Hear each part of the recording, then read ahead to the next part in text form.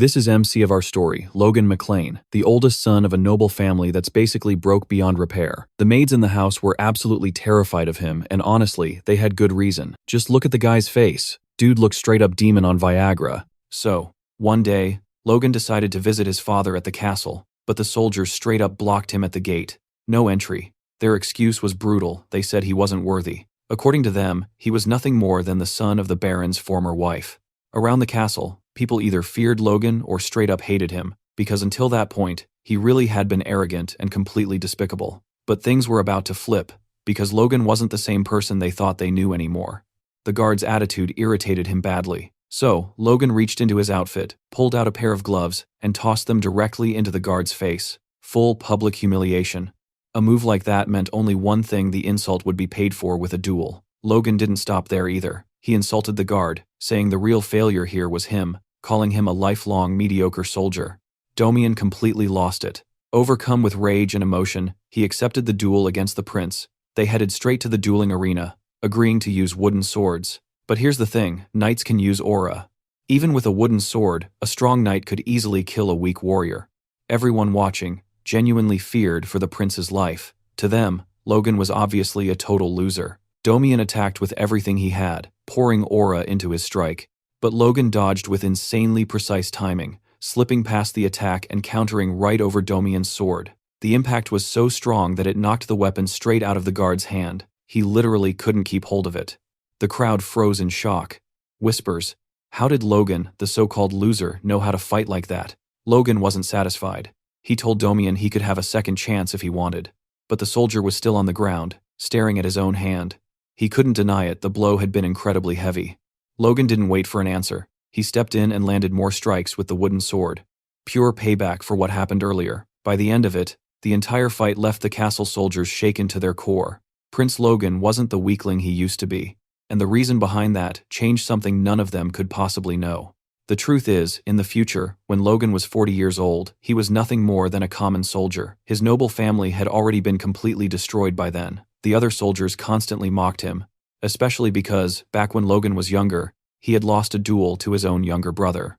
They never understood how someone like him even ended up as a soldier after his entire family was wiped out. Back then, the kingdom had been betrayed, and enemy forces invaded. Every soldier fought bravely, and Logan fought too, but none of it mattered. The kingdom still lost, and in the end, they were all eliminated. That day, Logan died on the battlefield. As his life faded, regret crushed him. He regretted countless things, especially how horrible of a person he had been. More than anything, he wanted to ask his father for forgiveness. Then, suddenly, Logan woke up in his room, completely shaken. He had been injured after taking a blow to the head during the duel against his younger brother. The realization hit him hard. The protagonist couldn't believe it. Was everything he experienced just a nightmare? No, definitely not. He remembered everything too clearly. Logan looked out the window and saw his family's castle, the same place he lived in when he was young. Soon after, his younger brother came to visit him in his room, clearly terrified of how Logan might treat him. The boy was trembling with fear, and it made sense. Logan had always been awful to everyone, especially to him. Logan remembered the last time he treated his brother like absolute garbage, and that moment was exactly why Ronanan never tried to get close to him again. Logan's head throbbed as memories flooded in. Ronanan genuinely cared about his brother, but the servants knew Logan's reputation all too well. Rick, the butler, told the young Master Ronanan to leave the room, but for the first time ever, Logan didn't scream. Instead, he spoke gently and told Ronanan to come closer. The boy froze in shock. So did the butler, Rick, thinking young Master Logan was acting strangely today. Logan wanted to praise Ronanan's strength, but the words wouldn't come out. He knew words alone weren't enough after treating him like trash for so long. Then Logan hugged his brother for the very first time. He asked for forgiveness for everything he had done. He admitted that he had been a terrible brother, and that Rome was truly amazing. No one in the room could hold back their tears at that moment. After talking for a while, Ronanan finally left Logan alone. The protagonist looked out the window again, and knew for sure this wasn't a dream. He had gone back in time, and this time, he was going to do things differently. This time, he would save his family. A maid accidentally walked into the room and immediately apologized. Rick rushed in after her and apologized too on her behalf, explaining that Mary hadn't done it on purpose. The whole situation was irritating. Logan suddenly realized how ridiculous it was that everyone acted this terrified of him, thinking, just how miserable had he been back then? Logan told them it was nothing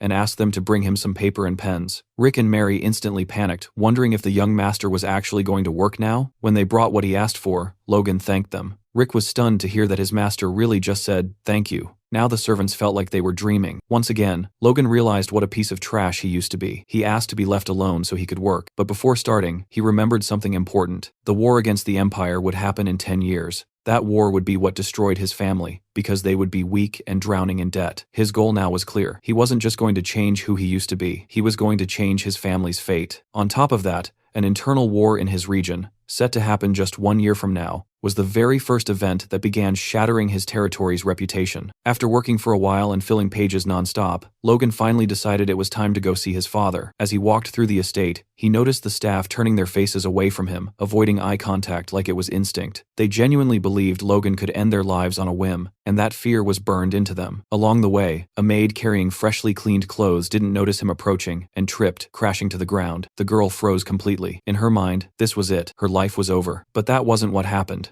Logan reached out with a gentle hand and helped her back up. For a moment, it felt like some kind of miracle. Then the girl looked at his face. That terrifying face she recognized all too well. Logan wasn't known for kindness. She immediately begged for her life and ran away without daring to look back. Watching her flee, Logan realized something important. Simply acting different wasn't going to fix things overnight. After all, he'd spent years smiling like a damn murderer. When Logan reached his father's office and announced himself, his expression turned cold again. It had been more than 20 years since he'd last seen his father. As expected, the atmosphere inside was icy. The patriarch of House McLean, Patrick McLean, had no reason to show respect to his eldest son. Logan explained why he was there. He asked for permission to undergo isolated training on the family's mountain property. The protagonist still carried the memories of his past life and already knew how night training worked, but his current body was useless, lazy, and completely untrained. On top of that, he needed money to change his family's situation, and becoming stronger would help with that too. He had to be ready, because in 3 months, that girl would arrive. Patrick immediately questioned him, asking if Logan was trying to run away after losing to Ronian. Logan denied it. He admitted that he was weak and that he had wasted his life until now. He wanted to get better. But Patrick had heard these words before. He refused the request, saying Logan's problem wasn't just a lack of effort. Logan had expected that answer. Logan admitted that his behavior had been his biggest flaw, and said he was determined to change it. His father didn't believe him anymore, and ordered him to leave. The request was denied.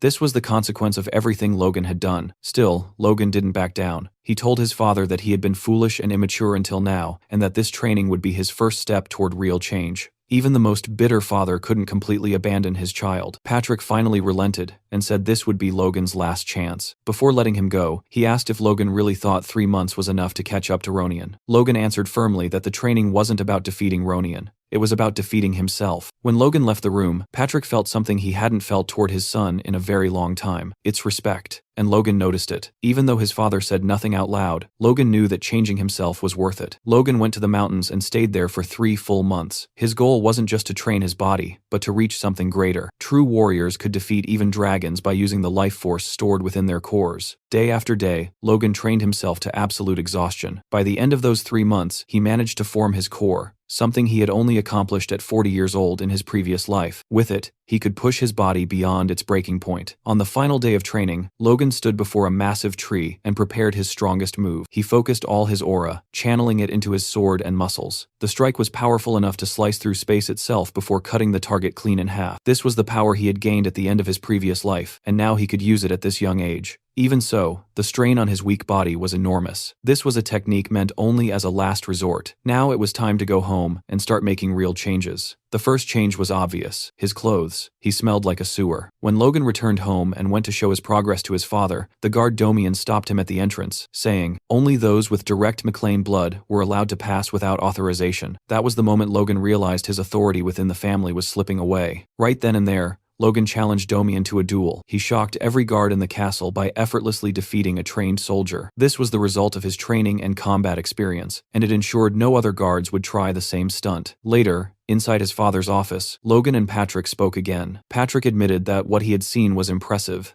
acknowledged Logan's awakening, and asked what had happened during his training. Logan realized his father had been watching, something he never expected. He explained that he had simply abandoned his greed and let everything go. As he trained with that mindset, he eventually felt a force filling him from within. Logan reflected that even if it sounded unbelievable, this insight came from his past life. Only after giving up on avenging his family had he become a force user back then, awakening only after 40. Patrick was impressed that such a simple realization had led to such change, and said Logan had truly transformed. However, he was still furious. After achieving such a breakthrough, the first thing Logan did was attack a knight. Logan argued that the man deserved it, and asked whether his father had heard the full story from the soldiers. Patrick said he had, but still believed those measures weren't necessary. They were necessary, Logan insisted, surprising his father. The knight had tried to deceive his lord's blood and make a fool of him. Letting that slide would poison the family's discipline. Logan then reflected on hierarchy, the foundation that keeps any organization functioning. Once hierarchy is shaken, the organization weakens over time, something he had learned during 10 years as a mercenary. When dealing with armed men, order must be established in a single decisive move. What happened that day would serve as a warning to the other knights. Patrick admitted Domian was largely at fault for failing his duty and trying to trick Logan. Still, he felt Logan's actions were risky and said it was better to hold back in the future. Logan was shocked by how easily his father forgave him, especially compared to his previous life. Seeing Logan's expression, Patrick even joked and asked if he wanted a punishment. Logan replied that he was good. Patrick ended the conversation by saying he still didn't approve of what Logan had done and warned him never to act like that again without permission, especially since he hadn't officially received his rank yet. Logan respectfully said he would remember that. Soon after that, Logan's father announced that his fiancée, Rena, would be visiting soon. At first glance, Logan looked surprised by the news, but it wasn't surprise at all. It was pure excitement. The day to get the cash was finally approaching. Right on cue, Princess Rena Wolves was formally introduced. Every lady present fell silent, completely stunned by her beauty, and every guard instantly felt jealous of Logan. When Rena stepped forward, she greeted Lord McLean gracefully, saying it had been far too long and politely asking about his well-being. Patrick McLean, momentarily stunned by her appearance, commented on how she had grown into a beautiful woman since the last time he saw her. Rick watched from a distance as well, clearly impressed by how much she had matured, but then he glanced at Master Logan, who didn't look impressed in the slightest. Rena then said she had a letter entrusted to her by her father, the Count, and began reading it aloud. The letter was addressed to Baron Patrick McLean, and it was painfully boring. Over the next 30 minutes, even the guards struggled to stay awake, but the ending snapped everyone back to reality. The final request stated that due to unavoidable circumstances, the arranged marriage between Rena and Logan was to be cancelled. After hearing the letter, Logan quickly understood the message behind it. The Wolves clan had expected Patrick McLean to become a powerful aura user, but instead he had remained a high-ranking knight for over 20 years. And to make matters worse,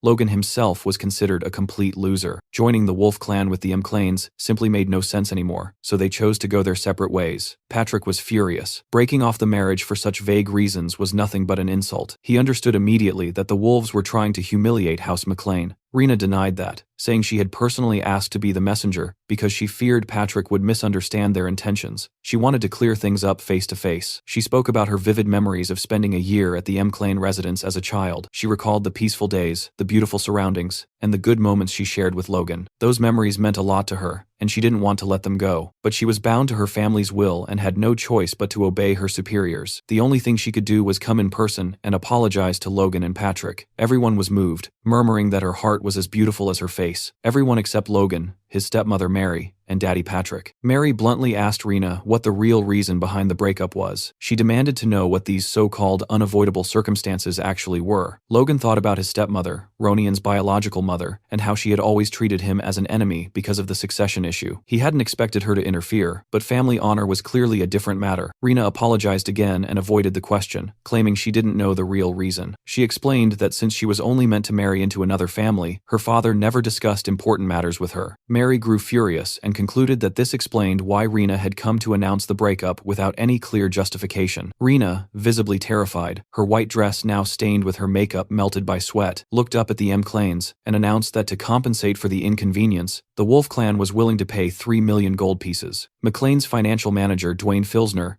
nearly had a heart attack on the spot. Logan, on the other hand, was thrilled. He thought the money was finally his, but no chance. Patrick nearly exploded with rage, demanding to know how she dared to propose something like that. A knight from the Wolf House immediately stepped in front of Rena, protecting her, and begged Patrick to calm down. Patrick, asked whether he was a high-ranking knight like himself, admitting that it was impressive for someone so young to reach that level. He continued, saying that perhaps injuring the rising star of the Wolves family would be fair compensation for the dishonor inflicted on the McLeans. The knight replied that his master, Chiron Wolves, regarded Lord McLean as an honorable man and would never target the young princess or anyone younger. Rena then spoke up, saying she also did not wish to buy honor with money. She asked them to accept the gold as a sincere gesture to preserve the friendship between the two families. Patrick clenched his teeth. If he pushed further, he would lose his own honor. He realized this was exactly why Karen had sent these young people. Patrick stated that a visitor was still a visitor, even if they brought bad luck, and that House McLean would never harm its guests. However, he firmly refused the Wolves clan's one-sided offer. House McLean asked for only one thing. Princess Rena Wolf was to personally and sincerely apologize to Logan. Patrick made it clear that he would accept no other compensation. At that moment, Logan stepped in. As the person directly involved, he said he had a request. Internally, Logan knew they needed to accept the money. Letting them off with words alone was insane. 3 million gold was the entire annual budget of House McLean. Half of their current funds came from his stepmother's family, and if that support vanished, they would go bankrupt instantly. And for what? Honor. To Logan, it felt like everyone had lost their minds. Logan told his father he wanted to accept the Wolves' terms. Patrick became furious again, asking if Logan intended to make him go back on his word. Logan thought about the pressure his father carried. Even without aura, Patrick was still a high-ranking knight, but that meant nothing compared to others in the kingdom. If he couldn't handle this, he would never move forward. Patrick insisted House McLean wasn't poor enough to sell its honor for money. Logan sighed deeply and replied that they were exactly that poor. He explained that House McLean already owed the bank 3 million gold pieces.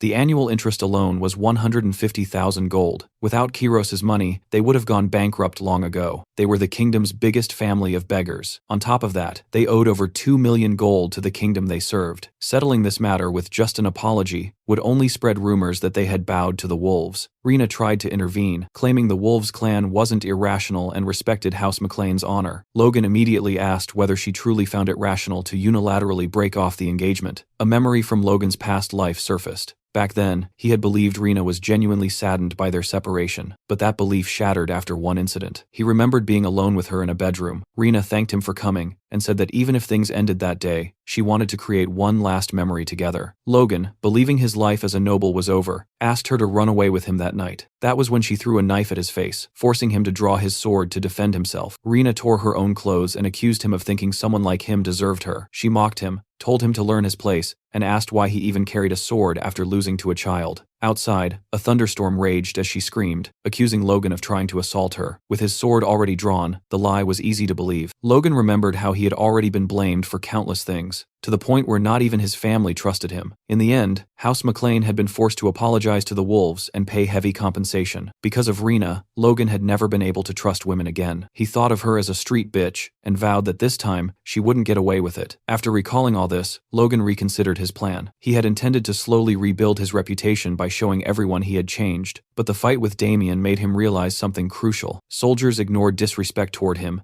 and rumors about his loss to his brother had spread while he was gone. You couldn't transform the family by winning over people like them. With only 9 months left until the regional war, reputation no longer mattered. Saving his family did. Logan swallowed his pride and told Rena he would accept the Wolves clan's compensation, even if it meant defying his own family. Rena was speechless. Patrick exploded with anger, demanding to know how Logan dared oppose his will. Logan replied calmly that he wasn't satisfied with empty apologies, leaving his father stunned. Words carried away by the wind had no value, and honor built on them was just as light. Rena tried to salvage the situation, saying the Wolf clan wished to obey the Baron's decision, and asked Patrick what he chose. Logan saw through her act, realizing she was trying to protect her father's reputation, and was likely terrified of paying 3 million gold. Patrick looked down at Rena and declared that as the head of House McLean, he would accept only a sincere apology. However, he would leave it to Logan to decide whether the apology was sincere. Mary was furious. Patrick warned Logan to think carefully, reminding him that accepting money for dishonor would open the door for honor to be traded again in the future. Logan didn't hesitate. As the one directly involved in the broken engagement, he accepted the compensation offered by the Wolves clan. The decision shocked Mary and visibly upset Rena. Patrick, disappointed,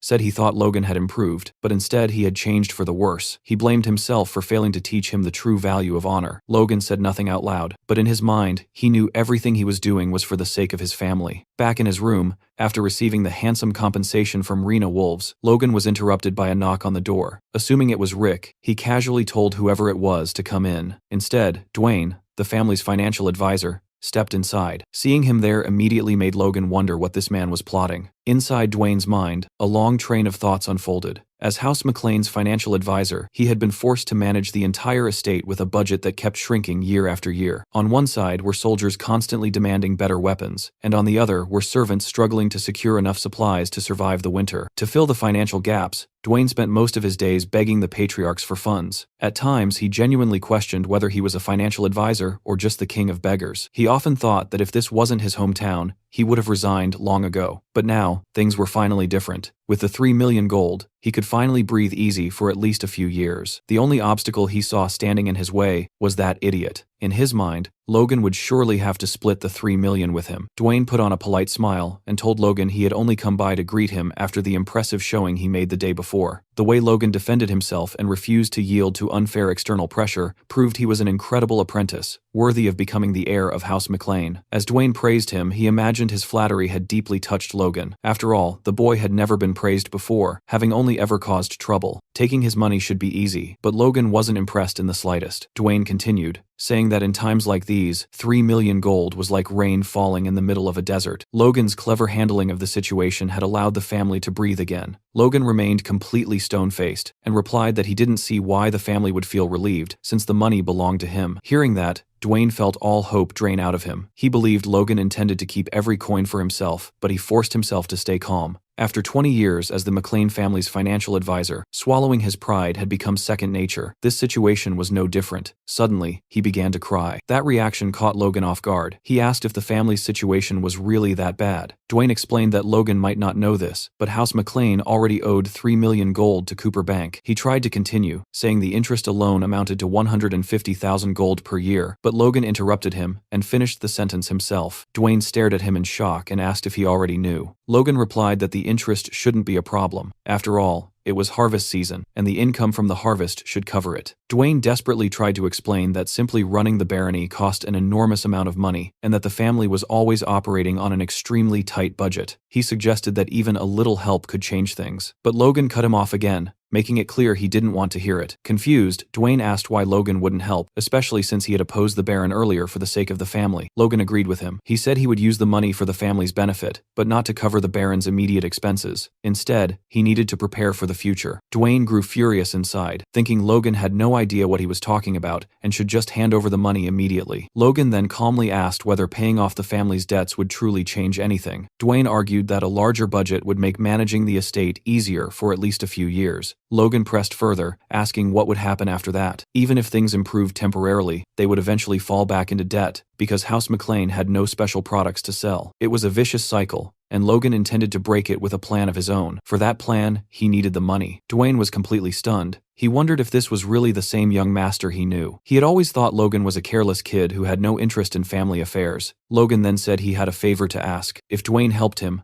Logan might even share a portion of the money to help cover some family expenses. Dwayne immediately asked what he needed. Logan answered simply, he needed to gather mercenaries. Later, Logan spoke with Rick. It looked like he was preparing to leave again, and Rick immediately demanded to know where the hell he was going. It hadn't even been long since Logan returned from his isolated training. Logan replied that he was leaving to make money. Rick pointed out that Logan already had a substantial amount, but Logan insisted it wasn't enough. He explained that the patriarch would never allow him to leave now, especially with the tension inside the castle, but Logan had no intention of asking for permission. He planned to slip out quietly. Rick was shocked, but Logan didn't care. He knew that if he couldn't change his reputation now, it would never change. That meant gathering power from outside the family. Luckily, he knew exactly what was happening beyond the estate. Just like in his past life, when he had been kicked out of the family, he already knew his first step was to find a certain individual. Rick tried to reason with him, saying he wasn't thinking straight, and that becoming a fugitive at this point would only make things worse. Logan grew irritated by Rick's persistence. Rick asked what Logan planned to do if he simply ran away, and even said that if Logan really intended to leave, he might as well trample all over him first. Logan was already close to doing just that,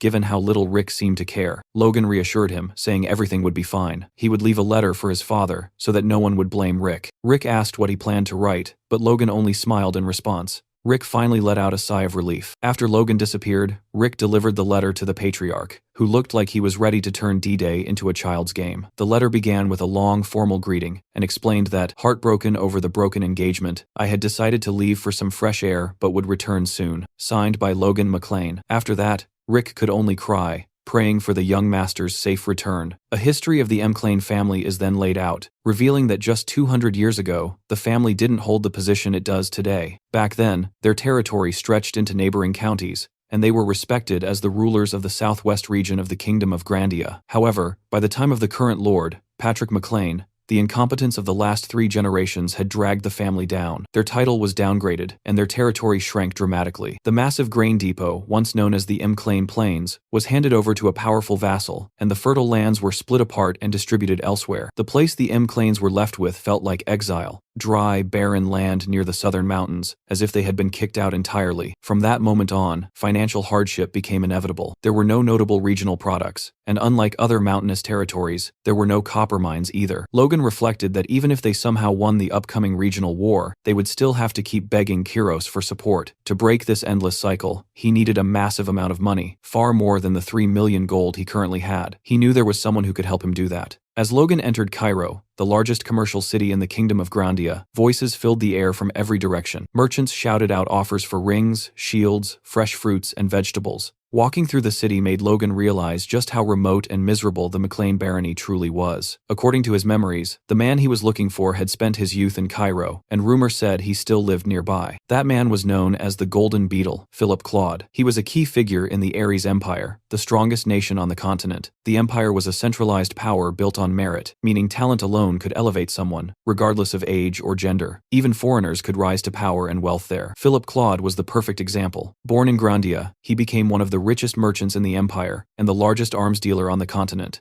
To many, he was branded a traitor to the Kingdom of Grandia. In reality, however, despite being called the Golden Beetle, Philip had quietly supported people from his homeland and used his wealth to help create the miracle of Grandia's sovereignty. As Logan walked through the streets, he noticed a young man standing in the middle of the road and wondered if that could be him. The boy had just been scammed and was staring blankly ahead, clearly wondering how he would survive without a single coin to his name. Logan had heard rumors that Philip's business collapsed due to a scam, but witnessing it firsthand was far worse than he imagined. As the boy seemed to spiral into despair, even contemplating ending it all, Logan approached and tried to start a conversation, asking if he was Philip Claude. Philip confirmed it, though suspiciously, and asked who Logan was. From Logan's red eyes, steady gaze, and worn armor, Philip assumed the young man was dangerous. Logan said he wanted to talk for a moment, but Philip remained wary, questioning how Logan even knew who he was. At that moment, Philip noticed something in Logan's eyes he had seen countless times before: greed. He quickly theorized that this young man, dressed in old armor and appearing at such timing, must be some mercenary thug. Logan tried to explain himself, but Philip panicked and started yelling that the payment deadline hadn't arrived yet. He shouted that the sale of his commercial property would be finalized in 3 days and told Logan to come back then. Logan assured him he wasn't there to collect any debt. Philip, barking like a rabid dog, kept yelling that none of his sales had gone through yet and ordered Logan to leave. Logan tried again to calm him, saying he wasn't there to collect money, but to invest. That stopped Philip cold. When he asked if Logan was serious, Logan confirmed it. Philip started thinking that if this man wasn't here to collect debts, then he had to be insane for wanting to invest in someone who had completely failed. Still, part of him wondered if Logan might be telling the truth. He asked how much Logan wanted to invest. Logan flipped the question back, asking how much Philip needed and saying he would help him clear his debts and get back on his feet. Philip remained suspicious and carefully studied Logan's expression and the dirt-stained armor. He concluded the young man must have traveled a long distance. When Logan pressed again for an amount, Philip snapped, calling him a disgusting scoundrel. He accused Logan of trying to trick him like everyone else had. He went on to say that he wasn't an investor and that the crest on Logan's armor marked him as a member of the McLean barony in the southwest. To Philip, the McLeans were nothing but beggars, living off their rich relatives. How could a family that couldn't even pay its debts afford to invest? He warned Logan that impersonating a noble could get him executed, and complained that Logan had chosen the wrong target, since he was completely broke. Logan analyzed the situation calmly. Even at rock bottom, Philip still showed sharp judgment, exactly what you'd expect from a future tycoon. Logan wondered how to calm him down as Philip ranted in the street about not having money to eat, let alone to die. Then Logan had an idea. He asked Philip to pay attention and released his aura. Philip was left stunned. Someone who awakened force so early wouldn't throw it away on a petty scam. He apologized, admitting that too much had happened recently, and that he was overly sensitive. He asked what Logan really wanted from him. Logan replied that he wanted to hire him permanently and, as a bonus, pay off all his debts. Philip grew suspicious again and asked whether the McLean family even had that kind of money. Logan asked how much the debt was, estimating around 250,000 gold, and said he would cover it and provide another 300,000 on top of that. He then revealed the cash he'd been carrying. Philip stared at Logan as if he were an angel. He signed the contract immediately. The terms were simple and terrifying. If Philip ever tried to harm his boss intentionally, he would suffer unbearable pain, as if his soul were being ripped apart. The witch who sealed the contract explained that if Philip didn't like the terms, he could awaken his force and become at least a high-ranking knight, hire a four-circle mage, or pay several hundred times the contract's value to break the curse. Philip was left speechless yet again. She dismissed them casually, telling them to come back sometime. Philip wondered if he had just been completely screwed. He realized that a single page of the magic contract was worth 30 slaves, meaning he had just paid a fortune to make Logan his savior. Logan explained that since they barely knew each other, trust didn't exist yet. If he was investing a fortune, he needed a guarantee. Once trust was built, the contract would be removed. He extended his hand. Philip thought the contract was a mess, with no deadlines or conditions, but he had no choice. He shook Logan's hand. When he asked what Logan needed him to do first, Logan replied that they needed to buy monster meat. Philip immediately called him a psychopath. Logan thought the reaction was understandable. Monster blood and flesh were poisonous, and burning them was considered common sense. But in a few years, everything would change. Once word spread that monster blood could be neutralized with common ingredients, food-scarce regions began consuming monsters. That winter, cases of deficiency started disappearing after people consumed Kellogg meat. Even individuals with injuries that caused sterility saw improvement. A year later, the Royal Magic Tower confirmed the findings. The Kellogg monster vanished from the continent as the species was hunted to extinction after it was proven to enhance fertility. With that knowledge, Logan knew he could easily make 3 million gold, maybe far more depending on how much he secured. Walking beside a madman like this, Philip glanced at Logan with disappointment and wondered if it wouldn't be better to just run away. Inside a tavern, Logan and Philip sat down to discuss what their next move should be. Logan casually told Philip that he wanted to purchase monster meat worth 1 million gold coins. Philip nearly lost his mind hearing that and thought Logan had completely gone insane.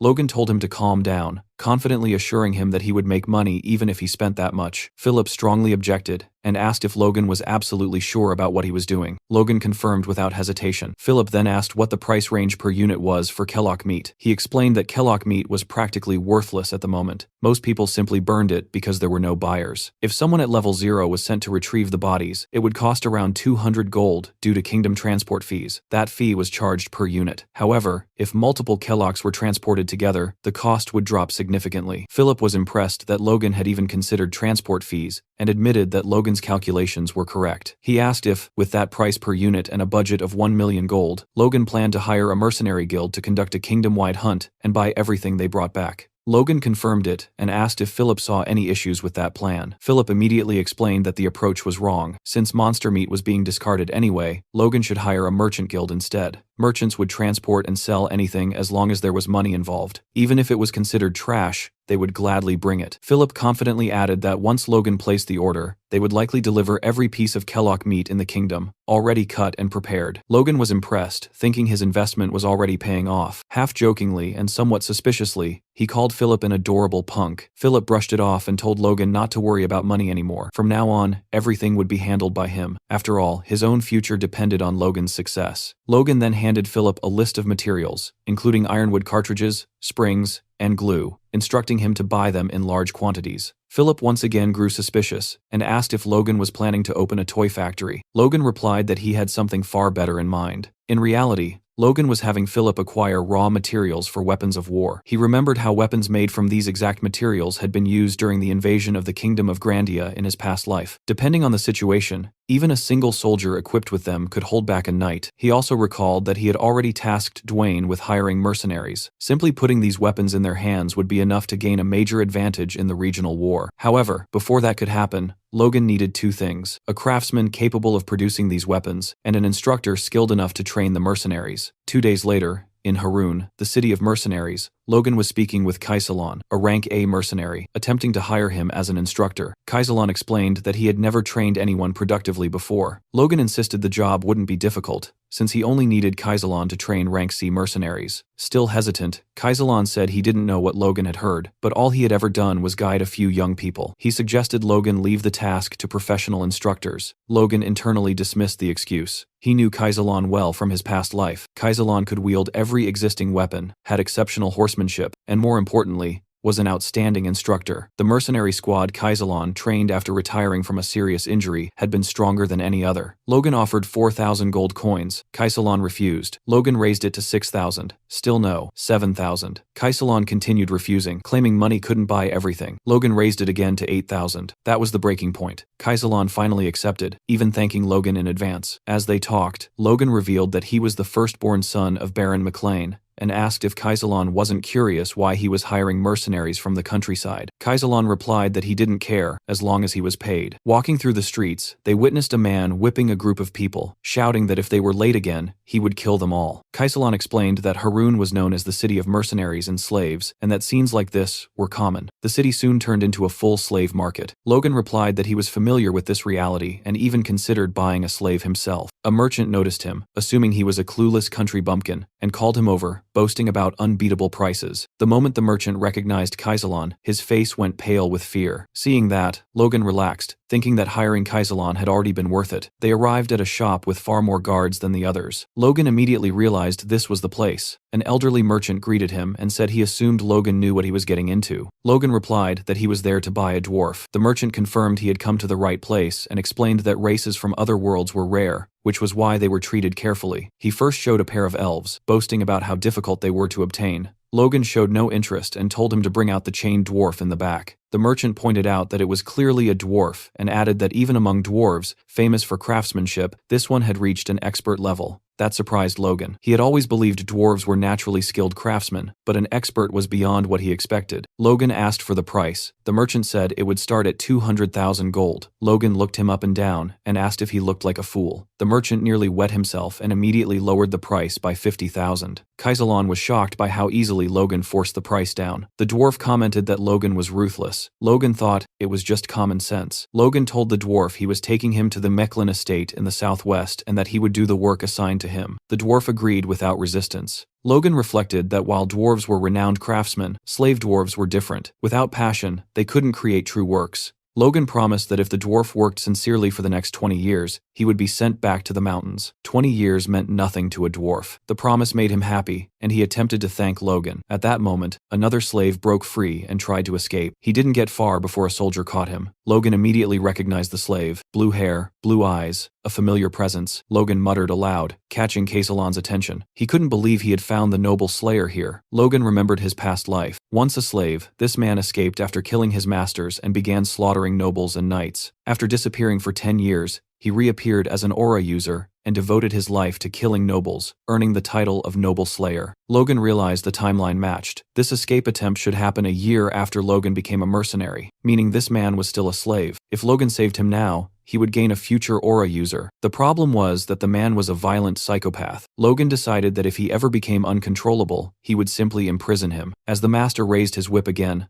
Logan drew his sword and blocked the strike to the man's leg. The slave trader noticed the family crest and immediately grew arrogant, assuming Logan was a customer. He apologized, claiming the slave was misbehaving and needed discipline. Logan said he wanted to buy slaves, pointing to the two children. The merchant warned him that both were rare and expensive, one red-haired, the other blue-eyed. The merchant quoted 10,000 gold each. Logan calculated that a strong slave cost about 300 gold, and scoffed at the absurd markup. He countered with 500 gold per child. The merchant protested, but Logan snapped, asking if he thought Logan didn't know slave prices. The merchant panicked and accepted, blaming Victor for always causing trouble. Kaisalon carried the injured boy on his back, surprised by his fast recovery. Logan casually said it was nothing, though in truth he had been slowly releasing force to heal him. Victor suddenly tried to attack Logan. He didn't even get close. Logan grabbed him by the neck and asked if he was brave or just stupid. He warned Victor to choose his enemies better. Logan promised safety for him and his sister if he obeyed, but threatened to kill them both if it happened again. He released him and said he planned to raise Victor as a knight. Victor asked if he was serious. Logan confirmed it, and explained that knights were honorary nobles and could escape slavery. Not just Victor, but his sister as well. Victor swore loyalty instantly. Watching them, Logan realized his assumption was correct. The sister was the key to controlling the noble slayer's violence. Logan stated that their training would begin as soon as they returned home. Logan then asked Hamar the dwarf to step closer for a moment. He told him he would begin drafting a contract, a magical one, and clearly explained its terms. If Hamar worked for him for the next 20 years, Logan would personally send him back to the mountains afterward. Hamar was stunned. He couldn't believe Logan was serious about returning him to his own people. Logan continued calmly, saying that it was hard to trust promises made of nothing but words carried away by the wind. He asked if there was any issue with the contract, or if Hamar didn't want to go through with it. Hamar responded immediately and gratefully. He said he wanted it with all his heart, and would do anything Logan asked of him. He kept thanking him, unable to believe that someone would truly do this for him. Watching his reaction, Logan thought to himself that if all it took to motivate Hamar was a contract, then he was the one gaining the most here. He reflected that this entire venture had already given him everything he wanted and more. Not only had he secured proper preparations for the upcoming clan war, but he had also managed to get his hands on the noble slayer. Everything was progressing smoothly. What he didn't know at that moment was that rumors about his strange behavior had already spread throughout the McLean estate while he was away. His reputation had completely tanked. Rick, meanwhile, was drowning in confusion, trying desperately to contain the situation, while wondering what the hell the young master was even doing anymore. Soon after, Logan returned home, and no one in the world was happier to see him than Rick. Logan greeted him casually and asked how he had been. Rick nearly lost it, asking whether Logan was serious for even saying that. Barely holding himself together, he demanded to know what Logan had been doing, and whether he had heard the rumors flying around. According to those rumors, Logan had become a perverted monster who spent 150,000 gold on monster meat.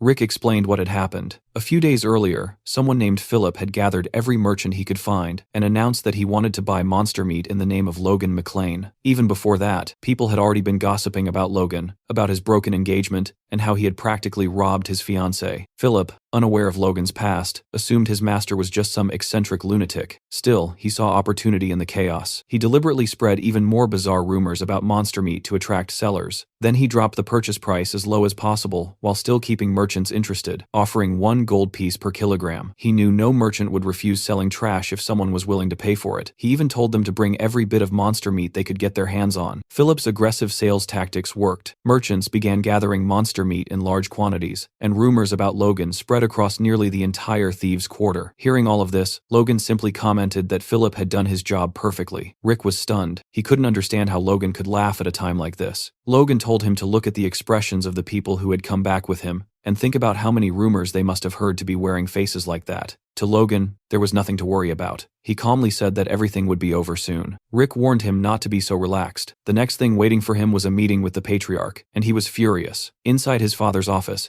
Patrick asked Logan whether he had enjoyed running away from home. Logan answered honestly that the trip had been worth it. Patrick said he had heard plenty of rumors about the strange and reckless things Logan had been doing, but at least it seemed like something had come out of it. Logan defended himself, saying rumors were nothing more than baseless nonsense and that he didn't regret any of his actions. His stepmother immediately cut in, telling Patrick that she had warned him already. Logan had no awareness of his own standing and didn't understand how his behavior could disgrace the family. Logan didn't even let her finish. He interrupted her, saying she was exaggerating. All he had done was use the money from the broken engagement in a way he saw fit. Mary pushed again, asking Patrick if he had heard that and whether he was still going to take Logan's side after everything. That was when Patrick finally snapped. He shouted for her to stop, then calmly but firmly told her to leave the room. He wanted to speak with Logan alone. Once they were alone, Patrick warned Logan that this was the final chance he would give him. Standing in front of his furious father, Logan felt a rare sense of fear. Patrick asked what was really going on in his son's head and said they needed to talk honestly about everything that had happened. Logan knew his father wouldn't overlook things this time. He replied that even if he explained, Patrick wouldn't understand. Patrick shot back, asking whether Logan was the one who didn't want to be understood. He asked if Logan realized what people were saying about him, that he was violent, cruel, obsessed with money, and even unstable. Patrick asked how much longer he was supposed to keep covering for him, and if the time ever came when he couldn't anymore, he begged Logan to at least warn him. That way, Patrick could tell himself he had done everything possible for the sake of Logan's deceased mother. Logan was stunned. Patrick had never mentioned his mother in his previous life, not even when Logan was cast out. That alone made him think his father hadn't fully given up on him yet. So Logan asked for one more thing. He asked Patrick to give him 1 year. He promised that within that year, he would prove the reasons behind everything he was doing. Once again, he pleaded for one final chance. Later, Patrick was shown alone in his room. replaying the conversation in his mind. He admitted to himself how strange it felt for a father and son to be negotiating favors like strangers. He thought that if Logan failed to prove himself after 1 year, he would have to make a decision, because before being a father, he was the patriarch of House McLean. Patrick looked at a portrait of Logan's mother and apologized to her, saying he didn't understand what was happening to their son. He continued speaking to her image, admitting that he had promised to protect Logan and raise him properly, but in the end, everything had fallen apart because of his own neglect. Walking through the castle corridors, Logan suddenly ran into his younger brother. What he saw made him freeze. Ronian had awakened his force. Ronian commented that Logan guessed it quickly, and added that he had caught up faster than expected. Logan felt genuine happiness, seeing Ronian awaken so early, at only 14 years old. In his past life, Ronian's force had only manifested during the clan war, but this time it had happened far sooner. Ronian told Logan that it was thanks to him. Seeing Logan's confusion, he explained that when Logan returned, the knights tried to stop him from reaching him. In that moment of desperation, his force awakened, and he ended up defeating the knights just to meet Logan. Logan burst out laughing and praised him, telling him he had done well. He thought that once Ronian's force stabilized, teaching him the secrets of the divine sword would make him far stronger than he ever was in the past. Later, in a cabin south of the McLean estate, Logan met with Dwayne. Dwayne informed him that all 35 rank C mercenaries he requested had arrived. The mercenaries were furious. It had been 10 days since they were summoned, and none of them had seen Logan even once. Some muttered that a petty baron's family wouldn't dare provoke a mercenary guild unless they were insane. Others said they might never find out, since the rumors surrounding Logan had already reached them and weren't light at all. They mocked his appearance, saying he wore armor and carried a sword like he was pretending to be a soldier. Hearing all this, Logan realized that if he didn't put these professional scoundrels in their place, he'd never be able to control them. He addressed one of the mercenaries directly and asked if he thought it was funny to wear armor and carry a sword. The man replied that he didn't understand, and asked how Logan had even heard his comment from that distance. Logan mocked him openly, saying that way of thinking only worked if you had the talent to back it up. He called him nothing more than an insignificant C-rank mercenary, and asked what imaginary skills gave him the confidence to look down on others. He sarcastically asked if he had offended him, acknowledging that even low-level men had pride, and told him to step forward if he wanted to settle it. Logan then made a clear offer. If the mercenary could land even a single hit on him, he would be allowed to leave immediately, and would be paid a full year's salary. Logan swore it on his noble honor, and made sure everyone present served as witnesses. The mercenary stepped forward, pleased,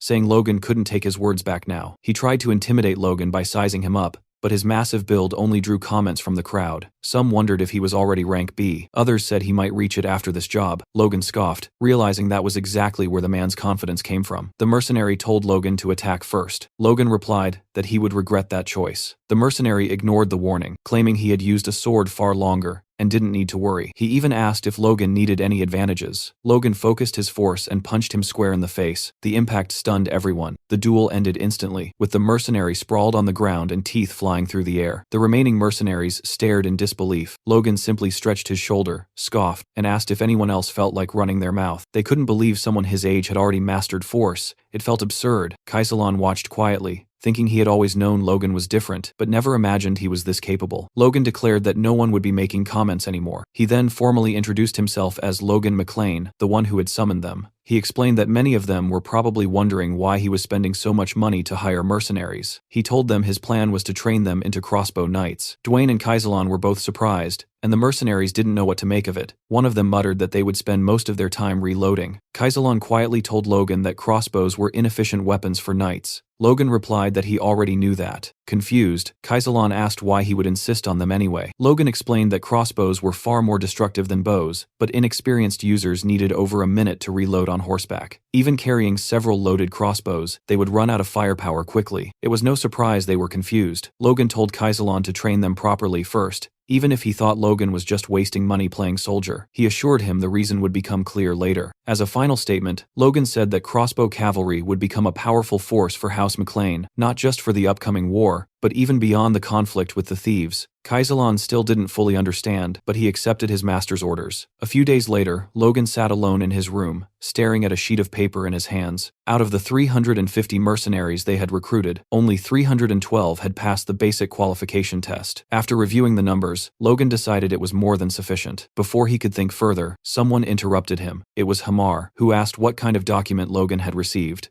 Logan explained that it was a schematic for a crossbow he wanted Hamar to build. He added that the design might look crude to a professional craftsman. In his mind, Logan knew this weapon well. He had used it for decades in his previous life, so he drew every structure he could remember. Since Hamar was a master craftsman, Logan believed he could bring it to life. Hamar studied the design and pointed out that the crossbow would need a cartridge mounted at the back to store bolts, reload automatically, and fire 3 shots in succession. He demanded to know who came up with such a ridiculous idea. Logan admitted it was his own, which immediately irritated the dwarf. Still, Hamar admitted the concept itself was brilliant. However, he warned that twisting the string in that structure would cause it to snap, and attaching a wooden box to the back would make it uncomfortable for the shooter. He asked Logan what he planned to do about those issues. Logan casually replied that it wasn't his problem and that Hamar should figure it out himself. That response made the dwarf visibly furious. Logan quickly clarified that he was joking. He agreed that the bolt size needed to be reduced to shrink the cartridge and accepted that it would be a single-shot weapon. Instead, he suggested producing preloaded cartridges that could be swapped after each shot, calling them magazines for simplicity. Hamar was left speechless. He pointed out that even a skilled shooter couldn't fire 2 bolts from a crossbow in under a minute, and that this design felt like a weapon from another era entirely.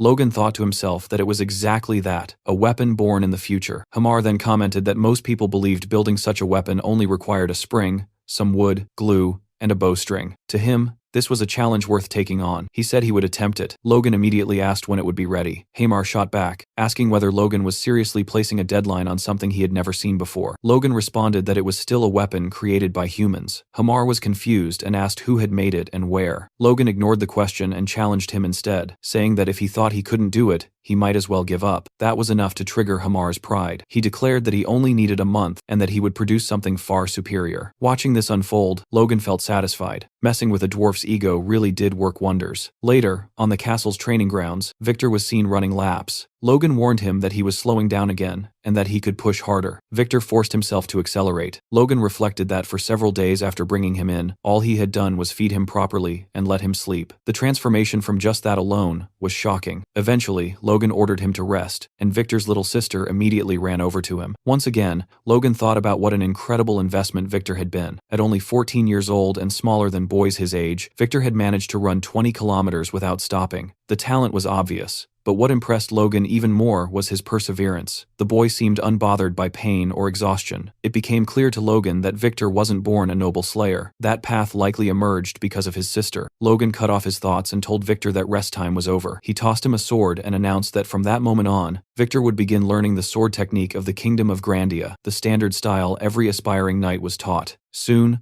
Logan called for Victor's attention and demonstrated the technique himself. He gripped the sword firmly and sliced through the air with power. Victor looked unimpressed. All he wanted was to collapse and sleep. Still, he clenched his teeth. If exhaustion was the price for good food and a proper bed, he would pay it. He mimicked Logan's movements and cut through the air flawlessly. Watching him, Logan was stunned. Victor's execution matched his own perfectly. Not just the motion, but his breathing as well. And Logan had only demonstrated it once. Seeing how effortlessly Victor followed made Logan admit that even Ronian hadn't been this talented at the same age. Logan told Victor that once he built enough stamina and performed the technique perfectly more than 1,000 times in a row, he could call himself a knight. Victor's eyes lit up at the thought. When Logan asked if he believed he could do it, Victor answered eagerly that he could. Logan added that if Victor needed anything for his training, he could ask Rick, who would probably handle most requests. Victor shook his head and said he didn't need anything. Logan pressed him again, but Victor's only request was that Logan take care of his sister. That alone was enough for him. Logan thought it was the perfect answer. As he continued overseeing Victor's training, Logan acknowledged that the boy wasn't ready for war yet, but in the future, he would become a powerful asset to House McLean. He also concluded that the mercenary corps and whatever weapon Hamar managed to create would form a terrifying force together. Even so,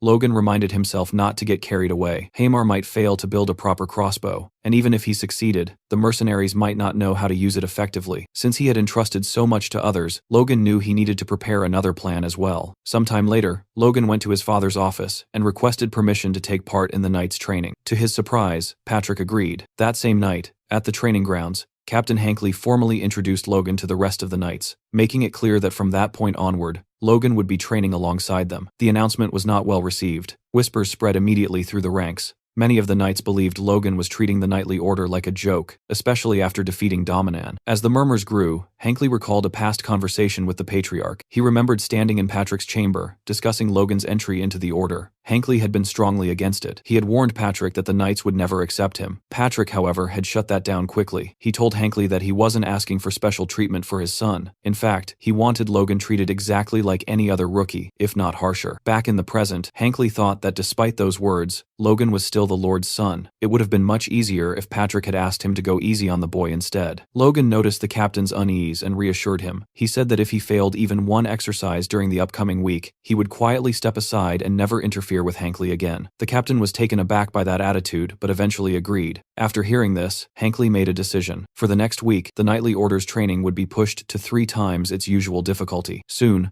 one of the knights was seen running while carrying another on his back, wondering what kind of insane training this was. Hankley shouted at them not to die, and reminded them that, as cavalry knights, they needed to understand what it felt like to be the horse itself. He told them to feel the burden of carrying armored riders across the battlefield. That was when the knights realized why they had been training in full armor the entire time. Some of them cursed under their breath, blaming everything on that troublesome newcomer. They started betting on how long Logan would last. 1 day, 2 days, maybe 3. They were wrong. Logan was sprinting at full speed, charging through the field, weaving past everyone else. The sight left the knights speechless. Even Captain Hankley was stunned. To make it worse, Logan was smiling the entire time. Hankley grew furious. At this rate, it wasn't Logan who would fall behind, it was the knights themselves. He immediately ordered everyone to stop and announced a 10-minute break. Then he walked over to Logan, asking how he was feeling after that run. What Hankley really expected was an honest admission of exhaustion, an excuse to pull Logan out of the madness. But Logan cut him off before he could finish. He said it was easy. Hankley was dumbfounded and asked what he meant. Logan replied that it was excellent training. If the knights went through this every day, there was no way they wouldn't become strong. He even added that he was looking forward to the next session. Nearby, 2 knights lay on the ground, barely holding on. Hankley realized this was not how he intended things to go. Logan, on the other hand, clearly didn't care. Later that night, Logan looked around the training grounds and realized he was completely alone. Everyone else had already gone home. Standing there, he reflected on why he was doing this. Training with the knights was his insurance plan. If all his other preparations failed, he would still be able to join the knights and fight on the front lines. Building bonds now would only help later. There was another reason as well. Through meditation, he could develop his force. But physical training was just as important, and the knightly order provided exactly that. As he imagined his force core growing stronger and his body feeling no fatigue, Logan drew his sword and unleashed a quick force, slash, clean, and sharp. He marveled at the fact that all this power came from just a 1-star core. When he reached 2 stars, he believed he would be able to rival a high-ranking knight, like his father. The next morning, Logan tested the crossbows Hamar had made and dismissed them all as failures. He bluntly asked Hamar if this was the best he could do. He pointed out that the weapon only fired once and that there was no magazine system in sight. He reminded him that the mechanism needed to be integrated. Hamar exploded in anger. Logan immediately apologized, admitting he had been too harsh. Hamar responded that Logan was right about one thing: no matter their relationship, a craftsman's pride should never be insulted. But what Logan truly meant was that if this was Hamar's limit, then their plans were doomed. That realization nearly made the dwarf lose control. Logan continued pressing, saying that maybe he had overestimated Hamar. Weeks had passed, and nothing satisfactory had been produced. That was when Logan crossed the line. He openly provoked Hamar, saying he had misjudged him, wasted money on him, and been completely wrong to trust him. That was the final trigger. Hamar demanded 1 more month and guaranteed that he would return with something worthy of the investment. In his fury, he smashed the crossbow in his hand before storming off. Logan watched him leave, thinking about how anger would consume him and force him to start over from nothing. A cruel smile crept onto Logan's face as he wondered how far Hamar could go if he was pushed even harder. 1 month later, on one of the training fields, Hamar returned to demonstrate his new creation. The improved crossbow fired 2 bolts at the same time.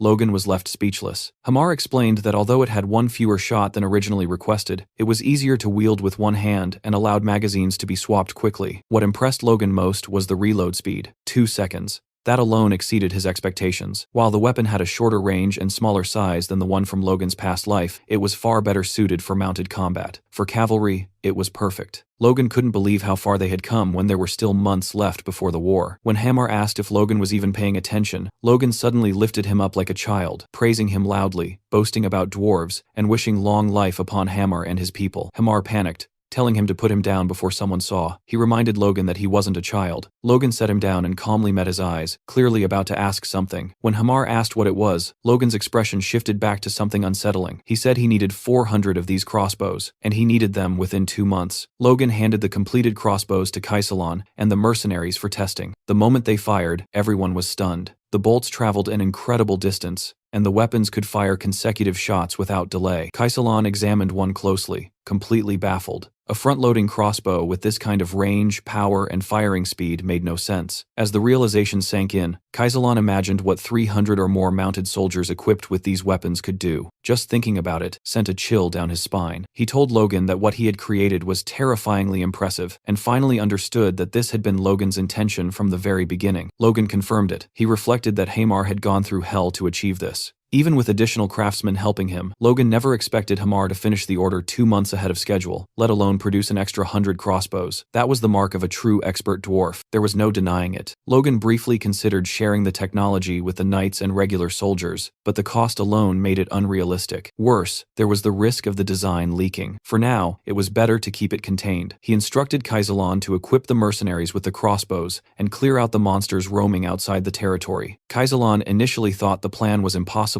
but Logan remained confident. After some thought, Kaisalon admitted that it might actually work. Logan wasn't satisfied with might. He told Kaisalon to make it work, because if he couldn't, nothing else mattered. Kaisalon finally understood. Logan hadn't built this weapon just to deal with monsters. He was preparing for war. During one of the night training sessions, a knight commented on Logan's insane physical stamina. Another joked about whether that ridiculous endurance was something he inherited. A third added that if Logan was anything like the patriarch, he was probably skilled with a sword. The conversation shifted to Logan's duel with Dominan, until one knight warned the others not to compare him to Patrick. Even before awakening his force, Logan had lost to his younger brother. Still, it was impressive that he had endured this training for over a month. What had originally been designed to make him quit had instead become the new standard for the Knight Order. The training was exhausting, but far more meaningful than pointless drills. It felt like the proper level for real knights. Unexpectedly, it motivated the lower-ranking knights who had previously been slacking off. They also began to truly understand their horses, forming stronger bonds with them. Captain Hankley realized that he had only pushed this training because the young master refused to give up. He never imagined it would produce results like this. It felt as if his good luck had walked straight up to him. That night, alone in his room, Logan reflected on his progress. After exhausting his body through training, he used meditation to stimulate his inner consciousness. The combination was working in perfect sync, and he could feel real improvement. He had already started noticing subtle changes in his force. If this continued, he believed he could surpass even the monsters he had faced in his previous life. Then something unexpected happened. Logan's core expanded. He began muttering nonsense as the transformation completed, and just like that, his core advanced to 2 stars. He realized this meant he now had the foundation required to learn the next secret sword technique, Iron Cut. Murderous Iron Cut. Just remembering the power granted by the first technique made his heart race. The second would be far stronger than he could imagine. If he mastered it before the war, even a high-ranking knight wouldn't intimidate him anymore. The next day, Kaisalon and the mercenaries encountered a group of goblins. The soldiers opened fire, killing them almost instantly. One mercenary noted the lack of recoil, while another observed that his bolt pierced one goblin's head and still embedded itself into another behind it. Logan watched as a swarm of over 100 monsters was wiped out in under 10 seconds. The mercenaries' old habits with basic crossbows had vanished. They were far faster at swapping magazines now. Logan thought the effort of traveling so deep into the territory had been worth it. Kaisalon asked if Logan was satisfied. Logan answered that he was, more or less. He remembered how disastrous their first hunt had been and acknowledged how much they had improved since then. Kaisalon then questioned why Logan had gone to such lengths, saying he had never heard of a mercenary force equipped with this level of firepower. He even asked whether Logan planned to hunt monsters across the entire continent. Before Logan could answer, a mounted knight arrived at full speed, delivering a message from Rick. The day before, Viscount Tesseron had officially declared war on House McLean. Inside the McLean war room, Patrick and the other family heads watched through a crystal ball as Viscount Tesseron announced his declaration. He claimed that because one of his ancestors had been unjustly killed long ago, he blamed House McLean. Patrick was left speechless. Several nobles exchanged looks, questioning whether such words justified a war at all. Hankley and Marion turned to Patrick, asking what his next move would be. Hankley explained that Tesseron's Knight Order alone outnumbered theirs. Even with Patrick on the battlefield, their odds were grim. One noble suggested fortifying the city and waiting for reinforcements. Another proposed sending an emissary to negotiate peace. Patrick exploded. He ordered everyone to shut up. He reminded them that even though the royal family's authority had weakened, declaring war without permission made one thing clear. Tesron had planned this from the start. Peace was impossible. Patrick ordered immediate war preparations and demanded a winning strategy, refusing to tolerate dissent. In the heavy silence that followed, a noble asked whether young Master Logan would also fight. Patrick confirmed it. Marion added that Ronian's force had awakened and that he was old enough to take part as well. Realizing Logan wasn't in the castle, Rick hurried to send a messenger to him. When Logan received the news, he was confused. According to his memories from his past life, the war shouldn't have started for another 2 months. Something had accelerated the timeline. The messenger urged him to hurry, explaining that Viscount Tesron had already launched an attack immediately after declaring war, breaking all customs. Logan needed to reach the battlefield as soon as possible. Kaisalon and the mercenaries declared they were ready to move at a moment's notice. Logan remarked that Kaisalon didn't seem surprised at all. Kaisalon replied that mercenaries welcomed war. If none existed, they would create one, and now that they had such powerful weapons, it was only natural they wanted to use them. Logan looked at his troops and thought they were dangerously confident. Still, he didn't stop them. Their confidence wasn't unfounded. They had trained relentlessly for months and slaughtered monster hordes with overwhelming force. Logan stated that it didn't matter when the war began. All that mattered was winning. Believing they now had sufficient combat strength, Logan ordered his forces to march toward the McLean Plains, convinced that this war would end in victory. Back in the barony, the war erupted earlier than anyone expected. Just one day after the declaration, Tesron and his army appeared at the McLean estate. Their numbers exceeded even the vassals' worst expectations. Captain Hankley reported that Tesron's army consisted of 100 knights, over 1,000 regular soldiers, and nearly 10,000 conscripts. It was a full-scale war. Patrick thought Tesron had lost his mind. Not only was he fielding superhuman knights, but he was also throwing conscripts into what should have been a limited domestic feud. Patrick questioned what could drive Viscount Tesron to such extremes. Then things worsened. Hankley reported that House Kairos had issued a warning stating they would not send reinforcements. Patrick and Mary were left speechless. Mary argued it had to be a mistake, insisting that she and Dwayne had checked everything to prevent this exact outcome. With no other choice, Patrick ordered Hankley to gather every man capable of wielding a weapon. They would respond with full force. Patrick reflected bitterly on how Kairos,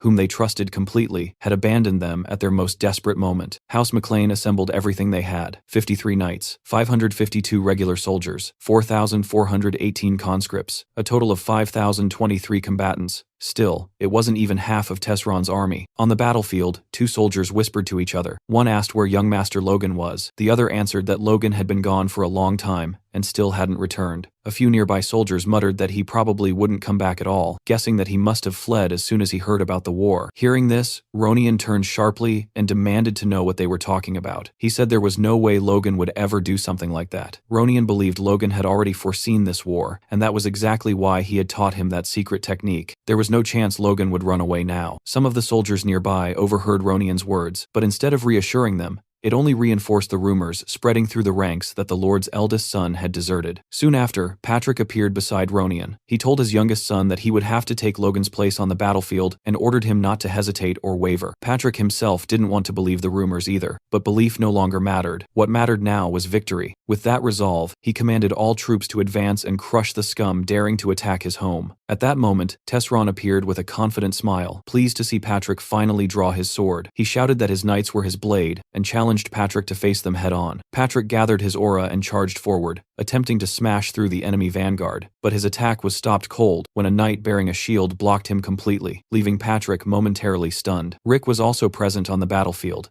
and his expression was grim. He watched soldiers being slaughtered and torn apart right in front of him. He realized how badly they were losing. They had been forced to send even non-combatants like him into battle because of the overwhelming numerical disadvantage. If they were fully surrounded, they were finished. In the middle of his thoughts, Rick was suddenly struck on the head by a Tesron soldier who was about to kill him. He barely managed to dodge as an ally intervened, killing the attacker and shouting at Rick to get up and ready his spear. Rick reached out to thank him, but before he could say a word, an enemy knight cut his savior down, spraying blood across Rick's face. At that moment, Rick understood something clearly. His only chance to survive was to escape as far away from the enemy lines as possible. Mounted soldiers soon charged forward, and Rick stumbled through piles of corpses, both allies and enemies. He realized with horror that they were surrounded from behind as well. This might be where all of them would die. Meanwhile, Patrick continued fighting his opponents. After repelling one attack, the knight he was facing acknowledged Patrick's strength, saying he truly lived up to his reputation. Patrick, however, was uneasy. They had clearly prepared for him, and even so, he wasn't confident in his current condition. He noticed that this knight had endured blows infused with explosive force and was still standing. What shocked Patrick further was realizing that Tesron possessed a high-ranking knight. Judging by their coordination, the other knights surrounding him were likely at least intermediate level as well. Was that why they showed no fear? Patrick demanded to know if they were the ones assigned to deal with him. The knight answered with a question of his own, asking Patrick what he thought of their preparations. Surrounded by 4 knights, Patrick realized that if he remained trapped there, the situation would spiral out of control as more knights joined in. He raised his sword and charged again, swearing that this would never happen. He clashed blades with the high-ranking knight, only to be attacked from behind by another enemy wielding a spear. He narrowly avoided the fatal strike. Seeing that they were attacking from all sides, Patrick shouted in fury, asking whether they had any honor as knights, and cursing them for fighting like cowards. The enemies clearly didn't care. One of them even remarked that this would be his last battle before death, so Patrick should stop complaining. Patrick attacked again with everything he had,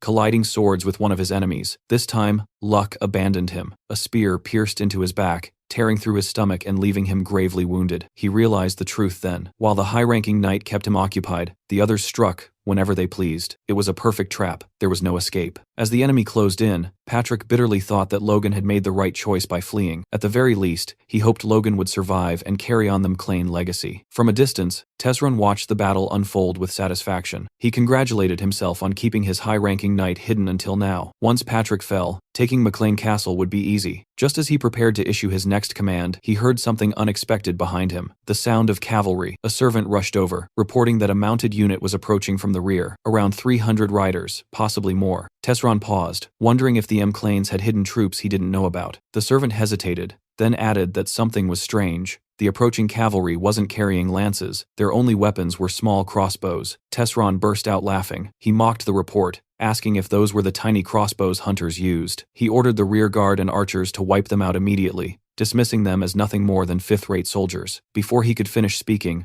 a bolt tore straight through the servant's head. Tesron froze inside his armor. Logan had entered the battlefield, and he was furious. He gave the order to fire. Instantly, a storm of bolts rained down on Tesron's forces. The mercenaries' projectiles punched through armor, shields, and flesh alike. Hundreds fell in mere seconds. One soldier realized that anyone who failed to raise a shield in time was already dead, and that he himself would have joined them if he had reacted a moment later. Tesron's archers scrambled to return fire, but their arrows fell harmlessly short. Their bows couldn't reach Logan's troops. Another volley followed, cutting down even more of Tesron's soldiers. Watching the rear collapse in seconds, Tesron couldn't understand what was happening. There was no magic involved, just those cursed crossbows. Questioning, what kind of weapon had the McLeans created? Enraged, Tesron screamed at his knights to turn back and destroy those bastards. The cavalry charged at full speed toward Logan's forces. Logan watched them coming with a smile. At the same time, another fight was unfolding nearby. Ronian was locked in combat with an enemy knight. He narrowly dodged an incoming strike, and his opponent mockingly praised him for reacting well. As weapons clashed around them, one soldier shouted to his comrade to stop playing around with the kid, reminding him that the battle had already turned deadly. The other replied that he wasn't holding back at all, adding that even though Ronian was young, he couldn't be underestimated. Hearing their exchange, something finally clicked for Ronian. This wasn't training anymore. This was real war. Compared to this chaos, he realized he wasn't some prodigy, just a boy who had awakened his force early. Even so, losing wasn't an option. Too much depended on him. He thought of his father, who had entrusted him with doing Logan's part in this war as well. He couldn't afford to hesitate here. As his thoughts raced, an opening suddenly appeared. Ronian noticed one of the enemy soldiers had turned his back, completely exposed. He had no idea why the man was doing something so careless, but Ronian knew this chance wouldn't come twice. Without hesitation, he swung his sword in a decisive arc, slicing straight through the soldier's body. It was over so easily that even Ronian was shocked. Then he noticed something embedded in the fallen enemy's chest, a bolt. Looking up, his face lit up with joy as he saw Logan in the distance, shouting his name at the top of his lungs. But that moment of relief was brief. More enemy knights were charging furiously from behind Ronian's position, rushing toward Logan under the Viscount's command. Logan watched their movement and immediately recognized the kite shield formation they had adopted. It was a strong defensive tactic, but it wouldn't be enough. This was where his real plan came into play. Logan calmly ordered his mercenaries to aim their crossbows diagonally toward the ground. The command confused them once again. Then Logan flashed that unsettling psychotic smile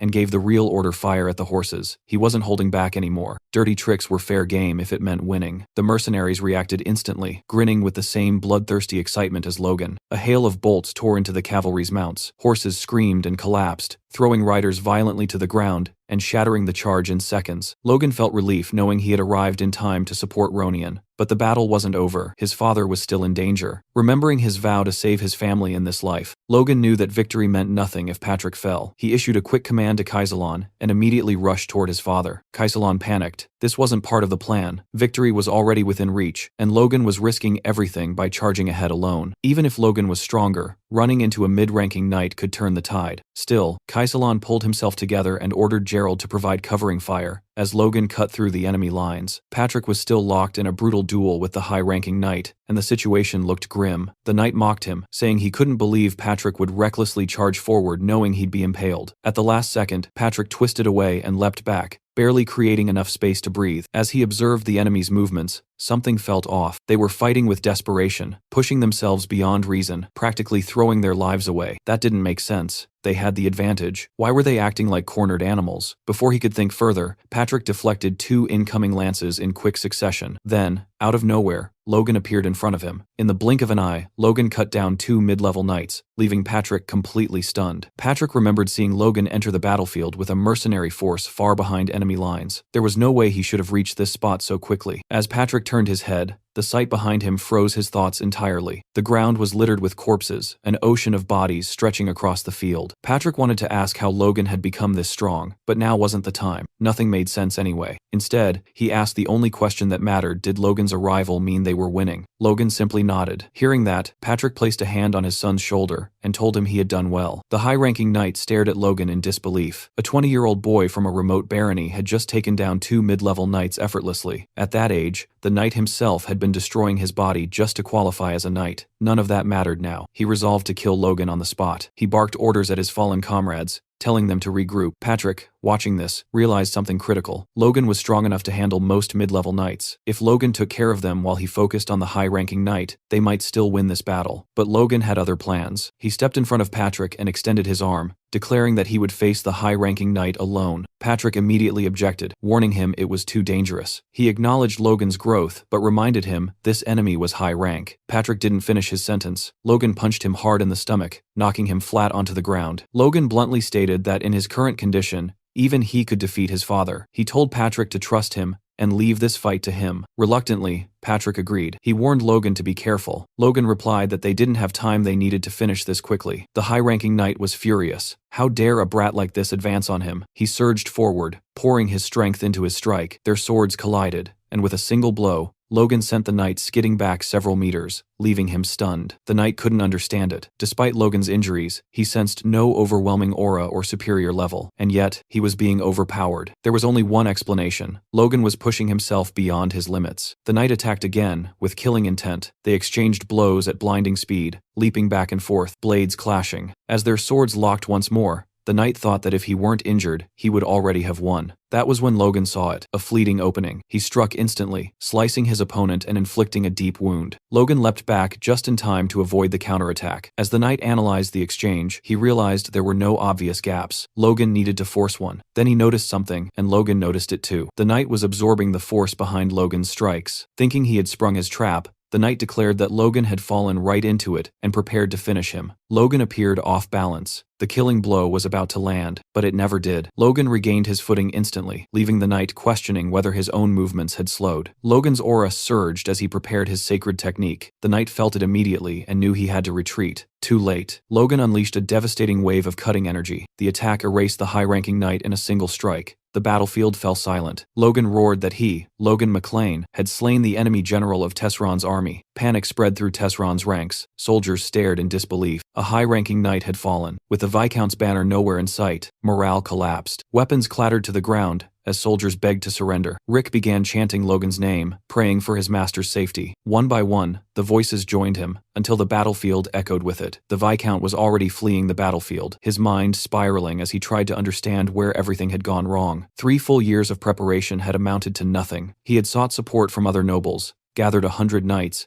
and yet everything collapsed because of that damned red-haired boy and his strange weapons. Thinking quickly, Tesron decided that survival came first. If he could just make it back to his own territory, he might escape with his life. When he reached his castle, he shouted for the guards to open the gates. The soldiers were stunned to see him return so suddenly. Before the gates could fully open, another guard spotted movement in the distance and shouted a warning. Knights were approaching, and Logan was leading them. Tesron froze in place at the sight. Logan dismounted calmly and remarked that the Viscount had been pretty quick to run. Then, standing directly before the gates of Tesron's territory, Logan raised his voice so everyone could hear and declared that Tesron had already lost the war. He ordered the garrison to open the gates and welcome the true victor. From atop the walls, the soldiers hesitated. Some wondered if it was true, if that was why their lord had rushed back in such a panic. Before doubt could spread further, a general barked at them, demanding to know whether they planned to cower just because the enemy spoke boldly. The men snapped back to attention. The general pointed out that there were only a little over 300 enemies outside. As Logan charged his aura again, the general insisted that such a small force could never take the castle in a siege. The soldiers guarding the gate were confused about what Logan was doing until he leapt over the wall, soaring dozens of meters into the air. Landing inside, he calmly told the general to open the gates unless everyone there wanted to die. Otherwise, he would kill them himself and open the gates personally. Inside the palace, Tesron was frantically stuffing gold coins and valuables into bags, thinking that at the very least, he should escape with some wealth. Suddenly, Logan's voice rang out behind him, announcing that he had finally caught up. Tesron stumbled backward in terror and demanded to know how Logan had gotten inside. Logan replied coldly that Tesron's own servants had betrayed him before he even needed to draw his sword, which spoke volumes about the Viscount's reputation as a ruler. Furious, Tesron cursed his servants for their betrayal. Then fear overtook him again. He dropped to a pleading tone, declaring his surrender and promising reparations according to feudal conventions. He begged Logan to spare his life and the lives of his family. Logan scoffed and asked him what right he had to speak of conventions. He looked down at Tesron and reminded him that he had declared war without warning and invaded everything in a single day. Logan's fury was unmistakable, a vein bulging on his forehead as he questioned whether Tesron had any conscience at all. Tesron tried one last appeal, arguing that noble honor and feudal law guaranteed the safety of prisoners. Logan agreed on one condition. He said he would uphold the honor and customs of his own house, House McLean. Therefore, Tesron's life would be spared, and he would be allowed to take a limited amount of wealth and leave. Tesron was about to thank him when Logan interrupted. He said that if Patrick had been standing there, he truly would have done all of that. Patrick was an honorable man, one who might even accept unconditional surrender. As Logan spoke, he noticed a diamond-studded dagger resting inside a chest. He picked it up,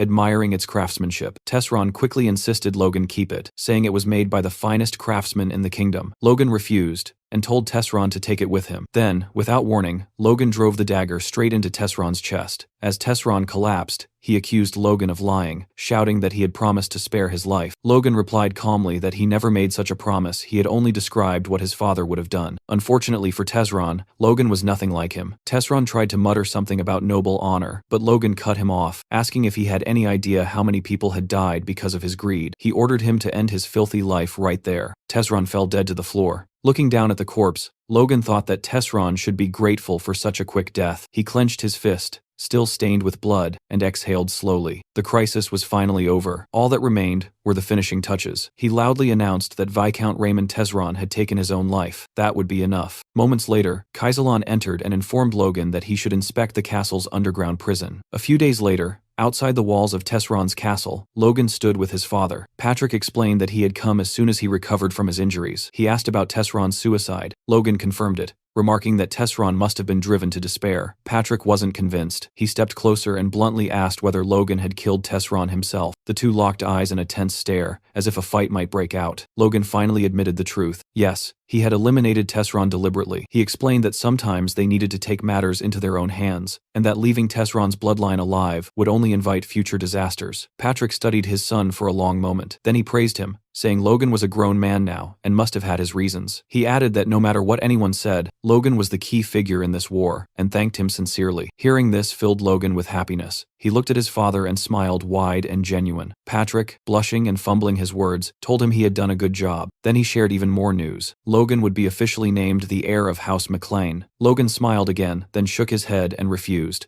Patrick was stunned and demanded to know why. Was Logan worried about his reputation? Patrick assured him that his achievements in the war were more than enough to silence all criticism. But that wasn't the reason. Logan explained that Ronian was far more suitable to inherit the family. The McLeans were a family of knights, and Ronian had awakened his force at only 14, 4 years earlier than Logan himself. There was no telling how strong he would become as an adult. Patrick was left speechless. He argued that strength alone didn't decide who should lead a noble house. Logan agreed that under normal beliefs, that was true. But if Ronian earned the title of the continent's youngest force user, as he had in Logan's previous life, there would be no objections at all. More importantly, Logan had no personal interest in becoming Baron. He didn't want to waste time tied to that role. As the older brother, Logan said he wanted to give Ronian the chance he deserved. He asked Patrick to delay choosing a successor until Ronian came of age. Patrick admitted he never imagined Logan cared so deeply for his brother, but agreed to his request. The decision would be postponed for 5 years, until Ronian became an adult. Logan thanked his father. Still, Patrick insisted on granting him another reward. They would return to the mansion to calculate the spoils of war, which would likely reach several 100,000 gold pieces. But judging by Logan's expression, he already had something else in mind.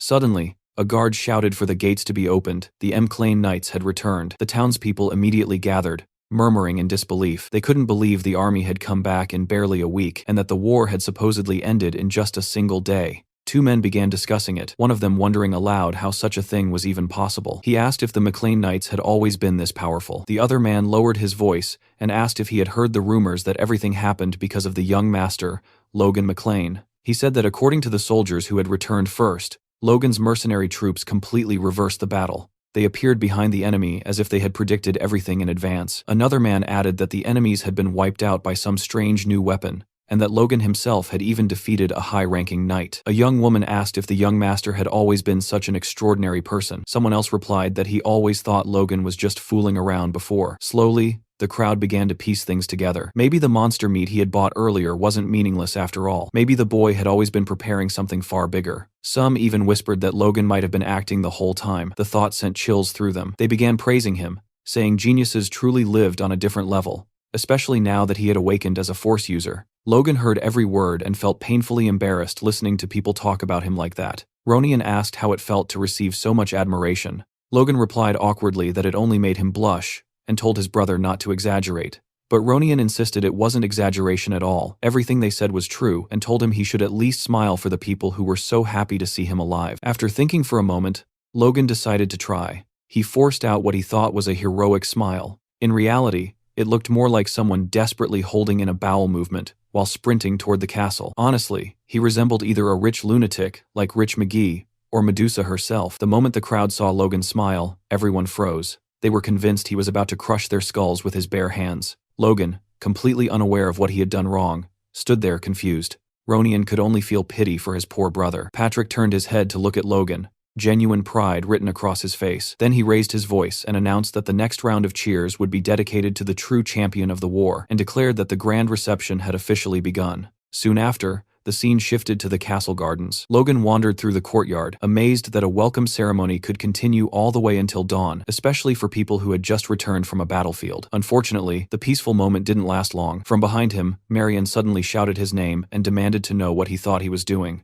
Ronian quickly grabbed her arm, trying to calm her down, but Marion ignored him. She said she had heard everything. She demanded to know whether it was true that Logan had refused the position of successor and asked what he was really planning. She accused him of fooling everyone else, but warned that she was not stupid. Ronian tried to defuse the situation, explaining that Kyros's betrayal had deeply shaken Marion. Logan told him it was fine. Turning toward Marion, he reflected that despite the resentment she still carried, she had lost all real influence after Kyros abandoned her. She was no longer a serious threat. Logan thought that if he handled this carefully now, there might still be a chance to make things right. He admitted sincerely that his behavior over the past months had been unreliable and shameful. He confessed that even he regretted what he had done, driven by jealousy and feelings of inferiority. Hearing this, Marion shouted at Ronian that she had been right all along, that Logan himself was admitting everything had been his scheme. Ronian cut her off again, begging her to stop. He apologized to Logan once more and explained that she wasn't thinking clearly. Logan barely reacted to Marion at all. Instead, he turned to Ronian and told him to listen carefully. The person who truly deserved an apology wasn't Marion,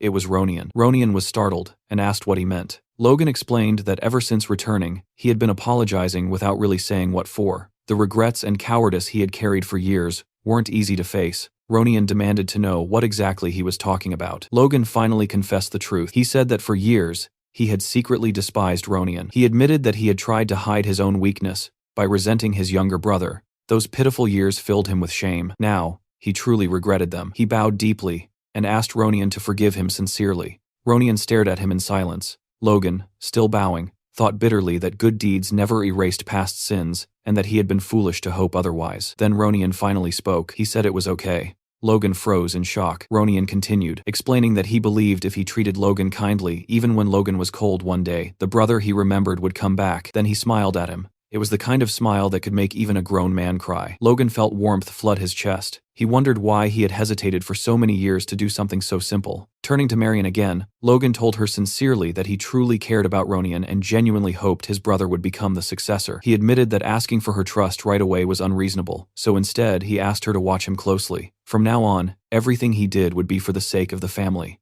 As Marion walked away, Logan thought quietly that for now this apology would have to be enough. The very next day, deep inside a forest, Logan and Hamar were walking side by side. Hamar grumbled, asking where in the world they were headed right after returning from war. Logan calmly replied that he had rested enough already, and that it was time to start working again. Hamar muttered under his breath that he was only nervous because of the task ahead, thinking about how he would finally enjoy the rewards this time. Logan assured him confidently that this job would definitely be enjoyable. Hamar hesitated, convinced that Logan had absolutely no idea what he was talking about. Soon, they stopped in an open clearing and stared into the distance. Hamar suddenly froze in shock. It turned out that Logan planned to open a mine there. Earlier, during the discussion about the barony of Tesron, Patrick had explained what Logan wanted as his reward from the war. Instead of land, titles, or wealth, Logan had requested permission to explore the hill near the Tesron border. Patrick had laughed and said calling it a hill was generous. It was practically a barren wasteland with nothing valuable in sight. He asked why Logan insisted on that specific location. Logan only smirked and replied that there might be gold hidden beneath the ground.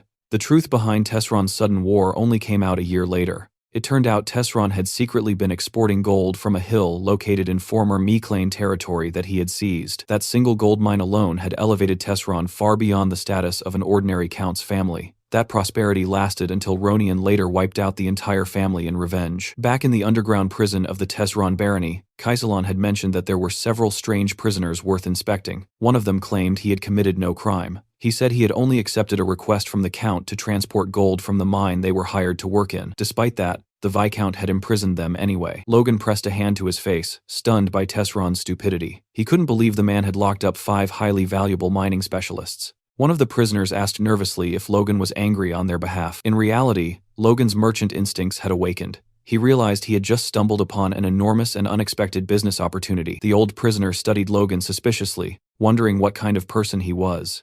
In Logan's thoughts, however, the recent war with Tesron felt like nothing more than surviving a small wave. The true disaster was still ahead. In 1 year, King Samuel Grandia would suddenly die. That single event would spark a brutal struggle between the 3 princes, plunging the kingdom into a 3-year civil war. During that time, the kingdom's military strength would be severely weakened, and before it could recover, the empire's invasion would begin in full force. That chain of events would ultimately destroy the kingdom. Since the Meclane family belonged to no political faction, remaining neutral would only turn them into powerless bystanders. But Logan saw a chance hidden in that chaos, and he refused to let it slip away. He planned to use the instability to reclaim the kingdom's old territories and restore his family as rulers of the Southwest. And if possible, he even intended to end the Civil War itself, and something even greater. Just as he was about to continue that thought, Hamar interrupted him, asking what he was spacing out about after calling him over. Logan snapped back to reality, realizing he had drifted too far into the future. They had only just survived one crisis. For now, he needed to focus on building power as fast as possible. But dreams like that would sound insane to anyone else. No matter what happened, he had to fund everything with his own money. That barren hill would become the golden goose that financed all his ambitions. Logan informed his servants that there was gold buried inside the hill, and that he intended to dig and establish a mine. He asked them for an estimated cost. The servants were stunned into silence. Hamar thought it was just another one of Logan's insane ideas. The old supervisor said Tesron had paid them generously, so he agreed to the inspection immediately. But opening a gold mine felt excessive. He cautiously asked Logan if he was truly certain there was gold there. Logan nodded and said he had seen it with his own eyes. The old man asked how that was even possible. Logan replied that it had been part of a secret operation, and for safety reasons, only the 6 people present would participate in the drilling. Hearing that, the old man grew uneasy, suspecting Logan might be planning to dispose of them afterward. He argued that 6 people could never handle such work and accused Logan of exaggerating. He almost said that even with a dwarf involved, it would be impossible, but stopped himself and silently prayed that Hamar could somehow manage it. Hamar locked eyes with Logan and calmly said that he should prepare to die,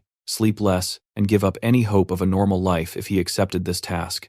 Seeing that expression, the old man felt his soul leave his body. Logan, however, was satisfied. As expected of Hamar, he truly had the mindset of a lifelong craftsman. Logan said that now both Hamar and the old man were officially ready to begin, and once again asked for the financial estimate. The old man explained that they first needed to drill test shafts to estimate the size of the gold deposit, but the initial investment alone would require 5 million gold pieces. Hamar added that safely developing the mine would take a long time. Just the preparation phase would need 6 months, followed by another 6 months for full extraction. Logan nodded. It was exactly as he had expected, huge costs and long delays.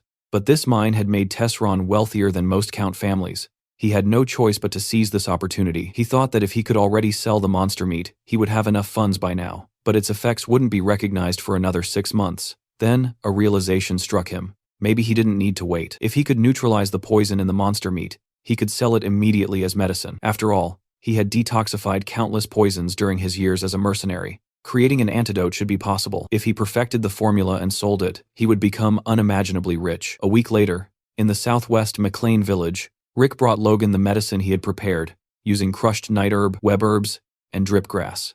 Logan immediately told him not to call it fake medicine, explaining that it was simply a neutralizing agent. Then he asked where the monster meat was stored. Rick replied that it had been placed in the village warehouse exactly as Logan requested. Hearing this, Logan said that was perfect and announced they would apply the medicine directly to the meat. Rick panicked instantly and asked if he truly had to go with him. Logan confirmed that of course he did, but Rick looked far from thrilled and warned that he had never been there before and had no idea what kind of horror awaited them inside. Logan grew annoyed, wondering why Rick had suddenly become so dramatic. Then it hit him, the stench. The moment they approached the warehouse, the smell assaulted them so violently that even a sewer would have seemed fragrant by comparison. Logan admitted he expected it to smell terrible, but this was bad enough to make him vomit. Rick had already started throwing up on the spot. Luckily, Logan quickly found a solution. He used his aura to block his sense of smell completely. After sealing it off, he calmly prepared to enter and told Rick it was time to begin. Rick stared in disbelief, watching Logan walk in perfectly fine while he himself was still on the verge of collapsing.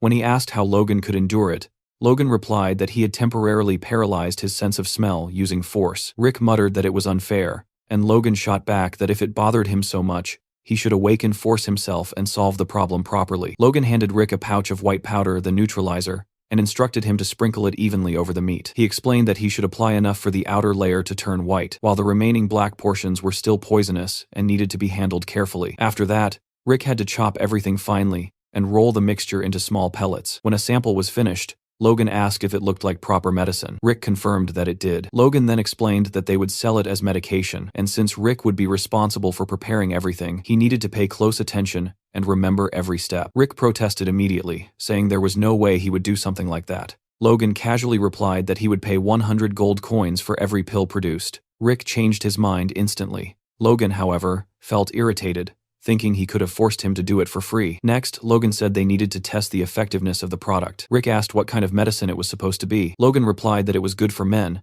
but Rick still didn't understand. Logan sighed and told him he would only explain once, so he had better listen carefully. He described 2 rabbits, a male and a female. The male rabbit was weak and depressed because he couldn't properly move his little foot inside the pot. The female rabbit then gave him a special tea to cheer him up. After drinking it, the male rabbit turned into a super rabbit, his little foot becoming 4 times bigger than before, allowing him to stir the pot far more effectively. After finishing the story, Logan asked Rick if he understood.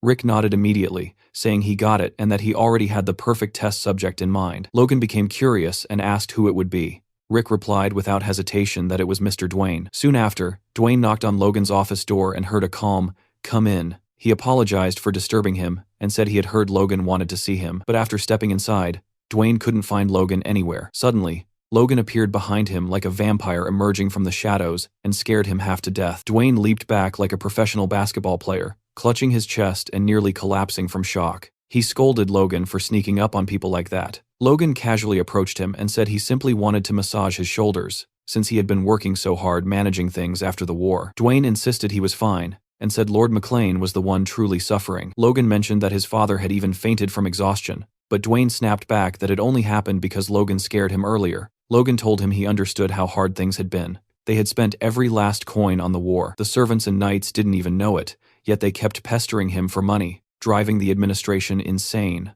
He said he must have misunderstood Logan all this time, and never expected him to care so much about the administrators, but he didn't finish the sentence. Logan cut him off abruptly and asked if that stress was the reason for his problems in bed. Dwayne froze. He turned pale as stone and lunged toward the door, trying to escape. Logan calmly told him to at least hear him out and placed the medicine in his hand. He explained that it was a patented product from Philip Cale's merchantry, with guaranteed results after just one pill, silently admitting to himself that he had never actually tested it personally. Dwayne hesitated, stared at the pill, then reluctantly swallowed it. Sometime later, Dwayne was seen sprinting through the castle corridors at full speed, shouting Logan and Rick's names. The two turned around as Rick heard the frantic voice, while Logan already knew exactly what was happening. Dwayne had come back for more. Rick tried to scold him for running in the halls, but Dwayne ignored everything and immediately asked Logan how much he wanted for the pills. The poor man looked ready to kill for them. Seeing this, Logan flashed a predatory smile and declared the medicine a complete success. Rick grumbled angrily about being ignored again, while Logan told Dwayne to hold out his hand. Panting heavily, sweating, and barely able to stand, Dwayne dropped to his knees in front of Logan. It looked less like a transaction and more like a marriage proposal. Logan stood there as if about to accept, while Rick stared in total disbelief. Logan handed Dwayne a wooden box filled with pills. Dwayne received it as though it were a sacred treasure. It turned out that after the first successful test, men began bowing before him, and the experiments continued several more times afterward. Sometime later in an office, Logan was talking to Hankley, casually mentioning that he had heard rumors about Hankley and his wife fighting every single night. Hankley immediately denied it, demanding to know who would dare spread such nonsense. But before he could say anything else, Logan told him to shut up and shoved a pill straight into his mouth. Hankley had just become Logan's second test subject. He swallowed it, and the effects kicked in almost instantly. He turned toward the door as if to say something, but Logan cut him off again, telling him to go see his wife right now and that he would deal with everything with his father. Hearing that, Hankley broke into a grateful smile, thanked him, and bolted out of the room like a force of nature, clearly heading toward what could only be described as a legendary night. Later, Patrick was shown sitting in his office. He had become the third experimental subject, and judging by his expression, he was also more than satisfied with the results. Looking in the direction of his father's room, Logan thought to himself that he almost felt bad for Ronian. At this rate, his brother might be getting another little sibling soon, meaning he wouldn't be the youngest anymore. Watching all this chaos unfold, Rick finally snapped and angrily asked Logan why he never let him test the pill too. After all, he was the one who had worked the hardest on everything. Logan stared at him blankly, glanced down at Rick's lower half, turned his back, and started walking away. Rick shouted after him, asking what the hell that weird look was supposed to mean. Logan stopped without turning around, and replied that Rick wouldn't even get the chance to use the pill anyway, so giving it to him would just be a waste. He even told him not to follow because he stank. At this point, it was painfully obvious Logan was enjoying torturing the poor guy. Later on, Logan was seen speaking with Philip through a magic orb. Philip admitted that if the medicine really worked as well as Logan claimed, the demand would be massive. He asked how much Logan planned to charge for it. Logan replied that it would be 100 gold per pill and 10,000 gold for a box of 10. Philip hesitated at the price and asked if Logan seriously thought the nobles in the capital were idiots, warning that he could get into serious trouble charging that much. Logan confidently replied that they weren't fools at all. In his past life, the medicine had been such a huge success that its price had skyrocketed. He insisted that if Philip only released a limited quantity at first, the product would sell for even higher prices. Philip listened carefully, admitted it made sense, and paid for another 10 minutes of communication time. Logan continued, saying that the medicine would explode in popularity if a famous person tried it and gave a testimonial, someone well-known who actually needed that kind of medicine. Philip was speechless and argued that no noble would ever publicly admit that his impotence had been cured by a pill. Logan replied that they didn't need anyone to officially announce anything. So many people were constantly watching the nobles that even a quiet rumor would spread like wildfire, and everyone would come running like bees to honey. Hearing that, Philip suddenly got an idea and suggested that Logan should go to the capital's party. Logan exploded and asked if Philip had lost his mind. Only parties he had ever attended were drunken mercenary celebrations after wars, and his family didn't even have money for proper noble parties. Philip insisted that parties were perfect for making connections, even for business. He admitted it would take time and that Logan obviously couldn't sell the medicine directly at the party,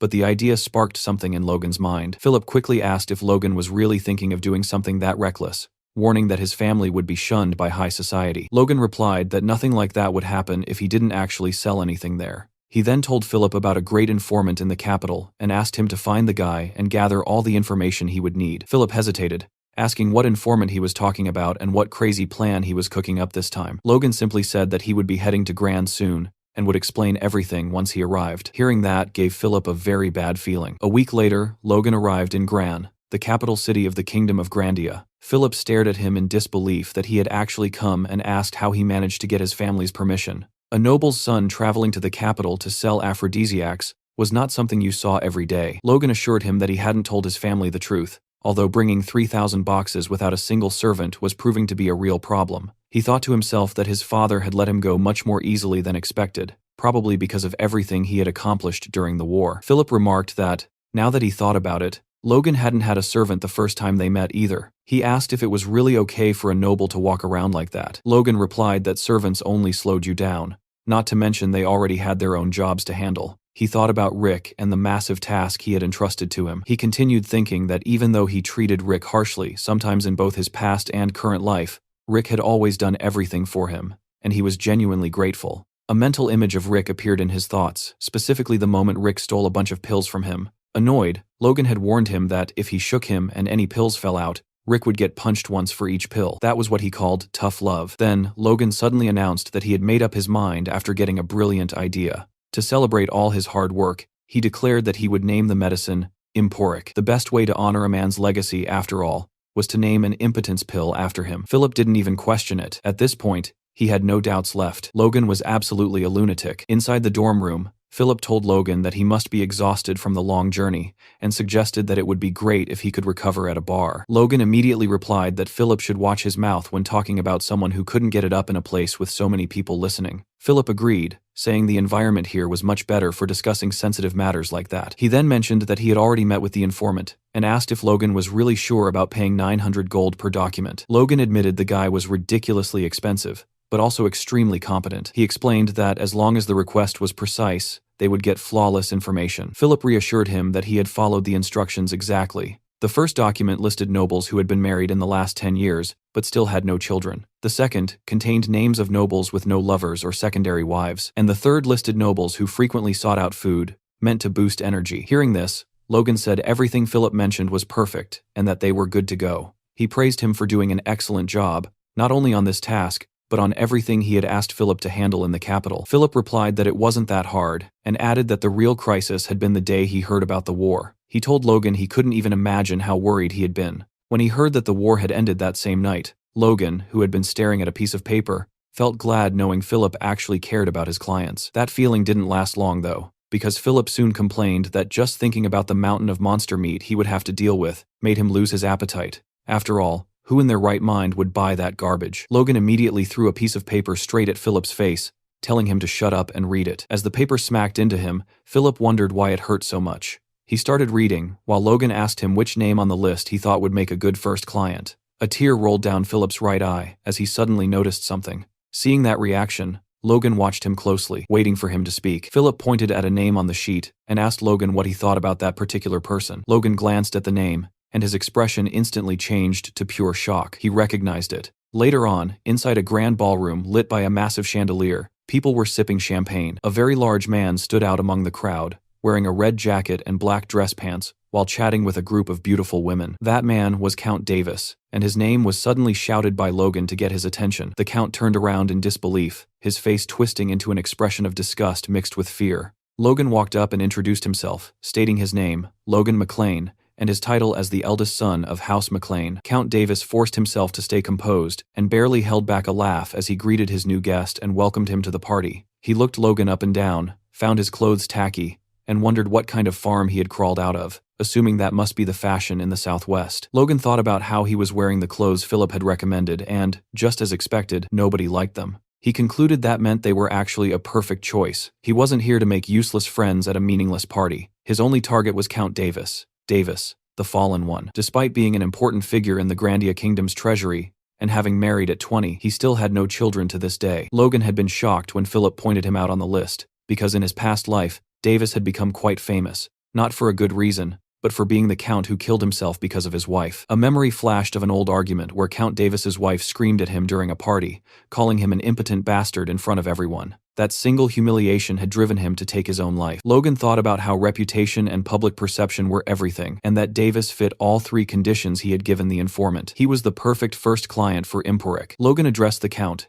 saying he had come to the capital on a business trip and had heard about his prestige, so he wanted to greet him personally. The Count asked what kind of business Logan could possibly be running in a city that already had everything. He added that since Logan was from the outskirts, he must be carrying some fascinating rural product that didn't exist in the capital. Logan replied that he was certain the product he was selling wasn't available there, which was exactly why he had come. He said it was a specialized medicine for men. Leaning close to Davis's ear, he quietly revealed the word stimulant. Hearing that, the Count froze, bit his lip for a moment, and then suddenly shouted for everyone to hear how a nobleman's son could dare to sell stimulants. Two nearby girls watched the scene, cringing from embarrassment. The Count thought that some country bumpkin like Logan had a lot of nerve acting important in the capital, and he assumed he had put him in his place based on the look on his face. Logan let out a deep sigh and prepared to say something else. He told Davis that, as a sign of courtesy, he had brought a gift for the influential people of the capital and kindly asked him to accept it. He handed a small box to the man and said it was emporic, explaining that each pill would normally sell for 100 gold coins. He added that he had brought these 3, especially for the Count as a gift, and guaranteed it was a great medicine with no side effects, putting his honor as a noble on the line. Davis listened to everything and started sweating. A few days later, Logan's doorbell rang. It was a servant of Count Davis, sent to buy more emporic. The servant greeted him, confirmed he was indeed the Count's attendant, and later left with a leather briefcase, with Philip right behind him, thanking him for the purchase and inviting him to come again. Philip returned to the room and counted the money for Logan. They had made 10,000 gold from 10 boxes, and Philip commented that it wasn't bad for their first sale. Logan, however, didn't look pleased at all. He said they needed to do much more than that, because the rent for that tiny shop alone cost 10,000 gold. Philip replied that this was to be expected since they were in the center of the capital, and Logan had no idea how much trouble he went through just to rent the place. He added that strategically, having a store was necessary because seeing people gather with their own eyes had a much greater psychological impact. Logan agreed and announced that he was heading out to another party. Philip groaned, complaining that he had been dragged to parties almost every single day since arriving in Gran, and sometimes he even had to attend 2 in one day. Logan explained that having Count Davis as the first client wasn't enough. He needed to promote the store to as many people on that list as possible. A week later, Count Davis's servant was walking down the street, still unable to believe the Count had asked him to buy that medicine again, especially after seeing that no health foods had ever worked for him in the past. When he reached the shop, he was completely stunned. A massive line of men stretched down the block, all waiting to buy the medicine. He observed the crowd and wondered what was going on until it suddenly hit him. He recognized every single one of them. One was Viscount Talon's chamberlain, and the man in front of him was Count Hamel's butler. He adjusted his hat to hide as much of his face as possible, thinking this would generate unnecessary gossip. He decided he'd better just buy the medicine and leave. As soon as he did, Philip stepped out of the store to address the crowd. He apologized and announced that unfortunately, the stock prepared for today was already sold out. Hearing that, the servants waiting to buy medicine for their masters were horrified. One of them went up to Philip and asked what he meant by sold out, since no one had said anything earlier. Philip apologized again and explained that emporic was insanely popular, but production couldn't keep up, so sales were limited to 50 boxes per day. Two guys grew tense immediately and started begging Philip to sell them some, saying their masters wouldn't be forgiving if they returned empty-handed. While all this was happening, another noble passed by with his servant and noticed the commotion. He sent his servant to check what was going on. From behind a corner of a nearby building, Logan watched everything with satisfaction. He thought that by limiting the supply, customers would feel even more desperate to buy, and seeing the crowd would spark the curiosity of other nobles. Everything was unfolding exactly as he had planned. Philip shouted for everyone to hear that the day's stock was gone and told them to come back tomorrow. The next day, he sold out again. The same thing happened on the third day, leaving the nobles wondering how many days in a row this madness would continue. Logan commented that it was incredible, saying daily sales had been booming for over a month now, and today they had sold out the moment they opened. He added that, at this rate, making 4.5 million gold in a single month might not be so impossible after all. Hearing this, Logan sarcastically asked who would have guessed the capital had so many impotent nobles. He said they had tripled the price since mid-year, yet people were still willing to pay even more, which made him worry about the kingdom's future. After saying that, he stared at Philip with a serious look. Then, all of a sudden, he broke into a maniacal grin like someone who had just found his next victim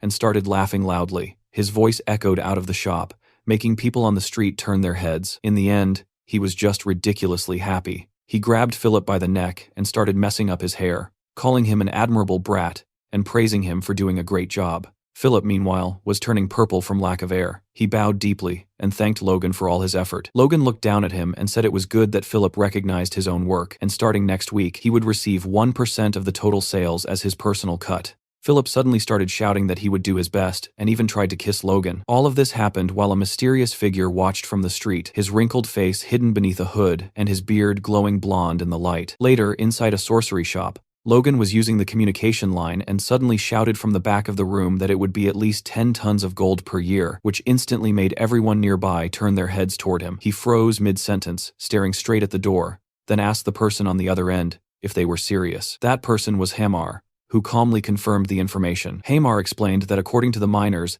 there was a very high chance the gold nuggets were located in a deeper layer of the hill. Logan stared at the communication orb like a complete madman, clenching his teeth and fists so hard they trembled. Even with a rough estimate, 10 tons of gold translated into around 100 million gold coins. To him, this was the ultimate jackpot, the biggest lottery win he could ever imagine. Hamar added that the mining costs were no joke, and asked Logan if he could actually afford it, since just starting the operation would cost about 5 million gold.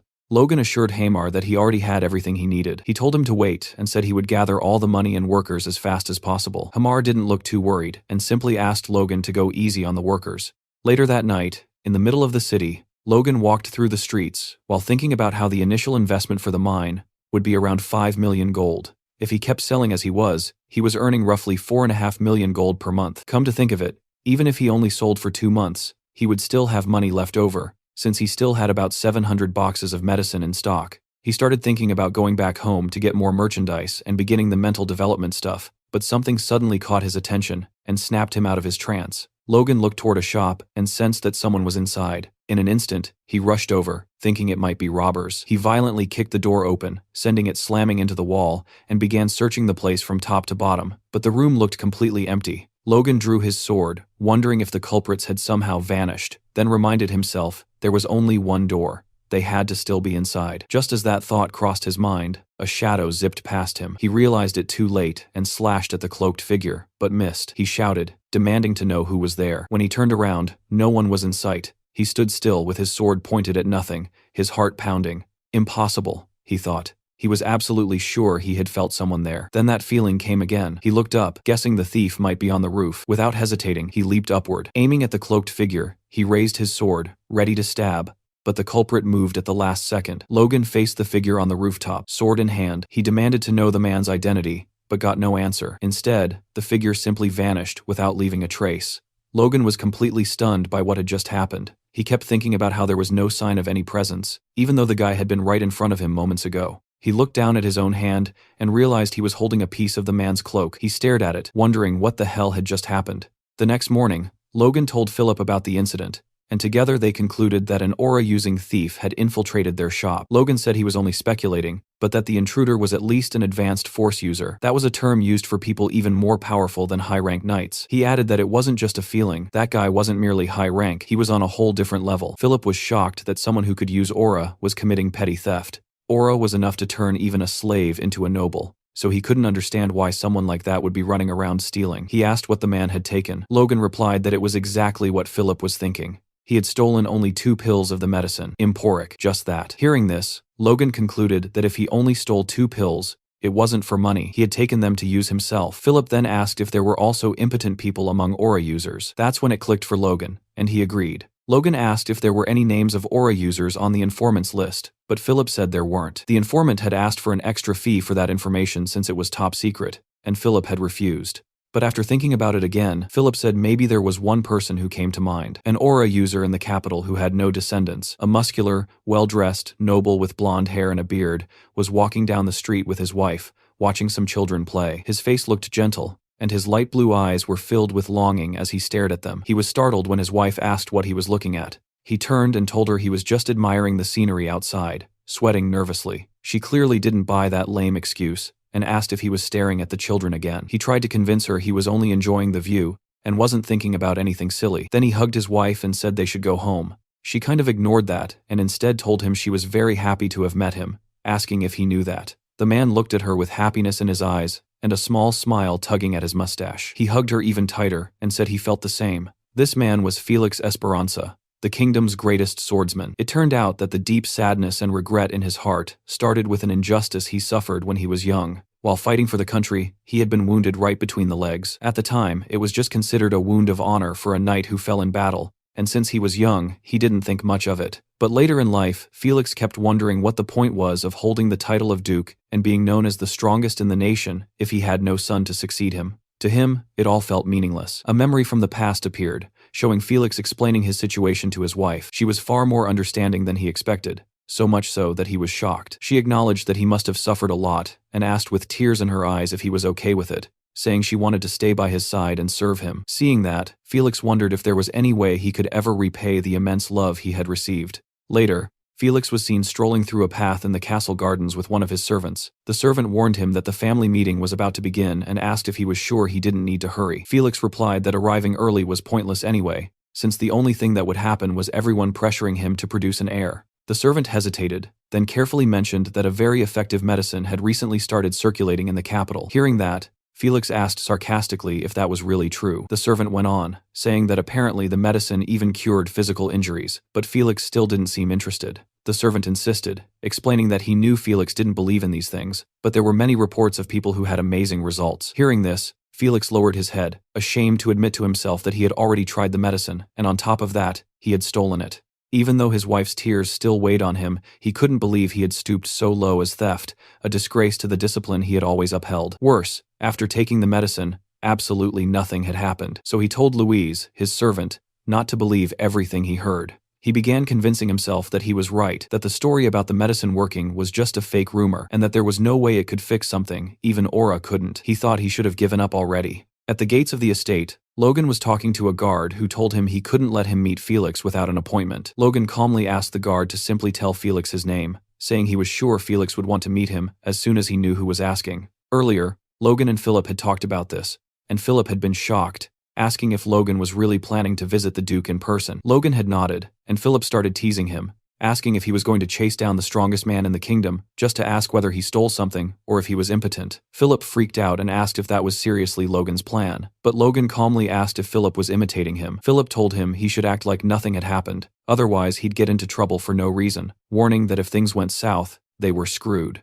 Sitting in a chair in a hallway, Logan thought Philip wasn't wrong, but if the guy from yesterday really was the Sword Duke, he couldn't let this opportunity slip away. A butler came out of a room, opened a beautifully carved wooden door, and told Logan to enter. Inside, Felix was waiting by the window. As Logan approached the Sword Duke, he thought this was his chance to build a positive connection with one of the strongest people in the kingdom. He greeted Felix politely, stating his name and that he was the eldest son of House McLean. Looking closely at Felix, Logan noticed something strange. Even though the man was around 70 years old, he looked much younger. Logan figured he must be suppressing his aging using his powerful aura. Felix confirmed that House McLean was in the southwest and asked why Logan had come all that way. Logan thought he didn't need to reveal the real reason immediately and said he had recently opened a business in the capital, so he brought some products as a gift. He slid a small box across the table toward Felix and explained that it was an excellent medicine for men, with proven effectiveness among countless nobles. Felix studied the box and asked if that was really true, without giving any hint that he already knew something. Logan kept his head slightly bowed, feeling confused and unsure whether Felix was actually the thief from yesterday. He decided to push things further. He said that someone superhuman like Felix wouldn't need something so ordinary, so he had brought something more special instead. That finally made Felix show a small reaction. Logan was secretly happy, realizing that Felix's initial disinterest came from the fact that he hadn't felt any effect after using Emporic. It turned out that in the current version of Emporic, the poison in the monster meat was neutralized just enough for use as an aphrodisiac.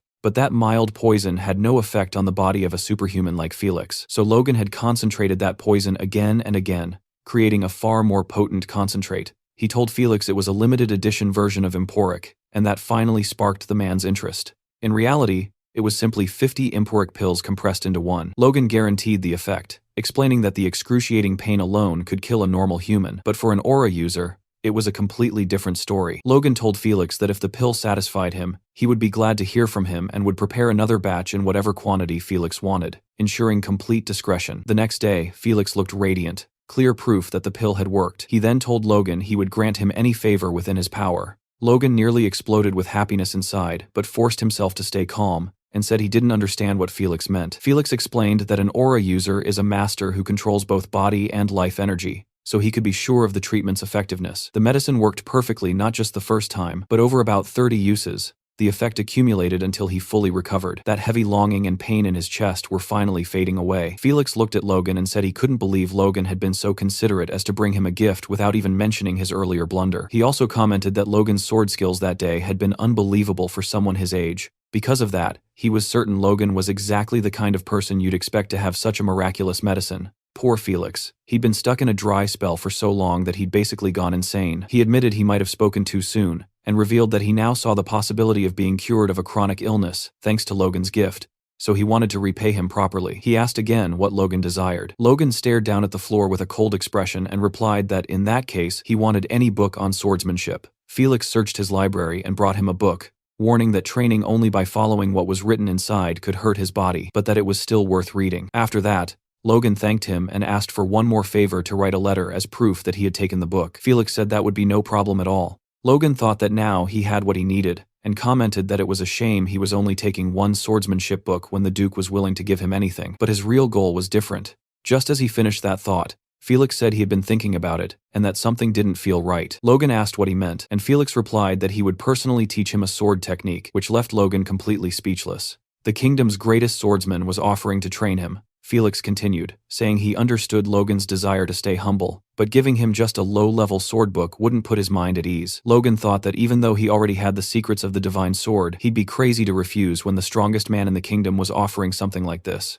Ecstatic, he thanked Felix for the opportunity, thinking he had just hit the jackpot once again. In the training grounds, Felix and the young man stood facing each other. Felix remarked that judging the talent of outstanding youths was one of an old man's simple pleasures, so he told Logan to focus, because he wouldn't be holding back at all. Logan steadied his stance and prepared himself. Felix told him to draw his sword, but Logan found himself frozen in place, overwhelmed by the master's aura. A massive pressure crashed down on him, making it impossible for him to even touch his weapon. This was the terrifying power of a high-level aura user. Logan wondered if all of them could do this, imagining how terrifying it would be if paralyzing the body was common among such people. If that were the case, every fight would turn into nothing more than a contest of whose aura was stronger. He quickly realized this wasn't just brute force, but some kind of refined technique. Finally, he managed to draw his sword just a little. He thought he needed to use his force to sharpen his senses, instead of reinforcing his body, and then analyze that strange energy pressing down on him. Every time he tried to move, Felix's force spread outward from its original point. Logan couldn't understand how something like that was even possible, but he knew he had to deal with it somehow. He figured that the moment Felix was about to disperse his force,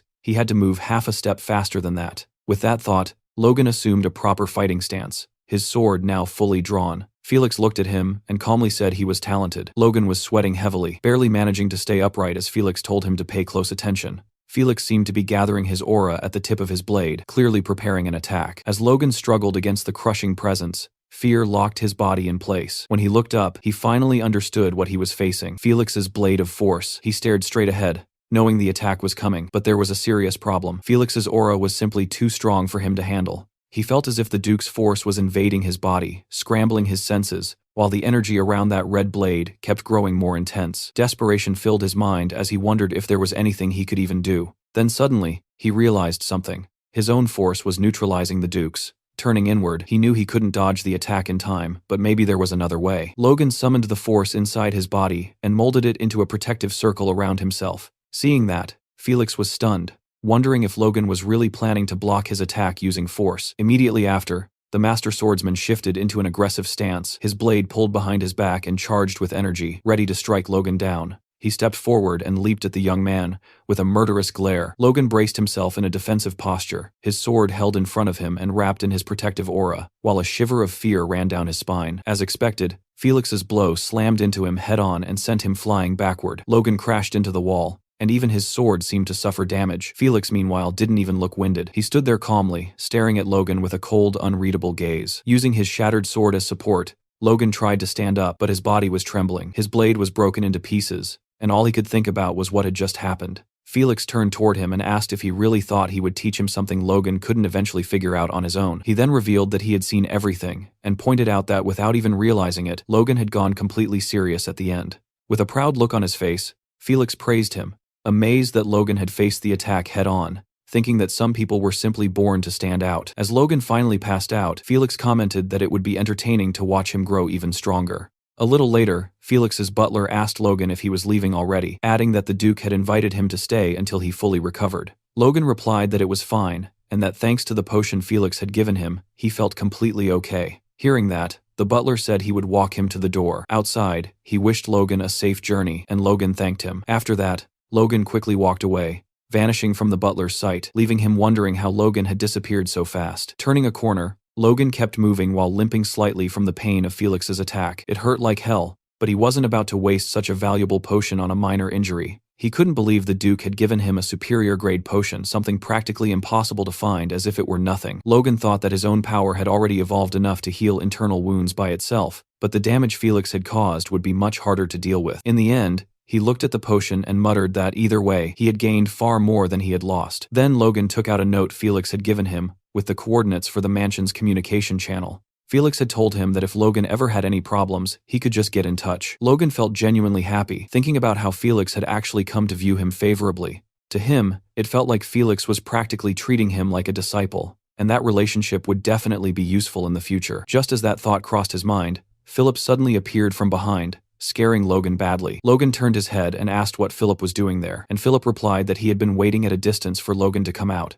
The moment Logan showed up, Philip asked why he looked so pale. Worried, he practically shouted at him, asking if Logan had done or said something rude to anger the Duke. Logan replied that it was the complete opposite, and that he had just had a small swordsmanship lesson with the noble. Suddenly, he coughed and blood sprayed from his mouth, terrifying Philip. Seeing that, Philip panicked and said he was going to prepare everything for them to flee, and would get the fastest horses available. Logan tried to explain that Philip was completely misunderstanding the situation, but Philip kept muttering and didn't listen at all. A week later, at Logan and Philip's shop, a notice on the door announced that Emporic was out of stock and asked customers to come back later. Inside, Logan appeared with a victorious expression and declared that their total profit from Emporic sales had reached an impressive 4.1 million gold coins. Impressed, Philip replied that if sales kept going at this pace, surpassing 4.5 million gold in a month wouldn't be difficult either. They exchanged confident looks and let out a cheer of joy that echoed outside the shop. But the celebration didn't last long. Logan, suddenly serious again, asked Philip if he was so happy that he didn't need a bonus this month. Philip instantly snapped back to reality and begged him not to ruin his daydreams. Then Logan commented that he had made sure the monster meat they bought at the market would be processed without any issues, and he praised Philip for doing a great job. Next, Philip suggested that Logan consider buying a house in the capital to reduce accommodation costs, but Logan dismissed the idea, explaining that they would only be in the capital for another year and a half, so it didn't make sense to invest that much. He told Philip to stay focused on Emporic for now, adding that they would eventually have to move anyway. When Philip asked what he meant by that, Logan simply said it was something he didn't need to worry about. Finally, Philip asked Logan to take better care of his health, saying he was shocked to see him coughing up blood earlier. Logan replied that that was exactly why he had locked himself in his room for an entire week. Hearing that, Philip asked if Logan had really been resting, since every time he went into the room, he saw Logan sitting at his desk doing something. Once again, Logan cut him off, telling him it was none of his business. Philip complained that Logan kept way too many secrets, but Logan was secretly glad that even while grumbling, Philip didn't push the issue. If Rick had been there instead, he would have dug until he found out everything. Philip then asked if Logan was going home already, and Logan confirmed it, asking him to find a way to calm the customers until he could send more Emporic. On top of that, Logan said he had one more thing to tell him. He instructed Philip to send food rations worth 100,000 gold coins per month to both the Tesseron and Mclane estates. Hearing that, Philip was stunned and asked if Logan planned to feed the entire region with that much food. Logan cut him off, saying that was enough muttering, and that they needed to do this for a whole year, so Philip should start looking for a supplier. Philip realized Logan was completely serious and commented that he never imagined Logan valued his people so much, but that wasn't quite true. As he prepared to leave, Logan thought that it wasn't about valuing them, it was something he absolutely had to do. It would take at least a year to solve the food shortage in McLean. He knew the people's labor was a crucial part of his plan, so he couldn't let them starve. Logan got ready to leave and casually told Philip he had work to do, so he was heading out. Philip didn't even bother asking for details, already knowing it was just another one of Logan's secrets. Elsewhere, a group of poor people were huddled together on the cold floor of what looked like a warehouse, using whatever scraps of cloth they could find to keep themselves warm. One guy, his face bleeding, just stared down at the floor in silence, completely broken. Meanwhile, Logan was inside a magic shop, handing a piece of paper to a sorcerer. The wizard glanced at the list and asked if Logan seriously intended to track down all the people written there. He hesitated, explaining that with only names and a few traits, the task would mean searching the entire continent. Logan didn't even flinch, and calmly asked if he could do the job or not, adding that he would pay very generously. The sorcerer looked at the paper again, clearly unsure, then after a short pause reluctantly agreed. As Logan left, he thought that just as expected, it wouldn't be easy to find them. After all, even the names he had might be fake. Still, he had no other choice. He needed to gather every independent superhuman he could find, no matter the cost.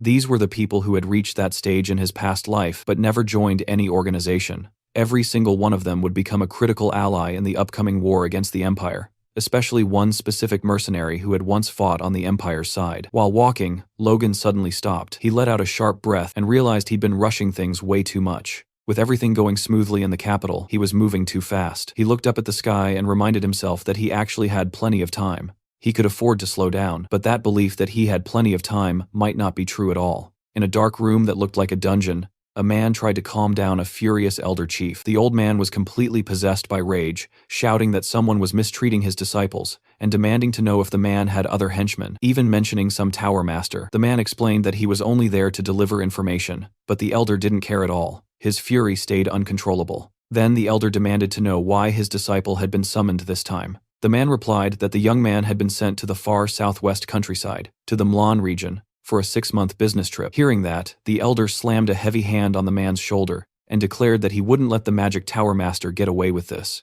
This time, he insisted, the matter would be settled once and for all. Next, the scene shifts to the massive and imposing Earth Magic Tower in the Kingdom of Grandia. Inside, a man approached a desk where another man was fast asleep. He greeted him, and the sleepy attendant blinked and looked up. The moment he recognized the visitor, he stood up cheerfully and welcomed him. Curious about who this young man was, the employee silently wondered what Logan's deal was. At first, he assumed he was a noble, but seeing him now in a cheap suit made him start doubting that. The attendant figured there was no way he was there to meet a high-ranking mage and hoped Logan would just buy some basic scrolls. Smiling politely, he listened as Logan asked for 150 scrolls of destruction magic, which instantly caught him off guard. Even so, he kept his face cold. Then, Logan pulled out his Cooper bank account certificate and asked the attendant to take a look. As the man began counting the funds, his disbelief only grew. The total came to a ridiculous 4 million gold, leaving him completely stunned. He looked down, visibly shaken, then stammered and offered to personally escort Logan to the upper floor. Logan listened calmly. Destruction magic was a 4th circle, area of effect spell capable of bringing down stone walls. However, because of drawbacks like slow activation time and very obvious casting signs, it was rarely used in combat. Even so, Logan saw massive potential in it for construction, believing it could speed up development by a crazy amount. Logan soon found himself speaking with an older man who asked if he really wanted to buy 150 scrolls. Logan replied that he absolutely did. The man, Radius Great, the master of the Earth Magic Tower, didn't hide his nervousness, since it had been ages since they'd had such a wealthy client. Logan remembered how just minutes earlier, the master had come running the moment he heard Logan wanted 155 scrolls, which was a pretty strange reaction for someone of his status. It turned out Radius had been Tower Master for 5 generations, yet he only had 1.5 million gold to his name, showing just how bad the tower's finances were. Logan immediately realized that this weakness worked in his favor, so he told Radius that his own house, McLean, was nothing more than a bunch of petty thieves from the southwest, and he understood if the master had never even heard of them. Hearing that, Radius apologized to Logan, admitting that his young apprentice had made a mistake and promising he would scold him severely. Logan waved it off, saying it wasn't necessary. The master replied that Logan was extremely generous. All the while, the guy at the counter was internally freaking out. The master, however, looked irritated, thinking he had almost lost such an easy catch like Logan. Even with Logan insisting, Radius fell into silent thought. In these peaceful times, earth magic was more useful for farming and construction. He couldn't understand which noble would spend so much money on expensive scrolls for something so trivial. Frustrated, he thought about the fools gossiping that the magic tower had weakened since he became master. On top of that, it seemed he had burned through the tower's budget way too fast. After sizing things up, he decided it was lucky Logan looked like an easy target. He resolved to handle the young man carefully and squeeze as much money out of him as possible. With that in mind, Radius told Logan that, to be honest, there might be a problem fulfilling his request. Curious, Logan asked what the issue was. The master explained that making a 4th circle scroll required supervision by at least a 5th circle mage, and unfortunately, the tower was short on experienced staff. Logan didn't even look bothered. He just stared at Radius and bluntly asked what he planned to do about it. Radius was caught off guard. That wasn't the reaction he expected.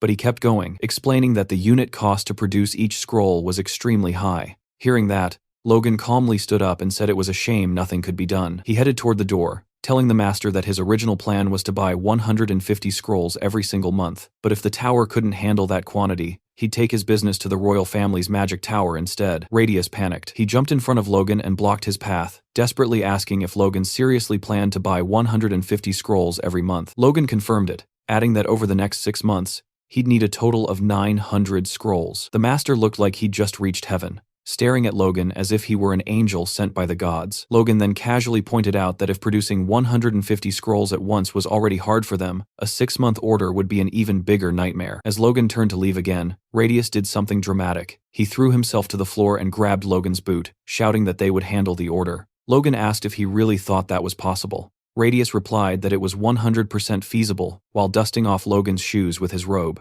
He continued, saying each scroll cost 10,000 gold, meaning 150 scrolls would come to 1.5 million gold. Radius's eyes were shining with greed as he quickly realized that with Logan's planned purchases, he could earn over 9 million gold in the next 6 months. After finishing his little performance, he stood up and proposed an alternative. He suggested that hiring mages might be a better option. Confused, Logan asked which mages he was talking about. Normally, mediocre mages were preferred for dirty work, so he couldn't understand why the master would offer to lend him mages, which would be even more expensive. Logan thought that with a 4th circle mage, he could match the output of 300 scrolls per month and asked if they had any 4th circle mages willing to work on a construction site. Radius clarified that there had been a misunderstanding. Not even he had the authority to casually command a 4th circle mage. Instead, he offered to send 2 to 9 N circle mages and 1 to 3 RD circle mages. He explained that these mages were disciples with a lot of teamwork experience. In exchange, he asked Logan to reduce the number of scrolls. Logan considered the offer carefully, thinking it might actually be a good deal. Sending a team of mages could be more efficient. Still, he hesitated,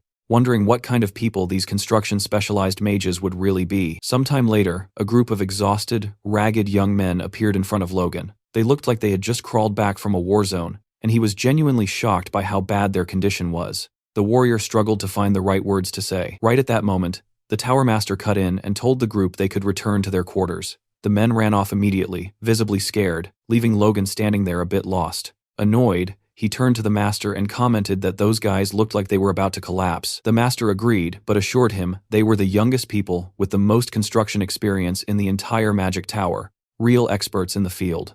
Logan reflected on that and thought that despite their rough appearance, the mages did seem pretty capable. With one master at the 3rd circle and several experts among them, all in their 20s, they were clearly promising talents. Even with all that, Logan stayed suspicious. He didn't trust that the Tower Master would actually send his disciples out to the countryside, so he confronted him, saying that exchanging 2nd circle mages for the scrolls didn't sound like a fair deal at all. The master replied, calmly assuring him that a team of 10 mages would be more than sufficient. Hearing that, Logan once again flashed that familiar murderous smile. Still smiling, he started negotiating with the master. He proposed that 120 magic scrolls, plus the dispatch of 10 mages, would be done for a price of 1.2 million gold per month. The master tried to keep his composure, but he was visibly shaken by what he'd just heard. Logan thought it was almost a steal, considering how talented those mages were, and that even he wouldn't send ordinary mages out for that price. He was still amazed when he saw the master actually agreeing to the deal. The master then pulled out a contract and insisted that Logan sign it immediately. Logan looked down at the paper, wondering how anyone in their right mind could agree to those terms, and in the rush, the ink hadn't even dried properly yet. Logan felt like something was off. Suddenly, the big elder chief Clayton burst through the door behind him, with 2 disciples desperately trying to hold him back. The elder chief shouted at the master, saying he'd heard everything he was doing with the disciples and that they were going to have a little chat right there and then. Clayton, a 5th circle mage, was absolutely furious and confronted the master, demanding to know if he was planning to send his disciple on yet another mission. The master replied that everything he did was for the good of the tower. Clayton shot back, asking why only his disciples were always assigned to the most difficult tasks, pointing out that the master wasn't sending just anyone, but the young people who had literally just returned from other missions. The master retorted that the young were capable of enduring hardship. Clayton accused him of mistreating the disciples ever since he himself had become an elder last year. The master dismissed the complaint, saying Clayton had lost his mind. As Logan watched the whole scene play out, he started to understand the power dynamics. Clayton reaching the 5th circle at such a young age clearly made him a threat to the Tower Master, who was taking out his frustrations on the younger disciples. Despite all the tension, Logan stayed calm, quietly satisfied that this internal conflict was playing straight into his hands. The Tower Master then turned to Clayton and coldly declared that if he wasn't willing to follow orders, he didn't care about their fate at all. He told Clayton and his disciples to leave right now if they wanted, and the elder asked if he was serious. Hearing that ultimatum, Clayton began to channel his magic, clearly preparing for a fight. Even with a clash about to explode, the master stayed impassive and asked Clayton if he really wanted to go through with it. While Clayton was charging his magic, the ground around the two of them started shaking. One of the disciples realized how dangerous this was and shouted that they needed to stop those two. Clayton then yelled at the Tower Master to get ready. The master just stood there, watching Clayton take a fighting stance. And then, out of nowhere, Logan slammed his hand down on the table with force. Everyone's attention snapped to him. He looked completely unfazed by the chaos around him. Both of them were speechless at what Logan had just done, and the young disciples were also in disbelief. Logan calmly showed them the piece of paper he had just stamped. It was the contract he was supposed to sign with the Tower Master, now fully finalized. He then simply told the 10 people waiting in the room to follow him. After that, he addressed both Clayton and the Tower Master. He told them to sort their mess out themselves and warned that the contract would still be valid even if the Tower Master got replaced, so there would be no problem with the business either way. The Tower Master admitted how pathetic they both must have looked in front of a guest and told Logan he would send the scrolls as soon as they were ready. But Clayton cut him off, saying he wasn't finished talking to him yet.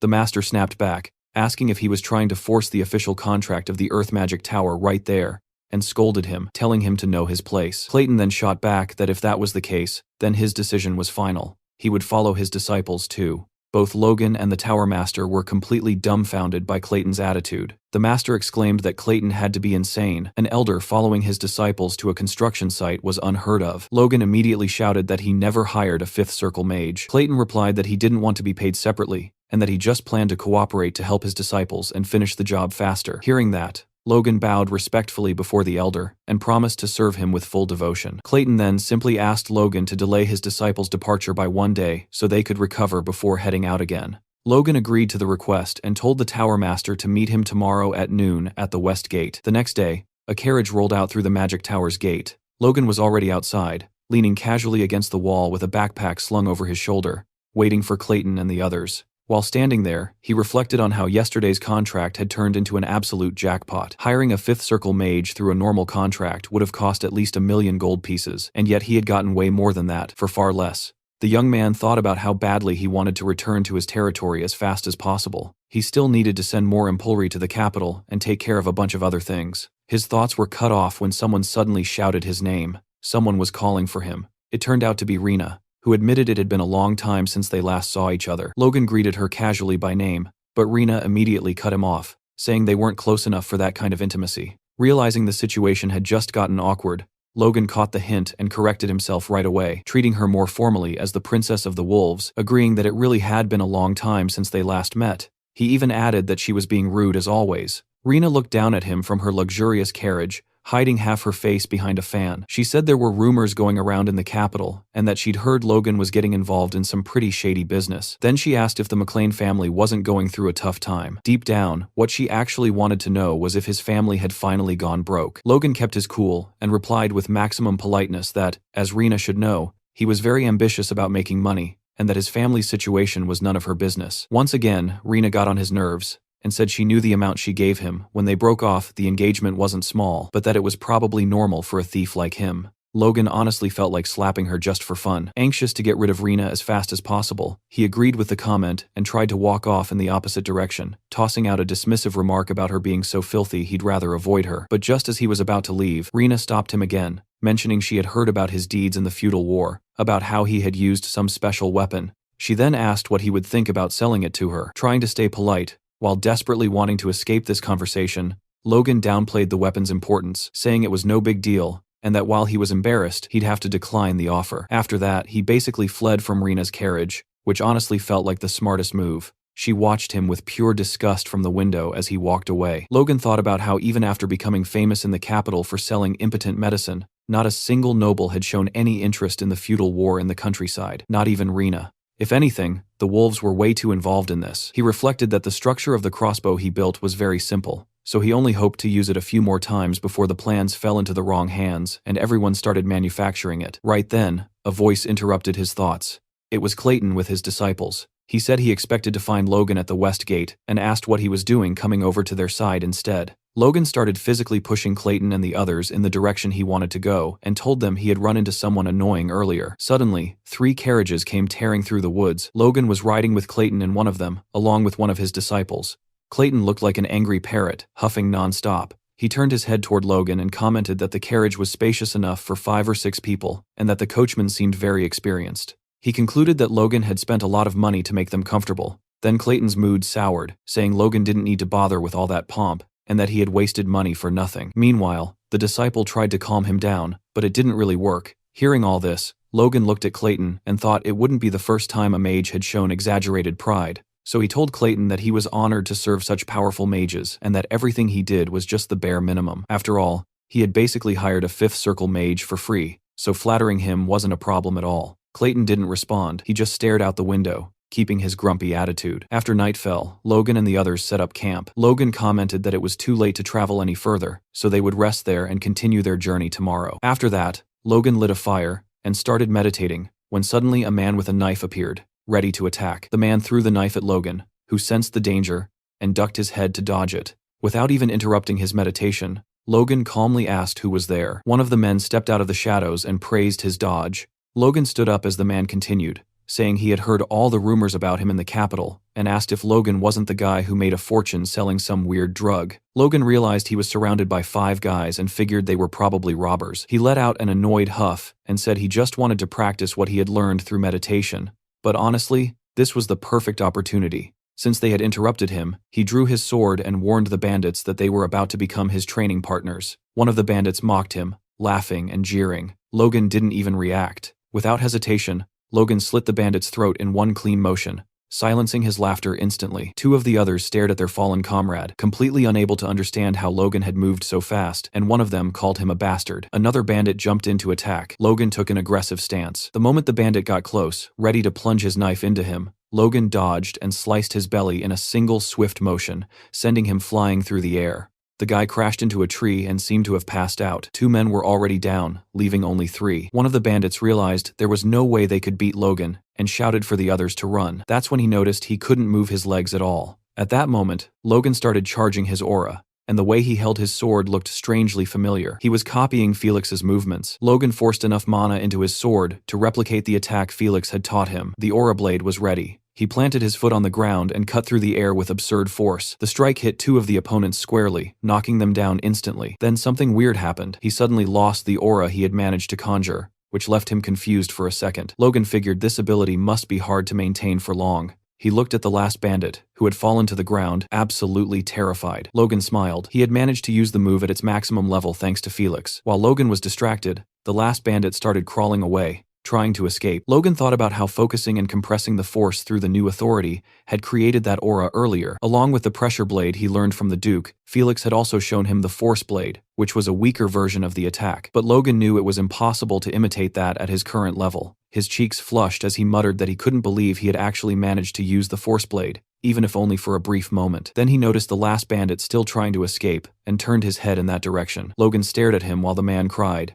Realizing just how screwed he was, Logan prepared to attack again, which terrified the poor guy even more. Walking toward him, Logan explained to himself that using the force coming from the sword to dominate the enemy created the ability known as the pressure blade. And just as he was about to stab the last bandit, Logan flashed that predatory smile again. He said this ability should be enough to use in a real fight. After killing him, he glanced at the bodies around and wondered if he had overdone it a little. Suddenly, a voice came from behind him, taking Logan completely by surprise, saying he had witnessed everything. The speaker was Clayton, and he looked furious. Logan turned toward him, confused about why he was angry, wondering if Clayton thought he had gone too far even though those guys were robbers. If Clayton decided not to work with him anymore, Logan would be in serious trouble. But that wasn't what happened. Clayton stared at the young man, and, to Logan's shock, praised his skills, saying he was incredible. Logan stood there, stunned and speechless for a moment. Still grumpy as ever, Clayton added that even though he didn't understand much about force users, what he had just seen wasn't normal for someone Logan's age.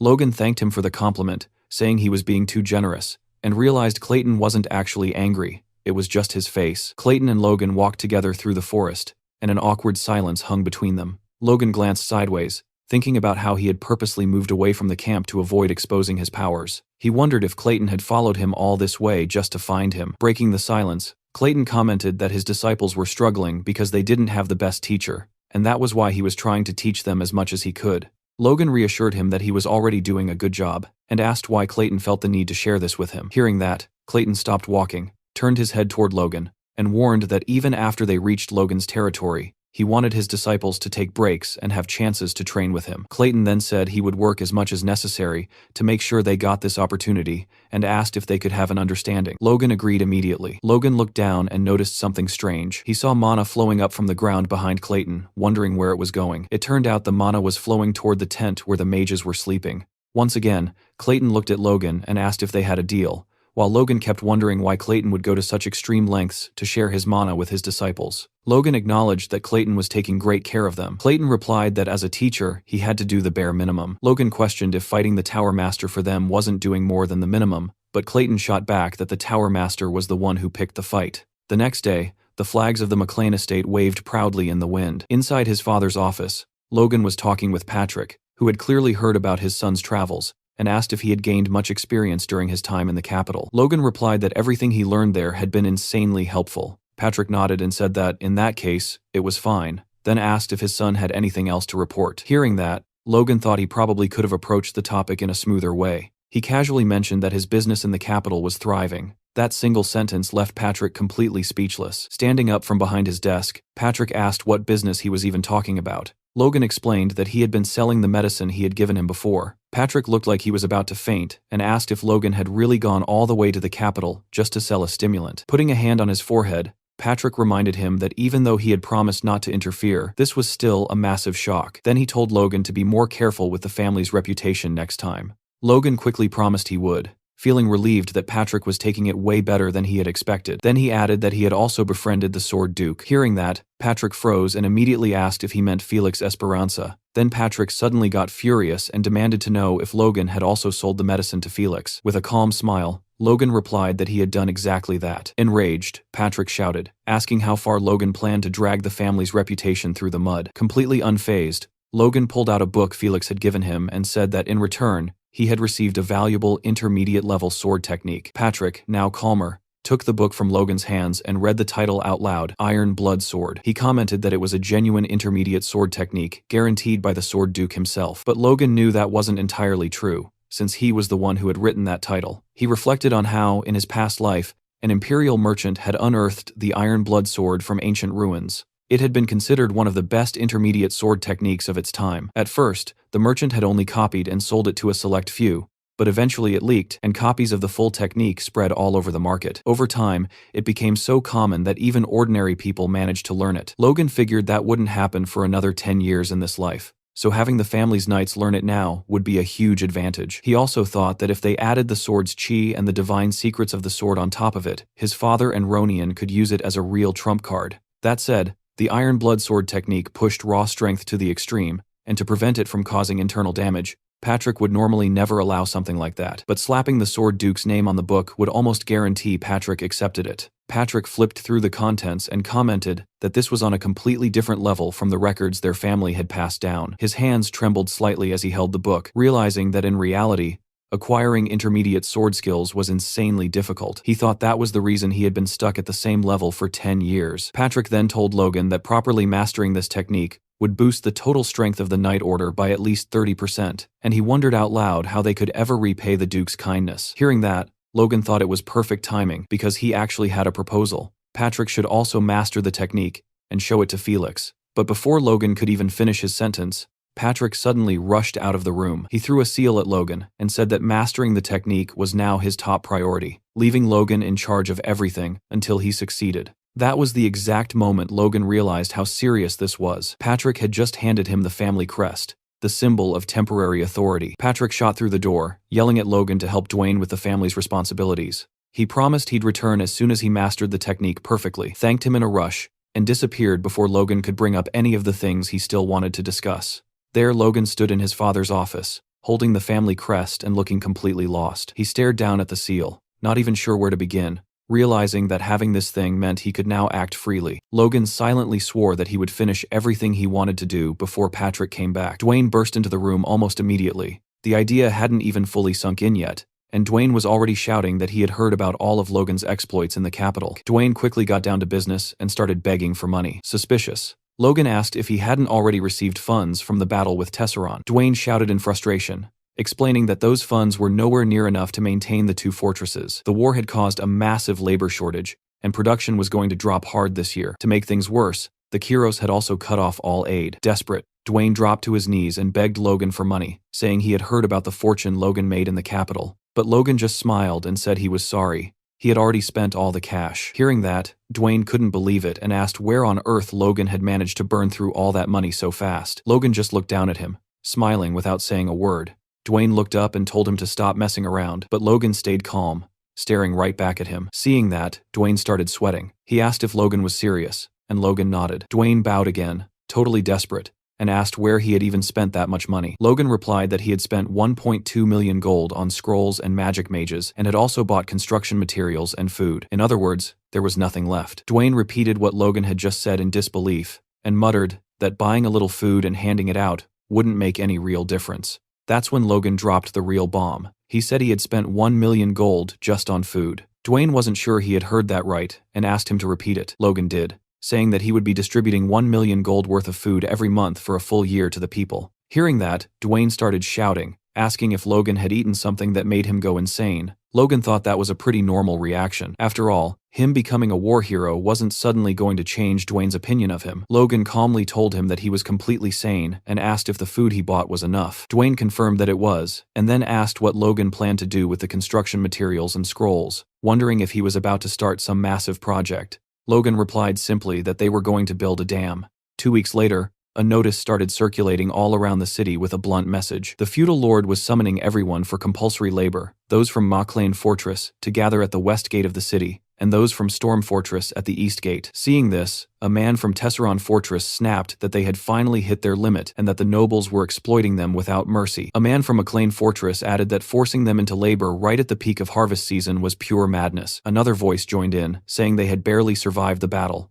only for the feudal lord to now try and crush them anyway. Furious, they started questioning whether the message even gave them a choice: die while fleeing, waste away working, or just starve to death. In the end, they realized every road led to the same ugly ending. Determined, they grabbed pitchforks and whatever tools they could find. Ready to confront the feudal lord in open rebellion, the whole crowd gathered in front of the Maclean estate, and a young man turned to an older one and quietly asked if they were really going to go through with this. The older man answered firmly that the lords were treating them like dogs, while they themselves could barely survive on grass. He looked at the crowd and declared that this time, picking a fight was worth it. A bead of sweat rolled down the young man's forehead as he nodded and agreed, saying he'd rather take the chance and fight back. Right then, the castle gates opened.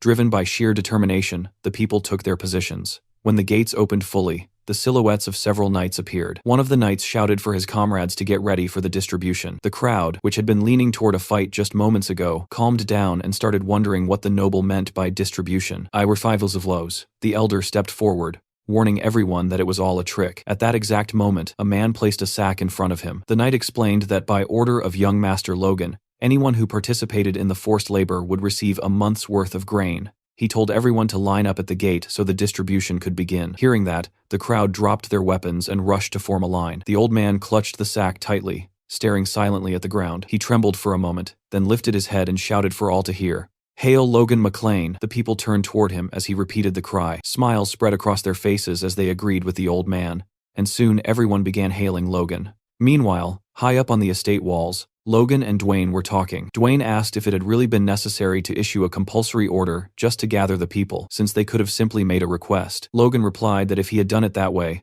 not even a quarter of them would have shown up. After all, no one there trusted the nobles. He explained that nobles saw their people as property, but life as a mercenary had taught him that for common folk, between good nobles and bad nobles, there's really only one difference: which one takes more. Logan told Dwayne that even his own father thought more of the knights than the people, believing knights were the true strength of a nation. That was why, even without money, Patrick still maintained an order of 50 knights. That was exactly why Logan had forced them to gather like this, so they would truly believe. Logan then turned to Dwayne and asked why he was staring at him. Dwayne replied that he was just surprised, saying the young master had been surprising him a lot lately. Logan told Dwayne he was being silly, and that since Dwayne listened to him and trusted him so much, he could go ahead and start the construction. Dwayne got annoyed hearing that again and asked Logan to think it over one more time, saying it made no sense to spend 2 million gold on that construction. He then asked if it was even possible to build it in the first place. Logan replied that Dwayne was starting to sound just like Hamar and Clayton. He said he had already revealed his plan to the two of them, and both had been left speechless at the idea of building a dam.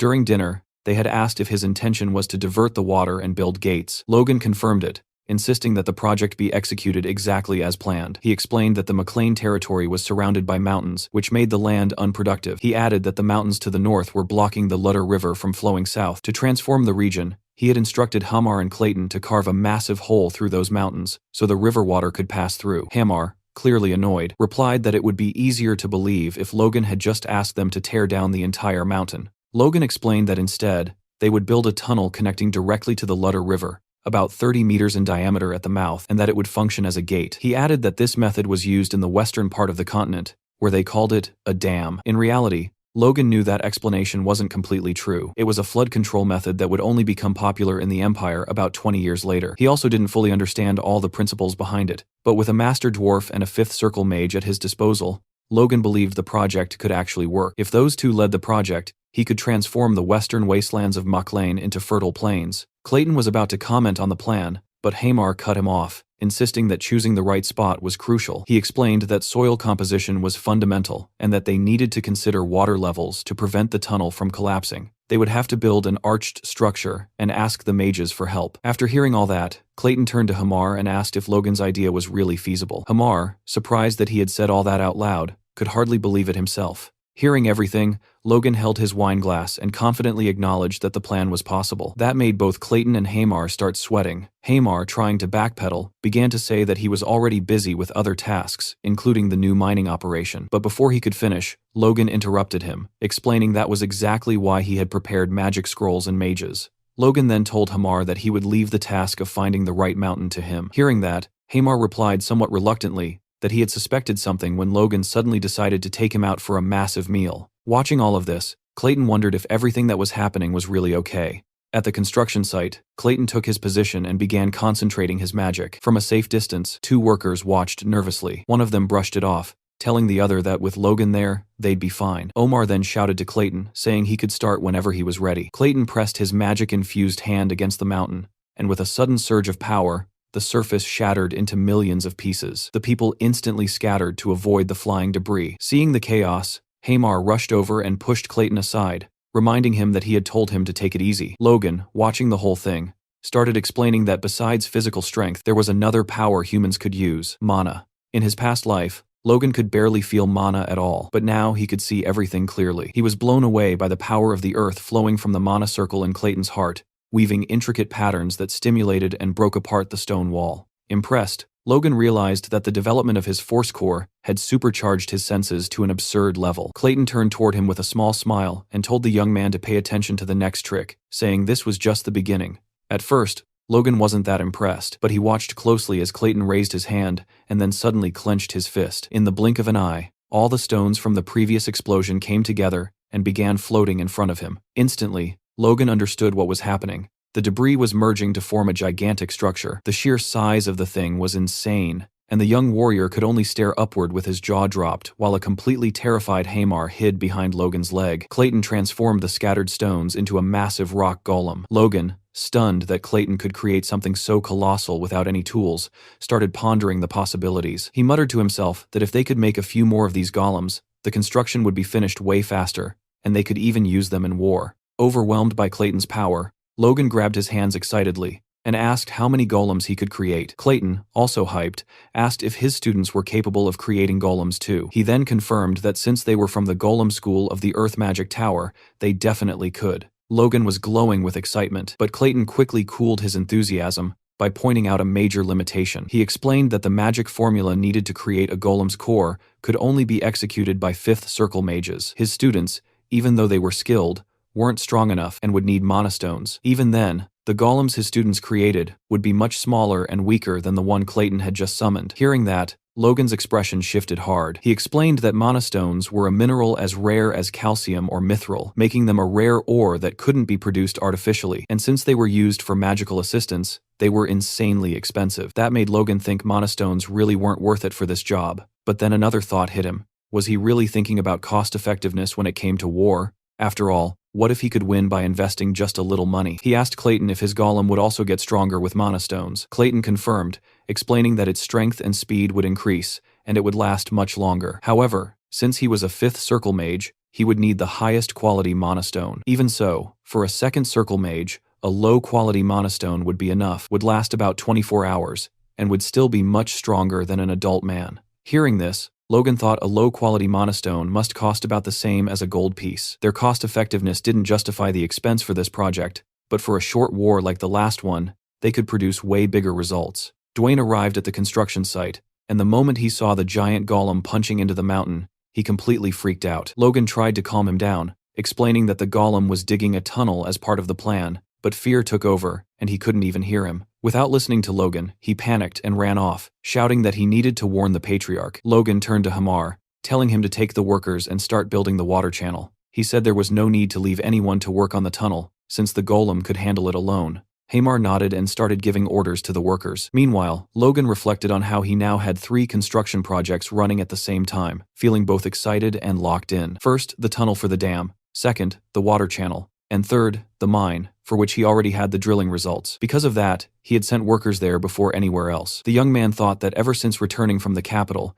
he'd been so busy with the dam that he hadn't been able to keep an eye on the mine. For that reason, he decided he was going to visit it tomorrow. The next day, Logan saw people constantly going in and out of the mine, with Hamar stuck in the middle of everything, looking especially irritated. Logan walked up to him and casually commented that they hadn't seen each other in a while. Hamar snapped back, asking what the hell he was talking about, accusing him of making him run from one end to the other non-stop. In a burst of rage, he yelled that he couldn't keep up this pace anymore, and said it would be better if Logan just killed him already. He complained that he couldn't even take a proper break, and demanded to know why he had to shoulder all this burden alone. Throughout the entire outburst, Logan stayed completely silent. Meanwhile, one of the other workers noticed how frustrated Hamar was, and told the others they needed to step in. Logan gently put a hand on his shoulder, trying to comfort him. He acknowledged how hard Hamar had been working, and told him that from now on, he would let him manage and administer everything by himself. Hamar's expression shifted to pure disbelief, as he asked if Logan was serious, wondering if he really planned to dump all the tasks on him. Logan felt a small sting of sadness when he realized Hamar had seen right through his intention.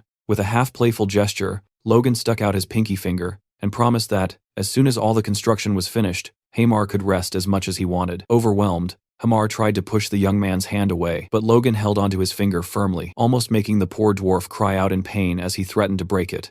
Hamar, still sitting on the ground and annoyed, watched Logan turn his back and casually comb his hair, saying he was just trying to be funny. Then Logan looked toward the mine, thinking it would be exploited much faster than last time. Even though he wasn't completely sure about the dam yet, he hoped it would work out. It was the only way his plans could succeed. Logan then activated a communication channel to speak with Philip. His buddy told him that the construction materials would be delivered without any issues, and also mentioned that he had closed a deal for the wood, which would bring in an extra 100,000 gold per month. That news instantly lit up Logan's face. Philip didn't hide his excitement either, and told Logan that once they finished building the mine and clearing the land, the territory would be totally transformed, and that he'd love to see it in person one day. Logan stared at the orb for a moment, thoughtful, before replying that Philip should visit next year. Curious, Philip asked why, then quickly added that he probably wouldn't get an answer anyway. So he switched topics and revealed that rumors were spreading in the capital about a problem with the royal family. Philip asked what that problem could be, and Logan replied that he had heard about it at the Sword Duke's house,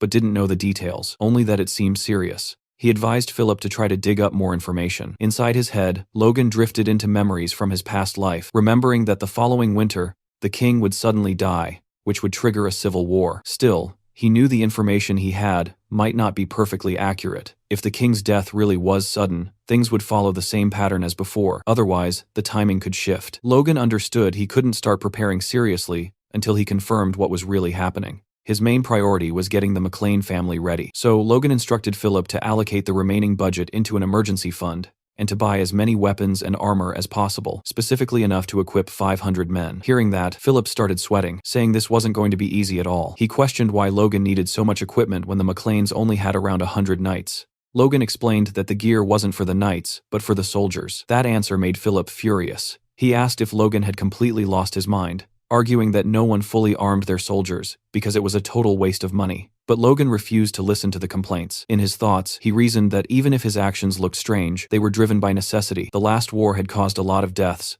which hurt production badly. To avoid that happening again, he needed to minimize enlistment as much as possible, while at the same time boosting the strength of both his knights and his soldiers.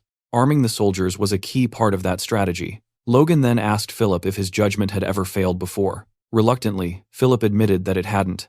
Logan smirked and told him that in that case, they should move forward exactly as planned. Philip said he understood and that he'd discreetly try to find out more about the rumors. With that, Logan said the next step was securing funds through the mine, stabilizing the food supply with the dam, and upgrading the soldiers' weaponry. The basic preparations for a massive leap forward were coming together smoothly. Sometime later, a massive pile of papers sat on Logan's desk, completely overwhelming him. Dwayne stood beside him, pointing at specific documents and directing his attention, telling him to read this one, sign the other, and keep going like that, before adding that he'd bring the next batch soon. While Logan was reading one of the papers, Dwayne pointed out that he had once again signed a document without properly checking it, questioning whether he planned to keep being this careless.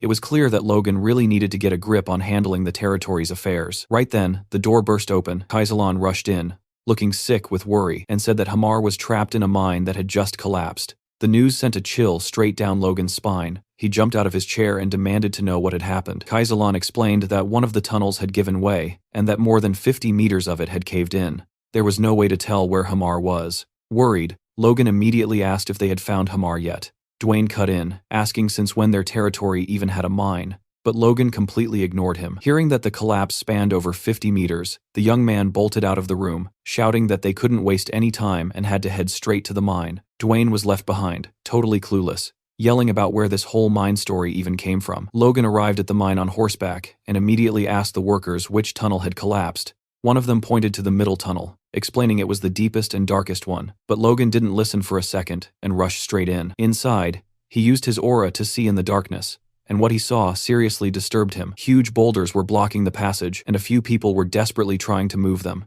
The ancient form that oversaw the mine noticed Logan's presence. Logan ordered the workers to step back. He touched one of the stones and filled it with mana. He could feel the presence of 10 trapped people, one of them carrying the same energy as Hamar. He told the foreman that they had escaped the worst of it, but there were still many victims. The foreman, completely confused, asked how he could possibly know that. Logan ignored the question and asked how long it would take to clear the rocks. The foreman estimated at least 3 days, and that instantly made Logan anxious. He knew the longer they took, the slimmer the chances of survival for the people trapped inside. Outside, Logan asked Clayton and his apprentices for help. He begged them to rescue Hamar and the trapped workers, promising they'd be rewarded handsomely. Clayton realized Logan was talking about the place where Hamar had been working. He decided to help, but made it clear it wasn't for the money. It was because people were hurt.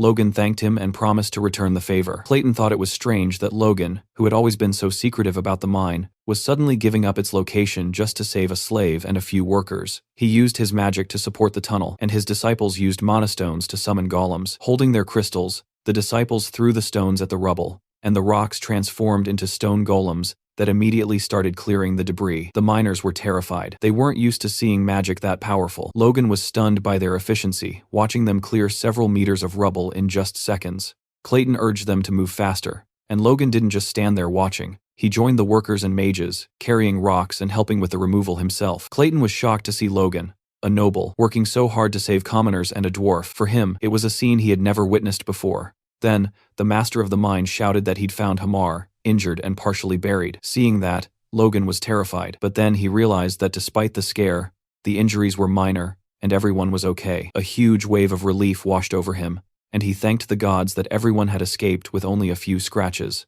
Later, in the infirmary, Logan asked Hamar what had happened. Hamar admitted he had dozed off because he'd been overworking himself lately. Logan was upset, but Hamar tried to reassure him, saying he'd be back to work in no time. Logan cut him off and told him to rest for as long as he needed. Hamar was shocked by Logan's concern and shouted that he was going to rest even if the world caught fire or aliens showed up. Leaving the infirmary, Logan was impressed that the rescue had taken only 2 hours. His thoughts were interrupted by Clayton, who suddenly appeared and said that Logan's mind was something wonderful. Logan wondered if the mage had figured out his mind was full of gold and whether he'd keep it a secret. He explained to Clayton that the mine was crucial to his plans and that he had no one else to replace Hamar. Besides, if he couldn't protect his people, he'd have no one left. Clayton was intrigued by his answer and asked if Logan wanted a magic tower in his territory. The young man was stunned. Clayton explained that it was time to get rid of the old tower master, and Logan's lands were perfect for a small magic tower. Logan was ecstatic and said it would be an honor. He asked if Clayton's apprentices would come and what the cost would be. Clayton replied that his disciples would definitely come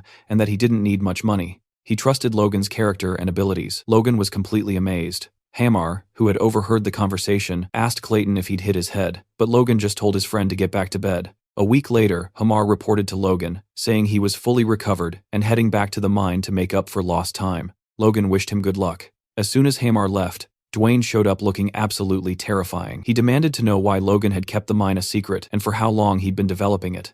Logan simply apologized and said he had forgotten. Frustrated, Dwayne asked how he could possibly forget something so important. Instead of answering properly, Logan broke into a huge grin and revealed the truth. It was a gold mine. Dwayne refused to believe it and told his young master to stop being a wise guy. There was no way people like them could have a gold mine, and he asked what Logan was even talking about. Logan asked what was so unbelievable about it, and called him a rascal. Then, getting serious again, he informed him that the mine was expected to generate about 100 million gold per year, and asked if he really thought he'd joke about something like that. Hearing this, Dwayne went completely speechless. He asked if Logan was serious, and just froze on the spot. Logan touched Dwayne, worried, and he nearly fell backward. It looked like the information was making him faint because he just couldn't process the amount of cash that mine would bring in. Elsewhere, a group of people were walking together through the forest, confused about why they'd been called back again. The dam construction was finished in just 3 months, instead of the 6 they expected. They were the administrators Dwayne had gathered for a final inspection. Logan greeted them warmly, saying how glad he was to have them there, and acknowledging how tight their schedules were. He asked them to stay and witness the opening of the dam. One of the administrators looked on skeptically, thinking it was a waste of time because bringing water from the Ludder River to sprinkle over the desert wouldn't make a lick of difference. He thought Logan should have invested the money more wisely, maybe by fixing the south wall. The other administrators also questioned why Logan had put in so much effort. They turned to Dwayne, who was once again standing there with his mouth wide open. Dwayne stared at the dam, realizing it wasn't built just to water some wasteland. It was actually connected directly to the underground channels of the Ludder River. If they could supply water continuously through those channels, the vast wasteland could truly become fertile land. Logan looked around and saw that everyone was gathered, the workers, the mages, and the administrators. He turned to Clayton and gave the signal. Clayton, without a second's hesitation, got ready to start the process. Hamar grumbled, complaining that they had worked their butts off so the workers themselves could open and close the floodgates. But Logan explained that the first time had to be something huge. He wanted to show everyone on the Maclane property what they had built with their own hands. An image of the dam appeared, showing some golems positioned in front of the floodgates, ready to lift them. The administrators were speechless at first, but they got used to it pretty quickly. Then Clayton shouted loud enough for everyone to hear, giving the order for the golems to open the gates. They stretched their hands toward the gates and began to lift. Logan smiled, satisfied. But something weird happened. The golems were struggling to lift the gates. With a killer smile, Clayton looked at Hamar, muttering and asking what the hell he was doing. But Hamar looked just as confused since he had already given orders for the workers to open the gates. Seeing the situation, Logan started to sweat and had a flashback of a conversation with Clayton where he'd warned him that lifting the gates would be too much for the golems. Apparently, the golem's strength was mostly for show, and it would take about 100 workers turning the pulleys to open the gates. Thinking fast, Logan told Clayton to order the golems to knock down the gates. Hamar and Clayton were flabbergasted, and Clayton asked if he was serious. Logan just told him to do as he said since they could rebuild the gates later. After hesitating for a few seconds, Clayton did what Logan asked, and the golems started punching the gates. The construction crew couldn't believe what they were seeing since their hard work had just been finished. Suddenly, the gate gave way, and the water came rushing down with insane force, dragging the golems with it. Everyone was confused, but Logan just grinned from ear to ear, totally thrilled. The townspeople, who had worked so hard on the construction, couldn't hold back their tears at the sight of the water, finally understanding what it truly meant. In that moment, Logan thought this would solve their food problem during the Civil War. They could start planting next spring. Even Dwayne was happy and jumped on Logan's back, scaring the daylights out of him, saying how wrong he was about the dam and begging for forgiveness. Logan told him it was all good and started teasing him, asking why a big guy like him was crying so much. But not everyone was happy. Hamar was over in the corner crying and asking how long it would take to rebuild the gates. Clayton came over and said he'd help rebuild them one more time. Logan then said they didn't need the gate urgently, and that they could take a week off and finish the mine construction first. After that, he told Hamar that once this project was done too, they'd have a long vacation again. That lit up Hamar's eyes, and he asked if Logan was serious. Logan reassured him, but what Hamar didn't know was that they'd be busy again soon. Lots of farmers would want the fertile land, and they'd need to build a new village for people to live in. Logan turned to Hamar, about to praise him, but realized that wasn't the right way to do things. He called him over. Hamar turned, curious. Logan commented that construction must be tough, even for someone like him, since he'd never heard of dwarves being good at building. That drove Hamar crazy. He asked what Logan was trying to say, and explained that after making weapons, construction was the dwarves' specialty. Logan realized Hamar was right where he wanted him, and commented that it was great to hear that. Hamar replied that it sounded suspicious, that Logan could praise him all he wanted, but it wouldn't get him anything, and asked why he was suddenly so interested in construction. Logan played it off, saying it was just curiosity. But as soon as Hamar turned his back, Logan thought to himself that after his week of rest, the thrilling experience of home building would begin, and then he wouldn't be laughing. He was actually scared to run into him at night. As soon as the chat with Hamar was over, Logan stepped up and addressed the crowd at the inauguration. He repeated the promise he had made earlier. First, that everyone would be allowed to farm the McLean Plains. Second, that they would receive leasing rights proportional to their work, and that taxes would be capped at only 30%. Then he glanced at the vassals, thinking that by announcing it this way, not even they could oppose it. In fact, they all looked radiant, realizing that the territory might finally be changing for real. 4 weeks later, Logan was back in his office with Rick, reviewing a plan sent by Hamar, who had already finished the village layout and even a model house. Logan commented that he knew he'd chosen the right person for the job, and Rick agreed, saying Hamar was amazing. Logan thought about how he never imagined Hamar would accept the task when he first approached him a few weeks ago. Hamar had planned the streets in a cross pattern and placed houses of the same size, complete with wells, community bathrooms, and sewers. Logan thought he had basically tried to replicate the city plan he'd seen in his past life. Suddenly, a strong smell hit Logan in the face. He turned to Rick and asked why he stank so bad. Rick said it was all Logan's fault, and asked why that drug was selling so insanely well, saying that if it weren't for that, he wouldn't be suffering like this. Just then, Dwayne burst into the room screaming Logan's name. Logan asked if he was ever going to knock again, but Dwayne didn't care, and immediately started saying something about Hamar. Then his expression flipped into pure joy. He told Logan that Hamar had sent word they could start mining the gold now Hamar and showed him some nuggets, explaining they had found the treasure just like that. Logan told Hamar he did a great job, and Dwayne hugged him, asking how they got so lucky to have him around. But Hamar just wanted to rest, and his eyes showed he had been awake for a very, very long time. Logan then asked him how much they could start extracting. Hamar replied that everything was on schedule, and that they could pull out a ton of gold per month, which should last at least 10 years. He once again insisted that he really needed to go rest. Logan hesitated and argued that there was still so much to do, like building the city, handling more beasts, and creating new weapons. He asked Hamar if that would be possible. Logan's request hit like an axe blow, making Hamar sweat and grab his head. Then he just lay down flat on the floor to rest. Dwayne bent over him and called him the treasure of the territory. Logan thought he'd be the only one moving forward now since there was still so much work left to do. He told Hamar he'd keep his promise and that he could take his time off. Hamar suddenly started screaming with happiness and bolted out like a flash of lightning.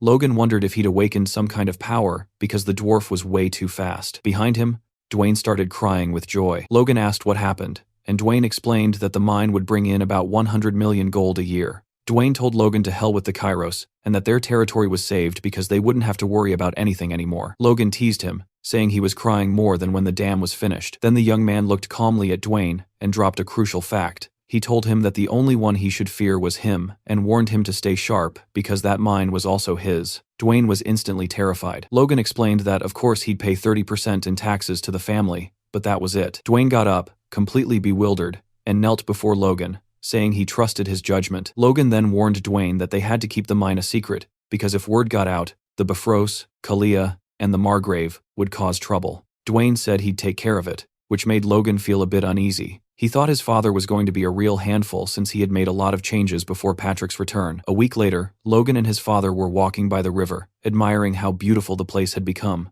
Logan noticed right away that his father had become an advanced knight. Patrick acknowledged that while Logan had been away, he had managed to accomplish a ridiculous amount. Logan tried to defend himself and explain his plans, but Patrick cut him off mid-sentence. Patrick said that having water flowing through that wasteland was insane in the best way possible, and that Logan was way better at managing the territory than he ever was. Logan tried to stay humble, but Patrick kept going, saying Logan had managed to do more in just 3 months than he himself had done in the last 10 years, and then straight up thanked him for it. Logan wanted to say he was grateful too, but Patrick interrupted him again and dropped another bomb. He announced that from now on, Logan would handle all the duties of a lord, because he wanted to focus entirely on training the Order of Knights. Hearing that, Logan was completely stunned. Patrick cut him off again before he could react and asked if he knew what he had realized during his training. Then he said it bluntly, "I got old." Patrick explained that he couldn't master the secret techniques anymore, and that now it was up to young people like Logan and Ronian to try. He said Logan had helped him break through a barrier that had blocked him for years,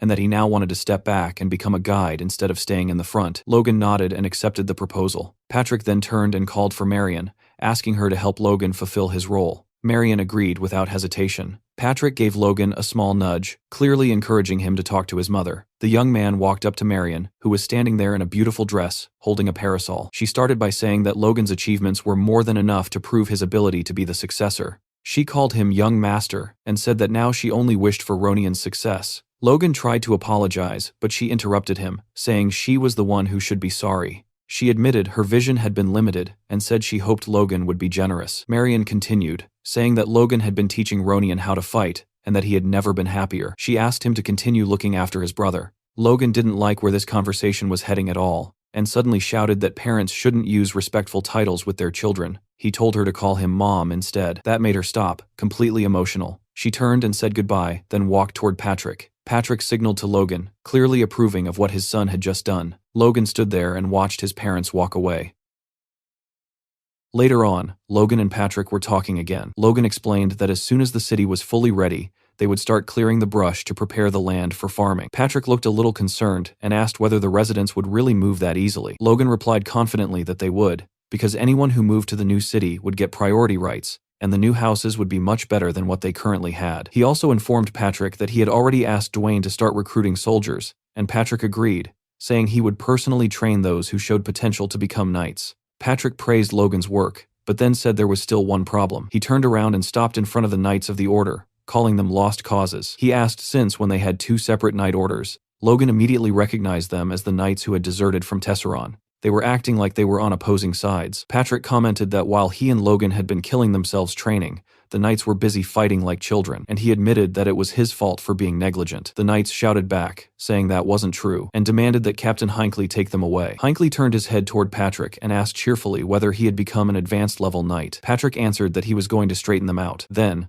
releasing an overwhelming amount of aura, he shattered a wooden sword and shouted for them to feel it and learn the art of the sword firsthand. Meanwhile, in the office, Dwayne was signing documents, happier than he had been in a long time now that he didn't have to constantly worry about the budget. Two vassals were talking about how Logan was monopolizing the funds, but Dwayne cut them off, asking if the extra money had blinded them and where they thought it even came from, telling them to just obey orders. As he read another document, he suddenly started sweating. A few minutes later, he rushed into Logan's office and asked what he planned to do with 10 million gold. Logan calmly replied that he was going to buy 100 kilograms of mithril. Dwayne's jaw dropped, and Logan shoved him against the wall and told him to sign the papers. Dwayne protested, saying he couldn't, because mithril was 1,000 times more expensive than gold. The scene shifts to a conversation between Logan and Philip. Logan explained that he wanted to buy mithril for the knight's war gear, but Philip immediately said it was impossible. Logan was stunned. Philip explained that mithril wasn't something you could buy just because you had money, but something you needed power and influence to obtain. That explanation gave Logan an idea. Inside a castle, a messenger was disturbed by a message coming from McLean. Duke Felix, who was busy, arrived 30 minutes later to check it. Felix greeted Logan warmly and said he had missed hearing from him. Logan replied that he would never dare to send a personal message. Felix smiled and revealed that his wife was pregnant, and that it was all thanks to Logan. Logan congratulated him, and Felix thanked him in return. Felix added that when the baby was born, he wanted Logan to come back to the capital because his wife wanted to thank him personally, and he also promised to teach Logan his next technique. Logan thanked him sincerely. Felix then asked for the real reason behind the contact. Logan didn't beat around the bush and asked whether he could obtain the 100 kilograms of mithril he needed. Felix's jaw dropped, and he asked if Logan had really said 100 kilograms and not 100 grams. Felix commented that he didn't even spend that much on his own parties, and said he had underestimated Logan's generosity. Felix then said he would take care of everything, but on one condition. Logan had to attend the baby's celebration and call him master. Logan stared at the now empty communication sphere, then suddenly shivered before letting out a cry of pure happiness. Becoming a disciple of the Sword Duke was the most incredible thing that had ever happened to him. He had only planned to ask for a bit of help, but Felix had handed him a golden rope instead. Logan then thought that Hamar would probably be more productive after a short break, and bragged to himself about how benevolent he was as an employer. In reality, Hamar had nightmares about Logan for weeks after getting that vacation. On the outskirts of McLean Castle, a group of young men, all under the age of 20, gathered for recruitment. Watching them, Dwayne asked Logan whether he really needed to recruit this many people. Logan replied that he would handle everything himself. In his mind, expanding their forces was absolutely necessary, and he intended to personally select the recruits, even if that approach came with certain disadvantages. He reflected on the Empire's new military theory, which claimed that what truly mattered wasn't physical strength, but the senses. According to that doctrine, the Empire had once used 50,000 knights to crush neighboring countries. Thinking 9 years ahead, Logan believed that once they gathered all existing soldiers and reselected them, they could form a proper knight unit. The upcoming Grandia Civil War would be difficult, but with proper preparation, they would still have a formidable force when the Empire eventually invaded. He admitted to himself that he would have preferred to recruit people over 20 as well, but if he did that, there wouldn't be enough manpower left for constructing the city. One of the vassals shouted at the boys to quiet down. Logan then asked how soldiers had traditionally been selected in the past. The vassal explained that everyone was made to run, and they simply chose candidates based on the order in which they finished. Logan immediately realized how crude that method was. He issued new instructions, ordering them to select only those with good eyesight, sharp hearing, and quick reflexes. The first test he devised required the candidates to walk toward an image until they could see it clearly. Some of them stopped quite early, and one boy confidently announced that the picture was of a chicken. Logan told the knights to take note of the kid who had just called him handsome. From the back, another boy raised his hand and said that, judging by the comb, it had to be a rooster. Logan was impressed by that observation. For the second test, Dwayne repeatedly shouted the same word over and over, while the participants were instructed to move forward only once they understood the word clearly. One boy suddenly shouted back at Dwayne, saying the answer was, the world's sparrow, then added that Dwayne had also called him a son of a bad, and asked whether that was part of the test too. Dwayne panicked, convinced he had been muttering to himself. Logan calmly told Dwayne to select that boy immediately, and added that he also needed a beating. Later, while reviewing the documents, Logan could hardly believe his eyes. 250 people had passed with flying colors. He started thinking bigger, deciding that he would select around 500 people without holding back, with the ultimate goal of forming a force of 1,000. At the training grounds, Victor was practicing with his sword. He swung the blade with raw force, drawing the attention of nearby knights. All Victor could think about were Logan's words. If he could perform the sword technique 1,000 times without making a single mistake, he could become a knight and awaken his inner strength. Gripping the hilt tightly, he told himself that he needed to become a knight as soon as possible. Nearby, his sister Victoria watched him with concern. At that moment, Victoria noticed Logan approaching. He gestured for her to stay quiet, explaining that he wanted to check on Victor. Watching closely, Logan thought Victor had a great deal of talent. Even though his swings were wild, his basic stance remained solid. Logan called out to Victor and told him that the next day he would be leaving the McLean Castle territory to train soldiers in the Tesseron region, a mission that would last until winter. He invited Victor to come along. Victor immediately asked whether he could bring his sister with him. Logan questioned whether it was really a good idea to bring his sister to a training camp full of men, but Victor insisted loudly that it was fine. Logan let out a sigh and agreed, telling Victor that Victoria could come,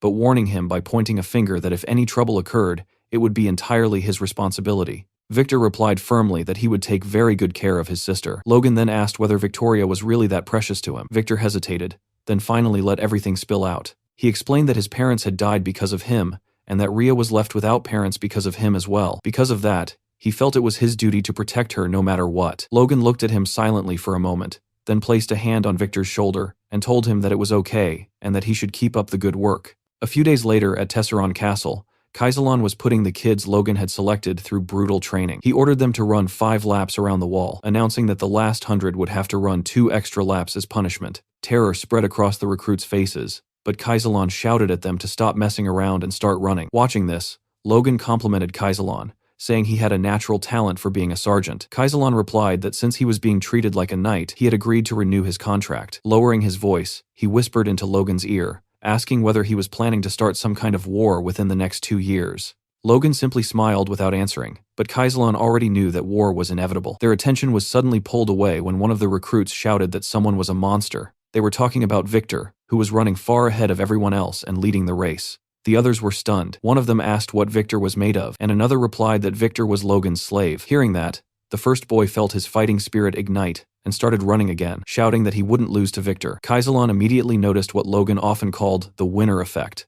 Logan commented that he didn't expect exceptional physical abilities from the recruits, but the will to never give up was enough. He believed Victor would naturally absorb strength from this role, and that his awakening would come soon, turning him into the greatest motivator among the soldiers. After the run, the kids were taken to the barracks, where long tables filled with food awaited them. They ate heartily and thanked Logan for the meal. Rhea was also there, helping serve food. The boys were completely mesmerized by her beauty, and one of them even called her an angel. Victor noticed their gazes immediately and released a threatening aura. Pointing at them, he warned them to look away before he gouged their eyes out. The boys fell silent instantly. However, one apprentice sitting behind Victor continued staring at Rhea with a lecherous expression. Later that night, Victor burst out of the barracks with a piece of bread still in his hand. He had asked an older woman where Rhea had gone, and she told him that Rhea had taken the back door to throw out the trash. Anxiety flooded Victor's mind. Rhea shouldn't have been alone at night. Hearing strange noises from a nearby alley, he rushed toward the sound. What he saw froze him in place.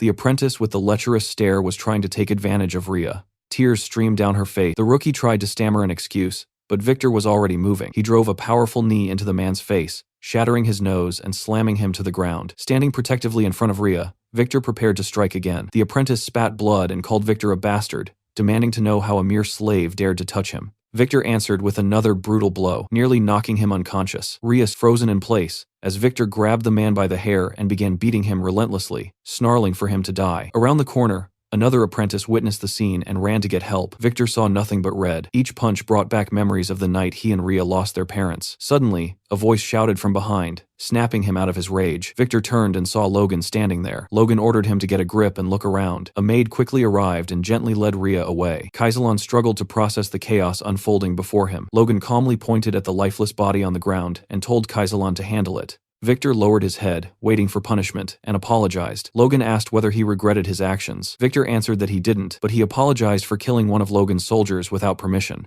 Logan acknowledged that Victor wasn't entirely wrong, but pointed out that what he truly should regret was bringing his sister to the camp. He explained that Victor's stubbornness had nearly gotten Rhea hurt. Logan told him that it was better to leave loved ones in safe places rather than dragging them into danger. He admitted that he had allowed Victor to bring Rhea so that Victor could learn the consequences of his choices. Logan asked whether he understood the lesson, and Victor nodded silently. Logan then told Victor that while killing was a crime, Rhea had been a victim, and Victor had done well to protect her. However, he warned him that next time he must ask for permission before taking such drastic action. Logan didn't want future nights delayed because of some filthy pervert. Inside the castle, Logan and Kaisalon spoke at length. Kaisalon questioned whether Logan should really be deciding such matters on his own. Logan replied that Victor was his property, and that he had simply used him to rid the world of a disgusting criminal. He rephrased it by saying he had used his property to eliminate a criminal, and asked Kaisalon what he thought of that version of the story. Kaisalon asked whether Victor had killed the recruit under Logan's orders.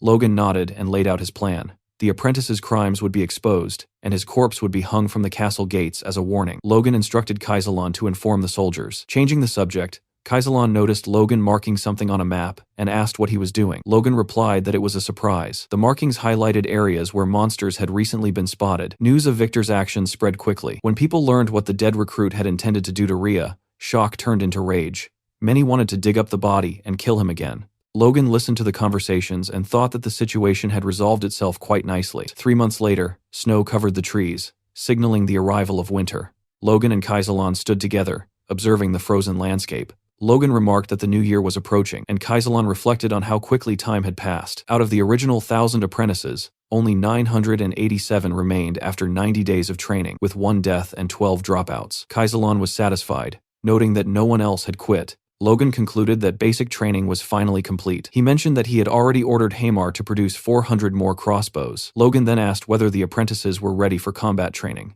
Patrick confirmed they were and suggested the forest at the base of the mountain range as the perfect location. He said it was time to advance their training, as the knights needed real combat experience. Logan asked whether they had mastered the iron bloodsword technique. Patrick replied that true mastery could only be achieved through battle. Logan's smile widened, carrying a distinctly psychotic edge, and he agreed. Seeing the terrifying expressions shared by father and son, Kaisalon turned pale as a bead of sweat slid down his face. In that moment, he finally understood where Logan had inherited his intense, slightly unhinged nature from. A few days later, deep within the Southern Man mountain range, Patrick stood fully armored, his presence commanding absolute focus. He ordered the knights to draw their swords and regulate their breathing. As they steadied themselves, they focused their aura, and at Patrick's signal, they struck the massive trees before them. The impact was overwhelming. Even the knights themselves were stunned by the sheer power they had unleashed. Standing beside his father, Logan watched with quiet satisfaction, while Patrick remained calm and composed, as if this result was expected. The apprentices, however, were completely fired up. They whispered excitedly among themselves, wondering if they would ever reach such a level. Logan quickly shouted at them to stay alert,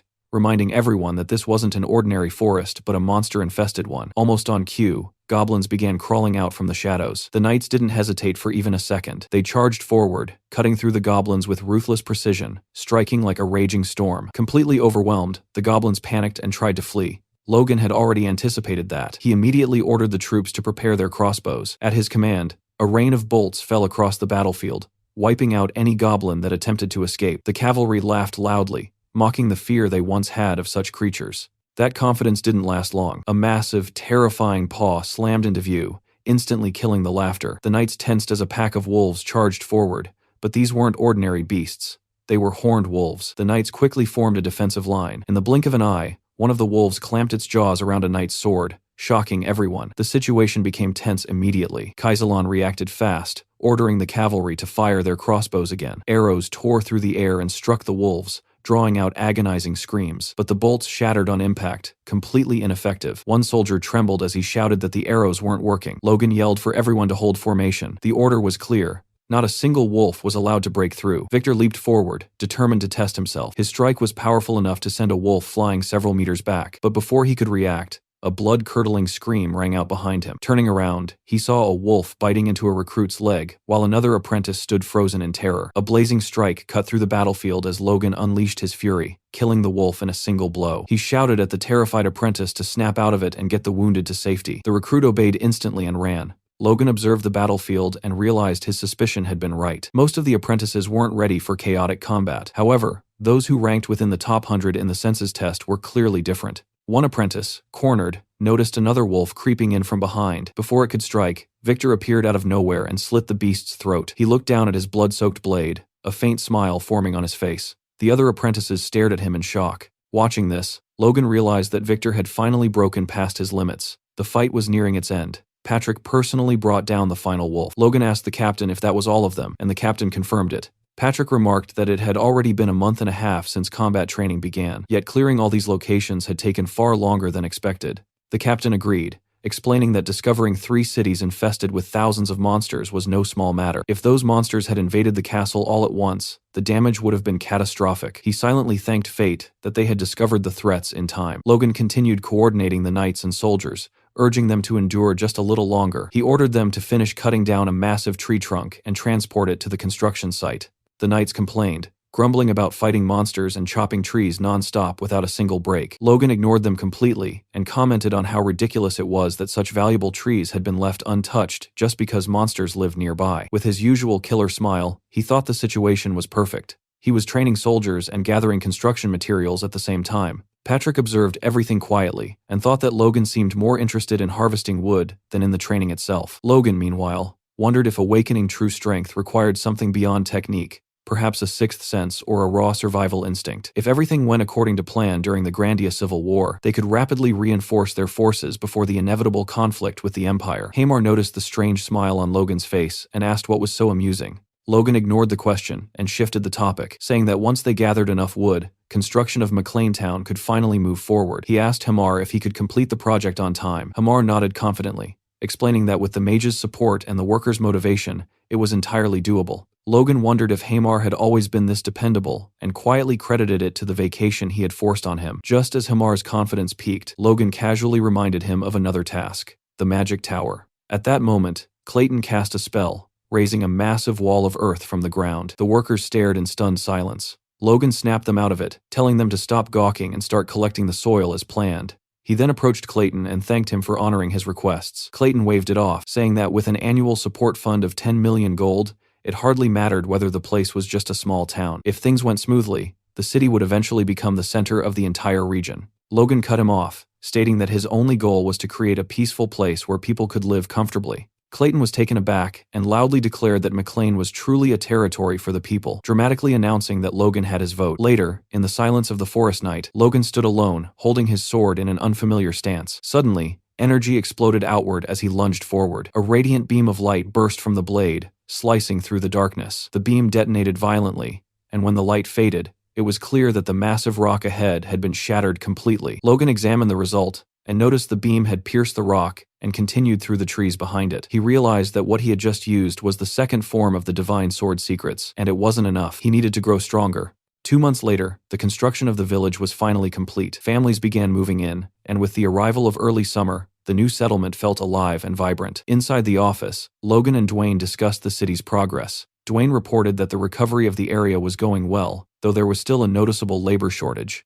Logan reassured him calmly, explaining that refugees were arriving constantly and instructing Dwayne to accept every newcomer without exception. Dwayne then asked about Hamar and was told that he was still on vacation. Logan briefly wondered if he might have given him too much time off. Dwayne then brought up a rumor that Hamar had received a large quantity of mithril before leaving. Logan confirmed it and explained that he had given the mithril to Hamar so he could forge new weapons for the knights. Dwayne raised an eyebrow, commenting that it didn't sound much like a vacation. Logan replied that working with rare metals was a dwarf's dream, and that Hamar was probably enjoying himself more than ever. Far away, Viscount Max Pareda was seething with rage, slamming his fist against a table. The McLeans had reclaimed the wasteland, and he scoffed, declaring that such land could never be cultivated. One of his vassals explained that rumors were spreading about the source of McLean's wealth. Some claimed Logan had made a fortune through business, while others insisted he had discovered a gold mine. The Viscount ignored the gossip and asked about the harvest from the reclaimed land. The vassal estimated that production would be at least double their own. Hearing this only fueled the Viscount's fury. He realized they couldn't afford to stand by and asked if there was any excuse they could use to invade. The vassal suggested exploiting the people who had fled to McLean, using them as a pretext to infiltrate the territory and claim the reclaimed land as compensation. The Viscount immediately identified the flaw in the plan. Acting alone would be too risky. He devised a solution. He would contact the Viscounty of Sylvan, reasoning that their people must have fled as well. Together, they would be strong enough to overpower the McLeans. Back in Logan's office, the atmosphere was heavy. Patrick, Logan, Dwayne, and Hinckley were discussing training and military expansion. Logan informed them that he had selected around 300 talented recruits. Patrick questioned whether Logan truly believed they were worthy of becoming knights. Logan nodded. Dwayne commented that the number seemed excessive. Captain Hinckley called it absurd, arguing that even with 10 years of intense training, only 1 in 100 people awakened their strength. Logan remained unfazed and stated that the training system would remain unchanged. Dwayne shouted that Logan was throwing money away, but Logan replied that neighboring territories would provoke them sooner or later anyway. Patrick asked him to explain. Logan clarified that with McLean City flourishing and fertile land reclaimed, there was no way the vice counties of Sylvan and Paretta would remain quiet. Hinckley interrupted, insisting they had no legitimate excuse to attack. Dwayne shouted over him, cutting him off, and argued that the real issue was the influx of refugees. Logan asked his father to consider how many refugees had arrived, and how many of them might have come from Paretta or Sylvan. Furious, Dwayne demanded to know why Logan hadn't prevented the situation in the first place. Patrick slowly pieced everything together and asked Logan directly if his goal had been to start a war. Logan's answer was blunt. They were enemies, and they would have to deal with them eventually. So why wait? Silence filled the room. Everyone, from Hinckley to Dwayne, was visibly disappointed. Patrick wondered if he had given up his authority too soon. Just then, Rick burst into the room looking for Logan, and announced that Sylvan and Paretta had sent a voice message. Logan calmly replied that things had already begun and that they needed to decide how to handle the situation. Outside the castle, 2 flags fluttered in the breeze. They belonged to the emissaries of Sylvan and Paretta. The silent emissaries admired the beauty of the city as they walked through it. They observed how the houses were arranged around a large crossroads, and noted how clean and content the people appeared. They concluded that the city was worth taking. One of them attempted to start a conversation with a soldier, who proudly said that all the credit belonged to the first young master, Logan. The soldier praised Logan's abilities, claiming he was far more advanced than any other prince his age, and that he prioritized the well-being of both the land and its people. He even began sharing an anecdote about Logan, but the envoys cut him off, uninterested. Inside the meeting hall, the envoys stood before Logan and Patrick. They demanded the return of the refugees and control over the Tesseron Plains. Logan and Patrick both lowered their heads. Logan thought they were openly asking for war, and Patrick silently agreed. Hinckley stepped forward and took charge, asking whether Sylvan and Paretta truly intended to go to war. The hall erupted into chaos as everyone began shouting at once. One of the emissaries, clearly frightened, pointed at Logan and Patrick and accused them of trying to intimidate envoys. Patrick was furious, but maintained his composure. He warned them that they were the ones declaring war and that the Macklins did not fear it. The envoy retorted that, if war broke out, nothing but ashes would remain of the McLeans. A knot formed in Logan's stomach, and he stepped forward, demanding to know how refugees could be used as bargaining chips. He told his father that the envoys had forgotten their duties as nobles, and that there was no longer any need for negotiation. The knights surrounded the emissaries, swords drawn and pointed at them. The envoys shouted, asking if Logan and Patrick were really trying to start a war. Logan descended the steps and replied coldly that it would be all-out war. He said they had the audacity to enter his castle and insult him with foul words. Logan drew his sword. Logan killed the guards in seconds and advanced toward the envoys. One of them, trembling with fear, begged Logan not to come any closer. Logan ignored him, swung his sword, and killed him instantly. The remaining envoy collapsed to his knees, pledging loyalty to McLean and promising to relay every detail to his lord. Logan turned to his father, who gave a silent nod. Logan then ordered the knights to prepare for war. The hall erupted in cheers. On the same day, the McLeans sent out a magical transmission to the Viscounts, openly demanding compensation for the envoy's insolence. Viscount Soto Silvan was livid. He scoffed at the demand, mocking it outright, and declaring that the Macleans didn't have the strength to fight him. Logan and Patrick watched the glowing transmission globe, as Sylvan's response was summarized clearly. Return the servants, pay 10 million gold, and hand over the Tesseron Plains. Patrick questioned why there was even a rush when the Macleans had enough power to crush 6 counties if they wanted to. Logan shut that down immediately, warning that Sylvan needed to be occupied as fast as possible.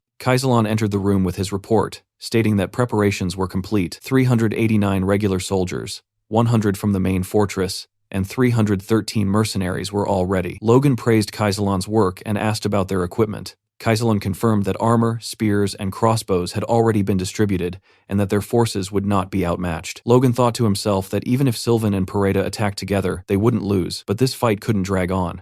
Drawing too much attention would attract the factions fighting over the throne, and Logan wanted the third prince to become king, since he was the only reasonable option. Logan then asked Kaisalon if there was any good news. Kaisalon nodded and said there was. Victor had awakened his strength and was waiting to report it personally. Logan immediately perked up and told him to bring Victor in. When Victor entered, Logan didn't let him speak and told him to show it instead. Victor focused, and gray smoke slowly wrapped around his body. Then his power exploded outward. Logan and Patrick were left speechless. Logan praised Victor sincerely and promoted him to knight on the spot, tearing up the slave document. Victor was clearly happy, though slightly annoyed when Logan added that the promotion itself would be finalized after the war. Logan burned the slave contract, knowing Victor only wanted to fight anyway. In his mind, Logan already had an opponent prepared for him. Logan told his father that they should respond to Sylvan. Patrick told him to skip all formalities and go straight for the throat.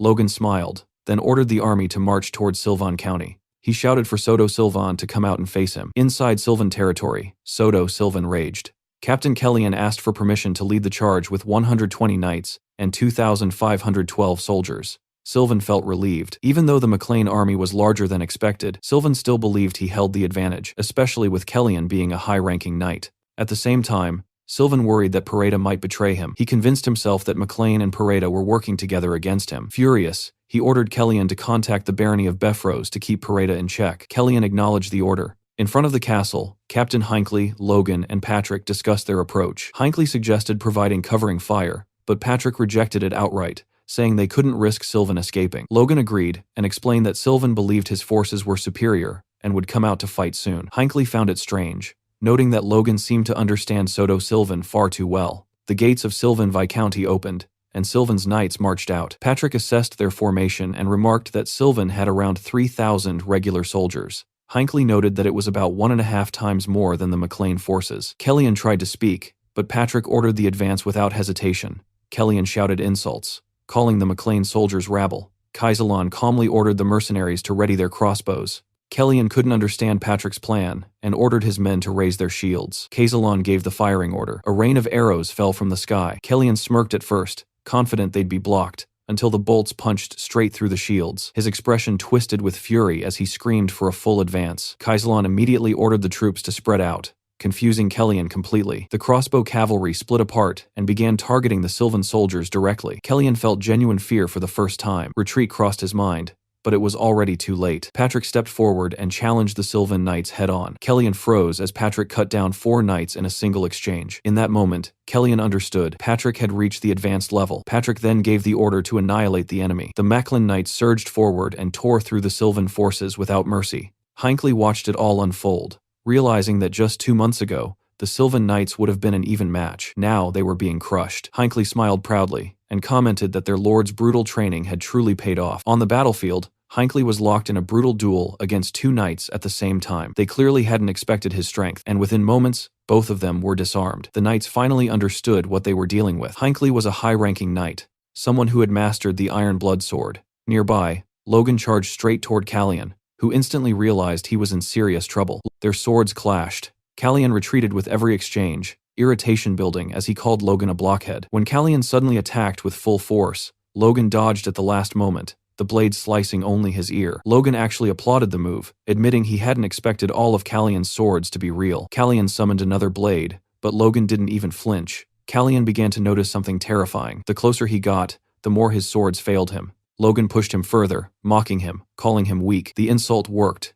Kellyan snapped and prepared to strike again. Logan closed his eyes, and something inside him shifted. His core evolved, becoming a 2-star core. He avoided Callion's attack effortlessly and reappeared behind him. From that moment, the fight completely tilted in Logan's favor. He landed a devastating blow, badly wounding Callion. The realization hit hard. Logan had become a high-ranking knight. Logan raised his sword and gathered his aura, preparing to end it. He bent his knees, poured raw power into his body, and leaped high into the air, choosing to finish the battle in the most overwhelming way possible. His aura surged as he unleashed his secret technique, the Divine Ripple. A massive wave of aura crashed forward. Callion tried to block, but it was pointless. The attack crushed him. The Sylvan troops immediately understood. The battle was over. Logan landed, standing tall, and shouted that the enemy leader had fallen. Moments later, Patrick announced the capture of Soto Sylvan and ordered all remaining forces to surrender. Logan smiled to himself as the outcome settled. After the war, Sylvan County had lost 42 knights and 1,223 soldiers.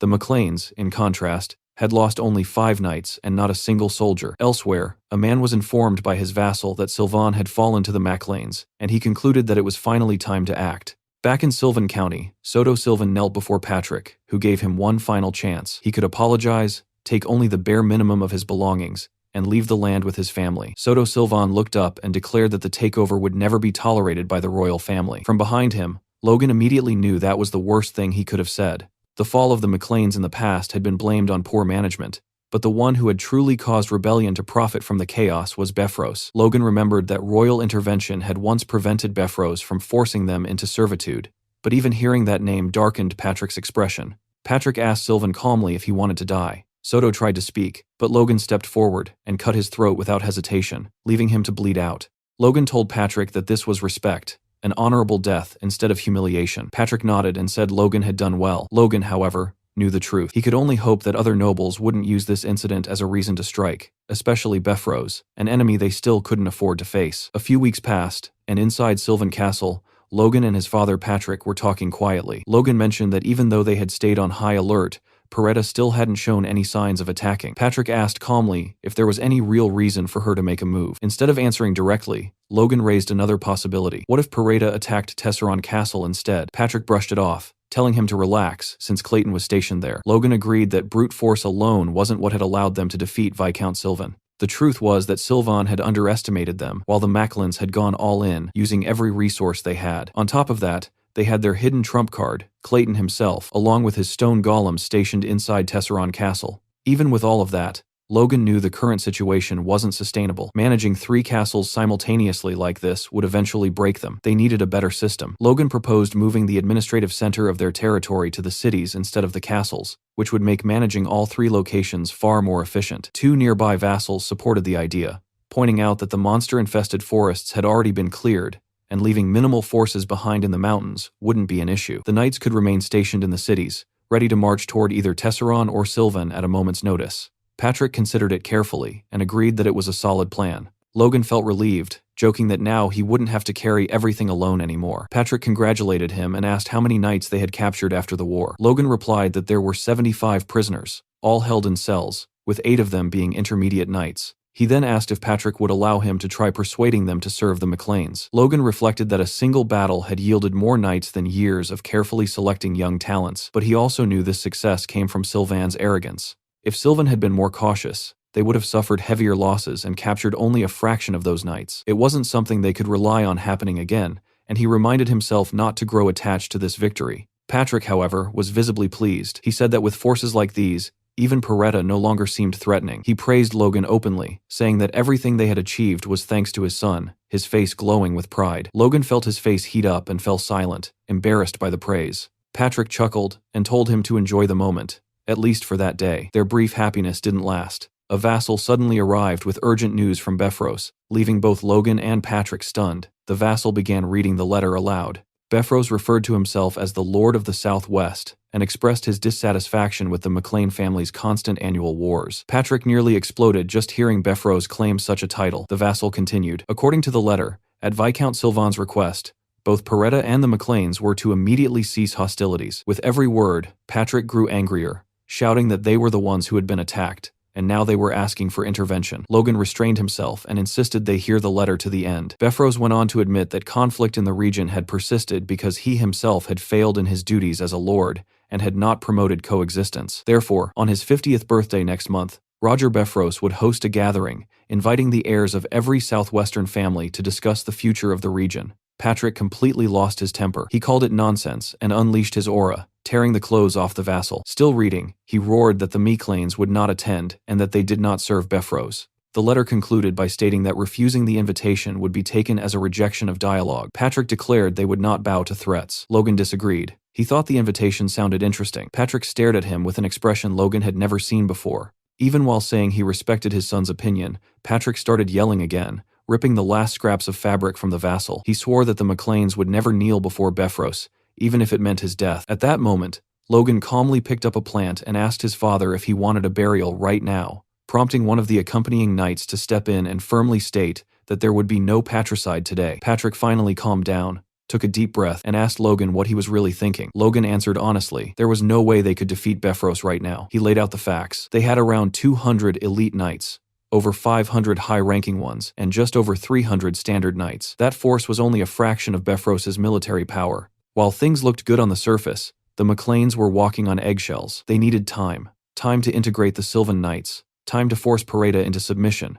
Time for Logan to master the third style of the Divine Sword secrets. And time for their forces to continue training. Patrick understood his reasoning, but warned that the Southwest was different. Unlike other regions, Befros couldn't openly demand loyalty from neighboring lords. Logan corrected him, revealing that during his time in the capital, he had learned that Purslin and Rothman had already sworn loyalty to Befros long ago. Patrick was left stunned by the revelation. Logan smiled quietly, satisfied that he had secured permission to attend. He reassured his father not to worry, saying he understood his own limits and that the trip would simply be a chance to see how their ancestral lands had changed. The next morning, back in McLean City, Logan was suddenly confronted by Hamar. Without any warning, Hamar asked if the rumor was true, if Logan was really being sold off to their enemies. Logan stared at him blankly, having no idea what nonsense he was talking about.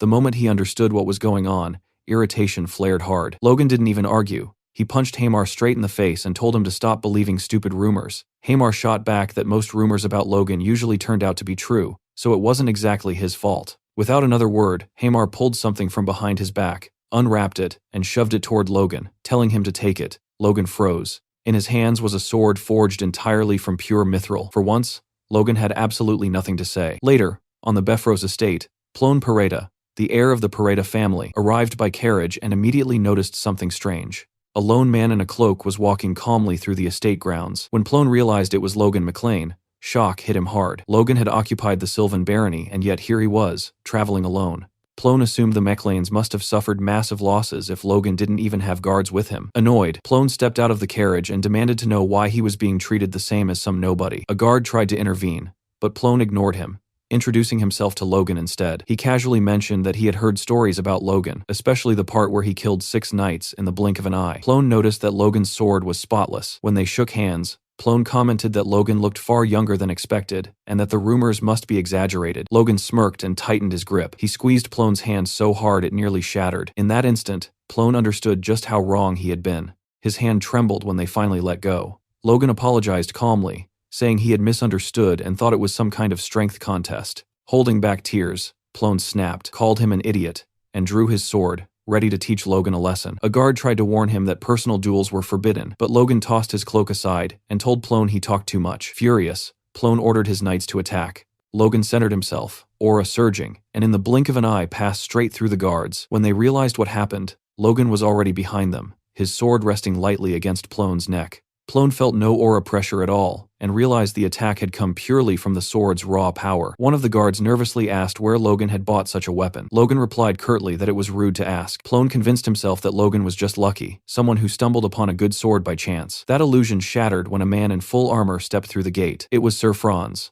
the Moonlight Knight, a knight so powerful that Befros would only send him for a serious reason. Sir Franz studied Logan carefully, asked if he was Logan MacLean, and openly expressed his surprise at seeing such a young intermediate knight. Plone and his knights were left speechless. Plone finally understood that Logan's strength wasn't just skill or luck. From the high-ranking level onward, power carried a unique presence that couldn't be hidden. Logan deliberately restrained himself, revealing only what was necessary to avoid drawing more attention. He placed a hand over his chest respectfully, and said he hoped to one day reach Sir Franz's level. Sir Franz advised him not to settle and to aim beyond that, to become a true superhuman. Sir Franz then escorted them inside, explaining that the heirs of Persalon and Ruffman had already arrived, and that everyone would wait until the banquet the following night. Plone tried mocking Logan again, pointing out that he had no party clothes and offering to lend him pajamas. Logan ignored him completely and asked a servant for his room. Internally, Logan thought Plone had no idea what position he was really in. Occupying the Pareda estate wouldn't be difficult at all. Looking up at the building, Logan remembered Plone's words. He decided he wouldn't remove his armor anyway.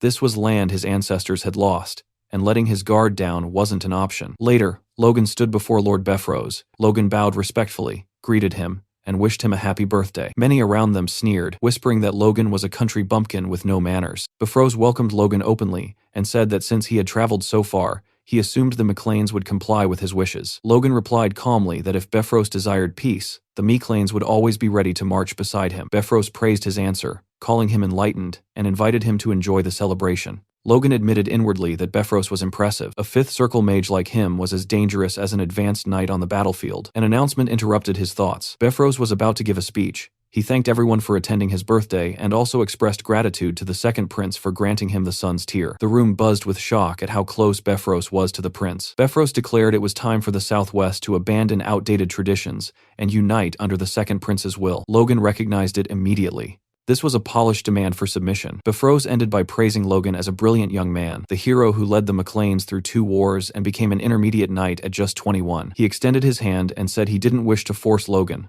only to make an offer. Count Valterman, the second prince's grandfather, was searching for talented youths like Logan to take as disciples. Logan was stunned, but replied honestly that he already had a master. Befrose asked if it was his father. Logan said no, explaining he had been trained by a great man and regretted having to refuse. Befrose laughed lightly, remarking that youth moves quickly, and said that the Flaming Heart Sword himself would soon arrive to offer guidance. He would extend the same offer to every heir present, and Logan could even invite his own teacher. At that point, Logan stopped caring about the lesson itself and focused on the real issue. Befrose was trying everything to bind the McLeans. Refusing again would be difficult, but Logan had already prepared for this. He thanked Befrose and said he couldn't refuse such insistence. Befrose smiled, saying this would be the first step toward uniting the Southwest. He revealed that Persalon and Ruffman had already agreed, and that he would personally gift them. Servants brought in a table holding 2 artifacts, a sword and a hammer. Logan immediately recognized their value, at least 12 million gold. Befrose called Ramon Persalon and Eric Ruffman forward. When asked to swear loyalty, both knelt.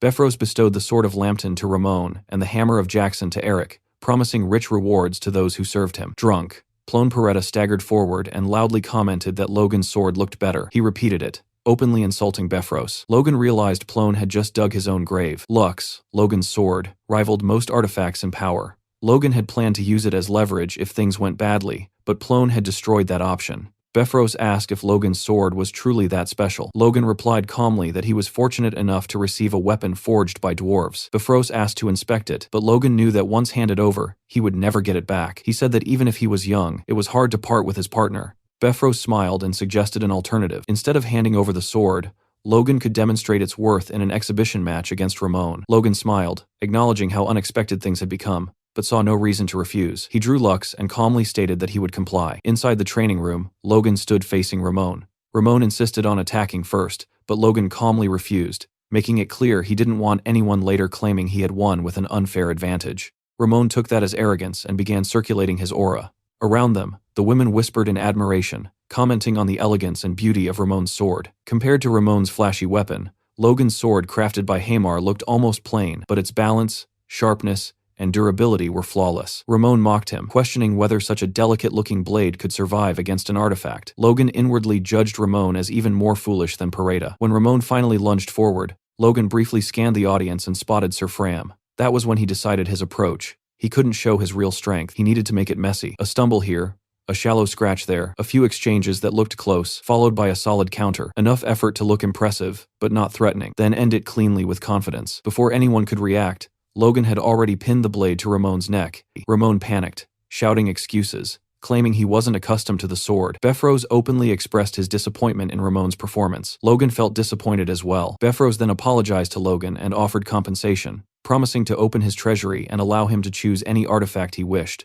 Logan immediately understood the motive. Befrose was trying to bind him, confident that whatever Logan selected could later be reclaimed. Before the situation could settle, a servant rushed in with urgent news. The Sword Duke had made contact to deliver birthday wishes. Befros froze. Felix Esperanza praised Befros as one of the kingdom's pillars and apologized for not attending in person. Befros responded politely, but then Felix noticed Logan standing among the crowd and asked if it was really him. The room fell silent. Befros began to sweat. Logan stepped forward, realizing his gamble had paid off, and respectfully addressed Felix as his master. Shock rippled through the hall. Logan knew then that asking for Felix's backing had been the correct move. As a neutral superhuman, Felix's wishes couldn't be rejected. Felix gave Logan a knowing wink and mentioned he expected to see him again in the capital. Logan bowed in gratitude. Befros looked like he was on the verge of collapse. The following day, Logan entered Befros's artifact vault. A guard informed him he had exactly 1 hour and could choose only a single item. Around 30 artifacts were displayed. Logan ignored the weapons entirely. Instead,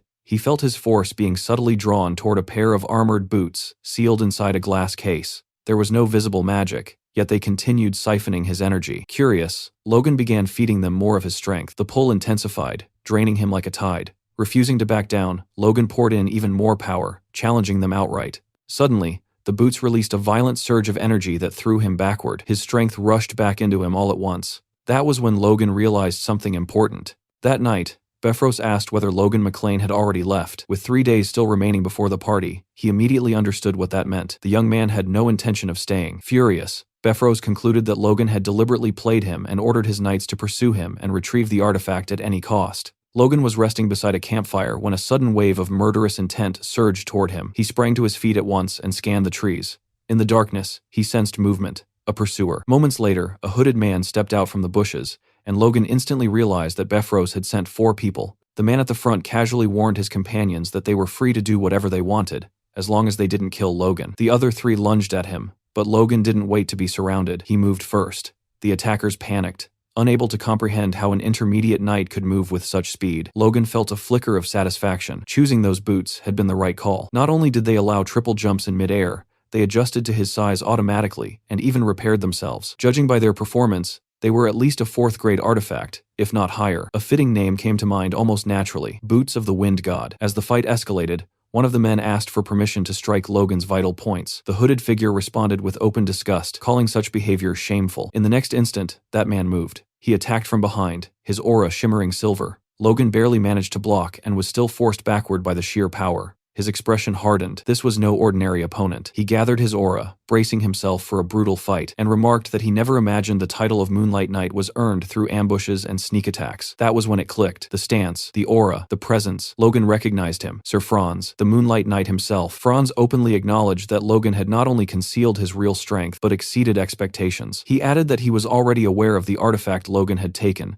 and declared that he would claim it as payment for the lesson he was about to teach. Logan scoffed, asking what kind of lesson that was, and pointed out that Sir Franz should be ashamed of the title he carried. Franz replied that this was precisely why the lesson would be harsh. As Logan studied his posture more closely, he realized Franz's stance resembled someone wielding a whip rather than a sword. Then Franz attacked. A blade of force lashed out, moving like a whip through the air. Logan blocked again and again, remarking internally on how relentless the assault was. He knew he couldn't last long like this. Deciding there was no room for hesitation, Logan pushed everything he had into his aura and maneuvered behind Franz, striking with full intent. The result shocked him. Not even a scratch. In that instant, Logan understood. He flipped backward just in time, narrowly avoiding another deadly blow. Franz questioned how Logan was dodging his attacks and wondered aloud if those movements were secret techniques from the Sword Duke. Logan didn't bother answering. If Franz was still standing, then the attack hadn't been enough. He realized that without the boots of the Wind God, he would have been forced to take those attacks head-on. Logan calmly told Franz that he wasn't using any secret arts and asked him to wait a moment, promising to show him a real secret technique. Franz,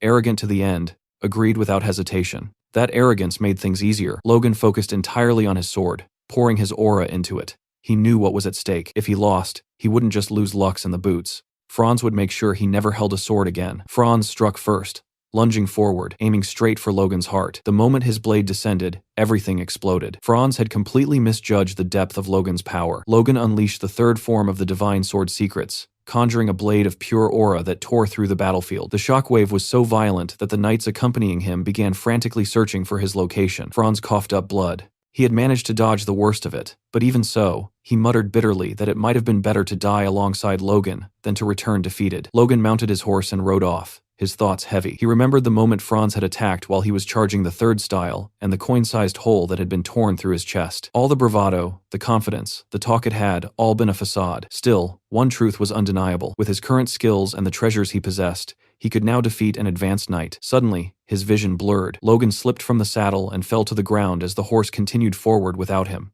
Back at the mansion, Rick and Dwayne were left speechless when Logan returned in tatters. They demanded to know what had happened. Logan casually said he had fallen off his horse. His battered appearance caused an uproar, but the matter was quietly set aside. Patrick was visibly ashamed, saying that Logan had endured all these hardships because the family lacked sufficient power. Logan reassured his father that they would soon repay everything in kind, but to do that, he needed to reorganize their forces. On the training field, Ronian swung his sword again and again, his movements sharp but restless. He remembered what Logan had told him before the war, that it would be easy, and that Ronian wouldn't be needed yet, that he should focus on polishing his skills. Back then, Ronian had accepted it, but now he couldn't stand being treated like a child anymore. He was just about to push himself harder when Logan suddenly interrupted him, telling him to take a short break. Logan then introduced the person Ronian would be training with from now on. Victor stood there wearing brand new, gleaming armor. Ronian asked if the armor fit properly, but his thoughts were elsewhere. Victor looked to be around the same age as him. Was he also a Force user? Logan confirmed it calmly, saying that Victor had recently awakened his Force and was the same age as Ronian, which would make him perfect motivation. Ronian then asked what Logan meant by training together, and Logan answered without hesitation, fighting. The two stared at each other, tension rising instantly. Logan gave the signal, and Victor moved first, aiming straight for Ronian's neck. Ronian barely dodged and immediately realized what was happening. Victor was using the Iron Blood Sword. That was enough. Ronian charged forward, determined to take him down. Victor sensed the danger just in time. Ronian unleashed a powerful wave of energy, but Victor leaped high into the air and avoided it, preparing a counterattack. He slammed his sword into the ground, creating a crater, but Ronian slipped away at the last moment and called him a monster. Victor didn't even flinch. Logan burst out laughing, asking Ronian who exactly he was calling a monster. Ronian reset his stance, deciding he would go all out. Victor smiled, completely relaxed. Watching from a distance, Logan felt satisfied. His judgment had been correct. The two had natural synergy. Victor had fully absorbed the Iron Blood Sword and was adapting it to his own style, while Ronian, already experienced, fought freely without being chained to rigid forms. Ronian shouted that Victor wasn't allowed to use punches. Victor replied that anything was allowed in a real fight, making Logan laugh again. Logan told them not to push too hard, and thought to himself that there were still 7 years before the Empire's war began. Ronian and Victor would be ready in 5 or 6. He briefly wondered how terrifying Victor would become if he learned the Divine Sword secrets, but that would require a proper catalyst to keep him close. Later, inside Logan's office,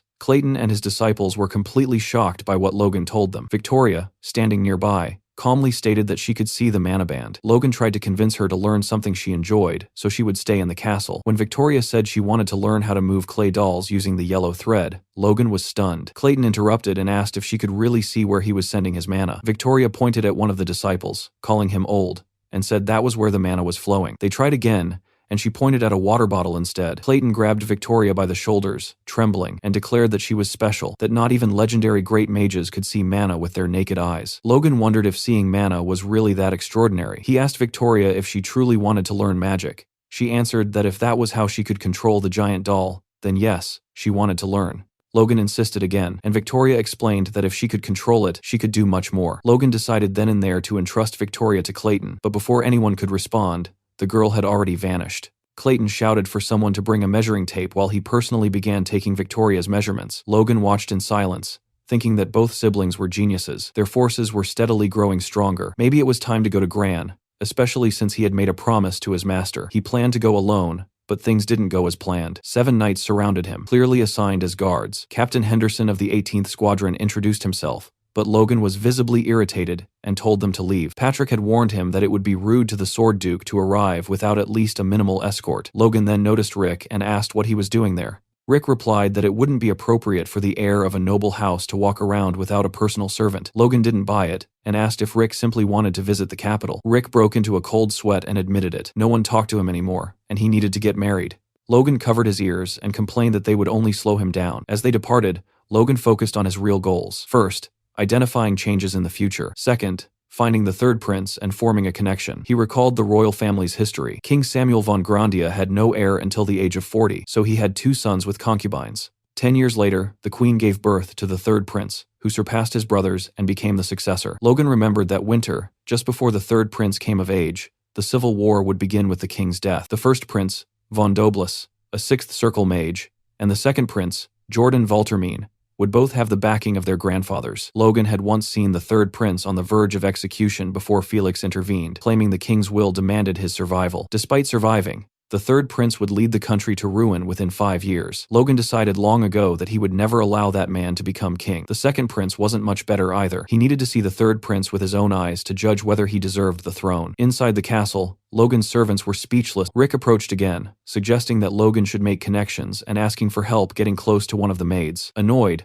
Logan smacked Rick on the head, knocking him to the ground. A man then arrived to escort Logan and introduced himself as Lewis Ryan, the Duke's supervisor. Logan recognized him instantly. In his past life, Lewis had given him the divine sword secrets and told him to memorize them and pass them on to someone worthy. Logan couldn't remember anything else Lewis had given him. Lewis led him to the office and said the Duke was waiting. As Lewis turned away, a voice called out. Logan smirked faintly and turned around, planting his feet in the opposite direction. He commented casually that it felt very nice to see him again, and that he was genuinely glad to see he looked as good as ever. It quickly became clear that Logan was addressing the Sword Duke and his wife. The Duchess acknowledged Logan's presence, saying she had heard quite a lot about him from Felix. She told Logan that they owed him immensely. Logan replied politely, saying it was nice to finally meet her and congratulated her on the birth of her child. The Duchess smiled and said that, since they were already talking about that, there was something she wanted to ask him. Logan answered calmly that he was open to anything she wished to ask. She gently placed her hands over her stomach and asked Logan if he would choose their baby's name.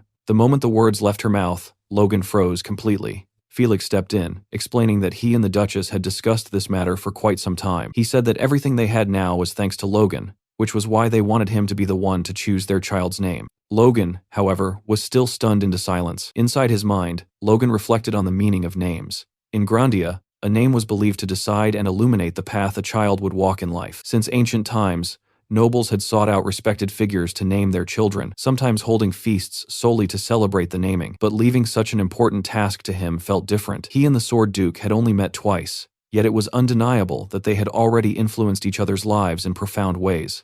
Logan realized how heavy the responsibility was, but at the same time, he saw no reason to refuse. Logan finally spoke and said that it would be an honor for him. Hearing this, both Felix and the Duchess were overjoyed and thanked him sincerely. Felix then turned to his wife and gently told her to go rest, reminding her that she was with child and should not strain herself. The Duchess protested lightly, saying that manners still mattered and that this was an important request. Felix glanced back, thinking to himself that this arrangement was beneficial for Logan as well. After all, being known as the one who named the Sword Duke's child was no small distinction. With some effort, Felix managed to escort his wife out of the room. Once the wooden door closed behind her, he leaned against it and sighed, admitting that he was never very good with words. He then turned his attention back to Logan and said that they should talk about their bodies. Logan looked confused, not understanding what Felix meant by that. Felix studied him closely and said that he was surprised by how quickly Logan's force had grown. In such a short span of time, his progress was abnormal. Felix concluded by saying that he wanted to see just how strong Logan had become now.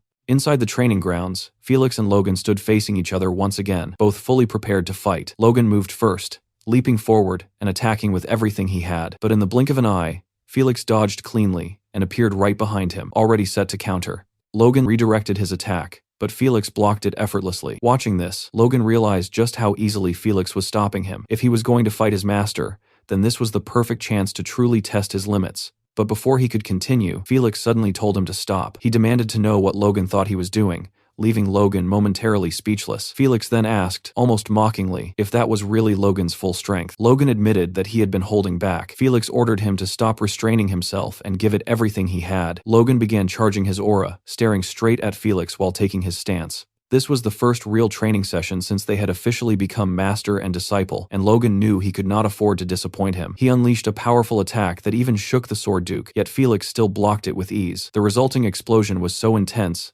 that the two of them vanished behind the blinding light. Logan thought quickly. After using the rippling divide, there was only one move left. He gathered his strength and launched the killer iron slash straight at Felix. Felix scoffed, calling it nonsense, which shocked Logan. In the next instant, Felix had already dodged the attack, moved behind him, and placed his sword against Logan's neck. He remarked that with strength this weak, Logan would probably collapse after just 2 moves. Felix then kicked Logan's knee, sending him crashing to the ground. Standing over him, he asked whether wasting his force like an idiot was all Logan knew how to do. Logan clenched his sword tightly, anger flaring. Being told that his Divine Sword Secrets combination was idiotic enraged him, especially since he had used that very combo to wound the Moonlight Knight. Felix stared him down and demanded that Logan show him everything he had, his real swordsmanship, warning him not to disappoint him again. Gritting his teeth, Logan promised he would demonstrate properly this time. He leaped backward and prepared another attack, once again charging the killer Iron Slash. But Felix looked completely unimpressed and told Logan he had misunderstood him. Felix moved so fast that even Logan couldn't track him. One moment he was there, and the next he was gone. Logan didn't even hear footsteps. He panicked, wondering where Felix had disappeared to. In the next instant, Felix appeared behind him, and Logan felt fear crawl up his spine.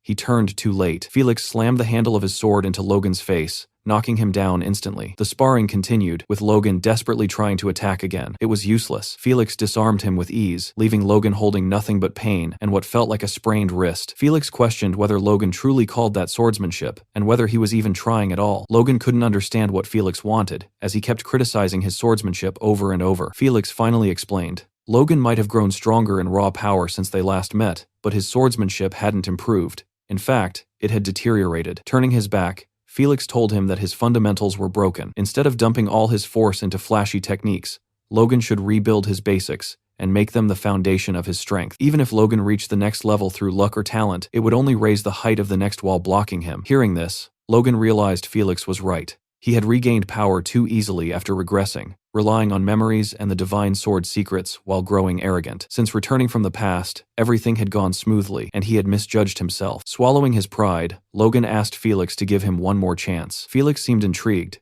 As he turned around, Logan had already taken his stance again. He begged for one more opportunity, saying he would rebuild his fundamentals from scratch. But it was pointless. Moments later, Logan lay unconscious on the ground. Two knights rushed in, declaring Logan an emergency patient who needed to be taken to the medical ward immediately. Louise and Felix watched silently from the training grounds. Felix told Louise that swordsmanship is learned through the body, and the more it hurts, the better the lesson sticks. Louise commented that Felix seemed to have taken a liking to Logan. Felix replied that Logan was wasting his talent, but he respected his determination nonetheless. Just then, someone interrupted them, apologizing for intruding. Rick stepped forward, introduced himself as Logan's servant, and handed Felix a letter. Felix noted that the sender was Baron Meeklane, Logan's father, and remarked that the message could have been sent magically. Rick explained that it wouldn't have been appropriate for Logan to know about it. Felix opened the letter and began reading. Patrick formally addressed Felix as Count Esperanza, expressing deep respect and stating that he was making a request. He acknowledged that the McLeans were already indebted to Felix for a favor they could never repay. Thanks to the secret Felix had given them,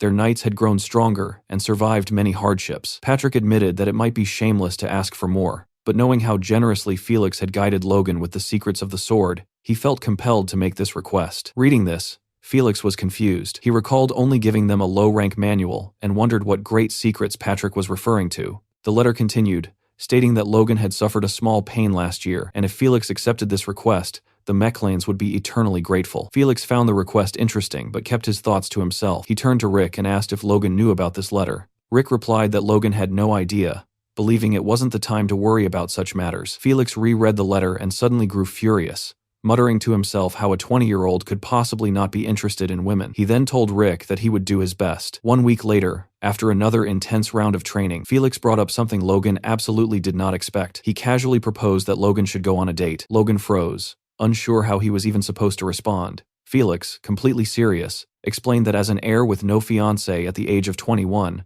Logan's situation was frankly shameful. Because of that, Felix said he intended to find him a suitable match. Logan immediately questioned this, asking whether Felix hadn't wanted him to focus entirely on training while he was here, and why this topic had suddenly come up out of nowhere. Felix replied calmly that a peaceful heart was essential for proper training. He said this was something he himself had only truly understood after meeting his wife. Logan, however, was busy thinking about everything he wished he could say in response. A war was going to break out in just a few months, and he simply didn't have the time or mental space for engagements or romance. Still, he asked Felix again why he had decided to bring this matter up now. Felix admitted that he had received a request, and more importantly, that he was worried about the future of his beloved pupil. That answer only made Logan more uneasy. He asked directly whether the request had come from his own family. Felix confirmed it had, explaining that his family was naturally worried, since a grown heir should already be engaged by now. Logan thought the whole thing was pointless, but he also knew he couldn't outright ignore his teacher's words. In the end, he lowered his head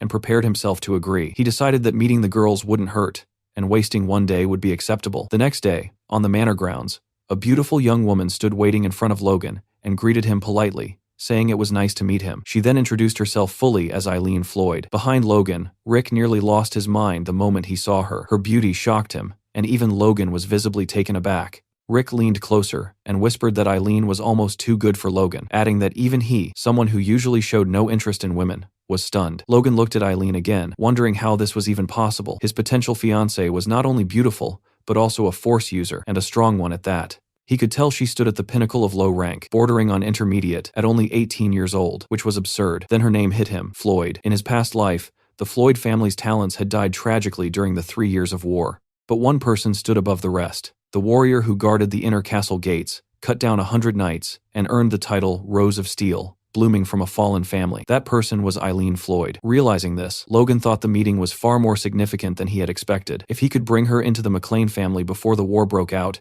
it would change everything. He even considered that if this became a proper marriage instead of a simple engagement, he could use that to bring her to McLean immediately. But he had never heard of nobles marrying their fiancée just months after meeting, and he wasn't sure what to do. Eileen looked at Logan, a bead of sweat forming on her cheek as she prepared to speak. Eileen asked Logan whether he had also been forced to come here. It seemed like a fair question, but Logan wasn't really listening. She continued, saying she understood the embarrassment of the situation and that she didn't want to waste any time. She stepped closer and told him directly that they should go and spend some meaningful time together. A memory surfaced. Shifting to what looked like the Floyd family's training grounds, Eileen was speaking with her father, asking whether he still hadn't given up on finding her a fiancé while she was taking a break from sword training. Count Robert Floyd replied that her beauty alone still made her desirable, and that this time the recommendation had come from Felix Esperanza himself. Hearing that name, Eileen immediately realized he meant the Sword Duke and found the situation interesting. Robert explained that the potential match was Felix's own pupil. Not many people knew that yet,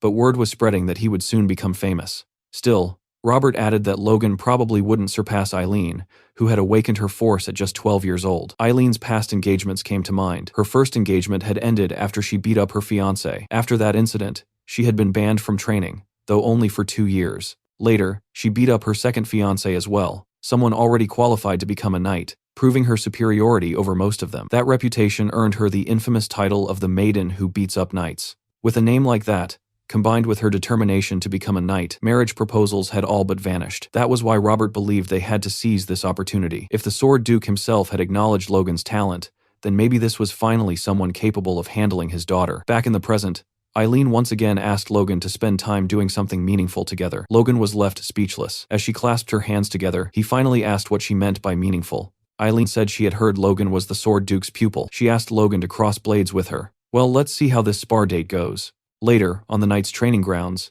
it was clear that both of their servants had already heard what was happening. They were completely baffled by the situation, and kept begging the two of them to stop this madness, before it turned into something serious.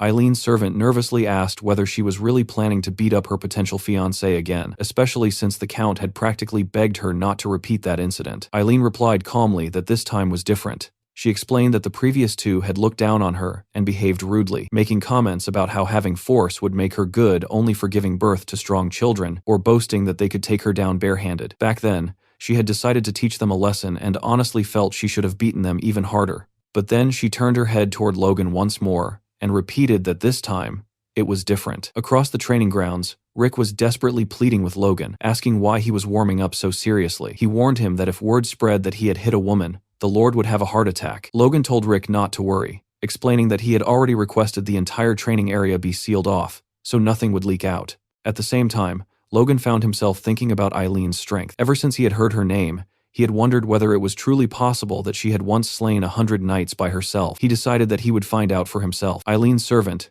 realizing there was no stopping this, shouted for her to make sure she won. As Eileen took a deep breath and prepared for the fight, Rick and her servant could be seen arguing in the background. Rick kept insisting that she had no idea how skilled his master was, while her servant shot back that he had no idea how skilled her young lady truly was. When Eileen approached Logan, she told him that she had been training alone for 10 years. She warned him that she had already beaten a knight before and hoped he wouldn't underestimate her. Logan replied calmly that he had no intention of underestimating her at all. In fact, he told her plainly that he wouldn't go easy on her, and that he hoped she would understand if he was a little harsh. Hearing that, Eileen unexpectedly began to blush. The two of them faced each other, their stances completely different. Logan stood with his sword pointed directly at Eileen, while Eileen held her sword angled downward behind her. In the next instant, she launched herself forward and attacked. Logan easily blocked her strike, countered immediately, and struck her down. With just a single exchange, Eileen was sent to the ground. Logan informed her that he had only used the flat side of his blade. As Eileen tried to push herself up,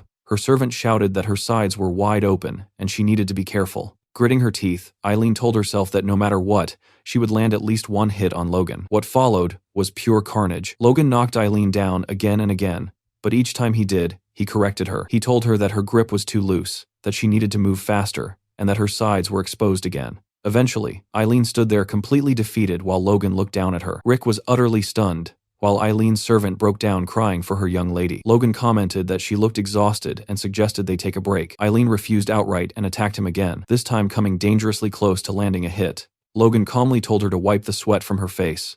As he stopped her attack once more, Eileen realized that even a sneak attack wouldn't work on him. Still, Logan praised her for trying. That praise left Eileen frozen in place. She stared at him, wondering why he wasn't angry at all. Logan then told her that she needed to move more concisely and promptly smacked her on the head. Eileen looked up, tears welling in her eyes, and admitted that Logan was not someone to mess with. Looking down at her, Logan realized that her bad habits made it obvious she had truly learned swordsmanship alone. Yet despite that, she had improved noticeably with only a few pointers. That alone proved she was genuinely talented. He thought that she still wasn't using her full potential, and wondered if this was exactly how Felix had felt when watching him. Suddenly, Eileen let out a fierce battle cry and charged again. This time, she changed her approach, weaving from side to side instead of attacking head-on. Logan acknowledged that her footwork was interesting and far better than her earlier straightforward charges. When she attacked again, he blocked it just as easily. Frustrated, Eileen shouted that no matter what she did, Logan kept deflecting everything. In the next instant,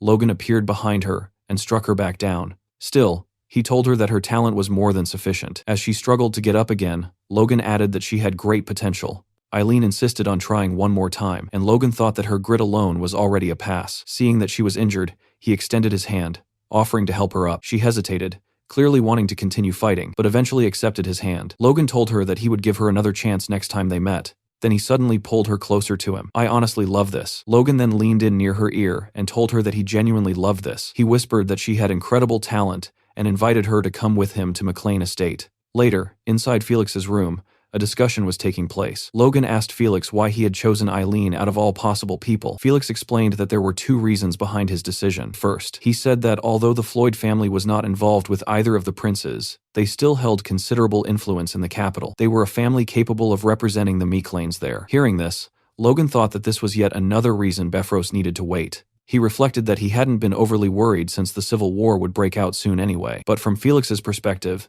this choice made perfect sense. Felix then stated that the second reason was far more important. Logan fell silent, ready to listen. Felix admitted that he had been curious to see what would happen if a wild guy like Logan met a troublemaking maiden like Eileen. What he hadn't expected was for Logan to actually like her that much. As Felix laughed his ass off in the background, Logan thought that his master could be quite strange at times. Still, good was good. Felix told Logan that he had seen how his face turned red when he met Eileen and said that Logan finally looked like a boy his age. Logan didn't quite understand what he meant. Felix stood up from his chair and told Logan that he didn't know how heavy the burden on his shoulders truly was. Someone as young as Logan, wearing the expression of a man who had been holding up the entire world, wasn't easy to watch. Felix told him that he could share that burden if he wanted. He should open his heart more, trust the people around him, and allow himself to relax. Felix admitted he might be overstepping, but from everything he had heard, Eileen could give Logan the breathing room he needed. Logan wanted to tell Felix that his burden was something only he could carry, but Felix interrupted him, warning him not to wait too long to have a child, speaking from experience. The next day arrived with beautiful autumn weather outside. Inside, however, Logan was sparring with several of the knights he had brought with him. As the knight he was fighting lost his balance, Logan asked him why he failed to block that attack and told him to keep his focus next time. Logan reflected that it had been 3 weeks since he arrived in the capital. Aside from that single date, he had spent every day training or sparring with these knights, which still counted as training in his mind. He wondered why he felt more pressure from them now that they were in the capital, and briefly considered whether he might have beaten them up too much. Henderson looked at Logan with an expression that was hard to describe, perhaps appreciation, maybe even admiration. Earlier that day, the Knights of Esperanza had sparred with the McLean Knights, and Henderson's group had lost. One of Felix's knights commented that the Esperanzas required their knights to be mid-ranked, and said that people like Henderson should still be learning how to swing a sword. He added that Henderson might have potential, but his companions should find trainees to spar with next time. They also remarked that sparring on the first day showed excessive enthusiasm, which Henderson found strange. Henderson then told his companions that the Esperanza Knights were strong, but not as strong as the Iron Blood Sword. His friend agreed, and recalled Logan telling them that he had received the Iron Blood Sword from the Duke himself. That made them wonder whether those knights were using a weaker sword style. Henderson began to suspect that Logan hadn't received the technique from the Duke at all, but had created it himself. Regardless, they believed their young master had bestowed them with skills superior even to the Duke's. Overwhelmed, they fell to their knees, calling Logan their great young master. Back in the present, Henderson and the others were staring at Logan, making him uncomfortable. He turned his back, thinking he wasn't sure what was going on with them, but since they weren't causing trouble and were focused on training, he let it be. Elsewhere in the capital, a wooden sign declared that the M. Klein special product was on sale. The man holding the sign was none other than Philip, shouting that this was a rare opportunity to buy the essential vanity product that had once made nobles gasp. He approached a man, claiming he could see worry on his face and assuring him that his medicine could solve all his problems. Then he shouted at another young man, saying he looked just like his master, only to realize that the person in front of him was actually Logan, who was visibly pissed. Philip immediately began bowing and explaining that there were too many competitors. In reality, he wasn't bowing at all. Logan was sitting on his back while Philip was forced to do push-ups, Logan commenting that his form was slipping. Logan told Philip that he would ensure he earned even more money, so there was no need to resort to such ridiculous sales tactics. Logan got off his back and told Philip to stand up, saying he had another business for him. Philip asked what kind of business that was. Logan introduced him to the Knights, explaining that they were the 18th squad of the McLean Knights and would be guarding him. Captain Henderson greeted Philip respectfully, saying it was an honor to meet him. Philip, confused, asked why he needed guards, 6 of them, no less. Logan told him not to worry, as it was simply a larger version of the business he was already running. He then instructed Philip to acquire as much weaponry, war horses, and lumber as possible before the year ended. Philip was stunned. He exploded, asking whether Logan was planning to wage another war. Logan calmly denied it, saying he was only being cautious. Philip nearly said that every time Logan claimed that, they ended up in a war, but stopped himself, fearing bad luck. Philip then asked about the budget. Logan replied that it was 30 million gold, and told him to get as much as possible within that amount. Philip thought Logan had gone insane. Logan, meanwhile, recalled the war with Sylvan and what he had learned. If they increased the number of crossbow cavalry, soldiers could take on low-ranked knights. Individual soldiers could defeat groups of force users. If successful, it would change battlefield norms. It might not rival the Empire's crossbows from his previous life, but it would come close. Philip argued that Logan didn't understand how markets worked and that he wouldn't be able to acquire even half of what he wanted. When Logan asked why, Philip explained that sudden demand would skyrocket prices, especially horses. More money didn't mean horses would suddenly be born in triplets or ponies would grow faster. Logan wondered if he had made the request too late, and thought it should have been fine before the war. Philip accused him again of planning another war, which Logan denied. Philip held up 3 fingers and explained that prices would likely triple. Logan accepted that it couldn't be helped. Philip thought that had worked, but Logan added that it would be fine to go up to double the current market price. Philip realized Logan wasn't backing down, and that prices would still likely triple. When Philip tried to argue again, Logan interrupted him. He promised that if Philip managed to buy supplies for less than double the market price, he would receive a bonus equal to 3% of the difference. Philip froze and asked how much that would be. Logan calmly explained the percentage. Philip was stunned, and promised to do his best. Henderson quietly wondered if 3% was a lot, since numbers had never been his strength. Philip, overjoyed, began massaging Logan's shoulders, while Logan thought that money really did solve everything. He reflected that he had gained valuable insight into training from his teacher, and had unexpectedly gained Eileen as well. Things were going well. Still, one issue lingered in his mind: King Samuel. There was still no bad news. No sign of internal conflict. Logan could only wonder whether the king's death had truly been sudden. His next step was to earn his teacher's full trust. He thought it would have been better to meet the third prince, but forcing that encounter would look suspicious. Felix's child would be born soon, and after naming him, Logan planned to return to the McLean estate with Eileen. Later, Felix informed Logan that His Majesty had summoned him, and that Logan would need to accompany him. Hearing this, Logan was left momentarily speechless, unsure of what awaited him. At the gates of the royal palace, a guard verified Duke Esperanza's identity, and allowed Felix and Logan to proceed toward the throne room. As they moved forward, Logan wondered why the king would want to see someone like him. After all, he was merely the son of a countryside baron, a nobody in the eyes of the royal court, and ordinarily someone who would never be granted an audience with the king. Noticing the unease on Logan's face, Felix asked if he was worried. Logan snapped back to attention. Felix reassured him that there was nothing to fear, explaining that His Majesty simply wished to see Felix's pupil. He added that the king valued talent above all else, and that this meeting would only benefit Logan, not harm him. Logan nodded, saying he understood, but his thoughts drifted elsewhere. He looked up at the palace towering above them and remarked that even the empire had hesitated to destroy it, ordering instead that it be preserved. That was the beauty of Grandia. After the war with the empire, the palace had been designated as the kingdom's headquarters, a symbol of both pride and defiance, its beauty matched only by the trouble it had caused. Logan thought quietly that such a future should never be allowed to repeat itself. The massive doors of the castle opened, revealing walls draped in countless banners. Felix and Logan passed through an ornate hallway, richly decorated, until they arrived before another tall wooden door. Entering the throne room, both men knelt. Felix saluted respectfully, greeting the master of the nation. The elderly, bearded king addressed Felix as an old friend, and remarked that he had told him many times there was no need for such formality. Felix replied that if those in high positions abandoned responsibility and courtesy, then who would uphold them? The king laughed softly, saying Felix was as unwavering as ever, and that such consistency reassured him. The king gestured for Felix to raise his head, then said he wished to see the face of Felix's pupil as well. At that moment, Logan fully realized who stood before him, the king of Grandia, Samuel von Grandia. In later years, history would come to know him as the worthless king. Observing him closely, Logan thought the king looked healthy and strong, which explained why no one had expected his death. Had the king shown even the slightest weakness, the power struggle would have been resolved early, and the civil war might never have occurred. To Logan, things were still unfolding exactly as he remembered. The king studied Logan and commented that he seemed to possess the grit necessary to be taught by Felix. He added that Logan was the first young man who had ever stared at him so intently. Startled, Logan immediately lowered his head and apologized. The king waved it off, telling Logan there was no need to adopt Felix's excessive manners, and that he quite liked energetic youth. Felix stepped in, stating that Logan's strength matched his will, and that his courage and wisdom, proven by leading his territory to victory despite overwhelming odds, made him a solid foundation for the kingdom's future. The king agreed, saying Logan was indeed worthy of being Felix's pupil. Curious, he asked how the two had first met. Felix brought up an old wound from his past, one dating back to his days as a knight. After hearing the full story, the king burst into laughter, calling it a most curious twist of fate, one he never would have imagined. Turning back to Logan and addressing him by name, the king left Logan at a loss for words. The king then said something that stunned him even more. He expressed his deep gratitude to Logan. Samuel explained that he had long felt indebted to Felix because of that wound,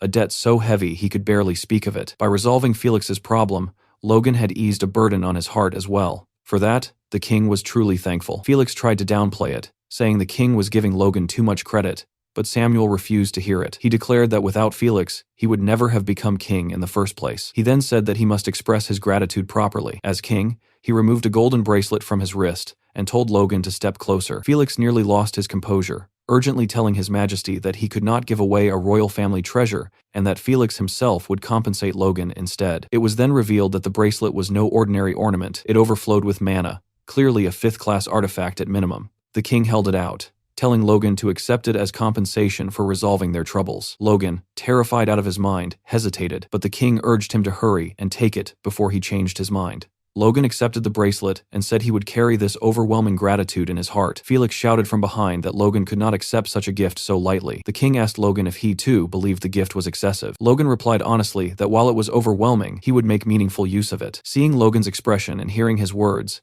the king concluded that Logan's ambitions might surpass even his teachers. Felix looked like he was on the verge of collapse. Finally, the king extended his hand and said that this meeting was the result of a good connection, and that he hoped the gift would deepen that bond in the future. Logan lowered his head as Samuel instructed him to serve his teacher as faithfully as the sky itself, and to work for the nation just as Felix had. Logan thought quietly that he wasn't sure whether what he was about to do was for the nation or for himself, but one thing was certain: he would stop the empire at all costs. Logan knelt once more before the king and declared that he would gladly carry out his duty. After their meeting with the king, Felix and Logan strolled through the palace gardens together. Felix remarked that His Majesty must have grown quite soft. He said that the king was never the type to speak so much, nor was he someone who would normally request a personal meeting with Logan. These unusual behaviors worried Felix, making him suspect that the king might be hiding concerns deep in his heart. Hearing this, Logan told Felix not to worry. He explained that although the meeting had been short, he could tell that if the king truly had a problem, he would have told Felix immediately. Since he hadn't said anything, it was likely an issue Felix didn't need to concern himself with. After hearing this, Felix looked visibly calmer and smiled. He admitted that Logan was right and said that he must have become more prone to worry with age. He added that his heart had wavered, simply because his pupil had accepted a royal treasure so casually. Hearing this, Logan began sweating, unsure how to respond. Felix then told Logan that the bracelet he had received was called the Bracelet of Regeneration. It was an artifact imbued with 5th-class magic specializing in rapid healing. Because it contained only a single enchantment, its effect was extremely potent, comparable to the holy spell of a high-ranking priest. Hearing this, Logan immediately grasped the bracelet's potential. A spell of that level could turn fatal wounds into mere scratches. The bracelet possessed regeneration power at the highest possible tier. Felix said that knowing Logan now possessed such an item put his mind at ease. Logan replied that it was all thanks to Felix. However, Felix interrupted him and said that now he could push Logan to the brink of death, confident that the bracelet would simply repair him afterward. He told Logan to prepare himself. Until seeing this side of Felix, I had believed Logan was the only madman in Grandia, but it seemed Felix might surpass him. At that thought, Logan looked like he was about to wet his pants. Still, he believed this would help him grow stronger. He told Felix that he would do his best to meet his expectations, as the harder he trained, the more progress he would make. It soon became clear that Felix was keeping his word.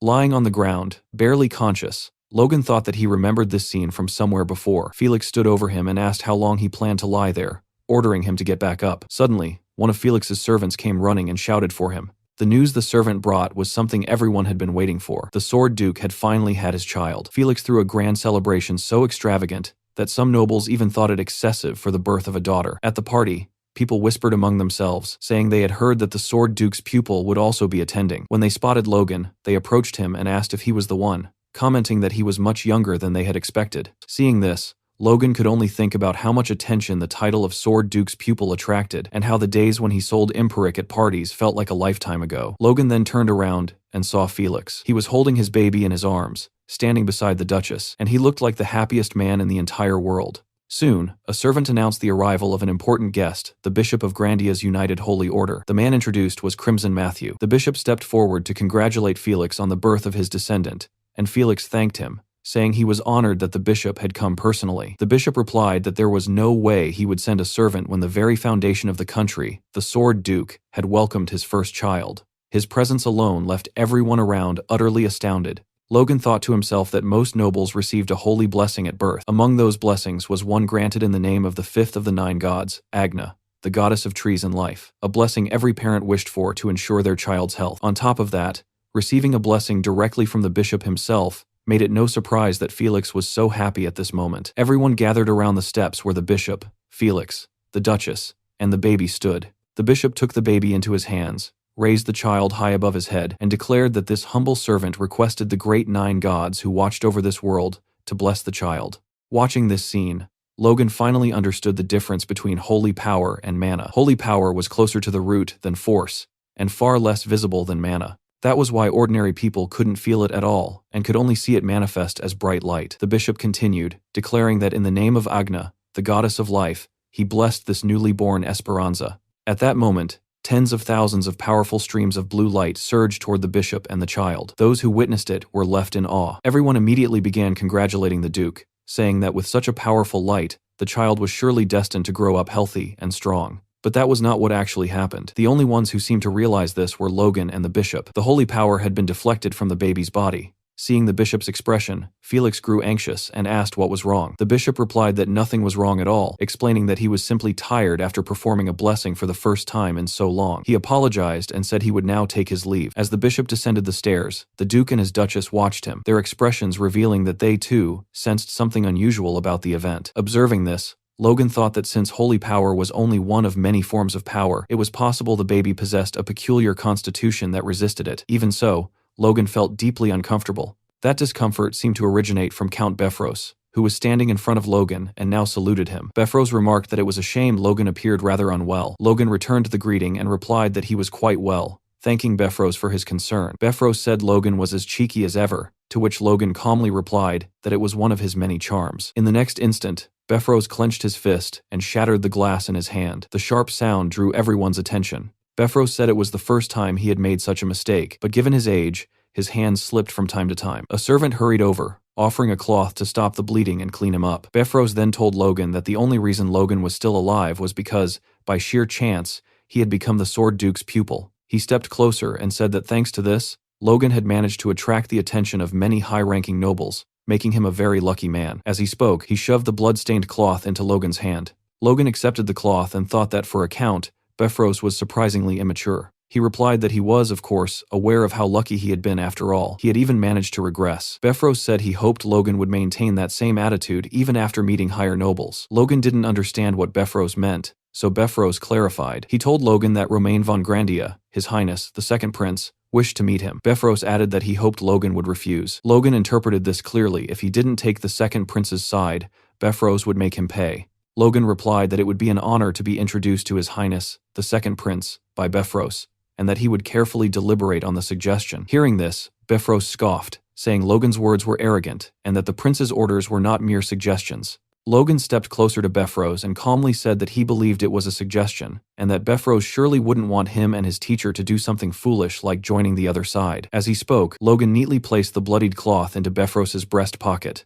Befros clenched his fist and told Logan that he would soon notify him of the date. He warned that if this was another one of Logan's deceptions, then Logan would be paying a debt far greater than he could imagine. Logan simply smiled from within the crowd and said he would be waiting for Befros's message. As Befros walked away, Logan thought that Befros could run his mouth all he wanted for now. Once the civil war began, Befros wouldn't even have time to think about him. There were only a few months left, and all Logan had to do was delay meeting him until then. Logan also thought that despite having power comparable to a Margrave, Befros was acting as nothing more than a messenger for the second prince. In that sense, Count Befros had already become a laughingstock. It turns out that Befros was in conversation with Jordan Valtermine, the Blazing Heat Sword, one of the kingdom's 5 dukes, a superhuman aura wielder, and also the maternal grandfather of the second prince. Jordan briefly noticed Logan, but only for a couple of seconds before turning his head away. Logan immediately understood that he was being openly ignored. To someone like Jordan, Logan simply wasn't worth acknowledging. After all, the real target here was never him, but Felix. While Logan was still thinking about this, a man approached him from behind and spoke softly, addressing him formally as young Master Logan. Logan turned and saw Lord Veron Kairos, his uncle. Veron laughed warmly, clearly pleased to see Logan, commenting on how long it had been since they last met and how proud he felt seeing Logan all grown up. Logan, however, asked him bluntly what nonsense he was spouting. Veron Kairos was his mother's elder brother and the successor of the Kairos family, a house tied to the Macklins through marriage. Yet Logan couldn't recall Veron ever truly acting like an uncle. A memory surfaced from Logan's childhood, where he had once called Veron uncle during a gathering, only to be mocked and warned not to overstep his place. Back then, Veron had looked down on him like he was nothing more than filth. Back in the present, Veron explained that even if they lacked direct blood ties, the world still recognized the Kairos and Emclane families as bound by marriage. Logan coldly asked whether those ties hadn't already been severed. Veron laughed, telling him not to use such harsh words, insisting that mistakes were made in the past, but kin was still kin. He reminded Logan of the support the Kairos family had supposedly given the Macklins over the last decade, and asked if Logan truly couldn't overlook a single mistake. Logan recalled his mother's face during the Tesseron attack, when the Kairos family had turned their backs and abandoned them. He replied that if that mistake hadn't involved closing their eyes while their own kin fell off a cliff, perhaps he could have forgiven it, but not now. Veron felt insulted, thinking Logan had grown far too bold after gaining a little fame. He judged Logan as reckless, still acting without thinking. To Veron, manipulating someone like him shouldn't be difficult. He then admitted that what his family had done was indeed unforgivable, and offered a formal apology on behalf of the Kairos family. Logan calmly told him that Veron seemed well aware it was far too late for apologies.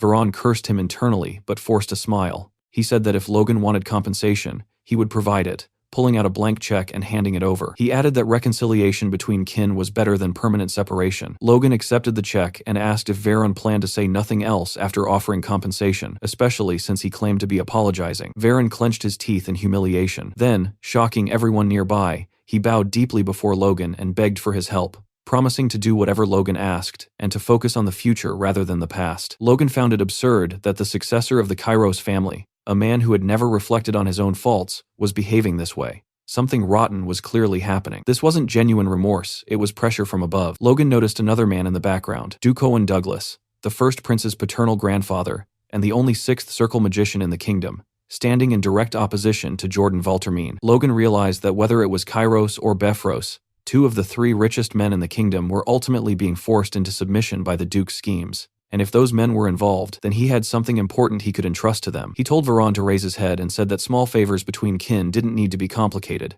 asking if Veron agreed. Logan leaned closer and whispered something into Veron's ear, Veron initially thanked him, but as the request sank in, his expression collapsed into despair. Logan, meanwhile, wore a wide grin. Logan told him that if he fulfilled this single request, arranging a meeting with the first prince would be simple. Veron nodded in defeat, saying he understood and would do exactly as Logan wished. At that moment, a voice interrupted them, calling for everyone's attention. It was Lefman, a vassal of the Esperanza family, announcing that the most important ceremony of the celebration was about to begin. With the safe arrival of the young lady, it was time to welcome the person who would grant her a name. As Lefman prepared to announce it, he hesitated and turned to the Duke and Duchess for confirmation, still unable to believe it. They nodded.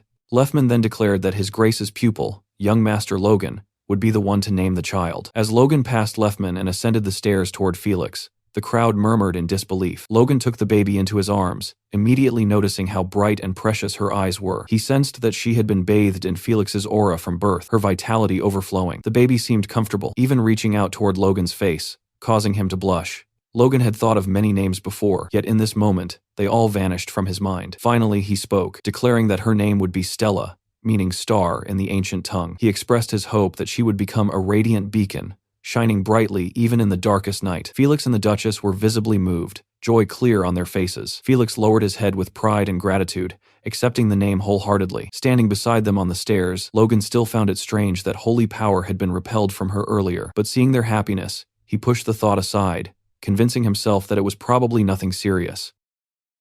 Rick arrived with his arms full of letters, stacking them in front of Logan as if trying to make a point. He explained that nobles from all directions had sent invitations, hoping to meet Logan after the naming ceremony. Logan barely glanced at them and told Rick to leave everything in his room because he planned to refuse every single request. Rick was clearly confused, unable to understand why Logan would ignore such opportunities. Logan simply replied that they needed to return to their estate as soon as possible. The Civil War was approaching, and preparation mattered more than social games. He thought it was unfortunate that he never managed to meet the third prince during his stay, but that regret would have to wait. Right now, returning home came first. Dwayne had already contacted him with news that the estate was thriving beyond expectations. The harvest this year was estimated to be nearly 20 times higher than projected, enough to sustain them for at least 3 or 4 years. Logan felt a growing urge to see everything with his own eyes. Felix stepped forward and told Logan to pause his training for the moment. He then revealed that he had one final secret art to pass on before Logan departed. The words left Logan stunned. Standing face to face, Logan admitted his surprise at being taught another secret technique so suddenly. Felix calmly replied that he was aware Logan possessed something even greater already, leaving Logan momentarily speechless. It was clear Felix was referring to the ancient secret art. Felix acknowledged that he had spoken poorly of that art in the past, but when used properly, it could surpass even his own techniques. Still,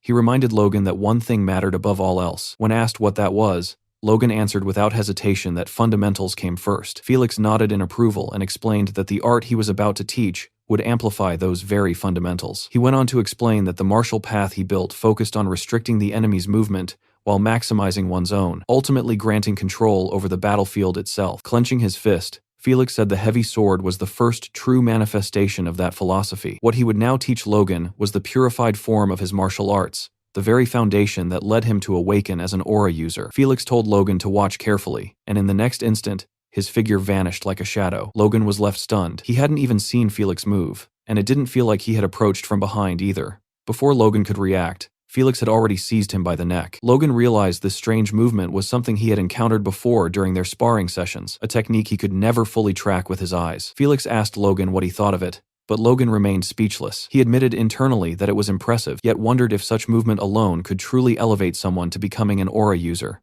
A superhuman like Felix would naturally be impossible to follow, but what about ordinary warriors? Felix seemed to read his thoughts, and asked Logan what the foundation of all martial arts truly was. Logan answered that it was the legs and the steps one takes. Felix said that answer was correct, but only for non-force users. The reason Felix stood above other aura users in the kingdom was because of the very technique he had just used, known as Spirit Shadow. The name felt unsettling to Logan, but judging by Felix's pride in it, the technique was unquestionably valuable. Felix casually mentioned Logan's trouble with the knight named Franz, striking a sarcastic pose as he remarked that such difficulties would never have happened if Logan had mastered Spirit Shadow earlier. He then asked if Logan wanted to learn it. There wasn't a hint of hesitation in Logan's expression. Every hardship he had endured only strengthened his resolve. Felix began teaching him immediately, instructing Logan to lighten his steps and allow his heels to touch the ground only at the moment of jumping. He silently noted Logan's extraordinary talent. Within just a few hours, Logan had nearly replicated the movement and was already internalizing it, as if full mastery were only a matter of time. Felix felt a rare sense of satisfaction, realizing that decades of waiting had finally paid off upon meeting Logan. Even so, Felix shouted at him repeatedly, telling him he was still too slow and needed to move lighter while maintaining stronger force. He did this intentionally, believing that excessive praise was poison for a genius. Logan, meanwhile, continued to view himself as lacking, though a touch of humility did him no harm. After some time, Felix told him to stop, saying he had done well and only needed continued practice to fully internalize the technique. Noticing Logan's thoughtful expression, Felix asked what was bothering him. Logan admitted that the movement felt incredible and that he already felt twice as fast as before, but it didn't seem like something a knight would naturally create. It felt closer to something else entirely. Felix completed his thought, suggesting it resembled an assassin's technique. Logan didn't respond, but his silence confirmed it. Felix explained that Logan wasn't entirely wrong. Back when the king was still a prince, Felix had been newly knighted and appointed as his personal guard. Even before ascending the throne, the future king had countless enemies. Protecting him meant facing horrors beyond conventional battlefields. As a young royal knight filled with excitement, Felix had encountered bloodshed greater than what frontline soldiers endured. He needed a way to move faster, more quietly, and dominate space with a single strike. That need gave birth to Spirit Shadow. When Felix finally mastered it, he awakened his aura soon after. Felix warned Logan not to become arrogant simply for understanding the theory, and reminded him that true mastery required a lifetime of dedication to the sword. Logan acknowledged this and bowed deeply before his master. He understood that this was the very path the greatest swordsman in the kingdom had walked to become a superhuman. Before Logan could leave, Felix added that there was one more reason he had called him back. He calmly revealed that the third prince wished to meet him. Under the cover of night, Felix and Logan moved swiftly through the town, their bodies gliding almost unnaturally,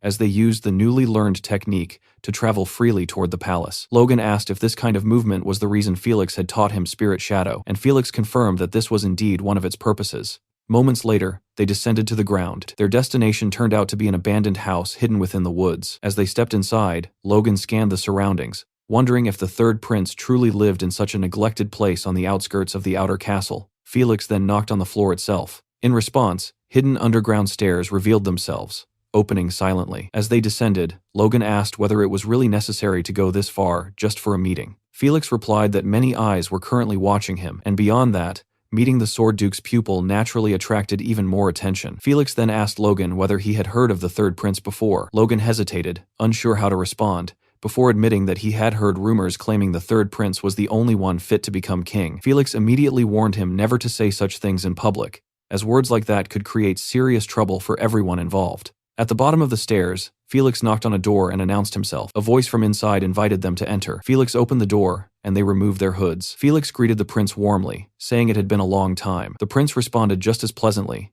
saying it was good to finally see him again, before turning his attention to Logan with a bright smile. He asked if Logan was the Duke's pupil. Logan stepped forward ahead of his teacher, while Felix's expression turned serious. Logan knelt respectfully and formally greeted the third prince, saying it was an honor to meet him. As he did so, Logan thought that this was finally his chance. He could now judge for himself whether the third prince was truly fit to rule. Soon after, the three of them sat together, sharing a cup of coffee. The prince asked Logan how he had managed to become a high-ranking knight at such a young age, remarking that it was an impressive accomplishment. Logan responded humbly, saying the prince was praising him too much and that any progress he had made came from gaining a small insight under a great teacher. The prince laughed and replied that if such a small insight had brought Logan this far, then he must be destined for far greater things than someone mediocre like himself. The comment made Logan spit out his coffee in shock, quickly apologizing and insisting he meant no disrespect. The prince laughed again and admitted he was only teasing him. He then explained that he had heard many stories about Logan, not just about his combat ability,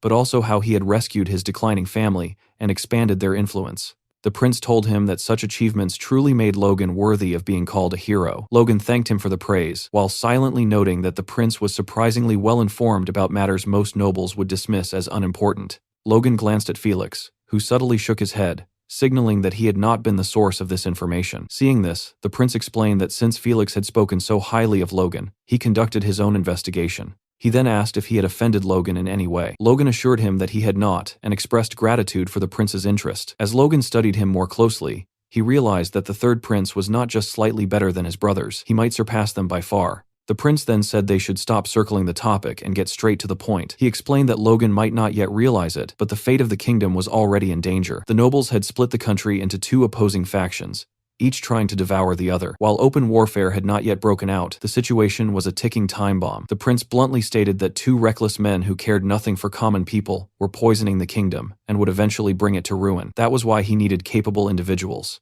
He needed power to drive out those leeches draining the country dry. Felix was stunned by the bluntness of his words. The prince then turned to Felix, saying he understood his position and knew that as a powerless prince, he could not command the Sword Duke's pupil to serve him. But that was never his intention. He turned back to Logan and declared that Logan was a genius of the century and a treasure of the kingdom. He expressed his hope that when the time came, talented people like Logan would stand by his side. He extended his hand and asked Logan if he could do that for him. Logan felt that this was exactly what he had been waiting for. He told the prince that he deeply agreed with his views, and that after meeting him in person, he realized the rumors were not wrong. The third prince truly seemed to be the only candidate fit to rule. However, Logan explained that there were obstacles preventing him from serving under the prince immediately. The prince replied that he had expected as much, and assumed Logan had no interest. Logan clarified that this was not the case at all, and that the prince's potential alone was more than sufficient. He added that it was widely known that the other princes were already engaging in disgraceful behavior, which left Felix visibly shocked. Felix tried to interrupt, saying Logan was not in a position to speak about the princes,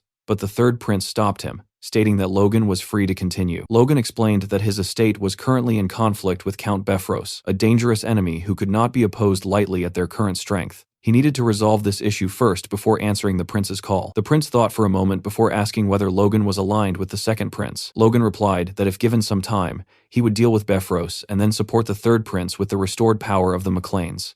In return, the prince would have Logan as his sword. The prince found this proposal intriguing, remarking that such confidence was fitting for the Sword Duke's pupil. He extended his hand again and told Logan that he would prepare a gift for him once that day came. Logan reached out and shook his hand, and the prince told him to look forward to it. After leaving the abandoned house, Felix asked Logan what he had been thinking when he effectively pledged himself to the third prince. Logan asked if he had come across as too direct, explaining that he only meant after handling his own matters. Felix scoffed, calling Logan a crafty brat and saying he understood perfectly what Logan meant. Logan laughed and replied that he did it because he trusted Felix. Felix reminded him that he had warned Logan he could guarantee nothing. Felix then said he knew that was not the whole story, and told Logan he could share his worries if he wished, as Felix might be able to help. Logan looked up silently before asking Felix which of the three princes he believed should become king. Felix avoided the question, saying it was not his place to decide, and that it was ultimately the king's choice.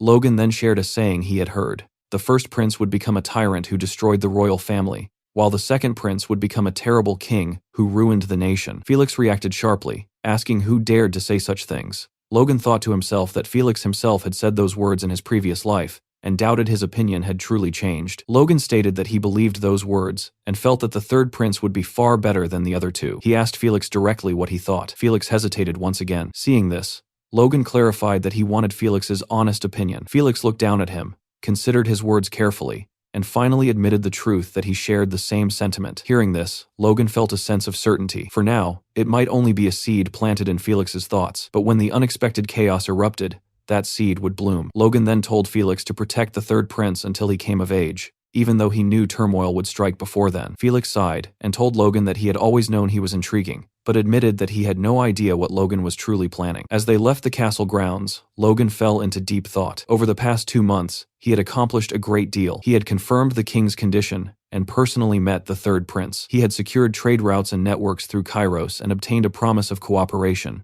which would make acquiring supplies for the upcoming civil war far easier. With all of that settled, Logan felt it was finally time to return to the Macleans, and that was exactly what he did. As they passed through open fields, Henderson remarked that the journey had been worthwhile, as they had been able to dedicate their time in Grand to training. Another knight agreed, adding that they had even crossed swords with the Sword Duke's knights, which alone made the trip valuable. Still, he said that the greatest gain from this expedition was something else entirely. Henderson immediately agreed. It was obvious what they were talking about Logan's engagement. The knights quietly discussed it, with Henderson admitting that he never would have believed Logan would find his match in the capital. Another knight mentioned hearing rumors that Logan had already made up his mind after their very first date. They then wondered aloud what Logan liked so much about her, not realizing that he could hear every word. Logan answered that question silently in his own mind. What drew him to Eileen was her power and her combat ability. His gaze shifted to his newly engaged fiancée. He knew that, in truth, he was bringing her back to Maclean, to be trained as a knight, even though their engagement existed only on paper for now. Because of that, convincing her father had not been easy. The man had been deeply concerned about his precious daughter becoming a knight, especially when Logan planned to take her away the very day after their discussion. In fact, he had clearly stated that if Logan so much as touched her before the wedding, he would personally cut off his head. Eileen suddenly spoke up, asking Logan to keep his promise to her. Logan asked what she meant. She replied that she could not leave without results after coming all this way, so he had to honor what he promised her. Hearing this, Logan looked down at Eileen, noticing how tightly she was gripping her skirt. In that moment, he understood the feeling she was experiencing, the weight of leaving behind the place where she had lived her entire life. Logan told her that he would honor his promise no matter what. Hearing that, Eileen said softly that she hoped they would arrive soon. Soon they reached the McLean estate. Inside, Logan and Eileen stood before the other members of the family, and Logan calmly announced that he was back. However, no one seemed particularly focused on his return because their attention was completely stolen by the girl standing beside him. Shock rippled through the hall, and even Patrick stared in disbelief, silently admitting that the two actually looked good together. Patrick welcomed Logan home and immediately asked who the young lady was. Logan introduced her as Lady Eileen Floyd, his fiancée. The servants instantly lost their composure, struggling to believe what they had just heard. Patrick felt overwhelming joy, thinking that when he requested help from the Sword Duke, he had only hoped for a courtship. Yet Logan had returned with a full engagement, far exceeding every expectation he had. As Patrick began welcoming Eileen, nearly calling himself her father-in-law, Logan cut in and dropped another bombshell, announcing that Eileen would also be joining the McLean Knights Order. Eileen stepped forward confidently, reintroducing herself and declaring that she would serve both as a daughter-in-law and as a knight to the best of her ability. Patrick immediately turned pale, looking moments away from collapse, while Ronian appeared oddly thrilled. Patrick would have strangled Logan on the spot if Dwayne had not restrained him, demanding to know why anyone would want their fiancé thrown into battlefield training. Hinckley stepped in, pointing out that nothing like this had ever happened before, but realistically, no one possessed the authority to stop Logan anyway. Ronian tried introducing himself properly to welcome Eileen into the family, but his mother rushed in and dragged him away before he could finish, leaving both Logan and Eileen stunned. Moments later, Hamar approached and bluntly told Eileen to run while she still could, insisting that Logan was definitely fooling her, and that ever since her arrival, the noble court had started acting like a circus. Not long after, Eileen appeared on the training grounds wearing McLean armor, standing shoulder to shoulder with the knights as if she had always belonged there. Patrick still could not believe Logan was serious, but Logan simply reminded him that he never joked about matters like this. Patrick tried reasoning once more, arguing that Eileen was a noblewoman and that the kingdom had never seen a female knight before. Logan countered without hesitation she was a force user, and in times like these, useful strength mattered more than outdated traditions. Patrick pushed back again, warning that the McLean Knights' training was far harsher than any other order, and that noble ladies simply did not endure such brutality. From across the field, Eileen suddenly shouted that she could handle it, instantly silencing both father and son. She vowed to erase every doubt, promising she would force them to acknowledge her both as a knight and as a woman. A few hours later, that confidence met reality. Eileen lay unconscious on the ground, while Logan and a nearby knight questioned whether this was truly her will. After witnessing the insanity of the training regimen, she groaned that they were all crazy bastards, barely holding back tears as she realized knights with even weaker auras endured the same torment. Clenching the dirt beneath her fingers, she admitted she was still far too weak. Logan asked if she regretted her choice. Looking up at his calm, unreadable face, she answered honestly she did regret something, but not joining the order. What she regretted was her own lack of preparation. Logan fell silent. Eileen reminded him that he had promised her a battlefield of glory, yet she understood that such a promise meant nothing if she could not stand strong on her own. She needed to claim her honor as a knight through her own strength. Seeing that burning determination, Logan felt a flicker of approval. Maybe there was still hope. He struck a tree beside them with his fist, and an apple snapped loose from a branch, dropping cleanly into Eileen's hands. As she stared at it, Logan declared that just as he had promised, he would deliver a battlefield worthy of her resolve. The Rose of Steel would not stop at something as small as an apple. He told her to eat, recover, and march beside him until the very end. And without hesitation, Eileen agreed. 1 week later, the knights were thrown into another insane training drill. This time they had to scale a steep cliff and defeat the knight waiting at the top. As one knight nearly cleared the exercise, a wooden sword smashed into his head, sending him crashing down hard. Luckily, Patrick caught him mid-fall, saving him from what would have been a brutal landing. Patrick immediately declared that Karen, the fallen knight, was eliminated, and the poor guy looked more like a rescued princess than a warrior in Patrick's arms. Watching from below, some knights muttered that while their training was already known for being brutal, this crossed into madness. One asked who even came up with torture like this. And the other answered with a rhetorical shrug, obviously, Logan. Right on cue, Logan shouted for the next challenger to get ready. Patrick admitted the drill was excellent for siege offense and defensive response, though its only flaw was how dangerously close it danced with serious injury. The next name called was Eileen. Logan signaled her to begin, and she launched forward without hesitation. In just 2 explosive jumps, she nearly reached the top, making one knight comment on her ridiculous speed, while another warned that speed alone would not win the exercise heavily favored the defender. Just as the defending knight swung at her, Eileen spat straight into his eyes, blinding him for a split second. Using that opening, she landed cleanly on the cliff's edge, rushed forward, and in less than a heartbeat had her blade pressed against his neck. Logan immediately announced her success, and Patrick just stood there stunned. Meanwhile, Eileen openly celebrated the win. Patrick turned to Logan and asked if he had not said she was of noble birth. Logan casually replied that she probably was, but she was clearly something else too. Then Logan asked if Patrick acknowledged her now. Patrick admitted she had been working relentlessly to keep up with training, and that her swordsmanship was outstanding, so there was no way he could deny her ability. The other knights erupted in protest, shouting that if tactics like spitting were allowed, they would start fighting dirty too. Logan sighed and said they might need to have a talk with her since that was not exactly the example they wanted for the order.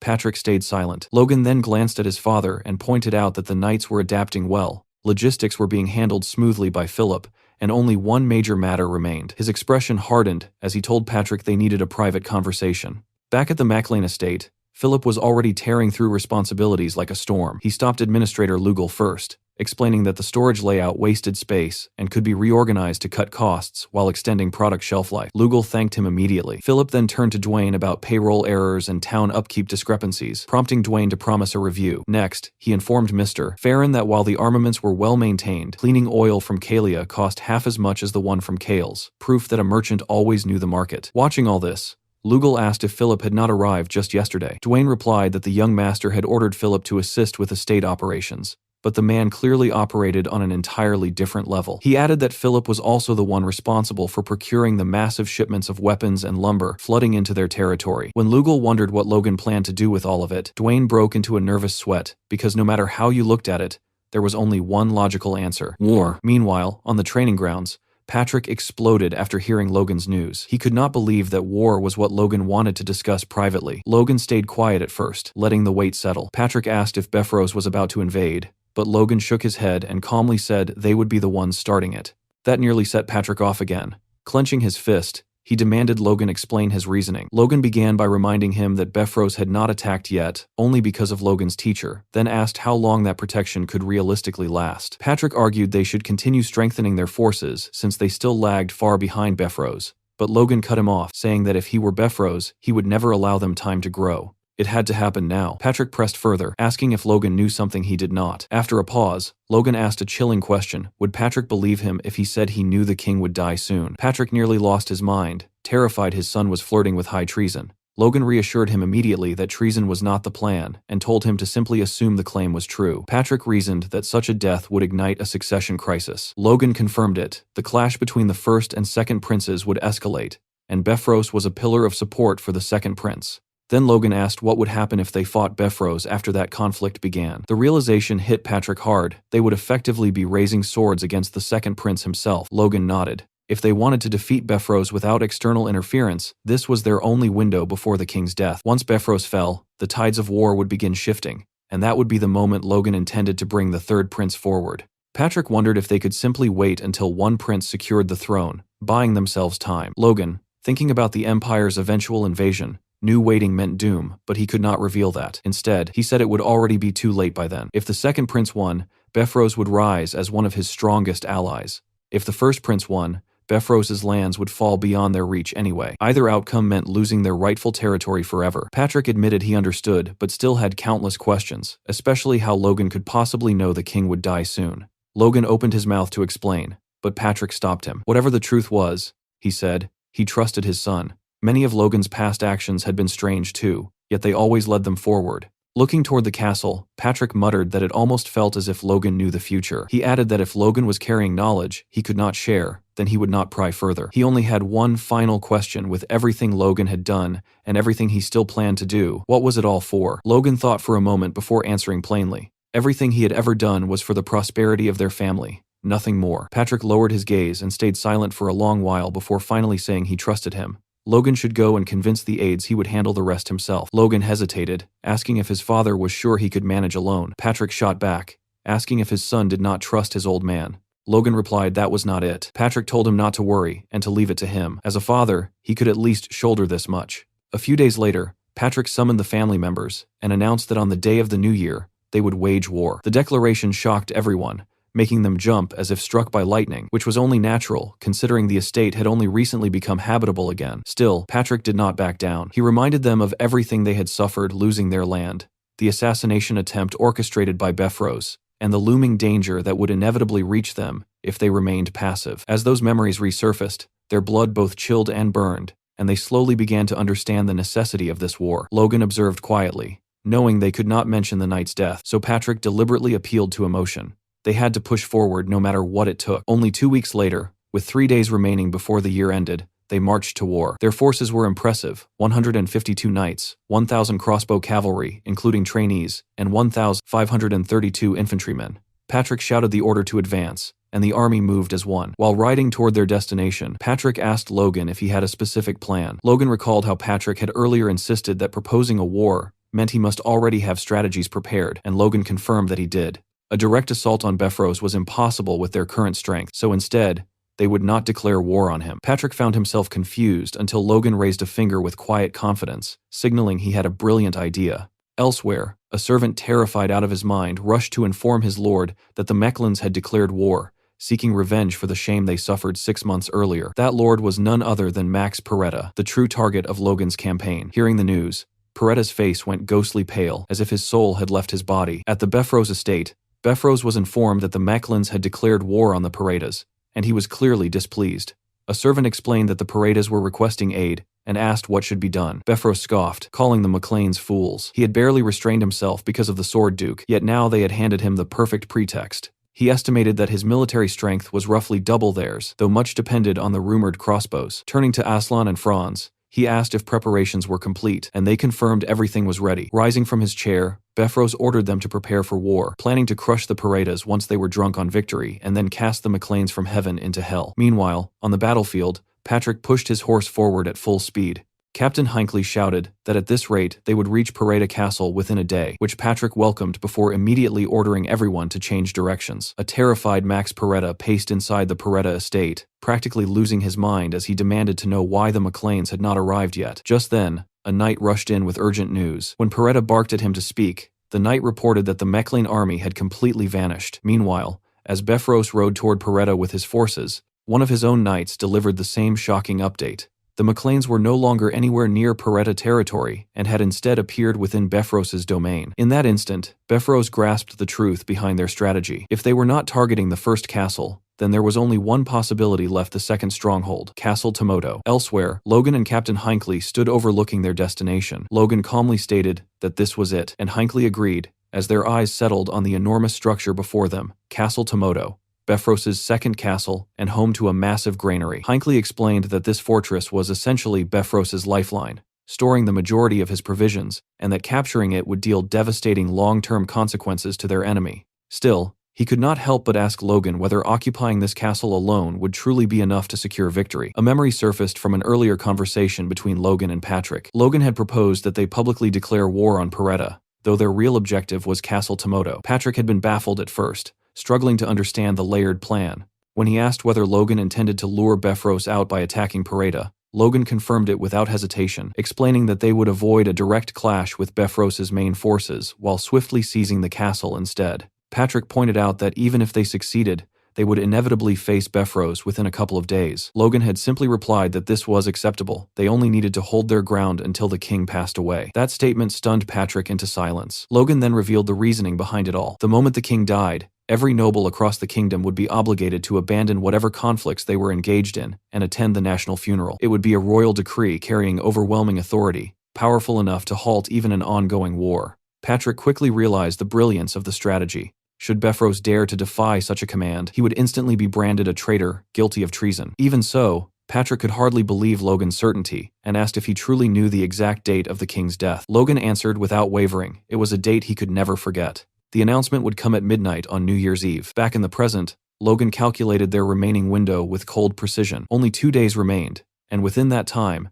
They had to capture Castle Tomoto no matter what. On the walls of Castle Tomoto, the captain of the guard, high-ranking knight Jerome, was furious, shouting and demanding to know where this massive army had suddenly come from. His brother, Jarek, another high-ranking knight, urged him to calm down, reminding him that they had already reported the situation to the main castle and only needed to hold out for a single day. Jerome glanced from his brother to the overwhelming force below and snapped that there were nearly 3,000 enemies, with the Knights of the Miclane alone numbering around 200, questioning how they were supposed to endure such pressure. He muttered that if this had been the main castle, defending it would have been easy, but trying to fend off this army with Castle Tomoto's limited military strength was almost impossible. Jarek, however, insisted they only needed to guard the ramparts and stand firm. If everyone worked together, surviving one day was achievable. Turning toward the three ranking knights stationed there, Gale, Tears, and Typhon, he declared it was time for them to earn their keep. At that very moment, a thunderous battle cry cut through the tension. Patrick had ordered the advance, and the army moved forward, with Logan positioned at the front lines, crossbow in hand. Jerome immediately commanded his archers to take aim, while Logan instructed his crossbowmen to prepare. Seconds later, both sides fired. Force-imbued arrows streaked toward the castle walls with terrifying speed, causing even Jerome to flinch. Yet every bolt slammed into the stone without clearing the height of the ramparts, something Jarek recognized instantly and ordered his archers to return fire. A rain of arrows descended toward the McLean forces but fell short, landing exactly where their march had halted. Kaisalon, standing beside Logan, observed that this appeared to be the maximum range even for a longbow. Logan agreed, noting their crossbows faced the same limitation. No matter how much force they poured into the shots, they barely reached the walls. Kaisalon suggested ceasing fire to avoid wasting ammunition, but Logan refused, explaining that suppressing the enemy alone made the effort worthwhile. As for supplies, Hamar had produced more than enough arrows. Kaisalon muttered that Hamar truly deserved a proper vacation. Logan then turned toward Clayton, who had been brought to the battlefield, and told him he had a request. Clayton admitted he never expected to be dragged into a war, but he quickly ordered his pupils to begin their work. From the ramparts, the defending brothers watched in confusion. The attackers were not advancing, merely firing arrows that achieved nothing. Jarek was about to question their strategy when a faint tremor ran through the ground. Both brothers froze, asking what that sound was. Though subtle, the earth itself was shaking. Down at the base of the rampart, a massive golem was hammering its fists into the ground.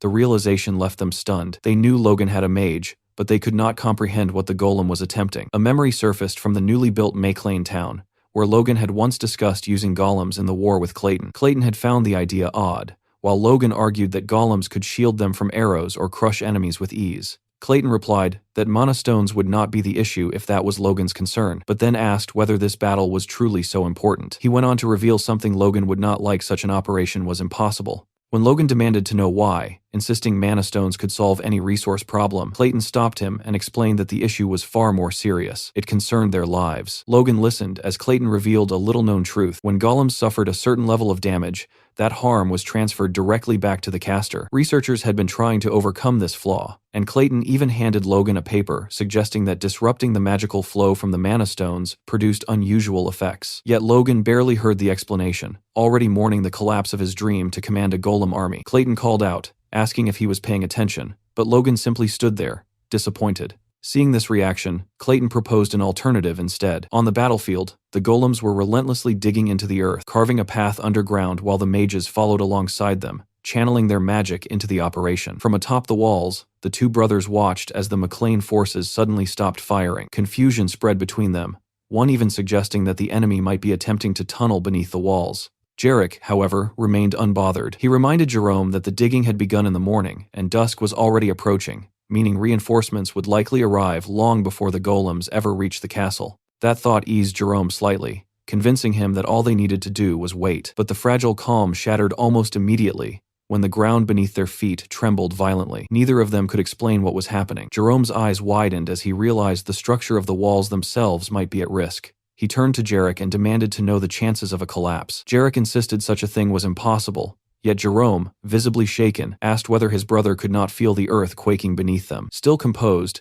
Jarek advised against making any rash moves. That restraint only drove Jerome further into panic. He shouted that if the walls fell, everything would be lost, and questioned why the McLeans had not launched a direct assault yet. Clearly, they were plotting something. Jerome glanced downward, anxiety tightening his chest, and declared they had to act. The mages needed to be struck before whatever plan they were executing came to fruition. He announced that he would personally go down to handle it. Jarek immediately objected, reminding him that as captain, he could not simply abandon his post. Instead, Jarek would take a unit of knights and deal with the threat himself. Jerome studied his brother for a moment before agreeing. Outside the castle grounds, Jarek led his squad through the fading light. One knight observed that the sun was already setting, but Jarek replied it could not be helped. With forests surrounding the south and west, circling through the southern woods offered the safest route for their approach. Minutes later, Jarek halted the unit, announcing they had arrived. His sharp gaze swept across the McLean army as he evaluated their strength 5 regular knights visible at a glance. Then his focus landed on someone who made his instincts scream in warning.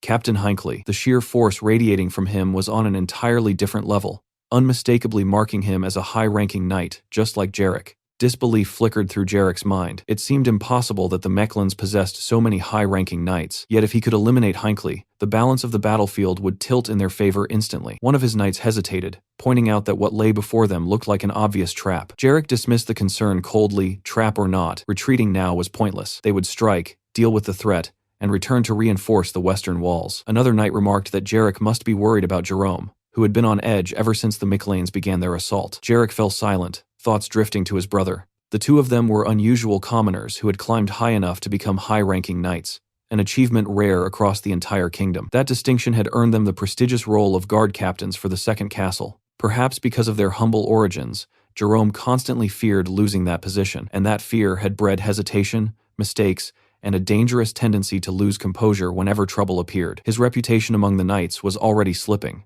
Jarek had done everything he could to support him, but even loyalty had its limits.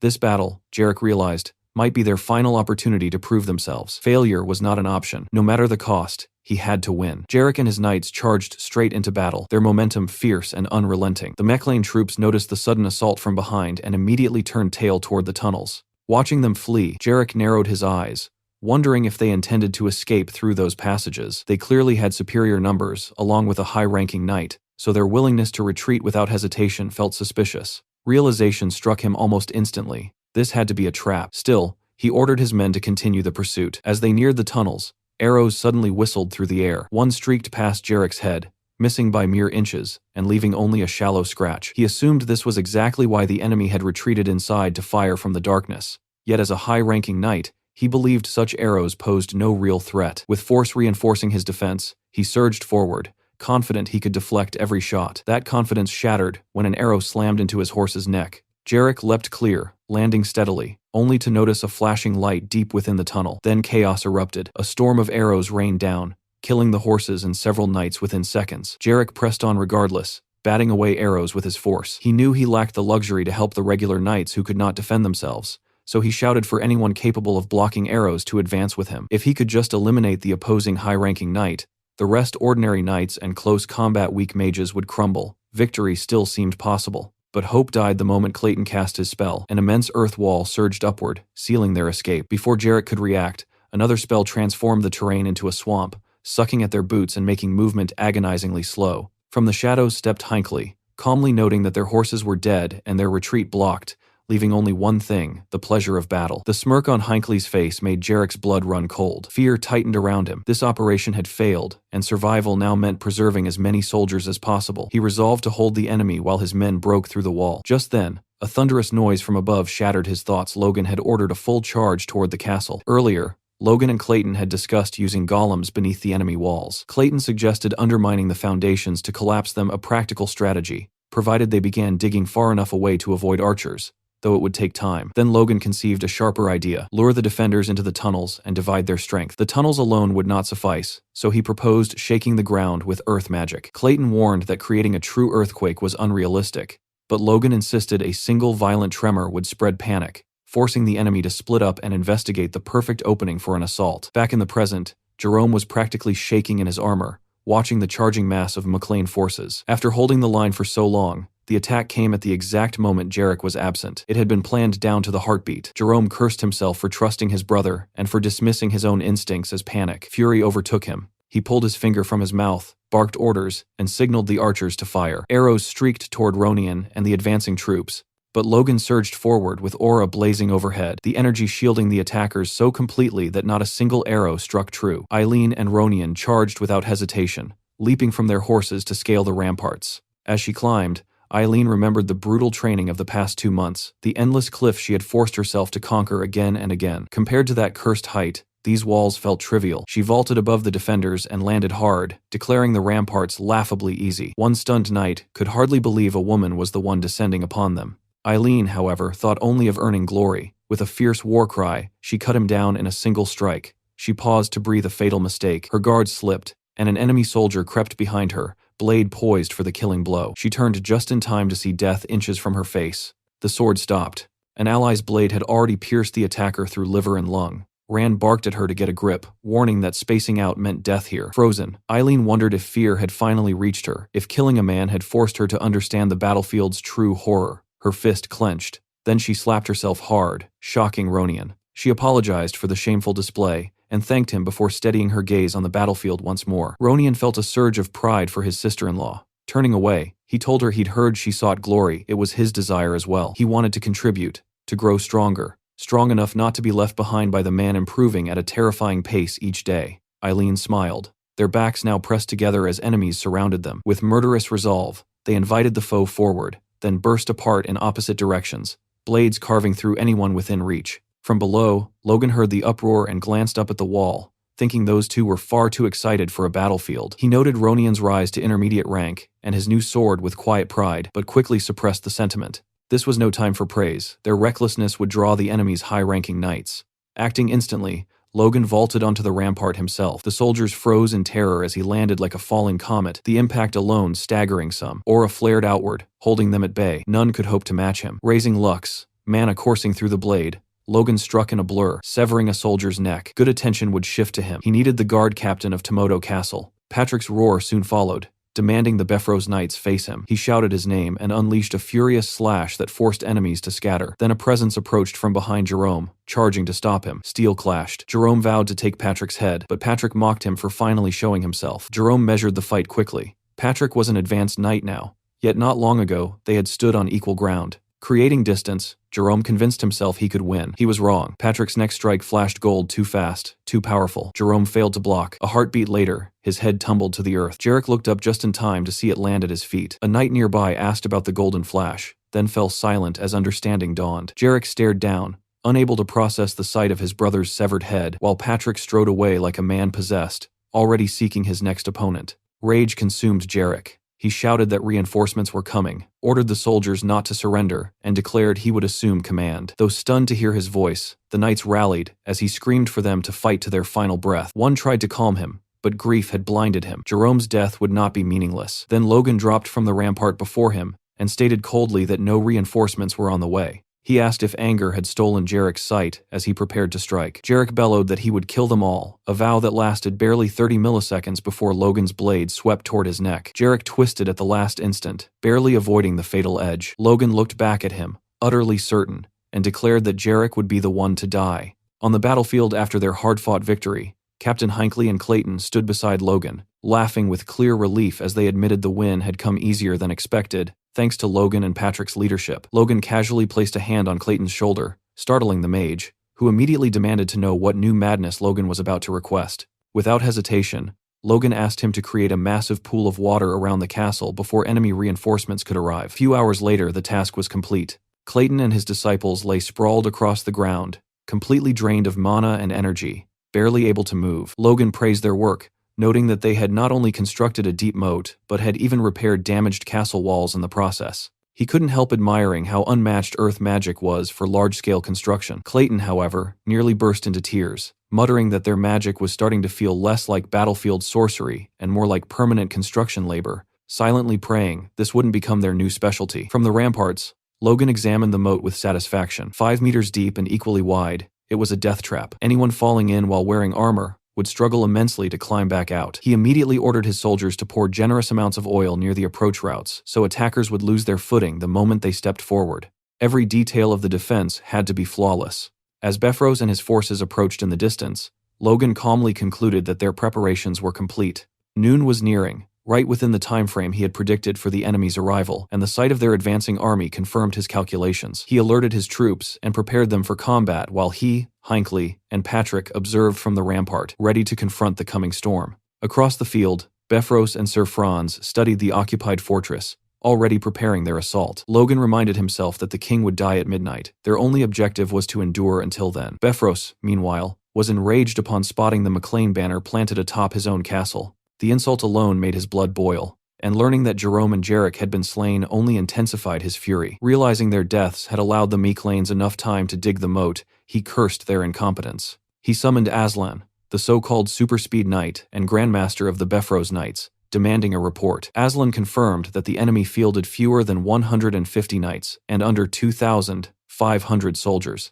with Logan himself appearing to be an advanced knight supported by roughly 10 earth mages. Befros instantly suspected Logan had prepared some kind of sacred weapon. When asked about the likely outcome, Aslan paused briefly before breaking into a confident grin, declaring that nothing but overwhelming victory awaited them. From above, Patrick counted over 300 enemy knights and more than 5,000 soldiers, in addition to Wind Tower mages. Bifrost himself was publicly known as a Fourth Circle mage, but secretly possessed Fifth Circle power, making him far more dangerous than most realized. The presence of monsters like Aslan and Franz only deepened the tension. Logan noticed Patrick's unease, but remained composed. Suddenly, Bifrost amplified his voice with magic, announcing to the invaders that he would personally uproot the McLeans from his territory. Logan immediately ordered his men to ready their weapons. At Befrost's command, his army charged forward without even raising shields, a display of terrifying confidence that made Hinckley question what kind of defense they possessed. Logan simply replied that they were about to find out. Crossbow bolts rained toward the attackers only to halt mid-flight,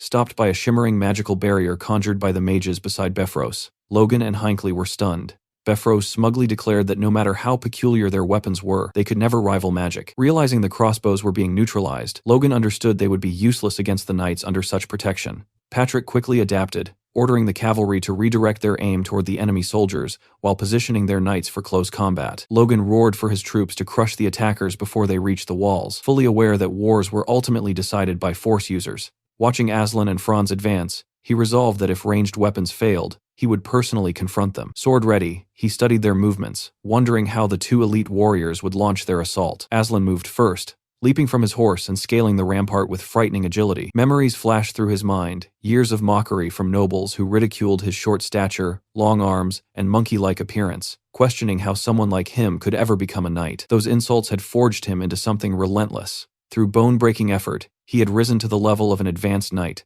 and now he believed everyone else was prey. But as he climbed, he noticed the walls had been altered. The surface was treacherous. Still, he pushed forward, until a calm voice from above shattered his focus. Eileen stared down at him with a blank expression, wondering aloud if the creature climbing toward them was a monkey. The insult struck deeper than any blade. For a split second, Aslan lost composure and slipped. He crashed violently to the ground, while a nearby knight shouted about his fall. Eileen almost looked concerned for a heartbeat as he struggled back to his feet.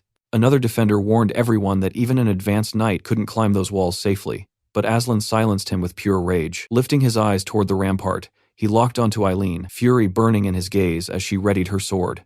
With venom in his voice, Aslan swore he would save her, breaking her. Meanwhile, Sir Franz stood atop the rampart, having successfully climbed the walls, now facing Patrick, who acknowledged the feat with a grim expression and admitted he had heard many tales about the infamous Moonlight Knight. Franz looked equally unhinged, clearly ready to throw himself into battle, but Patrick's fury burned deeper as he declared he was well aware that Logan carried a grudge against the man. All along the rampart, the Knights of McLean clashed violently with the invading forces, steel ringing against steel while battle cries tore through the air. Nearby, Eileen struggled against a powerful opponent and wasn't faring well. As she forced herself back onto her feet, the man facing her calmly praised her skill, remarking she wasn't bad at all. It was Monkey Aslan. With mocking curiosity, he asked whether all the young women of the McLean family were this bold. Eileen quickly realized something unsettling. Aslan wasn't paying attention to anyone else on the battlefield. He was focused entirely on her, treating the fight like a game. When he sneered and asked if she was angry about being toyed with by a monkey, she understood her suspicion had been correct. Strangely, that realization steadied her. Keeping an advanced knight occupied was already a meaningful contribution. Aslan only laughed harder, promising he would take his time playing with her. Elsewhere on the wall, Logan was locked in combat against 3 Befros knights. One tried to provoke him, taunting that the eldest son of McLean was rumored to be a high-ranking knight, so this shouldn't trouble him at all. The insult was meant as a distraction, but none of them managed to push Logan back even an inch. Whispering among themselves, the silver-haired knight wondered if the rumors about Logan wounding Sir Franz were actually true. Logan cut him off mid-thought, mocking them for fighting more with their mouths than their blades. Infuriated, the silver-haired knight called him an arrogant bastard and vowed to see how long he could endure. The 3 charged together at full strength. Logan didn't even flinch. Planting his feet, blade forward, he closed his eyes, and in the next instant, slipped behind them, wounding all three at once. The sudden strikes shook the Befros knights badly. Glancing back over his shoulder, the silver-haired knight couldn't comprehend Logan's speed. He hadn't even seen his feet move. Guessing Logan had simply accelerated with force, the man tried to rationalize it, but Logan calmly told him his thoughts were obvious. Annoyance rippled through the trio as Logan continued mocking them, asking whether fear had made their legs freeze. One knight urged the others to stay calm, admitting Logan was an exceptional opponent who required caution. Logan noted internally that high-ranking knights held their titles for a reason. They wouldn't fall for cheap taunts twice. During his earlier strike, they had even shielded their vital points with minimal yet precise force. Still, sweat formed on Logan's brow. Tightening his grip, he decided to stop worrying about Franz for the moment. Aslan, the swift knight, posed the greater threat. He couldn't afford to waste time here. Launching forward, he unleashed Spirit Shadow, the technique Felix had taught him, instantly appearing behind the silver-haired knight with killing intent. The knight sensed danger but couldn't react in time. At the last second, the green-haired knight intercepted Logan, striking to save his comrade. Logan casually planted his foot on the silver-haired knight's head and vaulted upward, redirecting himself toward the green-haired attacker. Steel collided, and for a heartbeat, the man seemed to vanish after blocking the blow, while the mustached knight cursed Logan aloud. Logan answered by driving his sword into the ground, flooding it with force and releasing a violent shockwave that erupted upward beneath the silver-haired knight, blasting dirt into the air. Without hesitation, Logan charged through the cloud toward the explosion's center, but the green-haired knight reappeared behind him, pouring every ounce of strength into a desperate slash. Teeth clenched, blood at his lips. He believed this was the finishing strike that he finally had Logan. He was wrong. Logan flickered behind him once again and cut him down with terrifying ease, exhaling softly afterward. Barely able to stand, trembling and bleeding, the silver-haired knight stared in horror and demanded to know who Logan really was. What kind of ghostly movement allowed him to fight like this? Before he could finish, a sword burst straight through his chest. Even Logan was momentarily stunned. Ronian stepped forward, pleased to see his brother unharmed. Logan rested a hand on his shoulder as Ronian explained that the moment he saw Logan battling three high-ranking knights, he rushed over and struck the enemy's heart just in time. Victor suddenly appeared behind him, arguing that he had actually beheaded them first. The two immediately began bickering like siblings, rather than warriors in the middle of a battlefield. Ronian snapped at Victor for lying, calling such behavior unknightly, while Victor shot back that Ronian should take his own advice and that, at this rate, Rhea was twice the knight Ronian was. Both turned toward Logan, demanding a fair judgment. Logan smirked, then burst into laughter before knocking both of them on the head. He declared there was nothing to judge. He had seen them strike simultaneously. What mattered was maintaining focus. This was still a battlefield. Instantly subdued, the pair apologized. Turning away, Logan muttered that thanks to them, he now had more freedom to move and that he needed to hurry. Eileen was still locked in battle with Aslan, her entire body trembling as the difference in their strength became painfully obvious. She was losing badly, yet she refused to fall. Instead, she drove her sword deep into the ground and used it to keep herself standing. Aslan watched her with interest and admitted that at least her spirit matched that of a proper warrior, since she hadn't even cried out in pain, which only made the fight more entertaining for him. Eileen, however, could feel the strength draining from her sword arm, and wondered if it had been arrogance to believe she could stand against an advanced knight. She knew that if Aslan had truly wanted her dead, she would have been a corpse already. In the next instant, Aslan moved. His speed was monstrous. He lunged forward, grabbed her by the neck, and lifted her off the ground as she desperately gasped for air. With a mocking tone, he pointed out how terrified she looked, before telling her to prepare herself because he intended to take good care of her. His grip tightened, crushing her throat while her trembling hands tried to pry his arm away. Yet even in that state, she spat straight into his face and rasped for him to go fuck himself, declaring she would rather die than submit to whatever he was implying. Aslan laughed at first, but then his expression hardened. Asking whether she truly believed she had a choice, he squeezed harder and promised to show her hell slowly, savoring every moment while enjoying the sound of her fading breaths. That moment ended abruptly when he sensed something behind him. Turning his head, he saw Logan rushing in with a swift smile, blade already descending. Their swords collided, and the impact exploded outward, sending Aslan several meters back even though he had successfully parried. Intrigued, he steadied himself while Logan quickly helped Eileen back onto her feet and asked if she could stand. She insisted she was fine, but Logan still ordered her to head straight for the military doctor, and this time she obeyed. Watching her leave, Aslan rested his sword on his shoulder and sneered that Logan was ruining his fun, adding that if Logan was taking her away, then he must want to replace her. Sweat slid down Logan's temple as he glanced at his own hand, realizing that despite being the one who ambushed Aslan, his arm was the one throbbing. This fight would not resemble his earlier clashes with high-ranking knights. They attacked again, moving so fast the surrounding soldiers could barely track them. Everyone knew Aslan was swift, yet they couldn't understand how Logan was keeping pace.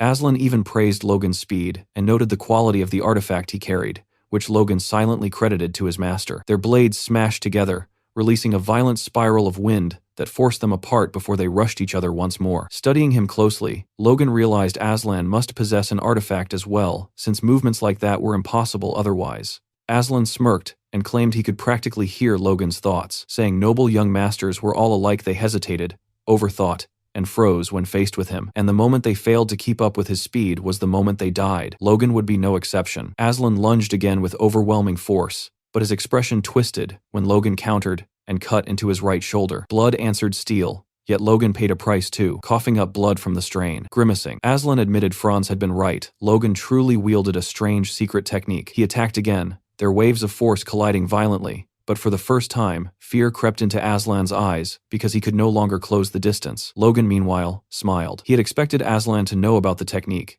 so surprise was no longer an option. That meant he needed to end this quickly. Aslan sensed the shift as well and realized Logan was trying to corner him. Rage flared instantly because no one cornered the swift knight. Murder burned in Logan's gaze as he prepared to destroy anything in his path. Yet suddenly Aslan's sword flashed and stopped mere millimeters from Logan's eye. The strike missed by a breath. Looking behind him at the crater left in the ground, Logan wondered if luck had saved him, but he immediately understood the truth. Aslan was slipping. The ambush on Castle Tomoto, the injury from an opponent he had underestimated, and the relentless resistance of the McLean soldiers had all piled pressure onto him. Impatience had begun to fracture his precision. Logan calmed himself, realizing he could use that weakness. With explosive speed, Logan charged again. Aslan lifted his blade to counter and asked if Logan planned another trick, but something about Logan's stance unsettled him. Logan wasn't going to dodge. He drove straight toward the sword tip, prompting Aslan to call him a crazy bastard and ask if he intended for them to die together. Logan only mocked him in return, asking if he was scared. The taunt shattered whatever restraint Aslan had left. He thrust forward,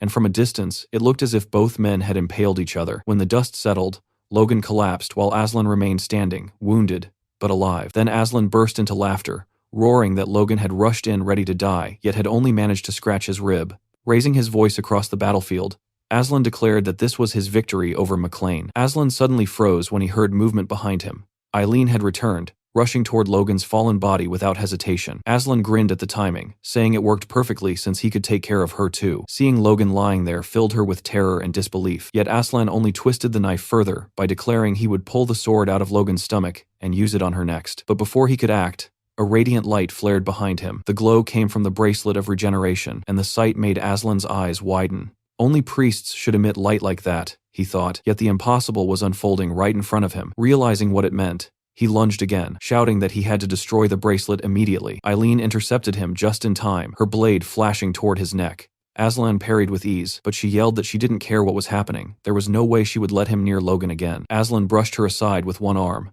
barely bothered, muttering that her attack would have meant nothing if he were in better condition. Yet when he turned back, shock rooted him in place. Logan stood there alive. Calling him a monkey, Logan announced it was time for round 2, and this time with different weapons, because he had taken Aslan's sword. Panic flickered across Aslan's face as he realized the danger of being disarmed. He spotted Lux lying nearby and rushed to retrieve it, while Logan calmly analyzed the artifact he now held. Injecting force into the blade heightened the mana within it, sharpening the wielder's senses until the world seemed to slow down. That was the secret behind the title of Super Speed Knight. Logan even licked the blade the same way Aslan used to, declaring the weapon his now. Furious, Aslan demanded to know if Logan truly believed he could handle it, but Logan was already moving. In a single devastating strike, Logan tore through Aslan's side armor and reopened the wound along his ribs. He admitted he had aimed for the heart and smiled coldly, calling it unfortunate. Blood splattered the ground as Aslan cursed and demanded to know how Logan had survived a hole through his stomach, how someone so young possessed an artifact like that bracelet. Logan explained that the king's bracelet of regeneration could turn mortal wounds into scratches as long as the wearer wasn't killed instantly.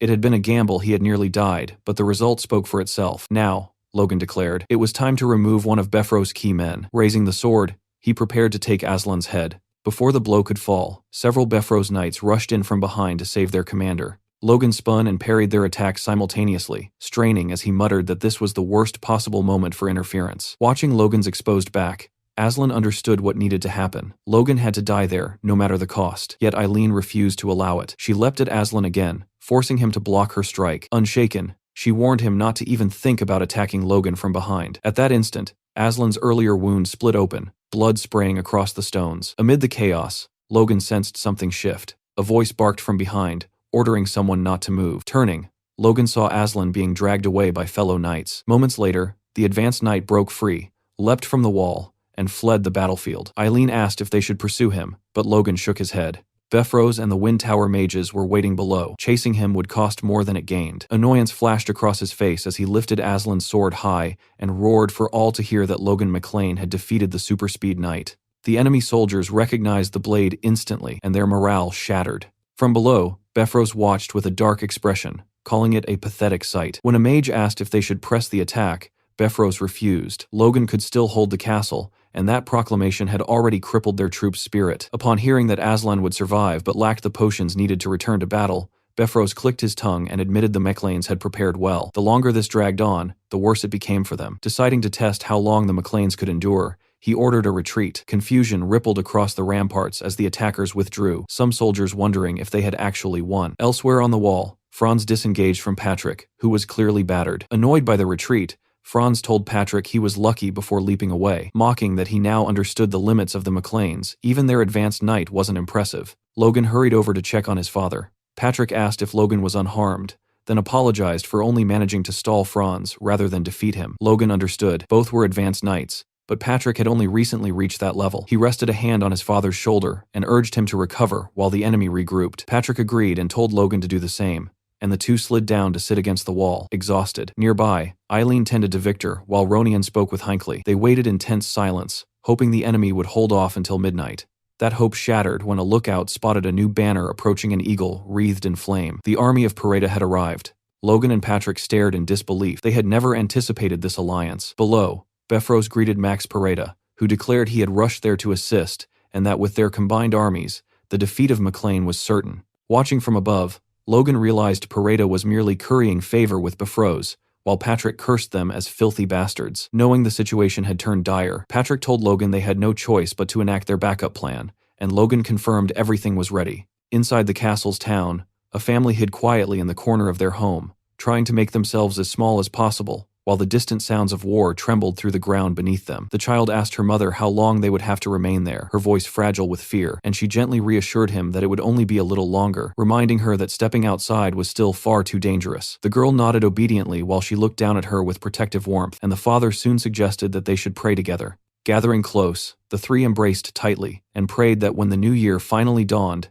this nightmare of war would come to an end. Outside the walls, Befrose roared commands to his army, ordering them to attack and bring him the heads of the McLeans. From atop the ramparts, the McLeans responded with a relentless rain of arrows, yet only portions of the enemy forces seemed affected. Kaisalon quickly noticed this and reported to Logan that their attacks were mainly cutting down the Pareda soldiers, but Logan calmly replied that it did not matter and ordered everyone to keep firing regardless. Franz deflected incoming projectiles effortlessly with his whip sword, cursing the defenders as pesky fuckers before shouting to his men that the McLeans were clearly prepared for a siege and that no one should relax until their boots stood firmly on the walls. With that, Franz and his knights launched themselves upward to seize the ramparts. Logan immediately recognized the threat and commanded his soldiers to knock every climber into the moat. Franz, however, devised a clever approach. Swinging his whip sword against the wall, he latched onto the stone and used the blade like a rope, pulling himself high above the defenders. From that vantage, he spotted Logan and chose him as his primary target.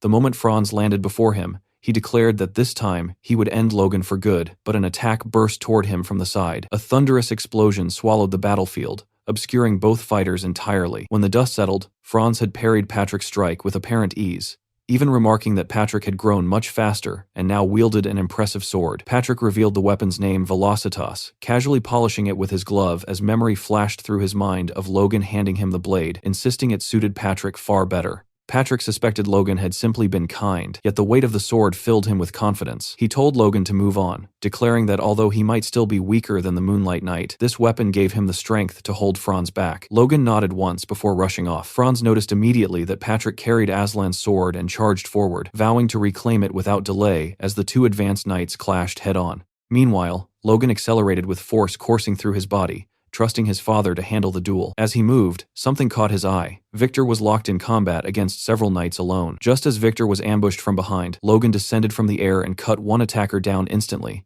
then dispatched another, without even turning his head. Victor stared in shock, but Logan simply asked if he could still fight. Victor insisted he was fine, and claimed he could have handled them himself, which pleased Logan. He ordered Victor to drop as many enemies climbing the walls as possible, then quietly added that if that failed, he had a plan B. Locking eyes with him, Logan explained that if even that did not work, Victor should allow the enemies to climb from a distance. Elsewhere, Pareda and Bifrost observed the battlefield alongside their mages. Bifrost sensed something strange. Enemy soldiers were scaling the walls far more easily than before, and the defenders no longer resisted with the same intensity. Pareda guessed fatigue might be the cause, but Bifrost remained unconvinced, certain that a trap was unfolding. Leaning over the edge, Logan noticed the ground below was nearly empty of enemies. Drawing mana into his voice, he shouted a command that stunned everyone from Ronian and Eileen to even Patrick. Retreat. Bifrost watched in confusion as the earth suddenly trembled beneath his feet. Realization struck him almost immediately. This had to be Logan's doing. Clayton and his disciples were forcing an earthquake into existence, pouring every ounce of strength into the spell, while Clayton muttered that Logan truly demanded the impossible. The McLeans began withdrawing in perfect order, knights shielding the regular soldiers as they descended. Bifrost's forces hesitated, wondering if fear had driven the defenders away. Then the magic revealed its true purpose. Cracks raced across the fortress walls like lightning splitting the sky. In the next instant, the walls collapsed. Stone thundered downward, crushing and burying countless soldiers who had remained too close. Bifrost went blind with fury, while Pareda struggled to comprehend the devastation before him. With his defenses shattered, Bifrost spat that the McLeans fought like rats. Amid the rubble, Clayton fell to his knees, utterly drained. Logan sprinted toward him, shouting his name, and Clayton looked up weakly to report that he and his disciples had spent the last of their strength bringing the walls down exactly as ordered. Logan praised them sincerely, noting that a massive portion of the enemy must have been buried beneath the ruins. Clayton added that knights would likely survive due to their physical resilience, and Logan agreed before turning his gaze toward Bifrost, quietly stating that this would all be over soon. Standing near the wreckage, Bifrost sneered that Logan had committed sheer madness by destroying his own final line of defense. Mana gathered as he prepared a devastating spell, declaring that Logan had only hastened his own demise. Logan immediately ordered Clayton and the mages to fall back, while Victor, Ronian, Patrick, and Logan formed the front line. Patrick asked one final time whether Logan was certain this plan would succeed. Logan met his father's eyes calmly and told him not to worry. Just as Bifrost was about to unleash his magic, a blazing red light erupted above the city, freezing every soul in place. Heads lifted skyward in disbelief. A memory surfaced within Logan. He remembered this unmistakably. The day when crimson lights ignited atop every tower in the nation, announcing news that would shake the kingdom itself. Bifrost stared upward, fury and terror twisting across his face as he realized the truth. This was very bad for him. Two laser-like beams burst forth from the highest towers of the palace, cutting through the night sky with an intensity that froze the battlefield in place. Ronian stared at the spectacle, unable to decipher its meaning, while Patrick wondered aloud if some calamity had struck the royal family. Slowly, his eyes drifted toward Logan. Logan glanced back over his shoulder, offering a small smile and a reassuring nod, which Patrick returned without hesitation. Turning his attention forward again, Logan tried to reason with Bifrost, shouting that he must understand the significance of that light, that something monumental had clearly happened at the palace. He urged Bifrost to halt the war immediately and establish communication with the king. Yet Bifrost, drenched in sweat, sat paralyzed by indecision, clutching the reins so tightly his knuckles whitened. He cursed the cruel timing of this interruption, arriving just when victory over the McLeans felt certain. Sir Franz studied his commander carefully and asked what their next move would be, awaiting orders. Bifrost remained bowed in thought for several long seconds. Then, to Franz's disbelief, Bifrost chose madness. He ordered the attack to resume, commanding his men to prepare for battle with renewed ferocity. Franz hesitated, stunned, but eventually drew his sword and joined the charge, determined to finish the McLeans once and for all. Patrick watched in outrage and shouted that Bifrost had lost his mind. Hinckley demanded to know whether the Count would truly continue such folly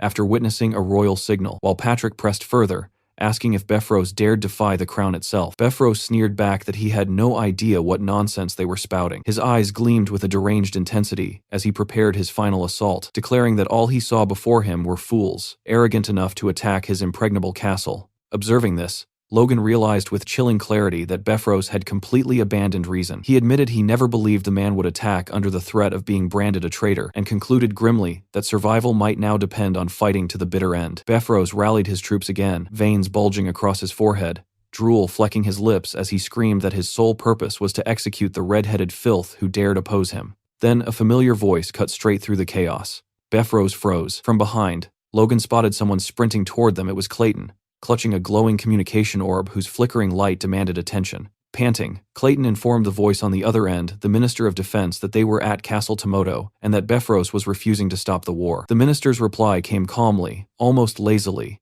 as he asked Befros whether he intended to commit high treason against the crown. In that instant, Befros understood he was cornered beyond escape.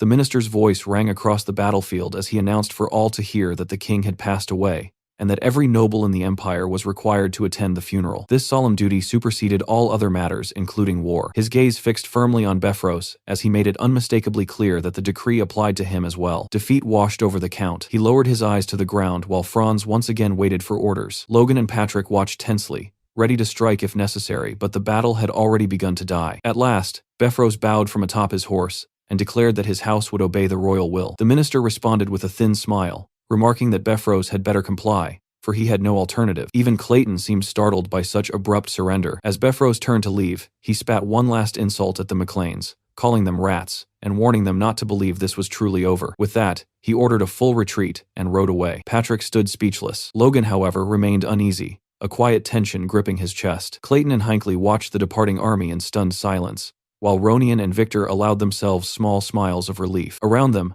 soldiers erupted into cheers. Some collapsed onto their backs in sheer gratitude to be alive, others laughing shakily as they admitted they had expected death. Patrick approached Logan with a broad grin, acknowledging their victory. Yet Logan could not stop wondering what might have happened had events shifted even slightly. Without Clayton bringing that orb, Roger Befros would have unleashed magic powerful enough to annihilate them all. He tightened his grip on his sword, realizing that human fury itself could become an unpredictable variable. From now on, he could not rely solely on knowledge of the past. Then another thought struck him. Logan turned to Clayton and asked how he knew the orb would prove useful. Clayton explained that he had actually been sheltering in the tents when the palace contacted the device there, and though he hadn't realized the urgency at first, he brought it anyway. Logan placed a hand on Clayton's shoulder and thanked him sincerely, telling him that the magic tower had contributed more than anyone else in this war. Hearing this, Clayton cautiously asked whether it might be acceptable to request additional funding. Logan agreed immediately, promising to inform Dwayne. As Logan stepped away to check on the others, Clayton flashed an approving signal to his disciple,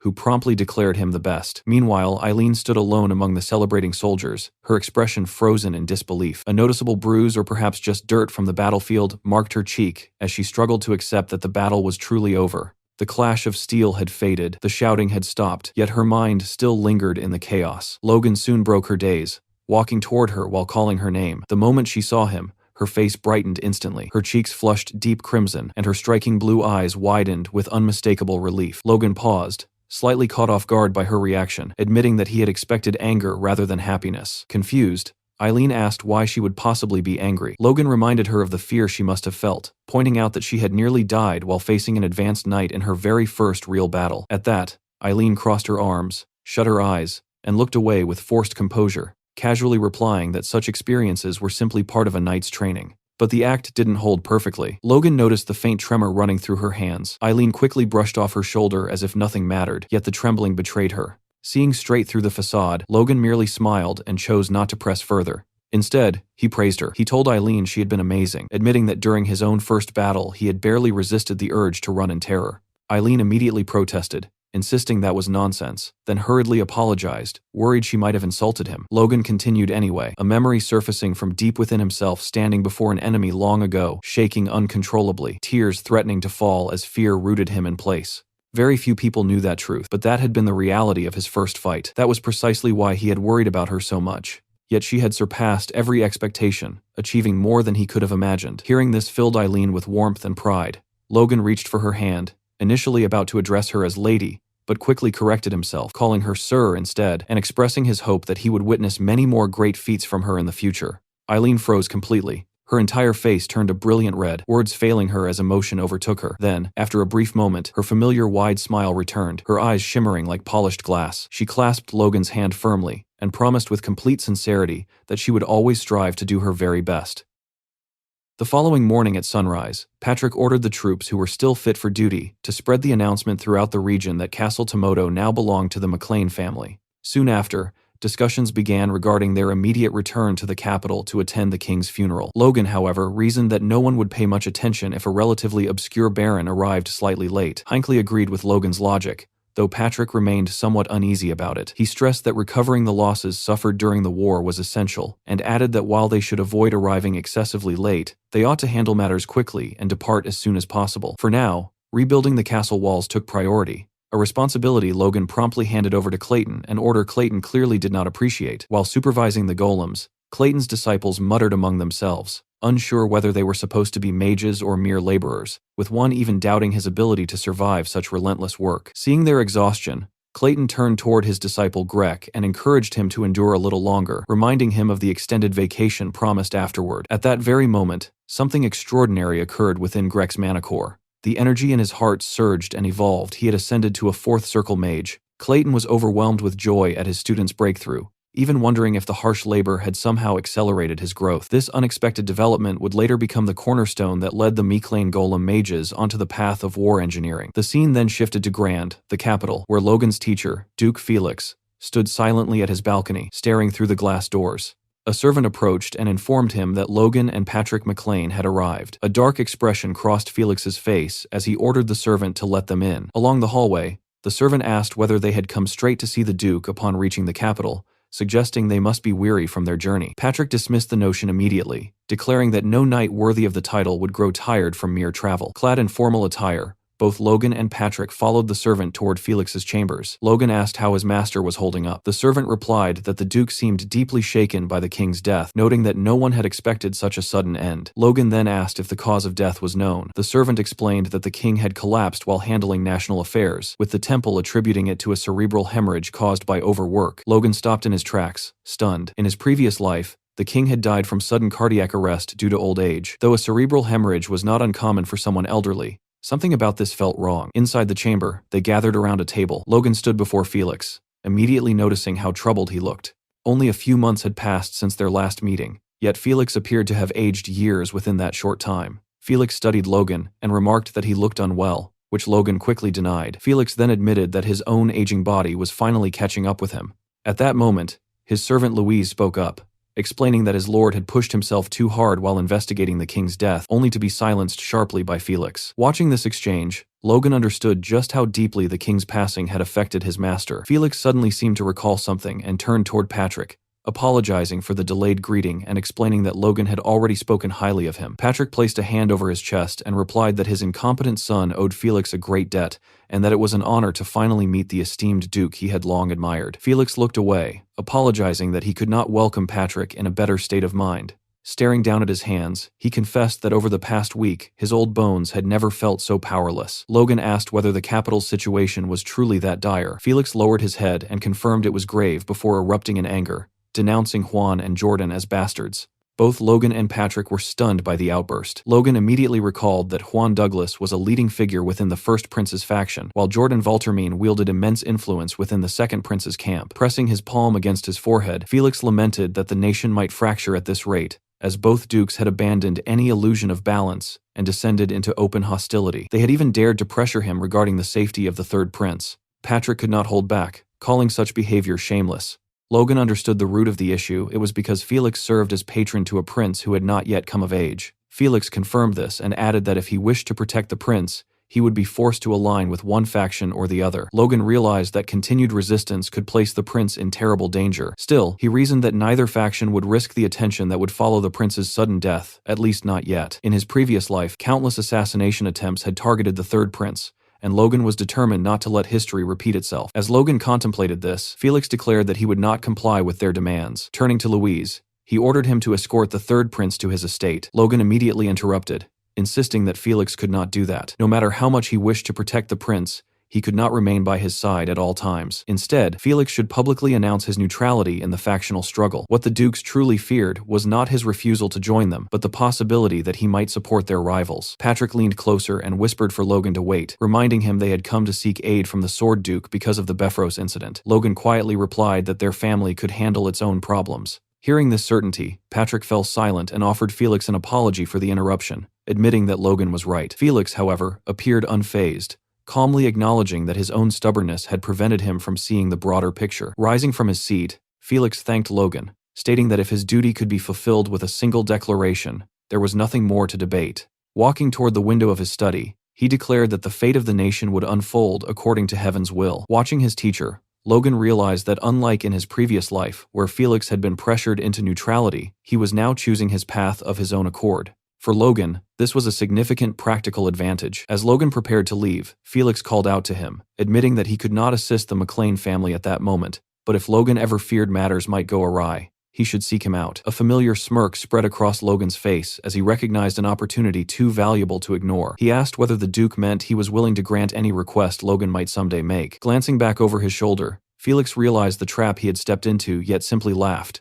replying that if Logan proved capable, he would honor whatever request he made. Logan was genuinely surprised. He had spoken half in jest and never expected such generosity, yet he replied that he had no immediate request. Placing a hand over his heart in respect, he told Felix that when the time came, he would ask for something only after careful thought, believing it wiser to preserve such a favor as insurance for a greater need. Felix nodded, approving of Logan's prudence. As Logan looked at him once more, a quiet thought crossed his mind. Felix truly looked much older now, and for the first time, Logan almost felt sorry for him. Somewhere else within the estate, a man burst into the room, breathless, carrying urgent news for the Duke. Apologizing for the intrusion, he quickly informed Felix that two superhumans had entered the estate. One belonged to the first prince's faction, the Tempest Blade, Wicked Kalia, who immediately addressed the other, calling him Musclehead and expressing surprise at encountering him there. The other man, Marcus Luther Cale of the second prince's faction, known as the Half-Giant, shot back that Kalia had stolen his line and mockingly called him Bones. Kalia smirked and taunted Marcus, asking if he had come, hoping to receive a beating from the Sword Duke, adding that Felix likely had no interest in their factional nonsense. Marcus bristled at the jab and curtly told him to mind his own business. The two men soon found themselves standing face to face, their killing intent spilling freely into the room, causing the servants nearby to tremble in fear. Suddenly, a commanding voice cut through the tension, demanding to know why they were so carelessly displaying murderous intent inside his home. The speaker asked if they were looking for a beating, and addressed them familiarly as Luther and Wicked. It was Felix. The moment they recognized him, both men bowed deeply, hastily insisting they meant no such disrespect. Still bent forward, Luther remarked that it had been a long time since their last meeting, but Felix brushed aside the pleasantries and instead questioned whether they dared show him respect while abandoning their duties to indulge in factional squabbles. Placing a hand over his heart, Luther swore he would never forget the lessons Felix had taught him, and clarified that he had not come to see the Duke at all, but rather his guests, the McLean family. When Felix asked their purpose, Luther hesitated,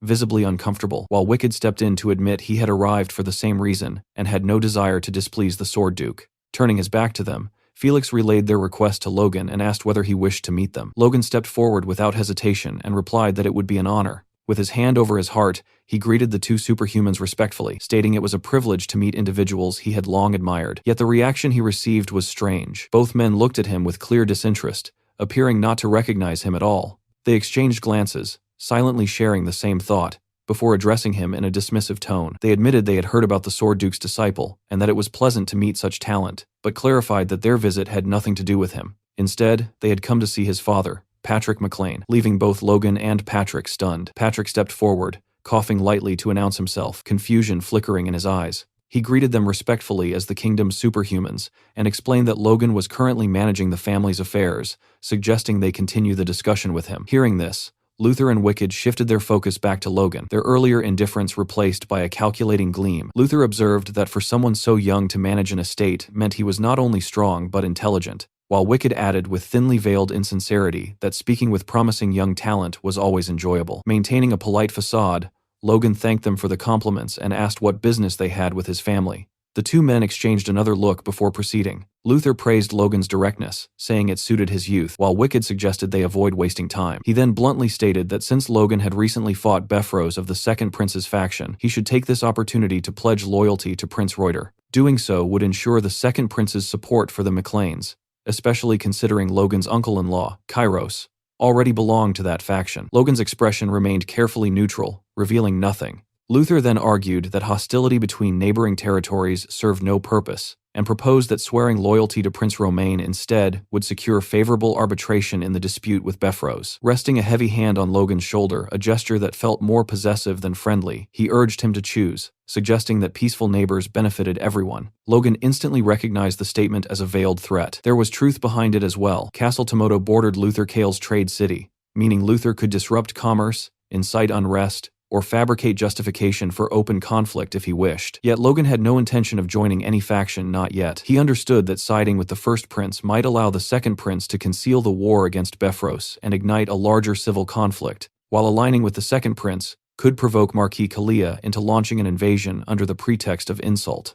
Either choice was a trap carefully designed to create justification for war. Refusing both offers was the only path forward, a delicate balance of diplomacy and patience. Lowering his head, Logan extended his hand respectfully and apologized, explaining that the complexities of the situation prevented him from making a hasty decision and that careful deliberation was necessary. At that moment, Felix intervened, his patience clearly exhausted. His voice rang with restrained fury as he demanded to know what they thought they were doing. The two superhumans visibly faltered, their arrogance dissolving into unease. Felix called their conduct pathetic, pointing out that they had abandoned subtlety entirely and resorted to issuing an ultimatum, attempting to bully his ward into submission. Worse still, they had dared involve his disciple, a line they never should have crossed. Wicked hurriedly insisted their intentions had nothing to do with Logan's status as Felix's student, and that they were merely presenting a business proposal to the McLean household. Luther added that they had no wish to disregard Felix's will, and only hoped to discuss the future with the family. Their voices had noticeably softened. Fixing them with a piercing gaze, Felix asked whether they were absolutely certain this matter would not involve him. Both men straightened like soldiers under inspection and swore it would not. After silently studying them, Felix turned away and declared that this was as it should be, as he was returning to his study and had no intention of entangling himself in factional disputes. Sensing something significant, Wicked asked what he meant. Felix then announced his decision starting that very day. He would no longer participate in the factional war. Whether through Logan or anyone else, they were to abandon all thoughts of drawing him in. The two men exchanged yet another look, clearly recalculating their next move, before stating they would relay his decision exactly as given to their respective princes. Logan exhaled inwardly, relieved. However, before leaving, Wicked Kalia turned toward him with a faint menace in his voice, and told him to think carefully before making his decision, adding that they would meet again soon. Logan nodded calmly, acknowledging the warning. Luther followed by remarking that in some ways the situation might prove fortunate for the McLeans. He explained that had they attacked Befros after the funeral, his prince would not have entertained negotiations at all, implying that their timing had forced a more measured response. Realizing the implication, Logan feigned gratitude and replied that this was indeed a relief. As the two departed, Logan watched them go with narrowed eyes before lowering his head, genuinely relieved by their absence. Even a simple conversation with them had been exhausting, their presence suffocating. Felix then asked whether Logan intended to involve himself in the faction war, noting he had not outright refused their offers. Logan answered that it was a possibility he might consider if circumstances demanded it, a carefully ambiguous reply. He apologized, admitting the McLeans lacked the strength to cling to ideals under such pressure. Yet regardless of the path he chose, he intended to preserve his honor. Felix found himself momentarily speechless at Logan's pragmatism and resolve. After a pause, he nodded with faint respect and said that was enough. Turning away, he instructed Logan to return and rest, reminding him that the funeral would begin soon. Outside the palace, the king's coffin was carried through the gardens toward the grand entrance. As the pallbearers carefully maneuvered the casket inside, a somber announcement echoed across the hall, declaring the arrival of His Majesty's remains. The coffin was then solemnly brought toward the altar, where the 8 pallbearers gently placed it down. Clad in ceremonial robes, the archbishop ascended the steps toward the podium with his disciples flanking him, fully prepared to begin the funeral rites. The archbishop raised his head to address the assembled nobles, but the moment his eyes scanned the hall, his expression shifted from solemn composure to visible dismay. The scene before him was deeply disrespectful. Instead of mourning the deceased king, the attendees whispered endlessly among themselves, their conversations filled with political maneuvering and veiled threats. The two princes sat with boredom written across their faces, casting indifferent glances at the coffin as though they would rather be anywhere else. Their grandfathers mirrored this attitude. Only 2 individuals seemed genuinely affected by the king's passing, the Sword Duke, Felix Esperanza, and the third prince, whose youthful face was clouded with sincere grief. Watching this disgraceful spectacle from beside his father, Logan felt disbelief and disgust churn within him, unable to comprehend how so many had chosen power games over honoring the dead. As the archbishop announced the beginning of the prayer, Logan noticed that even the holy man appeared unsettled by the blatant disrespect filling the chamber. Nevertheless, the archbishop proceeded with a lengthy eulogy, recounting the king's life from 40 years prior up to the present in painstaking chronological detail, a narration that stretched almost unbearably long given the tense atmosphere. In the midst of this drawn-out speech, Logan suddenly felt someone lean closer to him. Befros quietly warned him that he had only 1 week left and advised him to enjoy himself while he still could, implying that despair at the end would serve no purpose. Logan was taken aback both by the threat and by the fact that he had been seated beside such an unprincipled man, briefly wondering who had arranged the seating. Maintaining his composure, Logan leaned toward Befros and calmly informed him that he had recently been approached by the opposing faction, suggesting that they might eventually stand on the same side, and that Befros would be wise to watch his words. Befros reacted with immediate disbelief and indignation, struggling to process what he had just heard. Logan then added that if Befros doubted him, he could confirm it with Marcus Luther Cale himself. The mere mention of Cale intensified Befros's anger, only for Logan to reveal moments later that he had been joking. Befros's face twisted with rage, his body trembling as he barely restrained himself. Internally, he fumed at Logan's audacity, reminding himself that he needed to maintain composure until the funeral concluded. Once it was over, he intended to go directly to Duke Felix. Fixing Logan with a murderous glare, he branded him an arrogant boy in his thoughts and vowed that no one who touched what was his would escape unscathed. A silent promise of retaliation. Around the chamber, reactions remained sharply divided. The first and second princes, though outwardly composed, were unmistakably bored, their attention wandering, completely unconcerned with the proceedings. Only the third prince and Felix appeared sincerely distressed, refraining from tears yet radiating suppressed anger at the disrespectful behavior surrounding them. At long last, the archbishop concluded his extensive eulogy and formally announced that the first day of the national funeral rites had been completed. Inside Logan's lodging in the capital of the Grandia Kingdom, Logan reflected that the first day of the national funeral rites had finally concluded. Both he and Patrick appeared exhausted, wiping sweat from their faces after enduring the long ceremony. As Logan caught his breath, he found it hard to believe that the rites had stretched from morning until evening. Even worse, just as he had anticipated, the moment the proceedings ended, vassals from both factions swarmed around them, pestering them relentlessly until the very last moment. Turning them down repeatedly had begun to feel like a tiresome chore. Patrick, who had been quietly observing his son from behind, finally spoke and asked whether Logan intended to make use of either faction.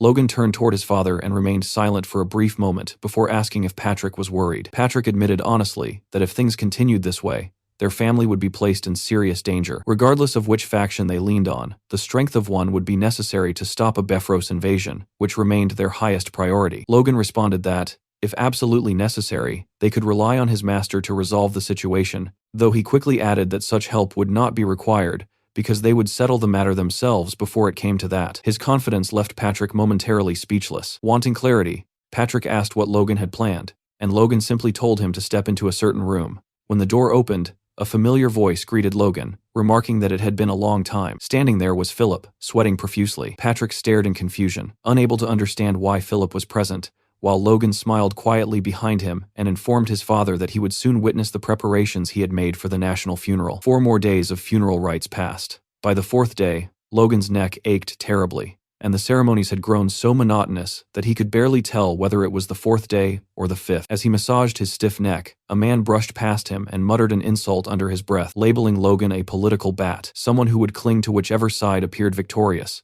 The man then added that Count Befros had been right about him before walking away. Watching the man depart, Logan reflected on Befros and let out a quiet huff, realizing he had been wondering why envoys from the factions had suddenly stopped approaching him. It now seemed obvious that Befros had been spreading words about him everywhere. Even so, Logan had no intention of joining any faction. While he was lost in thought, someone approached him enthusiastically and addressed him as son-in-law. It was Eileen's father. Looking around, the man asked why Logan was alone and inquired about his relatives, wondering if they had not attended. Logan explained that his father had returned to their lodgings first, prompting Eileen's father to send Patrick his regards. Then came the question no man ever wished to hear from his future in-law. Eileen's father asked whether Logan had decided on a wedding date. Attempting to evade the topic, Logan reminded him that his territory was currently facing a crisis. However, Eileen's father countered by pointing out that publicly announcing the bond between their families could help keep Befros in check. Logan replied that he could not make such a decision right now, especially since Eileen would likely scold him again for acting on his own. Curious, Eileen's father asked if this was Logan's first time. Logan wondered if he meant his first wedding, but his father-in-law clarified with amusement that if it were not his first assembly of nobles, the Grand Nobles gathering, he would not be sitting so quietly. Nearby, several nobles were engaged in conversation. One asked how long it had been since the last assembly, and another replied that officials had allowed even those below the rank of Viscount to attend, adding that it had been quite some time since such access was granted. A third remarked that this only proved how shaken the royal family had been by the king's sudden passing. At that moment, someone struck the speaker's shoulder. It was Logan, who had apparently not intended the contact but nonetheless caused the man to fall to the ground. Logan immediately apologized, yet the man shouted angrily, telling him to watch where he was going. Logan offered a hand to help him up and explained that it had not been intentional, but the man slapped his hand away and stormed off, calling Logan conceited. Patrick, who had witnessed the entire exchange, dismissed the man as irrational and told Logan not to worry about it. Logan agreed outwardly, yet his gaze lingered on the departing figure, clearly turning something over in his mind. As they prepared to enter the assembly, Logan reflected that in his past life, this event had taken place 2 weeks after the funeral. Now, thanks to Felix's declaration of neutrality, neither faction had any reason left to conceal their ambitions. Logan recalled that the Grand Nobles' assembly in his previous life had descended into complete chaos. The spark had been a Viscount aligned with the First Prince's faction who, swept up by the rising tension, began hurling curses at Jordan Valterman. What started as a heated exchange soon escalated as middling aristocrats clashed, the conflict spiraling out of control until even the superhumans were drawn into open combat. The catastrophe became known as the Split of the Tongue that failed the country, an incident that marked the beginning of the Civil War, and the Viscount responsible was condemned for generations. Back in the present, events seemed to be unfolding along a similar path. One Viscount was already locked in a fierce argument with another, insisting that no one but His Highness Romain was fit to become king. His opponent countered that such a claim was absurd, while the First Prince still lived. The supporter of the First Prince questioned whether his rival possessed any honor toward a superior, only to be told that superiority meant nothing, when the age difference between the princes amounted to mere months. The first Viscount angrily demanded that the man restrain his tongue. Meanwhile, the two princes appeared irritated by the entire spectacle, deliberately avoiding each other's gaze. A judge listening to the debate lowered his head, uncertain how to intervene. Watching the scene, Logan thought that at this rate, it would not be surprising if someone snapped and triggered violence. In his previous life, the Assembly's brawl had been followed by a period of military preparation, and within a month or two, the first battle of the Civil War had erupted. That timeline, however, was far too slow for Logan's purposes, as it would grant Befros ample opportunity to crush his family during the preparation period. Clenching his fist, Logan resolved that the Civil War needed to ignite sooner, leaving no time for anyone to prepare. His gaze drifted toward the Viscount he had brushed against on his way into the assembly, the same man now passionately advocating for the second prince. The Viscount argued that the outdated tradition of prioritizing the eldest son had long been abandoned, and that the right to the throne should be determined by ability. By that measure, he proclaimed, Prince Romain, who had successfully resolved trade issues with the Empire, was the most suitable candidate. Romain responded with a pleased smile as others voiced their agreement, acknowledging the truth in the Viscount's claims. Another noble, Count Clet, was confronted and asked what nonsense was being spoken, but the Count calmly reiterated that no one was more devoted to state affairs than Prince Romain. As he continued speaking, however, blood suddenly began streaming from his nose. Fear flickered across his face, while his opponent stood speechless, asking what was wrong. The Count clutched his head, his eyes changing color as his balance faltered. He swayed from side to side before collapsing onto the ground. Panic rippled through the assembly as those loyal to him called desperately for a priest. Logan and Patrick appeared shocked by the sudden turn of events, yet Logan alone recognized the truth: the man was no longer breathing. The poison he had administered was proving devastatingly effective. The toxin was derived from lethe grass. When infused with force and dried for 3 days to concentrate its properties, the herb transformed into a lethal poison, capable of triggering a cerebrovascular hemorrhage. This secret would not be uncovered until 15 years later, when the Grandia Liberation Front discovered it while searching for methods to assassinate the Empire's ruling elite. Anticipating this moment, Logan had instructed Philip days earlier to procure the necessary herbs. By attaching a tiny needle to his ring, he had discreetly injected the poison into the Count before the meeting began. While knights or magicians would likely withstand such a toxin, against an ordinary aristocrat, it was unstoppable. This man, known by the codename Parasite, had been the 9th assassination target of the Grandia Liberation Front in Logan's previous life. Now Logan intended to sever that tenacious thread early, eliminating the future traitor before he ever had the chance to sell out the country. Lifting his eyes, Logan studied both princes, aware that only one question truly mattered now: how would they respond to this sudden death? Romain, in particular, looked utterly infuriated. Instantly, 2 men stepped forward to remove the lifeless body of the poisoned Viscount. Watching the scene unfold, the first prince appeared uncertain about what had just happened, while the second prince burned with fury. Once the body was carried away, Romain turned toward his brother and demanded to know whether he truly dared to poison one of his subordinates. Reuter dismissed the accusation at once, reasoning that he had nothing to gain from killing his own supposed traitor, and insisting that the act could not have been his doing. He then redirected the suspicion toward Romain, questioning who would be foolish enough to believe such a poorly staged farce. Romain stood stunned, unsure whether Reuter's response stemmed from calculated strategy or sheer audacity in calling the incident a fabrication. At that moment, another Viscount rose and argued that Romain's accusation was unreasonable, pointing out that they did not even know why Count Clet had collapsed in the first place. Yet another noble interrupted, questioning the source of Romain's anger, and noting that it had been Romain himself who first accused Reuter of poisoning the victim, perhaps provoked by the mention of the word traitor. The Viscount who had spoken earlier was left speechless before snapping back, demanding silence and asking if the man had forgotten where they were. Soon, chatter spread across the assembly hall as voices overlapped and tensions climbed. Observing the situation,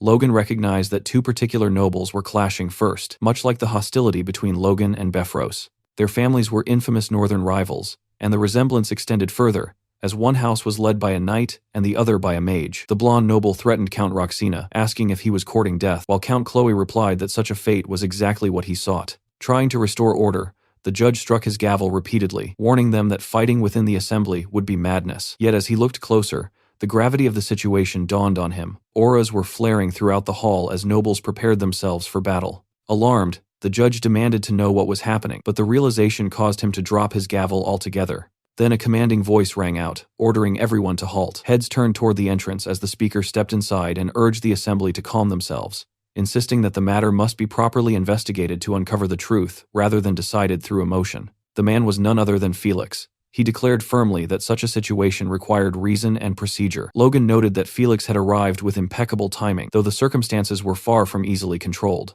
The princes themselves began shouting again, with Romain arguing that the situation was obvious and demanding to know what further procedures Felix could possibly require. Reuter, however, expressed strong agreement with the Duke, claiming that Romain had lacked any real justification and had instead staged the incident to dispose of a useless pawn. Romain fired back, questioning how Reuter could speak so boldly after orchestrating such an underhanded assassination, while Reuter countered that if Romain were truly innocent, he should welcome an investigation. Felix stepped forward, urging both princes to calm down, but his path was suddenly blocked by two imposing figures, Jordan and Juan. Their presence clearly caught him off guard. Jordan warned Felix not to interfere, while Juan added that even he would struggle against the two of them together. Felix questioned whether they understood the chaos they were allowing to unfold, yet neither appeared moved by his words. Witnessing this confrontation, Patrick wondered how matters had deteriorated so badly, realizing that the kingdom's three sole dukes now stood in direct conflict. Juan remarked that Felix must know how pointless an assembly like this had become,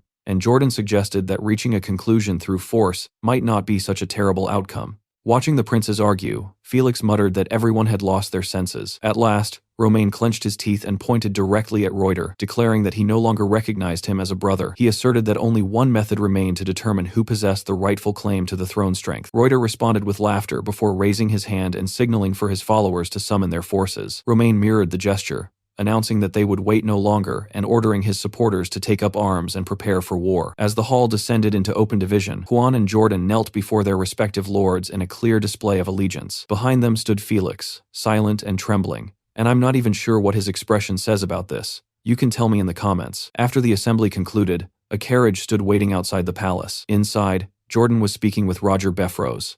Befros requested additional time to finish dealing with the Meclanes, but as he spoke, Jordan's grip tightened around his own arm. Jordan pointed out coldly that war could erupt at any moment, yet Befros was still asking for time. Realizing his misstep, Befros straightened immediately. He reflected that Jordan's title, the Blazing Heat Sword, represented only his strength on the surface, while in truth he was a frigid and calculating man who would tolerate no wrong answers. Lowering his head, Befros asked for merely 10 days, insisting it would not take long. Jordan dismissed the request as inefficient, leaving Befros uncertain how to respond. Jordan then explained that the most efficient solution would have been to bring the Meclanes into their faction, thereby adding their forces intact. Befros was left speechless. Jordan revealed that he had even sent Luther for that purpose, though someone had warned that the Meclanes were too rotten to accept. At this, Befros begged forgiveness, admitting that greed had clouded his judgment and led him to commit an unforgivable mistake. After a moment of silence, Jordan instructed Befros to suppress his greed for now. Once the larger war was won, he promised to deal with the Meclanes personally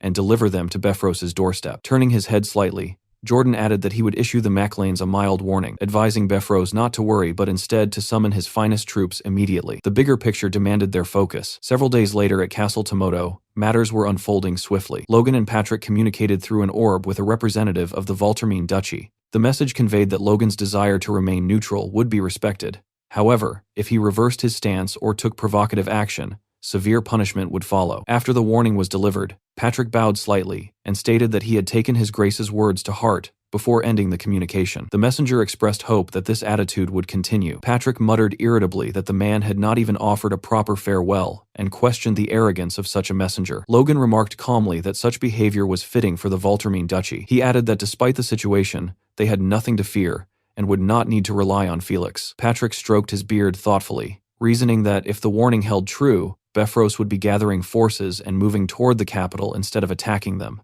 Given the present turmoil, they might finally have time to rest. Logan agreed, suggesting they focus on what they could control. The civil war sparked by Larry Klett's death escalated rapidly. Within a week, physical confrontations erupted. Initially, both factions had considered assassinating the opposing prince, but while their conscripted forces mobilized, they crossed paths unexpectedly. A line of battle stretched from the northern territories to lands directly controlled by the crown, and spontaneous clashes broke out across the kingdom, signaling a prolonged conflict. Both sides began drawing out every ounce of strength they possessed. Befros, compelled by circumstance, moved to the central front, leaving only minimal forces at his main castle. As he marched to war, he reassured himself that the Macleans would not dare defy the Duke's warning, though he privately questioned Logan's sanity. Back at Castle Tomoto, Logan struck the table decisively and declared that they must seize this opportunity to occupy Befros's lands. Hinckley, Dwayne, and Patrick reacted in disbelief, convinced Logan had lost his mind. Dwayne asked whether he intended to ignore a direct warning from a superhuman. Logan confirmed that he would. Dwayne fainted outright,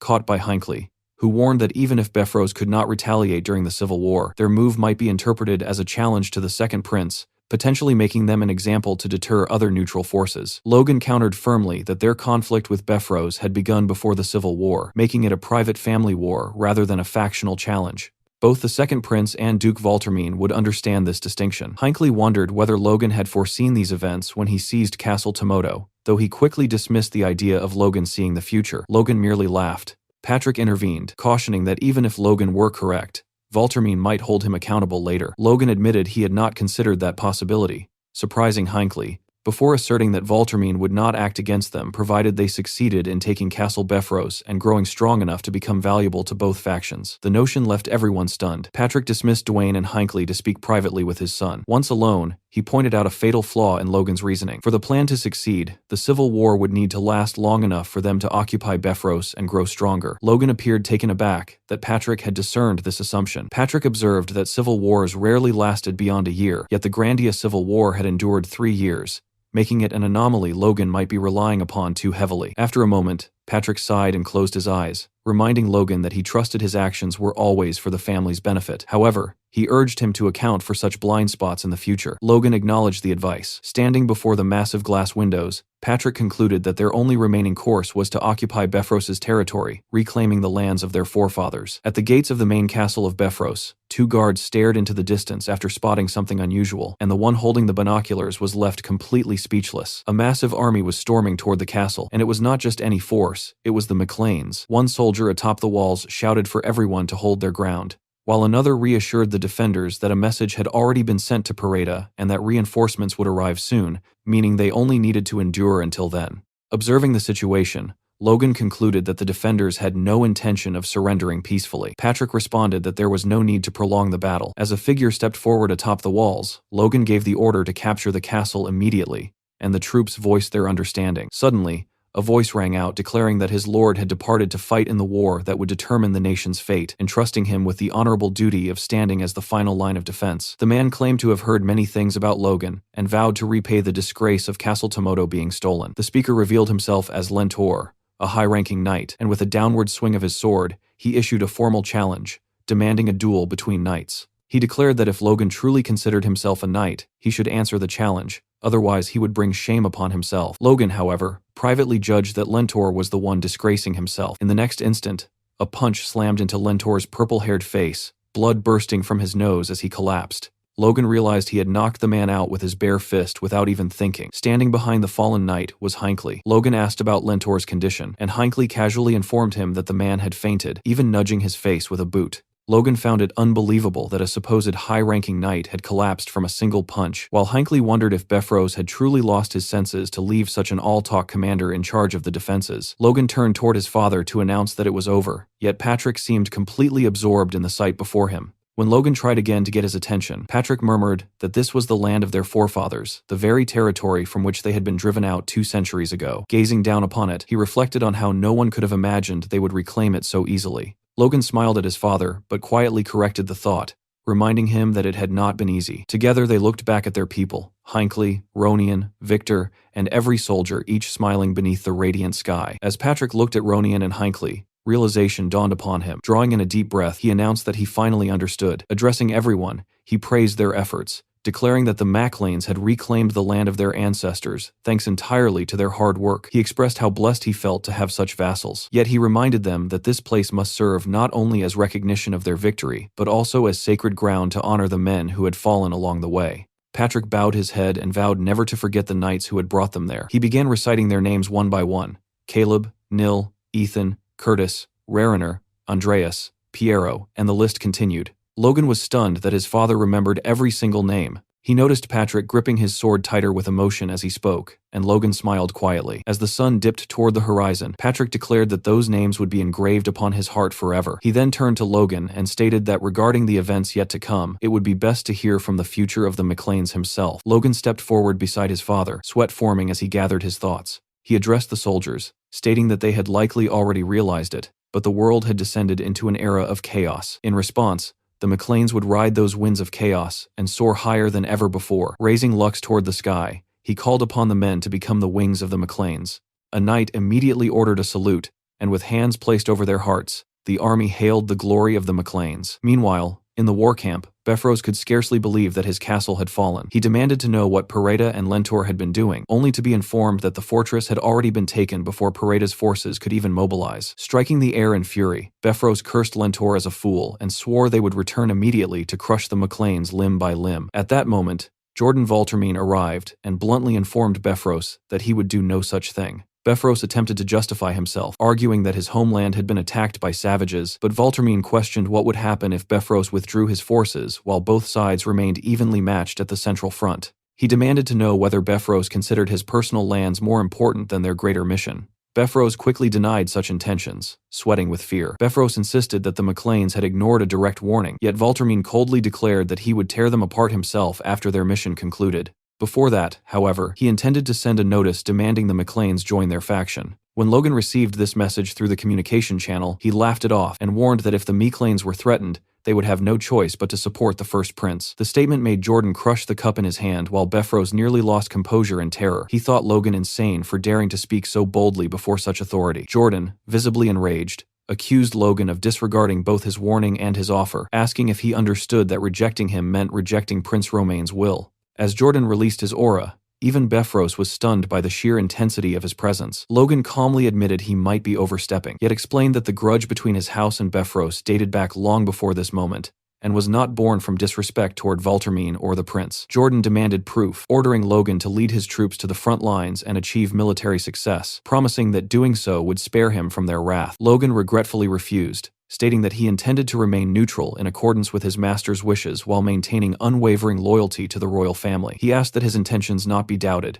Jordan responded by calling him an arrogant fool, who clearly did not hear his own words. Just then, a soldier rushed in to report that the first prince's faction was making a move. The expression on Jordan's face was so terrifying that the messenger immediately regretted delivering the news. Logan overheard and coolly suggested that Jordan seemed busy and should attend to his affairs. Jordan picked up the communication globe and declared that even if it meant taking losses, he should end Logan's life there as a morale booster. Logan countered by questioning whether such losses were truly affordable, given how evenly matched the front lines reportedly were. Jordan branded him a thunderous fool and warned that he would soon understand the consequences of his actions. Tossing the communication globe to Befros, he summoned his lieutenant and ordered him to take several men to keep watch on Logan, referring to him as the arrogant brat from earlier. Watching this unfold, Befros thought the foolish Maclanes were hastening their own destruction, and concluded that it would not be a bad outcome if they were ultimately crushed by Valtermine's own hands. Somewhere else, a blond man was laughing uncontrollably. It was Juan Douglas, who remarked that it had been a long time since he had heard such good news and expressed his appreciation to Logan for providing it. Logan noted that immediately after his communication with Jordan Valtermine had ended, Juan Douglas had contacted him personally, and he conveyed that it was an honor to be reached directly. Juan assumed that since Logan had attacked Befros, he must intend to join his faction. Logan, however, paused briefly and smiled before clarifying that the attack had merely been the settlement of an old family grudge. He apologized and explained that the Mechlanes were not yet prepared to pledge support to anyone, recognizing that such a decision would invite unnecessary complications. Juan warned that given Jordan's ruthless temperament, he might attempt to swallow the entire Mechlane family whole. He asked Logan what he intended to do in response, yet Logan remained silent for a moment. Logan then mentioned that he had already received word from Jordan and had managed to smooth things over through careful negotiation. Juan asked whether that was all, and Logan responded that his family lacked the resources to take any decisive action beyond maintaining a firm neutral stance. Nevertheless, he added that he would support Juan's excellency in spirit and requested that the remaining Befros forces be crushed. Juan laughed at Logan's boldness and offered him advice, warning that if Logan deceived him, he would not overlook it lightly. Logan reflected that threats seemed to come from every direction. Still, with this exchange, the Mechlane's neutrality had been officially recognized, leaving only one final matter to address. At the Pareta estate, Max Pareta had just been informed that the Befros castle had been occupied. He erupted in anger, shouting that reinforcements had not even been dispatched, and demanding to know what was happening. His vassal urged him to calm down, stating that since the Mechlanes had acted so recklessly, the Count would not remain idle, and would surely punish them severely. However, a soldier soon reported through the communication channel that there would be no retaliation and that the Mechlane's neutrality had been approved. Both Pareta and his vassal were left speechless. The vassal attempted to reassure him, suggesting that if the Mechlanes remained neutral, they would at least refrain from attacking them. Pareta questioned whether that trust was justified. At that moment, a servant rushed in, announcing that a notice had arrived from the Mechlanes, causing the vassal to leap to his feet. As the vassal read the letter, Pareta anxiously demanded to know its contents. The message contained a list of demands that must be fulfilled to prevent an attack. These included a monthly tribute of food and supplies worth 100,000 gold, monthly internal inspections conducted by the Mechlanes, the right for the Mechlanes to conscript troops freely whenever necessary, and a tenant tax reduced to 30%. The letter further stated that given the current situation, the Mechlanes could attack directly and would remain lords of the land regardless of who ultimately became king. It concluded by declaring that if the Pareta family did not wish to die, they would kneel to the Mechlanes. Back at the Befros main castle, even the flag had been replaced with that of the Mechlanes. Inside, Dwayne reported that, as expected, the Pareta family had requested to become vassals. Logan expressed satisfaction and stated that they would now slowly strangle them financially and absorb their entire military power. He added that it was unfortunate they could not yet deal with Percival and Ruffman, but Dwayne reminded him that they had already achieved more than enough. Logan declared that all immediate threats were gone and that there was only one thing left to do: celebrate. A party was held within the castle. Logan announced that the war was over and encouraged everyone to eat, drink, and enjoy themselves. The soldiers gathered in small groups, Dwayne, Hinckley, and Kaisalon together, Hamar, Philip, and Clayton laughing over drinks, Rick conversing with a female servant, Patrick sharing a moment with Marion. Only Victor appeared visibly troubled. After some time, Patrick approached Logan and suggested that it was time. Logan agreed and called Captain Hinckley forward, addressing him formally as Sir, signaling that something official was about to occur. Patrick, already somewhat drunk, attempted to scold Hinckley for failing to salute his future lord properly, but Marion restrained him. Logan announced that for leading the Night Order and securing victory in the war, Hinckley deserved a reward. He declared that Sir Hinckley would receive 1 million gold and land of equal value. Hinckley stood stunned, and murmurs spread through the hall. Someone questioned whether the territory had not been nearly bankrupt not long ago, and others remarked that the young master had emptied the castle treasury entirely, which explained why wine was being poured so freely. Logan privately lamented that it would have been even better had the Befros forces not looted the artifact vault beforehand. He then turned to Clayton and addressed him respectfully as Lord. He stated that the greatest achievement in the defense of Tomoto Castle had been accomplished by the Magic Tower, and that Clayton deserved a fitting reward. The Magic Tower would be granted permanent ownership of its land within Mechlane Town, with no taxes imposed, along with a reward of 10 million gold. Upon hearing this, Clayton fell to his knees, bowing his head. Tears streamed down his face as he thanked Logan repeatedly, calling him his benefactor, his Logan, while Victor observed that Clayton was somehow smiling and crying at the same time.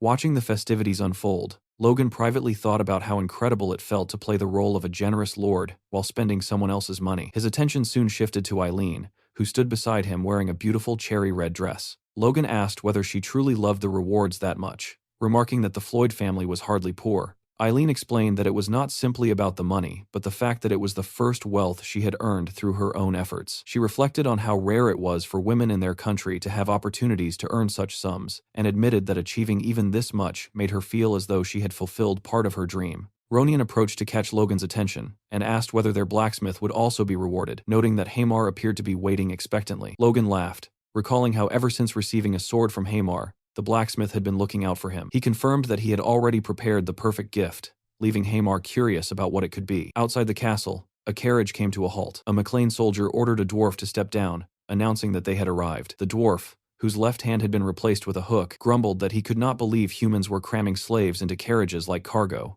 As he disembarked, he muttered that their new master must surely be a twisted pervert. Within the city, however, the atmosphere was lively. People walked the streets cheerfully, children played freely, and happiness seemed to radiate throughout the town. Observing this, the dwarf wondered if this was truly the place where they would now be working. He was not alone in his confusion. More dwarves climbed down from the carriage, remarking on the overwhelming number of humans and admitting their discomfort. They spoke among themselves, surprised that such fine carriages had been sent to transport them, as nobles typically treated dwarves like livestock meant only for hauling. One dwarf commented that nobles usually viewed them no differently than animals, while another cautioned against expecting too much, insisting that all nobles were fundamentally alike, and that some merely flaunted their wealth by providing luxurious transport even for slaves. A red-haired dwarf named Tamar silenced his companion, warning him that someone might overhear. Yet his friend challenged him, asking whether a proud dwarf like him intended to grovel before humans, and whether losing his left hand had also cost him his pride. A guard shouted for the dwarves to move if they were all off the carriage. As Tamar turned his head, he reflected bitterly on his companion's words, calling him a fool in his thoughts, and recognizing that clinging to pride only worsened their suffering. Staring at the hook that had replaced his hand, he admitted to himself that he had indeed lost his pride the moment he lost that hand. For a dwarf who could no longer forge properly, abandoning pride had become the only way to survive. The dwarves followed the McLean guard through the city. Temur walked at the front with his head lowered, uncertain of what awaited them. Fixating on the ground, he questioned whether life was even worth living anymore, and wondered if death might be the only escape from his misery. They were greeted by a cheerful man with gray hair and a beard who expressed delight at their arrival. After counting them and confirming there were 10 an ideal number, he called for someone to inform Lord Hamar that the kin he had requested had arrived. The dwarves struggled to comprehend what they had heard, astonished by the idea of a dwarf being addressed as a lord. Tamar stepped forward and asked whether the man had truly said Lord Hamar. When asked if he knew him, the man proudly spoke of Hamar as the greatest craftsman in their territory, crediting his creations with transforming the land. Because of this reputation, he added, high expectations were placed upon the newly arrived dwarves as well. Hearing a human speak with such respect about a dwarf caused Tamar's expression to brighten. He found himself wondering just how remarkable Hamar must be for a human territory to honor dwarves in this way. Before long, Hamar himself arrived, declaring that the long wait was finally over and that his kin had at last come. He expressed his satisfaction at seeing them in good health, a sight that filled Tamar with cautious optimism. However, Hamar immediately remarked that since they were all in such fine condition, they could begin working at once. He even observed that they could be worked like dogs right away, given their apparent stamina and readiness for labor. The hopeful expressions on Tamar and the other dwarves shattered instantly, as this was nothing like what they had imagined. Hamar briskly ordered them inside, reminding them that mountains of orders awaited fulfillment. In that moment, Tamar felt the mental image he had formed of his new master collapse completely before his eyes. A few days later, Logan appeared at the workshop without warning and asked Hamar whether he had received his gift. Hamar greeted him warmly and confirmed that he had indeed received it, adding that thanks to Logan, crossbow production had accelerated significantly. As Logan scanned the area, he asked where the dwarves were, prompting Hamar to point to the left and explain that they were all working diligently as the gears of the workshop.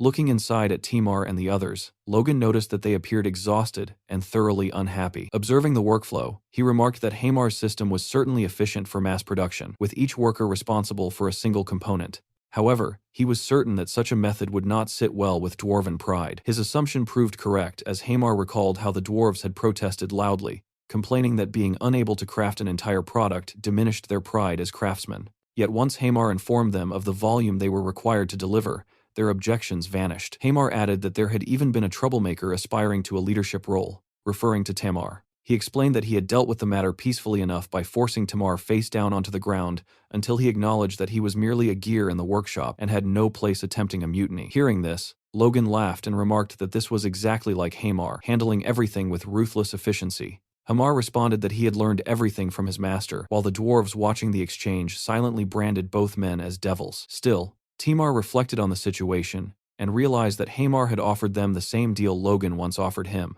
If they worked their hardest for Logan for 20 years, they would be granted freedom. Staring at the part he was crafting, Timar acknowledged that this agreement was a chance they would likely never receive again. As Hamar watched the dwarves labor, he turned to Logan and asked why they needed so many crossbows, noting that the requested amount would arm 10,000 people with plenty left over. Logan calmly replied that this was precisely because 10,000 people would be using them. Stunned, Hamar exclaimed that they were effectively producing a 10-year supply in advance and called it excessive preparation. Logan laughed and corrected him, revealing that he was creating a militia of roughly 10,000, recruitment for which was already underway. Upon hearing this, Hamar screamed so loudly that he could be heard outside the workshop, his body language radiating anxiety and shock as he realized Logan was preparing for yet another war. Logan observed that Hamar's thoughts were obvious. Privately, Logan reflected that the Civil War had only just begun, and that most people failed to realize it could last 3 years. Worse still, an imperial invasion awaited at its conclusion. What began as a conflict fought by elite soldiers would soon devolve into battles waged by mercenaries, funded with whatever wealth could be scraped together, and eventually into a desperate struggle where peasants were forced to take up arms. He envisioned it as nothing short of hell descending upon the world, which was precisely why they needed to prepare now. Hamar cautiously asked, despite knowing it might not be his place, whether it was truly acceptable to arm so many commoners. Logan replied that as long as the people lived well, even handing them bombs would not lead to rebellion. Mentioning bombs reminded Logan of something else he wanted Hamar and Clayton to develop in secret, a suggestion that immediately gave Hamar a terrible feeling. At the Magic Tower, Logan shared the same proposal with Clayton, requesting the creation of a bomb that detonated after a time delay. He clarified that it should also explode upon receiving a certain level of impact, with a firm grip being sufficient to trigger it. As Clayton diligently recorded every detail, Logan continued outlining the specifications. The device should emit a light vibration as a warning before detonation so no one forgot to throw it. It should change color as it activated, detonate roughly 5 seconds later, and produce an explosion equivalent to a second circle explosion spell, all while keeping production costs capped at 50 gold. Logan then asked whether such a device was feasible. Clayton questioned whether something like that even existed, but Logan insisted it did because he had used one before. Hearing this, Hamar demanded to know where Logan had encountered such a weapon, remarking that the situation felt strangely familiar. Logan explained that he had even provided a rough idea of the materials involved, yet Clayton remained skeptical, arguing that chemical compounds behaved unpredictably, depending on their ratios. Moreover, a weapon capable of producing a second circle effect at 1/10 the cost of a first circle spell scroll would have sent the entire industry into a frenzy if it truly existed. Clayton suggested that if Logan had actually used such a device, it would be faster to locate its creator, and he prepared to utilize the communication channel to investigate further, contacting Felix's advisor and a general from Logan's former life, to ask whether anyone nearby possessed the knowledge to craft such strange items. The response indicated no close ties with a mage capable of such work, leaving Logan stunned. What he was attempting to recreate was Liberatio, a bomb named after the ancient word for liberation. It had once dealt a devastating blow to the Empire during the era of the Grandia Liberation Front, yet only a handful of individuals had ever known how to produce it, and Logan had not been one of them. Even so, he believed that if anyone might hold a clue,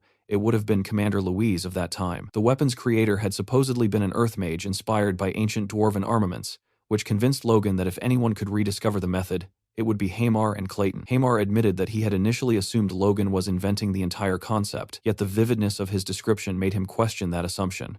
Logan himself found it strange how unnaturally clear his memories of Liberatio were, and the realization unsettled him slightly. He eventually dismissed the thought, reasoning that it was natural for the memory to remain sharp since the weapon had ultimately caused his death. With that, Logan once again began explaining every detail to Hamar and Clayton, even as they wondered aloud whether he truly had no intention of abandoning the idea. Somewhere else, inside a bar, a man slammed his fist onto a table, knocking over a pint of beer that spilled everywhere as he angrily questioned what the country had become. 2 other men cursed the war, complaining that it had now spread all the way to the south. One drunken man shouted that if the nobles wanted to fight, they should settle it among themselves instead of dragging small territories like theirs into the conflict and getting innocent people killed, while his friend hurriedly called him a drunk and urged him to lower his voice. At another table across the room, a blonde-haired man lifted his head and agreed with the outburst, believing that those hungry for war should face each other directly. He bitterly reflected that just because his great-grandmother had been the second daughter of House Kalia's Marquis, it did not mean their family deserved to be dragged into a factional war. He went on to explain that this was exactly why small provincial nobles like them ended up utterly ruined. Lamenting his fate,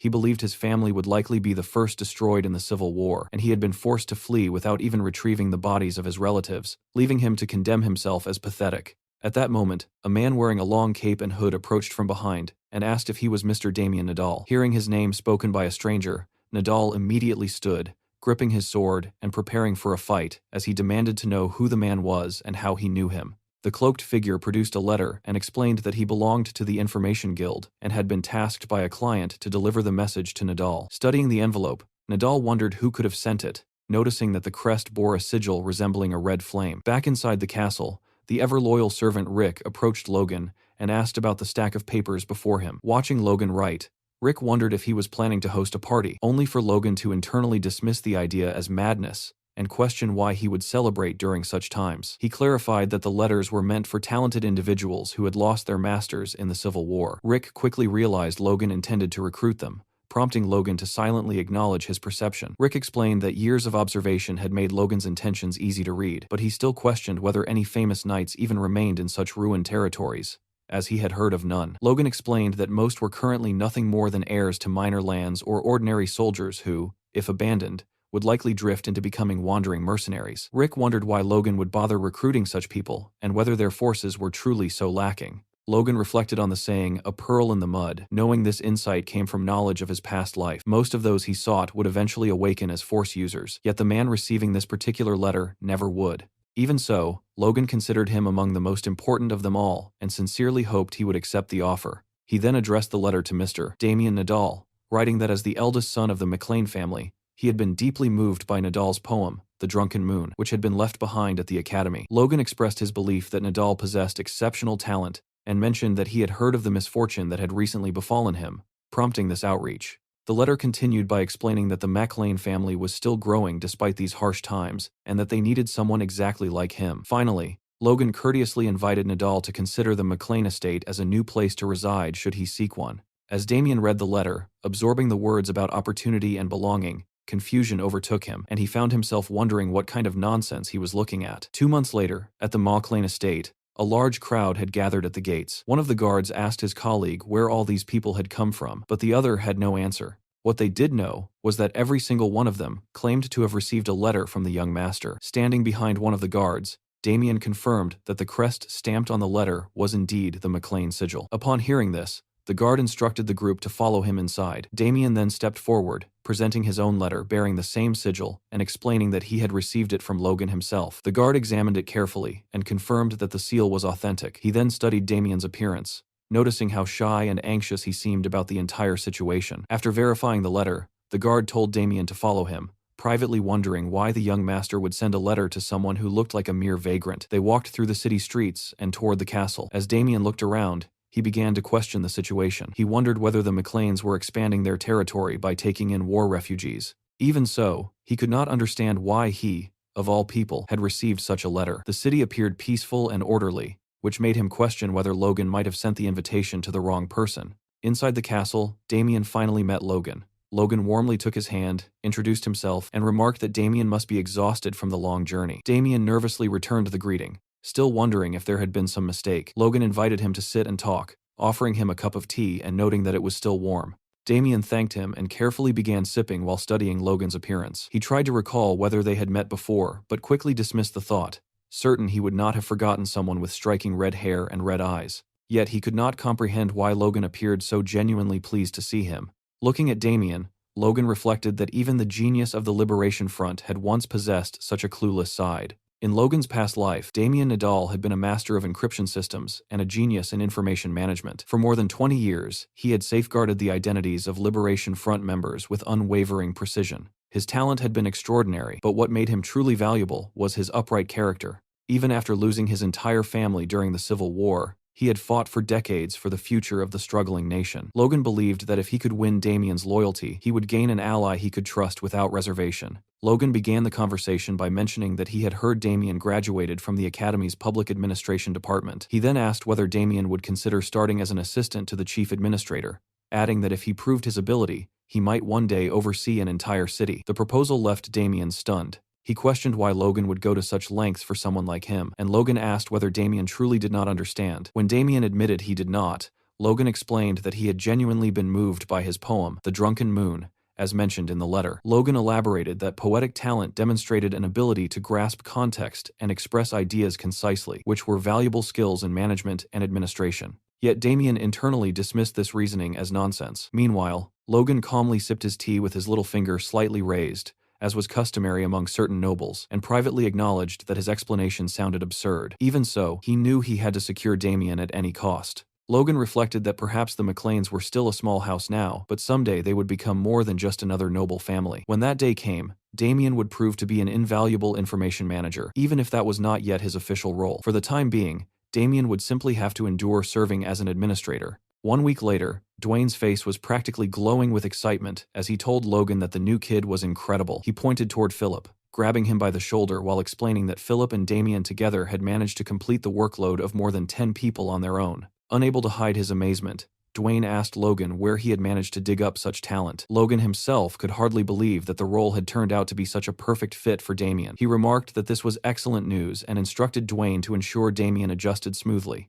Dwayne readily agreed, stating that talents of that caliber had to be treated with the utmost care. He then shifted the conversation to another pressing matter. Because of the Civil War, a massive influx of refugees was arriving, and the town would reach its population limit far sooner than expected. Logan immediately considered accelerating the plans for a second town and asked whether the budget could support such a move. Dwayne replied that he had already run preliminary calculations, but the situation was not ideal. Lumber prices had skyrocketed due to the war, meaning that once construction began, the territory's finances would remain extremely tight until the yearly harvest. At that moment, Philip questioned why they should be short on money when the territory possessed more than enough goods to sell. Both Logan and Dwayne turned toward him in surprise, asking what exactly they could sell. Philip calmly proposed selling food. The suggestion left Logan momentarily captivated, though Dwayne reacted with outrage, demanding to know why they would ever sell food and whether they even had such a surplus. Philip explained that they should do so in preparation for a future war with Befros. Previously, they had refrained from selling their extra provisions,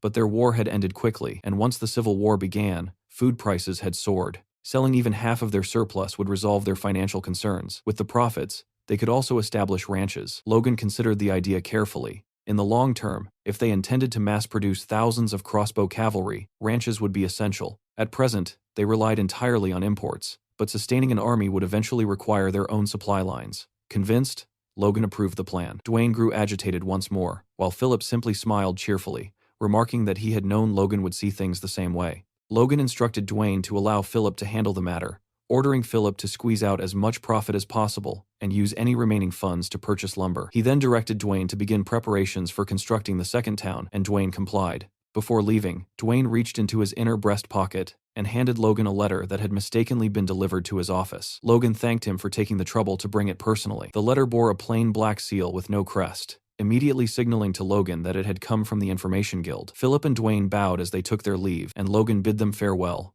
urging them to continue their work. Once alone, he opened the letter and began reading. It reported that the guild had located someone matching the description from a search request he had submitted. At first, Logan could not recall making any such request, but then the memory surfaced. It had been on the day he first learned the heavy pressure sword from his master. Back then, he had asked the guild to find unaffiliated superhumans who had been active during the Imperial War. The search had taken time, but they had finally identified one. The letter named him Churn Crow. It was not exactly the name Crownet that Logan remembered, yet there was a strong possibility they were the same person. Upon reading the name, Logan was stunned. Of all people, it had to be that man, a developer who had succeeded in mass supplying low-grade artifacts and had risen to become one of the top 10 merchants in the Empire. Unlike typical mages, he equipped his entire body with artifacts of his own creation and fought directly on the front lines. Known as the Massacre Sorcerer Crownet, he had slaughtered Grandia's forces without mercy. Logan clenched the paper tightly as memories surfaced. The low-grade artifacts Crownet supplied had accelerated Grandia's downfall nearly twice as fast. As an enemy, he was extraordinarily dangerous. That left Logan with only two choices: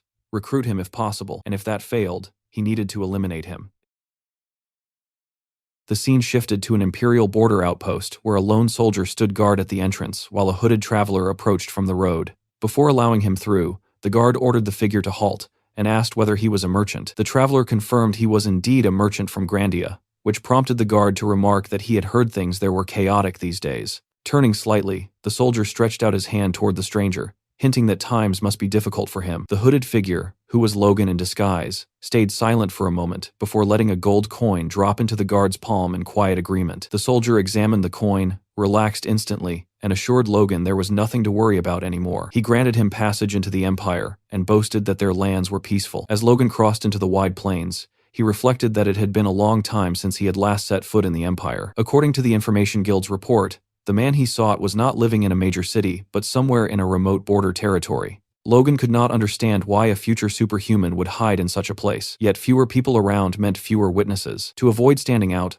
Logan had already used magic to disguise himself and change his eye color, knowing his red hair and red eyes attracted too much attention. While scanning the horizon and wondering if he had lost his way, a shout came from behind as a man approached with clear hostility, mocking Logan for moving too fast and sneering at his red hair. 3 rough-looking bandits surrounded him, ridiculing his head as looking like a clot of blood. One pointed a sword at him and demanded he drop his bag, threatening to make him bleed just as red as his hair if he resisted. Logan remained completely unimpressed. Sometime later, Logan arrived at an estate bearing the crest of a dragon or lion, guided by the same bandits who were now battered and trembling. The man who had threatened him earlier clasped his hands together and begged to be spared. Logan calmly thanked them for guiding him and allowed them to leave. They rushed away gratefully while Logan simply scoffed, thinking about their stupidity. Logan stepped into the city and slowly looked around at the people moving along the busy streets, quietly taking in every little detail as merchants loudly traded materials like leather imported from Russelheim, which everyone praised for its excellent quality and durability. Nearby, a nobleman walked with his servant, and the servant politely suggested that they should rest for a while, leading the nobleman to agree and order him to find a quiet tavern somewhere. Not far away, a young boy eagerly tried selling newspapers while a woman happily chatted with her friend about a trendy dress she had seen in the city the other day, and the whole place felt surprisingly lively. Looking around at the clean roads and cheerful atmosphere,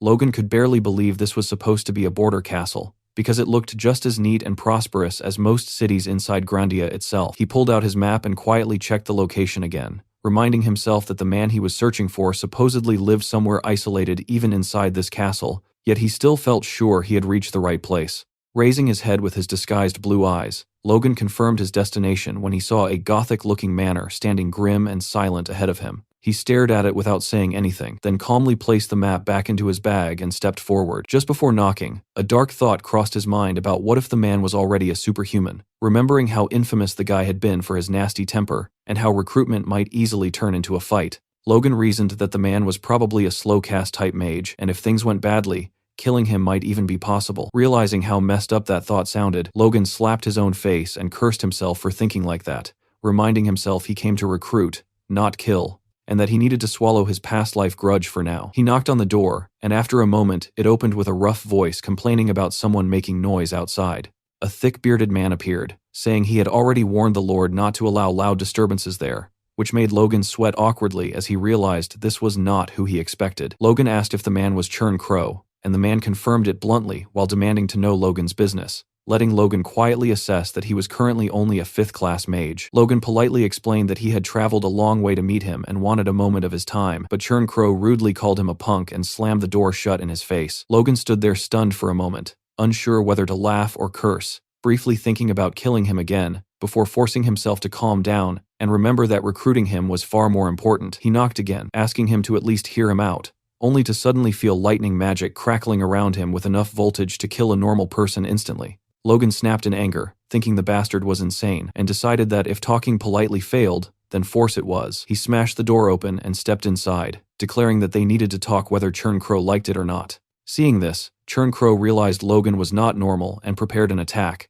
revealing an artifact that made Logan's heart drop instantly, because it was the Orb of Massacre. Logan remembered clearly how that artifact constantly protected its owner and automatically repelled enemies, acting as both offense and defense, and how in his past life, Churn Crow, despite being weaker than other superhumans in direct combat, used that orb to unleash terrifying firepower in civilian massacres. Still, looking at him now, Logan judged that he was not yet that powerful since he was only a 5th circle mage. Logan sarcastically remarked that using such force on a guest seemed harsh, while Churn Crow mocked him for calling himself a guest after breaking down the door. Logan calmed himself, admitted he had no other choice since Churn Crow refused visitors, and tossed a heavy bag of gold at his feet to compensate for the broken door. Seeing the money, Churn Crow started sweating and reluctantly agreed to talk. They sat in the parlor with Logan keeping his sword nearby, while Churn Crow kept the Orb of Massacre behind him, suspiciously asking what Logan wanted. Logan said he had heard rumors about him and came to offer recruitment, which immediately made Churn Crow tense up, asking what rumors. Logan noticed that reaction and realized the man clearly had secrets, calmly explaining he heard Churn Crow was a master of artifacts, and that just seeing the equipment behind him confirmed it. Churn Crow exploded in anger, demanding where Logan heard such things, and Logan calmly said the Information Guild pointed him out when he searched for a skilled mage. Hearing the words Information Guild made Churn Crow's eyes light up, demanding details, but Logan coldly refused to reveal his sources, and said he only came because of Churn Crow's reputation, adding that rumors also spoke of many sins in his past. Churn Crow shouted in denial, swearing he lived honestly, but Logan quietly looked at his sword and thought that maybe his own past life hatred made him biased. Yet to him those words still sounded like lies from someone who lived a filthy life. Logan judged that even if Churn Crow was capable, his personality was dangerous, and if recruitment failed, killing him might be safer than letting him stab them in the back later. He looked at the orb again and guessed it was weaker than before, maybe only a third-class artifact, meaning killing him would not be hard if needed. Deciding to test him, Logan addressed him respectfully as Sir Mage and casually mentioned the name Crownet, instantly making Churn Crow's expression change. The moment he heard that name, Churn Crow realized Logan knew far more than he should, and the Orb of Massacre started glowing from blue to red as his face twisted into a psychotic smile. He lunged straight at Logan's neck, declaring that this would be where Logan shook hands with death. From the outside, it looked as though a massive explosion had shattered the mansion's rear wall, sending rubble splattering in every direction. Crownet's assault had blasted a giant hole in the masonry, where Logan had just been standing, but the man was now nowhere to be seen. Crownet, however, appeared weakened. He had likely exhausted a great deal of stamina on that last strike. Suddenly, his facial expression shifted into one of pure wonder. A sudden wave of force surged outward, throwing Crownet and his orbs backward. He couldn't believe it, Logan had actually dodged his attack. Gritting his teeth, he declared that Logan was merely lucky, but that this was as far as he would get. Crownet then riled up his own aura, preparing another strike, and demanded to know if Logan truly thought he was a match for his orbs. In response, Logan simply raised his sword, prepared to counter. Crownet scoffed, calling it a pathetic attempt. He launched his attack, leaving a trail of massive explosions and climbing flames in its wake. Surveying the aftermath, Crownet began to mock Logan's efforts as praiseworthy, yet insufficient, but he spoke too soon. Once again, he was left speechless by what was unfolding before him. The entire room was illuminated by Logan's aura, and the flames seemed to reach the very ceiling. Even Crownet's orbs suffered under the pressure. They appeared to split right through the middle before the fragments fell uselessly to the floor. Crownet was thrown into the wall behind him. Looking at the wreckage on the ground, he couldn't believe his eyes. He began to scream that his artifacts were destroyed. Logan stepped forward through the light. He asked Crownet how guilty a conscience he must have to react with such terror, finally addressing him by the name everyone knew but no one dared to speak. Slumped against the broken wall, Crownet could find no words, yet the disbelief and anger were etched clearly on his face. Shivering, he hissed at Logan, asking how he knew that name when he had gone to such extreme lengths to destroy every trace of his past. Logan observed him, noting that there were almost no records of Crownet before his rise as a superhuman. As Crownet demanded to know Logan's identity, Logan saw him for what he truly was, nothing more than a runaway fugitive. While debating whether to dig further into the man's history, Logan menacingly asked Crownet where he thought he was from. Hearing this, Crownet grew annoyed. He grabbed a nearby rock and warned Logan not to play around with him. Logan noticed the movement, but it was almost too late to react. Crownet had kept one last orb hidden and prepared. He detonated the orb, creating a giant explosion that engulfed himself and everything in front of Logan. Logan managed to surround himself with mana, successfully blocking the attack. Looking toward the floor, he realized Crownet had used the explosion to blast a hole in the ground leading toward the basement. It was then that Logan realized Crownet had been hiding yet another artifact. Without hesitation, he gripped his sword and leaped into the hole after him. Logan landed in the basement, which resembled a sprawling library with books scattered everywhere. Scanning the surroundings, he concluded that this had to be Crownet's laboratory. Suddenly, a voice from behind disturbed him, calling him a sticky bastard. Crownet was now hovering in the air, utilizing a staff artifact that granted him flight. He shouted for Logan to die as he prepared yet another assault. Crownet then seemed to cast two different spells simultaneously, lightning and air magic. Seeing this, Logan was struck by the incredible speed of Crownet's casting. As the spells closed in, Logan could only wonder if Crownet was indeed just a high-class mage. Even so, as Logan prepared Lux, he remarked that Crownet's power was merely average. Suddenly, a wave of powerful energy slammed into Crownet, leaving him to wonder what was happening. Logan held up his sword, and Crownet realized with a shock that all of his magic was being dispersed. It was clear that this was Logan's doing. Logan then unleashed a powerful slash of aura toward Crownet, who tried to block it using his artifact. Feeling the sheer force Logan possessed, Crownet questioned just who this man was. Composed, Logan prepared one final attack, leveling the tip of his sword as if preparing for a lethal stab. He struck, missing Crownet's head and neck by mere inches, but that wasn't his primary target. He went for Crownet's hand, forcing him to drop his artifact. Based on Crownet's agonizing screams, it appeared Logan may have severed the hand entirely. As Crownet began to shiver, Logan told him that he had brought this upon himself. Once again, Crownet was consumed by rage. He screamed at Logan that he would kill him and conjured a massive orb of mana, preparing to throw it with all his might. Yet, Logan didn't show the slightest bit of worry. Crownet launched the attack, but Logan didn't move an inch. Within the next second, however, he closed the distance between himself and Crownet. Preparing his own strike, Logan hit Crownet squarely in the gut, telling him the attack had been too slow to catch him. The impact was so powerful that it sent the surrounding rubble splattering and flying once more. Crownet spat up blood and fell to the ground while Logan remained standing. Looking down at Crownet, Logan huffed, signaling that the battle was over. He then looked up at the ceiling as debris began to fall, realizing the entire structure was about to collapse. The laboratory of the man who would have been known as a master of artifacts was about to turn into nothing. Looking around, Logan remarked that he would have liked to take a closer look, but it was too dangerous. Even so, he couldn't help himself. He decided to take a quick look before leaving. That was when he noticed a collection of books and papers on one of the tables, Crownet's research notebooks. Logan recalled that in his past life, Crownet had invented a method to imbue magic not just onto rare materials like mithril, but onto common metals as well. This was the breakthrough that allowed for the mass production of low-grade artifacts. Shedding a bead of sweat, Logan thought the method might be in those books. He began gathering the stacked notebooks, noting that it wouldn't hurt to use them. He searched for anything else of value and spotted a piece of armor on another table. He was left momentarily speechless by what he saw: a necklace, a ring, and a pair of armored gloves, all of which Logan believed to be artifacts. He took the necklace in his hand, noting that he didn't feel any special energy from it, meaning it was likely a Class 3 artifact. He placed his hand on the gloves, thinking it a shame they weren't higher grade, but decided he would gratefully take them anyway. Suddenly, as he approached the gauntlets, he noticed something. They seemed to be absorbing his force. Logan remembered this was exactly like when he had taken the artifacts from Befros. He slid one of the gauntlets onto his hand to test it out. He began infusing it with force, and the gauntlet took it all in easily, absorbing every ounce of energy Logan gave it. Then, a bright light shone from inside Logan's fist, and the true power of the gauntlet was revealed. Logan remarked that it felt as though his strength had been multiplied. Even his body's durability and force were greatly enhanced. Logan thought the effects were similar to the Wind God's boots and mused that he didn't think he would ever see something like that again. He wondered if they had been made by the same person who created the boots, noting that the current Crownet wouldn't have been capable of making them. He wondered who could truly be behind such items. He then realized people might be gathering at the scene, so he had to take what he could and leave before being spotted. With this,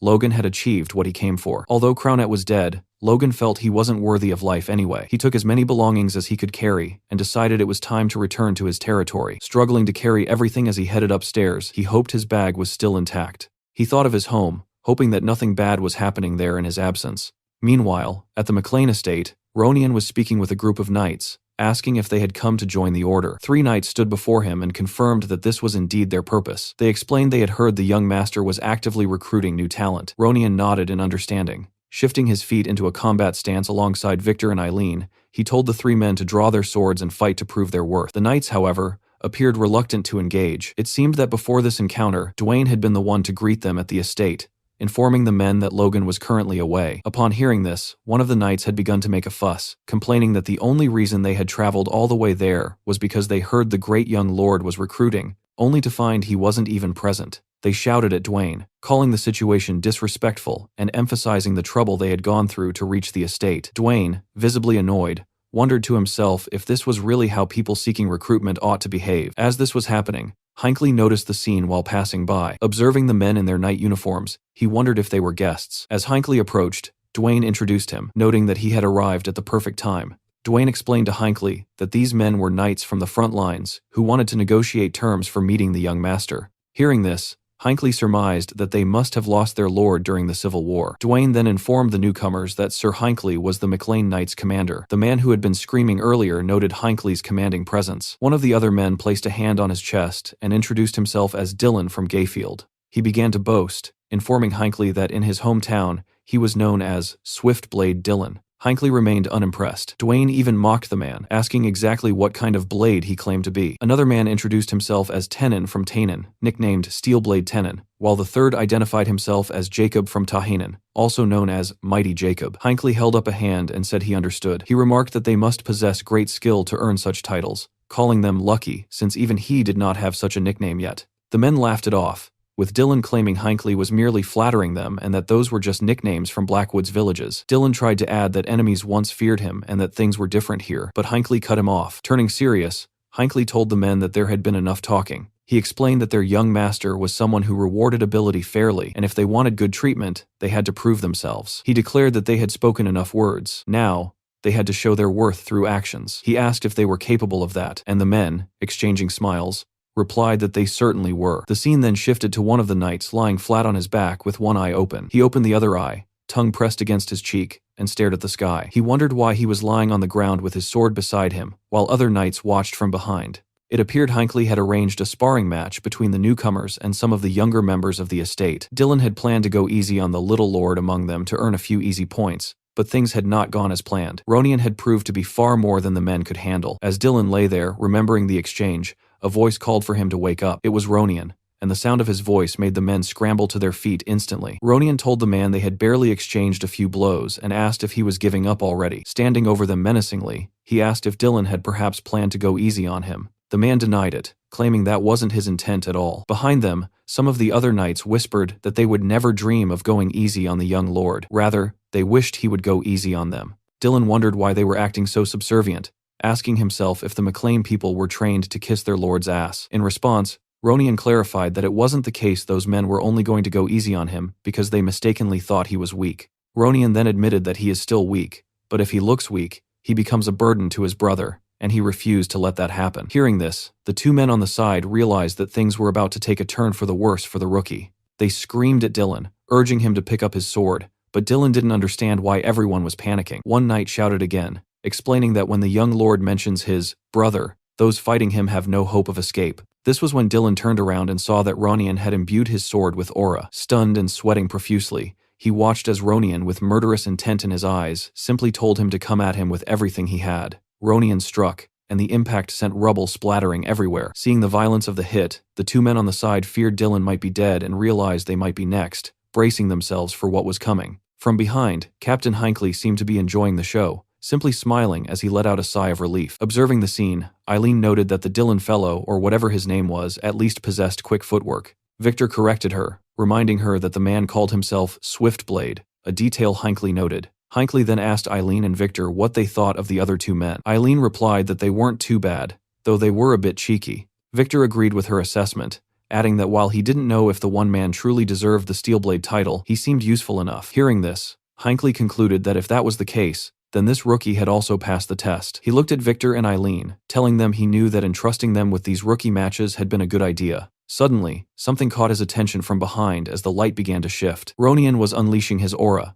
putting everyone down left and right. Eileen remarked that he had seemed rather stressed lately, and Victor suggested it might be because he hadn't experienced much growth recently. Hinckley told them the matter might be a bit more sensitive than that. He looked at Eileen again, noting that Logan had been gone for 10 days now, and asked if they knew his actual whereabouts. Eileen replied that she wasn't sure and hadn't heard anything, a sentiment Victor echoed with a nod. That being said, Eileen mused that, knowing Logan, he would likely return after accomplishing something incredible, just as he always did. At the Magic Tower, Logan arrived to see Clayton and promptly dumped every magic-related item he had recovered from Crownet's laboratory onto Clayton's desk. Watching as the final bits of sand and debris fell from Logan's backpack, Clayton stood stunned, unsure of what to say. He finally asked exactly what all of this was. Logan smiled and explained that he had discovered these research materials in a mage's laboratory and thought he should bring them to Clayton just in case they were useful. Clayton asked if Logan wanted him to inspect them, but then a sudden realization struck him. He nervously asked if these were classified materials belonging to another magic tower, as he wanted absolutely nothing to do with such theft. Logan quickly assured him that was not the case, explaining that they were just items belonging to some guy who had picked a fight and died, conveniently leaving out the fact that he had been the one hunting the man down. Clayton looked at the books for a moment in silence, before concluding that if that was the case, there shouldn't be a problem. Logan thanked him, stating he was leaving the materials in Clayton's capable hands. Clayton agreed and prepared to get back to work, but Logan didn't move from his spot across the desk. Noticing this, Clayton wondered why Logan was still there, and asked if he had other business to attend to. Logan simply stood there and smiled. Rubbing the back of his neck, Logan tentatively asked if Clayton could look through the materials immediately. This clearly annoyed Clayton. He reminded Logan that he was already busy with the work Logan had assigned him specifically, the development of the bombs, and that taking on this new task simultaneously would only cause more delays. Logan noted that he hadn't seen Sir Clayton this frustrated since the Earth Tower incident, yet he refused to back down. He insisted that the least Clayton could do was check if there was anything useful among the pile. Sighing, Clayton looked down at the books and wondered if they were truly important enough for Logan to push everything else aside.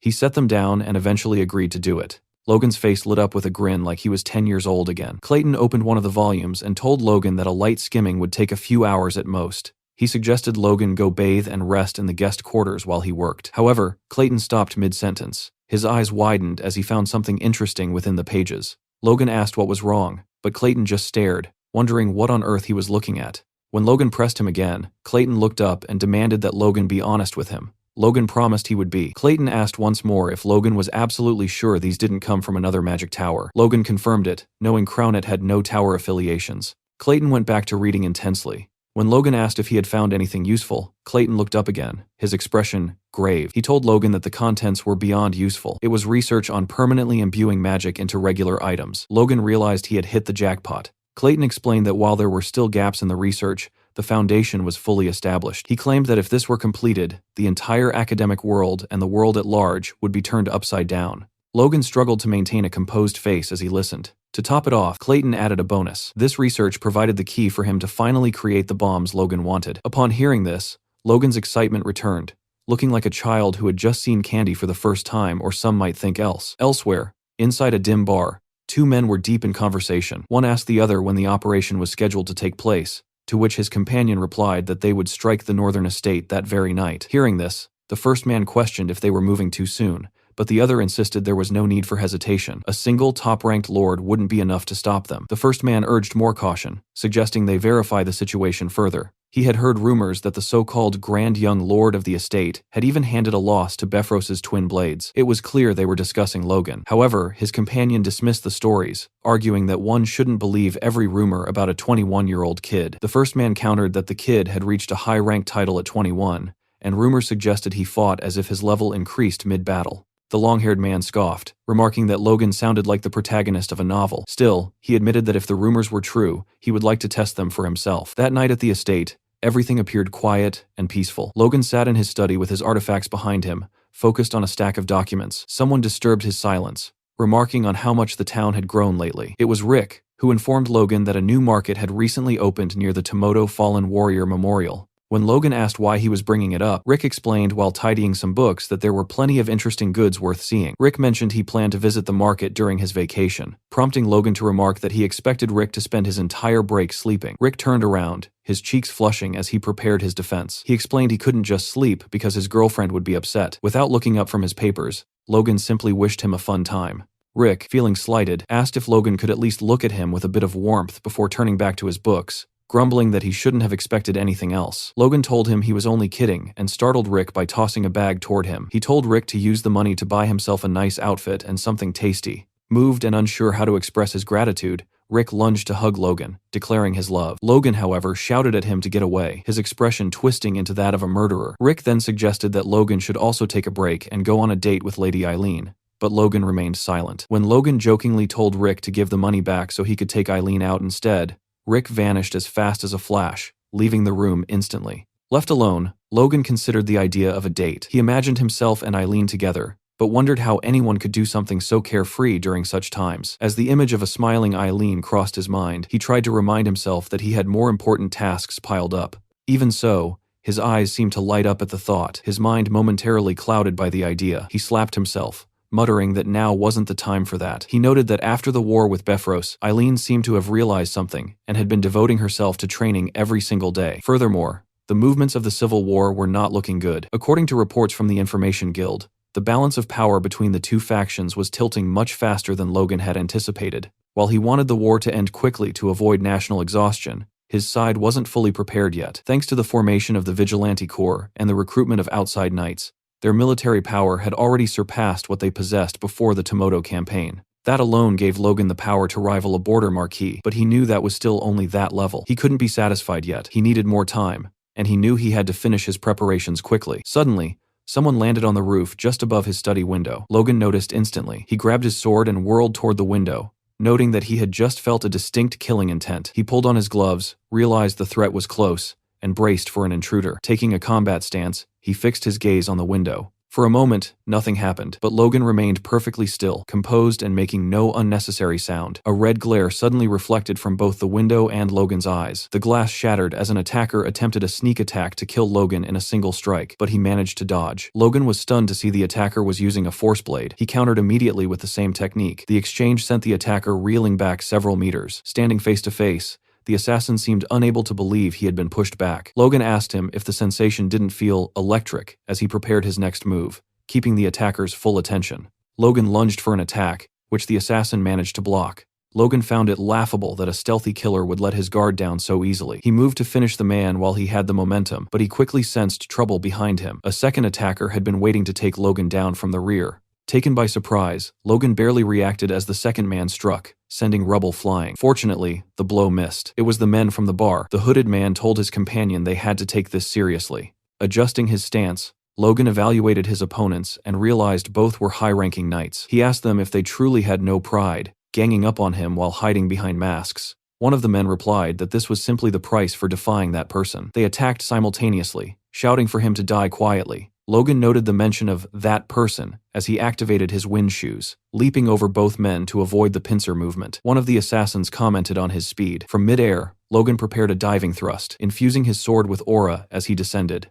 The long-haired man pushed his comrade out of the way and blocked Logan's strike, huffing in relief. He shoved Logan back, mocking his attacks as dull. As they squared off, Logan realized the long-haired man was stronger than he appeared. Logan jumped back as the two assassins bickered. The one who had been pushed told his friend not to jump in out of nowhere, while the other dismissed Logan's technique as a cheap imitation of a force blade. They remained confident that unless a miracle occurred, their mission would succeed. Logan analyzed the situation. Only one person had the motive and the power to command multiple high-ranking knights for an assassination attempt: Jordan Valtermine. He realized these two weren't the only intruders. If the entire estate was under fire, and even one more high rank was present, the situation was dire. His fears were confirmed elsewhere in the estate. In another room, a blade dripped blood onto the floor. Marion realized he had been hit. It was Patrick, clutching a wounded shoulder as he glared at his attacker, cursing the name of Valtermine and wondering how he could dare to attempt such a thing. Through Logan's shattered window, the attackers could be seen preparing their next strike. One of them planted his feet and leaped high into the air, pulling his sword behind his back,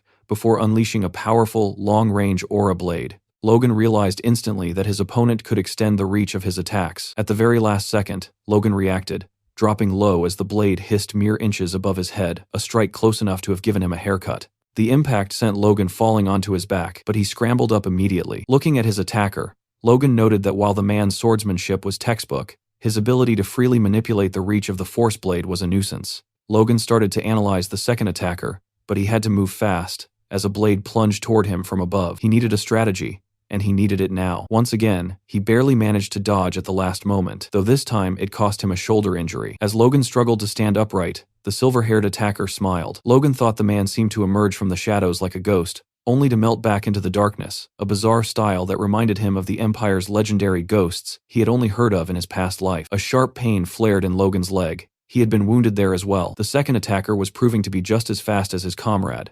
Logan warned himself that this was no time for distractions. As the fully masked figure leaped for another strike, which Logan managed to block, he acknowledged that he was in a clear crisis. Realistically, as a high rank, there was no way he should be able to handle two top ranks at once. Even so, Logan did not feel like he was going to lose. His sheer perseverance left the two attackers stunned and speechless. The silver-haired man grew annoyed, calling Logan a stubborn bastard. Clenching his sword tighter, he jumped toward Logan with murderous intent, screaming for him to die. Logan realized exactly what he had to do to keep this crisis from ending in disaster. Activating his wind boots, he leaped away and repositioned himself behind the assassins in an instant. He managed to wound them both, telling himself that whether it was through artifacts or secret techniques, he had to use every resource available and focus entirely on defense. If he could hold out, an opportunity to strike back would surely arise. Looking back at his opponents, Logan noted that the moment was fast approaching. His enemies were beginning to overheat. They were forcing out power beyond their limits without regard for the aftermath. The man unleashed a powerful technique that engulfed the entire room, and Logan realized they were becoming desperate. He managed to parry most of the onslaught,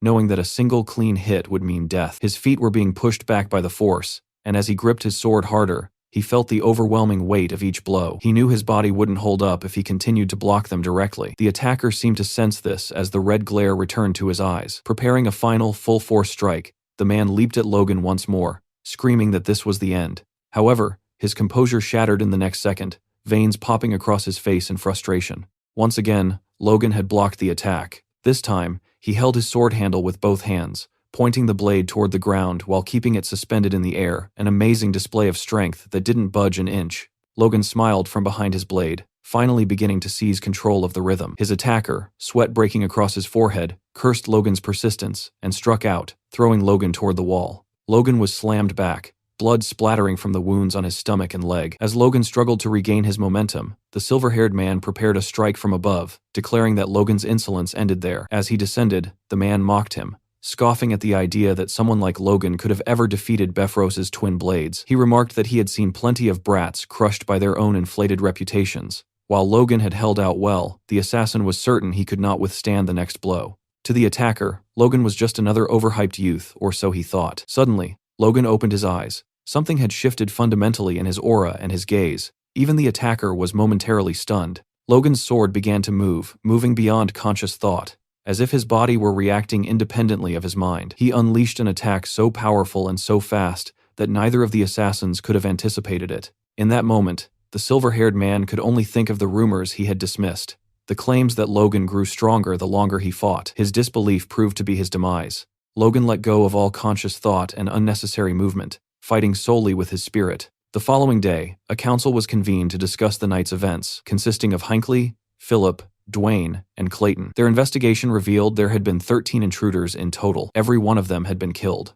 When Hinckley asked about the casualties on their side, Logan reported with distress that 5 soldiers were dead and 12 were injured. More painfully, Patrick had been gravely wounded while protecting Logan's mother. She now remained at Patrick's side while he was treated by doctors. Hinckley noted that, considering the high level of the intruders, the damage was relatively low. Logan agreed, pointing out that the force was comprised of top and mid-tier attackers, though none of them had recognizable faces. When Hinckley asked who could have orchestrated such a hit, Logan rose from the table and named Jordan Valterman. Dwayne and Philip immediately began to protest, shouting that they could not possibly stand against a Duke's house, and by extension, the entire Second Prince's faction. Logan merely smirked. He asked Dwayne why he assumed they would pick a fight with the Duke's house right now, leaving Dwayne puzzled. Logan explained that he had enough common sense to know that attacking the Duke now would be a death sentence. If he were the Duke, he would wipe out a threat like the McLeans immediately. Furthermore, such a conflict would only benefit Juan Douglas. "We have to endure," Logan declared. He stated that no matter what filth was thrown at them, even the death of their soldiers, they had to bear it. When Dwayne asked why,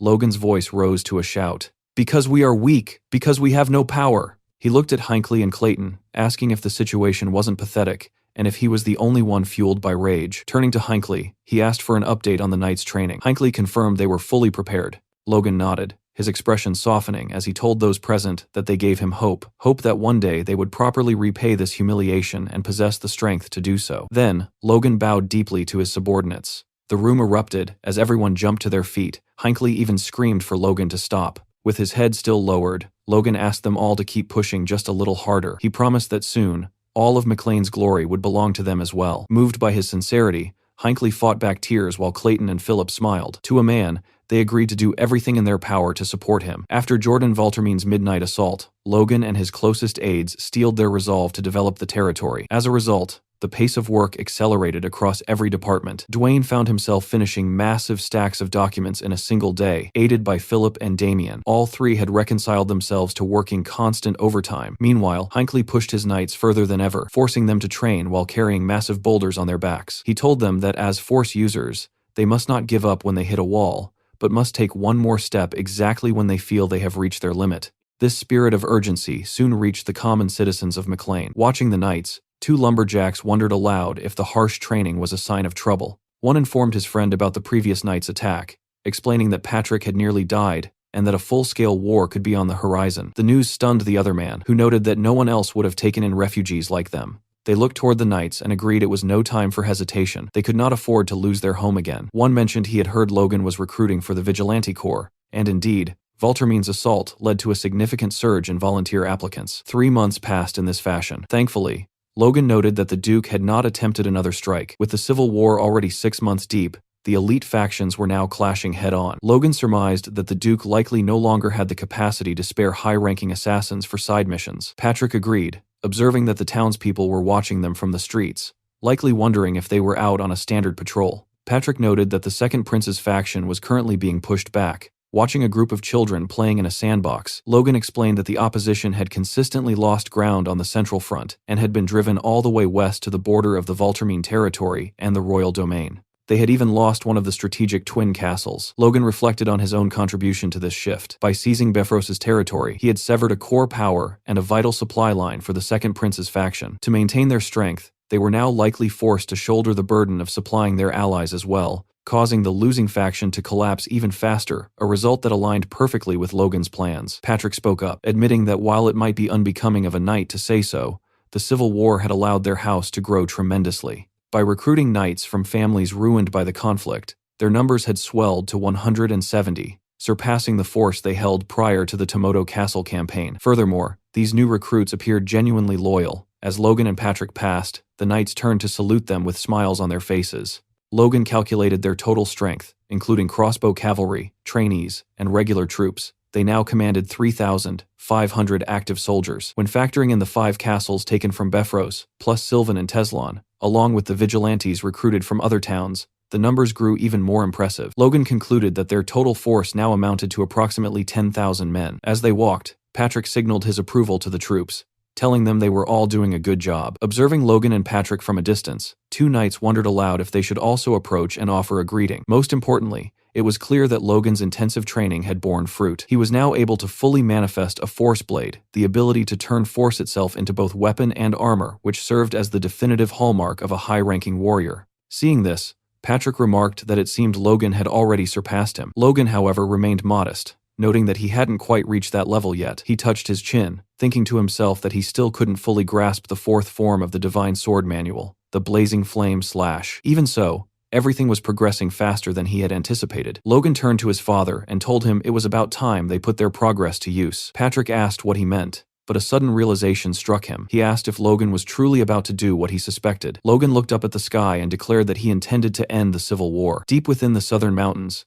goblins were rummaging through a forest when they were suddenly distracted by a strange sound. They discovered an earth golem, holding a glowing blue marble. Hungry and opportunistic, the goblins lunged at the golem, preparing to devour it. The golem crumbled into rubble before they even touched it, and the goblins began to laugh at its apparent weakness. Their mockery was cut short. A massive explosion erupted, incinerating the goblins in an instant. When the smoke cleared, the golem stood tall once again, surrounded by nothing but charred remains and flickering flames. Logan stepped out from behind the golem, satisfied with the results. He remarked to Clayton that the power output of the marble was excellent, noting that the only remaining task was to shorten the activation time by about half a second. Clayton nodded, promising to keep that in mind. Hamar then approached Logan, informing him that they had already used up all the prototypes they had brought and suggesting they head back. Logan was incredulous. He had told Hamar to bring more, but Hamar had assumed a single crate would suffice.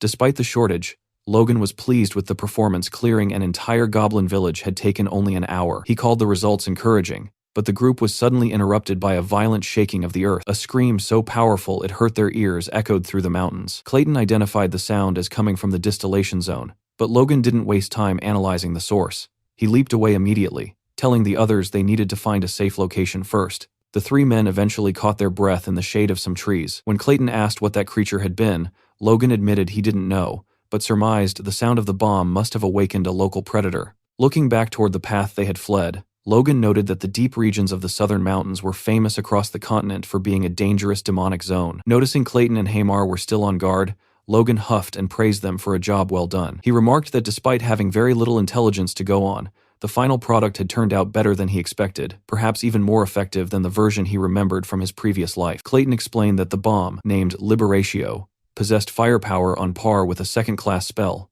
yet cost only a 20th of a first-class scroll, a level of efficiency that was nothing short of revolutionary. Clayton credited the research materials Logan had provided, while Logan praised Clayton's execution. Hamar raised his hand to remind them of his own contributions as well. Logan conceded the point, acknowledging that without the blueprint, replication would be impossible. He stressed that the method for manufacturing Liberatio had to be strictly protected. Clayton assured him that only he and Hamar knew the complete process. Hamar added that without the specific ratios and the mana tuning formula, no one could copy the weapon even if they observed it being used. Impressed, Logan announced that as a token of his thanks, he would increase the Magic Tower's support fund by 30%. Clayton shivered with joy at the news. For Hamar, Logan offered to reduce his contract term by 3 years, leaving the man in disbelief. Logan added one final condition. If the formula ever leaked, these rewards would be void. Both Clayton and Hamar agreed without hesitation, with Hamar swearing on his life to keep the secret. Clayton remarked that since the mood was right, it was the perfect time to show Logan something else. He explained that while they were developing Liberatio,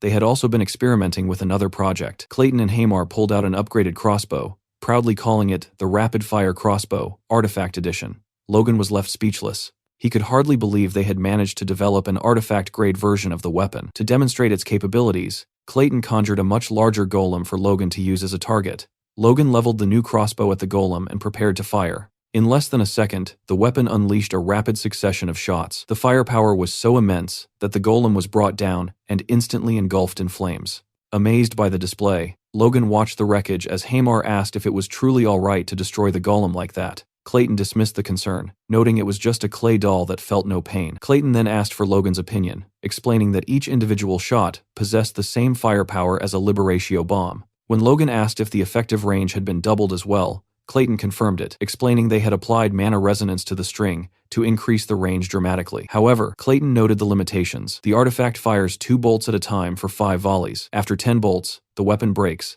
making it a single-use item. Furthermore, Clayton and Hamar required a full day to produce just one, and the production costs were high. Logan calculated that even at 1 per day, they would only have 365 per year. Still, he decided the sheer power was too significant to pass up. He instructed Hamar to prioritize issuing the crossbows to the leadership first, and commanded them to produce as many as possible over the next 2 months. When Hamar asked why the deadline was only 2 months, Logan's characteristic smirk returned. He simply told Hamar they would be needing them by then. Shortly after, an official notice was posted on the castle walls, drawing a large crowd of farmers and townspeople. The letter announced that the second town in the McLean territory of Tomoto Castle was finished, and invited anyone interested to move in. Reading the notice, one farmer expressed confusion, stating he was living fine where he was and saw no reason to leave. Another person mentioned that those who moved would be granted a new house and farmland, but the crowd remained skeptical. A resident from the Sylvan Castle territory noted that since the Lord had changed, Sylvan had become much more livable, questioning why anyone would go through the trouble of leaving their home. Suddenly,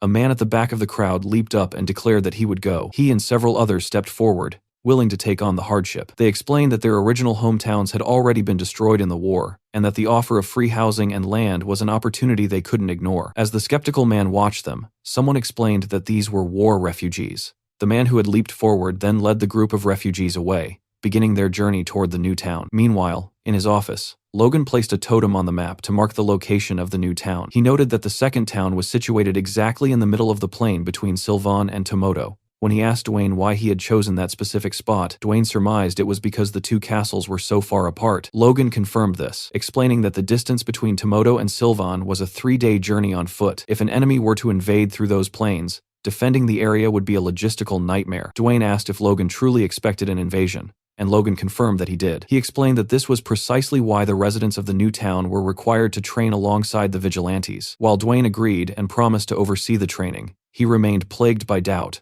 wondering who would actually attempt to invade the Bifrost Plains. His questions were answered as midsummer arrived. Logan announced his decision to officially join the Civil War, a declaration that left everyone in the room stunned. Dwayne slammed his hands onto Logan's desk, shouting that he had hoped his suspicions were wrong. He demanded to know why Logan would take such a risk when their territory was currently thriving, and prosperity was guaranteed simply by staying neutral. Logan understood that if his only goal was to protect their current land, Dwayne's logic would be sound, but he knew that staying on the sidelines was not the answer. He warned everyone that if they remained stagnant, the McLeans would fall, regardless of which side emerged victorious. Both Philip and Dwayne found this view extreme, arguing that the First Prince's faction was almost certain to win, and that the McLeans had done nothing to oppose them. Patrick intervened, slamming his hand on the table with a force that startled Dwayne, Philip, and even Marion. He demanded to know Logan's true reasoning. Logan averted his gaze, introspecting on the reality he knew from his previous life. The first prince's faction would not be satisfied with merely defeating the second prince. They would eventually consume the neutral territories as well.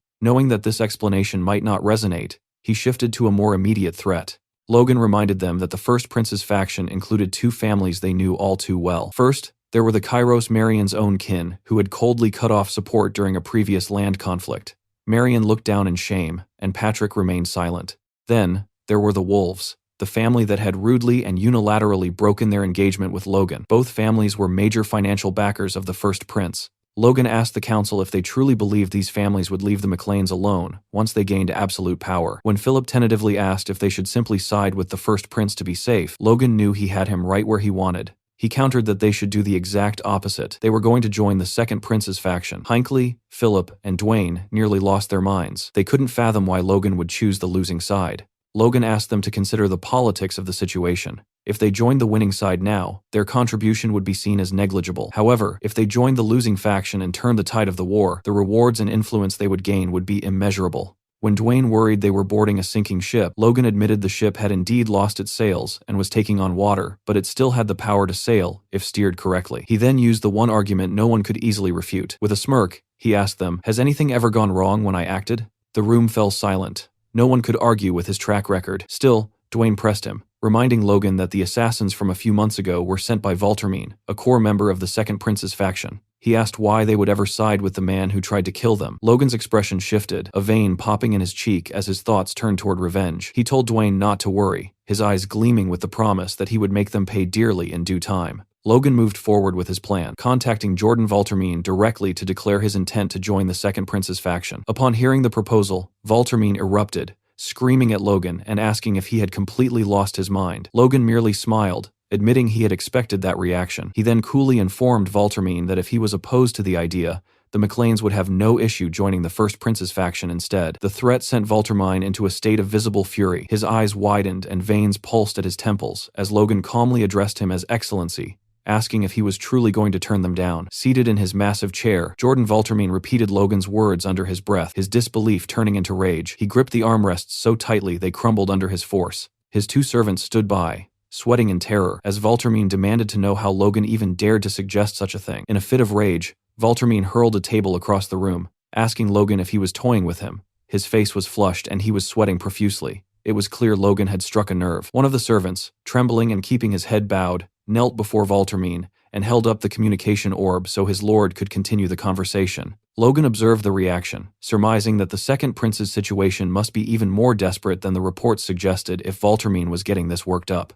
Logan continued to speak, mockingly assuring His Excellency that he wouldn't dream of being rude, especially after recently receiving such a frightening gift. It was a direct reference to the assassination attempt. Valtermine fell silent for a moment as he realized Logan knew the truth, but he quickly recovered and denied everything, claiming to know nothing of any gifts. Getting straight to the point, Valtermine acknowledged that Logan wasn't reaching out of the goodness of his heart. He demanded to know what Logan's true goal was. Logan replied that his request was quite reasonable. In exchange for their support, he wanted formal recognition of the Befros lands the McLeans had already seized, half of the Marquis Kalia territory adjacent to McLean, and the return of the township his ancestors had lost. Logan made it clear he would need guarantees for all three. Valtermine asked if he was serious, and Logan stood his ground, stating that considering the immense risk they were taking by joining the losing side, the demands were not excessive. Valtermine began to laugh, a large, menacing smile spreading across his face. He told Logan that such requests weren't even worth negotiating. However, he offered a challenge. If Logan had the courage to say those same things to his face, he would acknowledge them. To Valtermine's surprise, Logan didn't hesitate. After a few seconds of silence, he accepted the invitation to speak face to face. Smiling, Logan told him he would be paying him a visit very soon. The scene shifted to Befros Castle, where a unit of knights had been assembled to escort Logan to Valtermine's camp. They had prepared 2 to 3 weeks' worth of supplies for the journey. Just before they set out, Patrick called out to Logan. His voice was thick with concern as he asked his son if those demands hadn't been a bit too much, expressing his fear that they would simply be used as cannon fodder. Logan turned to his father with a confident smile, replying that right now, the second prince's faction was so desperate they would welcome even cannon fodder with open arms. Logan reminded Patrick that even he had given his approval after witnessing the sheer power of the Liberatio. Patrick conceded the point, admitting it was certainly one hell of a weapon. As the perspective briefly shifted to Hinckley smiling toward Eileen, Patrick continued, noting that even the retainers had acknowledged the weapon could turn the tide of the war. However, Patrick's true concern lay elsewhere. He wondered if they could truly protect such a powerful asset. He then asked Logan if his ultimate intention was truly to place the second prince on the throne. Patrick broke into a cold sweat and lowered his head. He thought back to the Grand Noble's incident, the spark that had fully ignited the Civil War. He remembered watching the death of Larry Klett and noticing that Logan had been smiling at that very moment. Patrick suspected he understood the meaning behind that smile,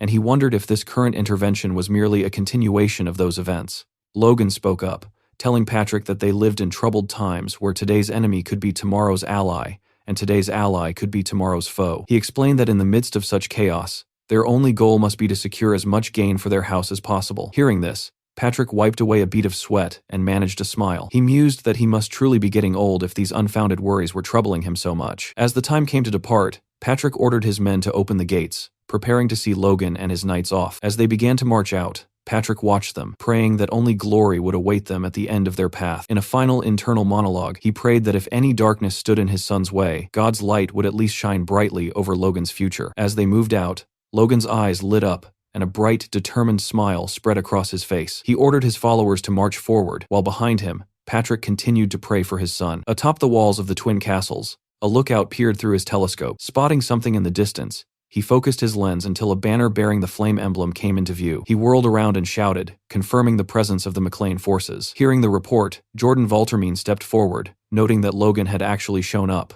Resting his hands on the stone battlements, he peered over the wall to analyze Logan's approaching troops. Valtermine observed the knights first, noting they appeared to be standard-issue heavy cavalry. Then, his eyes fell upon Logan's rumored crossbow cavalry. He calculated that Logan had brought over 4,000 troops in total, along with a detachment of mages. Standing behind Valtermine was Roger Beffrose, who scoffed, calling the display a mere gathering of rebels. Beffrose insisted that Logan's men wouldn't have had time to recover from the crushing defeat they had suffered at the hands of his own troops. He dismissively suggested that Logan was likely just padding his numbers with raw recruits. However, another man disagreed. Peering through a monocular, he informed Valtermine and Beffrose that the McLean formation looked disciplined, and their gear was far from ordinary. He pointedly asked Beffrose if he was letting his personal bias cloud his judgment. Infuriated, Beffrose addressed the man as Lucien, accusing him of overestimating people with unclear intentions and giving them far too much credit. Valtermine, largely indifferent to Beffrose's outbursts, turned his attention to Lucien and asked for his professional assessment. Much to Beffrose's annoyance, Lucien stated that if Logan was truly serious, they would represent a major military force.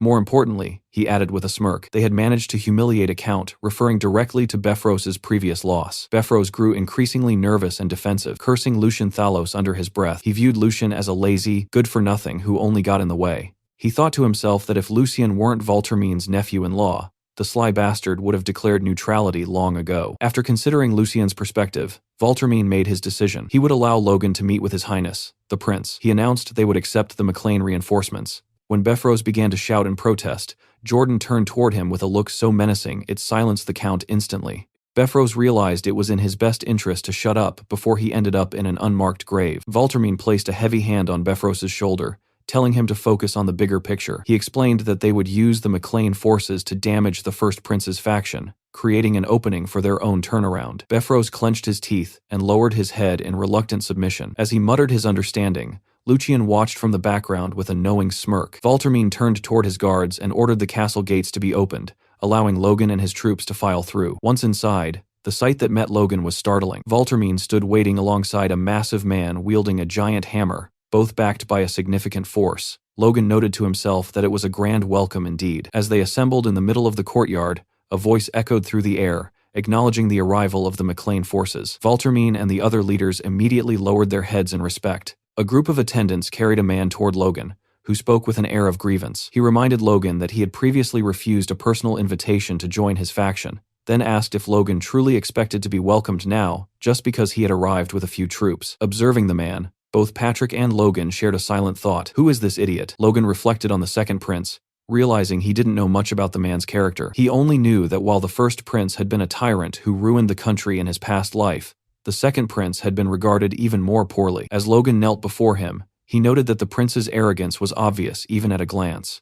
Around them, soldiers began to shout, calling the McLeans two-faced bastards and demanding they be barred from the faction. Logan wondered if these men even understood the direness of their own situation. However, looking past the rowdy soldiers to the leadership behind the prince, Logan saw a different story. Unlike the common troops, the commanders seemed to feel a shred of shame for the display. After the formalities, the second prince glanced at Valtermine, signaling that it was his turn to handle the proceedings. Valtermine stepped forward, and the prince excused himself, claiming he was tired. Valtermine first addressed Patrick, shaking his hand and welcoming him aboard. He remarked that Patrick seemed far more polite than his son, though Patrick quickly defended Logan, insisting that his son was also capable of being polite. Valtermine scoffed and turned his gaze toward Logan, who had already wandered off to find Roger Befros. Logan approached the count with a smirk, casually greeting him and asking if he had been well. Befros was visibly incensed, but remained silent, merely slapping Logan's offered hand away and calling the situation ridiculous. Unfazed, Logan withdrew his hand and mockingly suggested this was a great turn of events, noting that the southern unification Befros had always desired had finally come to pass. Befros began to tremble with fury, veins bulging across his face. He hissed, asking Logan if he truly had the nerve to speak to him. Logan thought to himself that while he only intended to tease the man, the reaction was priceless. He suspected that if he pushed just a little further, the Count might actually attack him. If that happened, Logan mused, he could simply kill him in self-defense. The confrontation was interrupted by the Moon Knight, who urged Befros to restrain himself. The knight insulted Logan, comparing him to filth, and suggesting that getting too close would only make the Count stink. Logan just kept smiling, feeling the insult was a waste of breath. Taking his knight's advice, Befros turned his back on Logan, vowing that he would be watching him closely. Currently, Alun Castle and its neighbor, Allen Castle, served as the twin castles of the Valtermine dukedom. Their names originated 1,000 years ago, named after two moons lost in a mythical age. In those ancient times, when orc hordes occupied the southern plains, these fortresses were built to protect the lands of humanity. Unfortunately,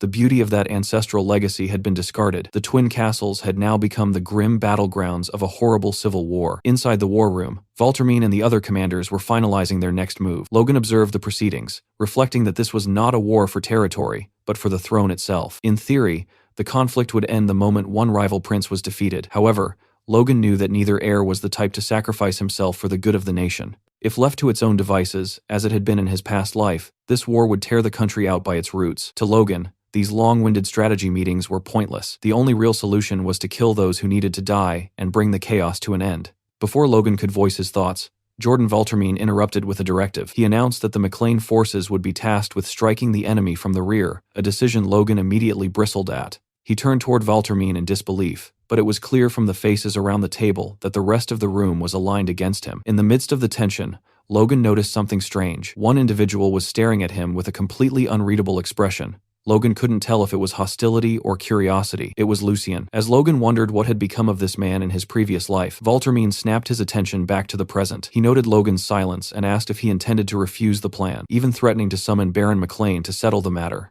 Logan assured him that wouldn't be necessary. He calmly repeated the order back to Valtermine, confirming that he was being asked to flank the enemy. Valtermine explained his reasoning. Both sides already knew each other's elite units, so the McLeans were the only remaining variable capable of creating a necessary opening. Logan saw through the tactic immediately. Valtermine was effectively sending the McLean house to its death. He wondered how Valtermine honestly expected 5,000 troops to successfully flank a battlefield teeming with over 50,000 enemies. He glanced at Befros, who was already grinning from ear to ear at the prospect of the McLeans being wiped out. After a moment of deliberation, Logan opened his mouth to reply. To the absolute shock of almost everyone in the room, he agreed to comply with the order. Lucien appeared to be the only one who had anticipated this response. Logan then asked for permission to plan the specifics of the operation himself. Valtermine clenched his fist and, after a brief pause, granted his permission. After the meeting, Valtermine stood at the head of the war table with Befros at his side. He reflected on his original plan. If the McLeans had refused the flanking maneuver, he would have used that as a pretext to split their forces, strip them of their command, and legally seize their infamous crossbows. If they had resisted even that, he would have forced them to lead a suicidal charge at the front lines. The fact that Logan had accepted so easily made Valtermine suspicious. He suspected Logan had a trick up his sleeve and asked Befros for his opinion. Befros, still wary of the men who had seized his land against all odds, admitted that one could never assume anything when it came to the McLeans. Valtermine reached for a glass as he mused that they shouldn't overthink it. He noted that if someone accepts a suicide mission without protest, they are either an idiot or they have a hidden advantage. Lucien, who was placing the glass in front of Valtermine, offered a different explanation. It's confidence. Valtermine looked at the glass, noting that even his own knights would struggle with such a mission. Yet Logan claimed he could do it. Lucien pointed out that if Valtermine led the charge, the enemy would respond with their full might. He asked if the enemy would really treat a force like the McLeans with the same level of caution. Lucien concluded with a cold logic. If Logan was not a fool, he would deliver results. If he was a fool, he would simply die on the battlefield. Either way, the Volterman faction lost nothing. Elsewhere, news that Logan and his house had joined the Second Prince's faction reached the ears of the opposition. Duke Juan Douglas of the First Prince's faction questioned whether the McLeans were insane, or if Jordan Voltermean had finally lost his grip on reality. A man with white hair and a goatee dismissed the concern, stating it didn't matter to him, they were nothing more than dead men walking. Juan laughed, and remarked that the man's words were a bit cold, addressing him as Chiron. This was indeed Lord Chiron Wolves, the father of Rena, Logan's former fiancée. Juan pointedly asked him if his daughter and Logan hadn't once been engaged, to which Chiron replied with a hardened expression that the bond had ended long ago. At the castle, the gates swung open and units of cavalry rushed through. For a time,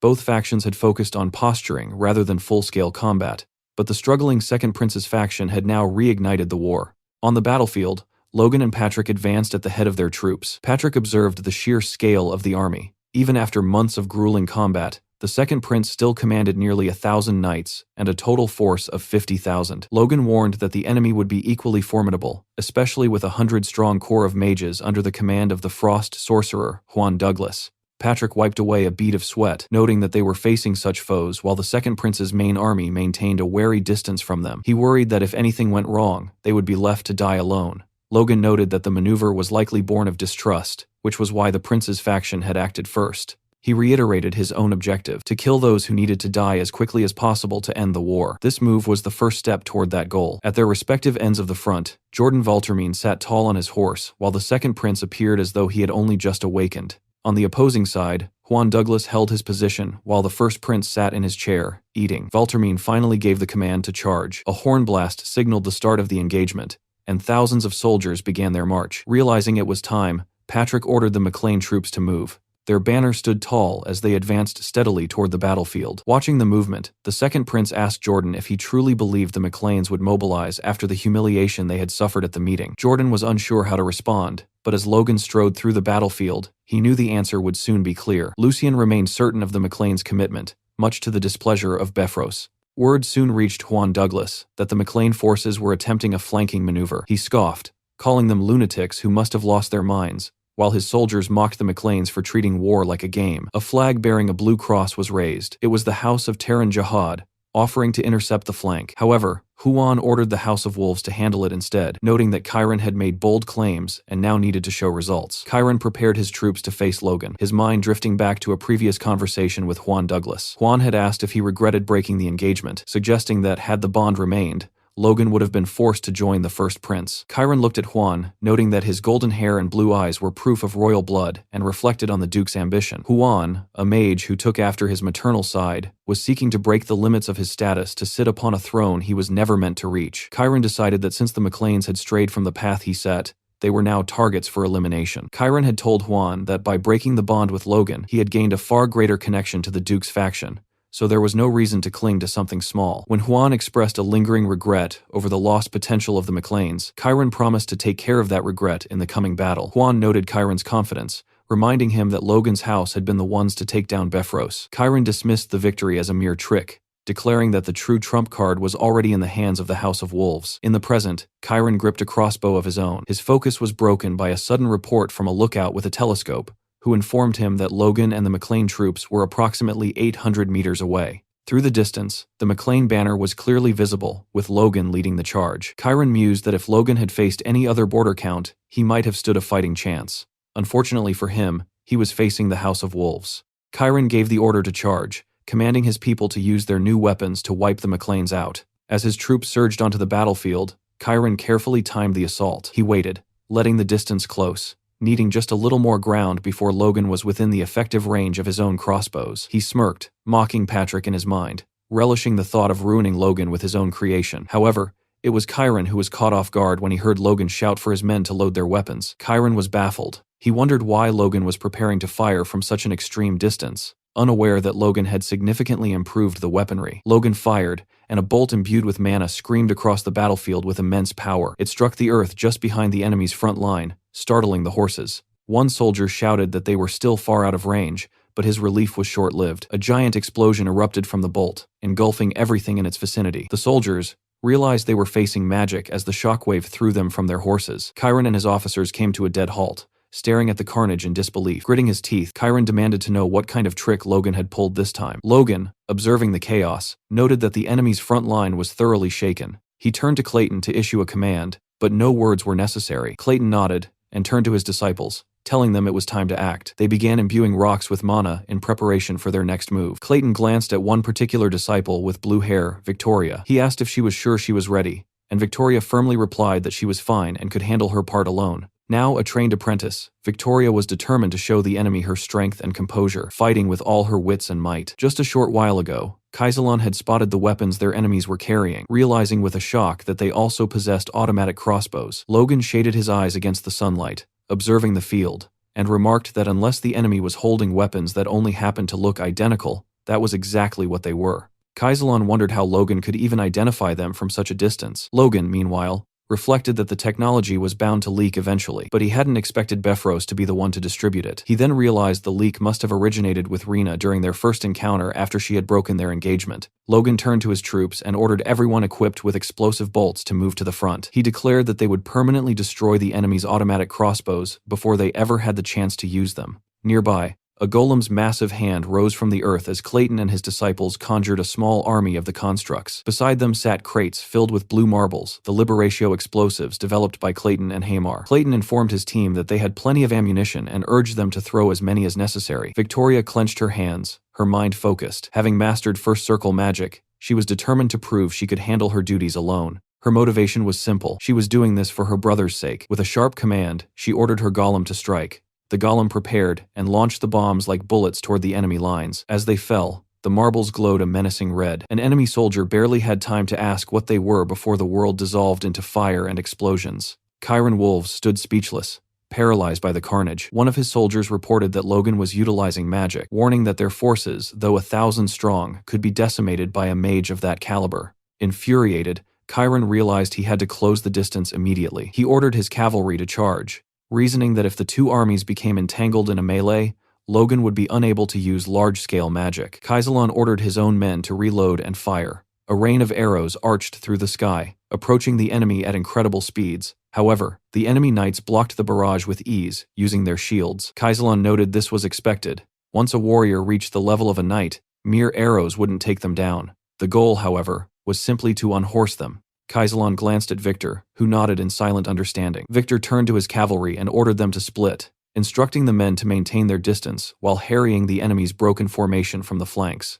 On the ground, the enemy soldiers struggled to block the constant fire. One grumbled that the barrage wouldn't have been an issue if they hadn't been unhorsed, but he was silenced when arrows began pouring in from his side. The enemy soldiers began to fall like leaves in the wind. Victor rode into the heart of the fray, his heterochromatic blue and red eyes gleaming majestically. He recalled the conversation where Logan had given him this command. Logan had started to explain why a knight like Victor would be tasked with such a maneuver, but Victor had cut him off, simply stating he would do it. His only request to Clayton had been to protect his sister at all costs, his expression turning menacing as he admitted he didn't know what he might do if she were harmed. Logan had smacked him on the head then, telling him to chill out. He assured Victor that Clayton would take excellent care of Rhea and told him to focus on his own survival for her sake. Victor had bowed, acknowledging that his ability to even have dreams for the future was thanks to Lord Logan. Now, as he charged, Victor thought of Rhea and Logan, placing their safety and comfort above his own. Coming to a halt at the perfect vantage point, he ordered his troops to strike from the rear and raze the enemy to the ground. Logan surveyed the battlefield, his eyes sharpened by mana to pierce through the distance. He noted to Patrick that Victor and the crossbow cavalry were successfully moving to the rear, which Patrick took as their cue to engage. Patrick whirled around, ordering his knights to provide immediate assistance. Max Peretta and his soldiers were also in position. Though Max briefly questioned his orders, he quickly obeyed and led his men charging toward the fray. On the battleground, Kaisalon raised his fist high, signaling his units to hold their fire. In the center of the enemy lines, a man in heavy armor huffed under the sudden silence. This was the Wolves' knight captain, Nick Marcel, known as the Swordbreaker, who gripped a massive longblade. Nick was momentarily speechless, wondering if the McLean forces had already run out of ammunition. He quickly realized his error, and his expression shifted to dread as he saw Logan and the knights approaching at full tilt.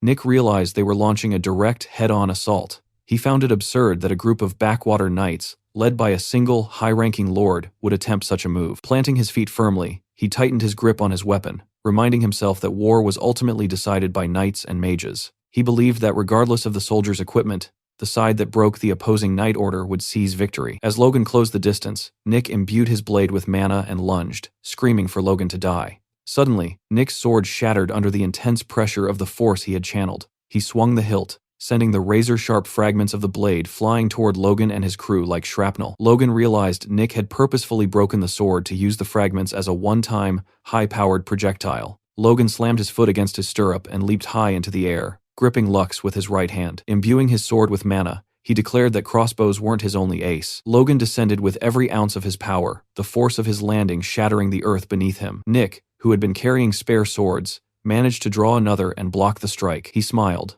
believing he had successfully warded off the danger. However, Logan's attack was concentrated with the precision of a drill. The sheer pressure snapped Nick's second blade, and the captain could only watch in horror as Logan's sword lunged for his eyes. Nick tried to dodge, but the blade pierced his chest. With Nick's guard completely broken, Logan moved in for the final blow. He unleashed a powerful swing that Nick had no hope of parrying. Blood splattered across Logan's cheek as the blade struck Nick's neck, sending his head rolling away from his body. Logan stood tall amidst the wreckage and shouted for all to hear that the enemy knight captain had fallen. Chiron Wolves was terrified, unable to comprehend how his captain had been defeated so easily. Looking across the battlefield, Logan noted that in this brief clash, the House of Wolves had suffered more losses than in the previous half-year of the Civil War. Realizing the battle was lost, Chiron ordered an immediate retreat. The coward was the first to flee, deciding he wouldn't bleed his forces any further just to slow Logan down. In his haste, he tried to grab his crossbow, but it slipped from his fingers and was lost. The weapon he had fought so hard to obtain was gone. Logan stood in the center of the battlefield and ordered his troops not to pursue Chiron,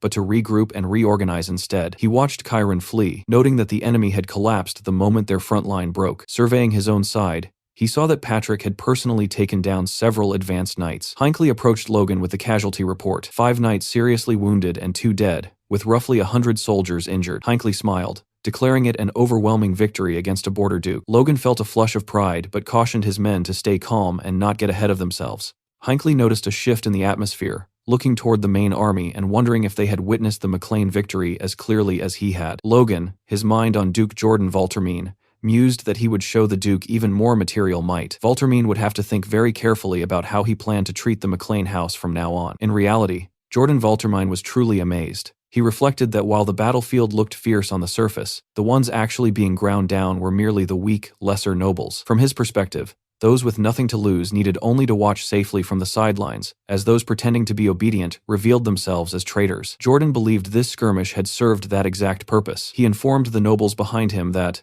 judging by the clear outcome of the clash, the McLeans were now at least on par with the Marquis of Kalia. The nobles standing behind him were struck with disbelief. Seeing the fright on their faces, Jordan asked what the problem was, noting that the power Logan displayed was effectively theirs to use now. The 2 nobles remained skeptical, arguing that if Logan were to betray the faction, they would be in serious trouble. Jordan privately agreed, thinking that trouble was an understatement. They would be crippled. Looking up at the sky and seeing the various banners, Jordan recalled Logan's arrogant demands: recognition of the Befros territory, half of the Kalia Marquisate, and a count's title. He gripped his reins tighter, deciding to let it slide for now, but he vowed that Logan would one day pay the price for such arrogance. He turned to his commanders, ordering them to signal all units that the McLeans were moving to strike the enemy's rear, declaring that a full-scale war had truly begun. On the other side of the battlefield, the first prince received word of the wolves' retreat and was far from pleased. He demanded to know if they were pulling some trick, or if they had simply been a bunch of ragtag fools all along. Juan Douglas, who delivered the report, noted that the bat-like McLeans were hiding more venom than they had anticipated.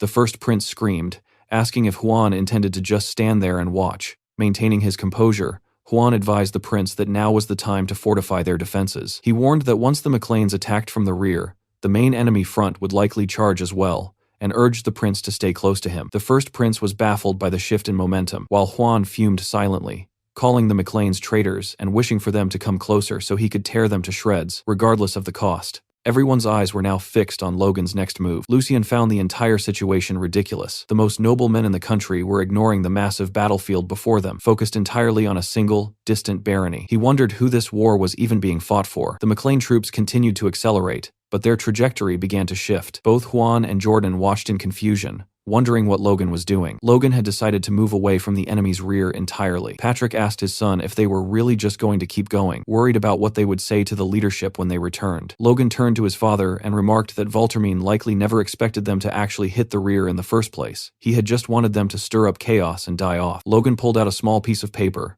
declaring that instead of joining a pointless death, they were going to do something that actually mattered. When Patrick asked what he was planning, Logan smiled and told him they were going to start looting empty houses. A week later, the first prince and Juan Douglas were sequestered in a room, the prince casually eating grapes. The prince noted that they had heard nothing of the McLeans since the battlefield incident and wondered aloud if they had simply vanished into thin air. As Juan sat reading a document, a soldier suddenly burst into the room, slamming the door open and shouting that there was an emergency. Annoyed, Juan barked at the soldier for causing such a ruckus in front of His Highness, but the soldier insisted the matter was urgent. He leaned in and whispered to Juan, whose expression immediately shifted to one of complete shock. Noticing the change, the first prince demanded to know what was wrong. Juan turned to the prince and spoke a single name, Touraine Castle. The name alone seemed to stir fear in the prince's eyes, but Juan wasn't finished. He added that it wasn't just Touraine, Alston, and Firenze had been hit as well. Sweating, Juan told the prince the one thing no sovereign ever wants to hear during a war. All of their primary supply bases had been burned to the ground. The man responsible was Logan, who currently stood before one of the blazes. Watching the flames, he remarked that it was burning well while holding a piece of paper in his hand. He looked down at it, glad they had followed this specific route. He thought back to the child naming ceremony for Felix, where he had squeezed the information out of a Kairos, specifically the details of the Kairos trade route. Since the head of that house was the largest grain merchant in the country, it was obvious they would be handling the logistics for the First Prince's faction. Logan huffed, almost unable to believe his own success. Destroying 3 castles in a single week was truly impressive. He dropped the paper into the fire and noted that the First Prince's faction must have truly let their guard down. As the paper was consumed by the flames, Logan took one last look at the burning castle and ordered his people to withdraw. He smiled to himself, silently thanking his uncle for the delicious meal.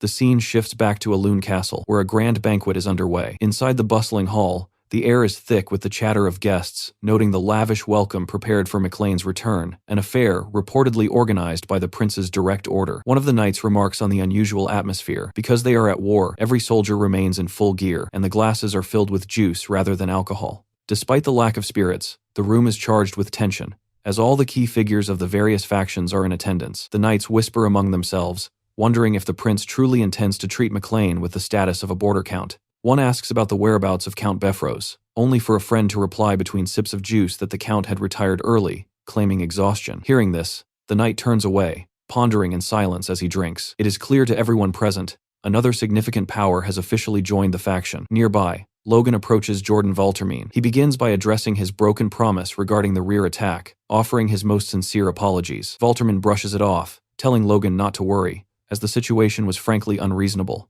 He then fixes his gaze on Logan, asking if he hadn't achieved a different kind of military feat instead. As Logan looks up at Jordan, he thinks to himself that the more he sees the man, the less his nickname seems to fit. He wonders how the title of Blazing Sword could ever suit such a cold serpent. Logan thanks him for his understanding, and Jordan replies that it is only natural. His core principle is that those who achieve merit must receive proper rewards. Sensing an opening, Logan decides this is the moment to push further. He asks Jordan if he can consider his terms accepted. The hall seems to fall silent as eyes drift toward them. Jordan remains still for a moment, then smiles, stating he will give the request positive consideration. Jordan moves to continue, but Logan cuts him off. He begins enumerating his demands once more. The recognition of the Beffrose territory, half of the Kalia Marquis, and finally, the title of Count. Logan smiles, asking if he can take that as a green light. Jordan's silence returns. He looks at Logan and asks if he didn't just say he would give the matters positive consideration, reminding the young man that this isn't a decision he can make alone. As he speaks,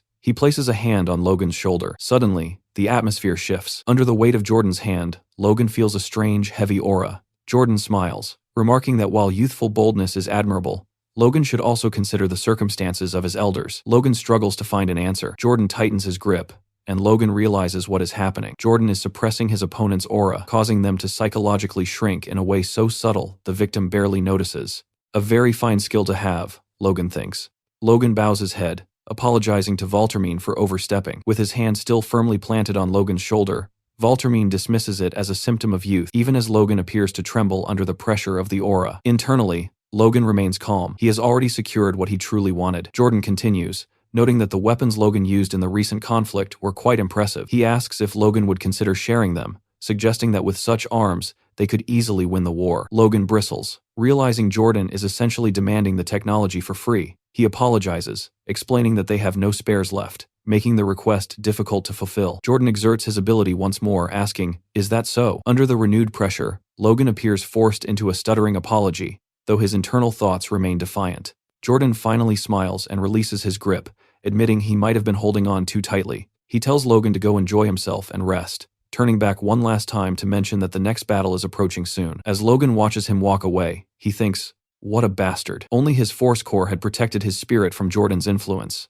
Without it, he would have been completely manipulated. As Logan turns to leave, wondering if such underhanded tactics are truly fitting for a superhuman, he is intercepted by Lucian. Lucian asks if there really is no supply available, suggesting that Logan could at least provide a sample or a blueprint. Logan searches his memory for Lucian's name, annoyed that the faction members are pestering him one after another. He tells Lucian that while a blueprint isn't difficult to provide, production would take too long to be of any immediate use. Lucian points a finger at him, insisting that if they mobilize all their capabilities, they could produce them in a short time. Logan feigns resignation, saying that if Lucian puts it that way, he cannot say no an answer that seems to catch Lucian by surprise. As they join hands, Logan's mind is already racing. He decides the crossbows he provides will be weakened versions, like those used by the wolves, and the Liberatio will be a complete fake. "We are all in the same boat now," he tells Lucian with a smile, knowing full well they won't have the time to verify the designs anyway. Several days later, the factions find themselves back on the battlefield. A man, sweating profusely, prepares himself as Logan and Patrick watch with stunned expressions. The man bellows a vow to slaughter the second prince's idiotic bastards, promising to crush them completely. Watching the enemy's formation,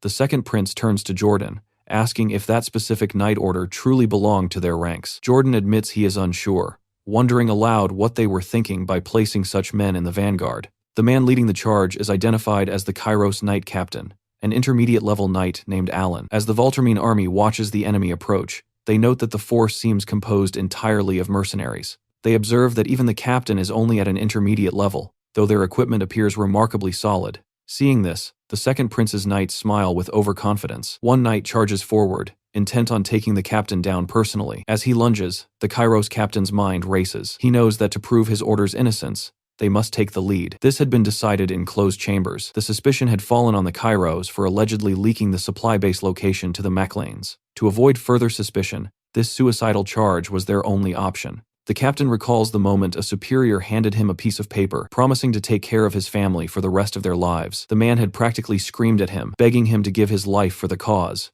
Accepting his fate, the captain charges into the fray. He sees the second prince's knight smiling as he imbues his weapon with aura, shouting for the captain to die. The knight begins to spear the man away, but at that exact moment, the captain activates the scroll. A blue spell erupts from the parchment. To the onlookers, it looks as though everything in the vicinity is being sucked into a void. The spell is devastatingly powerful. In an instant, nothing remains of the Wolves' Knight Captain. Logan and Patrick stand frozen in shock. Even Jordan and the second prince stare in disbelief. The enemy has unleashed a cold scroll. In a flash, the knights in the radius are frozen solid, their forms resembling White Walkers. Jordan's expression shifts from shock to pure fury as a massive block of ice traps his men. He hisses a curse at the name of Juan. Logan struggles to grasp the situation. His first thought is a chain explosion, but he quickly realizes it was high-level magic. The secret is finally out, one of the weapons that decimated the second prince's faction in his past life, the Blizzard Scroll. Logan realizes that Juan Douglas, a Sixth Circle mage, must be the creator. Such scrolls are incredibly rare, and the materials required to craft them are priceless. That single explosion has already wiped out 3 knights from the Viscount's family. Judging by the reactions of Jordan and the prince, Logan concludes this is the first time the weapon has been used in this civil war. Recovering his senses, Jordan screams at his troops, ordering them to charge. Patrick turns to Logan, insisting they must join the fray, and Logan nods solemnly in agreement. Suddenly, a heavy, rhythmic thudding startles the troops. A single knight emerges from behind the ranks, approaching the battlefield with such presence that the soldiers stand stunned. He commands the crowd to make way, and recognition ripples through the lines. This is the half-giant, Luther Kale. The soldiers scramble to clear a path, whispering warnings to one another to stay silent, fearing he might kill anyone caught in his wake. However, another knight appears, ready to intercept the giant. It is the Tempest Blade, Wicked Kalia, his blade resting casually against the side of his eye. With a sudden burst of speed, Kalia leaps toward the fray, and Luther meets him mid-air. As he prepares a massive strike, Luther bellows that this is the day he will finally destroy his rival. Kalia, unfazed, calls him a musclehead and vows to be the one to end it. The collision is magnificent, the heavy weight of a mighty hammer clashing against a razor-sharp sword. The surrounding knights and soldiers watch, breathless, as the two aura users collide with sheer, destructive power. Logan immediately warns his troops to avert their eyes if they lack the skill to watch. Facing such raw aura head-on could shatter a lesser man's mind. Even with his heightened senses, Logan finds himself barely able to track their movements. A spectacular duel between a superhuman specialized in physical enhancement and one focused on elemental control. While Logan views it as a profound learning experience, Patrick remains focused on the grim reality of the field. Snapping back to the task at hand,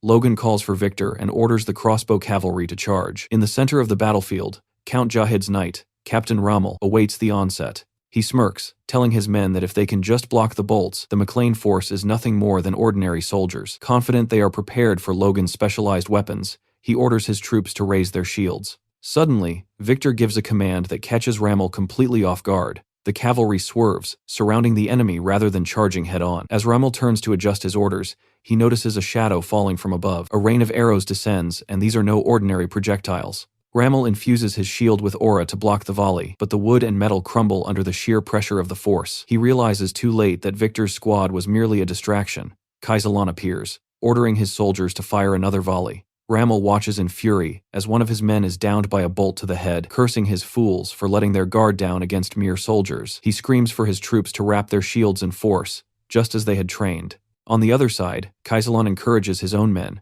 reminding them of the Battle of Tomoto Castle. He tells them not to panic just because the enemy is using force. They are elite marksmen capable of piercing a knight's helmet with a single bolt. As Rommel struggles to hold the line, the world behind him erupts in flames. Panicked cries of bombs and explosions fill the air, but the truth is magic. Clayton and his disciples have joined the fray. Clayton calmly instructs his mages to keep up the pressure, noting they have plenty of liberatio to go around. Victor seizes the moment, ordering his troops to finish off the survivors of the blasts. Rommel watches in horror as his army is crushed by the arrows and bombs of common soldiers. Before he can wonder what the McLean Knights are doing, a blade whistles through the air. Hinckley's sword finds its mark, a deep cut sending blood splattering as Rommel falls for good.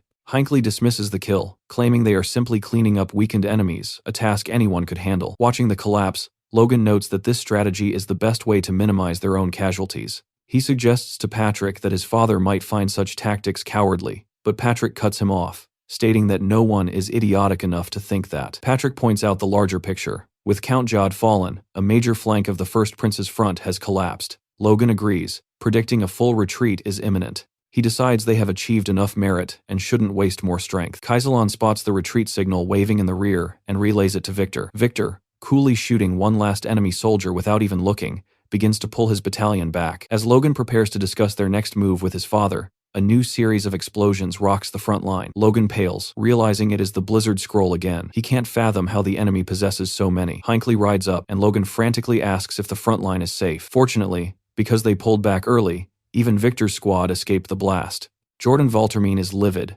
screaming at the enemy commander Huan for using such filthy methods to escape. He orders a pursuit, but his own captains refuse. One soldier begs him not to chase, but to get as far from the blast zone as possible. Another asks if Jordan simply wants them all to die. Logan watches the chaos of his own side, thinking that while they are powerful, they are a ragtag bunch, just like the Second Prince's faction was in his past life. Suddenly, Logan was seized by a terrifying sensation as a powerful, oppressive aura rapidly approached their position. Victor also appeared to sense the shift, though Logan feared it might already be too late. From high above, a massive boulder of ice seemed to tear through the sky, falling toward them with crushing force. Both Logan and Hinckley stared upward, gripped by a momentary wonder at the nature of the falling object. Logan wasted no time, activating his wind boots to launch himself from his horse directly toward Victor. As he prepared to strike, Logan reflected on the terrifying surge of energy emanating from the projectile. Realizing it would be catastrophic to leave it unchecked, he determined that they had to stop it at any cost. Infusing his blade with a dense layer of aura, he unleashed a fierce cry and swung his sword in one swift, violent motion. Upon contact,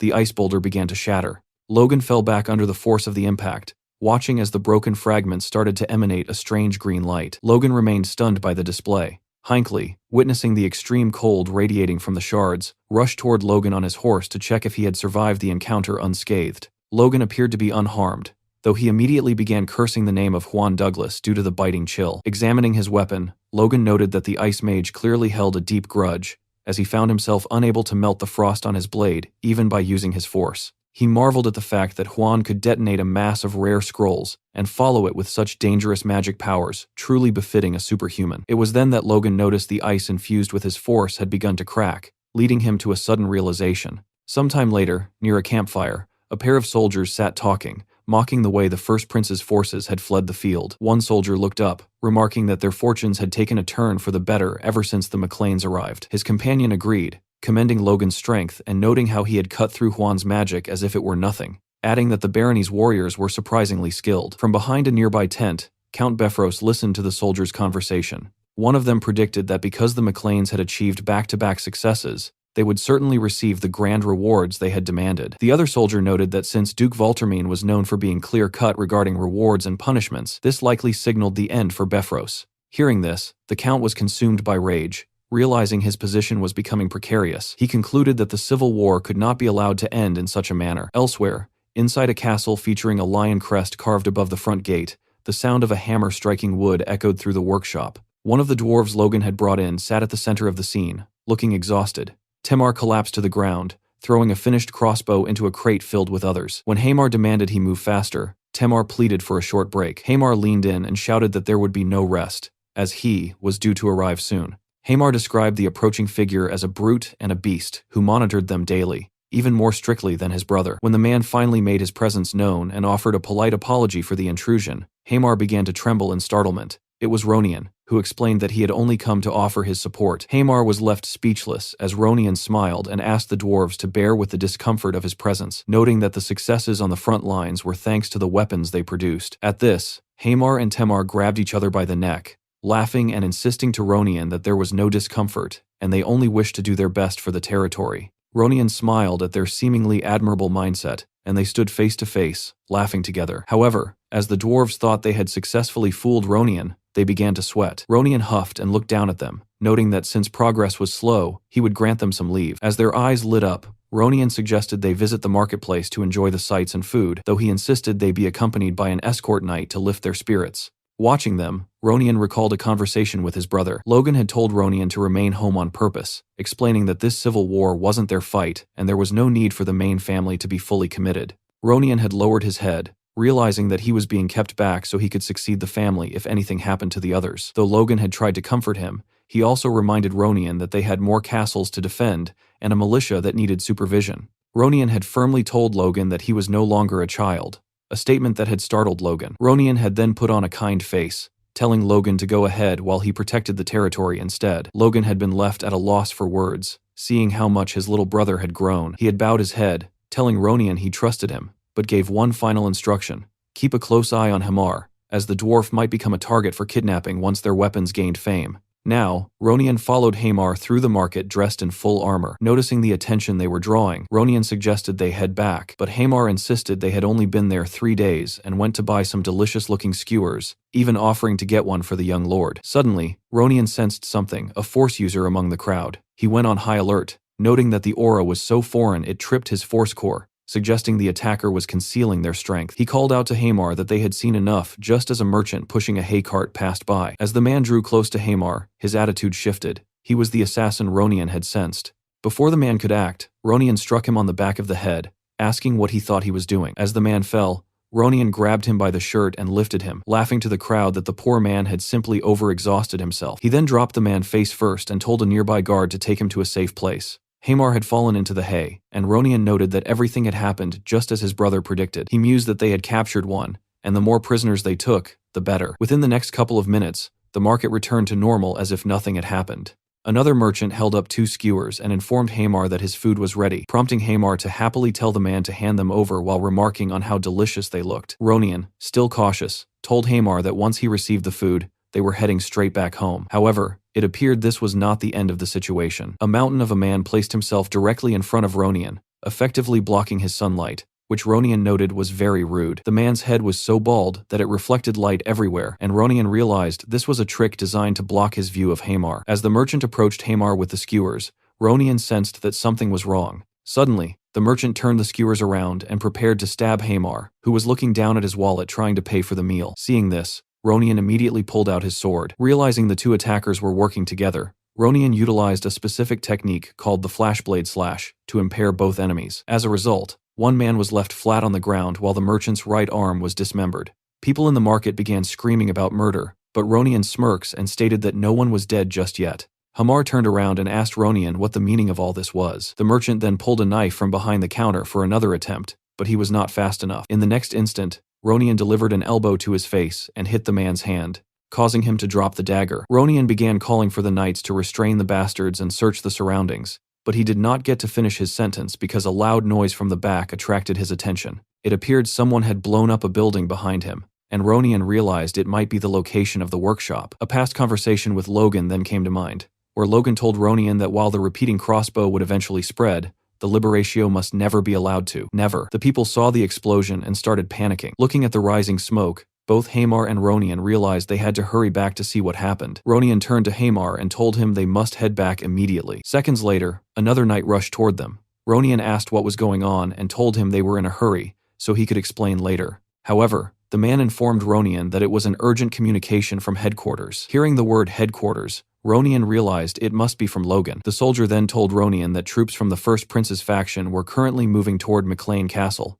indicating a whole army was approaching. Ronian was unsure what to do, but, without a second thought, ordered the man to summon all militia and knights to stand by. He told Hamar they should head back to the shop for now, and Hamar agreed. With his hand on his sword, Ronian realized they were under attack from both inside and out, calling the enemies bastards. Annoyed, he prepared his sword and declared he would crush them all to pieces. Elsewhere, Logan was nervously pacing the floor, walking from left to right and touching his arm with 2 fingers while waiting. Suddenly, Ronian's voice could be heard through the communication channel. Logan told Ronian he was worried because they hadn't been in contact for days and asked what happened at the estate. Ronian informed Logan that the First Prince's army had been annihilated. Hearing this, Logan felt relieved. Ronian explained they were only the forces of a viscount, so the militia armed with repeating crossbows and Liberatio, along with a few keen knights, were enough to defeat them. Logan praised Ronian for doing a good job, but Ronian also had bad news. There was an assault on the workshop just before the attack. He reported that 3 dwarves were captured, which made Logan jump from his chair. However,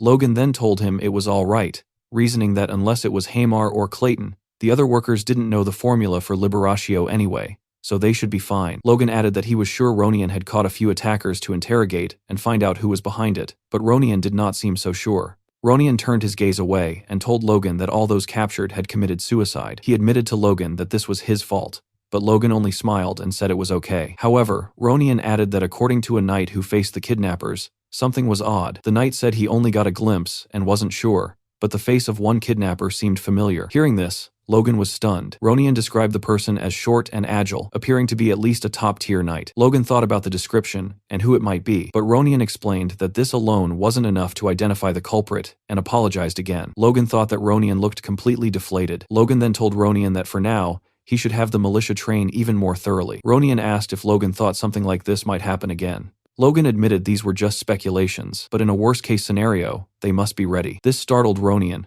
who asked if such a thing was really possible, and Logan confirmed that it could happen. Logan then turned to look out the window. He reflected that it was a good decision to leave Ronian behind at the territory, since the damage was limited because of it. It was a clear raid targeting the new weapon combined with an assault on their main castle. Since both happened at the same time, Logan realized they couldn't both be part of Juan's scheme alone. He thought about how the war had dragged on for too long without any progress because the First Prince's faction wouldn't react to provocations and remained heavily fortified in Harun Castle. Their base had been chosen only because McLean burned down the nearby supply depots, forcing them to retreat far and settle there. The First Prince's faction, unable to retreat further, was focusing all troops on defense. Logan wondered what would happen if someone were to charge in at the cost of their life to create an opening, noting that the war could end quickly if that happened. However, he concluded that no one wanted to make that kind of sacrifice, not even the Duke of Valtermine. And even amid all that, he felt things were going to get even worse. Later at a leadership meeting, someone banged their hand on the table,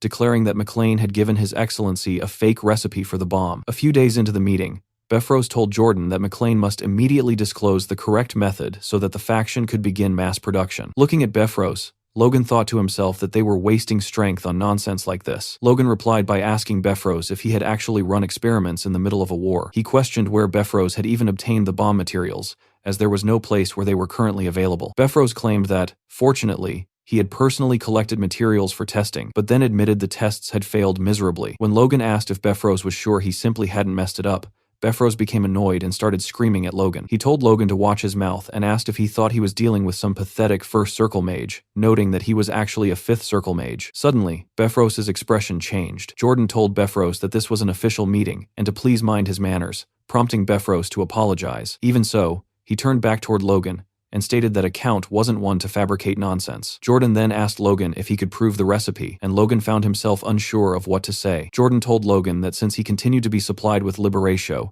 it appeared he had plenty of the materials at hand, so it shouldn't be hard for him to provide a demonstration. Logan felt cornered and realized there wasn't much he could say. Befros once again started screaming, asking Logan why he couldn't answer, and questioning if Logan really thought he could deceive His Excellency and the faction. This time, Jordan also raised his voice, telling Befros that this was too much, and that this would be his final warning. Hearing this, Befros settled down in his corner. Seeing the fuss Befros was creating, Logan wondered why the man was suddenly looking so confident, given he was already on shaky ground. That was when Logan put all the pieces together. According to the knight who had confronted the kidnapper, the culprit had a familiar face, was a small-framed top-tier knight, and spoke with certainty about a bomb formula only a few would know. Logan figured out who the knight was. Befros must have been the kidnapper. If that small, elite knight was Aslan, then their claim made sense. Befros must have interrogated the kidnapped dwarves and realized the flaws in the fake recipe Logan had given them. However, Logan thought that even if they were desperate, this was quite a gamble. He then considered that this situation could be useful. As he rose from his chair, he told everyone that it wouldn't be hard to prove. Much to Jordan and Befros's surprise,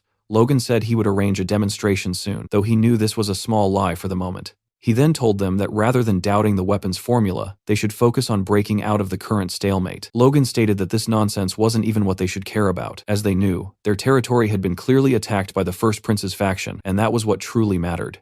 Even though they had managed to repel the attack, there was no guarantee it wouldn't happen to other territories as well. Hearing this, Jordan said that attacking the First Prince's faction now was difficult, as they were full of murderous intent, and striking prematurely would only bring heavy losses. Logan smirks and thought that they all knew this, but no one wanted to take responsibility. Logan then announced that the McLean family would strike Haroun Castle, and that he would take that burden. This left both Jordan and Befros stunned. Luther Kale and Lucian also didn't seem to anticipate this move. Logan smiled and thought that the time had come to break the deadlocked war wide open. Hearing what Logan had just said, Jordan asked if he was serious. Logan thought that Jordan must wonder why he would go this far. For now, the Second Prince's faction had the advantage, but if the war dragged on for years, the situation would change. As the unspoken consensus formed that the war was dragging on, its very nature would change. It would shift from a war of assassinations and contests of strength into a total war where every last ounce of strength was squeezed out to devastate enemy territories. Until the war reached its end, commoners would be conscripted, which would naturally ruin the harvests. Ruined crops would lead lords to resort to forced requisitioning,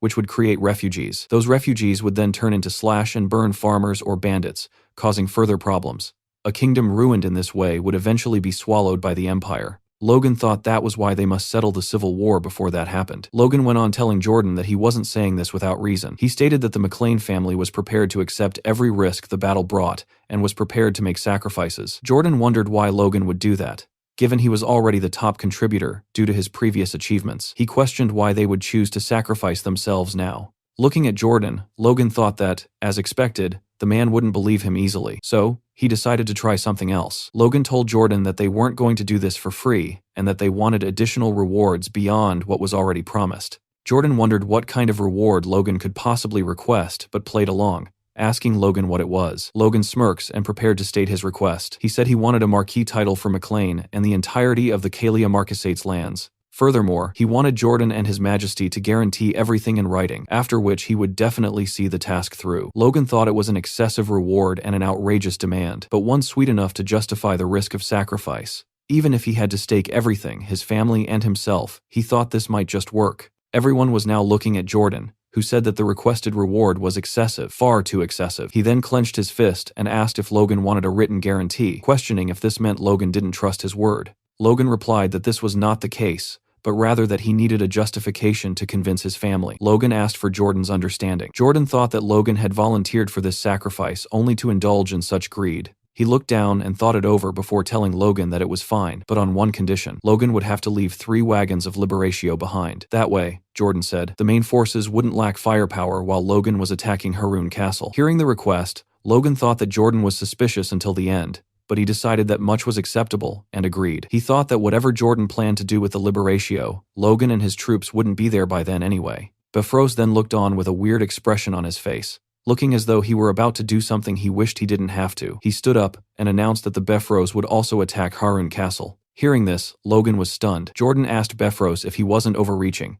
but Befros insisted he was not. Befros stated he wouldn't ask for any excessive reward. Instead, he would sacrifice himself out of loyalty to the great cause. Looking at the scene, Logan thought that Befros would never do that. He concluded that unless the man had gone mad, he must have some other hidden motive. Looking at Befros's twisted face, Logan decided there was no question that he definitely had one. At Harun Castle, the atmosphere was equally unsettling. Gripping a glass of wine, the first prince stared in disbelief at the news brought to him. The army sent to McLean Castle had been utterly annihilated. The fat prince muttered that they had dispatched Baron-class forces, questioning how such a group could lose to a mere barony. He turned to Huan, asking if the McLean main forces weren't supposed to be away from their territory. Huan informed the prince that even the commoners there had been trained with crossbows. Judging by their growth, he noted they had clearly been preparing for more than a day or two. Huan speculated that they must have been planning for this war long ago. In a fit of fury, the first prince hurled his glass away, declaring that they could not simply stand by while those pests swarmed his territory. He demanded that Huan send a superhuman or whatever else it took to end this childish game immediately, asking point blank if he could do it. Huan was momentarily at a loss for words. In that instant, it became clear who truly held the power. As Huan began to speak, the first prince appeared terrified. Huan reached his hand forward and asked the prince if he had forgotten the teachings from his youth. The trembling prince stammered that his outburst wasn't what he meant. As Huan's hand approached the prince's face, he told the young man to simply do as he was taught, to trust his grandfather as he always had, and wait. Huan placed his hand over the prince's face before shifting his grip to the prince's shoulder, squeezing with force. The prince lowered his gaze and whispered that he understood. Huan huffed and retrieved the fallen glass from the ground, noting that the news wasn't entirely bad. He explained that they were also producing their own repeating crossbows and planned to deploy them on the walls as soon as they were ready. The prince smiled at the mention of the weapons, but the mood soured as they discussed the bombs. Unfortunately, they had failed to figure out the production method. Moreover, Huan mentioned a kidnapping incident inside McLean territory that had been carried out by someone else's hand. Because of that unauthorized move, security had become stricter, making it difficult to approach again. The prince screamed, demanding to know who dared to act without reporting to him first. Huan noted they had received interesting news regarding that matter, and, looking down at the last sip of wine in his glass, remarked that things might turn out to be quite entertaining. Elsewhere, the McLean soldiers were on the march. One soldier complained about the abundance of hills, grumbling that he would be exhausted before they even reached Harun Castle. His companion agreed the terrain was awful, but noted it was still better than the route the Befros forces had to take. The Befros army was expected to cross a mountain to reach their destination, a task that would be painfully tiresome. The soldiers also noticed that today's formation was unusual. The crossbow cavalry, which always led from the front, had been moved to the very rear. They watched as the higher-ups Kaisalon, Victor, Hinckley, and Eileen kept glancing toward the back of the line. The soldiers wondered if there was something specific they were watching for, but they eventually dismissed the thought, trusting that the commander had a plan. Just as they settled into the march, a shout rang out. Troops were emerging from the mountains in the rear. The banner they carried depicted a rose burning amid flames. It was the Befros army.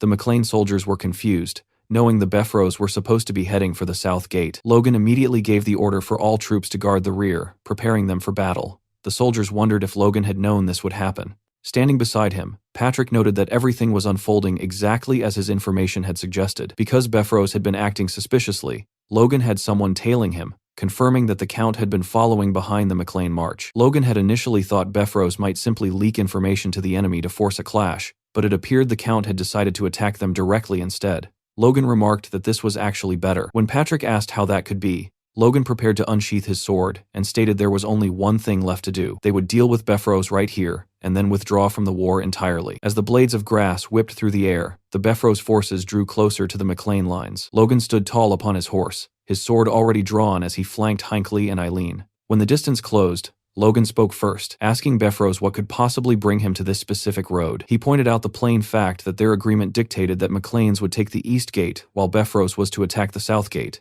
and he questioned if this wasn't the arrangement they had settled upon. Befros countered by asking if the choice of route wasn't ultimately up to a field commander's discretion. As the Moonlight Knight and Aslan stared down Logan and his comrades, Befros explained that his troops simply wanted to avoid the enemy's gaze and chose this path for stealth. Logan argued that such a move would make it impossible to coordinate their operations. Much to the surprise of Eileen and Hinckley, Befros refused to back down. Instead, he reiterated for what felt like the 100th time that he was a 5th Circle mage with a grand mission ahead of him. Becoming suspicious, Logan asked if Befros was intent on taking the front line. Befros replied that if Logan didn't mind, he would be more than happy to lead. It was clear to Logan that Befros had a hidden agenda, but he simply smiled, huffed, and told the Count to go right ahead.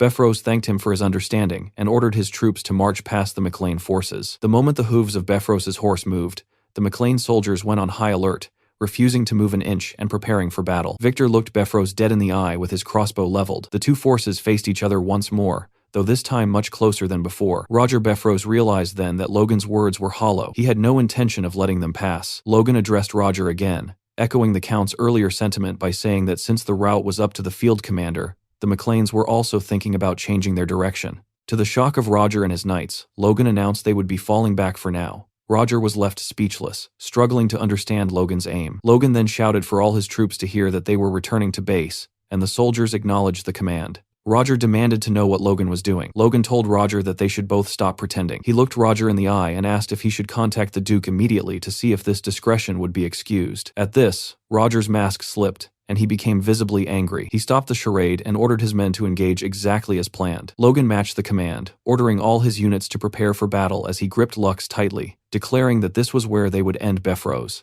Roger raised a staff, evidently an artifact, and ordered his mages to gather. He struck the ground with the staff and began a spell, seemingly funneling all their power into a single attack. Observing the surge of wind magic, Logan initially wondered if it was a protective spell for the Befros troops. He then realized that Roger was wrapping mana not just around himself, but into a massive barrier covering thousands of soldiers. Logan turned to Clayton, asking if such a feat was possible. Clayton replied that while a Grand Mage might manage it, Roger was only a 5th Circle mage. He concluded the staff must be an incredibly powerful artifact. Even so, Clayton noted the move was reckless and inefficient, as the barrier would only last an hour or two at most. Hearing the phrase, "hold out," Logan began to wonder why Befros would gamble on stalling for a few hours. As Roger smirked, Logan suspected there was more to the plan and decided they should defend and observe for the moment. However, the situation changed instantly, as projectiles shifting from blue to red flew toward the McLean lines. It appeared Befros had created his own version of Liberatio. As Befros smiled, waiting for the impact, and asking if Logan thought they would just stand by, Eileen screamed the name of the weapon.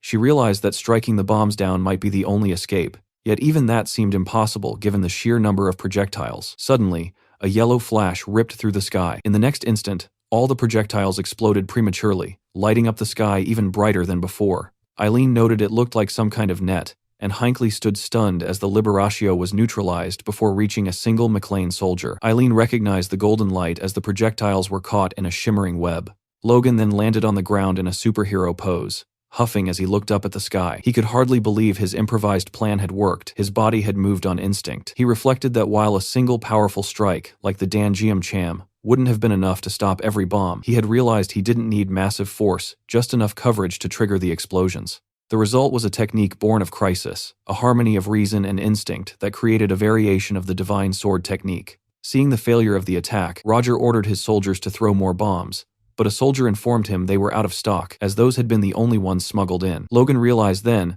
that the Befros forces were out of supplies and must have stolen the weapons from Valtermine. Despite the setback, a trembling Roger remained determined to hold the McLeans back. He ordered his knights to charge. Logan met the challenge, telling his own knights to prepare for a countercharge. Activating his Wind Boots artifact, Logan surged toward the cavalry, intent on crashing into the Befros line. Suddenly, a red light appeared before him, an attack that pushed him back. Though he managed to parry it, Logan looked up and noted that the Befros twin swords had finally shown themselves. Both Aslan and the Moonlight Knight stood ready, fully prepared to take on and kill Logan. Next, a moment from the past appeared with Franz struggling to block an attack. It seemed the one who launched the assault was Aslan, who told Franz that this was his win. Seeing this, Franz grew annoyed, and Aslan informed him that while his whip-like blade was perfectly effective, it lacked decisive power. Franz admitted he was aware of that, noting that while the blade had extended flexibility and reach, it easily fell to the strength of an equal level. Aslan then told Franz that if he did not want to lose to him again next time,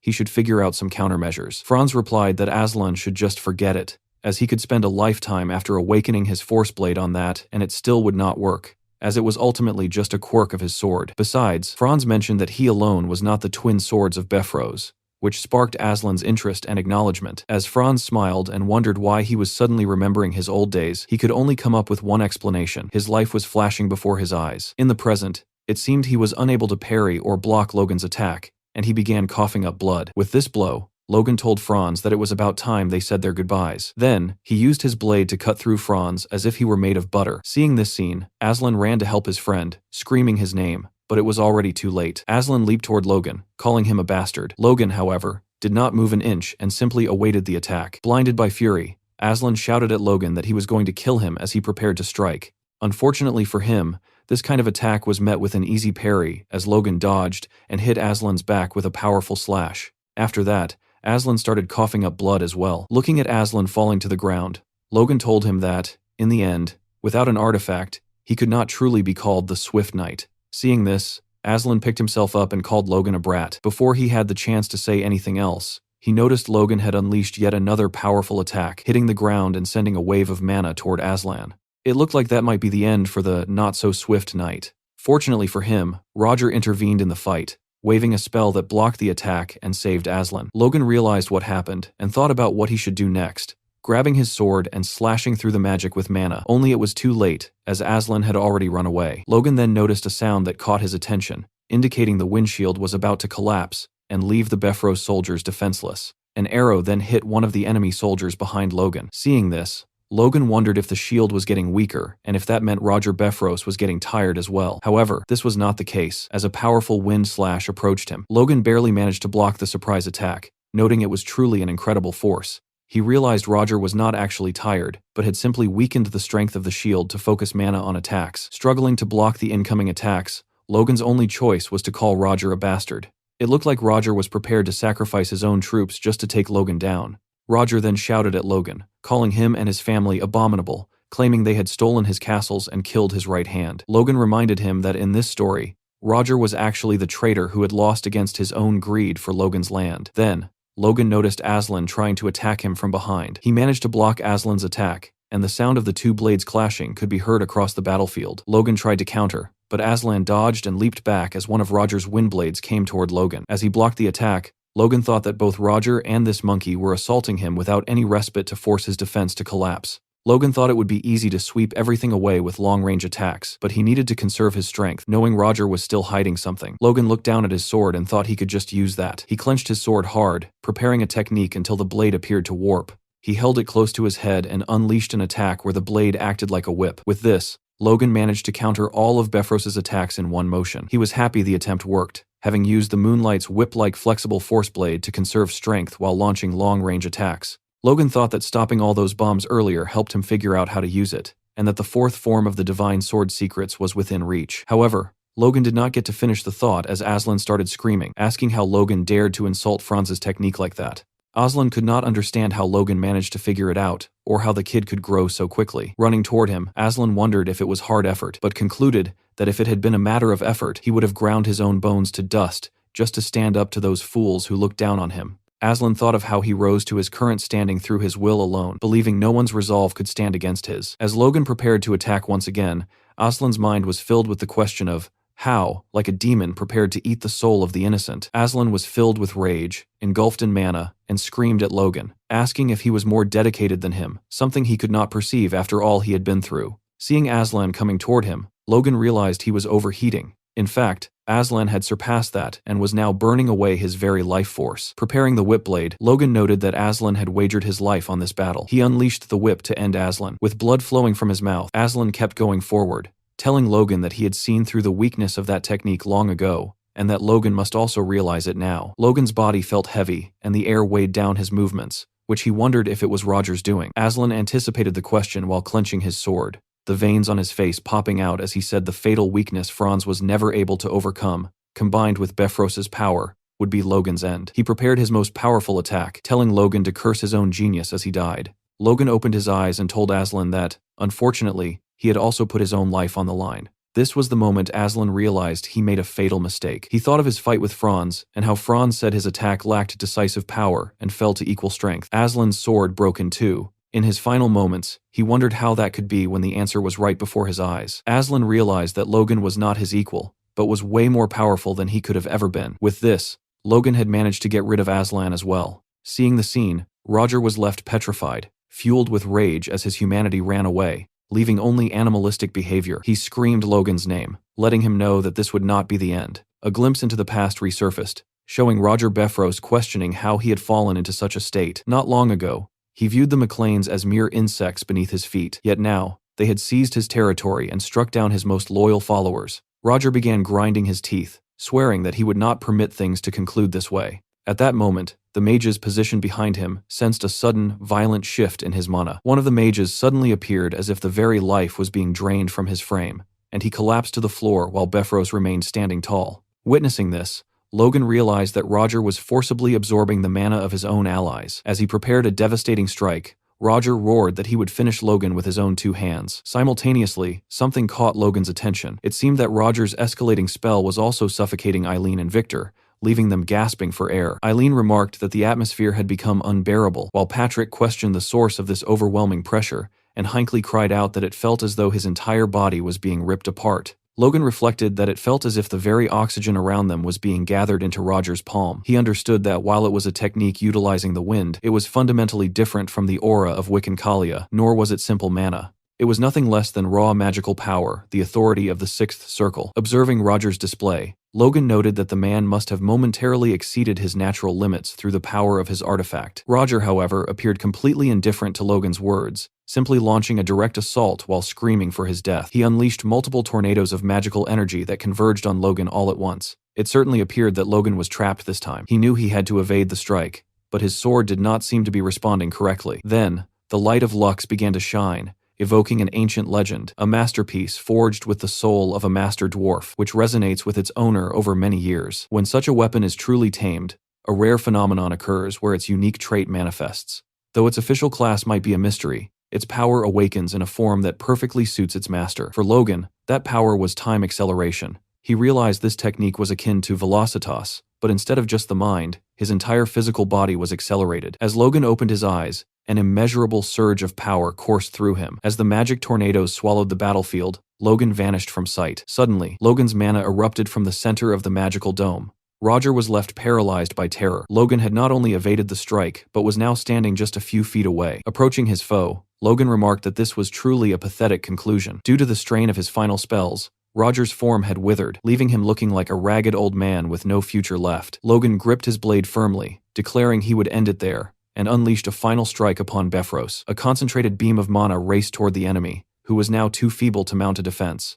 Roger watched the projectile approach in disbelief, wondering if any options remained. Ultimately, he shut his eyes and waited for the impact. The attack hit home, causing a massive explosion that completely obscured Roger from view. Logan could hardly believe what he saw next.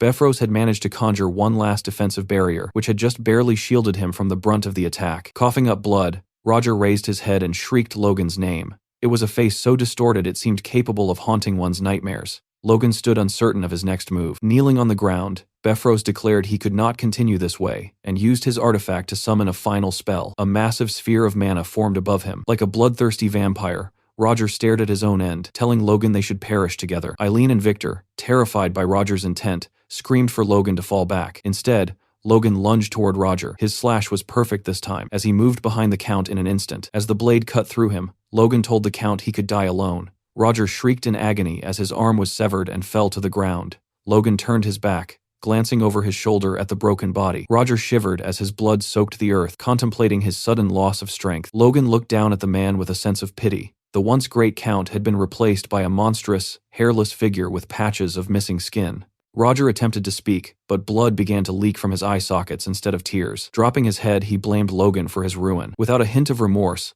Logan asked if those were his final words. Roger warned him not to think this was the end, even as his hand began to crumble into dust. His entire body started to disintegrate and fade away like ash in the wind. As he vanished, he left a final warning that Logan and his family would soon follow him. Logan remained silent, staring at the spot where his enemy had stood. Eileen and Victor surveyed the aftermath of the struggle. Standing by Hinckley, Patrick noted with awe that Roger's magic still lingered in the air. Clayton observed that because the magic was fueled by Roger's own life force, The lingering effects were substantial. Kaisalon muttered that Roger had been a nuisance until the very last second. As a hawk circled above them, Clayton remarked that the effect would not last much longer. But I have a feeling that the hawk might somehow be connected to the fallen Count Bifrost. The aftermath of the struggle left the battlefield scarred with immense collateral damage. But finally, a moment of rest seemed possible for the weary soldiers. Logan, however, remained the only one unsatisfied with the outcome, his gaze fixed upon the hawk above with murderous intent. Sensing that the danger had not truly passed, he shouted to his comrades, alerting them that the battle was far from over and they must prepare for another engagement immediately. Logan had finally unmasked what Roger had been concealing.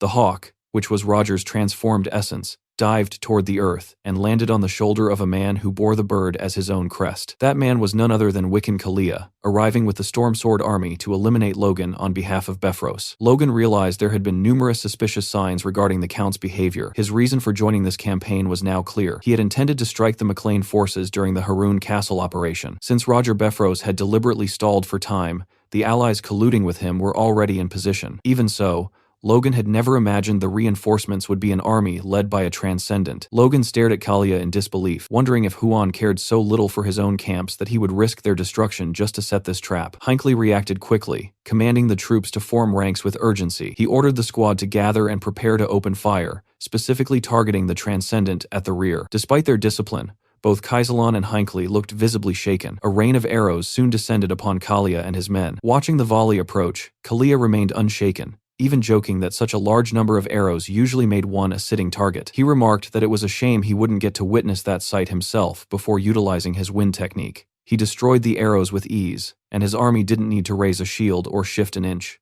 The projectiles fell from the sky like dead flies, most of them snapping in two before they even hit the ground. Logan watched in amazement, noting that the barrier Bifrost had created by sacrificing his life force was nothing compared to this. Kalia had swept the attack away with a single gesture, casually stating it was too easy and that it was now his turn to play. Taking out his sword, Kalia leaped high into the air, promising to show them his true specialty. He reflected on his journey, noting that since the first time he picked up a weapon, he had practiced his thrust 100 million times. Now that he was a transcendent, that move, infused with wind, had become a vortex capable of sweeping across any battlefield. Pointing his blade at the McLean troops, Kalia shouted the name of his technique Vortex and launched his assault.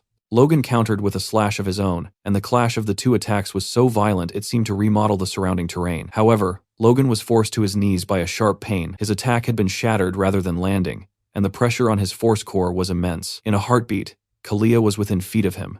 As he prepared the finishing blow, he told Logan to focus. With Kalia's sword inches from his chest, Logan needed a solution immediately. Fortunately, Patrick leaped into the fray at the last second to intervene. The resulting explosion obscured everything from view. When the dust settled, Logan looked on in a fury. Patrick had protected him, but at the cost of coughing up blood. Kalia gave Logan no time to recover, attacking again from nowhere. Logan steeled himself, resolved that even against a transcendent, he would not be a helpless victim. He focused his mana into the tip of his sword and used his Dan Geum Jam technique, but his blade passed right through Kalia as if he were a ghost. Logan realized too late he was striking after images. Kalia stepped back and began praising Logan, calling him an impressive young man and noting that he lived up to the rumors. Logan was unsure how to respond, realizing only then that Kalia had actually managed to land a significant hit. He leaped back into a defensive posture, realizing Kalia was mocking him since the attack felt like nothing more than a single gust of wind. Looking at Lux, Logan knew his acceleration ability could only be used once a day, meaning he would have to block Kalia with raw force alone. Unfortunately, Logan found himself no match for Kalia's speed and continued to take wounds. Despite the one-sided nature of the fight, Kalia continued to praise him, calling it impressive that Logan could still protect his vitals in such a state. Patrick's scream from the rear caught Kalia's attention. Asking where Patrick thought he was going, Kalia turned his aggression toward the father. Logan watched in horror as Patrick was badly wounded, blood flowing from him like a river. Logan realized there was no more room for hesitation. He decided to use the resurrection bracelet he had obtained from the former king, and the wound on his shoulder healed instantly. Kalia noted that Logan possessed a healing artifact as Logan surged forward to attack. Kalia remained unbothered, blocking the strike, and noting its similarity to the techniques of Bifrost's knights. Kalia then wrapped wind around his own sword, which began to pull on Logan's force blade. The technique was so powerful, it started tearing Logan's energy apart. Logan remembered that Kalia was famous for speed rather than strength, yet the gap between them remained vast. Logan felt himself being pulled forward as his stance began to break. Hinckley shouted Logan's name from the rear, drawing Logan's gaze back toward him. Startled by Hinckley's sudden presence and the sight of a crossbow in his hands,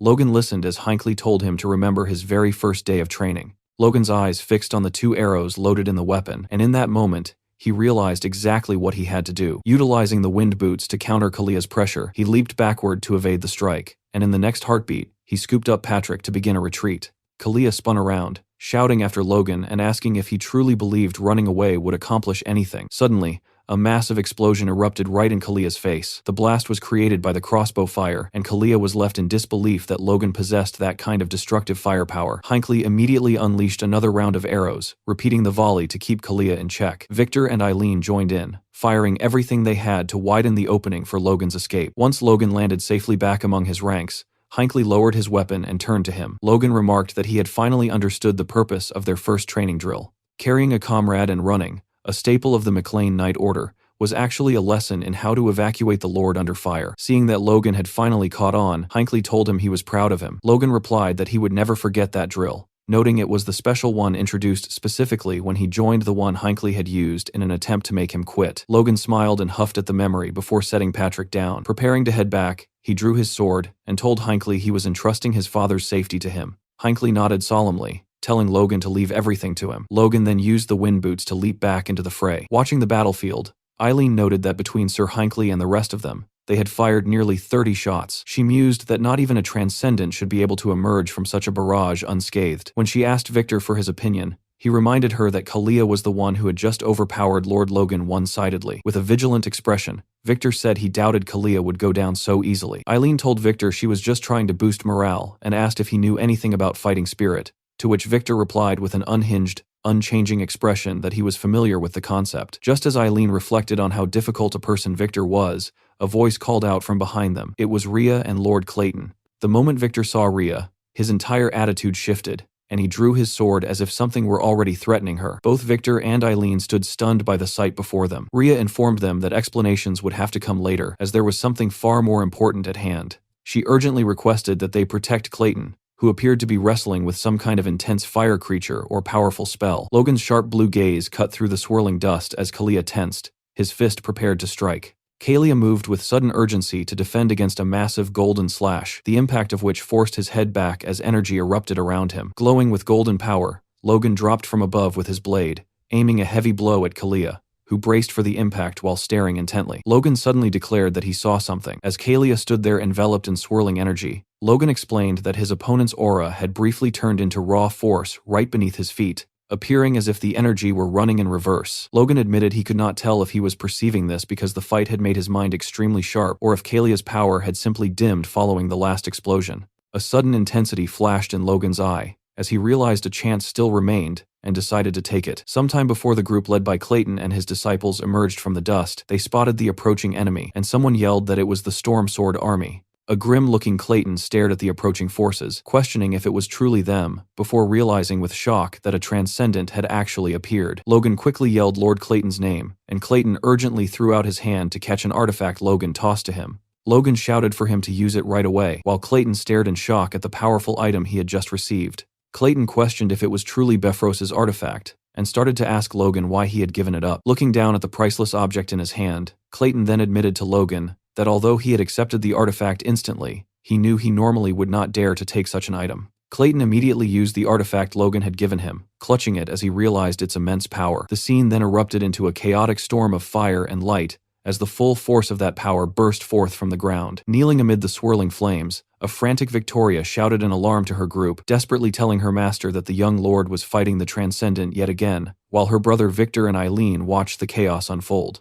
With an extremely stressed look on his face, Clayton yelled out that he saw the problem, but quickly followed up by declaring that the current situation was completely different from what they had faced before. Clutching the glowing artifact tightly amidst the surging fire, Clayton explained in detail that the item held immense power, declaring it contained easily enough energy for someone like Befros to cast truly terrifying and monstrously huge spells of magic, with intense worry and determination. As the artifact glowed, Clayton declared that with this kind of power, even the specific magic they had worried about should now be possible. As the scene erupted around him in a terrifying storm of fire, Clayton dramatically declared that among earth element mages, What they were witnessing was nothing less than the gateway spell to becoming a transcendent. Logan's focused expression shattered as a new presence stepped powerfully and suddenly onto the battlefield, forcing the warrior to look sharply over his shoulder at the unexpected interruption of his fight with Kalia. With an intensely focused and strained roar, Clayton slammed his fist down and yelled, "Gravity control," unleashing the immense power of the artifact to manipulate the forces around them. With a face grim and strained from exertion, Kalia was violently slammed downward by the sudden gravity control attack. The sheer force of the spell caused the ground to explode and shatter all around him. As the intense gravity control attack slammed down, crushing the earth, Kalia cried out in shock. Realizing the immense pressure that had hit the battlefield while straining under the crushing force, Kalia desperately tried to fight through the spell with his sword up. He frustratedly realized that the gravity effect did not vanish even with his aura, and he then exclaimed in disbelief, questioning how this could possibly be sixth circle magic. Still struggling, Kalia glared at Clayton and yelled out his astonished question, demanding to know if the McLean family actually had a mage after all, ending with an angry, determined shout of, "Damn it!" Kalia forcefully twisted his body, directing a fierce gaze back toward Logan, and thinking that even though he was trapped by the magic, he would not lose to such a brat. His expression then shifted to genuine terror, as he immediately worried that his knights and soldiers were different and could suffer massive casualties from the gravity magic. Gritting his teeth in regret, Kalia furiously realized he should not have rushed here at Befros's request, bitterly concluding that he should have brought his entire main force to deal with such an overwhelming threat. Logan maintained a focused and solemn expression, his eyes fixed intently on the action, as he silently absorbed the gravity of the battlefield situation. With a determined, intense stare, Logan addressed his opponent, telling Kalia to withdraw his troops and stating plainly that he did not want to fight any longer, a pronouncement that seemed to leave Kalia utterly confused. With his face etched in sweat, fury, and fierce determination, Kalia gritted his teeth, visibly showing the immense physical and emotional strain the prolonged and chaotic battle had put him under. As he strained against the immense gravity and saw his opponent, the furious Kalia shouted at Logan, declaring he was not going to be tricked. At the same time, his own body was encased in a swirling blue aura, and his sword was brandished in preparation for an immediate attack against Logan. With his face etched in strain and sweat, the furious Logan shouted, "Damn it!" as his sword, now radiating a bright yellow aura, was pushed forward into the ongoing unseen attack. Logan was forced to unleash a massive arc of brilliant yellow fire, but it was intercepted by an overwhelming wave of sharp blue aura from Kalia. Logan's frustrated voice was heard saying he did not want to fight, yet Kalia's relentless attack continued without pause. Kalia's face was contorted in pain and effort, as a shout was forced from him, while his sword violently impacted the opposing force. With his face twisted in frustrated rage, Kalia was heard shouting that his opponent only relied on brute force attacks, a complaint immediately followed by the shocked thought of how Logan was deflecting aura with raw force. With an angry, strained expression, Logan was heard shouting at his opponent to stop this, while also questioning if the other man even thought he would come out alive if the fight continued, given the destructive power they were both using. With an angry, wild-eyed glare, Kalia shouted at Logan, telling him not to make him laugh, and declared that as soon as Logan's mage was found, the fight would come to an end. Logan was then seen shouting at the top of his lungs with intense frustration, desperately trying to explain his position by saying that was precisely the point he was trying to make. With an intensely determined look, Logan's voice was heard confronting Kalia, as he firmly declared that the war itself was not something they intended to wage. Kalia was left with a look of stunned disbelief and silence on his face after hearing Logan's intense declaration. As Kalia swung his weapon amidst the clash of auras, he questioned Logan about what he meant. Logan immediately answered by forcefully ordering him to think about it. Standing above his opponent, Logan's voice was heard first, declaring that they had been betrayed by the Second Prince's faction. He then questioned why they would continue fighting in the war after that, concluding that they no longer wanted to be involved in faction struggles. With a sharp gaze and a slight smirk, Logan then directed a pointed question at the stunned Kalia, asking if he was planning to let only the Second Prince's army benefit from their conflict. As Kalia tightened his grip on his weapon, his internal thoughts were heard. He immediately dismissed Logan's suggestion as nonsense, followed by the strong suspicion that he was being tricked into lowering his guard. With his face etched in strain and determination, Kalia's thoughts were heard again, as he reluctantly admitted that if the battle kept going like this, there was a possibility that Logan's shocking words might hold some truth. A close-up of Logan's intensely focused eyes was seen, indicating he was weighing a grave decision. With a look of sudden realization and urgency, Logan then turned and shouted a clear command to his forces, ordering the knights to cease combat. Logan's forceful order continued, his voice ringing out with intense, wild-eyed fury, stating that regardless of the damage sustained, the primary objective was for everyone to attack Wiccan Kalia. The knights responded with a unified, obedient roar of approval. The shocked and furious Kalia looked up with wide, disbelieving eyes, his internal thoughts labeling Logan a lunatic for the suicidal command. As enemy figures charged at him from all directions, Kalia's frantic internal thought was heard, questioning in disbelief if they were insane to follow such a reckless command. With a desperate, almost crazed expression, Kalia's frantic voice then shouted at the approaching enemy, demanding to know if they were trying to commit suicide. The full weight of the combined attack slammed down, forcing a cry of intense pain and physical strain from Kalia, whose face was tightly contorted. Clayton's voice was then heard shouting a forceful command for everyone to attack, his face contorting in effort as he simultaneously declared that Kalia would be held down by the renewed gravity magic. With a fierce, furious snarl, Kalia raised his weapon defensively against the charging forces, his voice spitting out a curse against the bastards who had betrayed him. His face remained tightly contorted in a mask of furious, disbelieving rage as he glared at the advancing troops, even as Logan's voice was heard loudly ordering the knights to charge. As Logan's forces charged, Kalia's own troops were heard shouting a desperate command to stop them, followed by an urgent plea to protect the Lord. A close-up showed Kalia's intensely strained eyes, indicating he was making a critical, painful decision.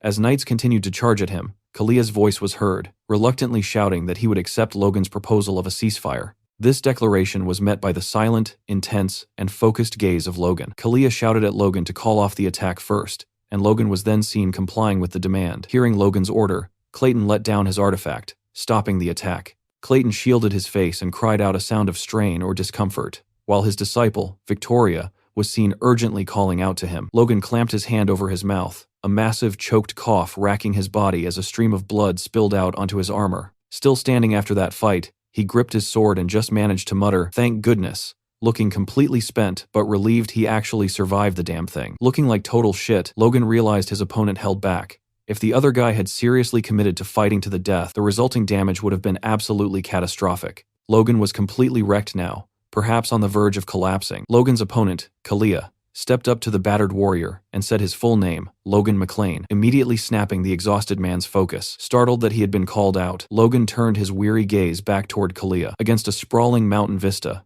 two powerful figures faced an inevitable confrontation. Wiccan Kalia made a pivotal declaration. He accepted the terms, stating he would believe the promise to withdraw from the war, an uneasy truce sealing their fate. Logan issued a dire warning under the bright sky. A betrayal of the truce would mean war would instantly resume. The exhausted warrior demanded no useless oaths, only an end to the wearing conflict. The powerful warrior Kalia issued a cold ultimatum, his eyes fixated on his counterpart, asserting that a person of their status must possess the power to keep their word and uphold the ceasefire. Logan, with a slight confident smirk, delivered his final sharp instruction, warning his counterpart to return quickly and signaling an intense, unspoken threat that underscored the fragile nature of their new agreement.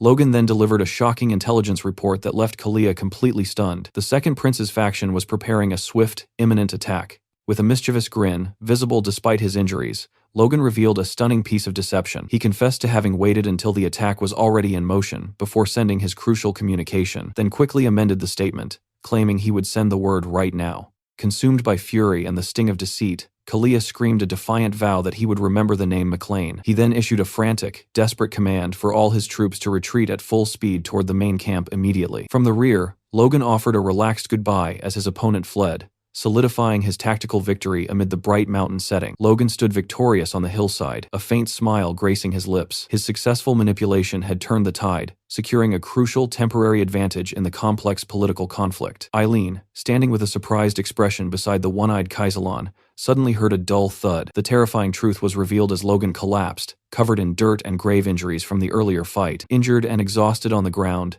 a desperate thought cut through Logan's pain. He realized his immediate, crucial priority was to send word to Valtermine quickly, one final, urgent strategic task, before succumbing to his wounds. Even as he began to fade, Logan's final desperate thought was dedicated to ensuring his enemies, those bastards, were decisively countered by his last transmission. Cradled by Eileen in the dim forest, Logan's final conscious thought echoed. This desperate move guaranteed his enemies would turn on themselves and fight each other to the death. Following the fierce encounter, a heavy silence descends upon the battlefield. Two blades remain embedded in the soil, acting as grim markers for a knight who lies broken and bested in the grass. This quiet scene signifies the absolute downfall of the warrior, whose armor reflects the sky as he remains wounded and immobile. The true scale of the catastrophe reveals a double betrayal. The collapse was initiated by Befros's ambush and immediately exacerbated by a ruthless strike from the First Prince's army, sealing their collective fate. Logan, his head swathed in bandages, speaks into a magic communication sphere with a strained voice. He directly challenges Valtermine from afar, demanding to know how he is expected to maintain the fight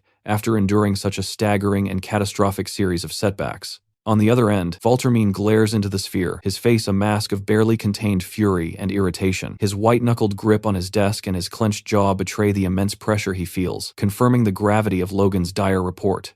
Valtermine admits to a stunning miscalculation, having never imagined that Bifrost would turn those powerful bombs directly against Logan. "It is all my negligence," Valtermine concedes, albeit with an angry edge. Logan counters sharply, noting that Bifrost was undoubtedly His Excellency's confidant, and demanding to know how Valtermine could claim ignorance of the intricate, devastating scheme Bifrost executed. Suppressing his rage, Valtermine clenches his fist, forcing himself not to retaliate. He realizes that if the McLeans withdraw, the narrow advantage they secured following Bifrost's downfall will vanish instantly. Valtermine firmly instructs the bandaged Logan to compose himself and listen to reason. He presents a rebuttal, arguing that if his true intent had been to strike Logan down, he would not have sent only Bifrost as his emissary. Logan closes his eyes in pained reflection, accepting the cold logic of the situation. He acknowledges that Bifrost's specific involvement was a decision of his own making, and reluctantly concedes that Valtermine's strategic point is valid.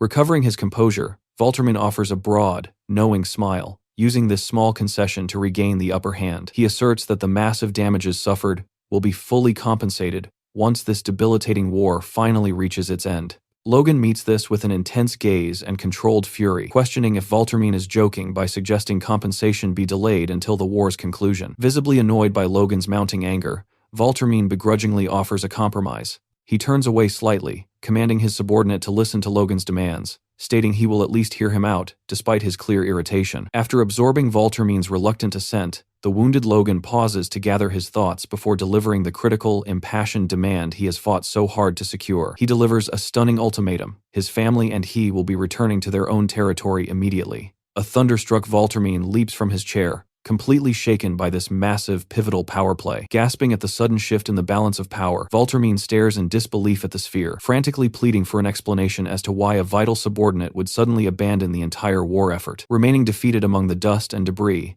Logan confirms the heavy reality of the ambush, stating they have suffered losses too heavy to continue. Furthermore, he declares that the brutal betrayal means they can no longer trust any faction involved in the conflict. Logan then delivers his final, irreversible decision. Because of the betrayal and the devastating losses, the entire McLean family intends to withdraw from the war entirely. Valtermine is utterly defeated by the news, frantically begging for a pause in the negotiations and demanding they wait a moment to reconsider this catastrophic withdrawal. A stern-faced Valtermine listens intently as Logan prepares to deliver one last strategic blow. Logan states he will provide a single piece of information as a chilling final courtesy before his departure. In a terrifying climactic reveal, Logan drops his final truth. The force that attacked them at Bifrost's request was none other than Wiccan Kalia. Valtermine reacts with wide-eyed horror, completely unable to process the scale of this final betrayal. His mind races, questioning Kalia's unexpected presence, but his terror focuses on a more shocking realization. The heavily injured Logan actually survived a direct confrontation with such a formidable foe. Having made his demands and delivered the crushing information, Logan ends the communication with an ice-cold final courtesy before abruptly cutting the connection. In the tense aftermath, a furious Valtermine bites back a scream, his jaw clenched so tightly that his muscles twitch. With the loss of his key ally confirmed, he unleashes his full, uncontrollable fury. In a state of frantic urgency, he issues a pair of earth-shattering commands. He demands an immediate call for Lucian Talos and orders a massive deployment, requiring the entire army to prepare for sudden military action. Clutching his head, Valtermine screams in disbelief, thrashing in agonizing frustration, unable to comprehend how things turned out like this after Logan's pivotal move. The scene shifts back to the battlefield, where Logan abruptly rips away his false bandages, exposing the ruse that had just deceived Valtermine. Standing tall and unburdened, he raises his hand and declares the performance over, ending the charade with a display of ruthless confidence and undeniable authority. At his command, soldiers who had been disguised as corpses began to stir across the field. Rising from the grass, the men marveled at the success of their deception, astonished that such a daring stratagem had truly fooled Duke Valtermine. Two armored soldiers approached Logan, their voices thick with awe and disbelief as they admitted their shock at the ploy's brilliance, a move that had successfully transformed a moment of certain defeat into a cunning victory. Logan observed that the First Prince's faction had sustained serious damage in the recent skirmishes, while the second prince's faction had now lost the support of Befros. A wounded Patrick, firmly supported by Hinckley, grimly noted that these recent events had left both warring sides deeply anxious as tensions continued to rise. Logan confirmed that these military setbacks were merely the precursor to an inevitable siege that would soon escalate the war further. He explained that Valtermine would now feel pressured to end the conflict quickly before the news of the McLean withdrawal became public, especially since the powerful Liberatio weapons were now lost to them. Leaning on Hinckley for support, Patrick confirmed the calculated nature of their strategy to let their enemies self-destruct. Logan silently agreed, securing their advantage from the foreground of the camp. Beneath the warm twilight, Logan offered a confident, assured smile, promising his father that he would explain the intricacies of the plan in time, and cementing his own central role in the unfolding strategy. Hearing this, Patrick simply lowered his head in agreement. A relieved Logan then turned toward the towering figure of Clayton, who gripped his magical staff, and Victoria, acknowledging their crucial presence now that the immediate conflict had ended. In a moment of high emotional impact, Logan firmly clasped Clayton's hand with overwhelming sincerity to express his heartfelt gratitude for the man's magic. However, the rugged Clayton humbly deflected the praise, instead crediting their victory to the power of his staff. Logan disagreed, asserting that a staff is only as effective as the one who wields it. Hearing this, Clayton bowed his head and thanked Logan for the acknowledgement. Logan then turned to Victoria, telling her she had worked remarkably hard during her first campaign. Her face brightened instantly, a blush spreading across her cheeks at the high praise. Watching them, Logan began to reflect on the nature of power. Unlike force, which can occasionally manifest through rigorous training, mana is almost entirely an innate gift. Because most mages can sense or use mana from a very young age, many develop the arrogance of believing they are chosen beings. Looking at Clayton and Victoria, Logan noted that these two did not seem to suffer from that particular trait, yet he still felt he should ask the tower to pay close attention to Victoria's character training. He knew this arrogant tendency was far stronger among high-ranking mages, with Juan Douglas being the peak example. Born to a royal princess as the heir of a ducal house, Juan had been praised as a magical genius since childhood and reached the 6th circle by the age of 40. Logan reasoned that such a noble birth meant Juan's true character was always on display, but he knew even that status wouldn't protect the mage forever. A few days later, the scene shifts back to Haroun Castle, where a massive explosion erupts directly in front of the main gate.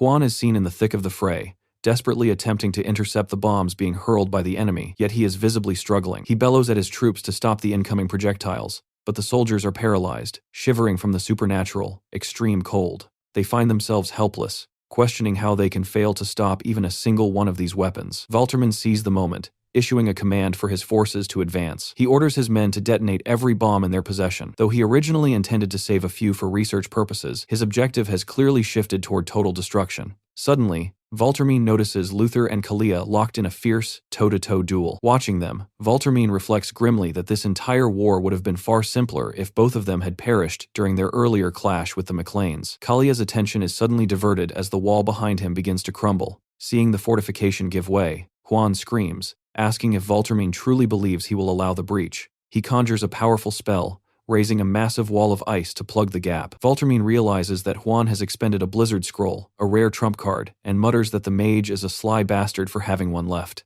Juan realizes that while the second prince's army sought a quick victory in the McLean's absence, they have been forced to waste their finest resources here. Meanwhile, the first prince's army faces a dark future if their current momentum stalls. This stands as the fiercest battle since the Civil War began, yet it ultimately grinds into another exhausted standoff. Elsewhere, a hooded figure sits, sipping coffee, addressing the Sword Duke, Felix Esperanza. He remarks that this fight carries a far different meaning than those that came before, as the core factions have finally begun to clash directly. The Sword Duke agrees, noting that the factions, having suffered heavy losses, are now seizing peasants and grain alike in preparation for an all-out war. He observes that the capital is currently overrun with refugees fleeing conscription, resulting in utter chaos. The Duke concludes that the visitor's disguised arrival must be tied to this crisis. At that, Logan removes his hood. He asks Felix not to be angry once he hears the proposal and begs him to consider it carefully. Felix asks what could possibly require such a grand preface. Logan looks down and confesses that he was the one who manipulated the two main factions into their current clash. Felix is left in a state of shock.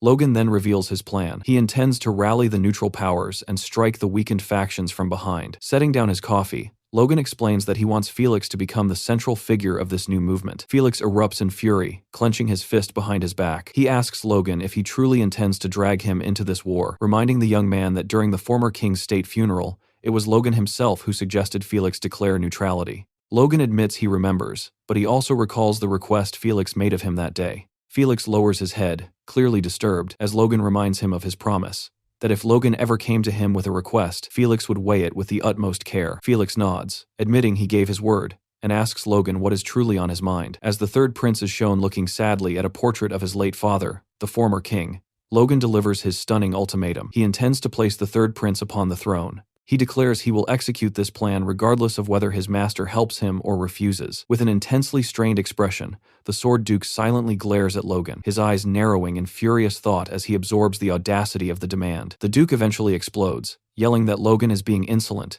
and demanding to know if the young man understands the weight of his words. Logan calmly responds that he speaks only because he knows neither faction will leave the McLeans alone once the dust settles. He presses his argument, reminding the master that with his help, the endeavor would end much more easily and with far less bloodshed. Logan continues his calculated appeal, asserting that the other prince's children are too young to matter and that, by royal law, the crown should go to the third prince. He points out that when that time comes, the Sword Duke, as the boy's master, will eventually have to fight the factions anyway to protect the new king. Felix asks if Logan is threatening him, but Logan simply states he is describing reality. The Sword Duke stares silently before asking Logan what he believes honor truly is. Turning toward the bright window, the Duke explains that he has lived his entire life by keeping his word. He describes how he has striven to honor his oaths for 70 years, even in the smallest matters and even at the cost of his life. He concludes that the respect he earned from this consistency became his strength and the very definition of his honor. Logan questions this stance, asking if the Duke would truly stand by and watch the nation fall just to keep his personal honor intact. He suggests the Duke could save the country by sacrificing that pride. Contorted with strain, the Duke counters by asking if a nation saved through the sacrifice of honor is truly saved at all. Slamming his fist onto the desk, he states he sees no solution and demands to know what Logan sees that makes him so certain. Furiously crying out Logan's name,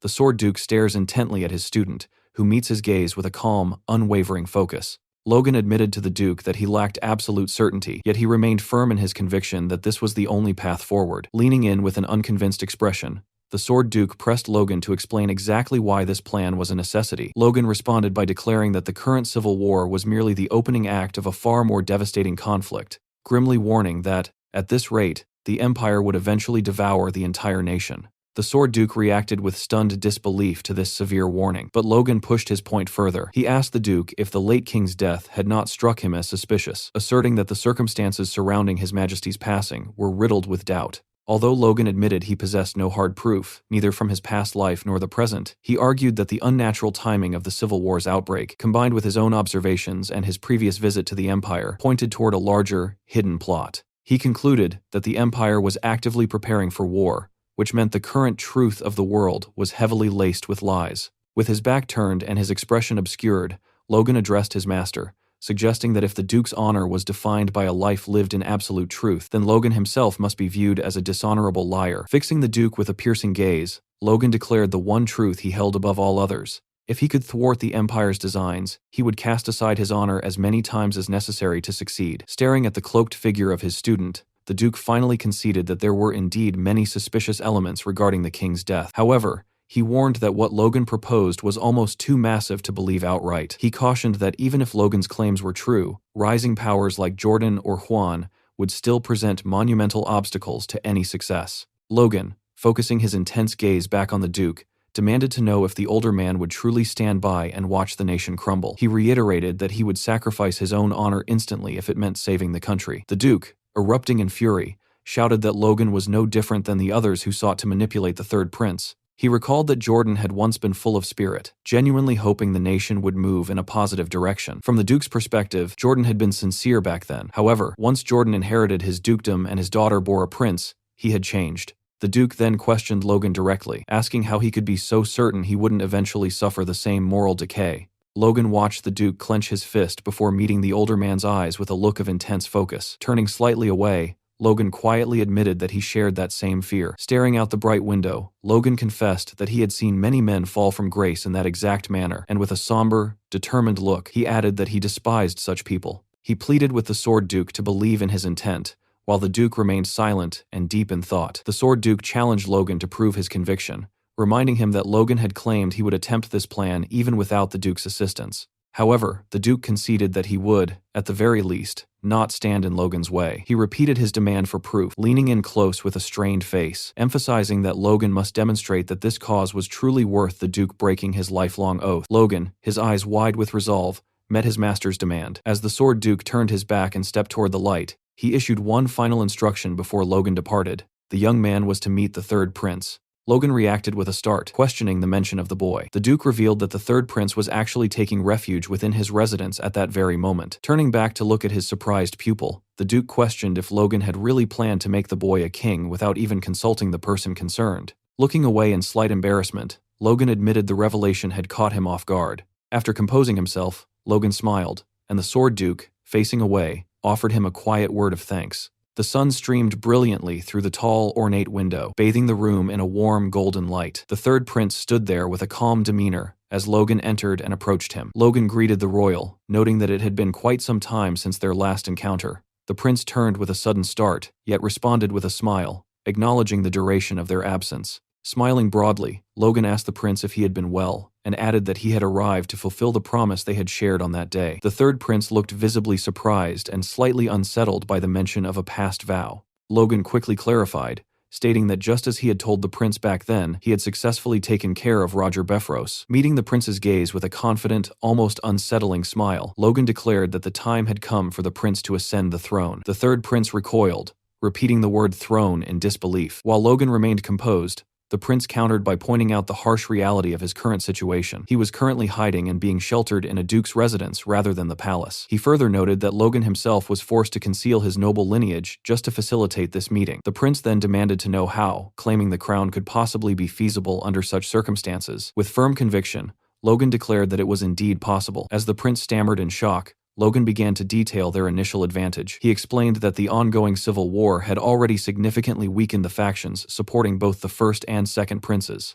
Logan, smiling confidently, asserted that he had the forces ready to finish off what remained of their power in one swift, decisive blow. The third prince gasped, demanding to know how Logan could possess such military strength. He noted that while he had heard of Logan's legendary feats on the battlefield, including the rumors of his duel with the Storm Sword, he was still skeptical. Logan praised the prince's insight for paying attention to the flow of the war, but revealed that twice the firepower they had seen was already waiting in his territory. Astonished, the prince questioned if this declaration was true. Logan, with a confident grin, concluded that if the neutral powers were to move now, they could easily sweep aside the depleted armies of the existing factions. Though overwhelmed and distressed by the implications, the prince asked if the neutral powers would truly lend their support. Logan smiled knowingly, asserting that he knew the nobles well. They would never refuse an opportunity to seize a new seat of power. Logan continued by stating that even without his master's aid, the McLeans already possessed more than enough power to act. He asserted that as time passed, the situation would only shift further in their favor. Looking deeply into Logan's eyes, the third prince finally conceded, stating he would place his trust in Sir Logan. As they clasped hands to seal the agreement, Logan thought to himself that convincing the prince had been the easy part, as the boy realized the only other choice was death. Logan's mind then turned to his next task, finding more passengers to board his ship.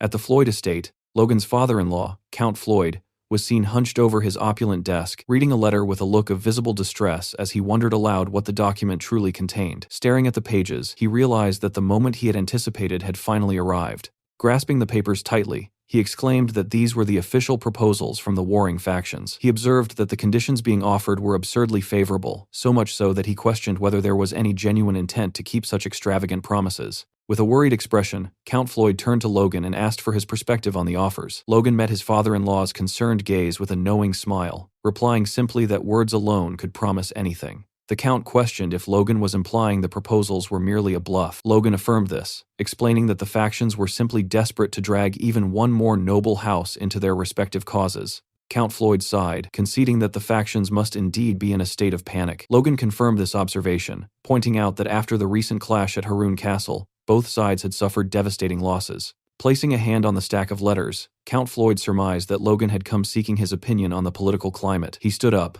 looking intently at Logan, and correctly concluded that Logan's plan was to exploit the faction's current weakness by rallying the neutral powers to resist them. Pressing a hand to his forehead in distress, The Count further questioned if Logan intended for the Floyd family to serve as the rallying point for this resistance. He stressed that such a move involved the very fate of his house and was not a decision to be made lightly. He then guessed that if the Floyds were being asked to lead, it must mean Duke Felix had already refused the role. Logan, looking troubled yet leaning toward his father-in-law, stated there was one critical fact the older man did not yet know. With a confident smile, Logan revealed that the Count did not truly grasp the massive strength their allied houses had recently achieved. As the older man stood stunned, Logan elaborated, explaining that they had recently engaged and defeated as many as 2 or 3 border lords simultaneously. As his father-in-law stared in intense disbelief, Logan added the final blow. They had even managed to repel the Storm Sword army. The shocked Count shouted the name of Wiccan Kalia in response. Logan suggested that the Count could verify the claim by consulting Lady Eileen. At the mention of his daughter's involvement in such high-level fighting, Count Floyd erupted in a burst of rage. He threw the papers into Logan's face,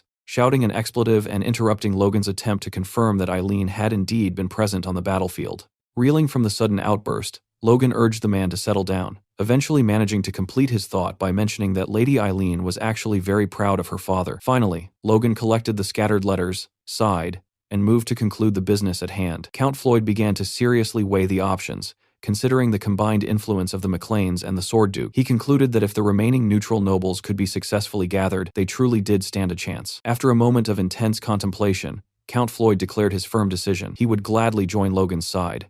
As Logan and Count Floyd shook hands to cement the agreement, the era of passive observation ended. 8 months after the Civil War had first broken out, the neutral forces finally began to stir. A few days later, the scene shifted to the interior hall of McLean Castle, where a fully armored Ronian suddenly rushed forward, urgently shouting for his brother. He reached Logan's side and expressed his immense relief at seeing him return safely. Ronian explained that since the rest of the group had arrived days prior, he had grown increasingly anxious when Logan failed to appear. Logan offered a broad smile and inquired whether anything significant had occurred at the castle during his absence. Ronian quickly reported that, acting on Logan's orders following their withdrawal from the factions, they had immediately maximized the production of both Liberatio and repeating crossbows. Logan nodded, acknowledging Ronian's efficient management, and pressed for intelligence regarding the Central Front. Ronian looked away thoughtfully, directing Logan's attention toward reports that indicated the region had been uncharacteristically quiet since the clash a week ago. Logan voiced his surprise, wondering how the enemy forces could maintain such a long resistance despite their heavy losses. After Logan expressed his bewilderment at the silence on the front, Ronian interrupted to politely inquire if there was some underlying problem. Logan dismissed the concern with a faint smile, stating that he had brought an object as a reward. Ronian looked down, surprised, and questioned what the item could be. He was then left stunned as Logan presented him with Frigus, the sword that had belonged to the Moonlight Knight, Sir Franz. Logan stood confidently with his arms crossed, explaining that the artifact Ronian held was estimated to be a Class 4 weapon. Utterly stunned, Ronian stammered in disbelief, questioning how he could possibly be the one to use such a masterpiece. He quickly stepped back, asserting that he simply could not accept the artifact. Logan, confused by the rejection, questioned why he would refuse such a gift. Ronian insisted that the sword he already possessed was more than sufficient. Logan teased him, suggesting his current blade might one day awaken natural magic as well. Ignoring this possibility, Ronian firmly presented the artifact back to Logan, suggesting it be given to his sister-in-law instead. He argued that as the future mistress of the McLean family, Eileen's safety was naturally of greater importance. Logan chuckled faintly, acknowledging Ronian's perspective as the likely future head of the house, before calmly considering the status of Sir Eileen. Ronian provided a cheerful update on Eileen's new role, mentioning she had recently commissioned a new set of armor. He noted that since Master Hamar had crafted it, its defensive capabilities were guaranteed, adding that she hadn't possessed proper armor until now. Logan mused that she must have used her previous reward money to purchase the expensive mithril alloy suit. He reflected that while her initiative was admirable, the cost of true mithril would have left her without enough funds for a proper sword. With a sudden burst of resolve, Logan declared they should give the artifact to Eileen immediately. When Logan met Eileen and offered the blade, she countered instantly, stating the gift was far too great to accept. Logan, looking surprised and stuttering slightly, questioned her refusal. She asked what merit she had earned in the recent battle to deserve such a treasure, expressing concern that accepting it would damage the morale of the other knights. As she voiced these worries, 3 armored knights nearby noticed Logan and exclaimed in surprise at the young lord's presence. Realizing she was sensitive to the opinions of others, Logan reassured her that it was fine, but Eileen quickly asserted that he misunderstood her meaning. Logan smiled broadly and clarified that the gift was not intended for Sir Eileen the Knight, but was instead a wedding gift for his fiancée, Lady Eileen. He explained that due to the state of affairs, They had never held a formal engagement ceremony or exchanged gifts. Logan smiled genuinely and extended the sword, asking her to accept it as proof of his vow. He asked if that wasn't the true meaning of a gift, concluding with a confident smile and the wish that the sword would help her achieve even greater martial strength. Eileen blushed intensely, softly questioning if he was making a formal proposal. She met his gaze, pointing out that they were destined to marry anyway, yet asked the question as if the answer were obvious. Logan smirked and conceded that it was indeed a proposal, one delivered with a sword. Eileen's face flushed as she offered a simple thank you. The two then gently touched hands over the blade, finalizing their engagement. Eileen smiled radiantly, holding the sword close and stating that no proposal could be more perfect for her. Logan was momentarily stunned by her passionate response. She enthusiastically promised to work hard, prompting Logan to question what exactly she planned to focus on. She then pulled on his hand, suggesting a sparring match, since it had been a while. Logan realized she meant improving her swordsmanship and immediately agreed to the match. Elsewhere, an unknown figure puffed on a cigar, reflecting that a full month had already passed since the massacre at Haroun Castle. He noted that the world had been uncharacteristically quiet ever since. Continuing to speak, he acknowledged that while the damage to the factions was undeniably heavy, he questioned why the recovery was taking so long. He observed that at one point, it seemed the Second Prince's faction was on the verge of victory. However, everything became uncertain the moment McLean forces withdrew. Just as he was observing the opposition's heavy losses, a messenger suddenly burst into the room, screaming the Baron's name and announcing an urgent message from Duke Valtermain. Another figure, seated and startled, anxiously demanded to know the contents. The frightened messenger stammered that the message felt a little strange. Duke Valtermain had declared that all nobles loyal to Prince Romain must hear his words. Speaking with intense seriousness, he announced that from this moment, they would temporarily halt the war against the First Prince's faction to form an alliance with them instead. He then screamed that this alliance was formed specifically to root out the vile McLeans. Logan's father-in-law, Count Floyd, speaking through a communication orb, surmised that it appeared information had leaked from within the neutral faction. Acknowledging the severity of the situation, Logan stated that the two factions had indeed formed an alliance and were now coming for their territory. The Count reported that while the enemy forces hadn't departed yet, they were definitely assembling their troops. Logan mused that an invasion could occur as early as next week. As he weighed the imminent threat, Logan's face tightened as he chastised himself for being careless. He reflected that since the neutral factions had held their ground until the very end in his past life, he had overestimated their resolve this time. He concluded that this overestimation was the reason the civil war had been able to pause for a month after Haroun Castle. Reflecting on the motivations of the hostile factions, Logan realized they were using the pretext of treason to remove the threat from their side. He understood that if the neutral factions were defeated, they would simply be absorbed into the winning side, a deal that wasn't bad for the victors. Contemplating these dangerous political maneuvers, Logan crossed his arms and inhaled sharply in thought. Seeing the revelation of their backfired maneuvering, the pale and worried Count Floyd interrupted Logan's thoughts to ask if he was all right. Logan quickly assured his father-in-law he was fine, but asked for forgiveness as he needed to end the call immediately. Count Floyd questioned if Logan actually had a plan, to which Logan calmly replied that he did. Despite the suddenness of the enemy alliance, Logan offered a grim smile, stating that this turn of events wasn't entirely unexpected. A sudden gust of wind swept across the verdant green cliffs, sending leaves spiraling into the clear blue sky. Suddenly, the air was pierced by a desperate shout from Victoria, who screamed for everyone to clear the way. Responding to her cry, a massive golem surged forward over the grass. Startled by the sight of the construct, one of the men exclaimed his surprise, staring in astonishment at Victoria and wondering if that kid was truly controlling these golems. He noted that the girl looked about the same age as his own daughter. A man holding a farming tool frantically gestured toward the golem, shouting for it to come over. The immense golem smashed its colossal fist into the ground, shattering the earth and sending massive chunks of rock flying. Once the dust subsided, a long, deep trench was left carved into the field. A nearby figure shouted for the exercise to continue and demanded that Lord Clayton perform his magic. Hamar stated he guessed they would only need to repeat the effort a dozen or so times more, while Clayton,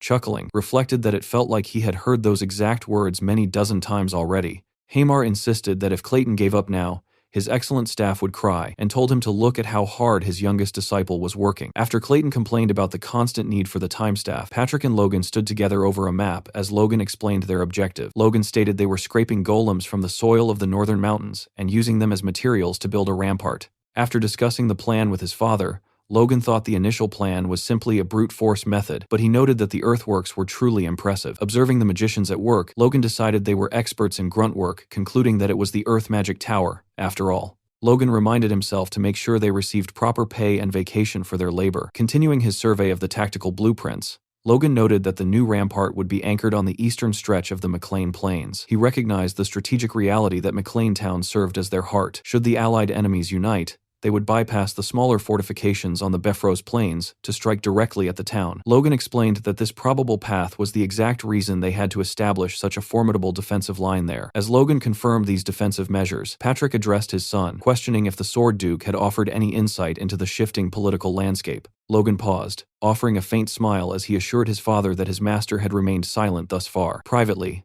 Logan mused that since the entire kingdom knew the McLeans were being targeted, the Sword Duke was undoubtedly aware. He resolved that his master's lifelong dedication to honor was a boundary he could not cross. He could not force the Duke to sacrifice that reputation for his own safety. This hardship, Logan decided, was a burden he had to overcome through his own strength. A week later, the fortification stood complete. Observing the finished structure, Logan remarked that while the design was simple, due to the rushed half-month construction window, they had succeeded in making it both massive and incredibly sturdy. He noted with satisfaction that the addition of a moat was a splendid touch. Clayton, feeling a sense of parental pride over the construction, requested to name the wall Aegis. Logan smiled at the choice, hoping that a wall bearing the name of a divine shield would indeed signify that God stood by them. The peace was short-lived as Eileen urgently commanded the knights to track the enemy advancing from the east, while simultaneously preparing for those approaching from the north. Nearby, Victor issued a stern warning to his sister, Rhea, telling her not to stray from the protection of her brothers. Rhea glanced back, telling him not to worry about her and to focus on his own safety instead.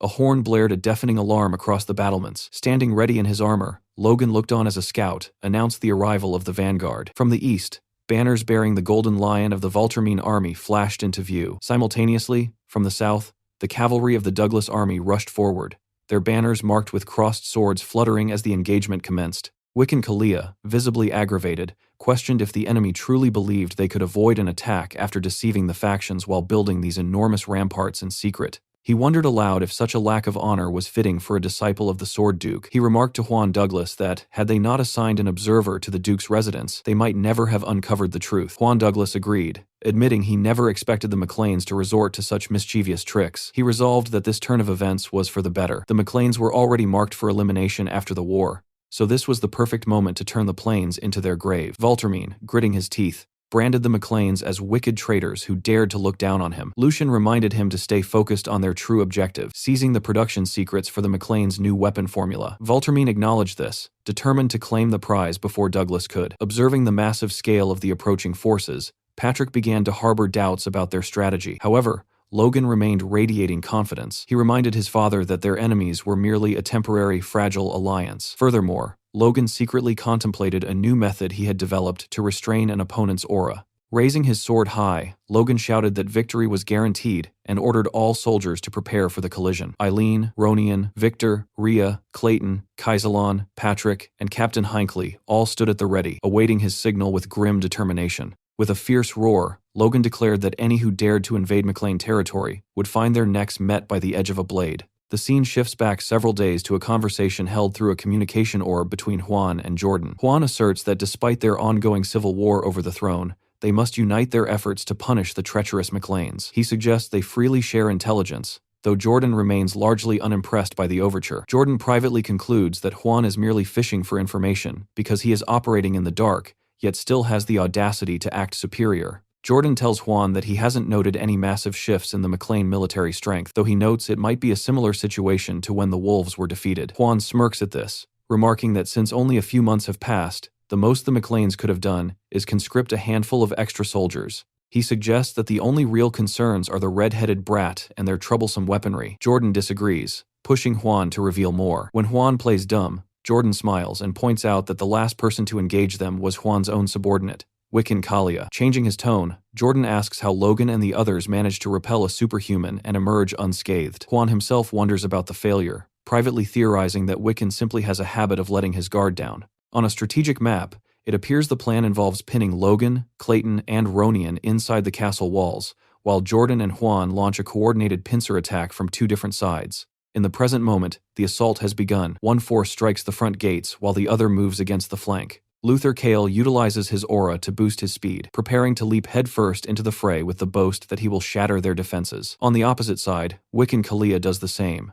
urging his comrades to trust in his wind as they advance, morbidly noting that death is a constant companion, like the wind at his side. From atop the eastern ramparts, Kaiselan observes the approaching vanguard. Seeing the two commanders, he realizes the enemy has deployed superhumans to neutralize their arrows and bombs. He calmly gives the order to open fire. As Luther nears the wall, he expects an easy climb, but he is suddenly startled. He finds it impossible to believe the sheer number of crossbowmen the McLeans have suddenly amassed. It seems the sheer volume of arrows is more than he anticipated, and he grins, riling up his mana. He swings a massive hammer, shattering the incoming bolts. However, his efforts aren't quite enough. A glance behind him shows that many of his soldiers and knights have been struck and taken down regardless. Above the northern ramparts, Ronian takes command, directing the Vigilante Corps to prepare for their volley. Looking at the approaching army, Ronian reflects that the enemy must have completely underestimated their strength. After all, the McLeans have armed and trained over 10,000 civilians with crossbows. He smiles, internally noting that his brother is truly amazing. Back on Luther's side, the arrows finally annoy him enough that he crushes one under his mana-infused foot. He screams, declaring that no petty precautions will be able to stop him. He leaps through the air using his mana, intent on reaching the wall. Seeing a superhuman approaching, one of the mages prepares his staff, determined to keep him at bay. As Luther closes in on the rampart, a massive golem suddenly appears, rising to meet him. The golem delivers a slap so powerful that it sends Luther plummeting back to the ground like a comet. Fortunately for Luther, he lands in the moat near the walls. He surfaces, reeling at the realization that the McLeans have actually used the materials of the ramparts themselves to create a golem. Clayton appears, declaring that he isn't finished yet. Luther is hit again by what he assesses to be intermediate magic, which increases the pressure on him and prevents him from surfacing while forcing the air from his lungs. Clayton gives the order for his soldiers to strike the half-giant while he is trapped in the water. From a distance, Wiccan Kalia watches the scene unfold, realizing that Luther has been taken down. He remains remarkably calm, preparing to launch his own attack while analyzing the failure. He muses that Luther's massive size actually makes him a more vulnerable target for intermediate magic, making this a particularly bad matchup. He concludes that since their second-in-command has been overwhelmed by the defense, Duke Voltermine will have no choice but to step in directly to save him. As the golems continue to rise from the earth, Kalia calculated that Logan should only have 2 sixth circle mages at his disposal. By the time the third golem manifested, Kalia dismissed the threat, thinking to himself that this would be a piece of cake. However, one of the constructs raised its massive hand, and from within its stone grip, 10 charges of Liberatio emerged. The golem hurled the explosives directly at Kalia. Watching the projectiles arch through the air, Kalia wondered if these were the same bombs he had heard Logan was utilizing. He readied his blade, declaring that such a trick would not work on him a second time. With a precise motion, he conjured a localized swirl of wind with his sword, trapping all the bombs safely within the vortex. Smirking, he called out for Logan to show himself. Just as he had anticipated, Logan lunged from the chaos, attacking Kalia head-on. Kalia managed to parry the strike, his counterswing driving Logan back several meters. Despite the distance created, Kalia sensed he might be at a slight disadvantage based on his current stance. He glared at Logan, remarking on how thoroughly the young man had managed to deceive him during their previous encounter. Logan countered by stating that if Kalia hadn't picked a fight with them, he would have kept his word. Kalia branded him a liar, but quickly noticed something unsettling. Having just clashed auras with Logan, Kalia couldn't fathom how the boy remained completely unscathed.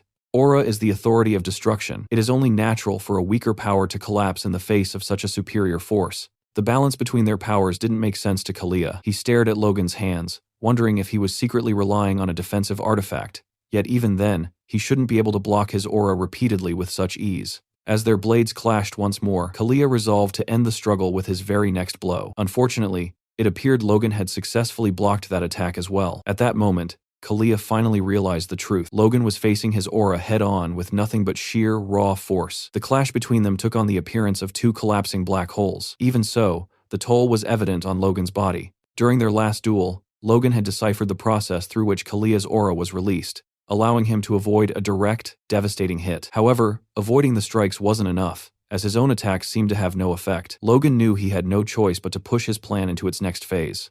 Elsewhere on the battlefield, someone remarked that he had never expected to witness such a sight in their lifetime. A countryside baron whose name was entirely unknown until recently was now making a mockery of the nation's giants. Jordan Voltermine, his eyes filled with a killer's focus, finally drew his blade. He approached the ramparts with cold certainty, declaring that playtime was officially over. On another front, golems continued to rain bombs down upon the soldiers, while crossbowmen maintained a relentless volley from the walls. Amidst the carnage, Juan Douglas stood unflinched, his gaze steady as he surveyed the chaos. He declared that such representations of weak power could not intimidate him. To Juan, the fight felt fundamentally strange. Although it appeared that the Second Prince's forces had suffered more visible losses, It was actually the first prince's army that was sustaining significantly more casualties. Huan mused that their condition shouldn't be much different from the McLeans, and he began to wonder what the hell Logan was truly thinking. When the two factions first declared war, chaos naturally descended upon all the vassals. However, with time running out, Logan and his advisors had to quickly regain their composure and seek a solution.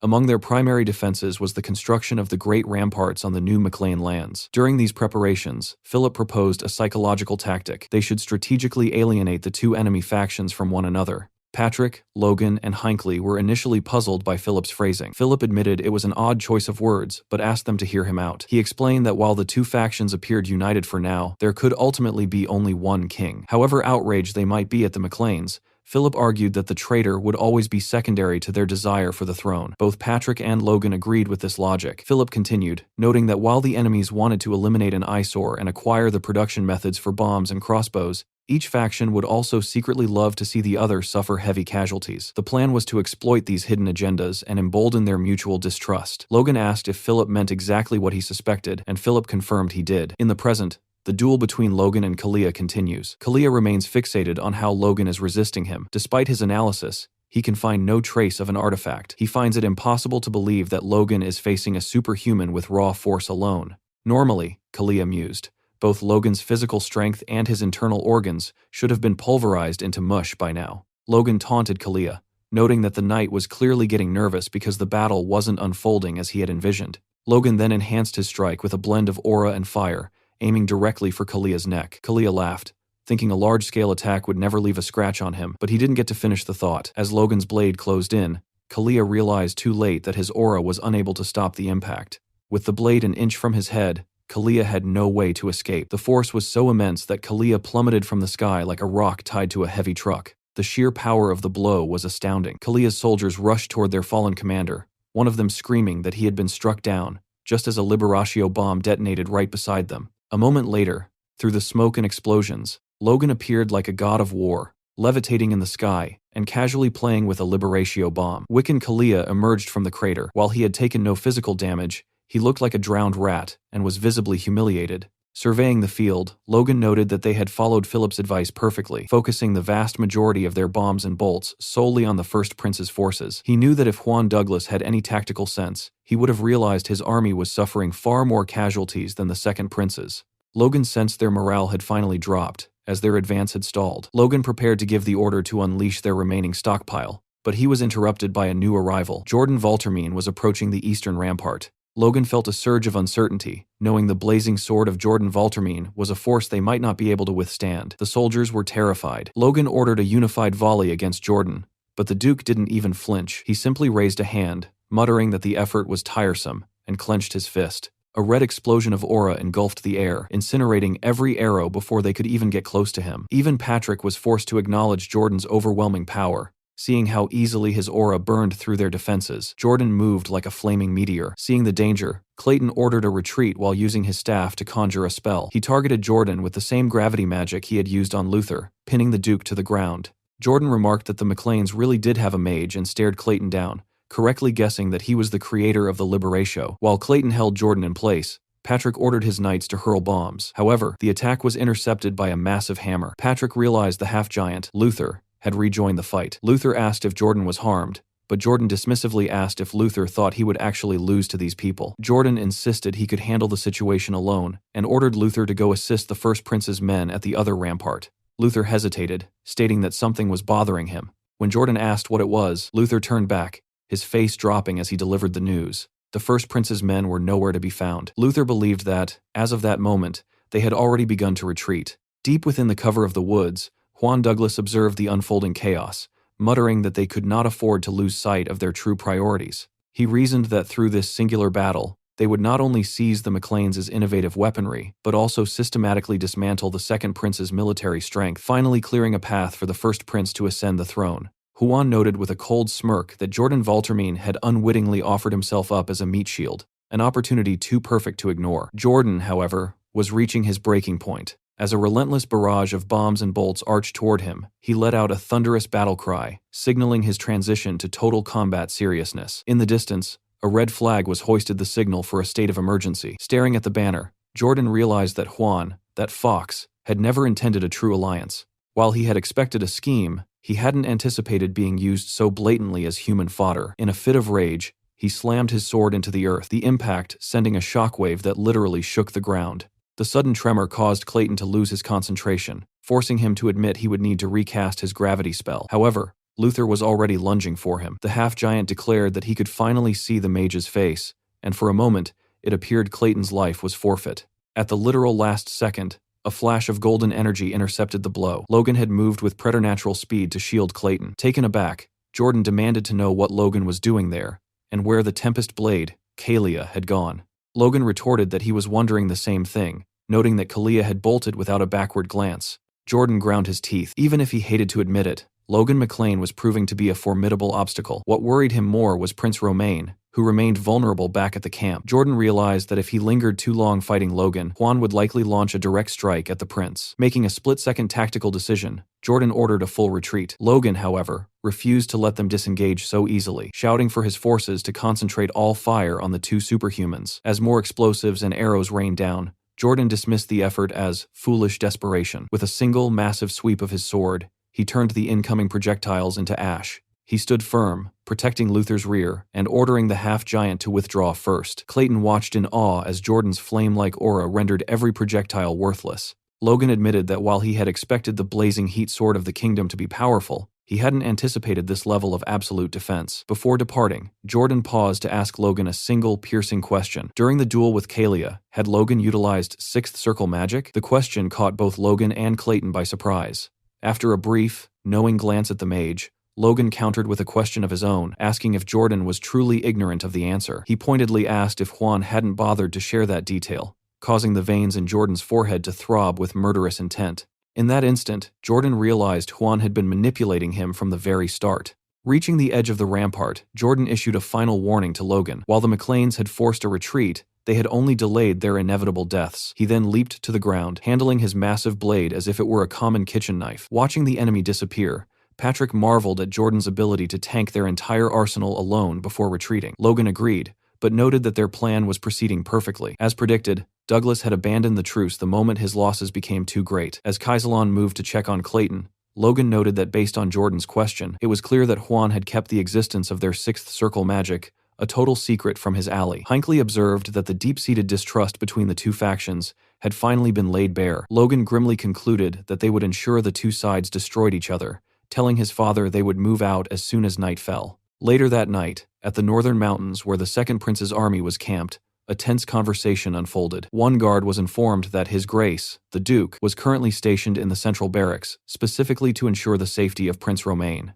Count Pamel Cherno, a high-ranking commander in the Second Prince's army, admitted that the First Prince's betrayal had left him incredibly anxious. He grumbled that the entire truce had been a mistake from the beginning, punctuating his point by chugging wine. When a soldier tentatively suggested he moderate his drinking since they were at war, Cherno responded by smashing a mug against the man's head, furiously barking that the knight's only job was to guard the perimeter against the enemy. As the knight slumped to the ground, Cherno's anger turned to confusion. He realized a high-ranking knight shouldn't be incapacitated by a simple mug. Stepping out of his tent into an eerie silence, he found a scene that nearly stopped his heart. Every one of his elite knights lay dead. Before he could even process the possibility of an assassination, a figure emerged from the shadows behind him. It was Logan. With a single, swift arc of his blade, Logan cut the count down, letting the man's blood drip onto the grass. Logan kicked away the fallen wine mug, muttering that Cherno was a fool for drinking while entrusted with the border. He noted with a grim air of superiority that the camp lacked even an ounce of proper vigilance. News of the massacre reached the Second Prince,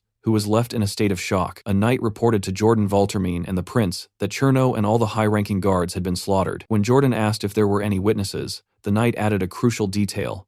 The perpetrator had vanished with incredible speed, as if carried by the wind. Jordan's mind immediately went to the few people capable of such a feat. Narrowing it down between Logan and Kalia, and considering Juan's previous deceptions, Jordan concluded that the killer was undoubtedly the Tempest Blade, Wiccan Kalia. Prince Romain was terrified to hear a superhuman was hunting his men, but Jordan reassured him. He ordered a call for the advanced knights, those known for their speed and agility. When the prince asked if Jordan intended to lead a retaliatory strike himself, Jordan explained that if they failed to respond, both his reputation and the army's morale would collapse. Romain, fueled by a desire to pay back the First Prince's faction for hiding their mage, gave his blessing for Jordan to teach them a lesson. Jordan offered a silent, knowing smile and bowed, though Lucian, watching from behind a curtain, felt a lingering sense of unease about how perfectly the chaos was unfolding. Back in the safety of the woods, Logan fled the camp with a smirk, satisfied that his plan was working flawlessly. By sunrise, he arrived at the western ramparts of Fort Aegis. Dressed in a disguise to throw off any pursuers, he removed his hood and was greeted by Eileen. Sensing her formality, Logan suggested she speak comfortably since they were alone. Eileen blushed, claiming she had simply woken up early, though a knight behind her muttered through gritted teeth that she had actually been waiting up all night without rest. Eileen promptly silenced him with a sharp kick to the ankle before asking Logan how the operation had fared. Logan, momentarily stunned by Eileen's persuasive social tactics, smiled and confirmed the attack was a success. He noted that the animosity between their two enemies would now be irreparable. While Eileen expressed doubt that the truce would collapse so easily, she quickly apologized for being negative. Logan reassured her, admitting they couldn't afford to be overly optimistic, and that their next step would be to observe how the two factions moved against one another. The scene shifts to the First Prince's central barracks, located south of the new McLean Plains. Huan, Kalia, and the First Prince are locked in a tense discussion. Kalia notes that 2 days have passed since their retreat, and questions whether they should resume their advance. Huan advises patience, noting that the Second Prince's army is currently stonewalling all attempts at communication. Kalia asks if the rumors regarding last night's attack on the Second Prince's camp are true, a question that causes the First Prince to slam his hand onto the table in a fit of pique. The prince mockingly asks if they've become cowards, declaring it would be better to simply seize the throne by force, an outburst that leaves Huan dismissive and Kalia visibly sweating. Their argument is interrupted by a knight rushing in with reports of an attack on their own encampment's outskirts. As the First Prince stands by in his typical state of confusion, Huan demands a casualty report. The knight reveals that the count in charge of camp security and 5 advanced knights have been slain. Kalia turns to Huan to explain the gravity of the situation, but Huan is already a step ahead. He can feel the very ground shaking from the residual mana in the area. Clenching his fist, he brands Jordan a fool for this retaliation. Huan decides that they will move at sunrise to confront the Second Prince's faction directly and settle the matter since communication has failed. In the morning, the confrontation occurs exactly as anticipated. Jordan and Luther express genuine surprise that Huan and Kalia have dared to approach them directly. Jordan, staring at the aloof Duke Douglas, demands to know his business. Huan replies with biting sarcasm, suggesting that their communication devices must be malfunctioning, and as a friend, he felt a responsibility to come and fix them. He patronizingly asks Jordan if it isn't immature to refuse to speak, just because he lost his temper. The insult sends Jordan into a localized state of madness. He draws his sword, accusing Huan of being so terrified of being hit that he betrayed the alliance and fled. Jordan launches a ferocious attack, his sheer power forcing Kalia to cough up blood as he tries to intercept the blow. The situation quickly devolves into a stalemate. Huan has engulfed Luther in ice magic, while Jordan and Huan stand face to face, each waiting for the slightest opening to strike. Just as Jordan prepares to escalate his attack, Lucian intervenes, pleading for calm and insisting that this is not the time for internal strife. Jordan, surprised by his presence, asks why he is there. Lucian explains he feared this meeting would turn violent and realized he had to act as the voice of reason. When Huan cynically asks if Lucian plans to join Jordan in the fight, Lucian clarifies that he has no intention of fighting anyone but their common enemy. Lucian urges them to look at the situation rationally and remember why the truce was formed. Logan McLean. He reminds them that Logan is a man who built a formidable army from a tiny territory, rode the coattails of the Sword Duke, and manipulated the neutral forces into treachery. Lucian argues that these recent betrayals and attacks are nothing more than plots, orchestrated by Logan to breed animosity and destroy their alliance. This revelation causes both Jordan and Kalia to pause. They recall Logan's earlier words, his claims that he didn't want war in the first place, and even threatened Jordan to join the opposing faction if pushed. Lucian reinforces this, labeling Logan as a foul, underhanded tactician whom they cannot afford to underestimate. One last time, he implores them to stay calm and remember that their one and only enemy is Logan McLean. The following day, a soldier's horn blared from Aegis Castle as an army was spotted advancing from the east. Logan and Patrick stood upon the rampart, watching and waiting. Though the sight before them was grim, it appeared Logan's plan had faltered. Valtermine and Jordan had arrived in a unified front. Logan questioned whether they were making a deliberate show of an unbreakable alliance, while Patrick asked if their operation had truly failed. Upon closer inspection, however, Logan realized it had not. Wiccan Kalia and Luther Kale were visibly battered, covered in wounds that suggested serious internal damage. Hinckley was overjoyed, noting that if the superhumans had sustained such injuries, the two factions must have clashed violently. Logan agreed, marveling at Lucian's ability to unite them after such a collision, yet he remained confident the situation was manageable. Calling his father and Sir Hinckley to his side, Logan asked if they could hold their own against the superhumans. When they questioned his intent, Logan explained that if the fort could muster its full strength to buy time, he had one final task. He would go and kill both princes. The enemy gave the order to advance, led by Jordan and Huan. As Jordan mounted his horse, he declared he would stay at the vanguard. He turned to Huan, warning him not to attempt another betrayal, to which Huan sarcastically replied that Jordan must be growing old and worried. Upset by the remark, Jordan unleashed a massive display of power, his aura flaring as he leaped toward the rampart. Patrick shouted for all to hear that the blazing heat sword was coming, and told Logan it was time to depart. Logan agreed, leaping off the wall and disappearing into the woods. Hinckley noted that since Logan was the fastest among them, he was the only logical choice to target the princes, though Patrick worried that the hole in their defensive line was now dangerously large. As the enemy knights reached the McLean firing range, Kaiselan ordered his soldiers to open fire. Grick and Victoria stood ready. Grick signaled for them to begin, and Victoria started channeling her magical power. Suddenly, massive golems began rising directly from the rampart walls, terrifying the Voltermine soldiers. One soldier screamed a warning about incoming bombs, but before they could react, the very ground beneath them transformed into a swamp. Both horses and soldiers were caught in the mire, turned into sitting ducks. Surprisingly, this powerful spell was not Clayton's work. Even the other mages were stunned to realize that Grick had managed the feat. With tears of joy in his eyes, Grick screamed, asking if the others had seen his real earth magic, proving it was for more than just building walls. Kaiselan was happy for him, noting to a laughing Clayton that Grick must have been bottling up his potential. Only Rhea kept her focus, screaming at Grick to save the celebration for later as the enemy approached. Snapping back to the battle, Grick realized they now had the perfect opportunity to hurl bombs at the immobilized troops. As the golems threw their explosives, the soldiers, sunken halfway into the mud, screamed in terror. However, the attack was suddenly neutralized by a massive ice shield that blocked the blasts. The soldiers recognized the glacial magic of Duke Huan. Huan commanded his men not to fall victim to such subpar magic. Rhea and Grick were stunned that ice magic could withstand the force of a Liberatio bomb, frustrated that their perfect opening had been negated. Kalia approached Huan, stating he could not leave the fighting to the second prince's soldiers alone, and prepared to join the fray. Huan was displeased, questioning what Kalia expected to do in his current state. He reminded Kalia that Jordan's aura was poisonous, and that if Kalia weren't an aura user, he would have been permanently crippled. Kalia apologized, and Huan noted that Kalia could still be useful for his superior vision. He tasked Kalia with locating Logan McLean. Kalia scanned the battlefield, but reported that Logan was nowhere to be seen. Huan realized that with Jordan rushing the front, Logan must be executing a hidden maneuver. Huan then commanded Kalia to assist him as he began conjuring a spell, declaring they would lure Logan out. On the rampart,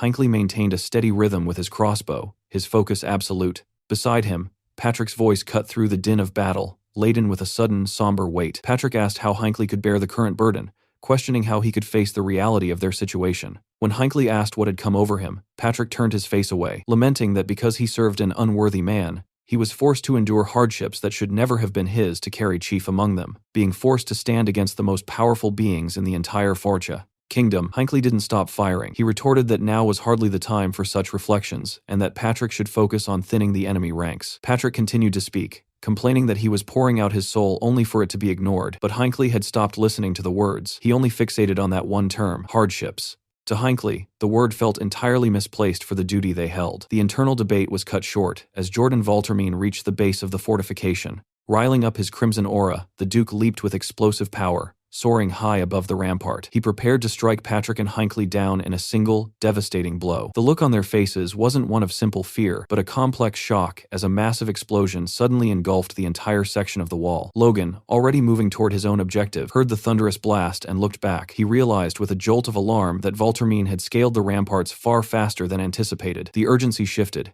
He had to eliminate the princes and end this war immediately. However, a familiar chill filled the air as a giant ball of ice manifested in the sky. Sensing the danger, Logan halted his advance and leaped back onto the rampart. He stared at the massive sphere of glacial magic, realizing that if Juan Douglas allowed it to detonate, the entire area would be leveled to the ground. As Logan cursed Juan's name, the Duke seemed only thrilled by the chaos. Logan launched himself toward the ice sphere, but as he drew closer, his sharp eyes caught a complicating factor. The sphere was encased in Wiccan Kalia's wind aura. With the combined protection of ice and wind, Logan knew he wouldn't be able to cleave through it as easily as he had before. Still, he resolved to try his method of nullifying Kalia's aura, until Kalia himself intercepted him from behind. Kalia taunted him, asking if he could hear the carnage unfolding on the walls. Behind them, Jordan was single-handedly decimating the McLean forces. Desperate screams and cries of agony filled the air as soldiers fell in utter despair. One unarmed soldier looked up, shaking with terror at the Duke. With the high sun framing him like a dark omen, Jordan took a lethal stance, raising his blade against the helpless man. Huan declared coldly to Logan that the battle was already lost. Across the field, the heart of the McLean resistance, Ronian, Eileen, Victor, Rhea, Grick, Patrick, Kaisalon, and even Clayton, appeared to be completely cornered. In the midst of the collapse, Hinckley turned to Clayton. He locked eyes with the mage, struggling to pull him back from the brink of panic. With grim resolve, Hinckley told Clayton that he had one final request to make. Next, it seems we are witnessing a memory. Two McLean knights are talking as one asks the other how many hours it has been, and the other replies that this has been going on for 2 or 3 hours. A red-haired knight is sitting on the back of someone in a plank position. By the discussion the two other knights have, this is the young Lord Patrick cleaning his sword as the other man is sweating intensely and shaking. Patrick then asks the man what he did wrong. Then he addresses the man by name. This is the young Hinckley, who says that his mistake was punishing another Viscount's knight. Patrick asks Hinckley what he means by the word punish, and says that he hopes Hinckley is not proud of the fact that he ignored him and did as he pleased. While Hinckley also wants to say something while addressing Patrick with his title, Young Master, Hinckley screams that they were the ones to insult Patrick first, and asks how he could have stopped himself after hearing them insult Patrick. Patrick then gets up from Hinckley's back and says that he, the heir to a mere barony, has become a high-ranking knight. But that level of envy is nothing to him, says Patrick as Hinckley is finally able to breathe again. Then Patrick offers Hinckley his hand and says that still something remains unsaid. He looks Hinckley in the eyes and thanks him. This looks like it was Hinckley's memory, as next he narrates how he had only found out later that when the Viscount came demanding that Hinckley would be punished by him personally, the young master at the time, Patrick, had personally bowed his head to save Hinckley. Hinckley says that this man is not someone to be treated in such a way, and that he is bound to reclaim the past glory of McLean and rise to higher places. Therefore, Hinckley dedicated himself to raising him on high. 10 years went by, and he had become the captain of the knights. The Mechlins remained a small rural barony, and the young master remained a high-ranking knight. Nothing had changed for them. Then someone came along saying that he would like to formally greet Hinckley. He lets him know that from then on, he will be participating in the Knight Order's training. This was nobody else but Logan McLean. In the present, at the castle, the battle continues. Luther, standing in front of some other knights, tells them that he will be blocking the attack. They should use this opportunity granted by Jordan to attack the ramparts and climb up from above. Ronian is preparing a powerful strike with his force. Shockingly, the one he is fighting is Jordan himself. Unfortunately, not only does the attack not have any effect,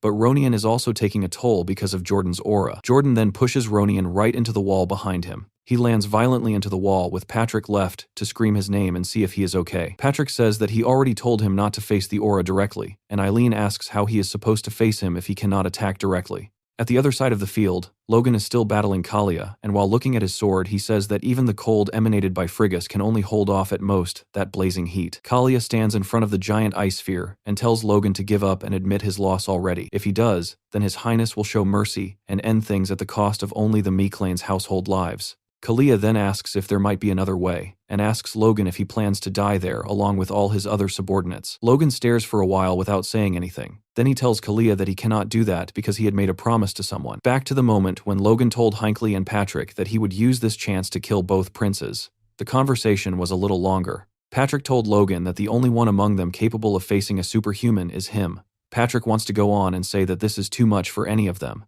but Hinckley stops him and says that they should try it, stunning Patrick. Patrick wants to ask Hinckley what he is thinking, but he seems pretty confident. Hinckley then asks if they have ever gone wrong following the young master's suggestions, which Logan didn't expect. Hinckley smiles continuously. He then says that he believes in the chance the young master has brought forth. As Patrick and Hinckley are approaching Jordan, Patrick shouts for the crossbows and bombs to keep coming. Then Patrick notices something. He sees Hinckley riling up his aura and tells him to stop, but he doesn't. Back to Logan, who is fighting Kalia, saying that their territory's people have an unwavering trust in his words. It wasn't always like that, but he made it so. Tired of Logan's monologue, Kalia asks him if there's a point to all this chattering. Logan then clenches his sword tighter and bows his head. He tells Kalia that they believe he will succeed and are putting their lives on the line. Hearing this, Kalia says that Logan has sentenced them to die in vain and asks Logan if he perhaps feels guilty about it. Logan lowers his sight and thinks before replying that he doesn't.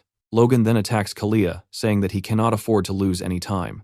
Logan thinks that he has promised to all those of McLean a future different from that of his past life. That is why he has to become stronger. He must grow faster than anyone and without limit. That is when his sword lights up. Logan says that he has no time to sit still and prepares to land his attack on Kalia. This is the Divine Sword Secret's fourth form, the Scorching Slash. This is when Kalia realizes that this was the technique that blocked his aura, and yet again, it seems he is pushed back. He cannot withstand the power of Logan's blow. The impact is so powerful that he goes right through the ice sphere. As Logan stands amidst the flames of his aura, Hinckley's thoughts can be heard saying that the eldest son of Miclain is nothing more than a rascal who invites trouble, or this is what he used to think. Though he started to view him in a new light as he endured that absurd training. After that, he gathered soldiers and granted them extraordinary weapons, and he somehow found and gathered mages one after another. On top of that, he picked up a young slave and made a knight of them. And now even his fiancée. Nowhere else on this continent would you find such a strange grouping of people. So Hinckley asks what will become of Miclain, and how far they will manage to go. He cannot believe he is saying this. But for Hinckley, it seems like the journey might end there, because Jordan has driven his blade right through his chest and pinned him to the ground. Seeing this, Patrick cannot believe his eyes, and even his sword has been broken in half. Eileen and Ronian rush toward him, screaming that they must save him. But Jordan seems unbothered, and his aura alone keeps them away. Eileen cannot withstand the heat, and Ronian tells her to take cover behind his sword. Looking toward the sky, Hinckley thinks how strange this whole thing is. His body is in so much pain, and the core of his force is wrecked, yet his senses feel sharper than they have ever been while Eileen, Ronian, and Patrick desperately try to find a way to save him. Hinckley suddenly shouts to Clayton that now is the moment. Clayton immediately obeys and begins casting a spell, summoning a group of golems that appear all around Jordan. The stone creatures wrap their arms around him tightly and lift him off the ground, restraining him completely. As Jordan looks down at the golems binding him, his expression shifts from irritation to clear fear. At that moment, Hinckley raises a crossbow and aims it directly at Jordan's head. Realizing there is nothing he can do to escape, Jordan begins screaming in panic. The bolt is fired, and the arrow pierces straight through his forehead. Immediately after, a massive explosion erupts on the ramparts. Even Logan stops fighting and turns to look toward the blast, unsure of what exactly has happened. It seems that Sir Hinckley may have sacrificed himself in order to eliminate Jordan once and for all, as the explosion engulfs everything close enough to it. Witnessing this, both Patrick and Ronian shout Hinckley's name in shock and desperation. Then Ronian suddenly notices something moving in the aftermath of the explosion. From within the smoke and ashes, a figure slowly rises, its outline resembling Jordan's silhouette. Ronian instantly leaps toward the figure and shouts for him to stop right there. Unfortunately, he is not fast enough. Another mage suddenly appears and lifts the injured Jordan away. The mage is none other than Juan, who mocks Jordan and tells him how pathetic he looks in that state. Seeing Juan there, Ronian stops himself because he knows he cannot defeat Juan alone. Logan soon arrives at the scene, and Ronian quickly explains the situation, telling him that Jordan escaped and that he will gather the knights and pursue him immediately. However, Logan calmly tells him that there is no need for that. Ronian tries to protest, but Logan finishes his sentence by saying that he himself will be the one to chase after Jordan. Logan then asks about Sir Hinckley. Ronian hesitates, unsure of what to say. Clayton and Patrick are standing beside Hinckley, looking down at him. There is a massive hole in his chest. Blood is everywhere, and half of his face has been destroyed by the explosion. Seeing his condition, Logan asks what exactly happened. Patrick, still in disbelief, says that he does not understand any of it, and asks Hinckley why he would do something like this. Clayton watches Patrick trembling and feels that he needs to explain something. He tells Patrick that during the battle, Sir Hinckley gave him specific instructions. He said that once he gave a signal, even if it lasted only an instant, everyone should use all their strength to restrain Jordan. At that moment, Hinckley planned to use the explosive bolts to finish Jordan for good. Logan immediately realizes that using such bolts at such a close distance would mean Hinckley would be caught in the blast as well. Just then, Hinckley coughs weakly. Seeing him still alive, Patrick quickly orders a soldier to bring the highest grade healing potion available. However, Logan tells him to wait. Instead, Logan takes off his bracelet of resurrection and tries to place it into Hinckley's hand, saying that perhaps with this artifact even his damaged hand could be restored. But Hinckley suddenly knocks Logan's hand away. He tells them that his fight ends here, but the war itself is not over yet. The battle of the Miclain family is still continuing. Hinckley takes Logan's hand while Logan attempts to give him the bracelet and asks Logan to keep it for himself instead, telling him to open the path toward Miclain's future. Logan lowers his gaze as if struggling to hold back his emotions. He tells Hinckley that he will definitely win this war, and because of that, Hinckley must survive. Logan addresses him as captain, and Hinckley gives a small nod. After that, Logan finally turns and leaves. Hinckley remains behind with Patrick. A knight eventually brings the potion, and Patrick apologizes, saying he caused trouble again by acting recklessly. But Patrick does not care about the explanation and tells Hinckley to stop talking and just rest. He forces the potion down Hinckley's throat and adds that this time he will not thank him for anything. Meanwhile, Logan has already left and is heading toward the forest. Suddenly, someone calls out from behind him, catching his attention. It is Victor, running after Logan as quickly as he can and asking if he is chasing Jordan. Victor says that he will go with him, but Logan refuses and tells him that he must stay at the castle. Logan explains that since one of the enemy leaders has escaped, Juan will become anxious and will probably launch another attack soon in order to seize the chance of victory. Logan continues explaining that Douglas, who usually remains on defense, may move to the front lines, so Victor, Ronian, and Eileen must remain at the ramparts no matter what happens. Victor clearly does not like the idea, but he says that he understands. He then asks Logan how he plans to track down Voltermine. Logan replies that he already has a guess about where Jordan might go. In this situation, there is only one place that bastard would likely head toward, so even if he turns out to be wrong, Logan has nothing to lose by checking. Logan places a hand on Victor's shoulder and tells him that he is leaving everything here to him.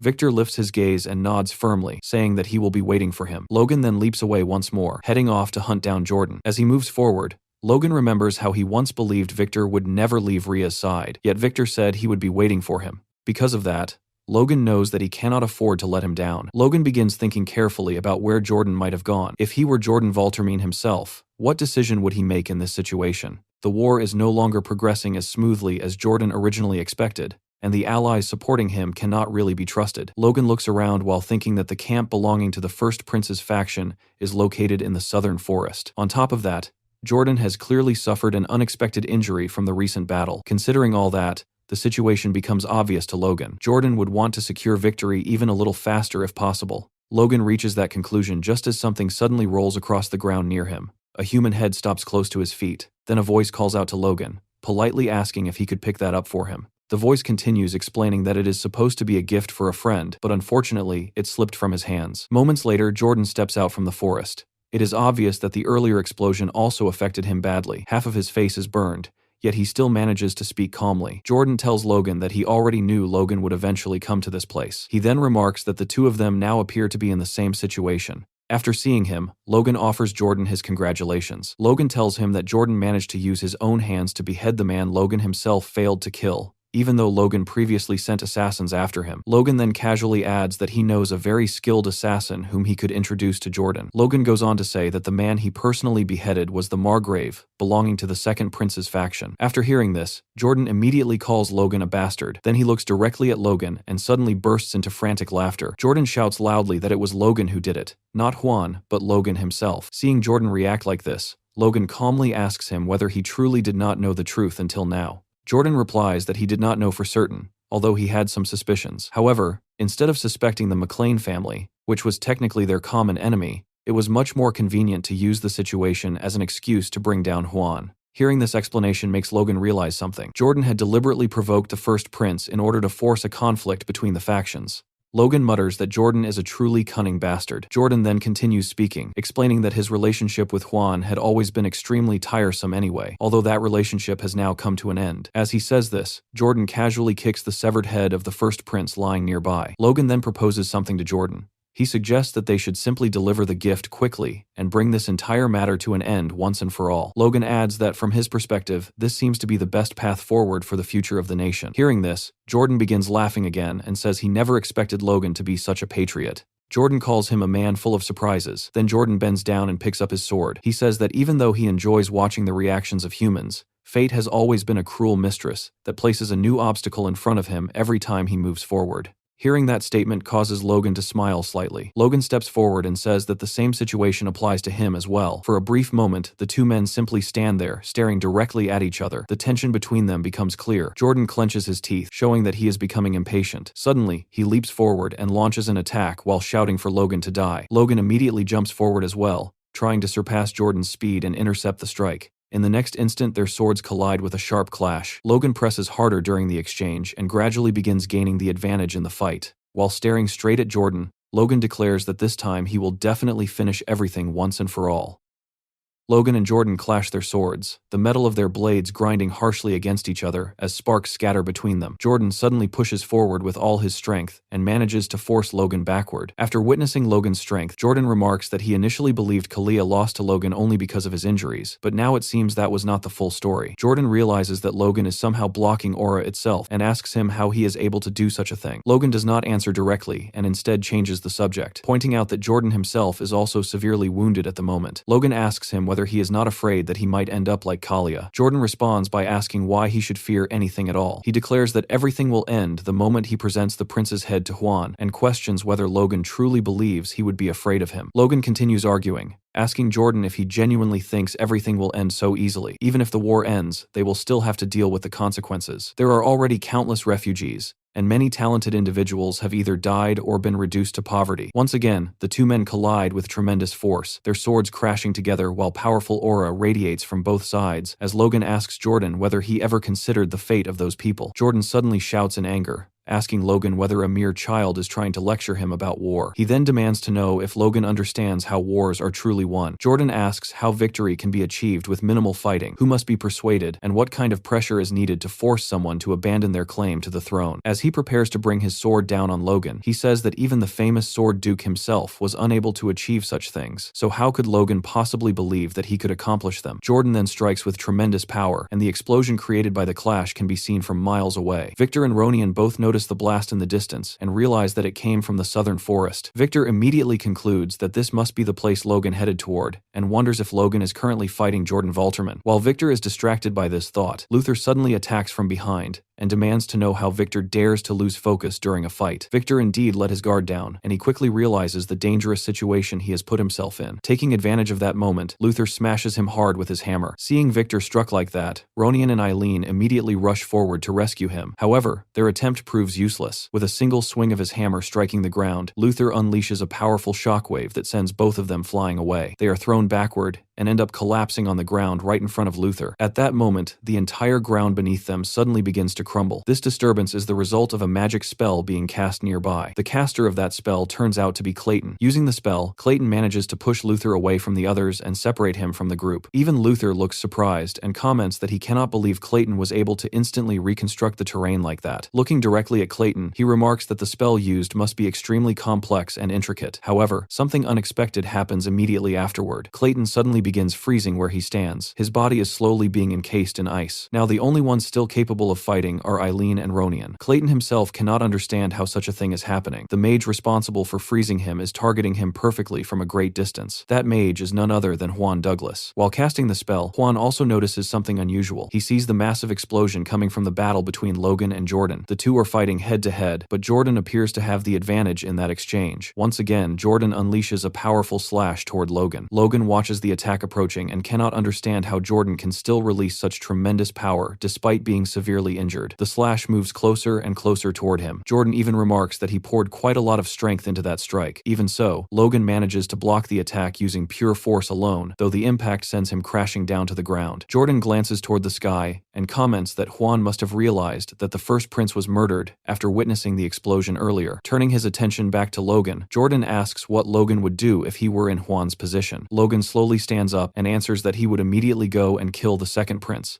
just as Jordan killed the first prince. Hearing this answer, Jordan laughs loudly and says Logan is absolutely correct. Just because Juan's defeat has already been decided does not mean he will simply allow someone else to claim victory. Jordan explains that this has always been the nature of people like them, constantly reaching higher in order to get ahead of everyone else. Looking at Logan, he adds that Logan is no different from them. At the beginning, everything Jordan did was for the sake of his household and for the sake of his country. With unwavering determination, he continued moving forward, but somewhere along the way, he climbed much higher than he expected. Everything changed the moment his daughter gave birth to a prince. At that moment, he realized there was still so much more he could achieve, so why should he stop climbing? Jordan leaps forward again, trying to finish Logan while repeating his earlier question. Logan manages to block the incoming strike once more, but this time the impact breaks his arm from the sheer force. Jordan continues speaking while attacking, telling Logan that he speaks as if he himself has no greed inside his heart. Yet Logan secretly gathered the neutral factions and now plans to place the third prince on the throne. Logan replies that the third prince is far better than the other two useless princes. Hearing this, Jordan thrusts his aura forward, attempting to pierce Logan directly while calling him arrogant and reminding him that he cannot possibly know the future. At the very last moment, Logan manages to stop the attack. Jordan begins laughing again and admits that he cannot deny that the other princes are useless. However, he claims that the king himself is nothing more than a puppet, and that men like him, Logan, and Juan are the ones truly pulling the strings behind the throne. Logan calls this nonsense and tries to argue against Jordan's reasoning, but Jordan cuts him off. Standing directly above Logan with his sword nearly piercing through Logan's armor, Jordan asks that if Logan truly believes what he said, then why the Sword Duke refuses to support him. That question briefly shakes Logan's composure. For a single moment, his sword hand trembles.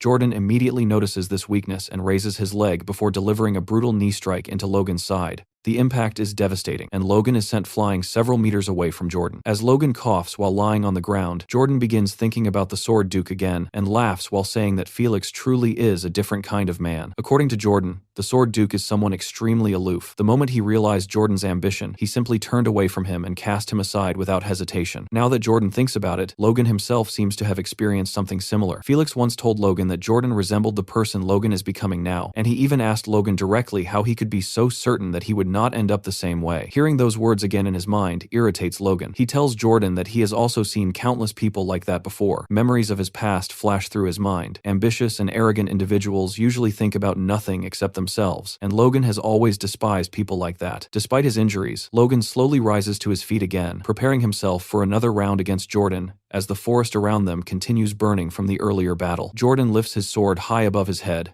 ready to strike Logan down. However, in the very next instant, Logan suddenly disappears from where he was standing, leaving Jordan completely stunned. At the same time, the ground beneath them begins to tremble. Logan silently thinks about the future he wants to create. At that moment, his bracelet activates, and Logan quietly says that this is the moment. Seeing what is happening, Jordan immediately realizes that something is wrong. Mana from all directions begins gathering around Logan, surrounding his entire body. The energy engulfs him completely, and his wounds begin healing themselves. Logan slowly opens his eyes again and says that this is exactly why he wants his master to believe in him. Meanwhile, on the battlefield, it appears that a new force has suddenly joined the war. The sight shocks everyone present. Huan, Kalia, Luther, Ronian, Victor, Patrick, and even Eileen cannot believe what they are seeing. From all directions, a banner bearing the emblem of an eagle becomes visible. The army arriving on the battlefield belongs to none other than the Sword Duke, Felix Esperanza. Felix has personally entered the fight, stating that just this once he will place his faith in Logan. That is why he expects Logan to prove himself. Felix wants to see with his own eyes whether Logan is truly worthy of making him break his own word. It appears that the only reason Felix came here was the news he recently received. One of his most trusted vassals reported that two opposing forces were both converging on McLean territory. Each side had left only the bare minimum troops behind to keep the other faction occupied, while sending all of their elite soldiers to capture the McLean lands. After hearing this report, Felix could hardly believe it. He wondered how those fools could possibly be reckless enough to take such a gamble. Seeing Felix so troubled, the Duke's wife was unsure what she could say that might comfort him. At that moment, a small girl peeked out from behind her dress while covering her face with her hands. The little girl calls out to him by saying, "Dada." She is none other than Stella, the Sword Duke's daughter. Felix immediately picks her up in his arms and says that she has become quite skilled at running around. The little girl keeps calling him Dad and Daddy, and Felix looks at her warmly while saying that Logan may be a troublesome student, but without him, Felix would never have felt such happiness. As he gazes at Stella, the Duke's eyes shine, with a warmth rarely seen before. Soon after, Felix gives an order to Luis and instructs him to prepare the knights and the cavalry for departure. He apologizes to his wife and tells her that he must leave, but promises that he will return soon. His wife smiles gently at him, and the two of them embrace each other tightly. She tells him that she and their beloved daughter will be waiting for him to come back safely. Back on the battlefield, Luther notices the arrival of the Sword Duke and becomes visibly excited,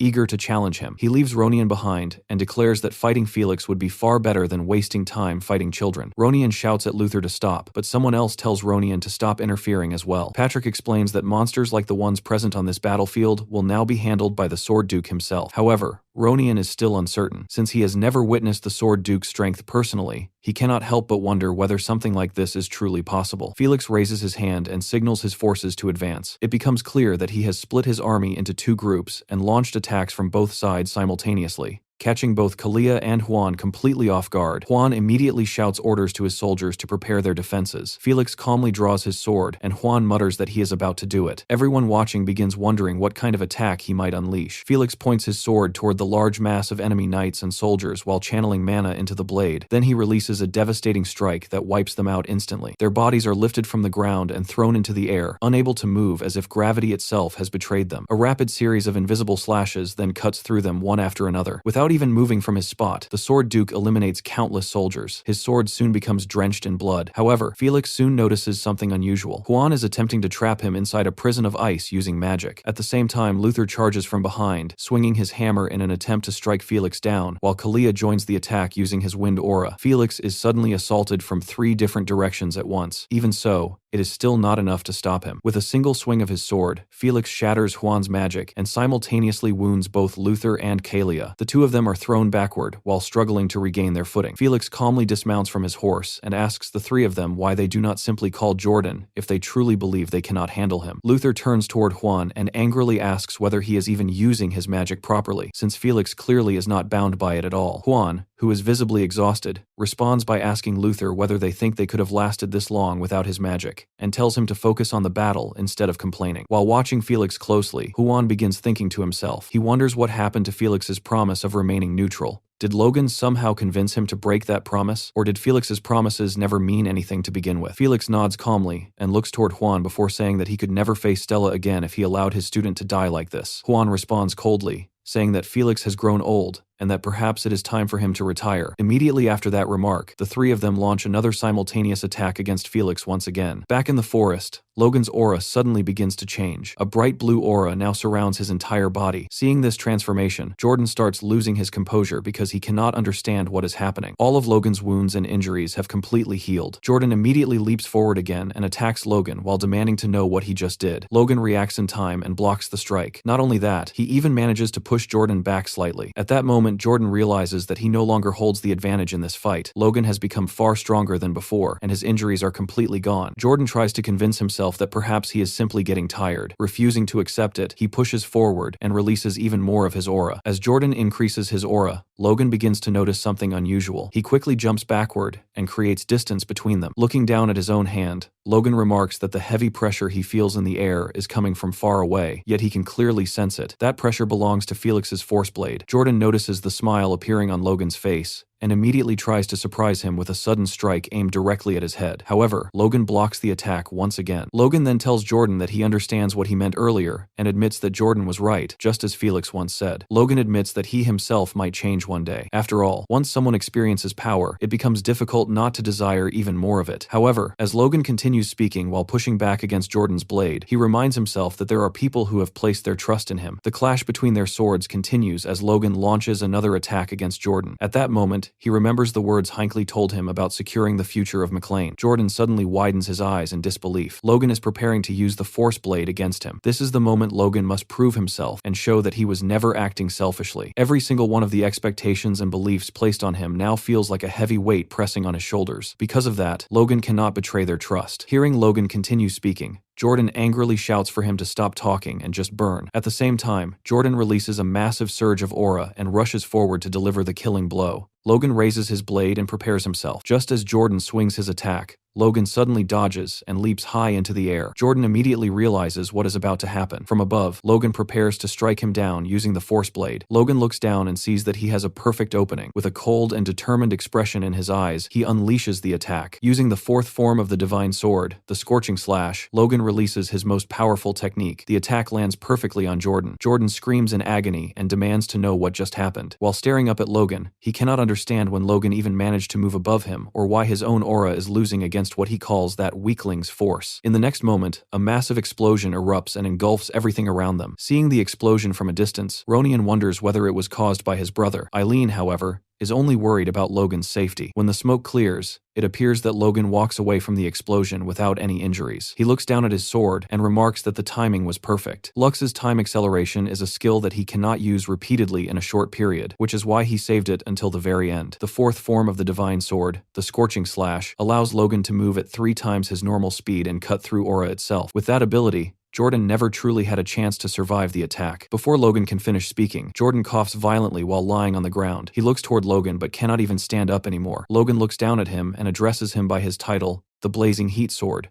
before telling him that he has lost. Seeing his current condition, Jordan realizes that Logan is right. Yet he suddenly begins laughing. He says that although he managed to eliminate the first prince and the second prince will soon fall as well, it is Logan who will ultimately place the third prince on the throne. Jordan remarks that Logan truly must be Duke Felix's student. However, Jordan insists that things will not go the way Logan expects. He asks Logan who would even listen to such a young prince, and says that the prince himself will likely fear Logan too. Hearing those words irritates Logan. He tightens his grip on his sword and asks Jordan whether those are his final words. As Jordan is about to take his last breath, he slowly looks up toward the sky. Calling Logan a bastard one last time, he tells him to move aside. In his final moments, Jordan says that he simply wants to look at the sun. Back at the castle, the war still has not ended. On the battlefield, A group of golems armed with heavy maces are fighting the knights belonging to the second prince. Whoever is controlling those constructs clearly is not holding back. Seeing the destruction they are causing, one of the enemy knights becomes frightened, but his comrade tells him to pull himself together. The knight explains that the mana stone is always the weak point of a golem, so if they simply destroy it, the construct will collapse. However, that assumption quickly proves useless. The particular golem they are facing does not appear to have any mana stone at all. Just as the soldier begins insisting that there is no way a golem could exist without one, the massive mace swings toward his head. In the very next instant, the knight is sent flying several meters away, while blood splashes across the ground. The golem responsible for this destruction is being controlled by Clayton, demonstrating the terrifying ability of a sixth circle mage. Clayton calmly orders his golems to push forward and crush the remaining enemy knights. Meanwhile, one of the knights complains about those troublesome mages just as Eileen suddenly lands behind him. With a single swift strike, she cuts him down instantly. Eileen notices that their enemies appear shaken after the arrival of the Sword Duke. While thinking about their next move, she quietly hopes that if Logan can just return safely, then everything will finally be resolved. Suddenly, someone approaches from behind her. An enemy knight steps forward and observes that Eileen has excellent armor and a fine sword, concluding that she must be one of the elite warriors of the McLean family. In his small and greedy mind, he imagines that taking her head will earn him a reward. Tightening his grip on his sword, he prepares to attack her from behind. Unfortunately for him, just as he is about to strike, Logan suddenly lands directly on top of him, crushing the knight without even realizing it. Logan does not even notice what he landed on, because his attention is immediately drawn to Eileen. Seeing Logan alive and standing there fills Eileen with joy. She runs straight toward him and says that she is relieved to see him safe. Logan replies that he is also glad to see that Eileen seems unharmed. Eileen then explains that she could see the explosion in the forest from the castle, and thought she might lose her mind watching it, especially if Logan had fallen like he once did after his battle against Wick and Kalia. She admits that she does not know what she would have done if that had happened again. Hearing this, Logan remarks that Eileen must have been very worried about him. Her face instantly turns red with embarrassment. She shyly tries to deny it, saying that it is not like she was extremely worried, though perhaps she was a little. It is clear she is completely flustered. She quickly adds that everyone was worried about him and that they all believe in him. Listening to her ramble like that causes Logan to smile. He steps closer and thanks her sincerely for believing in him. Eileen finally calms down a little and says that Logan cannot just say things like that to her so casually. Logan agrees and says that he will arrange something properly after the war ends, but before that, there is still one final task remaining. Logan suddenly raises his voice and shouts for everyone standing on McLean soil to listen carefully. He declares that he, Logan McLean, has personally taken the head of Reuter von Grandia, the first prince, and Jordan Valtermine. When the soldiers see the blood-stained bag he is holding, both Kalia and Luther are left completely speechless. Even Juan struggles to believe that Logan truly defeated Jordan. Logan continues speaking loudly, announcing that their coalition has failed and that the fighting should end immediately. The soldiers of the Valtermine faction begin murmuring among themselves, wondering if they have really lost the war. During this moment, someone begins releasing aura, insisting that a mere kid like Logan could never defeat an aura user like their lord. Suddenly, something happens. A powerful force presses down on all of them and drags the soldiers to the ground.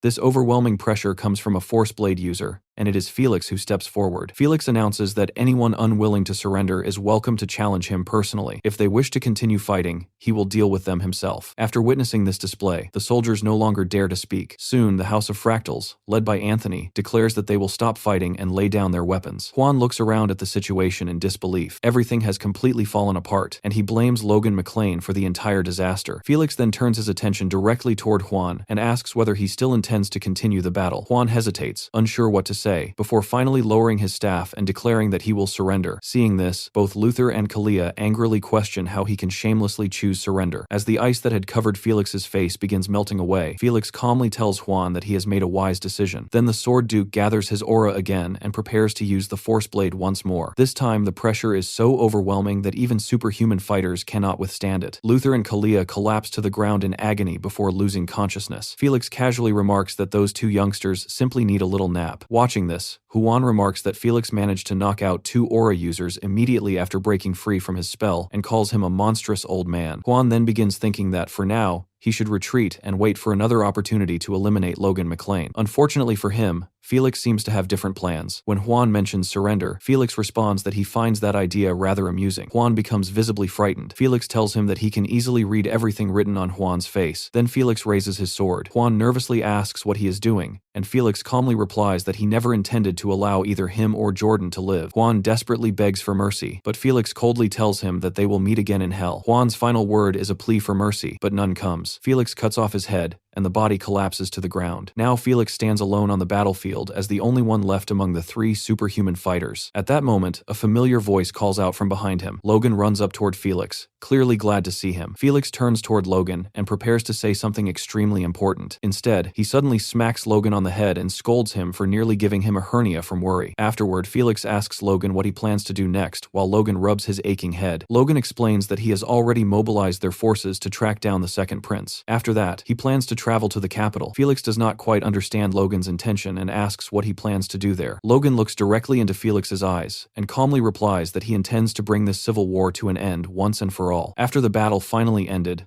Logan made his way toward the capital city, Grand. As soon as he arrived at the gate, he noticed someone already waiting for him there. It was his father-in-law, Count Floyd. The Count told Logan that he had already heard about Logan's victory 4 days earlier. Logan dismounted from his horse and looked at the man before thanking him for coming out to meet him personally. Count Floyd smiled warmly at the sight of Logan. Standing nearby, Eileen could not hide the blush on her face, while Ronian laughed when he noticed her reaction. Victor, on the other hand, seemed completely unaware of what was happening around him. Count Floyd then explained that the story of Logan's victory had already spread throughout the capital city, which meant that even the royal guards would not dare try to stop him now. Logan nodded and replied that if that was the case, then they should move forward. There were still things left to settle. Eventually, Logan arrived at the Grandia residence. Looking up at the building, he reflected on everything that had happened. The kingdom's civil war had been the greatest obstacle he needed to overcome after his regression, and now the McLean family had successfully passed that trial. A great deal had changed during the past 3 years, yet Logan knew that he could not allow himself to become complacent after this victory. Another challenge still awaited them. The conquest wars of the Empire would be the final blow that would destroy the already weakened kingdom. Those same enemies were the ones Logan had fought against until his death in his previous life. Logan remembered clearly how his father died early during the war against the Empire, and how Ronian, despite being an aura user, was eventually captured on the front lines and executed by the Empire. Back then, the king had even used Ronian as a distraction while he escaped. Logan quietly swore that such a thing would never happen again. According to the memories of his past life, the war against the Empire should begin in 6 or 7 years. However, the future of the kingdom had already started to change. While Logan was thinking about all this, a man hurried toward him. The man introduced himself as the commander of the Royal Knights and said that he had heard countless stories about Logan. Logan knew that the timeline had already changed in many ways, and because of that, he could not accurately predict how the future would unfold. That was exactly why he needed to be prepared for everything. Logan told the commander that before meeting His Majesty Roger, he wanted to search the city for any remaining traitors. He politely asked for the commander's cooperation. At that moment, someone nearby began shouting angrily to be released. One of the captured men demanded that Logan recognize who he was and pointed out the crest of House Douglas on his clothing. Another prisoner tied beside him shouted that he was Roran Valtermine, the third grandson of Lord Jordan Valtermine, and he ordered Logan to release them immediately. However, Logan only looked at them with clear disgust. News about the battle had already reached the capital 3 days earlier, so Logan assumed that anyone involved in the rebellion would have fled by now. Apparently, these men believed they were somehow untouchable. The commander then turned to Logan and reported that all the people involved had been captured, although the residences of Count Talos and the Wolves were empty. The commander suspected that those two families had already escaped. Logan briefly thought about Rena and concluded that the sly fox would never have stayed behind in the city. Without hesitation, Logan gave the order to execute all of the captured traitors. The moment they heard the command, every prisoner immediately began begging for mercy, suddenly addressing Logan respectfully as Lord, and completely forgetting the noble titles they had been boasting about moments earlier. Some of the soldiers hesitated when they heard those desperate pleas, but Logan showed no sympathy at all. In his eyes, these people could never be trusted again. The executions began without delay. Afterward, Logan asked whether everything had been confirmed. Victor stepped forward and told him that it had already been done. Every blood relative of the traitors had also been eliminated. Logan nodded before announcing that their next destination would be the royal palace. Victor looked confused and asked what Logan meant by that. Logan instructed the commander of the Royal Knights and Count Floyd to bring the first prince, the second prince's children, and all the old aristocrats hiding inside the royal palace to one place. Count Floyd hesitated and asked Logan if such a decision was truly acceptable and whether the Sword Duke had approved it. Logan calmly replied that this was necessary and that he alone would take full responsibility for it. Hearing this, the commander of the Royal Knights could hardly believe what Logan was about to do. Logan intended to eliminate members of the royal family themselves, and the commander could only remark that Logan truly did whatever he pleased. Despite the reaction around him, Logan remained calm. In his mind, every royal bloodline unrelated to Roger von Grandia, the third prince, had now been removed. The only remaining concern was the second prince, who was still missing. However, Logan believed it was only a matter of time before they found him. With that decided, the preparations to resist the future invasion of the Empire had to begin immediately. The following day, Logan arrived at the Esperanza residence. The commander informed him that the prince was currently being escorted by the Sword Duke and would arrive shortly. Logan thanked him for the information. The commander then realized something strange. Logan was the Sword Duke's own student, so why was he asking the commander to act as his guide? The commander even began worrying that it might look as if the royal knights were now serving Logan directly. Just then, the large doors of the estate opened from the inside. Knights wearing expensive armor began marching out into the courtyard. A moment later, the third prince stepped onto the balcony and looked down at Logan, Victor, Ronian, and Eileen standing below. The prince tried to speak, but seemed too nervous to find the right words. Logan looked up toward him, while the prince stared down at Logan. The prince clearly felt overwhelmed after suddenly being placed in the center of such a massive event. Logan then knelt down on one knee. He formally introduced himself by name and title, and declared that he greeted His Highness Roger von Grandia. One after another, the others followed Logan's example and knelt while addressing the prince as His Highness. The prince stood there speechless for a moment, before finally addressing Logan respectfully as Lord Logan. Logan lifted his head and told the prince that he had finally fulfilled the promise he made to him and apologized for arriving so late. Hearing this, the prince remembered Logan's promise and suddenly began laughing. He admitted that he never expected Logan to fulfill it in such an extraordinary way. Looking directly into Logan's eyes, the prince told him that he had done well. Watching this exchange left the commander of the Royal Knights stunned because of the immense respect the prince was showing toward Logan. Logan then rose to his feet and told the prince that it was time for them to leave. He would personally escort the prince to the royal palace.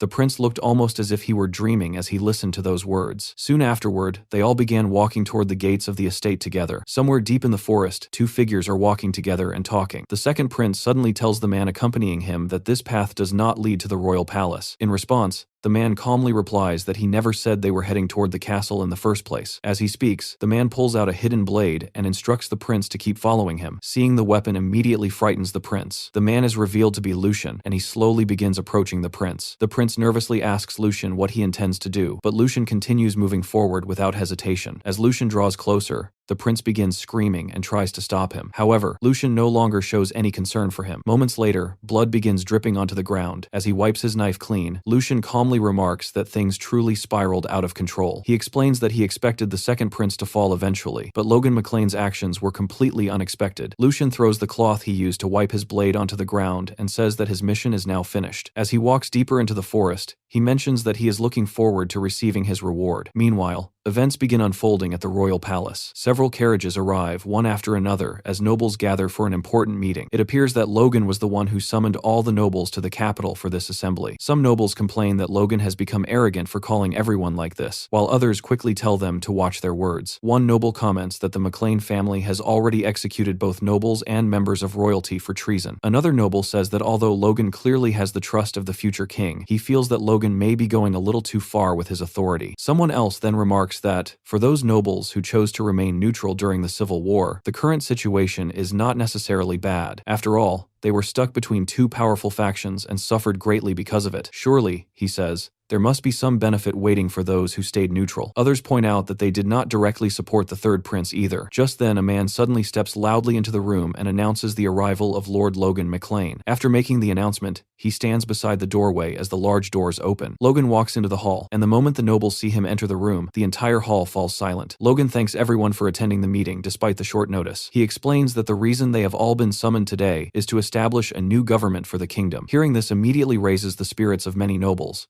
and they begin showing greater interest in the discussion. Count Floyd joins the conversation and declares that driving out the traitors and rebuilding the nation has all been made possible thanks to Logan's efforts. Because of that, they should all trust Logan's judgment when it comes to shaping the future government. Count Floyd even states that no one present would dare attempt to surpass Logan's authority at this moment. Other nobles quickly begin agreeing with him and add that they have no objections to Logan's decisions. They say they fully trust Logan's recommendations and are prepared to follow whatever direction he chooses. As Logan listens to them, he silently thinks that all of them are simply flattering him and trying to win his favor. However, that reaction is exactly what he expected to happen. Logan then raises his hand and tells everyone to allow him to speak his thoughts first before jumping to conclusions. Soon after, a man begins walking around the room distributing envelopes to the nobles. Each envelope contains a list of candidate names. Logan informs the nobles that these are his selections for important positions in the new government and tells them to voice any objections if they have them. As the nobles open their envelopes and read the names inside, one of them begins sweating nervously. It becomes clear that Logan carefully considered every name on that list. From the expression on Logan's face, it also seems that he is extremely satisfied with the choices he has made. The state of the kingdom is discussed as the aftermath of the Civil War slowly settles. Although the fighting has ended, the situation is far from fully resolved. It took more than a week just to clear the battlefield, and the Sword Duke Felix, who personally oversaw the entire process,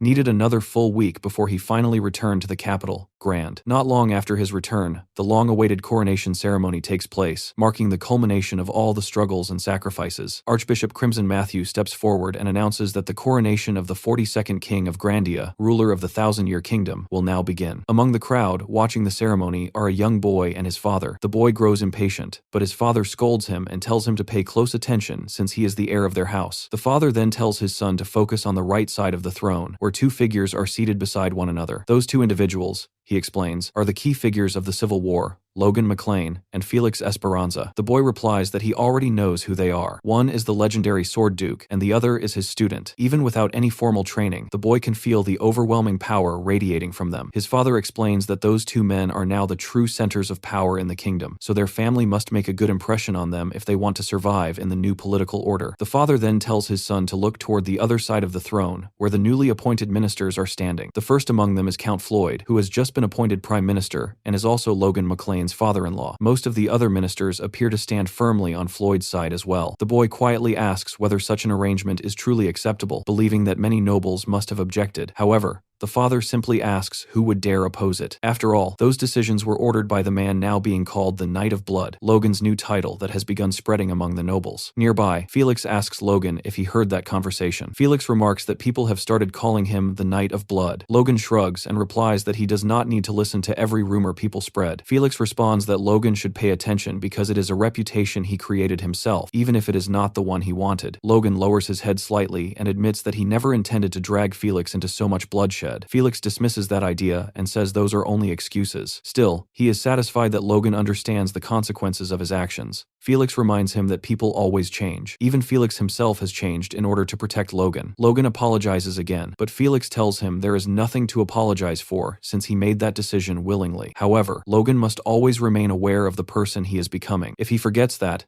the path toward becoming a monster will open before him. Felix warns that Logan could easily become another Jordan Valtermine, who died in Felix's own arms. Logan promises that he will never forget that warning. Even so, Logan asks Felix if something happened between him and the Archbishop. Felix glares at the old man as if he might kill him then says the Archbishop is simply an annoying man. Logan finds that hard to believe. Felix then reveals that the Archbishop wishes for Stella to be sent to the church, which surprises Logan. Logan realizes that this demand must be connected to something that happened during the ceremony. Felix waves the matter away, saying the church cannot force a duke to do anything, so Logan should not worry about it. Soon, the ceremony resumes as the third prince enters the hall. The Archbishop presents him with the royal crown. Roger's eyes light up as he looks at it. The crown shines brilliantly, glowing so brightly that everyone in the hall stares in awe. Logan quietly recognizes it as the crown of the regent, a fifth-class artifact granted only to the descendants of Grandia's royal bloodline. As the Archbishop prepares to place the crown on Roger's head, the prince kneels. The entire chamber fills with light as the crown releases a surge of mana that flows into the prince's body. Roger von Grandia is officially crowned the new king of the Grandia Kingdom. Logan remembers witnessing something similar when he met the previous king, though at the time he lacked the training to understand it. The crown contains powerful, high-level protective magic,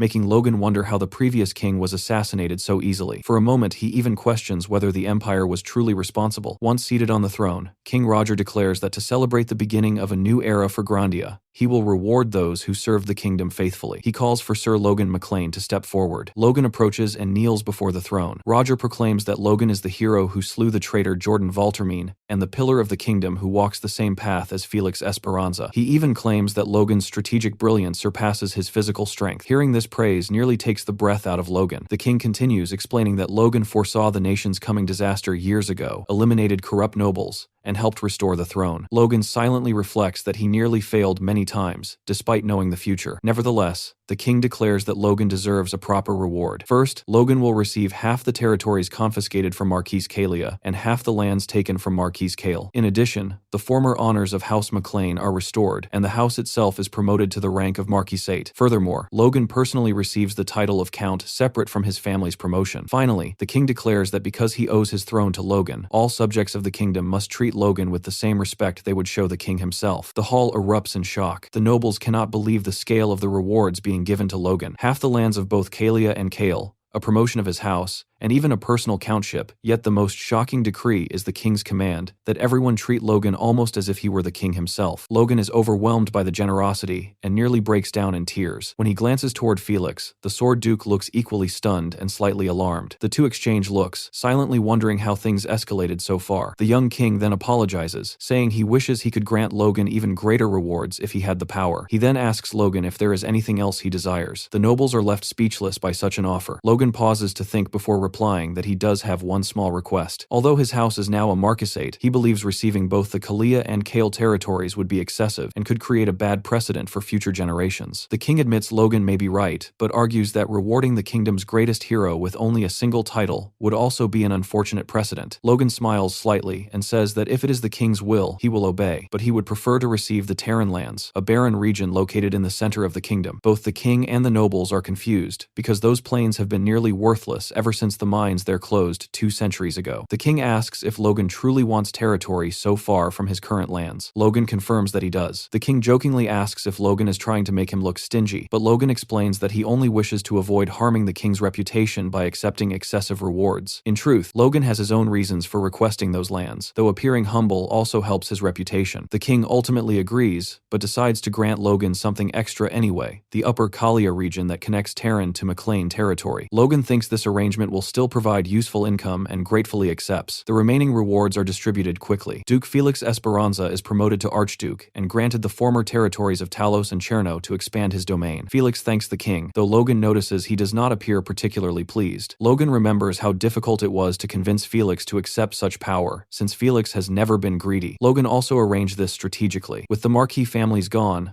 the western border would be dangerously exposed if the Empire invaded, and Felix is the only man Logan trusts to defend it. Felix then receives another unexpected honor. The king appoints him as a royal advisor to the court due to the king's own lack of experience. Felix looks shocked and immediately turns toward Logan with an angry glare, clearly suspecting Logan arranged this as well. Logan quickly looks away, pretending innocence, since he truly cannot think of anyone else trustworthy enough for the position. The ceremony continues as other nobles, even those who remained neutral during the war, receive various rewards. Logan privately thinks of these gifts as advance payments for the loyalty he expects from them in the future. Some nobles loudly declare that they only wish to serve the kingdom faithfully. At the end of the ceremony, the king asks everyone to raise their glasses. Together they toast to the beginning of a new era for the kingdom of Grandia, marking the start of a new chapter in its long history. A week-long celebration follows the coronation, and the entire capital is filled with festivities. The streets are crowded with people praising the new king, and the atmosphere throughout the city is joyful. As Victor and Ronian walk through the busy streets together, Ronian comments that everyone seems incredibly happy. He then starts thinking about Logan, mentioning how exhausted Logan looked after the war ended. Even so, Logan was still smiling while speaking with Patrick, and that sight made Ronian feel relieved. Victor tells him that Logan is strong, so he will be fine no matter what. Ronian replies that Logan is still family, so there is no way he could avoid worrying about him. However, Ronian says there is something else he wants to talk about. He complains that Victor continues speaking to him very formally, even though Ronian already told him to relax and speak casually whenever they are alone. Victor responds that Ronian is the brother of his master, so speaking respectfully simply feels natural to him. Ronian tells him not to worry about such things, and suggests that they should enjoy the festival themselves. Then Ronian suddenly tells Victor that he can go explore the celebration alone. As Ronian turns toward a nearby stall, he notices a stand selling many pieces of jewelry. Because of the war, merchants are selling many valuables cheaply, and Ronian remarks that these kinds of things would definitely catch a girl's interest. That comment instantly grabs Victor's attention. Ronian casually tells him that if he is not interested in going with him, he could at least tell him what kind of jewelry Rhea likes so he can buy something for her as a gift. Hearing that clearly annoys Victor. After a moment, Victor abruptly changes his mind and tells Ronian that he will come along after all. While Ronian is examining the jewelry, he suddenly notices something unusual within the crowd. He spots Logan and Eileen walking together while holding hands. Surprised, Ronian immediately calls out to them from the crowd, crowd. Victor quickly panics and clamps his hand over Ronian's mouth to silence him. Victor then turns his head toward Ronian and shakes it firmly in disapproval. At that moment, Ronian finally realizes what is going on. The two of them quietly retreat and slip away into the crowd, although it seems they might have already been noticed. Logan turns toward Eileen and asks whether she also heard Ronian calling out earlier. Eileen says she is not certain. She then tells Logan that this is the first time they have been able to go out together in a long while, so he should forget about work for now and simply enjoy a break. Logan agrees with her suggestion. As they walk through the lively festival, Logan remarks that he cannot even remember the last time he was able to relax like this. Hearing that makes Eileen laugh softly. While walking beside him, she suddenly notices something. The aura surrounding her sword catches her attention and reminds her of an earlier moment. She remembers the day Logan gave that sword to her. At the time, Logan said that the gift was not meant for the Floyd Knight Eileen, but for his fiancée, Eileen. Thinking about it again, she realizes that Logan essentially proposed to her that day without any hesitation. At first, their engagement was simply arranged so she could become a knight, but when Logan addressed her as his fiancée, those words filled her with happiness. Eileen suddenly slaps her own cheeks lightly to calm herself, telling herself not to get carried away. Even so, Eileen cannot stop thinking about it. Since she already accepted Logan's proposal, it would only make sense for them to marry soon, and even her father wishes for the marriage to happen. That is why she was so surprised when Logan suddenly assigned her as his bodyguard instead. However, as she looks around at the festival and realizes that Logan chose to spend this time with her, she begins wondering whether this outing is not a mission at all. Maybe Logan truly feels the same way she does. They look so good together. After all the narration I've done, I hope I will at least get a wedding invitation. During their walk through the festival, it looks like Logan wants to say something to Eileen. After walking quietly for a while, he finally asks her whether it is uncomfortable for her to wear armor all the time. Eileen replies that it is not uncomfortable at all and explains that this is simply what is expected from a knight. Even so, she secretly wonders if she should have worn a dress instead. Logan then says that he actually thinks what she is wearing is perfectly fine. He tells her that the armor she has on is an excellent set of equipment. Hearing that compliment makes Eileen blush slightly. Logan continues explaining that the armor is made from mithril, so naturally its quality is exceptional. Since it was crafted specifically for her body, it should also be very comfortable to wear. Logan then concludes that, just as he expected, Eileen truly is a model knight. Embarrassed, Eileen tells him that he should not praise her so much, and quietly wonders to herself whether this kind of conversation is normal during a date. The answer is clearly no. Still, the two of them continue walking together until they eventually enter a blacksmith shop. While examining a sword on display, Eileen remarks that it appears to be a weapon of very high quality. At the same time, she keeps thinking about their outing. Even if their time together does not resemble a typical date, it still feels enjoyable to her. After all, neither of them is particularly normal. Considering their lives, the fact that they had to catch an assassin during what was supposed to be a date proves just how unusual their relationship already is. Even so, Eileen quietly admits to herself that she is having a wonderful time. Later that evening, they finally return to the estate. Logan casually says that they have arrived home, and Eileen reacts with surprise because the day seemed to pass so quickly. Then Eileen addresses Logan formally as Lord and asks him if he might have forgotten something important. Logan looks confused and asks what she means, wondering if she is talking about money or something practical. Eileen clarifies her question, hinting that Logan may have forgotten to say something to her. Unfortunately, Logan still does not understand what she is trying to imply. For someone who is an incredible strategist and a powerful swordsman, Logan appears surprisingly clueless when it comes to women. After a moment, it almost seems like Logan might finally understand what she means. Instead, Logan apologizes politely and asks her to forgive his poor manners because he made her stand guard during the festival. This response is absolutely not what Eileen expected to hear. Logan continues speaking and tells her that he will make sure she gets several days off later as compensation. He even suggests that she should return now and rest properly. To make matters worse, he adds that it might be better for her to enjoy the rest of the festival with her friends or family instead. Hearing those words leaves Eileen speechless. Without saying anything, she begins walking away from him. Logan, still completely confused, calls out and asks where she is going. Eileen suddenly stops and slowly turns around. Repeating Logan's question with an unsettling expression on her face, she answers that she is going to clock out for the day. The expression on Logan's face shows that he may have finally realized he made a terrible mistake. Eileen then storms toward the estate, leaving Logan standing there watching her disappear. As Logan looks after her, he finally starts wondering if he did something wrong. Right now, drop me a comment with what you think will happen next between these two. Meanwhile, Victor and Ronian have been watching the entire situation from a distance. As soon as they see what just happened, both of them run toward Logan. Ronian immediately realizes that Logan is now in serious trouble. The following morning, a discussion is taking place at the Esperanza estate. Logan has just told Felix about what happened after his outing with Eileen the previous night. The Sword Duke listens carefully, then stares at Logan in disbelief and asks if he truly has no idea what he did wrong. Logan answers honestly, saying that he spent the entire night thinking about it, yet he still cannot figure it out. Hearing that, Felix lowers his head in frustration and mutters that even he was not this dense when he was younger. He reminds Logan that Eileen is still his fiancée and says that this situation has gone far enough. Then Felix tells Logan that it is time for him to raise his sword again. According to Felix, Logan needs to overcome his weakness, and he intends to help him do exactly that. Logan accepts immediately and says that he is ready. Logan reflects on everything he experienced during the Civil War. Throughout that conflict, he fought many powerful opponents and faced numerous brutal battles. Through those fights, he began to glimpse something beyond simply using aura. However, seeing that next level is very different from actually surpassing it. To achieve that step forward, Logan knows he will need help from someone stronger than himself. Felix tells Logan that if he can now withstand aura directly, then it proves he has grown considerably. Felix even praises Logan for the progress he has made so far. But the next moment, Felix tightens his grip on his sword and flashes a frightening grin. He announces that now Logan is really going to have to work for it. Seeing that expression immediately makes Logan realize he might be in serious trouble. He hurriedly tells Felix to wait and calls him master, asking whether this is still just training. Felix does not answer. Instead, with a murderous look in his eyes, he suddenly attacks from the side. Felix's servant quickly tells his daughter to move aside and stay out of the way. The training session turns into something that looks more like a battlefield. Before long, Logan collapses to his knees. No matter how strong he has become, he still cannot leave even a single scratch on Felix. Behind them, the training hall lies partially destroyed from the clash. While kneeling on the ground, Logan apologizes to Felix for the trouble he caused during the coronation ceremony. Felix responds coldly that he has no idea what Logan is talking about. Logan lifts his head and explains that he only wanted someone trustworthy to remain by the king's side. Hearing this explanation only irritates Felix further. He scolds Logan for dragging him out of retirement without even discussing it beforehand. Logan quietly turns his gaze away. Felix looks down at him for a moment and then admits that Logan's reasoning is at least better than a weak excuse. After that, Felix announces that they will stop training for the day. Logan thanks him sincerely. Felix then asks Logan when he plans to return to McLean territory. Logan replies that he will leave as soon as the festival ends. Felix comments that this is sooner than he expected and asks whether Logan plans to leave some of his knights behind in the capital. Logan says that he intends to take everyone back with him. Felix points out that the king has placed great trust in Logan and suggests that leaving a few knights to protect the king would be a wise decision. Logan tells Felix to stop testing him like that because if Felix keeps pushing the issue, he might actually agree to it. Logan then adds that he was actually hoping the Knights of Esperanza could handle that responsibility instead. Felix sighs and says that this is exactly why he warned Logan not to be greedy, because now he cannot suggest anything else. Logan laughs slightly and says that he only has one more request to make. Felix asks what Logan wants this time. Logan's expression turns serious as he tells Felix to begin preparing immediately for a possible invasion by the Empire. That statement completely surprises Felix. Felix says that Logan has always suspected the Empire might have been involved in the previous king's death, but preparing for war immediately seems excessive. He asks Logan whether he truly believes the Empire will attack soon. Logan replies that he does believe it. Felix counters by explaining that the Empire is currently struggling with its own internal conflicts. According to reports, it should take at least 5 years for them to stabilize, and during such periods, the Empire has historically avoided attacking other nations. Logan acknowledges that this is true, but he points out that history also shows the Empire tends to invade neighboring countries shortly after a new emperor ascends the throne. Felix falls silent and thinks about Logan's warning. Eventually, he tells Logan not to worry too much, because as long as he controls half of the western border, the kingdom will remain prepared. Logan remembers that Felix was also prepared in his previous life, yet even that preparation failed to stop the Empire back then. However, the current situation is already much better than it was in the past. Because of that, Logan decides there is no need to push the issue further for now, since they both share the same goal. Felix's sword ultimately points in the same direction as Logan's. Felix then tells Logan that he should visit the capital more often in the future. Even though Felix now serves as the king's advisor, he would prefer not to spend his old age buried in endless work. Logan replies that he thought Felix wanted him to stay a little distant from political power. Felix explains that he only wanted to make sure Logan would not lose himself to that power. As long as Logan does not change,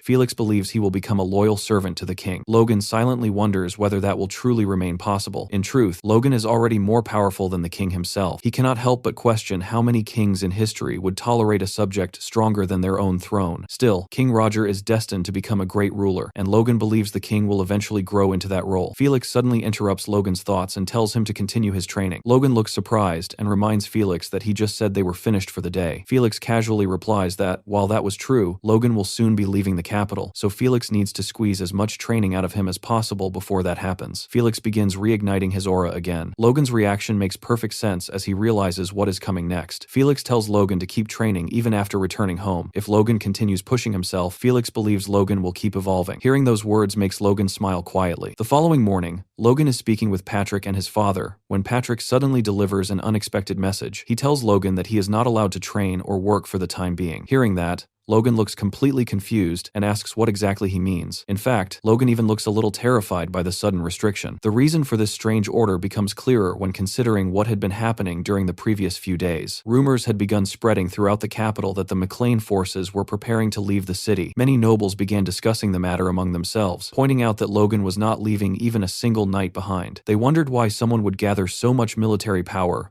only to march away with all of it. Another noble then pointed out that Logan's father-in-law is the prime minister and that his master is the sword duke. Because of that, some nobles began suspecting that the relationship between Logan McLean and the king might be deeper and more influential than they initially believed. Later that night, the scene shifts to the traveling camp. Logan sits beside the fire reading a letter he received. In the letter, someone politely asks him to stop by their lands while passing through, saying it would be the greatest honor if Logan visited them. Logan reads the message and wonders if the sender has lost their mind. After all, who would willingly invite a force of 1,000 soldiers onto their territory? Deciding it is not worth wasting time on, Logan tosses the letter into the fire. Nearby, one soldier tells another to go get some sleep, but the other replies that he is currently assigned to guard duty. Overhearing their conversation makes Logan think that perhaps he should have ordered the army to stop earlier so the soldiers could rest properly. While he is thinking about that, someone approaches him and remarks that he looks tired. It is Eileen, who asks if Logan is worrying about something. Logan looks at her and wonders what might have happened to her earlier. For a while, she could barely look him in the eye, and he wonders if she is feeling better now. Logan tells himself that whatever the issue might be, he should not burden Eileen with it, so he casually tells her that it is nothing serious and not something worth troubling her about. Hearing that answer immediately makes Eileen angry again. She turns her back to him and tells him that he does not have to bother her at all if that is how he feels. Logan stands there wondering if he somehow messed up again. Eileen then tells Logan that if he keeps walking around looking so worried, the soldiers will start feeling tense as well. Looking directly into his eyes, she says that she does not know how far into the future he plans everything, but he should also pay attention to the people standing beside him right now. After saying that, Eileen excuses herself and begins walking away. Suddenly, Logan reaches out and grabs her hand. Eileen immediately blushes and turns back toward him. To her surprise, Logan has dropped to one knee. She addresses him as Lord while waiting to hear what he intends to say. Logan begins speaking awkwardly, admitting that he has been thinking about things and feels a little regretful. Maybe he should have allowed himself to enjoy the festival more, or explore the capital instead of focusing only on work. All those small regrets have begun adding up. Logan then says that if he could redo those moments, he would want to spend them together with Eileen. After saying that, Logan suddenly realizes what he just said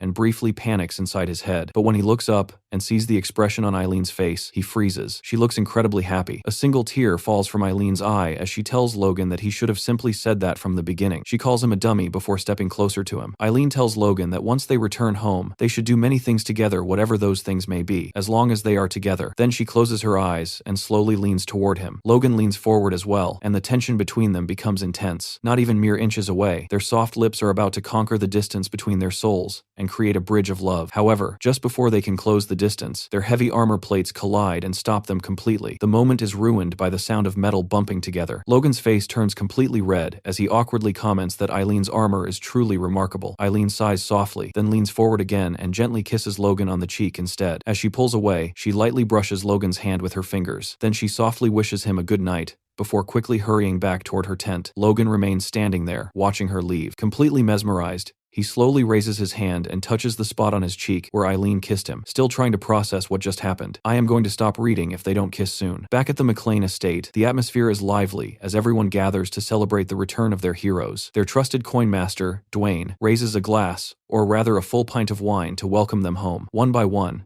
the people in the room lift their drinks in celebration. Rick, who seems to have vanished for ages and suddenly reappeared, loudly tells everyone to step aside because the pride of the McLeans, Lord Count Logan McLean, has returned. Logan immediately tells him to stop making such a scene. Dwayne laughs and says Rick is not entirely wrong either. Then he gestures toward Patrick and reminds everyone that they should also pay their respects to the new Marquis. Patrick shakes his head and tells him he must already be drunk. After a moment, Patrick stands up and says that this is enough and that there is someone else in the room who truly deserves their respect. He then looks across the hall toward Viscount Hinckley. Hinckley sits there with half of his head wrapped in bandages and one arm missing. Despite his injuries, he smiles and looks back toward Patrick. He laughs and tells Patrick that he is flattering him too much. Seeing that, Logan smiles quietly. Later, as Logan walks through the castle with Hinckley, he mentions that he heard from Patrick that Hinckley woke up while Logan was still in the capital and that he is now officially retired. Hinckley replies that he is grateful for that outcome and says it was all possible thanks to Patrick's new authority as a marquis. Logan adds that Patrick even wanted to grant him land as a reward, but Hinckley refused the offer. At that time, Hinckley believed he would have been satisfied even if he had died, as long as it increased the McLean family's chances of victory even a little. Yet fortune favored him, he survived, and McLean emerged victorious. In his eyes, that was already more than he could ever ask for. Logan responds that it was not merely luck. If Hinckley had not wounded Jordan Valtermine during that battle, Logan might never have been able to defeat him. Hearing this praise makes Hinckley laugh happily. Then Hinckley asks Logan whether he knows about Patrick's long-held dream, but Logan admits he has never heard about it before. Hinckley explains that Patrick always wanted to restore the lost glory of the McLean family. That dream eventually became Hinckley's dream as well. Logan pauses and looks at Hinckley, wondering what he thinks now. Hinckley stops walking and says that thanks to Logan, that dream has already been fulfilled. Because of that, he now wants to dream even bigger. Logan listens with surprise. Hinckley continues explaining that even though he can no longer serve as a knight without his arm or his force, he can still train the next generation of soldiers. Therefore, he asks Logan to appoint him as the training officer for McLean's army. Hinckley says he wishes to keep dreaming alongside Logan and Patrick. Logan agrees without hesitation and tells him there is no problem at all. Whatever dreams they pursue, Logan promises they will go even further than they once imagined. The next day, Logan and Patrick are speaking together. Logan tells Patrick about his conversation with Hinckley from the previous night. Patrick calls Hinckley a rascal and says the man takes everything far too seriously. Logan agrees but admits that he now understands what Hinckley meant. Logan says that he plans to head into town immediately because there is still work to handle, and he also wants to continue his training. However, Patrick does not seem pleased with that answer. He asks Logan something carefully, wondering if Logan dislikes him, or perhaps the people living there. Logan is confused and asks what his father means. Patrick explains that other people can easily take care of the aftermath of the war. Logan replies that although that may be true, he would feel more satisfied handling it personally, since he already has plans in mind. Patrick then asks Logan whether that plan is truly so urgent that he must keep working endlessly and worrying the people around him. At this point, it no longer sounds like a simple conversation, but rather a father giving firm advice to his son. Patrick finally issues an ultimatum. For the next week, Logan is forbidden from both training and working. If Logan tries to ignore that order, Patrick warns that he will exclude him from all family matters for the foreseeable future. Logan asks what exactly he means by that, but Patrick begins pushing him out of the office, while insisting that it is for Logan's own good, and telling him to get some rest. Just then, someone can be seen running toward them while calling out Patrick's name. The person turns out to be Dwayne. When he notices Logan standing there as well, he remarks that the timing could not be better. Patrick immediately tells him to stop and not say another word. However, Dwayne insists that the matter is urgent. Logan quickly steps in front of his father and tells Dwayne to speak. Patrick looks ready to scold them both, but Dwayne explains that whatever argument they are having should wait because they need to hear this message first. He says that the news comes from Kalia. Hearing that name immediately makes both Patrick and Logan become serious again. Logan asks if Dwayne means Kalia, as in Wiccan Kalia. Dwayne confirms it. According to the message, 200 soldiers from Kalia's forces, including their knight commander, have arrived in McLean territory and have formally requested to transfer under Logan's command. On the day of King Roger's coronation, the punishments for the defeated faction of the Civil War were officially announced. Most of the nobles involved escaped with relatively light penalties, such as heavy fines or strict limits placed on the number of troops they could maintain. However, nobody expected the two marquisates that supported the losing side to survive at all. Even then, the king's decision exceeded everyone's expectations. King Roger explained that the two marquises were placed in a position where it was extremely difficult for them to disobey the orders of powerful dukes. Because of that circumstance, he chose to spare their lives. Instead of execution, he demoted both of them to the rank of count and confiscated half of their territories. The entire hall was stunned by this announcement. On top of that, the two former marquises were ordered to serve under the Esperanza Knight Order for 10 years. Logan glanced toward Felix after hearing the verdict, and Felix quietly admitted that he already knew about the decision beforehand. Felix lowered his head and explained that those two nobles had merely been manipulated by the greed of Jordan and Juan. According to Felix,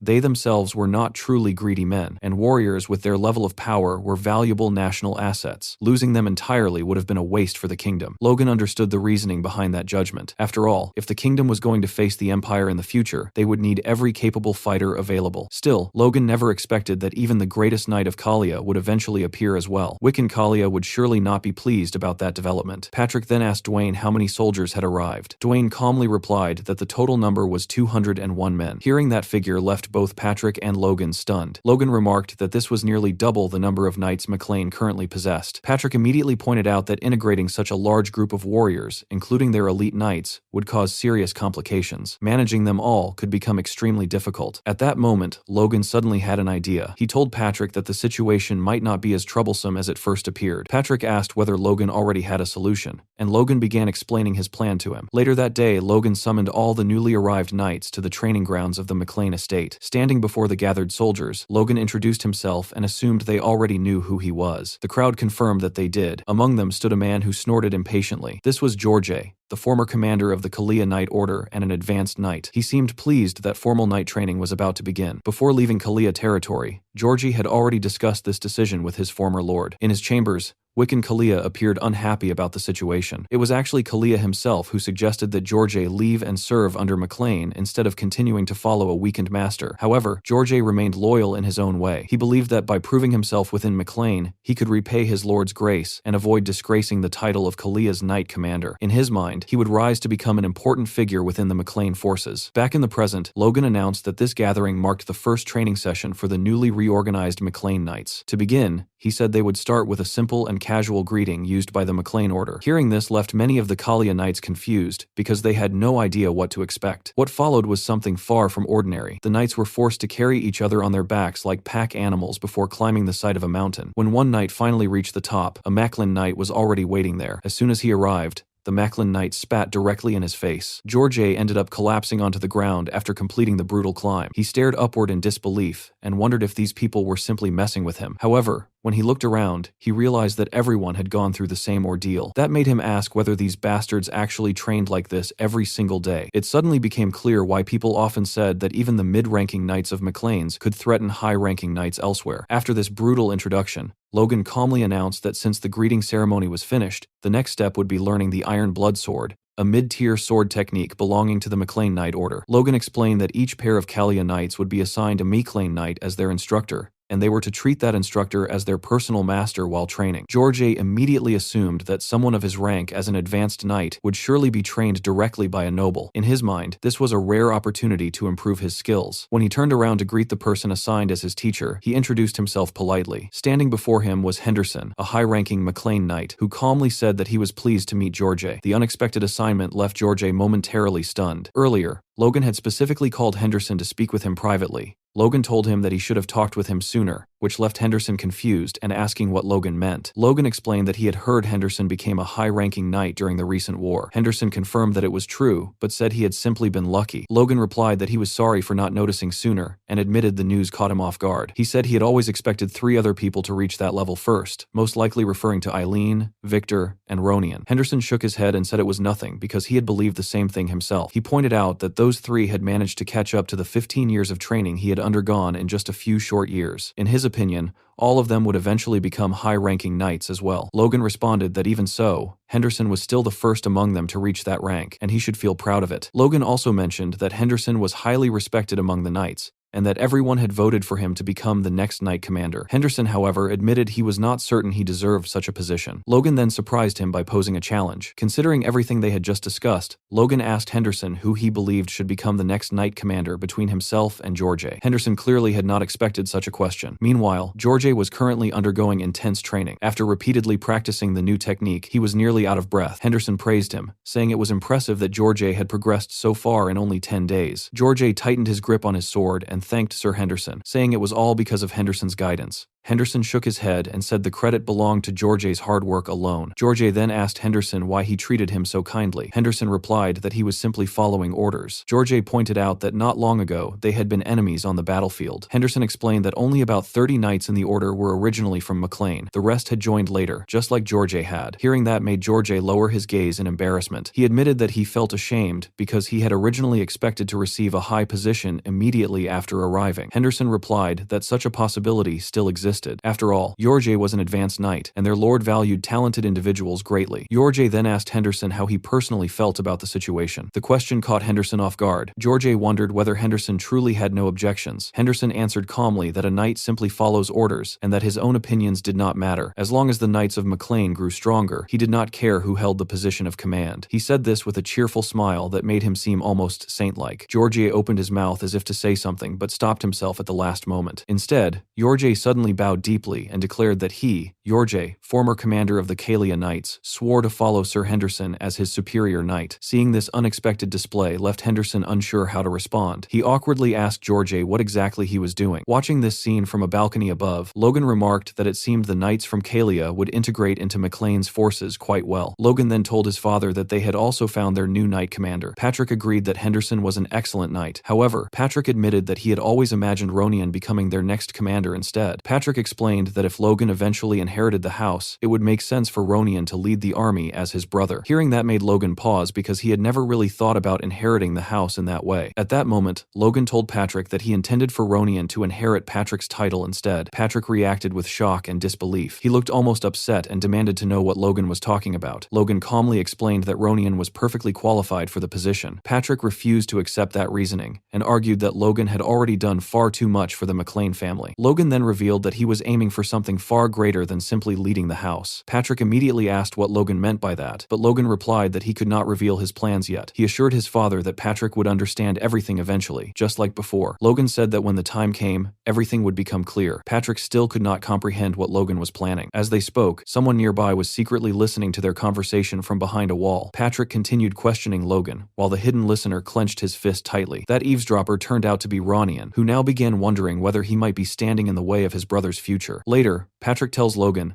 that now that the issue with the knights has been resolved, Logan should finally get some rest. Once again, however, Logan seems reluctant to follow that advice. Patrick insists that Logan should take a proper break and asks if he is really going to act as if nothing happened. Logan laughs and says that he is not pretending. Of course, with Logan there is always a but, something Patrick clearly does not want to hear. Logan explains that there are still many problems that need to be addressed, so they should hold a meeting first. He promises that after the meeting is finished, he will finally take a vacation. In the end, Patrick gives in once again, and a meeting is called. Later, inside the estate hall, Patrick grips the marble railing with one hand and announces that the first general meeting of House McLean will now begin. Logan begins by saying that since the war has ended and their house has been elevated in rank, many new changes must be addressed. They will discuss each issue and slowly figure things out. Soon, someone raises a hand. It is Clayton, who reports that he has made progress in the research direction Logan proposed earlier. Because of this progress, Clayton says they will require additional funding to continue their work. Next, Hamar speaks up, explaining that the workshop needs far more workers if they want to increase crossbow production. He says they need at least 3 times as many craftsmen as they currently have. Dwayne then loudly adds that the administration office desperately needs more personnel because they can no longer keep up with the paperwork. Patrick listens and realizes that all of these requests involve important decisions. Logan begins thinking through the matters one by one. First is Clayton's research, which concerns the Crownet project and the idea Logan proposed about infusing ordinary metal with magic. Once that research is completed, they may eventually be able to mass-produce magical artifacts. The second issue is Hamar's workshop. Their crossbows have already become famous throughout the kingdom, which means they must prepare to manufacture them in much larger quantities. However, with their current workforce, such production would be impossible. To solve that problem, they will need to recruit more dwarves to work in their forges. Logan also reflects on how their territories have expanded dramatically after their recent victories and rewards. They now control around 20 castles, which means they require far more people to manage everything. Logan asks if anyone else has requests. At that moment, he notices another hand beginning to rise. It is Ronian's hand. Ronian wants to speak, but the words seem stuck in his throat. Logan encourages him to speak freely. Ronian finally explains that because of their growing reputation, many merchants and refugees have started entering their lands. However, this growth growth has also brought problems such as theft and burglaries. Several nobles nod in agreement and mention that their soldiers have already been struggling to deal with these incidents. Ronian then proposes a bold solution. Instead of having regular soldiers handle public security, they could establish a special security force dedicated solely to maintaining order. This force could be led by older soldiers and retired knights, allowing experienced warriors to oversee local safety. The suggestion surprises everyone in the room, including Logan. Ronian explains that this policy change could significantly improve their ability to maintain order throughout their territories. Logan immediately realizes that Ronian has independently come up with a system similar to the security structures used in large cities within the Empire. Logan feels proud of his brother and tells him that it is an excellent idea and that they will implement it. He instructs Ronian to take charge of the project and even suggests that Ronian begin by governing one of their castles to establish the system. Ronian initially looks excited and says he will do his best, but only a moment later his enthusiasm fades. Logan notices the sudden change in Ronian's mood and wonders why he looks so down. Seeing Ronian staring at the floor, Logan decides that he will have to talk to him privately later. Logan then shifts the discussion to administrative matters. Recruiting more staff will not be difficult, but he asks Dwayne exactly how many people they need. Dwayne estimates that around 30 additional officials will be required. Philip adds that these new officials must be capable of starting work immediately. Dwayne then raises another suggestion. Since the people gathered in the room are those Logan trusts most, he proposes that they choose the individuals who will govern each castle from among themselves. Hearing this, Patrick quickly understands what Dwayne means. Dwayne is suggesting that the castellans for the new castles be appointed immediately. Patrick asks Dwayne if he would like to nominate someone. Dwayne jokingly suggests himself, which makes Patrick laugh and say, of course, he can stay and oversee the administration. Another person raises his hand. Damien proposes an additional idea. They could allow nominations for castellans, but they should first establish clear guidelines. Damien suggests that knights be sent first to the newly acquired territories in Kalia and Terran. Logan and Patrick both wonder why that would be necessary. Damien explains that newly conquered territories, especially ones that once opposed them, will likely resist their authority at first. Therefore, assigning knights as castellans would help stabilize those regions. According to Damien, intermediate ranked knights should be sufficient for that task. Patrick praises Damien's proposal and says they will take the suggestion into account. Logan listens quietly while remembering Damien's role in his previous life. Back then, Damien was the brilliant strategist of the freedom fighters. Now he simply looks pleased that his idea has been accepted. The contrast between this life and Logan's past memories feels striking. Logan decides that he will eventually give Damien a more important responsibility. Patrick then announces that they will begin selecting castellans according to Damien's idea, so everyone should start suggesting candidates. Soon, the room fills with raised hands as everyone eagerly nominates people. Patrick laughs at the enthusiasm and remarks that everyone seems eager for responsibility. Logan jokingly says that they might as well consider themselves proto-nobles at this point. Patrick looks proudly at the group of loyal people surrounding him. Only 3 years ago they controlled a single castle, yet now they oversee an entire network of territories. Patrick can hardly believe how much they have grown. He places a hand on Logan's shoulder and tells him that all of this success exists thanks to him. Logan looks toward his father and smiles. It is clear that Patrick feels incredibly proud of his son, and Logan cannot help feeling proud of what they have built together. The scene then shifts to the royal palace. Archduke Felix Esperanza is walking through the quiet corridors of the palace when he encounters one of the guards. The guard informs him that the king is already aware of his arrival and invites him inside. With a respectful bow, Felix enters the king's chamber. Inside, he sees King Roger seated at his desk, writing something carefully. From the look of it, the young king has been busy working. However, as Felix observes him more closely, something else catches his attention.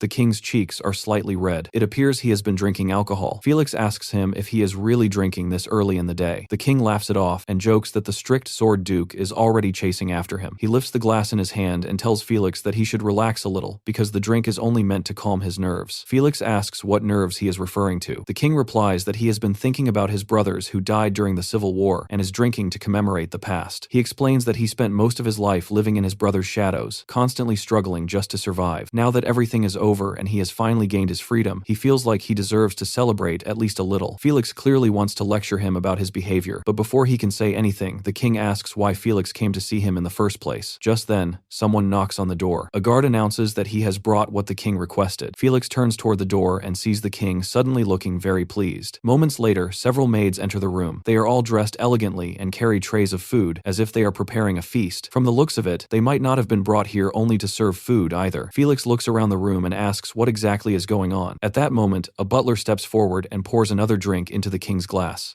The king mentions that Felix probably has not seen this man before. He explains that the man previously worked in the palace and was known for being very good at reading people. Because of that talent, the king decided to appoint him as his new chamberlain. The man politely bows toward Felix and greets him respectfully before introducing himself as Cleo. Seeing this development leaves Felix looking genuinely unsettled. As he watches the scene unfold, a troubling thought crosses his mind. What exactly is happening to the young king of Grandia? The scene then shifts to the McLean administrative office. Dwayne is seated behind his desk, while several administrators sit around a long table, carefully reviewing stacks of documents. Some of them glance toward Dwayne as the work continues. Fabian approaches and hands him a bundle of papers. Dwayne thanks him and praises the quality of his work. The documents appear to concern the harvest report from Castle Tesseren and the construction of the defensive wall around the town, matters Dwayne had already been expecting. Despite the smooth workflow, the other administrators clearly seem uncomfortable with Fabian's presence. Another administrator suddenly interrupts and asks Dwayne to wait a moment. He points out a small error in the budget calculations and suggests using Rohiter's cross-checking method to prevent similar mistakes in the future. Unfortunately, Dwayne admits that he has never even heard of such a method. Lockman laughs and says he will gladly teach it to him. Dwayne agrees and once again praises both Fabian and Lockman, saying that even though they are newcomers, they have already helped him tremendously. Lockman politely thanks him and says they simply want to serve their lord well for giving them this opportunity. Fabian adds that Dwayne should not hesitate to ask if he ever needs assistance. These two men are demi-barons, former administrators who once served the houses of Douglas and Valterman. The original MacLean administrators watch this interaction with obvious displeasure. Later that evening, inside a tavern, one of those administrators slams his mug of beer onto the table in frustration. The three of them sit together, complaining about the situation. One of them asks why they had to hire nobles to assist them in the first place. As commoners, it now feels like they will have to bow their heads to those nobles from now on. Another man replies that this is probably exactly what will happen. One of them remembers how excited they were during the meeting a month earlier when they heard new staff would be hired. They had received hundreds of applications, and even though the workload was exhausting, they were happy about the help. What puzzled them most was that almost all the applicants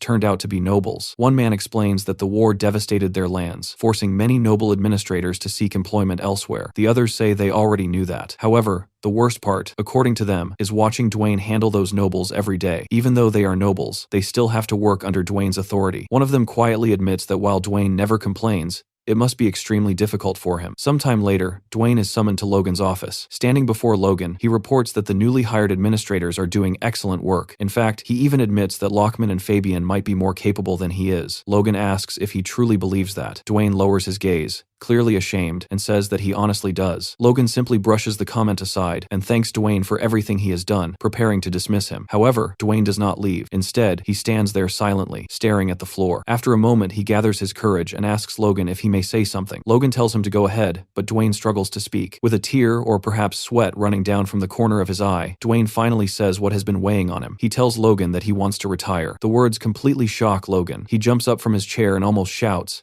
asking why Dwayne would even consider such a thing. Dwayne explains that ever since Sir Hinckley stepped down from his position, he began thinking about his own situation. Still looking down, he quietly says that perhaps it is time for him to step aside as well. Logan immediately argues that Hinckley did not truly retire. He now trains the new soldiers. But Dwayne replies that this is not the same situation. Recently, he has begun feeling that his usefulness has run its course. Logan starts sweating in confusion and asks what he means by that. Dwayne explains that the new administrators are clearly more capable than he is. From an organizational standpoint, having a commoner placed above nobles of greater skill may create tension. He apologizes to Logan for causing trouble. Logan quickly says that the real mistake was his own for failing to notice how Dwayne felt. He asks him to pause and think things over carefully before making such a decision. Dwayne remains uncertain, unable to say anything more. Several seconds pass in silence, with Logan thinking deeply while Dwayne keeps staring at the floor. Suddenly, Logan shouts as an idea strikes him. He announces that the solution is simple. Dwayne will become a noble himself. That way, the problem disappears entirely. Dwayne is stunned by the suggestion. Logan walks over and places an arm around his shoulders, explaining that both he and Patrick had been careless. The loyal workers who stood beside them throughout the war deserved proper rewards, and failing to recognize that was their mistake. Dwayne points out that Logan already used all the noble titles the king granted him. Logan laughs and replies that if he asks King Roger for a few more baron titles,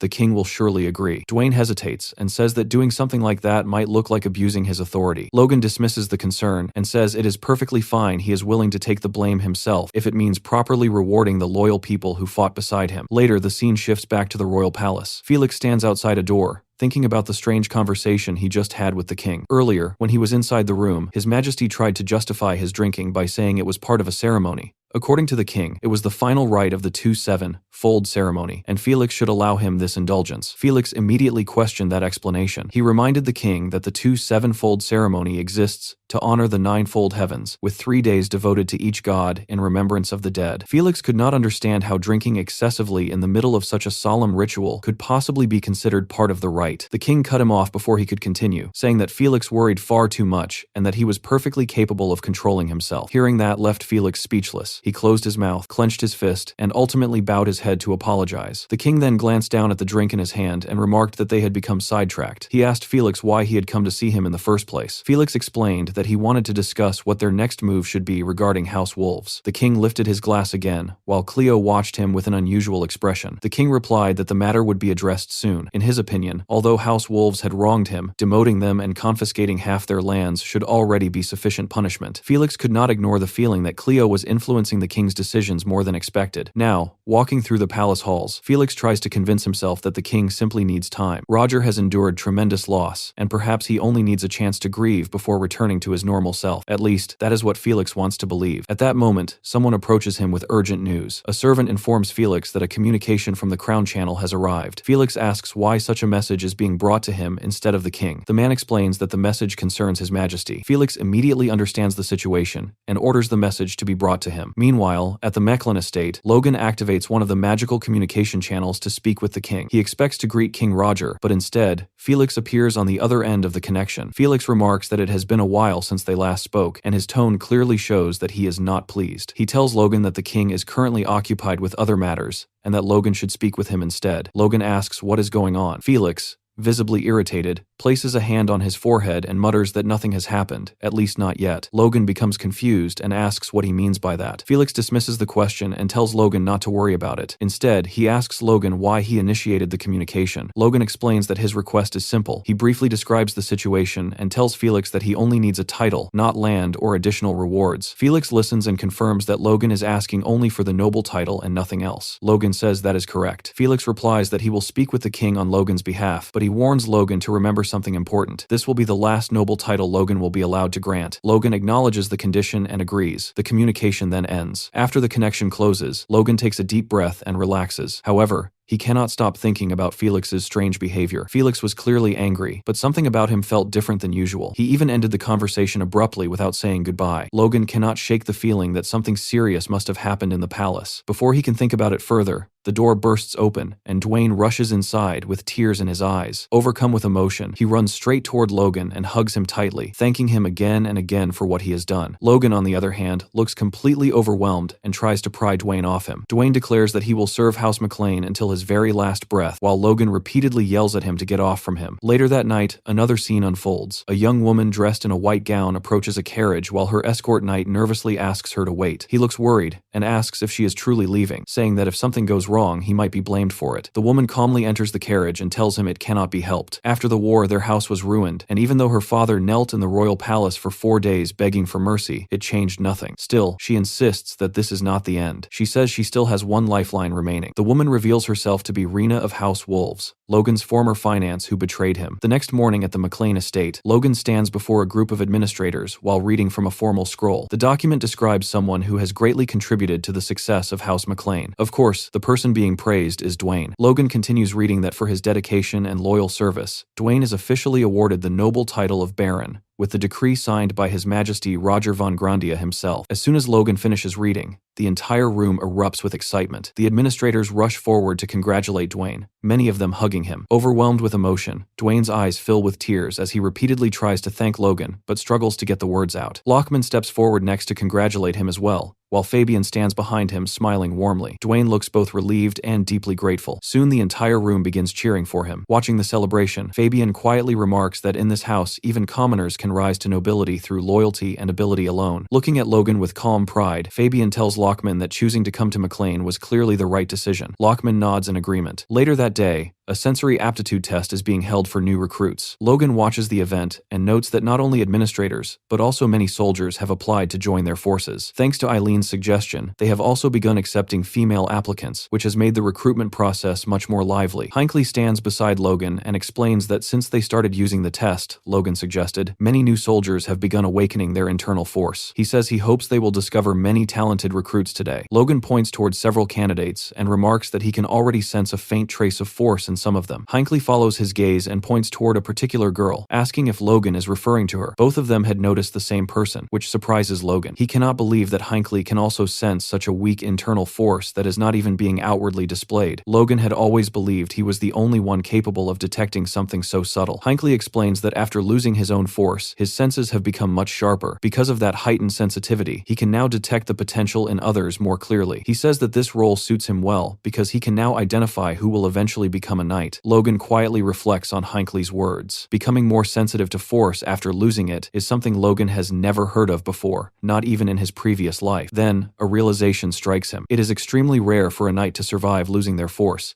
Yet Hinckley managed to do exactly that. Logan suddenly remembers his own situation. In his previous life, he died, which means his force was completely destroyed at that time. Yet after regressing into this life, he gained extraordinary senses that surpassed normal perception. If he could truly understand how this phenomenon worked, he might even awaken aura sooner than expected. While thinking about this revelation, Logan suddenly feels a sharp pain in his head. Hinckley notices the change in his expression and asks if he is alright. Logan quickly replies that he is fine and claims he only felt slightly dizzy. He tells Hinckley that he will head out for a moment. Hinckley says he will send him the full report from the recruitment test later. Logan immediately runs into the forest. Watching him leave, Hinckley wonders if Logan is feeling unwell, but he notices that Logan's force feels stronger than ever. Meanwhile, Logan continues running deeper into the woods, thinking he must find an isolated place where he can attempt to activate his force. However, his plans are suddenly interrupted. He runs straight into Patrick, who asks why he is in such a hurry. Logan explains that he was heading out to train. Patrick asks if he plans to train alone. At that moment, Eileen also appears, running toward them from the forest. Patrick then asks if she is doing the same thing as Logan. Logan asks Eileen what is going on. Eileen reports that among the new female recruits there are several promising candidates. Logan asks if she means the tall girl they noticed earlier. Eileen confirms that she does and says there are others as well. Patrick watches the two of them talk about work and suddenly sighs in annoyance. He asks if they are always like this. Both Logan and Eileen look at him in confusion, and Logan asks what he means. Patrick bluntly explains that they are a young couple who constantly talk about work. Then he asks them directly when they plan to get married. Later, beside a quiet river, Logan sits alone with Lux resting near him. It seems he ran away from that awkward conversation. He assumes that Eileen must be angry again, but suddenly she appears behind him. To his surprise, she does not look angry at all, though she is clearly blushing. Logan immediately apologizes and says he embarrassed himself earlier. Eileen smiles softly and tells him it is fine, because she was also surprised, but at least she did not run away like he did. Logan apologizes again, but Eileen says she did not come here for an apology. That statement surprises him. Then she asks him directly when they will get married. She says they should at least decide on a date so that situations like earlier will not happen again. Logan blushes intensely. Then Eileen asks an even more direct question whether he actually does not want to marry her. Hearing that makes Logan panic. Sweating nervously, he loudly insists that this is not the case at all. Realizing how he sounded, he quickly calms down and apologizes again. Eileen sighs with relief and admits she briefly thought her fiancé had rejected her. She brushes her hair aside while Logan struggles to find the right words. Finally, he says that Eileen is simply too good for him, and that is why he worries their marriage might not work. Eileen asks why he believes that. Logan fidgets awkwardly and explains that there is far too much work waiting for him. He will likely be busy for at least the next 5 or 6 years, which means he might become a terrible husband. He apologizes sincerely. Eileen listens quietly before answering. Once again, she surprises him. She says that if Logan will be so busy, then he will need someone beside him to stabilize everything. While Logan focuses on his responsibilities, someone must maintain the household and keep everything running smoothly. Logan argues that such a life would be unfair to her, but Eileen gently asks why. She reaches out and places her hand on his cheek. She tells him that a man who understands his own flaws can still become a wonderful husband. If all his hard work is meant to protect their house and people, then it only means she will be busy as well as both his knight and his wife. Logan stares at her, completely flustered. Slowly, he places his hand over hers and admits that he had been thinking about everything the wrong way. He calls himself a fool for not realizing it sooner. Then Logan leans forward and kisses Eileen,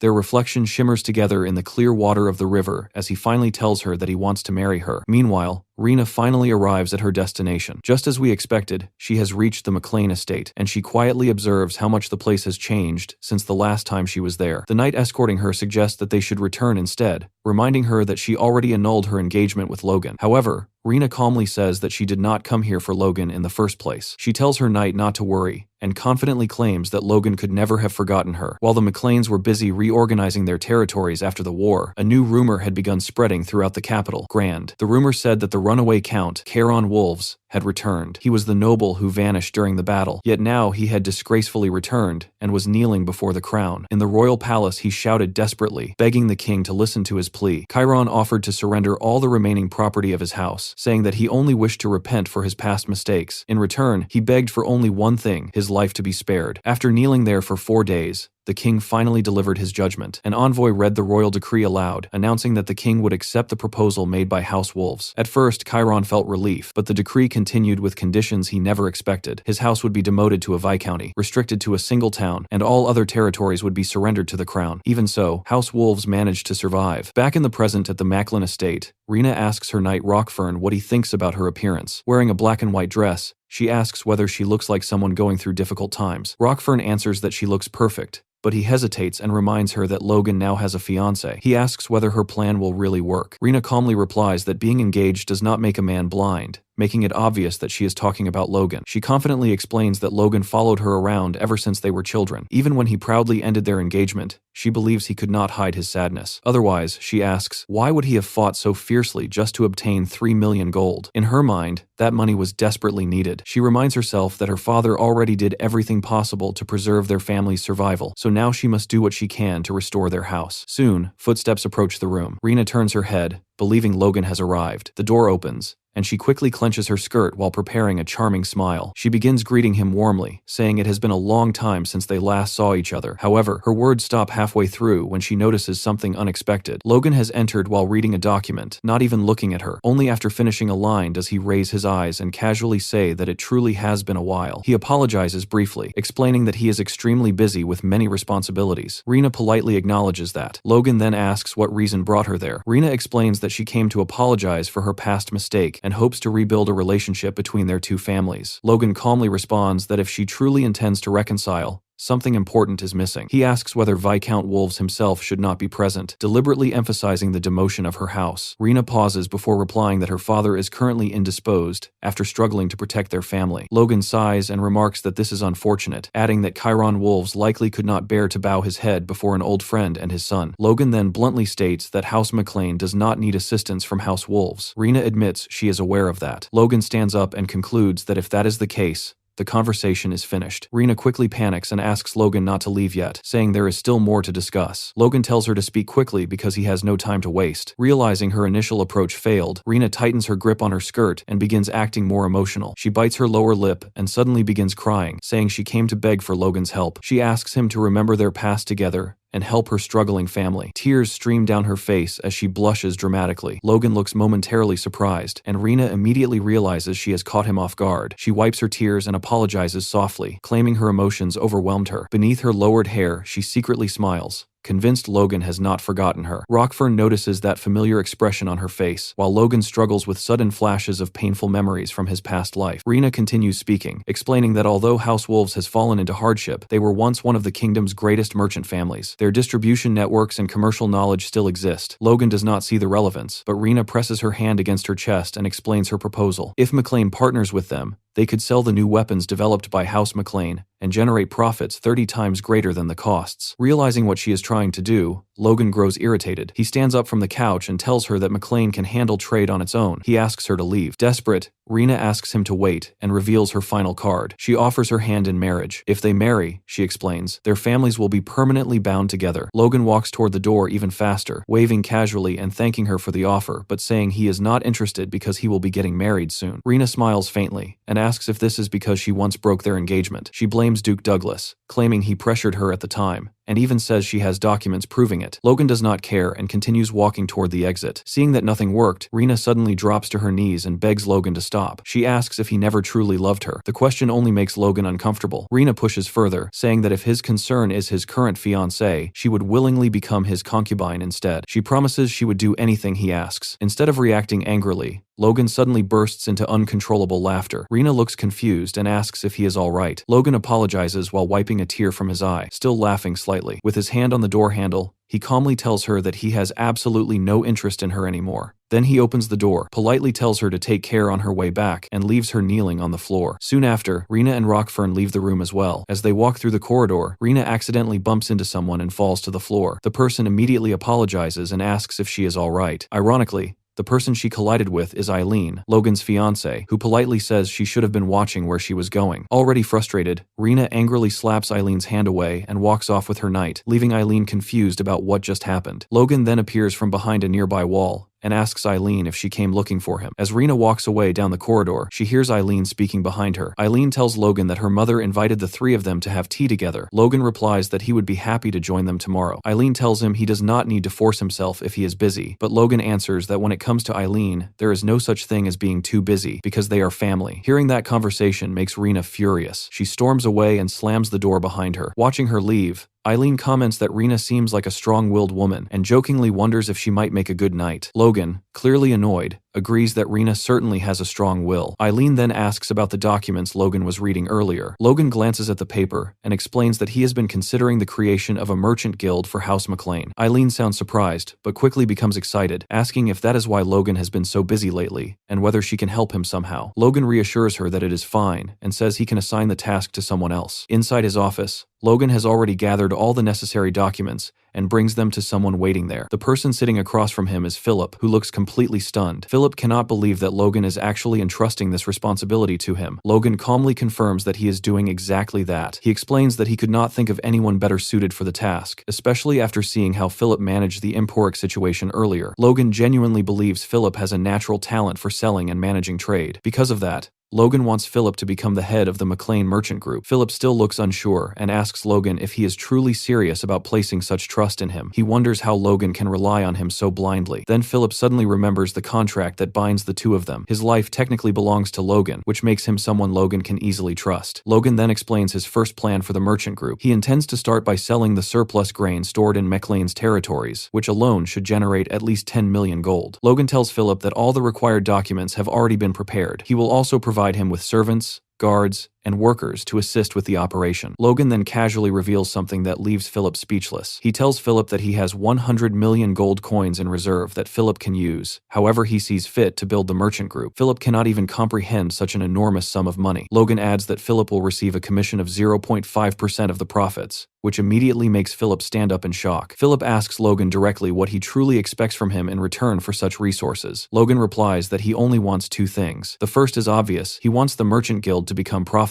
The second requirement, however, is much more serious. Logan wants Philip to establish trade routes and strong connections inside the empire. Hearing that request leaves Philip momentarily speechless. He points out that many major merchant guilds already trade with the empire, but Logan's wording suggests something far deeper than ordinary trade. Philip says that if Logan is speaking so directly about it, then he must be referring to something beyond normal commercial relations. Logan quietly notes that Philip is very perceptive. Philip then asks how deep Logan wants those connections to go. Logan replies that they must be deep enough to allow the exchange of information, or perhaps even secure unwavering loyalty from influential figures. Logan admits that achieving something like that would be extremely difficult. In Logan's previous life, the legendary merchant known as the Gold Bug eventually became one of the 10 richest men in the world, but Logan knows he cannot expect that level of influence from Philip yet. Philip now belongs to House McLean, which makes him an outsider in the empire. The situation is very different from the past, when the Gold Bug had abandoned his homeland to gain status inside the empire itself. For now, Logan simply wants to build influence within several imperial provinces before the inevitable war arrives. Philip tells Logan that such a mission will require both time and manpower. He explains that he would need at least 5 years and a powerful ally inside the empire to help establish these connections. If Logan can provide someone like that, Philip says he will attempt the task. Hearing this makes Logan sweat slightly. He then tells Philip that the person he already invited fits that description perfectly. Philip is shocked and asks if Logan has already contacted such a figure. Logan confirms that he has. Philip realizes that only a handful of people in the entire kingdom possess the influence required for such connections. One of them was Bifrost, who died during the previous war. Another powerful merchant family was House Wolves, which has now fallen into ruin. That leaves only one other major family capable of providing such access. At that moment, the story briefly shifts to another scene. A desperate man can be seen begging Marion to save their family from ruin. Marion listens to him, but can only lower her head with sadness. Later, while walking beside Logan, Marion tells him to ignore those people. She explains that she has already said everything she needed to say as their daughter, implying that her duty toward them is finished. Logan reminds her that those same people abandoned them during the war with Tessran. Despite that, Logan says he will not ignore them entirely. There is still something he intends to gain from them. Hearing that leaves Marion confused,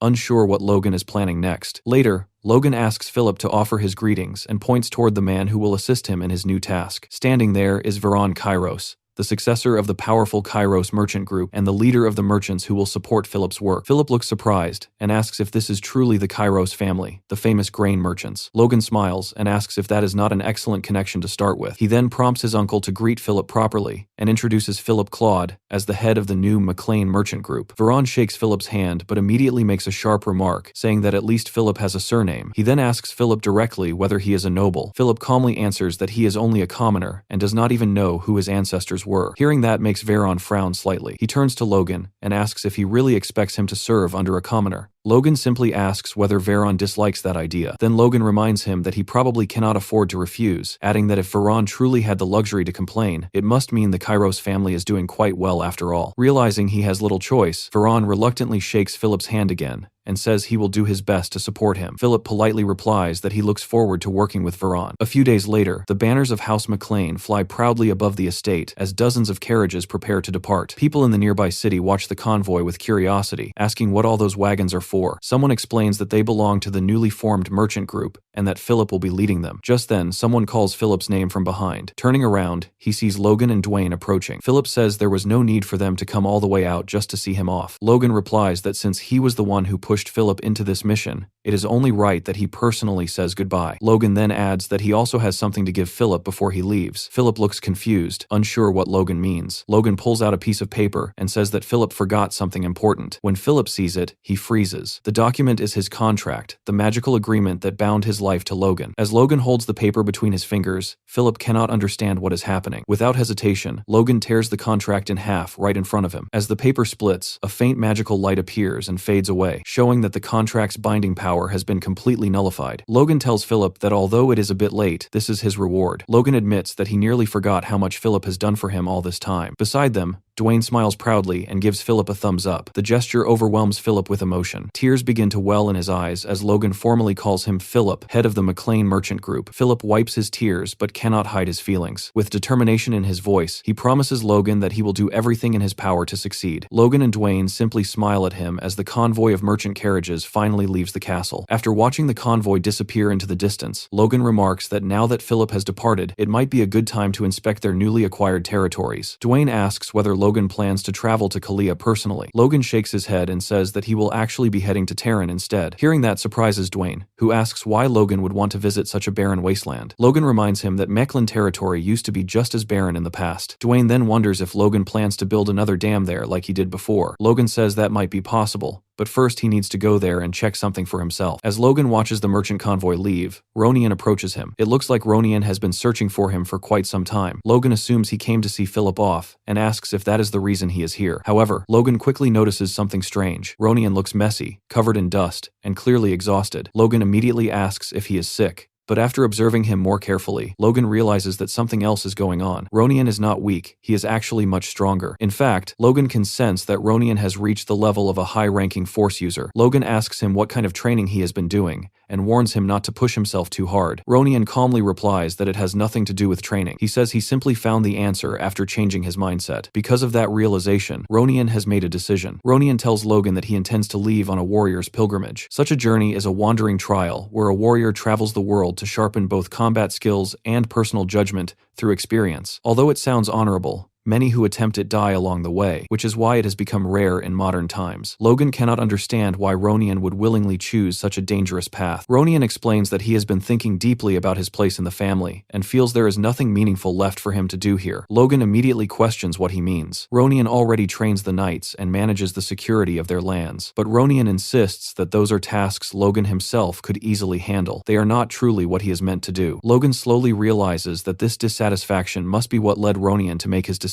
In truth, Ronian would likely awaken Aura soon, even if he remained here. Logan then asks him directly who put this idea in his head, who convinced him to leave. To Logan's surprise, Ronian says the answer is simple: Logan himself. Ronian explains that it has always been this way. Logan has become the pillar of their family, but even before that, he was always Ronian's anchor. Whenever their family faced hardship, Logan was always the first person to step forward and protect them. Because of that, Ronian always stayed behind and trusted that Logan would handle everything. That faith carried him through countless battles, but now he believes it has become a burden holding him back. Ronian confesses that if things continue like this, he will eventually become someone who only depends on Logan. He believes that would ultimately hold Logan back as well. Hearing this makes Logan struggle internally. He wants to deny Ronian's reasoning. Instead, Logan tells him the opposite is true, that he himself might be the one preventing Ronian from growing further. In Logan's previous life, Ronian was destined to become the youngest aura user in the kingdom, a result of the family's relentless effort to restore its former glory, but that future never happened. Ronian awakened his force much earlier in this life and began learning the divine sword techniques, yet somehow he seems to have lost the burning motivation to grow stronger. Logan remembers the tragic fate Ronian suffered in the past when he was killed by the Empire. Now that same brother stands before him asking for his blessing. Logan wants to say something to stop him. However, after a moment of silence, he simply smiles. He realizes that the Ronian standing in front of him now is not the same Ronian from his past life. The next morning at dawn, Ronian prepares to depart. Logan asks if the small amount of equipment he packed is really all he needs. Ronian replies that it would have been nice to receive a grand farewell ceremony, but he promises he will only be gone for a short time. Marion, their mother, immediately questions that claim, reminding him that such pilgrimages can take years. She asks why he must go through something so dangerous. Ronian laughs softly at her worry. Marion reminds him how many nights she cried when he left for battle in the past. Patrick jokingly remarks that when he went to war, she only told him, "Good luck." Ronian gently explains to his mother that this journey is necessary not only for himself, but also for their family. Realizing she cannot change his mind, Marion begins to cry and begs him not to do anything reckless. Ronian reassures her, even though Logan silently knows that danger will certainly await him. Still, Marion calms down enough to embrace him tightly. Ronian smiles warmly and tells his family that he will be leaving now. Patrick wishes him good luck, and Marion asks him to send letters whenever possible. As Ronian walks away from the estate, he notices someone waiting further down the path. A voice calls out, asking how long it takes to say goodbye. The person waiting there is Victor, who has already prepared a horse for Ronian. Victor says he thought Ronian might forget that today was the day he planned to leave. The two stand face to face like brothers from other mothers. Victor warns him not to slack off during training. Ronian replies that when he returns, he will defeat Victor with one hand. Victor mocks him and asks if he will even survive the journey, reminding him how dangerous the world truly is and calling him a spoiled brat. Ronian laughs loudly at that and says everyone keeps underestimating him. Victor smiles as well. The two of them bump their fists together before Victor finally wishes him luck on his journey. Deep in a workshop hidden within the woods, the loud echo of metal striking stone fills the air. A hammer repeatedly hits a block of rock as someone carefully chisels away at it. The person working is Hamar, who is completely focused on finishing another sculpture. As he works, he mutters that he can finally see the end of his 142nd noir. At that moment, Logan walks into the workshop and asks Hamar who exactly the statue represents. Without looking up from his work, Hamar explains that it is a woman he once loved 200 years ago, a beauty so extraordinary that even his current skill cannot perfectly recreate her. Logan curiously asks if she was really that beautiful. Hamar immediately replies yes and tells Logan to stop distracting him because the eyes are the most important part of the statue. However, Logan steps even closer to inspect the sculpture, which only irritates Hamar further. That moment of distraction causes Hamar to strike the wrong pressure point on the stone. In an instant, the entire sculpture cracks and collapses, ruining the piece he had worked on for so long. Logan quickly insists that he did not actually do anything. Hamar angrily asks why Logan even came to see him in the first place. Logan calmly places a hand on Hamar's shoulder and says it looks like Hamar has plenty of free time now. Then he tells him that they need to go on a trip together. Hamar stands there silently,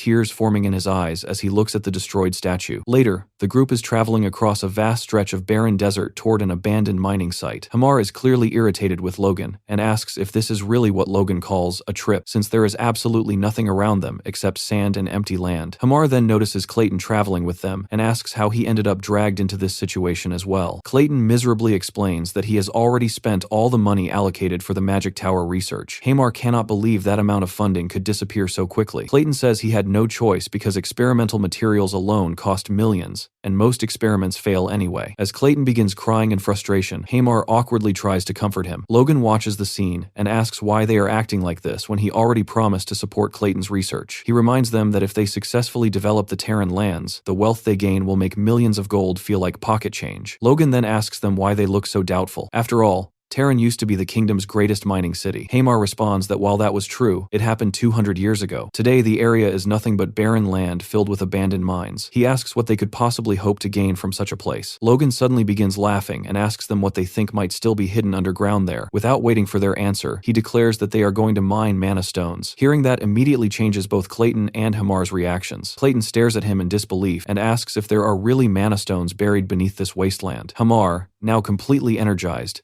immediately asks where he should begin digging. Logan points toward them and proudly declares that the reason they came all this way is to find those mana stones. Clayton and Hamar slowly realize that Logan never actually confirmed that mana stones truly exist here. He might simply be guessing. In their minds, they start calling Logan a bastard for dragging them all the way into the desert without any proof that the mana stones are even there. Mana stones are considered the lifeblood of the magical world. They are essential materials used to create artifacts, magical scrolls, and communication orbs. Nearly every form of sorcery depends on them as a consumable fuel source, which makes their value immense, so immense that the discovery of a mana stone deposit can completely transform the fortune of an entire nation. However, this kind of discovery is also a dangerous double-edged sword. Revealing such a resource can easily attract the attention of powerful empires and accelerate an invasion. Even knowing this risk, Logan believes it is worth taking. From the memories of his past life, he knows the Empire invaded the kingdom specifically because mana stones were discovered in Terran. If he can claim those deposits first and complete the research on the Crownet, Terran could become the greatest weapons manufacturing center on the entire continent. After thinking through this plan, Logan turns toward Clayton and Hamar and simply tells them that it is time to begin digging. The project soon begins inside the abandoned mines of Terran. Clayton takes command of the excavation, summoning his earth golems to perform the heavy labor. The massive constructs smash through stone walls with their powerful fists, clearing pathways deep underground. Hamar watches the progress with growing satisfaction, noting that the operation is proceeding surprisingly smoothly. As the golems break through layers of rock, Clayton carefully uses his magic to stabilize the tunnels. With precise spells, he solidifies the surrounding earth and reinforces the walls to prevent collapses, ensuring the tunnels remain safe for the miners who will eventually work there. After some time, Logan enters the mine to inspect their progress. He brings food with him. Carrying supplies, he prepared himself for the workers. Watching Clayton control the operation impresses Logan greatly. He praises Clayton for his incredible ability to simultaneously stabilize the ground while controlling 40 golems at once, a display of magical skill that few mages could match. With this level of efficiency, Logan believes it will not take long for the mines to become fully operational. Clayton estimates that at their current pace, they could restore 120 mine shafts in just 4 days. During a break, the duo sit down to eat the sandwiches Logan brought with him. The moment they taste them, both Clayton and Hamar are completely stunned by how good the food tastes. Hamar jokingly remarks that Logan is unexpectedly talented at cooking for a nobleman, a skill he never expected him to possess. Clayton nods in agreement. Logan nearly reveals too much and begins explaining that he learned to cook back when he was a mercenary, but he quickly stops himself and changes his story, and casually claims that he once knew a mercenary who happened to be an excellent cook. Clayton looks puzzled by that explanation and wonders what kind of mercenary spends his time perfecting recipes in the kitchen. Several days later, the group descends deep into the 82nd mineshaft. They have been searching tirelessly for signs of mana stones, and Clayton urges everyone to keep moving because he believes they are getting close. Suddenly, he stops and presses his hand firmly against the stone wall. His expression instantly changes to one of complete shock. Before Clayton can even explain what is happening, Logan asks if he senses something unusual. Clayton spreads his hands across the rock surface, his eyes wide with disbelief. After a moment, he confirms that the energy flowing through the stone is unmistakable. The wall contains a vein of mana stones. Overcome with excitement, Clayton begins shouting about the discovery, until Hamar quickly tells him to quiet down before he brings the entire tunnel crashing down. Logan shares their excitement as well. After all the effort, they have finally found the resource that will shape Terran's future power. At the same time, back at the McLean estate, Dwayne is working in his office when a communication orb suddenly activates. Logan appears on the other side of the magical connection, looking looking messy and frantic. Dwayne is startled by Logan's appearance, but Logan immediately begins issuing orders without giving him time to ask questions. Logan instructs him to hire every available worker from Haroon, including as many dwarves as possible, and send them to Terran immediately. He emphasizes that it does not matter if they must pay more than usual, they desperately need manpower. Though confused by the urgency, Dwayne follows the orders without hesitation. Soon, a massive workforce arrives at Terran, 5,000 laborers and 152 dwarves. Logan organizes the massive operation, ensuring that food supplies, tools, and materials are ready for the large-scale mining project.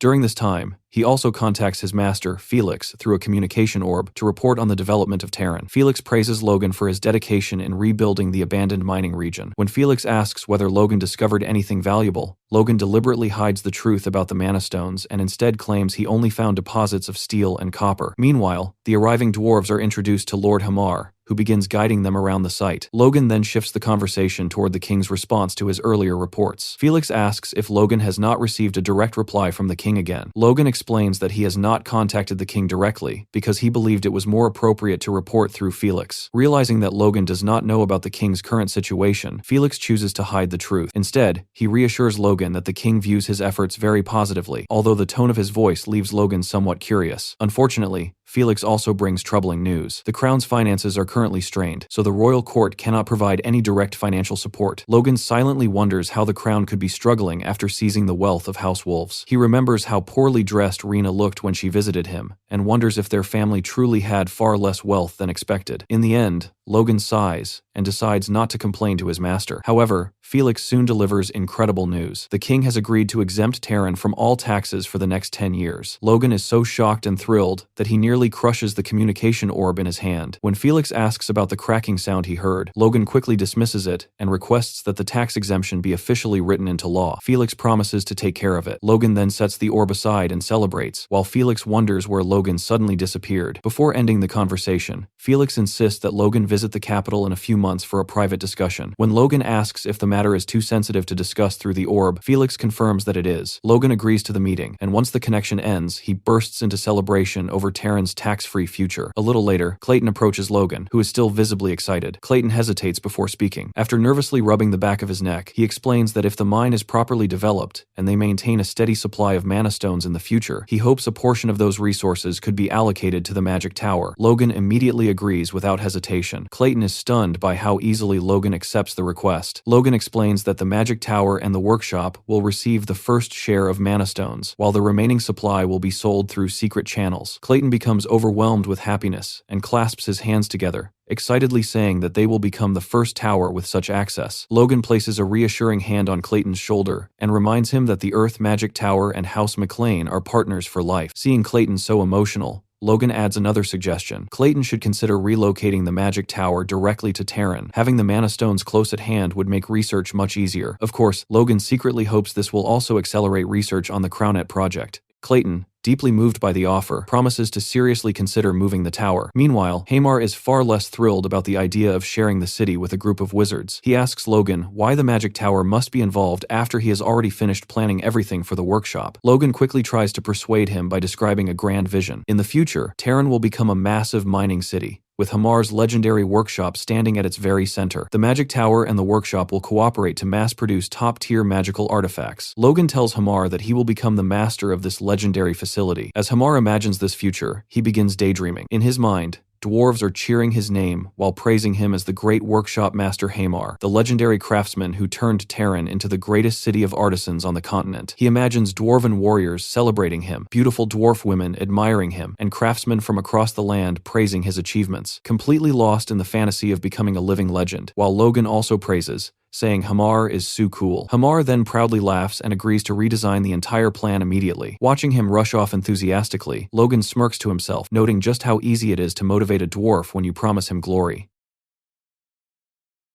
Sometime later in the office, Hamar stood in front of Logan and began giving the report for the second week of Terran's construction. He explained that the construction of the key outer fortress points was mostly finished, and the houses for the workers were already completed. He also said that the preparation for the mine development was nearing completion as well. Logan stood across the table listening and told him that, as expected of Hamar, his work was amazing. Logan then stepped closer and placed his hand on Hamar's shoulder, as if he was about to ask something. He paused for a moment and raised one finger, while explaining that behind the northern mountain range there was the Tenon River, and to the south flowed the Luther River. Hearing this, Hamar immediately started to panic as he asked what about that and why he was bringing it up. Logan remained cheerful, and said that if a dam was built connecting those two rivers, then Terran would become truly prosperous. At that moment, Hamar realized the scale of the work behind that idea, and his mind went blank from the pressure. He grabbed his head in panic and kept repeating that he did not know what to do. Logan still had a smile on his face and asked what was wrong, while reminding him that the Grand Magic Workshop Master's base would become prosperous. Hamar, however, had already dropped to his knees and kept complaining in frustration, as he saw Logan as nothing less than a devil. The Magic Stone Mine, the development of Terran, and Crownet's research were all progressing as planned. Logan understood that once these were completed, the territory's development to stand against the Empire would finally be finished. What remained after that was gathering information and strengthening the kingdom's military power. He held his chin and felt a sense of amusement as he thought about how 4 years ago everything had felt completely hopeless. The situation back then had been unstable and uncertain, yet now things were finally moving forward in a clear direction. But in the middle of that thought, he suddenly stopped himself and forced his mind to settle down. He reminded himself that he needed to stay calm in moments like this, and that he could not afford to repeat the same mistakes as before. He kept telling himself to stay calm again and again. However, his face did not reflect any of that calmness. Instead, his expression turned into something far more sinister. Watching him like that, Hamar completely lost his composure. Panic took over his mind, and he shouted loudly, convinced that his master had finally gone crazy. The scene then shifted to the king's palace, where the king sat inside, continuously drinking as he chugged his alcohol again and again without stopping. After a while, he placed his glass on the table and looked ahead where his butler Cleo was standing. He asked about the drink, saying it tasted good, and wanted to know its name. Cleo, holding the bottle in his hands, explained that it was called Flamma and that it was one of the Empire's finest wines. Hearing the name, the king reacted with slight surprise, as Cleo calmly poured him another glass and added that Flamma meant flame in an ancient language. The word flame triggered a thought in the king's mind, and his expression shifted slightly. He held his drink for a moment and then calmly asked Cleo what he thought about Logan McLean. Cleo was clearly surprised by the sudden question, but still answered properly, explaining that Logan McLean had ended the Civil War and was the greatest contributor who placed the king on the throne. The king agreed with that statement and admitted that Logan was someone he should be grateful to and someone he should thank. However, deep down, he felt that something about Logan was off, and it left him with a strange and uneasy feeling. Trying to relieve that tension, the king decided to take a walk through the palace and was accompanied by the Esperanza knight Louise, along with several other high-ranking knights for security. As he walked through the palace grounds, he felt that the fresh air helped him calm down a little. His thoughts returned to Logan McLean as he reflected on his own behavior, thinking that he might have been too sensitive about Logan's actions recently. Even during the meeting, he had failed to control his expression when Logan was mentioned, and the ministers had noticed it. Even the royal advisor, Felix Esperanza, seemed to have picked up on it. Thinking about his late father, he admitted to himself that he still had a long way to go. Suddenly, a sound came from the bushes, and in the next instant, several black cloaked figures launched an ambush on the king. Louise immediately recognized them as assassins and prepared himself while one of them gave a clear command to kill the king. At that signal, all of them rushed forward at once. Louise ordered the other knights to focus on protecting the king, while he moved to intercept the attackers. He quickly assessed their strength and counted 3 high-level and 15 mid-level enemies. Without hesitation, he charged up his red aura and decided to eliminate the mid-level ones first. He burst forward into the group and cut down 3 assassins in a single strike. Even after being struck down, the assassins did not stop and continued pushing toward the king. Their leader charged his aura and rushed forward, insisting that no one retreat and that the king must be killed. However, in the middle of his charge, he sensed something was wrong and turned to the side only to find Louise already upon him with his aura-charged sword. In a single instant, Louise cut off his right arm. Before he could finish him, other assassins interfered and disrupted his movement. Seeing the situation turn against them, the head assassin realized they were losing and immediately ordered a retreat. The remaining assassins began to withdraw at once, while Louise chased one of them down. At that moment, the escaping assassin suddenly pulled out a piece of paper, tore it, and threw it toward Louise. Realizing it was a magic scroll that would summon a lightning spell, Louise instantly changed direction and rushed back to the king. He shielded the king with his own body and took the full impact of the lightning strike himself. When the king opened his eyes, he found himself completely unharmed, but the attack had vaporized the bodies of the dead assassins,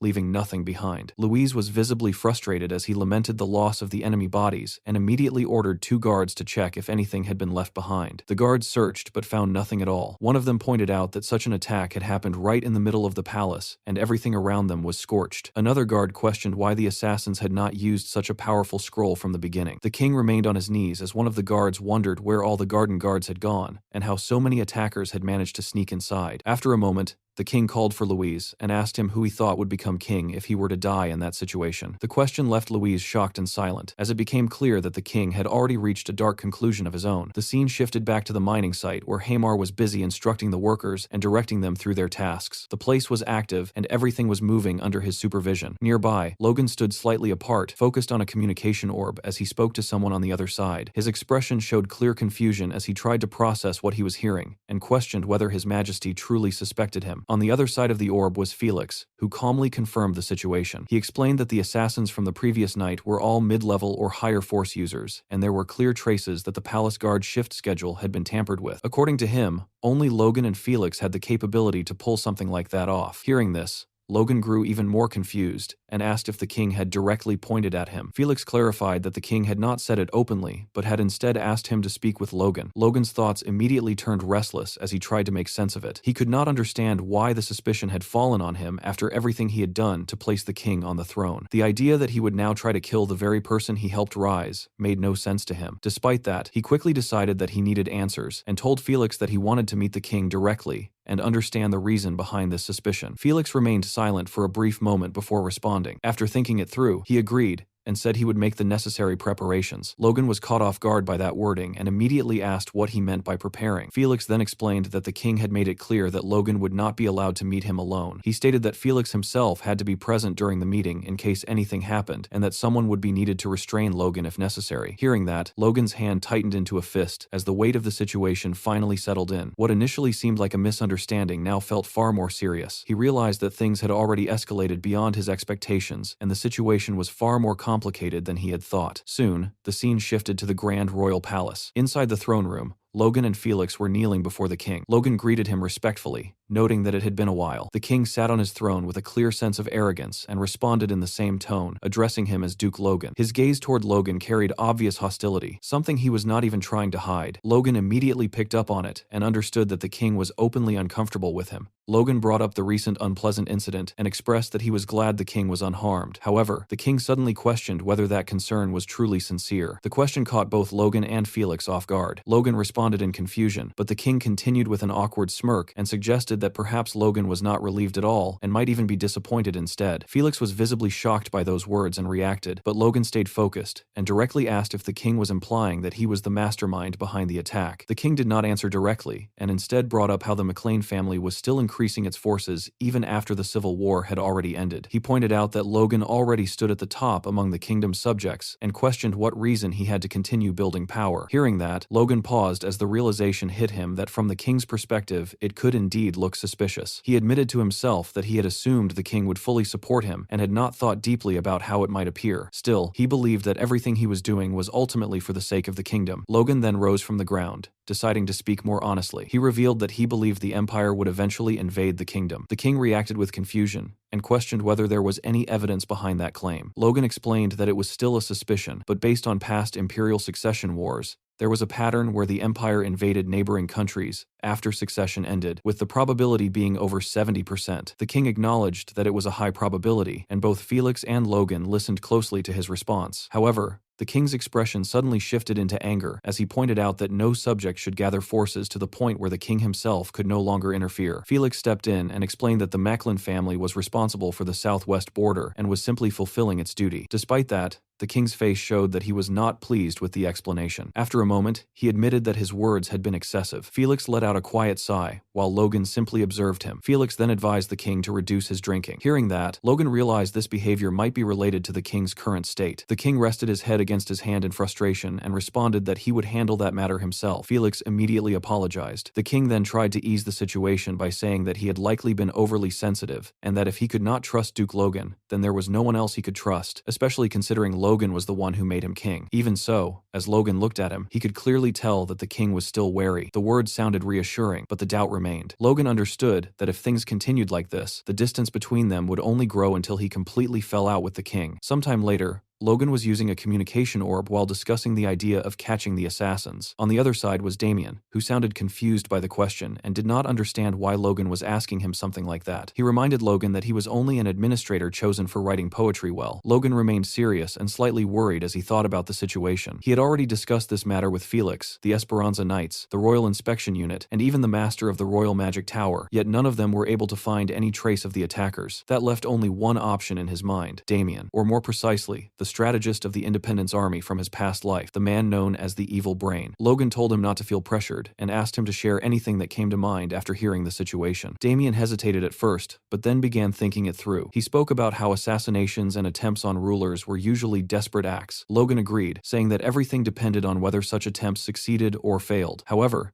Damien pointed out that this case felt different. Despite deploying so many people, the attackers had retreated too easily, and yet the cleanup was unnaturally perfect. Hearing that, Logan started to realize something, and came to the conclusion that from the beginning, they had not intended to kill the king. Damien agreed with that possibility. Logan then questioned why such an incident would be staged if not for assassination. Damien explained that when an incident had no clear reason, the one who benefited the most was usually the culprit. But if there was no visible benefit, then the real aim was to harm the one who would suffer the most from the incident. At that moment, everything clicked in Logan's mind. He stood up from his seat as the realization hit him that he himself was the target. From the orb, Damien noticed the sudden reaction and asked what had happened. Logan explained that he had already been pointed out as the mastermind behind the incident. Damien immediately connected the situation and concluded that framing a powerful noble for attempting to assassinate the king would create exactly the kind of conflict they wanted between Logan and the king. Logan then asked Damien where he would escape if he were the culprit. Damien thought for a moment and replied that he would not run at all. That answer surprised Logan, and he pressed further. Damien explained that there was no clear identification of the attackers, and magic tracking would not work. Once the masks were removed, no one would recognize them. If they had failed to leave the capital immediately after the incident, then they would hide within it and avoid detection. He added that even though hiding in plain sight was possible, it would not work in a crowded place for someone missing an arm. The most likely hiding spot would be somewhere relatively secluded where such a condition would not stand out. He concluded that the slums outside the outer wall were the most probable location. Following that reasoning, Logan headed toward the slums. While looking over the information he had gathered, he focused on the one clear clue: the culprit had lost his right arm during the battle. According to the Information Guild, there were 7 people in the slums missing a right arm. The search was carried out together with the Esperanza Knights, headed by Louise. As Logan moved through the narrow alleyways, he considered the possibility that if they still could not find anything, then the enemies might have already escaped earlier. As he turned into one of the alleys, he noticed 3 beggars sitting in a line. Without hesitation, he used his force to scan them, and immediately detected that all 3 were force users. Their energy, though suppressed, was clearly unnatural. Logan approached them while they continued acting like ordinary beggars and begging for coins. He played along and put his hand into his pocket before pulling out 3 gold coins. In the next instant, he infused the coins with his force and launched them as attacks. 2 of the coins struck perfectly, taking down their targets, but one of them managed to escape.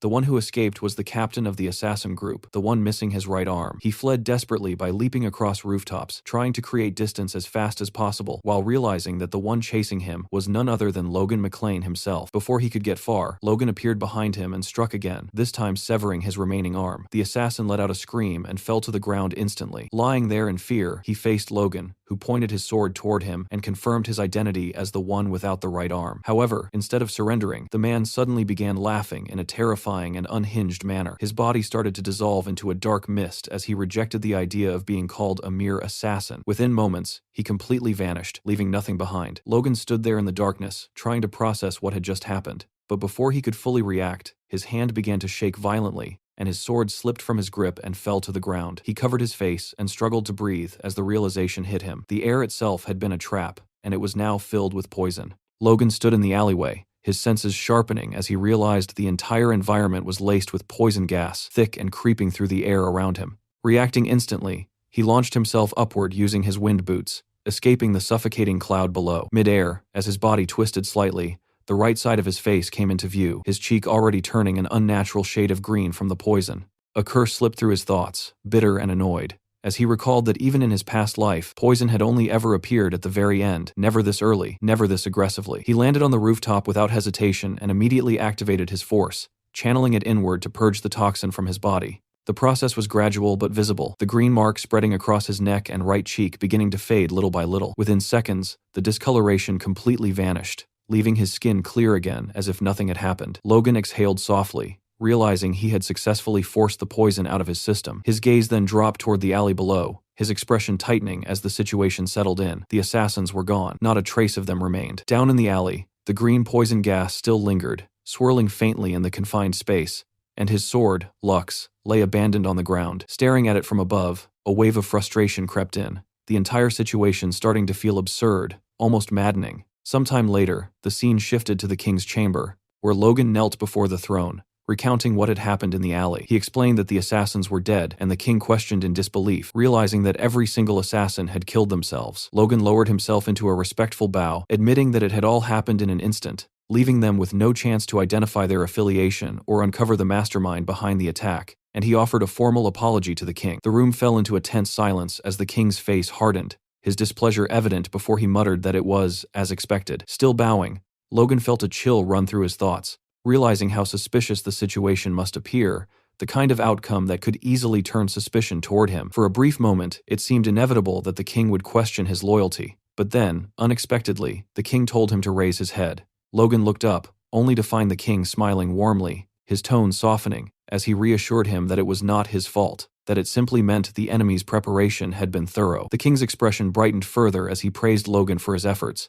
calling him by his title and acknowledging his hard work. Both Logan and Philip were visibly taken aback by the sudden shift in attitude, the tension dissolving too quickly, too neatly. Logan, still trying to process the moment, responded with a confused but polite thanks. The king then rose from his throne, admitting that after going through a major incident earlier, he might have been overly sharp. As he approached Logan, he spoke with surprising humility, asking forgiveness for his shortcomings as a ruler. Stopping in front of him, he placed a firm hand on Logan's shoulder and, with a reassuring smile, expressed that there was no one else he could trust if not Logan. Beside them, Felix watched the exchange unfold, his face lighting up with genuine happiness as he addressed the king, clearly moved by the moment. Yet Logan's reaction was far from relieved. As he looked at the king's face, something felt off, a subtle unease creeping into his mind, as if the warmth in front of him didn't quite align with reality. He stood there silently for a brief moment, processing the feeling, before casually brushing it aside. Letting out a light laugh, he scratched the back of his head and thanked the king for his trust. The king laughed along with him, and soon the atmosphere in the chamber eased, the tension dissolving as laughter spread across the room,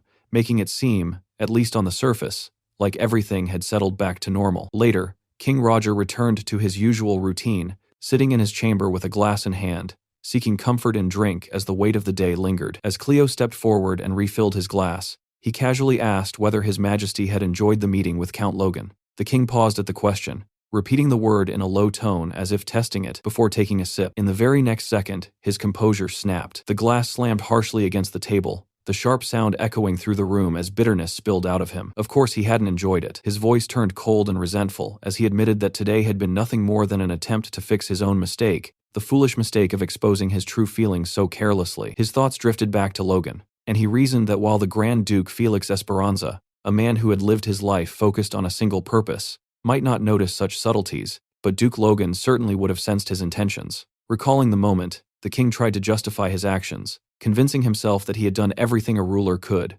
offering an apology as fully as possible. But even as the thought formed, he rejected it. That wasn't what it had been. What he had shown in front of Logan was fear, and worse, it had looked like submission. The realization gnawed at him as his frustration deepened. He questioned himself bitterly, wondering if his two older brothers, had they been the ones to ascend the throne, would have ever suffered such humiliation. The thought pushed him further into despair as he grabbed his head and leaned forward onto the table, his voice cracking under the weight of old resentment. All of it, he believed, stemmed from his past, from being the third prince, always pushed aside by his elder brothers, reduced to a powerless coward hidden away in the shadows. Cleo watched silently, his expression softening with a hint of sadness as he observed the king's breakdown. After a brief pause, he calmly poured more wine into the glass and gently urged the king to listen while he drank. Then, stepping behind him, Cleo lowered his voice and offered a suggestion, and in that quiet moment, it became clear that behind his composed demeanor, he was already setting something into motion, carefully plotting and manipulating the situation in a way that would serve his own purpose.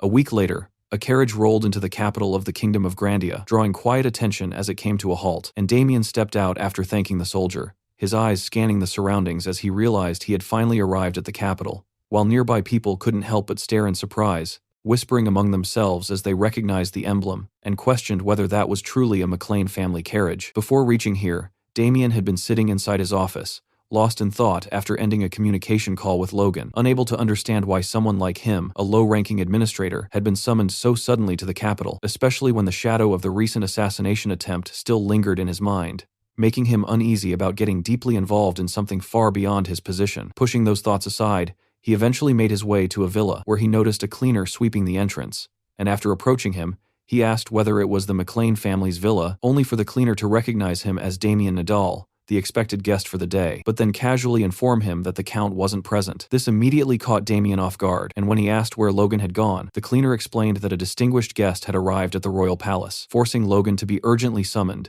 And those words lingered heavily in Damien's mind, as he wondered what kind of guest could be important enough to pull Logan away so suddenly, questioning whether such a person even existed in the kingdom right now. The scene then shifted to the royal palace, where the grand doors opened with authority to announce the arrival of a special envoy from the Ares Empire, and Count Christian Molang stepped inside with calm confidence, his long hair and striking red robe making him stand out instantly as whispers spread through the hall, with people quietly pointing out his flawless skin as undeniable proof of imperial royal blood, while he walked forward without hesitation and formally greeted King Roger with composed respect. The king, however, simply watched him in silence without showing any reaction, his expression unreadable as he asked what had brought the Empire's envoy here, and in response, Christian gestured toward his attendants, who began bringing in carts filled with gifts, explaining that, although it was somewhat late, he had come to congratulate the king on his coronation and deliver the emperor's offerings. To one side of the hall, Logan and Felix stood observing everything, and Logan quietly questioned whether it was normal for an imperial envoy to arrive so suddenly,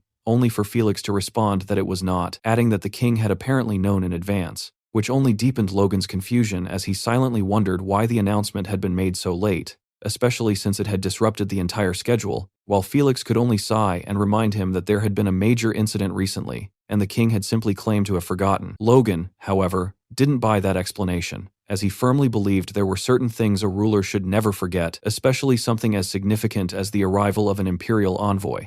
As the gifts were revealed one by one, their value became impossible to ignore, with a beautifully crafted crown standing out among them, alongside rare elixirs, a fifth-class artifact designed to support health, and even gems that could no longer be mined, each item carrying immense worth and clearly reflecting the Empire's overwhelming wealth and influence. And King Roger responded with a faint smile as he expressed his gratitude, stating that such generosity deserved to be repaid, but Christian immediately dismissed the idea, calmly explaining that the Emperor did not seek anything in return. However, after a brief pause, his gaze shifted directly toward Logan, and the atmosphere subtly changed as he added that there was, in fact, just one request, before raising his hand and pointing toward him, declaring that the young hero who had resolved the kingdom's crisis, Duke Logan McLean, had been invited to the imperial capital. The words hit with sudden weight, and Logan froze in place as shock spread across his face, his composure breaking for the first time. While beside him, Felix reacted just as strongly, equally stunned by the unexpected declaration. And in that moment, Logan's thoughts spiraled in disbelief as he tried to process what he had just heard, realizing that the Emperor himself had personally invited him. The name of the ruler behind the invitation carried a weight that Logan couldn't ignore, the Emperor of the Ares Empire, Caesius van Ares, a conqueror who had ignited imperial wars and crushed kingdoms under his rule. The very man who had once stood as the main enemy of the Grandia Liberation Front in Logan's past life. Yet despite fighting in that long conflict, Logan had never even seen his face before his death. And now that same figure had personally invited him to the imperial capital, making the situation feel unreal and deeply unsettling. Standing before him, Christian waited calmly for a response, but Logan's attention drifted elsewhere as another voice cut in, suggesting that perhaps it would be better for him to accept the invitation, and when Logan turned, he realized it was King Roger speaking, calmly adding that for the sake of easing the rift between the two nations, Logan should go. The suggestion immediately raised suspicion in Logan's mind, his instincts rejecting it outright, as he wondered if the king had orchestrated something behind the scenes. But when he glanced at Christian again, he quickly dismissed that thought, knowing the Empire would never move according to the king's wishes unless it served their own agenda, likely the complete opposite. After taking a brief moment to steady his thoughts, Logan finally gave his answer, agreeing to go but requesting time to prepare since he would be meeting the Emperor himself, and Christian accepted this without hesitation, explaining that ample time had already been granted, and suggesting that Logan attend during the spring festival next year, which would be held in the imperial capital of Assyrian. The mention of next spring made Logan pause internally, calculating the reality of the journey, as winter was already approaching and the trip itself would take nearly 3 months, leaving him with little room to maneuver. Yet he clenched his fist slightly as he accepted that there was no real choice in the matter, and with that, he gave his final response, stating that he would prepare accordingly, while both Christian and King Roger seemed visibly satisfied with his decision. Soon after, the king formally announced that preparations should begin for a welcome party in honor of Count Christian. Sometime later, Logan was seen leaving the castle without any intention of staying for the celebration, with Felix following behind him and questioning whether he truly planned to leave immediately without even attending the party. Logan simply replied that he had work waiting for him in his territory, brushing off the idea of staying, and Felix, half exasperated, questioned what could possibly keep him so busy, only for Logan to shift the tone of the conversation by apologizing and asking him for a favor to keep a close eye on the king while he was away. The request caught Felix completely off guard, prompting him to question whether Logan hadn't already reconciled with his majesty, but Logan calmly explained that this was exactly why he was asking, making it clear that his suspicions hadn't faded at all. Felix let out a quiet sigh, acknowledging that they couldn't afford another misunderstanding like before, and then brought up the imperial envoy, noting how friendly and approachable Christian had seemed throughout the meeting, recalling the way he had spoken kindly to everyone, and questioning whether Logan still believed the Empire intended to wage war despite that.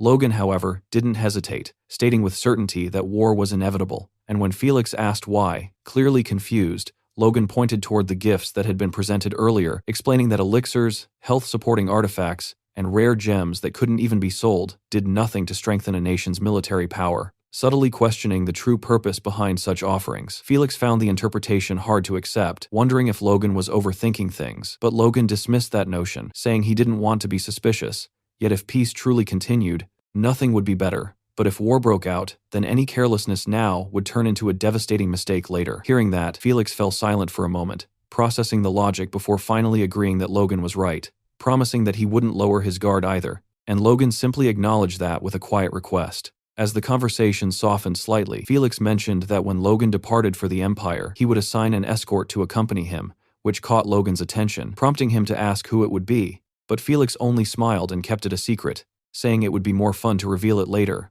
leaving Logan mildly annoyed as he wondered what the old man was planning. Felix then added, almost casually, that even if Logan stayed busy, he should visit from time to time, mentioning that Stella had been looking for him quite often lately, and Logan agreed to return once his work was finished, promising to visit again. With that, Felix urged him to get going, and Logan responded with a respectful farewell, telling him to take care before finally walking away without looking back even once. Watching him leave, Felix's expression turned serious as he quietly wished him a safe journey. A few days later, the scene shifted to the McLean estate, where the atmosphere was already tense with urgency as Dwayne walked in, carrying a heavy stack of accumulated reports, and placed them neatly on the table in front of Logan, who had barely just returned, yet was already diving straight into work without a moment of rest. Standing across from him, Dwayne couldn't help but question the situation, asking why he was in such a hurry right after arriving. But Logan simply sat down and stated that it was urgent, revealing that he would be leaving again soon, this time for nearly half a year. A statement that immediately stunned Dwayne, though Logan brushed it aside and told him to report first, promising explanations later. Dwayne quickly complied and began with the most pressing update,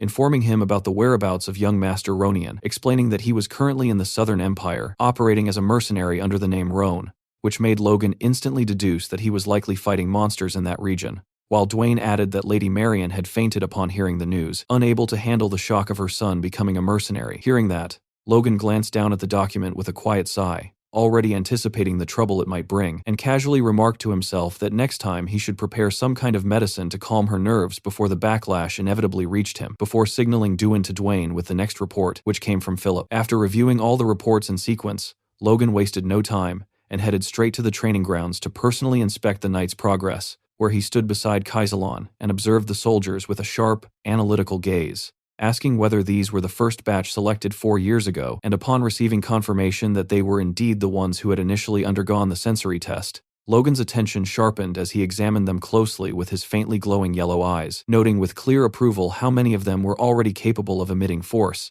a sign that a significant number would soon reach knight class level. Just as he acknowledged their progress, Kaisalon unexpectedly remarked that it was too early to be impressed, catching Logan off guard before revealing something even more shocking, that 5 of them had already awakened. Logan's reaction was immediate, his focus snapping toward the group as he questioned how that was possible in just 4 years, and demanded to know who they were, prompting Kaisalon to point toward 2 young knights within the formation, one with blonde hair and the other with brown, explaining that they had already stood out during the initial sensory test and expressing genuine excitement at how effective that method had proven to be. Logan, however, didn't share that excitement for long, as the realization hit him hard, his expression tightening while his thoughts turned darker, acknowledging that this wasn't just their success, but a method long used by the Empire itself, which had already been recruiting soldiers across the nation using the same system, making it clear that his territory alone could never close that growing gap. Resting his hand against his chin, he began thinking ahead, realizing they needed far more talent if they wanted to compete, even considering expanding this method across the entire kingdom if necessary. But before he could continue that line of thought, a sudden interruption broke his focus, as a crow flew into view and landed directly on his arm. Logan immediately noticed the message tied to its leg, and recognized it as coming from the Information Guild, while Kaiselan, slightly amused, asked if he had been raising such a bird, only for Logan to deny it. Later, Logan removed the letter and began reading its contents. The message confirmed that out of the 4 unidentified individuals Logan had requested information on years ago, 3 identities had now been verified. These were unaffiliated superhumans, individuals who, even in his past life, had reached extraordinary levels of power without ever aligning themselves with any faction. People like Victor, a noble slayer who was now under his command, and another known as Crownet, a master of massacre who had already died. Logan understood the implications clearly, as leaving the remaining ones unchecked would eventually lead them down a predictable path where within 5 years they would become mercenaries under the Empire and take part in invading the kingdom. That future left him with only 2 choices, both equally cold and unavoidable: either recruit them before anyone else could, or eliminate them before they became a threat. Sometime later, Logan sat down for tea with his father, Patrick. The atmosphere was tense as Patrick repeated Logan's proposal: find promising talents, offer them a place, and if they refused, kill them. He questioned how Logan, as the son of a marquis, could justify giving such an order. Logan remained calm and firm. He explained that under normal circumstances, he would have handled this himself, but his sudden summons to the Empire had forced him to pass the responsibility on. Patrick let out a quiet sigh, admitting that while Logan had made many unusual requests before, this was by far the most extreme. When asked for a reason, Logan stated that in the future, those individuals would inevitably side with the Empire. Patrick found it hard to accept that a possibility like that could justify killing them, but Logan didn't change his stance. He revealed that every name on the list belonged to someone who would eventually reach superhuman levels of power. That answer clearly shook Patrick. He asked how Logan could possibly know something like that. Logan admitted he had no proof, but insisted that if they were left alone, they would become a serious threat, especially one individual, Van Johnny. Patrick was left speechless for a moment,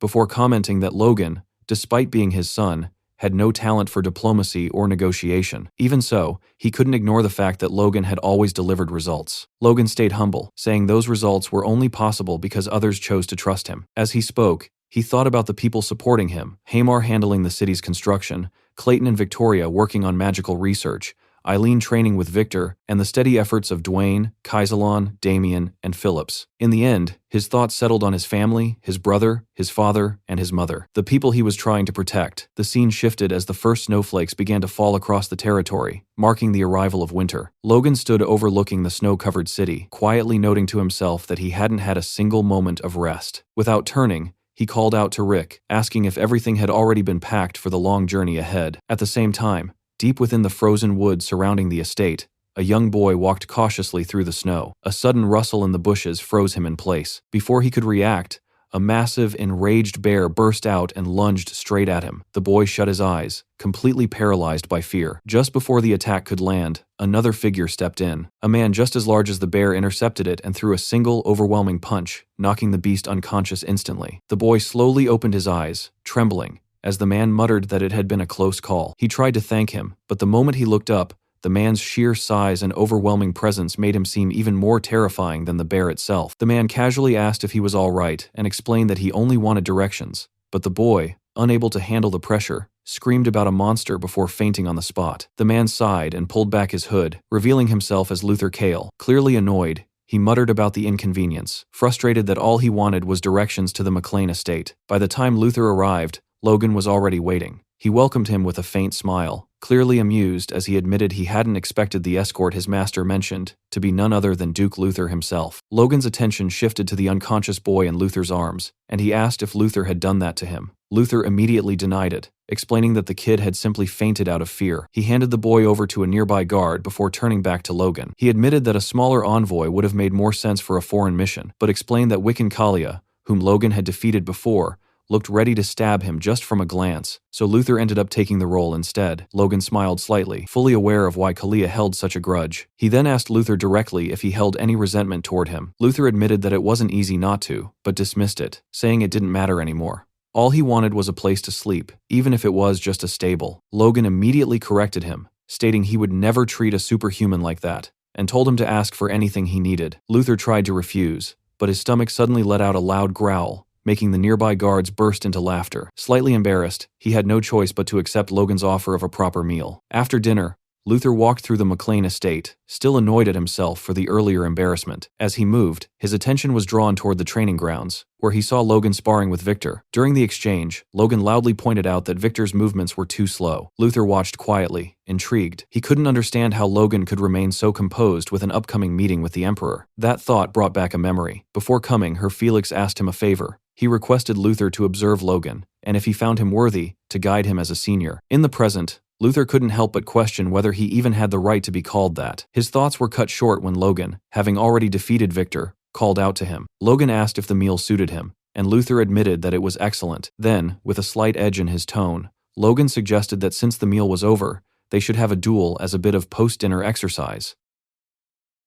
Sometime later, Logan and Luther stood facing each other in an open stretch of land, far from any buildings or infrastructure, basically the perfect spot to go all out without worrying about wrecking half the city. It was quiet, tense, and just begging for a fight. Logan glanced down at his sword for a brief moment, his thoughts sharpening along with his grip. After going up against actual superhumans, he had finally started to grasp aura, something that had been just out of reach for so long. He hadn't really had the chance to explore it properly until now, so yeah, this was as good an opportunity as any. Across from him, Luther raised his hammer and pointed it straight at Logan, a smug grin creeping onto his face as he made it clear he wouldn't be holding back just because this was training. Logan, on the other hand, looked almost excited at that idea. That was exactly what he wanted. No half measures, no babysitting. And then, without wasting another second, Logan made his move. Force surged into his foot, and in the blink of an eye, he launched forward, leaving behind a yellow trail that cut through the air like a streak of lightning. Luther's eyes widened for a split second as he recognized the movement. Those were the same footwork techniques used by the Sword Duke. Reacting instantly, Luther swung his hammer in a wide horizontal arc, aiming to crush Logan mid-charge. But Logan dipped low at the last possible moment, slipping under the attack with ridiculous precision. And before Luther could even recover, Logan was already there, his sword glowing with a concentrated yellow force as he thrust it straight toward Luther. That was enough to make even Luther tense up. The next instant, a loud explosion ripped through the area. Victor, who had been watching from a distance, was left completely stunned, his eyes locked on the chaos unfolding in front of him. As the dust and smoke slowly began to settle, Logan's voice cut through the aftermath, calm, but clearly calling things out. He pointed out that what Luther just did felt a lot like cheating after all. Luther had wrapped his entire body in a red aura to block the attack head-on. Luther only smirked at that, completely unbothered. If it seemed unfair, Logan was free to try it himself. But behind that confident front, Luther's thoughts were a bit less relaxed. He knew damn well that if he slipped up here, even once, he'd end up making a fool of himself. His eyes narrowed as he looked at Logan more seriously now, replaying what had just happened. Logan had dodged his attack cleanly and gone straight for his vitals without hesitation, fast, precise, and deadly. Exactly what you'd expect from a disciple of the Sword Duke. Luther tightened his grip around his hammer, thinking he could still counter it. Luther didn't waste another second. Red aura flared around him as he charged it up, his expression turning sharp while he muttered that he'd faced more than enough speedsters already. And then bam, he shot forward, a red streak tearing through the air as he blitzed straight at Logan, clearly done playing nice with fast opponents. Logan, though, didn't panic. Not even close. He calmly shifted sideways, dodging the attack like it was nothing more than a passing breeze. Luther's hammer slammed into the ground with a brutal impact, cracking the earth beneath it. But Logan was already gone, springing upward into the air in one smooth motion. Mid-air, he activated his wind boots, flipping the momentum instantly as he came crashing down toward Luther, combining both force and wind into a single aerial strike. It was a nasty combo, fast, heavy, and insanely hard to dodge, even for someone like Luther. And yet, Luther smiled. Out of nowhere, his hammer came swinging in from Logan's left side at a ridiculous speed. As Logan landed, the hammer stopped just short of hitting him, hovering at his side without making contact, but the speed behind it was enough to make one thing very clear. That attack had been insanely fast. Too fast. Luther casually pulled his hammer back, and Logan, still processing what just happened, asked if he had intentionally altered the speed of his attacks. Luther admitted it without hesitation, brushing it off as a small trick from someone slower like him. Then he dropped a bit of hard-earned wisdom: when your opponent starts believing they're faster, that's exactly when you move twice as fast and force them to miss. Logan listened, but in his head, he couldn't help thinking how easy it sounded when Luther said it like that, as if it were nothing. Still, he admitted it was interesting. Luther smirked slightly, saying it probably wasn't that interesting for Logan. Logan disagreed. It very much was. And then things shifted. In the next moment, Logan began channeling aura into his sword again, but this time, it felt different. Even Luther noticed it instantly. This wasn't the same as before. As Logan slowly raised his sword, he revealed that he had been holding something back all along. Luther's eyes narrowed, a flicker of disbelief crossing his face as he realized what Logan was trying to do. It didn't seem possible. His mind flashed back to the Sword Duke's words: if Logan was truly talented, Luther was supposed to guide him as a senior. But when he first arrived at McLean, he had thought Logan was teasing him, and there was no way he could think otherwise. Logan is young and talented, while Luther himself is the stepping stone Logan trampled on. In his own mind, Logan was the hero who saved the nation, while he himself was just a pathetic traitor who somehow survived. Back then, he had even questioned who was supposed to be teaching whom. But now, seeing Logan surrounded by aura like this, Luther couldn't deny it anymore. He had never expected to witness someone this young wielding aura at such a level, and as Logan lifted his sword higher, the aura around him surged violently, spilling into the surroundings. At that moment, Luther understood something else. Felix had known this would happen. A faint smile appeared on Logan's face as he declared that he would take Luther's techniques for himself, and then he charged. Luther responded instantly, activating his own aura and cloaking himself in red as the two clashed head-on. Sometime later, the fight was over. Logan had lost. Luther stood there, almost bored, lowering his hammer as he bluntly called the whole thing pathetic. Logan, breathing heavily, was down on one knee nearby, clearly exhausted. Luther looked at him and pointed out the issue. He had thought Logan fully awakened his aura, but when it came down to it, Logan had only managed to awaken half of it. As Logan slowly pushed himself back onto his feet, Luther added that if he had truly awakened as an aura user, he wouldn't have been beaten down this badly. Logan, still catching his breath, asked if he had done something wrong. Luther actually smiled at that, almost amused, asking if he was seriously asking that. Then he explained it plainly. Logan had tried to use aura with the body of a Force user. Logan frowned, confused, saying that it felt natural since he was still in the process of acquiring aura, but Luther shut that down immediately. That wasn't how aura awakening worked. Pointing straight at Logan, he explained that aura wasn't something you could just understand and imitate with your mind. It was what happened when a Force user surpassed human limits and instinctively built true strength. It wasn't a technique, it was a transformation. Those words hit Logan harder than any attack, not something he could imitate. Logan didn't actually understand the full process of acquiring aura. Hell, he hadn't even reached that stage in his past life. That part was still a blind spot for him. But what he did know was this force could be turned into aura, and that wasn't exactly common knowledge among aura users either. In his mind, the logic felt solid. To even begin stepping into aura, one needed insanely precise and accurate control over force. That was the bare minimum requirement, the foundation everything else stood on. And if he could fully grasp the divine sword secrets, then honestly, reaching that level shouldn't be too difficult for him. At least, that's what he thought. But then something clicked. If that were true, then what about the people he had already taught those same divine sword secrets to? He wondered if that meant they had the potential to awaken aura too? Before he could dig deeper into that, Luther spoke again, his tone calmer this time. One day, Logan might be able to properly explain the process of becoming an aura user, and that, he said, would be a far greater achievement than simply becoming one at a young age. Then he placed a hand on Logan's shoulder and gave him a serious warning. Until he became a true aura user, he needed to hide his aura. At the very least, he had to keep it a secret from the Empire, especially since they were about to meet the Emperor. Logan thanked him for the concern, which, oddly enough, made Luther feel a bit awkward. Right then, Victor came running over, carrying water and a towel like a one-man emergency crew. As Logan took the bottle, Victor excitedly congratulated him on awakening aura. For a brief second, Logan and Luther exchanged a look, and then both of them let out a quiet laugh. Logan patted Victor on the shoulder, brushing it off and saying it wasn't like that at all, saying kids these days really did have wild imaginations. And just like that, the two of them started walking off, leaving Victor standing there, completely confused about what had just happened. Logan called back to him, telling him to hurry up and get to bed. They were leaving for the Empire first thing in the morning.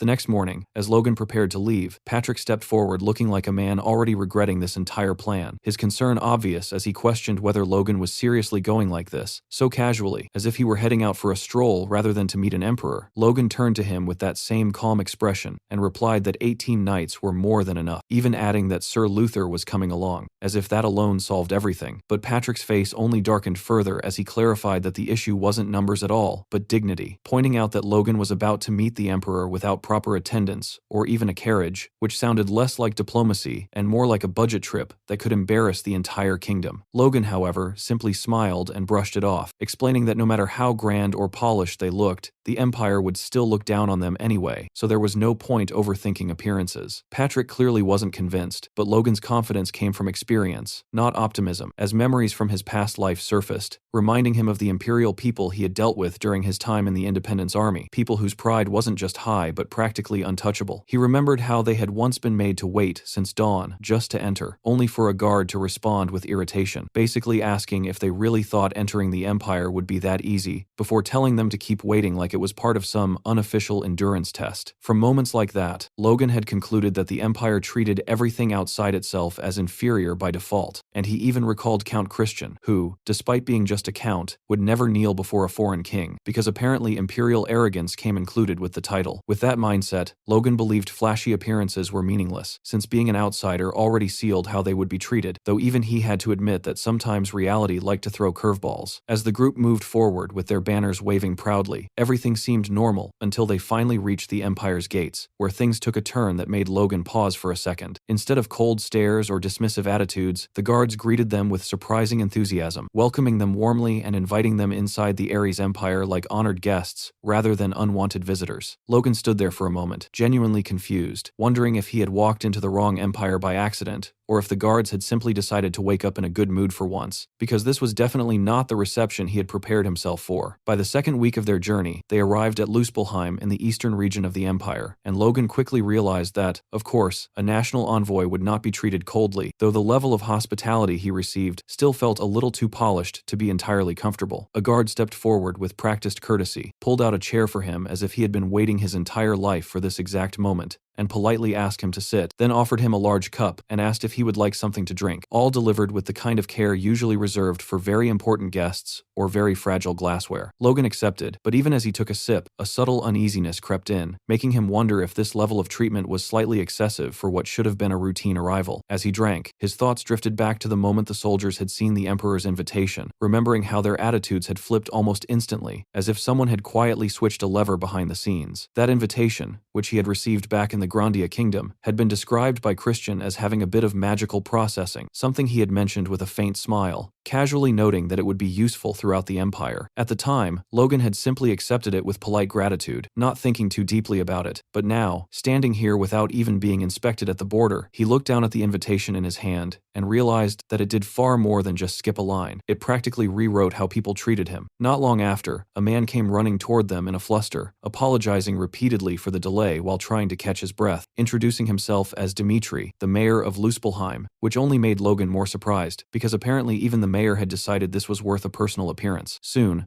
they were escorted into a carriage, and as they moved through the city, the atmosphere shifted into something almost festival-like, with shop owners eagerly calling out to them, one offering dragon fruit with cheerful enthusiasm, while proudly explaining it was a rare delicacy from the far west, another advertising monster horns and hides from Calcutta, while others invited the knights to browse weapons as if they were regular customers instead of armed escorts. Luther watched the scene with clear amazement, noting that even 10 years ago it hadn't been like this, while somewhere along the way, a vendor casually approached Victor with a ribbon, suggesting it would make a perfect gift for a lover or family member, as if they had all collectively decided this was also a shopping trip. Inside the carriage, Dmitri began explaining that Luspelheim was the largest city in the Eastern Empire, proudly adding that, calling it the best city on the Eastern continent wouldn't be an exaggeration, continuing with details about its massive population, though before he could finish, Logan calmly cut in and stated that the floating population alone, easily exceeded 1 million. Dmitri paused for a moment, clearly caught off guard, then laughed awkwardly and complimented Logan's knowledge, to which Logan simply explained that anyone traveling from Grandia to the imperial capital had to pass through here anyway. Internally, Dmitri began reassessing him, noting that unlike others, Logan showed no sign of being impressed, and decided to observe him more carefully, casually mentioning that a merchant group from Mechlane had also visited and quickly established a branch, even adding that he had personally offered some assistance at the time. That detail immediately shifted Logan's mood, his expression tightening as he questioned why a mayor would pay such close attention to a mere merchant group, prompting Dmitri to quickly explain that, due to the city's proximity to Grandia, he made it a point to stay informed. Logan didn't fully buy that answer, his gaze sharpening as he silently evaluated the man, realizing that Dmitri would have already been mayor during the Imperial War, and as he looked at the same amiable smile still sitting on the man's face, a quiet suspicion formed that perhaps preparations had been underway long before anyone realized. Turning his gaze outside, Logan felt a faint sense of nostalgia as he observed the security forces, noting they hadn't changed much compared to his past life, and as he clasped his hands together, his thoughts settled into a quiet resolve, deciding that this was something he would definitely need to investigate further. After some time, the carriage finally came to a stop, and before them stood a mansion so large and extravagant that it looked less like a residence and more like a statement of power carved into stone, and Dmitri proudly introduced it as the official residence of Luspelheim, his tone carrying a hint of pride, as if he personally took credit for its existence. Victor couldn't hold back his amazement, and remarked that aside from magic towers, he had never seen a building this tall before, which only encouraged Dmitri further, as he stepped forward eagerly and assured them that guest rooms would be prepared, inviting them to rest as much as they wished. Logan accepted the hospitality with polite gratitude, saying he would not forget such consideration, and Dmitri responded with a meaningful nod and a small laugh, as if that promise might actually come in handy later. Sensing something slightly off in that reaction, Logan asked if there was anything he could help with, but Dmitri quickly waved it off, claiming it was nothing, though he casually added that when Logan rose to high ranks within the Empire, he hoped he would remember him, a statement that instantly froze Logan in place, while murmurs spread among the knights behind him, who clearly had no idea when their young master had suddenly applied for an imperial promotion. Logan, genuinely caught off guard, questioned whether he would really become part of the Empire's high ranks, and Dmitri answered without hesitation, explaining that receiving an invitation from the Emperor himself essentially guaranteed such a future. Logan pointed to himself with visible confusion and clarified that he had arrived as a diplomatic envoy, not a job applicant, but Dmitri looked just as confused and explained that there seemed to be a misunderstanding, because the invitation sent was not for a delegation, but a personal invitation addressed specifically to Logan Mechlane, which in the Empire's terms was practically a recruitment letter wrapped in royal etiquette. The atmosphere stiffened as the realization settled in, and Dmitri continued with a calm confidence, explaining that those who received such invitations were often brought into the Emperor's inner circle, since the Emperor valued talent above all else, and would surely grant Logan a position worthy of his abilities, essentially describing a promotion Logan never asked for. At that point, Logan clenched his teeth internally, realizing this had likely been the Emperor's plan from the beginning, though he tried to maintain composure, and pointed out that his family, while not equal to the Empire, was still powerful enough to stand on its own. Dmitri maintained his polite smile and simply suggested that Logan keep the possibility in mind. While beside him, Luther Kale's patience finally snapped, his expression turning sharp as he openly voiced his anger, questioning how they could speak so lightly about pulling a foreign noble into the Empire, as if it were an obvious upgrade. Logan quickly stepped in to calm him down, reminding him quietly that from the Empire's perspective, this wasn't an insult at all. They genuinely believed they were offering something desirable, though Luther still cursed about the Empire's overwhelming superiority complex under his breath. Meanwhile, Logan felt a growing weight settle in his chest as he considered the situation more seriously, recalling the Emperor's reputation as a ruler who gathered talent regardless of background, who had expanded the Empire's territory massively and ruled as a true conqueror, making the situation far more dangerous than it first appeared, because refusing such a figure was never as simple as just saying no. His thoughts darkened as he briefly considered whether turning back immediately might be the safer option, but before he could act, a new presence entered the scene. A man stepped forward, announcing that he had heard the Emperor's guest had arrived, and the moment he appeared, the air itself seemed to shift, his aura so overwhelming that both Logan and Luther instinctively froze, recognizing immediately that this was no ordinary individual. Dmitri greeted him warmly, while Luther quietly warned Logan that the man before them was a superhuman, someone far beyond the level of a normal knight. The man approached with calm authority and asked if he was Count Logan Mechlane, and Logan, staying cautious, confirmed it. Without delay, the man bowed respectfully and introduced himself as Blake the Fierce, declaring that it was an honor to escort him, and from that moment forward, he would personally ensure Logan's safe arrival before the Emperor, a statement that somehow sounded both reassuring and slightly threatening at the same time.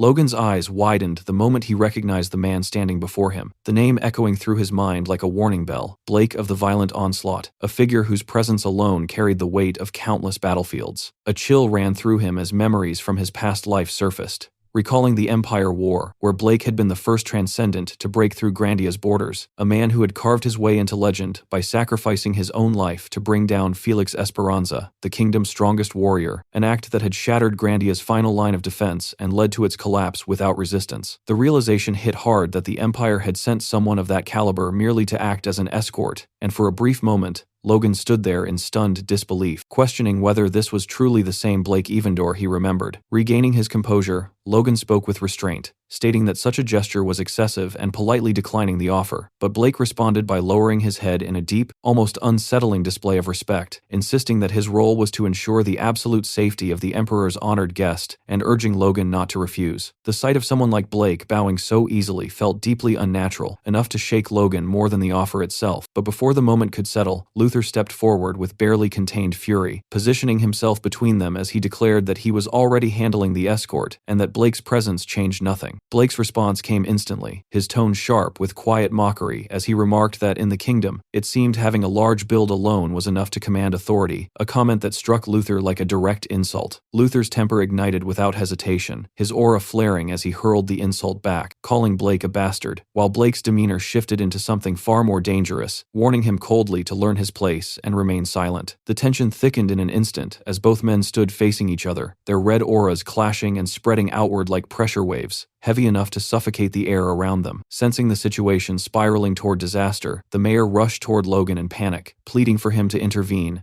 and explaining that Blake was not just any warrior, but an imperial general, a level far beyond what someone from a smaller kingdom could realistically handle. Logan, however, remained composed as he looked toward Blake and calmly made a declaration that cut through the tension, stating that if Blake could defeat Luther in combat, he would accept the escort. The mayor froze in disbelief behind him, unable to process the sudden turn, while Logan's thoughts moved with precision, recognizing this as the perfect opportunity to measure the true strength of an imperial superhuman firsthand. He added a firm condition that the fight must not escalate into a diplomatic issue, regardless of the outcome, a statement that briefly caught Blake off guard before a sharp smile appeared on his face. With a smooth motion, Blake drew his blade, the metallic sound slicing through the air as he mocked Luther as nothing more than a country brute, promising to show him just how vast and brutal the world truly was, while Luther, far from intimidated, welcomed the challenge with savage excitement, ready to clash without holding anything back. Meanwhile, the mayor stood frozen, his body trembling uncontrollably as he watched the two monsters prepare to tear apart the very residence he had proudly introduced just moments ago, his luxurious estate now nothing more than a battlefield waiting to collapse. The clash began in an instant, erupting with violent force as both warriors unleashed their auras,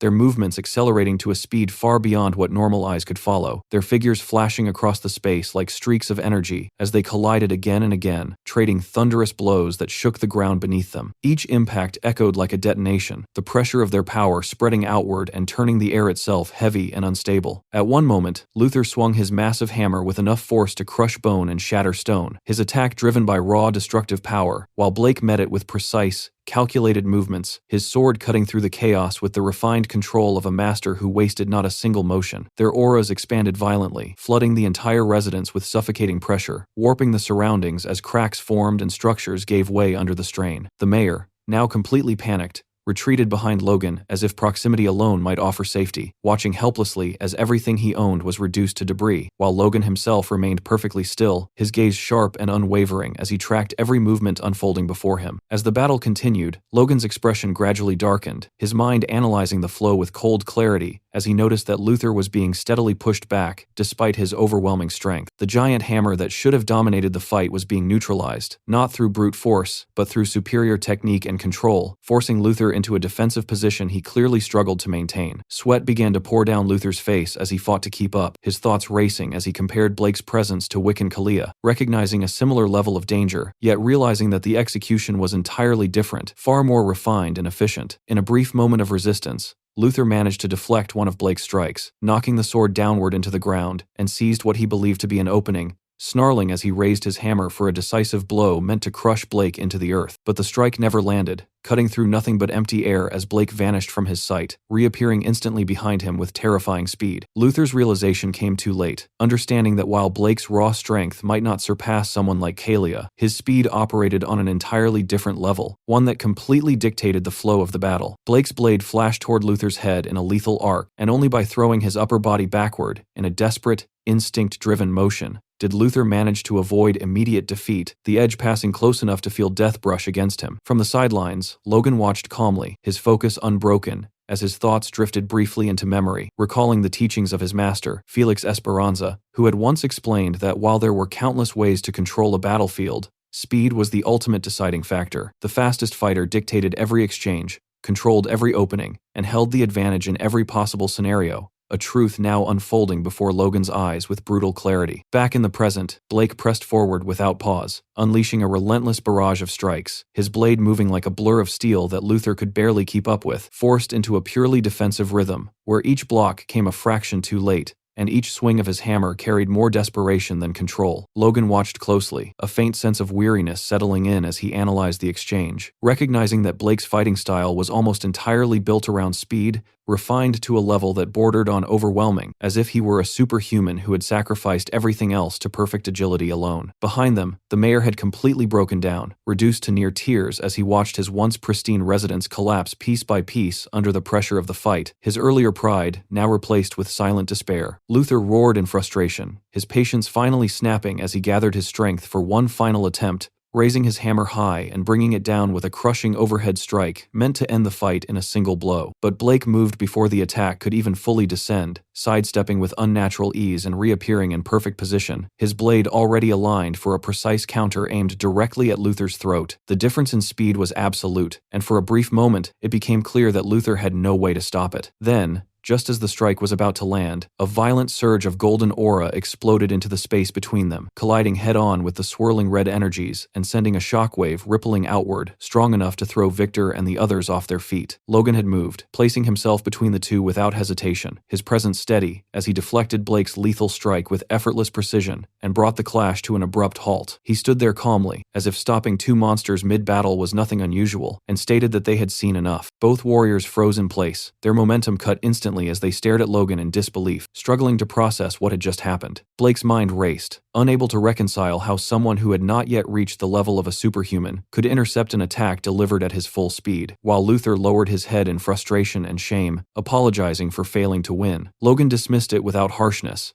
explaining that it was simply a poor tactical matchup, a matter of compatibility rather than weakness. Blake slowly sheathed his sword, a trace of genuine admiration entering his expression as he acknowledged that Logan was indeed someone worthy of the Emperor's summons. With the duel concluded, he pointed out that he had technically won and asked if he could now fulfill his role and escort them to the imperial capital. Logan accepted without resistance, though a small knowing smile formed on his face as he reflected on something far more unsettling, the realization that Blake was considered one of the weaker superhumans within the Empire's ranks. A faint tremor passed through him as that thought settled in, because if this level of power was regarded as ordinary there, then brute strength alone would never be enough to survive what lay ahead. Turning his gaze back to Blake, Logan mentioned that he had one request, his expression calm on the surface while his thoughts sharpened beneath, fully aware that before stepping deeper into the Empire, he needed as much information as possible to prepare for what was coming next. 2 days later, the mayor stood before Logan with trembling hands and a voice that could barely hold steady, asking if they truly had to leave so soon, even as the charred remains of his once grand mansion smoldered quietly behind him. He pleaded with them to return again someday, his tone filled with an almost excessive sincerity that made the situation slightly awkward, while Logan thanked him politely for the hospitality, though inwardly he was already thinking that it was best to leave before anyone brought up the rather inconvenient topic of property damage. For a brief moment, the mayor hesitated, and Logan felt a flicker of concern that the conversation might suddenly turn toward compensation, but instead, Dmitri stepped forward, grabbed Logan's hand with unexpected intensity, and begged him not to forget him, repeating his own name as if trying to carve it into memory. Logan could only avert his gaze slightly, caught somewhere between politeness and secondhand embarrassment, quietly wondering when this strange level of attachment had even begun. The moment was broken when Blake called out that the carriage was ready, and Logan quickly made his way toward the carriage. As he stepped inside the carriage, Blake turned toward Logan and asked if he had any idea why the Emperor had personally summoned him. his tone curious but measured. Logan admitted that he did not know, offering a reasonable guess that perhaps the Emperor had taken notice of his contributions during the Civil War, but Blake quietly murmured that such a reason seemed unlikely based on what he knew of the Emperor's nature. Sensing the implication, Logan pressed further, and Blake clarified that it was not meant as an insult, explaining that the Emperor was someone who primarily acknowledged only superhumans, regardless of how significant a figure someone might be within a smaller kingdom. That explanation left Logan deep in thought, his mind turning over possibilities as he tried to understand the Emperor's interest, questioning whether it was due to the crossbows he had developed, or perhaps something else entirely, something the Emperor had sensed that had yet to fully manifest. The uncertainty lingered, and with it came a growing curiosity about the kind of person who ruled such a vast empire, a man whose decisions seemed to follow a logic far removed from ordinary expectations. The scene shifted abruptly to the Emperor's private chambers, where the atmosphere was filled with the metallic scent of blood as a pack of vicious hounds tore into a bull, their movements brutal and relentless, leaving no room for mercy. A subordinate stood nearby, bowing deeply as he praised the strength of the Emperor's hounds, congratulating him on their display. The Emperor watched with a cold smile, one that carried more calculation than satisfaction, and remarked on their strength as the subordinate explained that these beasts had been bred from the finest bloodlines across the continent. The Emperor repeated the word finest, almost thoughtfully, before asking a question that instantly shifted the tone of the room, asking which among them was the strongest. The subordinate faltered,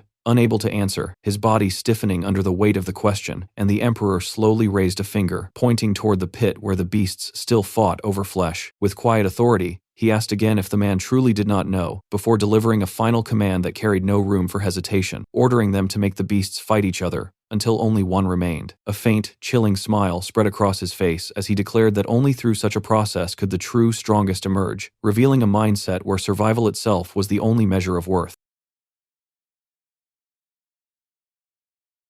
The chapter opened with Logan and Blake arriving at the military grounds, where the atmosphere instantly exploded with energy as a soldier's thunderous voice rang through the area, ordering every troop present to form ranks and salute the honored guests. In the next moment, an enormous wave of soldiers moved in perfect synchronization, their armor clanking together as thousands of voices erupted into a unified roar, powerful enough to shake the surroundings. The overwhelming discipline and sheer scale of the scene visibly caught Logan off guard for a moment, because this was not something a normal kingdom army could ever replicate. Blake noticed Logan's reaction, and calmly explained with a faint smile that this place was the 3rd Eastern Corps, one of the Empire's major military divisions directly under his command. He admitted that he had been curious about what kind of request Logan would make after arriving at the Empire, but visiting the military heart of the Eastern region felt strangely fitting for someone like him. Blake remarked that a rising young hero naturally seemed more interested in armies and battlefields than luxury mansions or noble banquets. Logan responded modestly, saying that his territory was still developing, and he simply wanted to learn as much as possible to strengthen it properly in the future. But internally, Logan's thoughts were far heavier than his calm expression suggested. The sheer scale of the Imperial military was honestly terrifying. Just the number of knights gathered in front of him already exceeded 1,000, and when he roughly estimated the total forces stationed within the 3rd Eastern Corps, including infantry and support units, the number easily climbed past 25,000 soldiers. Logan felt a chill run through him as he realized that the army size he once considered enormous back in Valtermine was basically insignificant here, and the truly horrifying part was that this was merely one of the Empire's 8 major corps. The realization made the Empire feel less like a nation and more like a gigantic war machine, casually pretending to be civilized. Trying to gather information without looking suspicious, Logan casually asked Blake what kind of weapons the soldiers here mainly specialized in, and carefully brought up crossbows as an example. Blake immediately reacted with visible amusement, almost looking offended at the idea, and questioned why the Empire would ever rely on such clumsy and inefficient weapons in the first place. Logan quickly brushed the question aside as simple curiosity, but internally, a wave of relief quietly washed over him. That single reaction confirmed something extremely important. The repeating crossbow had not yet appeared in this era, which meant he still possessed a massive advantage no one in the Empire had even imagined yet. The narrative then shifted to the month-long journey toward Assyrian, with Logan spending most of the travel time buried inside his carriage while carefully reading through a detailed report sent by Philip. As he reviewed the contents of the letter, Logan realized that nearly all of his earlier deductions had been correct, and the additional information Philip gathered only strengthened his suspicions further. Logan had tasked Philip's merchant group with quietly investigating and expanding their network throughout the Empire, and judging from the report, Philip was moving frighteningly fast, already building connections and influence deep inside Imperial territory like a spider slowly weaving its web. Logan could not help feeling impressed. Philip really was the type of man who could make money and gather information in places where normal people would lose themselves in 3 days flat. His thoughts were interrupted when Blake's voice came from outside the carriage, announcing that they had finally arrived at Asarian. The moment Logan stepped outside, his entire group froze before the sight waiting ahead of them. Towering in the distance stood an enormous wall so massive it almost looked unnatural, stretching endlessly beneath the sky while glowing faintly under layers of rainbow-colored light. Victor and the others could only stare speechlessly at the sheer scale of the fortification, looking like country boys seeing a fantasy city for the first time. While the others admired it as a beautiful marvel, Logan felt something completely different. To him, those walls were not beautiful at all. They were a symbol of imperial dominance, a barrier screaming that the empire stood above the rest of the continent. Blake noticed their stunned expressions and dryly warned them that if the outer walls alone already impressed them this much, then surviving the inside of Asarian without losing composure would be difficult, because the capital itself was far grander and far more intimidating. Soon, the group entered the city through luxurious paved roads lined with perfectly trimmed trees, leading deep into the heart of the imperial capital. Everywhere Logan looked, Asarian felt alive in an overwhelming way. Massive statues towered over crowded streets filled with merchants, nobles, soldiers, and exotic goods from every corner of the continent. At one point,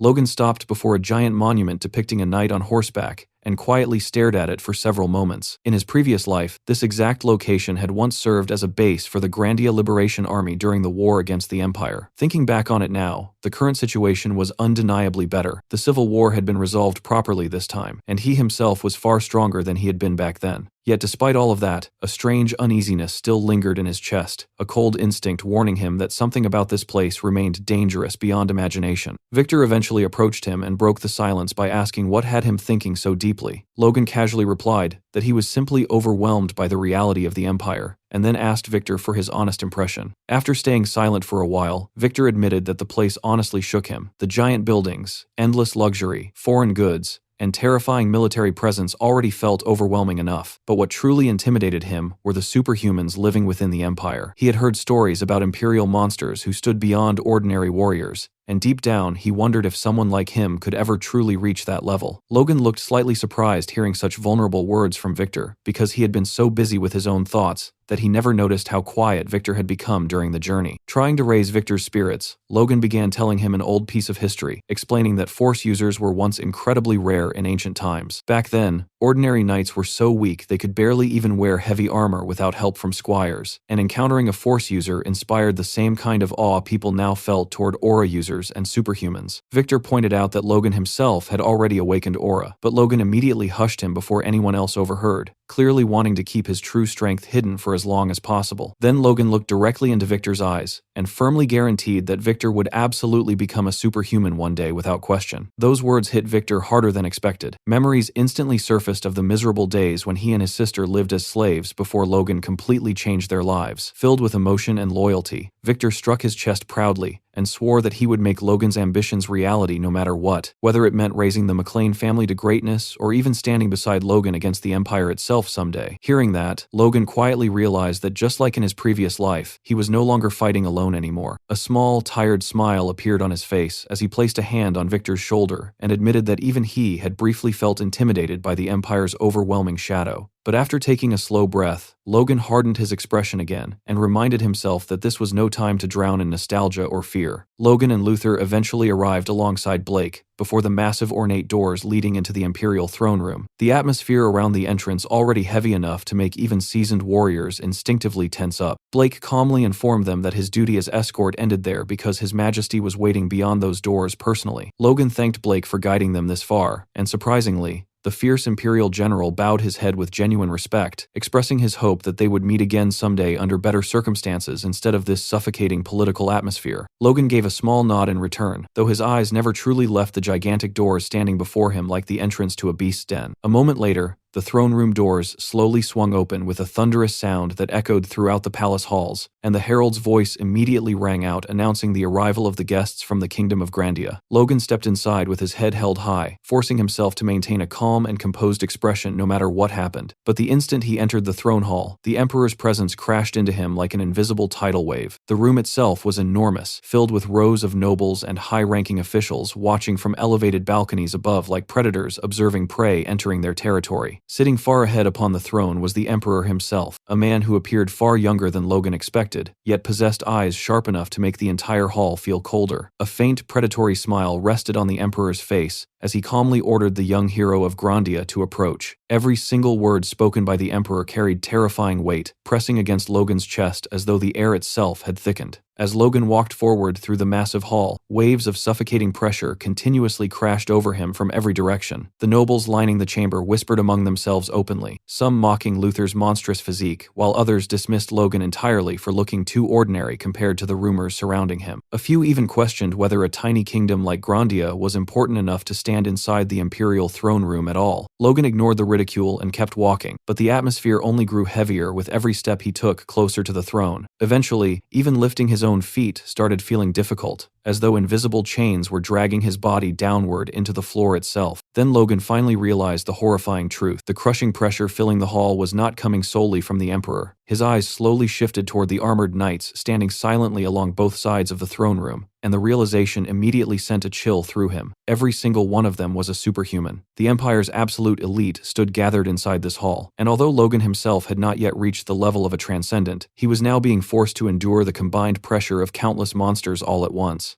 Logan immediately turned his gaze toward the right side of the throne hall, his instincts screaming under the crushing pressure filling the room. Standing there were 10 superhumans releasing overwhelming force without even trying to hide it, their presence alone making the atmosphere feel suffocating. His thoughts became heavier by the second as he estimated their strength. At least half of those monsters felt comparable to his own master, which honestly made his stomach sink a little. Internally, he quickly calculated the Empire's true military power, recalling that Asarion alone possessed 7 magic towers, 8 eastern core, and 7 western core. Even counting only the leaders, that already amounted to 32 superhumans. The realization genuinely shook him. He could not believe the gap between the Empire and the outside world was this absurdly massive. Then Logan's eyes slowly shifted back toward the Emperor, sitting upon the throne. Purple aura quietly leaked from the Emperor's body as naturally as breathing itself, and after silently staring at Logan for a few moments, the Emperor casually raised one hand. Instantly, one of the superhumans noticed the signal. The pressure in the air suddenly changed, and in the next moment, the already suffocating force collapsed entirely onto Logan like an invisible mountain crashing downward. The impact immediately forced one of Logan's knees to hit the ground. Sweat poured down his face as he struggled to breathe properly under the overwhelming weight pressing against his entire body. Meanwhile, the Emperor calmly observed him and remarked that he had heard many stories about Logan McLean, especially the rumor that he had killed a superhuman despite not being one himself. The Emperor admitted that after witnessing this much personally, it seemed Logan's reputation truly was not exaggerated. Logan slowly lifted his head despite the pain and looked directly toward the throne with sharp eyes, internally realizing this entire thing had been nothing more than a test from the beginning. Still maintaining composure, Logan humbly replied that he had merely been fortunate, but the Emperor clearly had no intention of stopping there. The Emperor casually stated that luck could easily be verified, and then called out a single name, Jerome. The moment Logan heard that name, his expression subtly changed as he instinctively looked toward the group of superhumans. One tall blonde man stepped forward immediately, before kneeling respectfully on one knee and responding to the Emperor's summons. The instant Logan saw him clearly, recognition struck like lightning. Jerome decayed. Without hesitation, the Emperor pointed directly toward Logan and ordered Jerome to compete against him. The declaration instantly shocked Logan. The Emperor calmly explained that he wanted to personally witness a clash between the Empire's rising hero and Grandia's famous young hero, to determine which of the two was truly more exceptional. Jerome accepted the order immediately, without even blinking, responding that he would obey His Majesty's command. Meanwhile, Logan slowly clenched his fist while frustration boiled inside him. The man had dragged him across nations only to throw him into a fight for entertainment without even asking once for his opinion. Looking at the Emperor calmly sitting on the throne, Logan finally realized this might have been the Emperor's intention from the very beginning. Before the tension could grow further, Luther suddenly stepped forward and loudly reminded the throne hall that Logan McLean had arrived as an official representative of Grandia, meaning such sudden demands completely ignored proper diplomatic etiquette. But before Luther could finish speaking, the Emperor interrupted him coldly and clarified that he had invited Logan McLean personally, not merely a representative from some small kingdom. Then the Emperor calmly asked Luther whether he intended to object to the imperial decree itself. The moment those words fell, Luther's entire body stiffened under the Emperor's pressure. Fear instinctively surged through him, and despite his pride, he immediately dropped to one knee before the throne. For a brief moment afterward, complete silence swallowed the entire hall. But to Luther's complete shock, Logan suddenly stepped forward and calmly declared that if His Majesty desired it, then he would comply with the request. Logan slowly rose back to his feet and added one important condition, stating that if any accident occurred during the clash, he trusted he would not be held responsible afterward. The moment those words echoed through the throne room, Jerome's expression hardened slightly, clearly irritated by what sounded like open arrogance from someone who had not even become a full transcendent yet. Meanwhile, the Emperor simply burst into amused laughter at Logan's response. Still smiling, he questioned what kind of accidents Logan possibly expected, casually explaining that he merely wished to witness the abilities of two promising young warriors testing each other. The Emperor then jokingly asked whether Logan truly intended to fight seriously inside the Imperial Palace itself. Logan quietly listened to the Emperor's words for a moment, before calmly replying that if they were going to clash anyway, then going all out would naturally make things far more entertaining. That answer only amused the Emperor even more. A wide grin spread across his face as he remarked that Logan truly seemed convinced he could actually win. Then the Emperor asked Jerome for his thoughts. The blondie boy immediately answered without hesitation, proudly declaring that he would never lose to some talented swordsman from a backwater country. Meanwhile, Logan silently stared at Jerome while countless thoughts ran through his head. He genuinely had not expected to meet this man so early. In the future, Jerome Decade would become known across the continent as the First Sword, the strongest aura user alive, and eventually, one of the central pillars of the Grandia Liberation Front itself. Soon, the scene shifted toward the massive training grounds located within the Imperial Palace itself. News about the duel had already spread throughout the palace, and nobles, knights,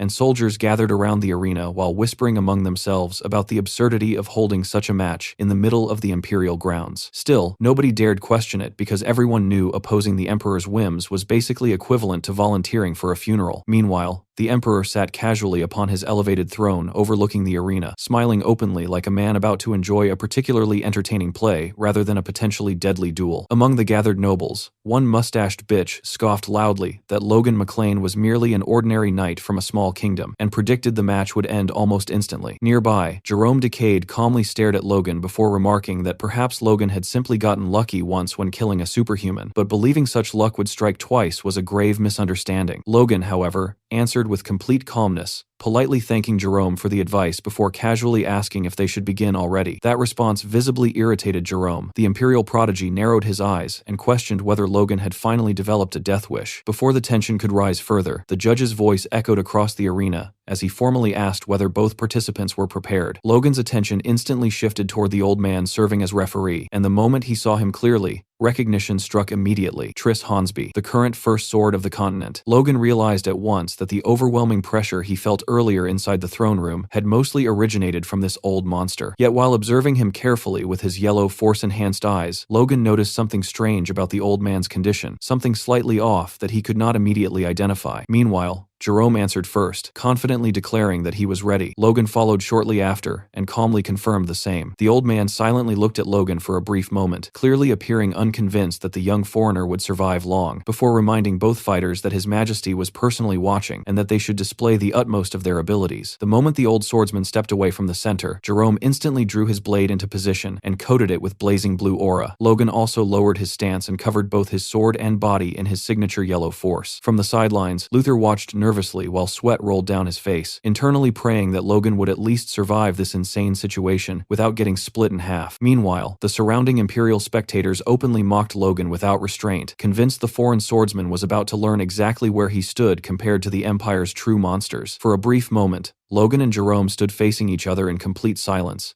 neither side moving an inch as the tension between them thickened across the arena. Then, in the very next second, both fighters exploded forward from their positions simultaneously. While charging ahead, Logan's thoughts remained cold and focused. He acknowledged internally that the future First Sword of the continent truly was powerful, and at his current level, Logan could not yet compare to the monster Jerome would eventually become 20 years later. But this version standing before him now was still incomplete. This was not yet the invincible swordsman feared across the continent. Their swords collided head-on with a deafening shockwave. The force behind both attacks turned out nearly identical, causing the surrounding spectators to freeze in disbelief.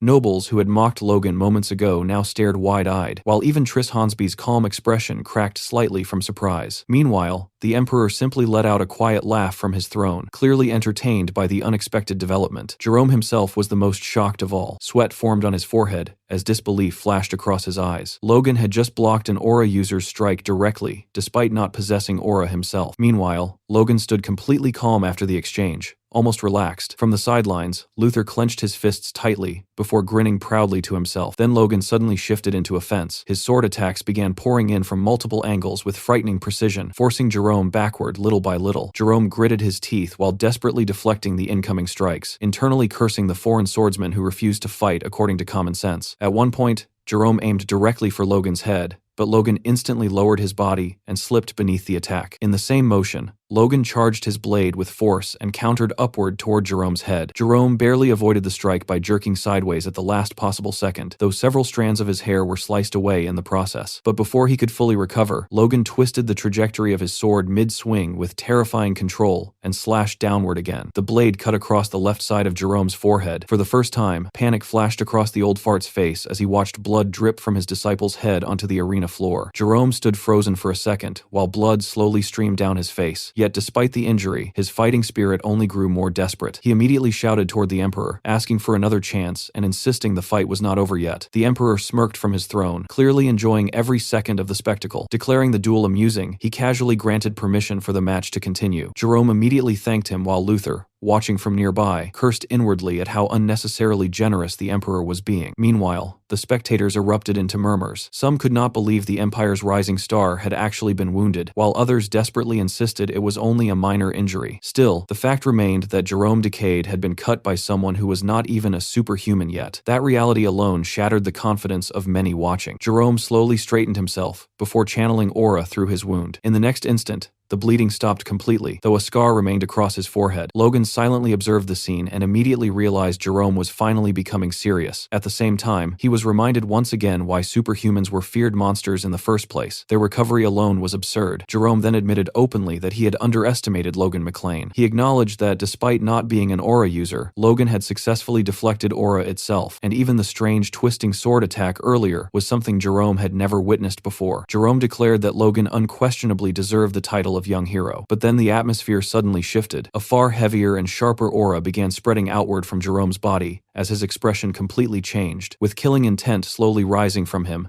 Jerome warned Logan to prepare himself for what came next. Logan immediately felt the pressure in the air intensify, yet instead of panicking, he calmly tightened his stance and steadied his breathing. Inside his mind, only one thought remained. This was his chance. Right here, right now. He would crush the future first sword of the continent before that legend could fully rise.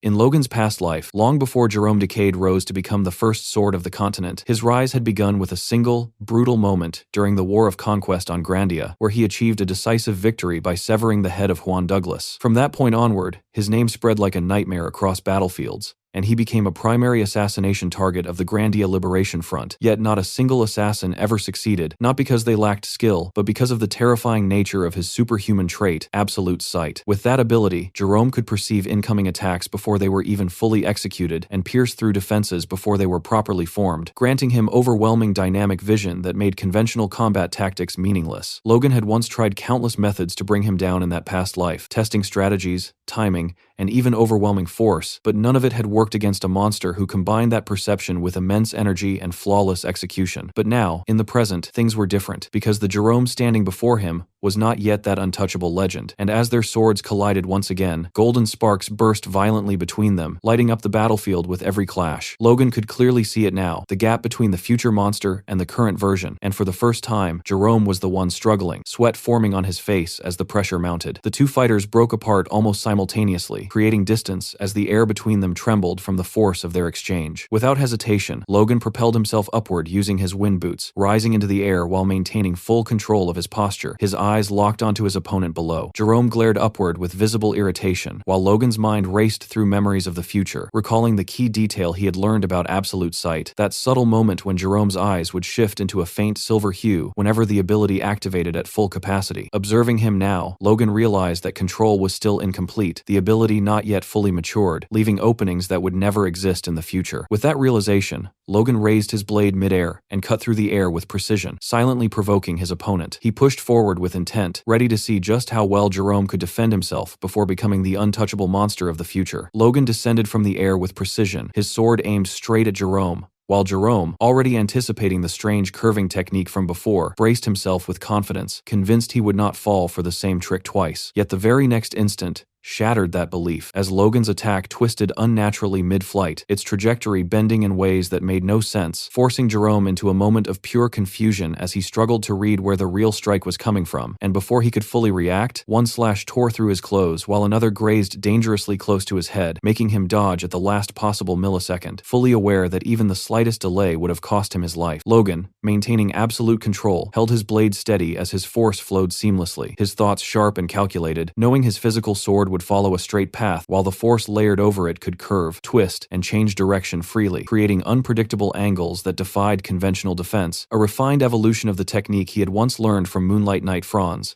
now perfected to the point where every imperfection had been erased. Jerome barely managed to block a whip-like strike, but the sheer force behind it knocked his blade back, and before he could recover, Logan was already closing in from another angle, charging forward with overwhelming momentum, forcing Jerome to react instantly by ducking low and rushing in, narrowly slipping past Logan's strike, a move that irritated Logan as it disrupted his flow. The fight descended into close combat as Jerome dropped low and attempted to sweep Logan off his feet, but Logan reacted with fluid precision, leaping cleanly over the attack and immediately countering with a downward slash, an attack that for a brief moment seemed to land, drawing a shout from Jerome, only for it to be revealed that Jerome had barely managed to block at the last instant, pushing Logan back and creating distance once again. Breathing heavily, Jerome stared at Logan with disbelief, unable to accept that a mere force user was pushing him back like this in front of the Emperor, his grip tightening around his sword as determination surged, knowing he had to reclaim control of the battle. With a burst of blue aura, Jerome launched himself forward, channeling his full power, while Logan, in that same instant, noticed the subtle but critical change, the faint silver light forming in Jerome's eyes, a clear sign that absolute sight was beginning to stabilize and sharpen, making Logan realize that the window to dominate this fight was rapidly closing. Instead of hesitation, a sharp smile formed on Logan's face as he accelerated forward, fully aware that he had to crush Jerome now before that ability matured any further, and in the next instant, Logan's speed spiked to another level, his movements leaving behind after images that fooled Jerome into striking nothing but air. The moment Jerome realized he had cut through an illusion, his instincts screamed, but it was already too late, as Logan had appeared behind him, his presence overwhelming and suffocating, while his mind rapidly broke down the methods to counter absolute sight, knowing brute force or magic could work, but speed was the most reliable answer, speed so overwhelming that even foresight could not keep up. Logan unleashed a relentless barrage, moving like a phantom, each strike flowing into the next with terrifying fluidity, forcing Jerome into a purely defensive state, where all he could do was block and evade without any chance to counterattack. The battlefield escalated to a level where our MC's movements became nearly invisible to ordinary eyes, leaving the spectators stunned as they struggled to comprehend what they were witnessing, unable to believe that the Empire's rising star was being pushed back so decisively, while Luther watched with clenched fists, silently urging Logan forward, refusing to let him falter. And yet, even amidst that overwhelming assault, Logan felt a flicker of irritation, because despite everything, Jerome was still managing to block and dodge each attack at the edge of impossibility, proving that even in this incomplete state, he was already a monster in the making. Logan suddenly shifted his approach, loosening his grip on the sword before driving it straight into the ground between himself and Jerome, an action so unexpected that Jerome froze for a split second, unable to understand the intention behind such a move, his eyes narrowing in confusion as he wondered what Logan was trying to accomplish. Logan, however, had already made his decision, his thoughts cold and precise as he prepared the next strike, silently daring Jerome to try and block what was coming. In the very next instant, he poured an overwhelming amount of force into the ground itself, and the result was catastrophic, the earth erupting like an explosion beneath them as debris and shockwaves blasted outward in all directions. From within that eruption, a concentrated strike shot upward with terrifying speed, launching directly toward Jerome from below, and before Jerome's absolute sight could fully process the angle of the attack, it had already reached within mere centimeters of his right eye. A violent explosion followed, shaking the battlefield and leaving the spectators completely stunned, their jaws dropping as dust and fragments filled the air. When the chaos finally settled, the sight that emerged left everyone frozen in disbelief. Jerome's sword had slipped from his grasp, his body collapsing down to his knees, while Logan remained standing with his blade still embedded in the shattered ground. A horrified voice rang out from the crowd, calling Jerome's name, and in that moment, the truth became clear. Jerome had lost his right eye during the exchange, a wound so severe that even he struggled to process it. Logan himself wasn't untouched, as he coughed up blood, the recoil of the clash and Jerome's final counterattack having taken its toll. Yet even in that state, his expression remained steady. He acknowledged the reality in his mind, that even while losing an eye, Jerome had still managed to strike back, proving beyond doubt that he truly deserved the title he would one day claim, the first sword of the continent. And yet, despite that, Logan allowed himself a faint smile, knowing that he had achieved exactly what he came for. He had crippled Jerome's growth at this crucial moment. That brief moment of silence was suddenly shattered by a furious voice, filled with rage at what had just transpired, condemning Logan for daring to harm one of the Empire's greatest talents. In an instant, a figure surged forward with overwhelming speed, crashing into Logan and pinning him down against the ground before he could react. The attacker revealed himself as Triss Hornsby, his anger unmistakable as he drew his blade and pointed it toward Logan, declaring with cold fury that Logan would pay for this sin with his life.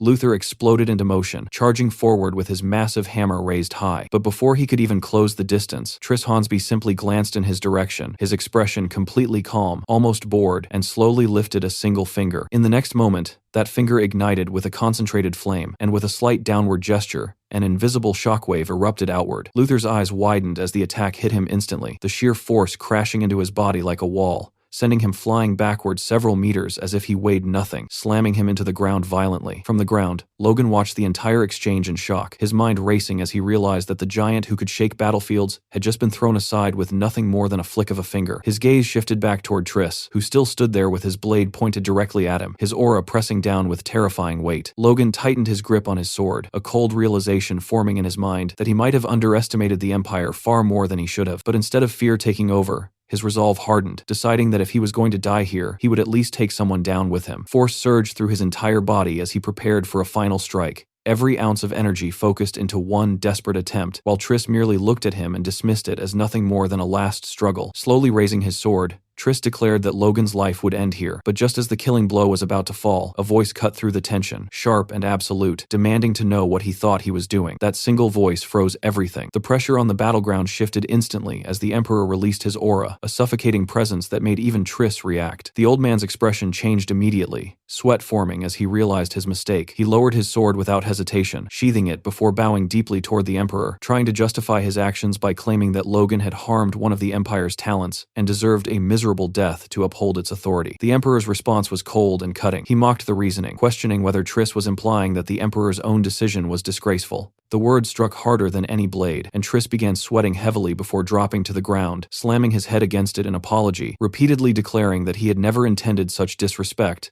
and had only acted in the Empire's interest. The Emperor's gaze sharpened as he spoke again, making it clear that he himself was the Empire, and any action taken against his will could not be justified as loyalty. Triss continued to bow and strike his head against the ground, blood beginning to form from the repeated impact as he admitted his failure and acknowledged that he had crossed the line. Nearby, Luther, now barely back on his feet, watched the scene in stunned silence, unable to believe what he was witnessing, while Logan observed everything with equal disbelief, realizing that the so-called First Sword of the Continent was bowing this deeply, without resistance. After a moment, the Emperor finally spoke again, stating that since Triss had recognized his mistake before it was too late, he would take his long service into account. Logan, watching closely, initially thought that such a figure would not receive any severe punishment, but the Emperor's next words proved otherwise. He declared that Triss would be stripped of his authority over the Imperial Knights and would forfeit his title. Even then, Triss only responded with gratitude, thanking the Emperor for his mercy. Logan stared at him in shock, unable to fully process how a superhuman of that level could submit so completely, questioning whether authority alone could truly force someone that powerful to yield like this. The Emperor then turned his attention back to the situation at hand, calmly stating that Jerome's injuries, though unfortunate,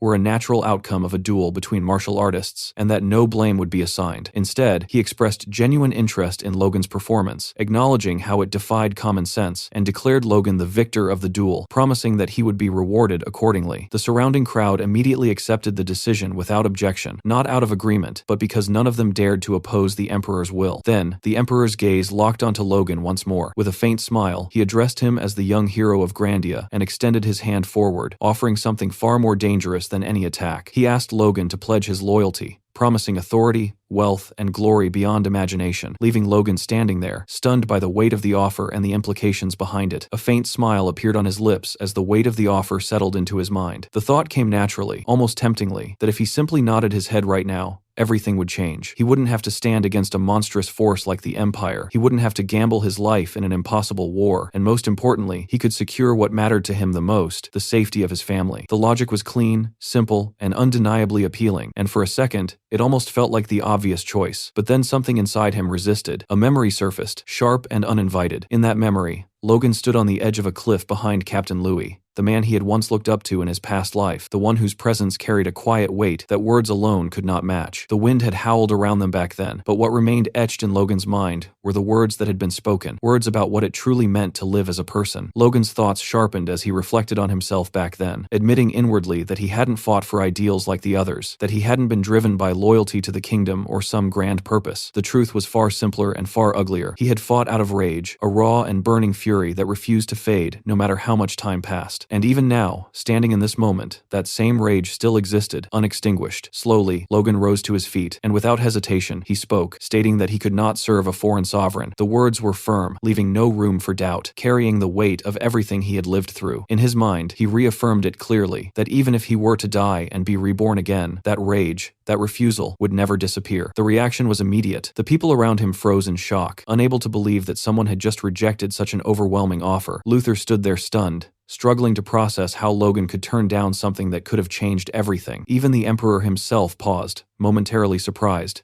his expression shifting as he studied Logan more closely. Their eyes met, and what the Emperor saw there was not hesitation, not fear, but unwavering resolve. A slow smirk formed on his face, and in the next moment, he burst into loud laughter, clearly amused, remarking that it had been a long time since someone had refused him. Rising from his seat, he admitted that the refusal only made him want Logan even more. Turning slightly, he dismissed the tension of the moment, stating that Logan had already shown him something remarkable, and that was enough for now. He then gave Logan time, telling him to remain in the palace a little longer, to experience the Empire firsthand, confident that once Logan truly understood what he stood to gain, his decision might change. And with that, the Emperor turned and left for his chambers, leaving behind a hall filled with shaken silence and a decision that had just shifted the course of everything. Sometime later, a bishop approached Logan and introduced herself as Plantace, a servant of Lord Acheron, the god of gold and commerce, saying it was an honor to meet him. Logan calmly replied that his injuries were not very severe and apologized for troubling her, but the bishop gently dismissed his concern, explaining that his imperial majesty had already compensated her more than enough, so there was no need for him to feel burdened. As she leaned in to examine his wounds, Logan couldn't help but think how absurd the situation was, realizing that the Emperor had summoned not just a high-ranking disciple, but an actual bishop of the 9 great gods just to treat his injuries. Still, he stayed composed and asked about Jerome de Caide. The bishop paused briefly before explaining that Jerome's wounds were healing unusually poorly and that unfortunately, they had been unable to treat his right eye. Logan reacted with visible shock, but internally, he felt a quiet sense of relief. The bishop then urged him to focus on his own treatment first, warning that wounds inflicted by aura could have delayed effects. She raised her hand over his injured ribs and began chanting a divine spell. In the next instant, a soft glow enveloped the wound, and Logan felt the difference immediately. Looking at the light surrounding him, he realized this was divine power, slightly different from what he had witnessed during Stella's naming ceremony. Within moments, the pain vanished completely, and even his internal injuries were healed. Logan was genuinely surprised, acknowledging inwardly that the effect was undeniable. The bishop, observing him, remarked that it was her first time seeing aura dispelled so cleanly, suggesting that his body must be exceptionally resilient. Logan thanked her politely, though in his mind he knew the truth, that he had already forced out the remaining aura using his force core. As he began putting his shirt back on, the bishop suddenly asked if he was from Grandia. Logan confirmed it and questioned why she asked. The bishop rested her chin on her hand, hesitating slightly, before mentioning that she had heard a rather strange story from Grandia Parish. Logan's interest sharpened as he asked what kind of story it was,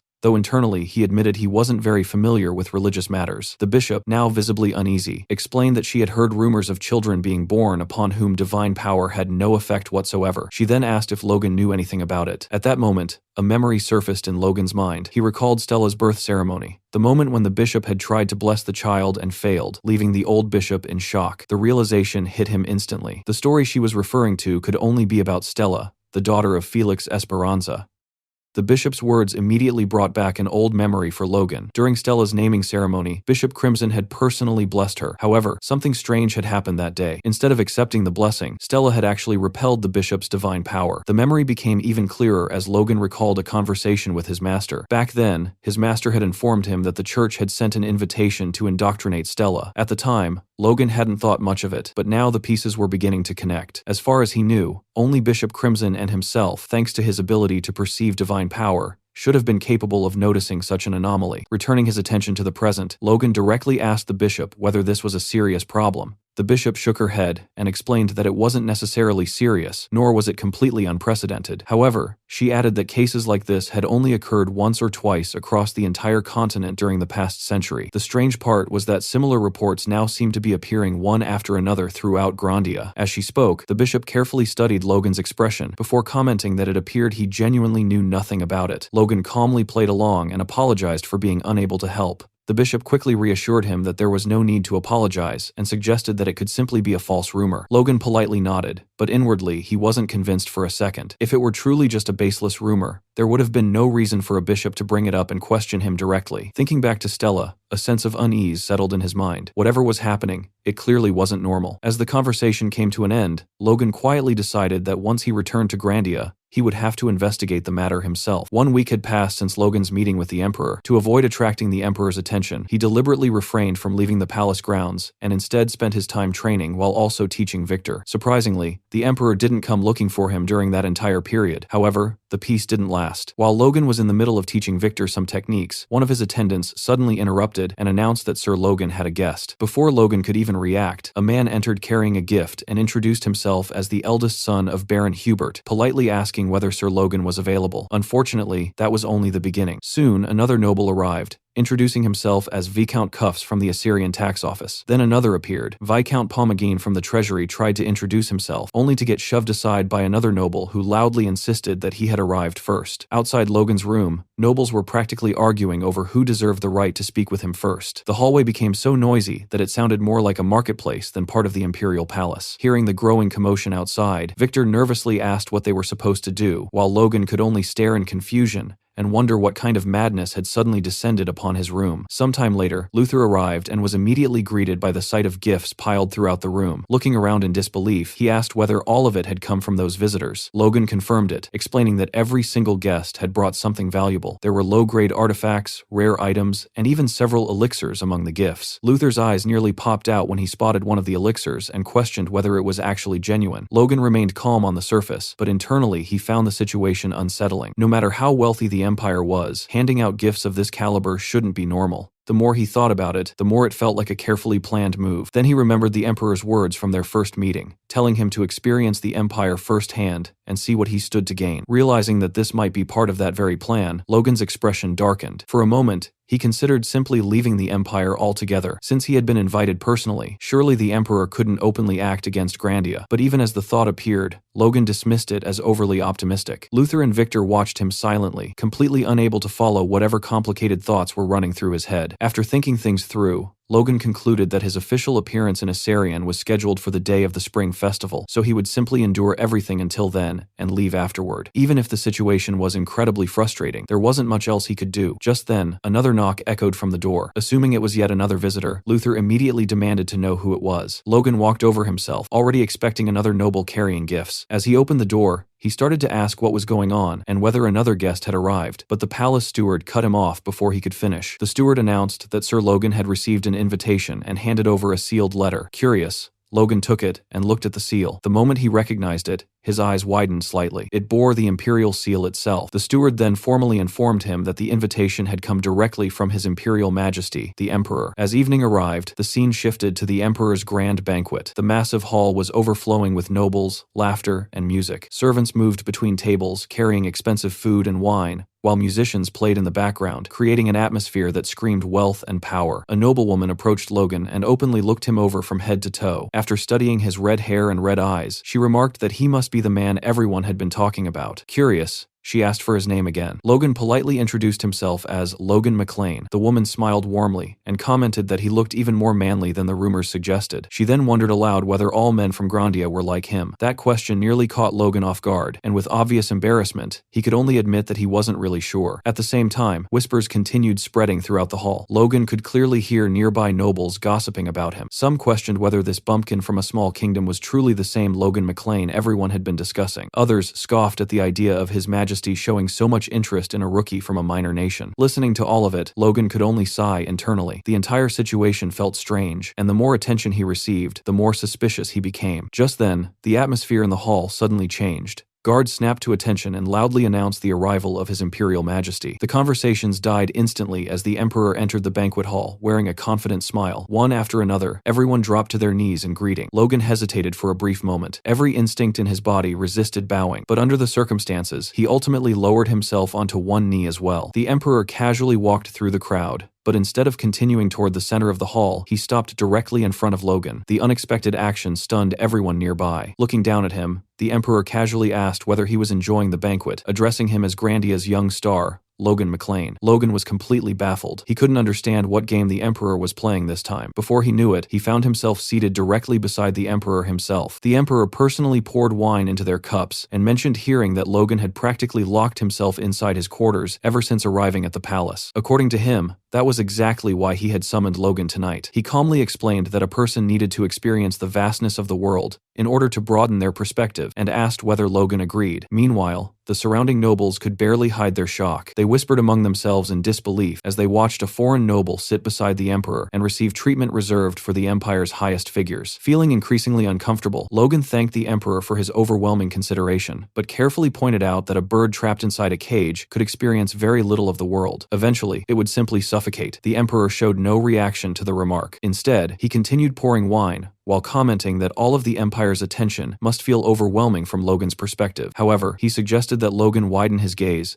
and consider another possibility. What if it wasn't the Empire restraining him? What if the kingdom itself was the real cage holding him back? The question left Logan completely speechless. Then, as if changing the subject entirely, the Emperor glanced down at his wine glass and remarked that it was far too small. He immediately ordered a subordinate to bring something larger. A short time later, servants returned carrying large soup bowls instead of cups. Without hesitation, they began filling the massive bowls with expensive wine. Watching the scene unfold, Logan could only stare in disbelief and wonder if the Emperor genuinely intended to drink rare wine from bowls big enough to serve soup. Still seated beside the Emperor, Logan finally decided to ask the question that had been bothering him. He asked why His Majesty was going to such lengths for someone like him. Surely the Empire, a nation overflowing with powerful warriors and talented individuals, had no shortage of people far greater than him. The Emperor calmly acknowledged that such people certainly existed for now. However, he pointed out that even Triss Hornsby, the current first sword of the continent, had never displayed such extraordinary ability at Logan's age. In the Emperor's eyes, Logan possessed the potential to surpass even that legendary figure one day. Because of that, he openly declared that Logan's value to him alone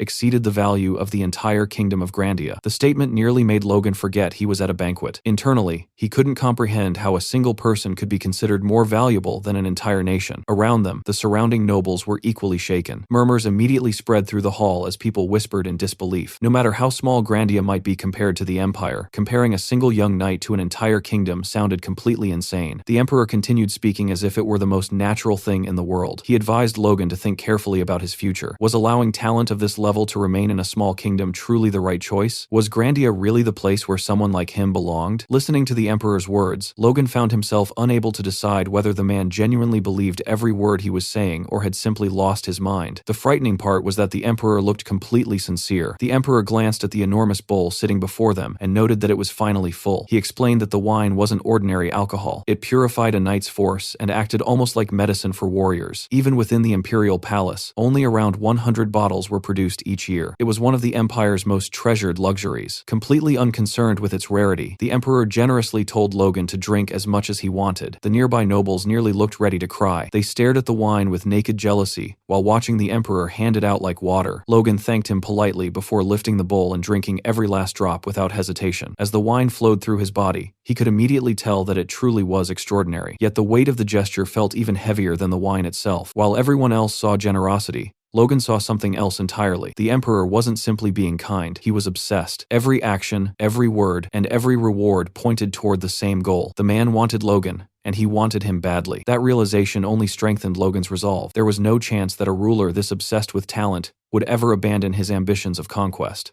Logan understood the consequences immediately. If he accepted the Emperor's offer and became part of the Empire, he wouldn't be allowed to stand safely in the background. To prove his loyalty, he would inevitably be forced to lead the charge against Grandia itself. After draining every last drop of the precious wine, Logan set the bowl down and looked directly at the Emperor. There wasn't even the slightest hesitation in his eyes anymore. The Emperor had offered him power, wealth, status, and a future beyond anything Grandia could provide. But Logan had already made his decision. Calmly yet firmly, he declared that his kingdom and his family meant everything to him, and because of that, he respectfully asked His Majesty to withdraw the offer. For the first time that evening, the Emperor looked genuinely surprised. The lively atmosphere of the banquet instantly died. Moments ago, the hall had been filled with music, laughter, and conversation, but now a suffocating silence spread through the room. Every noble present stared at Logan in disbelief. Some looked shocked, others horrified. Countless people would have thrown themselves at the Emperor's feet for such an opportunity, yet this young man from Grandia had just rejected it without hesitation. One of the nobles stepped forward and respectfully asked for permission to speak regarding a certain matter. The Emperor slowly shifted his gaze toward him and asked what it was, addressing him as Duke Travis. The Duke explained that he had recently heard a rather interesting story involving Grandia and believed His Majesty would find it worth hearing. The moment Logan heard that, a bad feeling immediately crept into his mind. His eyes locked onto Duke Travis, and he couldn't help wondering what that old geezer was planning to say. Meanwhile, the Emperor's interest was clearly piqued. Since the topic involved Grandia, he ordered the Duke to continue. Looking directly at Logan, Duke Travis revealed that the story originated from the time Sir Logan McLean had suppressed the civil war in Grandia. The moment those words left his mouth, Logan's heart sank. Of all the things the Duke could have brought up, it had to be the civil war. Duke Travis calmly continued, explaining that during that conflict, Logan had created a special weapon unlike anything that had ever existed before. The effect of those words was immediate. The Emperor's relaxed demeanor vanished completely, and his expression turned deadly serious, demanding further clarification and asking exactly what kind of weapon Duke Travis was talking about.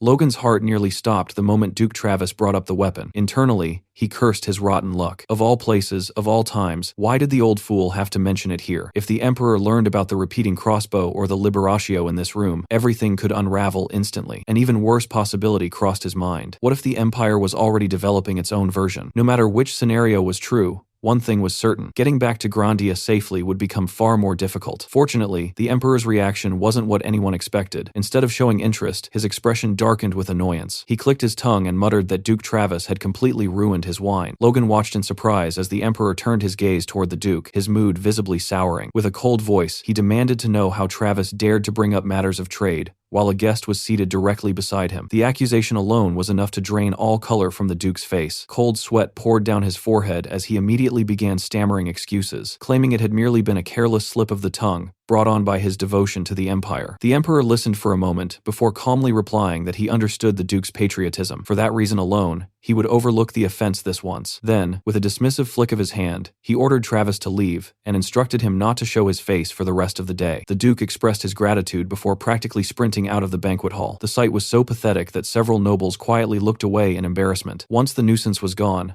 the Emperor immediately returned his attention to Logan as though nothing had happened. He dismissed the entire incident as a meaningless discussion, not worth dwelling on, and encouraged Logan to simply enjoy himself. There was no need to concern himself with trivial matters. Instead, he should take this opportunity to properly experience the Empire and later share his honest thoughts about it. Then a faint smile appeared on the Emperor's face, though there was something unsettling hidden behind it. In a calm voice, he reminded Logan to keep his previous offer in mind, because it still stood. The invitation had not been withdrawn. Logan remained silent throughout the entire exchange. Outwardly, he showed no reaction, but inwardly, every alarm bell in his head was ringing. The Emperor's obsession with recruiting him hadn't faded in the slightest. If anything, it seemed to be growing stronger. A few days later, back at his mansion, Logan trained relentlessly. His sword carved through the air in rapid arcs, while violent bursts of force exploded from every swing. Ever since meeting the Emperor, he had thrown himself into training whenever possible, partly to strengthen himself, and partly to distract his mind from everything that had happened inside the palace. In the end, the Emperor had completely ignored his request to withdraw the offer. Still, Logan couldn't deny that the man's confidence had eased one particular concern. Someone who ruled with such overwhelming certainty probably wouldn't immediately hunt him down the moment he left after the spring festival. That thought brought him some comfort, but it wasn't enough to calm the growing problem inside his own body. His force core was becoming unstable. Every encounter with the Empire's superhumans had pushed it further, and now it trembled more violently than ever before. The sensation was impossible to ignore. Logan could feel the threshold approaching with every passing day, and for the first time in his life, he found himself desperately suppressing a breakthrough rather than chasing one. The temptation was enormous. All it would take was a single moment of carelessness, and he could awaken into a superhuman right here and now. Yet that was precisely what he couldn't allow. The Emperor's eyes were still on him. If he awakened inside the Imperial Palace, there was no guarantee he would ever be allowed to leave. The mere thought made Logan Logan grimace. His imagination immediately painted a future he wanted no part of. He could practically see himself begging before the Emperor, while the ruler smiled in satisfaction, congratulating him on finally becoming a superhuman and declaring that the Empire clearly suited him better than Grandia. The vision only grew worse from there. He imagined himself trapped inside the Empire indefinitely, while Luther and Victor returned home without him. No matter how absurd the scenario sounded, it sent a chill down his spine. Logan shook his head and tightened his grip on his sword. No, he couldn't afford to lose control now. If anything, this delay might become an advantage. Luther's words from long ago resurfaced in his mind. Awakening wasn't something that could simply be copied after witnessing it. If it were that easy, every talented knight would become a superhuman. Since he was being forced to wait anyway, perhaps he could use the time to prepare for an even greater transformation later. That realization steadied his breathing. He wasn't falling behind, he was preparing. Just as Logan began settling back into his training, the doors to the training grounds suddenly burst open. Victor hurried inside,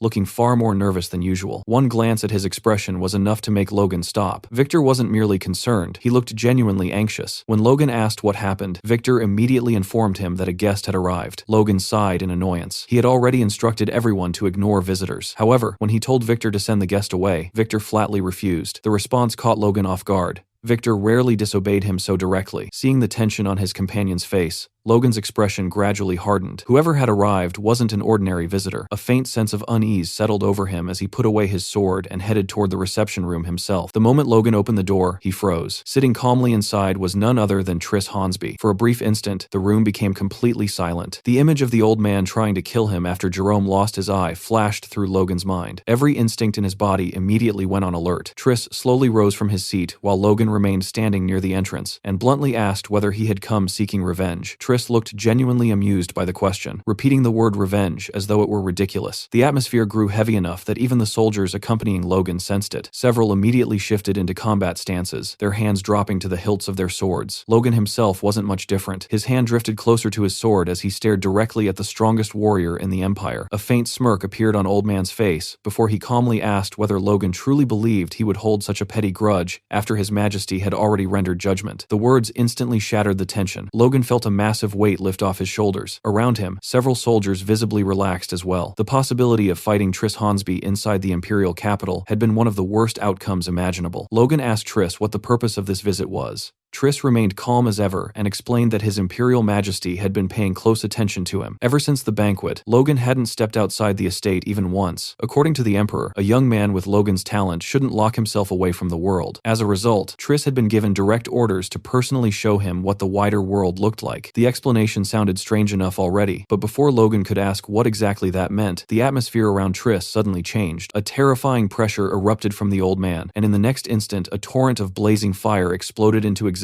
above him. The flames roared like a living beast as they surged across the room, instantly surrounding Logan from every direction. The reception hall disappeared beneath a sea of fire. The walls, ceiling, and floor seemed swallowed by an inferno so vast that Logan's heart skipped a beat. For the first time since Triss arrived, genuine shock crossed his face. He couldn't believe what he was seeing. The flames looked completely real. They moved like real fire, radiated heat like real fire, and consumed the entire room as if reality itself had been set ablaze. Yet Triss stood calmly within the flames and explained that this wasn't ordinary fire. It was the materialization of spirit. Hearing that only made Logan even more stunned. Mere spirit taking physical form to such a degree should have been impossible. However, Triss gave him no time to process it. Instead, the old swordsman coldly warned him to focus. If his concentration slipped even slightly, his soul could be destroyed. The warning proved no exaggeration. The flames pressed inward from every direction, and Logan immediately felt as though he had been thrown into the heart of a volcano. The heat was unbearable. Every instinct in his body screamed in agony as he struggled to remain conscious. He could practically feel himself being consumed alive. Yet right when the pressure reached its peak, his force core suddenly reacted. A brilliant golden light erupted from within him, expanding outward and forming a protective barrier around his body. The raging spiritual flames crashed against the golden force but failed to penetrate it. Logan clenched his teeth and poured every ounce of strength he possessed into maintaining the defense, while Triss observed the reaction with no interest. Then, without hesitation, the old man directed the full force of the inferno directly against the barrier. Massive waves of spiritual fire slammed into the golden shield one after another. Each impact shook Logan to his core, forcing him to wonder wonder if his force core was finally beginning to fail, but as the struggle continued, something strange caught his attention. Despite the overwhelming heat, his clothes remained untouched. Not a single thread had burned. The realization hit him instantly. This wasn't physical fire. His body wasn't being harmed at all. The only thing under attack was his soul. The moment he understood that fact, his panic vanished. Logan raised his head and stared directly at Triss. If this attack targeted the soul rather than the body, then there was only one technique he possessed that might be capable of opposing it. Deep within his memories rested a secret sword technique, unlike anything else in the world. It was a technique capable of cutting through abilities themselves, a technique that could sever aura and create wounds. Even divine magic struggled to heal. Rising to his feet, Logan unleashed the divine sword fourth form, Scorching Slash. Instantly, an overwhelming wave of power erupted around him. Golden force exploded outward in every direction, tearing through the sea of flames like a hurricane ripping apart a storm. The inferno that had engulfed the room was blown away completely. For the first time since arriving, genuine shock appeared on the old geezer's face. He stared at Logan as though he had just witnessed something impossible. He couldn't understand what had happened. He couldn't understand how a young knight, who wasn't even a superhuman, had shattered a spiritual technique that should have overwhelmed him. Logan simply looked back with a small knowing smile, offering no explanation whatsoever. The brief silence that followed lasted only a moment. Triss suddenly raised a finger and pointed directly at Logan. Instantly, Logan's instincts screamed danger. Every nerve in his body tensed as he prepared himself for another attack. But what happened next was beyond anything he expected. Triss calmly sliced his finger downward through empty air. There was no visible attack, no explosion, no wave of force. Yet the moment the gesture was completed, Logan felt a horrifying sensation consume him. It was as if an invisible blade had passed directly through his body. For a split second, he truly believed he had been cut in half. Agonizing pain exploded through every inch of his being. His body felt as though it had shattered into countless fragments. His arms, legs, torso, and even his consciousness seemed to break apart and scatter. Logan couldn't even understand what was happening. It felt as though he was being butchered piece by an attack he couldn't see or comprehend. Panic threatened to overwhelm him. Was this how he died? Was he about to be torn apart without even understanding what had killed him? Yet even as the sensation of destruction spread through him, Logan refused to surrender. He gritted his teeth and forced every ounce of power he possessed to erupt outward. Slowly, impossibly, the shattered pieces began to return. The fragments of himself that felt scattered across existence gradually reassembled. Piece by piece, he forced himself back together through sheer willpower alone until the horrifying sensation finally subsided. When the nightmare ended, Logan found himself collapsing to one knee. Sweat poured from his body while his breathing became ragged and uneven. Immediately, Victor and the others rushed toward him in alarm, asking if he was all right. Their reactions confused him at first. Looking around, Logan quickly realized that none of them had seen what had happened. To everyone else, only a few moments had passed. Triss stood calmly nearby and finally explained the technique. It was called the Soul Blade, a specialized sword strike capable of directly cutting the soul itself. According to him, only aura users who had approached the absolute pinnacle of power could begin learning such a technique. Having delivered his demonstration, Triss turned and began walking away. Before leaving, he casually remarked that if Logan truly wished to learn powers like these, he only needed to remain within the Empire. Still kneeling on the floor and burning with frustration, Logan internally cursed him. Meanwhile, Triss continued glaring at him with an expression darker than before. As he walked out, he arrived at a disturbing conclusion. Logan had resisted every technique shown to him. The spiritual flames had failed. Even the soul blade hadn't broken him. This wasn't merely talent anymore. This was a threat. And in old man eyes, if Logan could not be brought under the Empire's control, then he would have to be eliminated.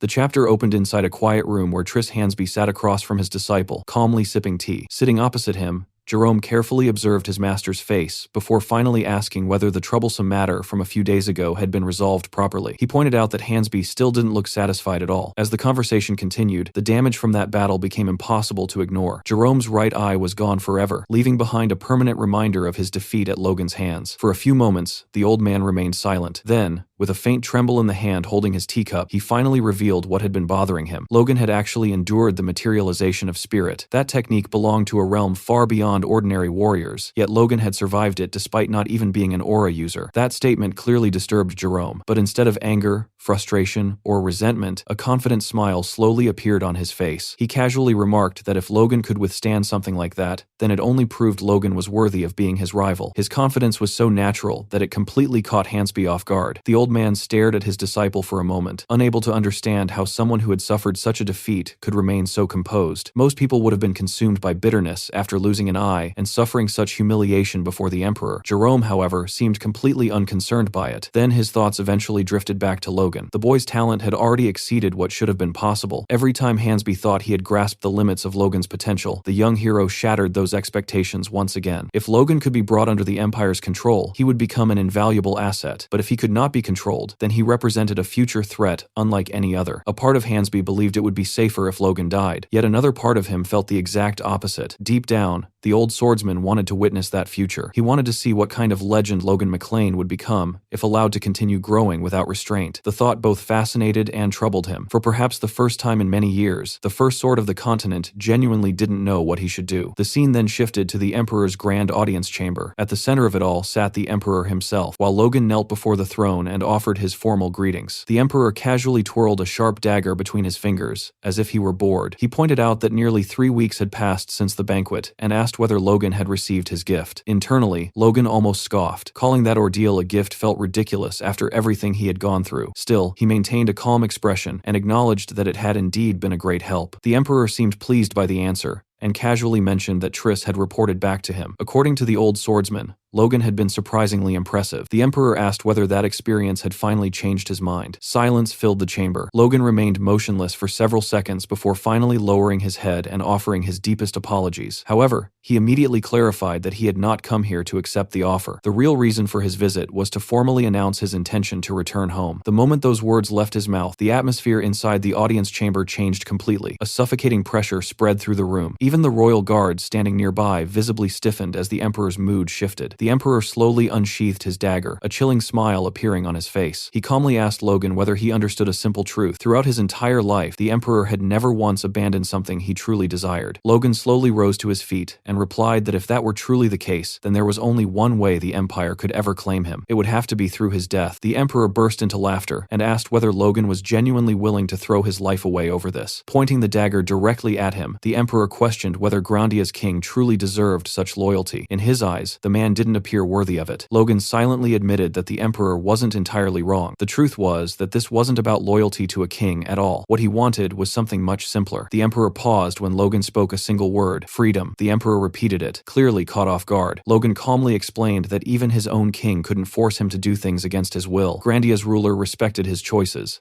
The Empire, however, was different. If he remained here, his future would no longer belong to him. However, that is not the case for the Emperor. For several seconds, the Emperor simply stared at him. Then, to everyone's surprise, he threw his head back and laughed even harder than before. The idea seemed genuinely amusing to him. Logan was apparently willing to ignore his own king whenever he pleased, yet still wanted to return home. When the Emperor asked if that was really the truth, Logan answered without hesitation that it was. The Emperor shook his head in disbelief. He wondered aloud whether Logan had completely lost his mind. Yet, instead of anger, there was amusement in his voice. Logan watched silently as the Emperor continued laughing, seemingly entertained by every answer he had received. Eventually, the Emperor declared that he would grant Logan's request. He would allow him to leave the Empire and return home. For the first time during the conversation, Logan was genuinely surprised. He hadn't expected things to resolve so easily. For a brief moment, he wondered if that was truly all there was to it. Then the Emperor drove the dagger deep into the table beside him. With his face twisted, the Emperor says that while he was willing to grant his departure, there would be one condition attached. The next day,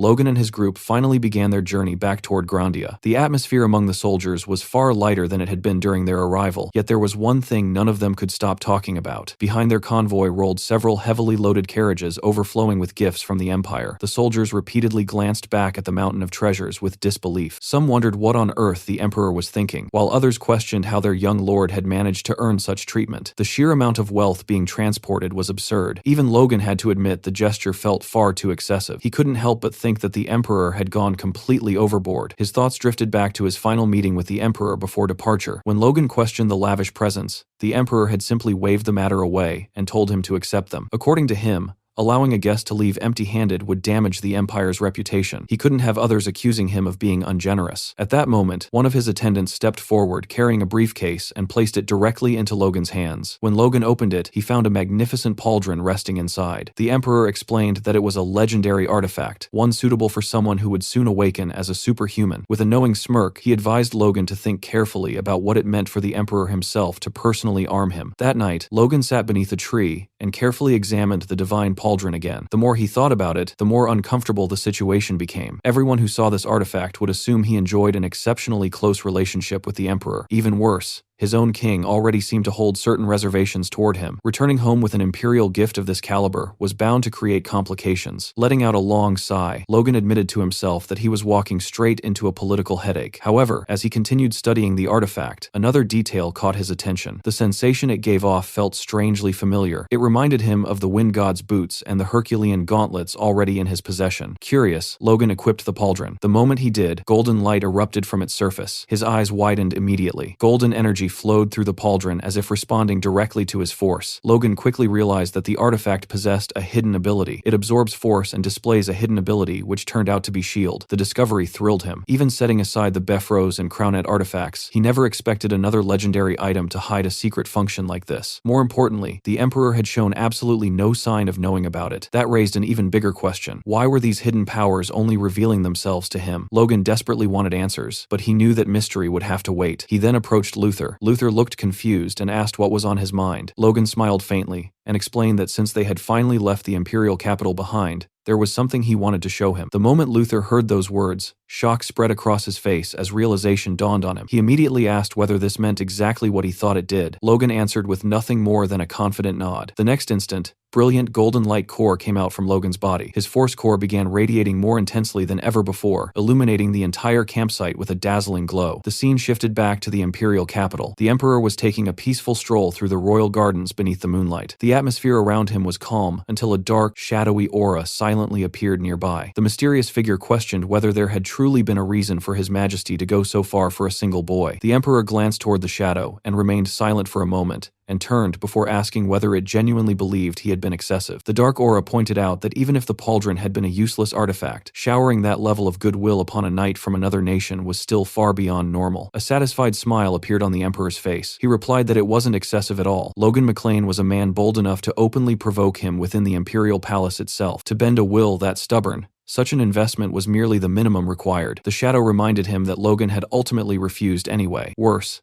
there was a very real possibility that he would one day stand against the Empire as an enemy. The Emperor dismissed the concern. If that day ever arrived, he would simply crush him then. To him, the matter was that simple. The dark aura then shifted the conversation, informing him that the second imperial prince intended to take action in Grandia. The Emperor's expression changed slightly. He asked whether Barros was truly planning such a thing. The shadow confirmed it and warned that, given the prince's personality and ambitions, there was a dangerously high chance he would eventually become their enemy. After a brief pause, the Emperor waved away the warning just as casually as before. For now, there was no need to interfere. Continuing his stroll through the garden, the Emperor declared that they would simply wait and watch. Young talents naturally grew stronger when forced to clash against one another. Whether it was Logan, Jerome, or even Prince Barros, conflict would only sharpen them further. Looking up at the night sky, a smile slowly spread across his face. Deep down, he found the entire situation entertaining. Watching gifted individuals collide, struggle, and evolve was one of the few things that genuinely interested him. Whatever happened next in Grandia, the Emperor already knew he was going to enjoy the show.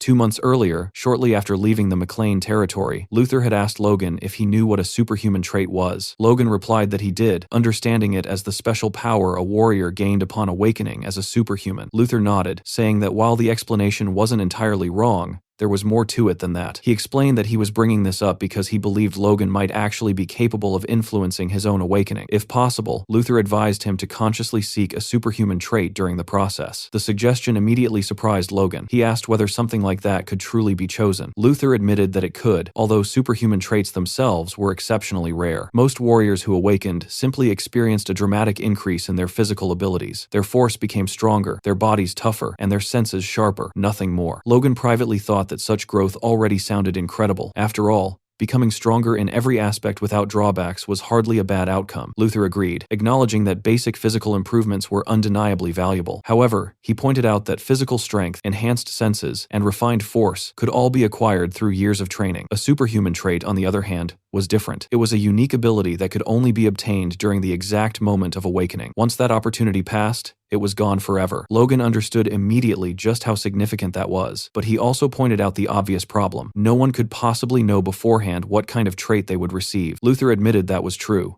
Yet he explained that the process wasn't entirely random either. To prove his point, Luther shared his own story. Since childhood, he had always desired overwhelming power. More than anything else, he had longed for the strength possessed by the giants from the age of myths. He wanted enough power to shake the world itself. That single desire had shaped every aspect of his training and determined the path he walked as a warrior. Then, when his long-awaited awakening finally arrived, his body transformed exactly as he had wished. He gained the strength of giants, and his body even grew another 50 centimeters taller during the process. Hearing this, Logan couldn't help but stare at Luther's enormous frame and realize something absurd. If Luther had grown another 50 centimeters during his awakening, then he must have already been at least 250 centimeters tall before awakening in the first place. Luther eventually concluded by explaining that a person's deepest desires, ambitions, and the life they had lived until that point ultimately shaped their superhuman trait. Looking directly at Logan, he asked what form Logan's own desires would eventually take. Back in the present, Logan stood alone in the middle of an open plain, as faint golden light gathered around him. As his awakening began, his thoughts naturally returned to Luther's words. He considered the unique nature of Lux, his treasured sword. The natural magic embedded within the blade was time acceleration. Because of that, Logan initially wondered if his own trait would manifest as something related to speed. However, he immediately rejected the idea. Speed alone would never be enough to overcome the enemies awaiting him in the future. The opponents he was destined to face were monsters beyond imagination. To defeat them, he needed something greater. He needed the power to surpass every limit placed before him. He needed the strength to shatter all boundaries and continue growing endlessly. That desire itself became the foundation upon which he based his awakening. Suddenly, a brilliant golden aura erupted around Logan, shining so intensely that several nearby soldiers instinctively shielded their eyes.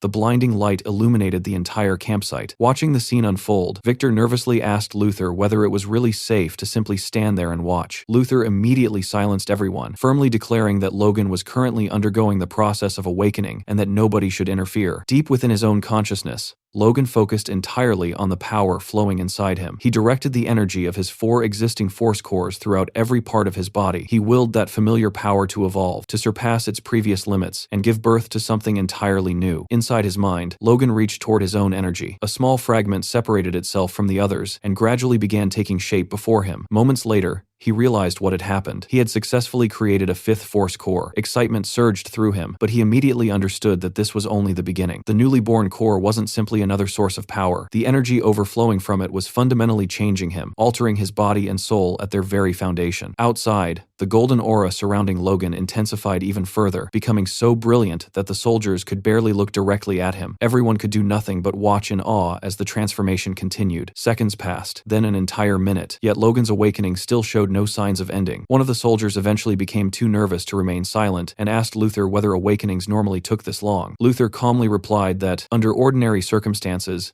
the process usually ended almost instantly. His answer shocked both Victor and the other soldiers. Panic immediately spread among them, and the soldier anxiously asked whether something had gone wrong. However, Luther quickly reassured everyone. His own awakening had also taken an unusually long time, so there was no need to panic yet. Luther quietly explained that a prolonged awakening likely meant only one thing. Logan wasn't simply awakening as a superhuman. He was undergoing a massive transformation. The entire night passed, and the soldiers eventually succumbed to exhaustion and fell asleep around the campsite. Suddenly, Victor's startled voice rang across the camp as he shouted Logan's name. The exhausted soldiers immediately woke up. Standing in the middle of the clearing was Logan, the brilliant golden light that had enveloped him throughout the night finally gone. Luther asked Logan if he actually succeeded. Logan answered with nothing but a confident grin. Raising one hand, he allowed a surge of power to flow through it before looking directly at Luther. Rather than explaining with words, Logan declared that he would simply show him exactly what he had gained. The two warriors soon faced each other in the middle of the clearing. Luther observed Logan carefully from head to toe. Strangely, the boy didn't appear all that different. There were no obvious physical changes, nor did his presence feel overwhelmingly different at first glance. For a brief moment, Luther wondered if Logan had simply undergone an ordinary awakening without obtaining a superhuman trait. There was only one way to know for certain. Tightening his grip around his gigantic hammer, Luther suddenly charged forward with tremendous force. His massive frame crossed the distance in an instant, yet Logan didn't move. He stood perfectly still, calmly waiting as the enormous hammer descended toward him. Even when the colossal weapon came within inches of crushing his skull, Logan showed no signs of panic. Instead, a faint smirk appeared on his lips. Then, boom, a deafening explosion erupted throughout the clearing. Dust and shockwaves swept across the campsite, forcing Victor and the soldiers to shield their eyes. One soldier immediately panicked and shouted, asking whether their young lord had been struck. However, Victor narrowed his eyes and quickly realized the truth. Logan hadn't been hit at all. As the dust settled, everyone could clearly see cracks running across Luther's armor near his shoulder. The one who had taken damage was Luther. The giant himself stood frozen in place, unable to hide his shock. In that brief instant, when their weapons collided, Logan had effortlessly redirected the hammer's trajectory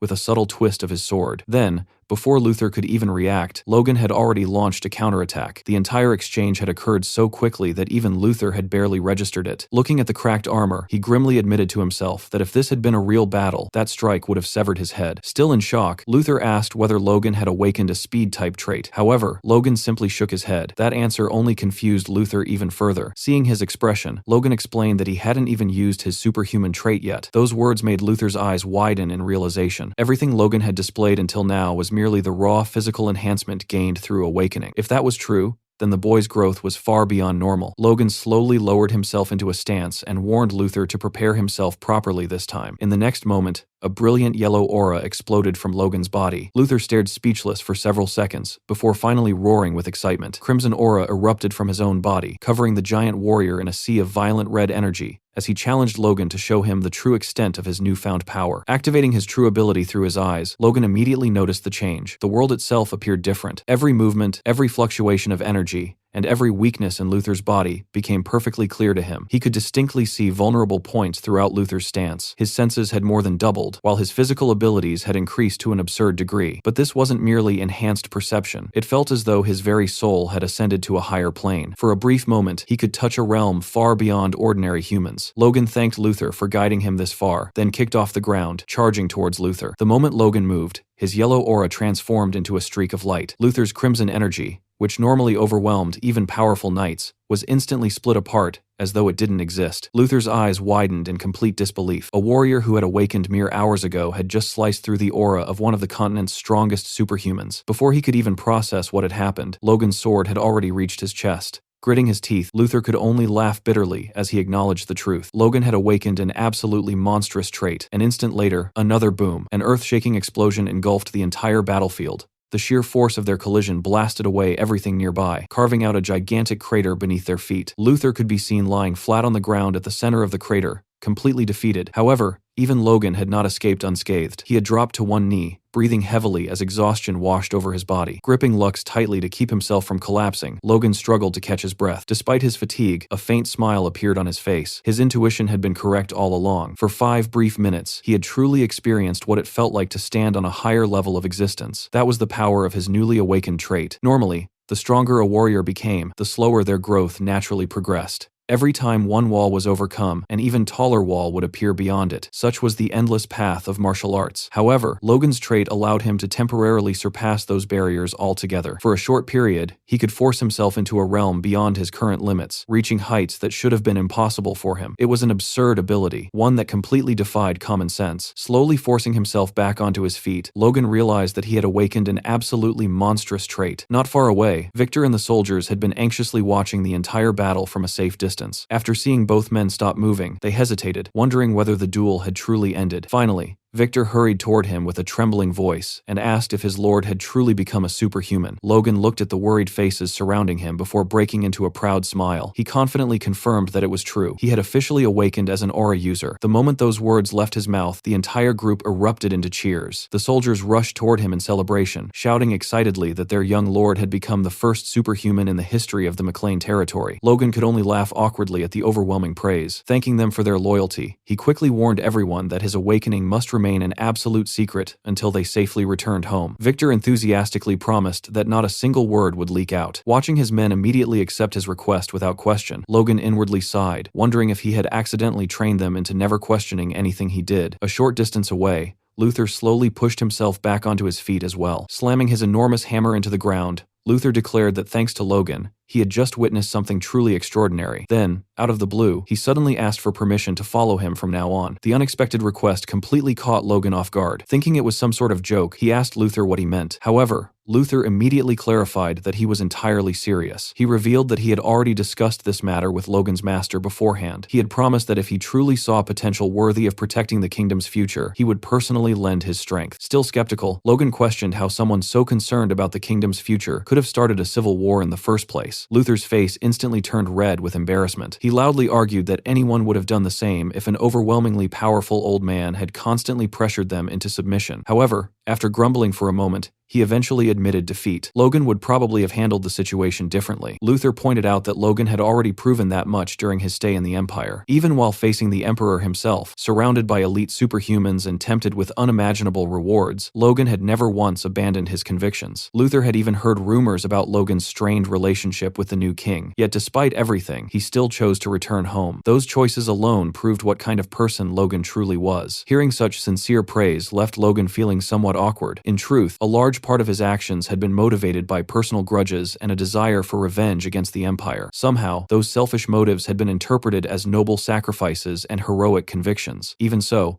Logan could not deny reality. Having someone like Luther by his side would be an unbelievable asset for the future. After a brief moment of silence, Logan extended his hand. Luther immediately grasped it firmly, and with that handshake, the strongest giant warrior officially joined the forces of the McLean family. Several days later, Logan once again arrived at the city of Luspelheim, where he was immediately greeted by a familiar face. The city's mayor, Dmitri, welcomed him with the same exaggerated enthusiasm as before, spreading his arms wide as if greeting an old friend. Dmitri loudly proclaimed that he had been eagerly awaiting Logan's arrival, and that it was an immense honor to host such a distinguished guest once more. He casually brought up the recent events in Assyrian, mentioning that news of the Emperor's favor toward Logan had already spread throughout the Empire. Dmitri remarked that he had predicted this outcome from the very first moment he laid eyes on Logan. Hearing those words, Logan inwardly sighed. This man was exactly the same as before. No, he had somehow become even worse. Ever since receiving the Emperor's direct favor, everyone he met treated him differently. Every city along his journey had been filled with ambitious nobles, desperately trying to gain his attention. Some shamelessly introduced their daughters, while others invited him to endless banquets and private gatherings. Because of these relentless attempts to curry favor, Logan had been forced to spend 3 or 4 days in nearly every city he passed through. What should have been a simple return journey had stretched into an exhausting month and a half.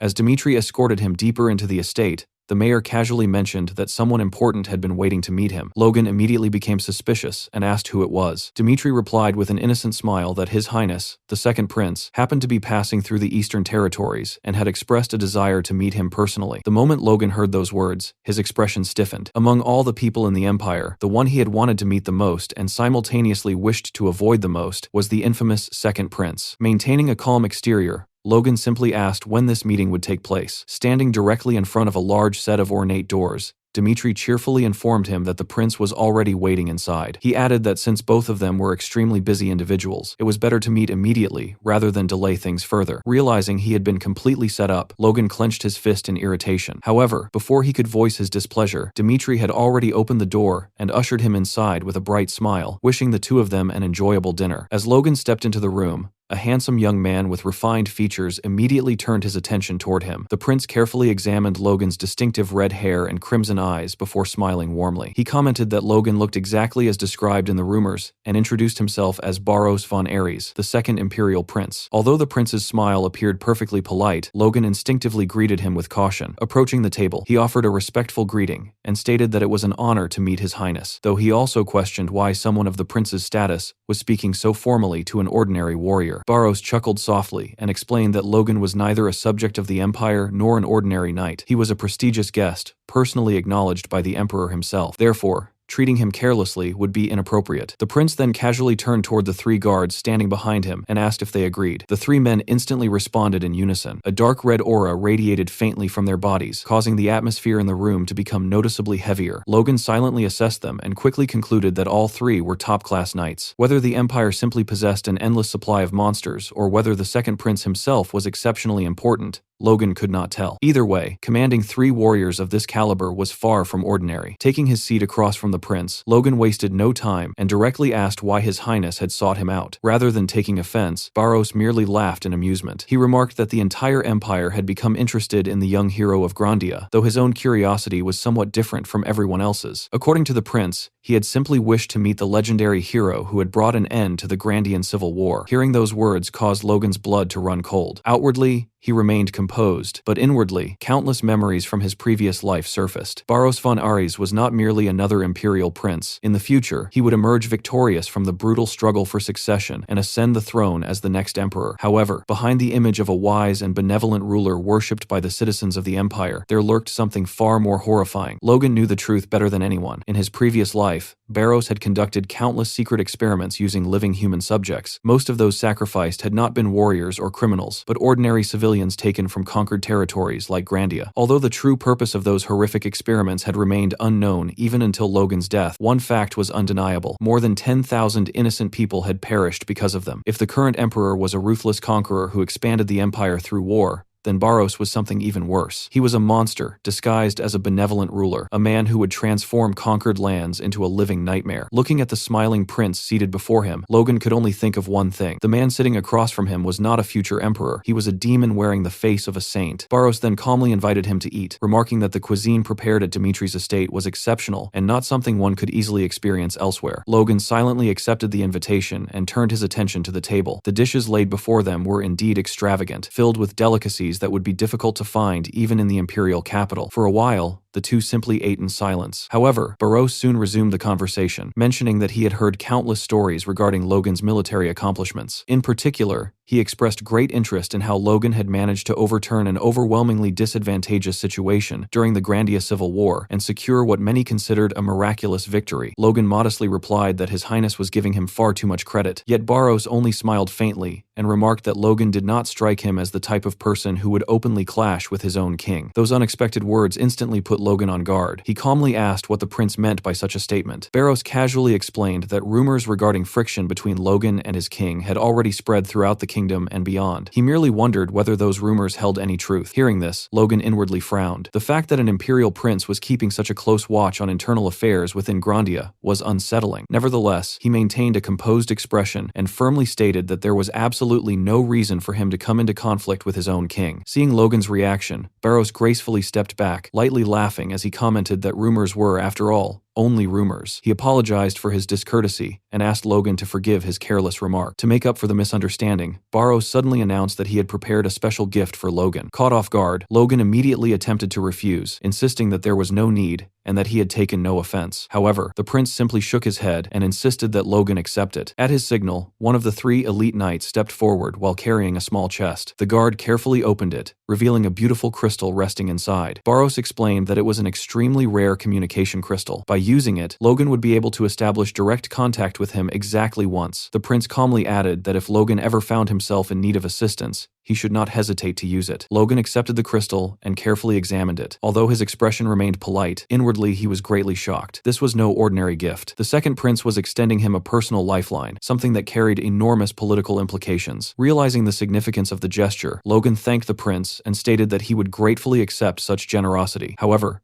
deep inside, he immediately made up his mind. No matter what schemes Barros was planning, he would do everything in his power to ensure that he would never have to rely on this crystal. Accepting a favor from the future tyrant of the empire was the last thing he wanted. After dinner ended, and the sun had completely set, that evening, Victor rushed to Logan and urgently reported that a massive terror incident had just erupted within the kingdom. The horrifying news struck Logan like a bolt of lightning.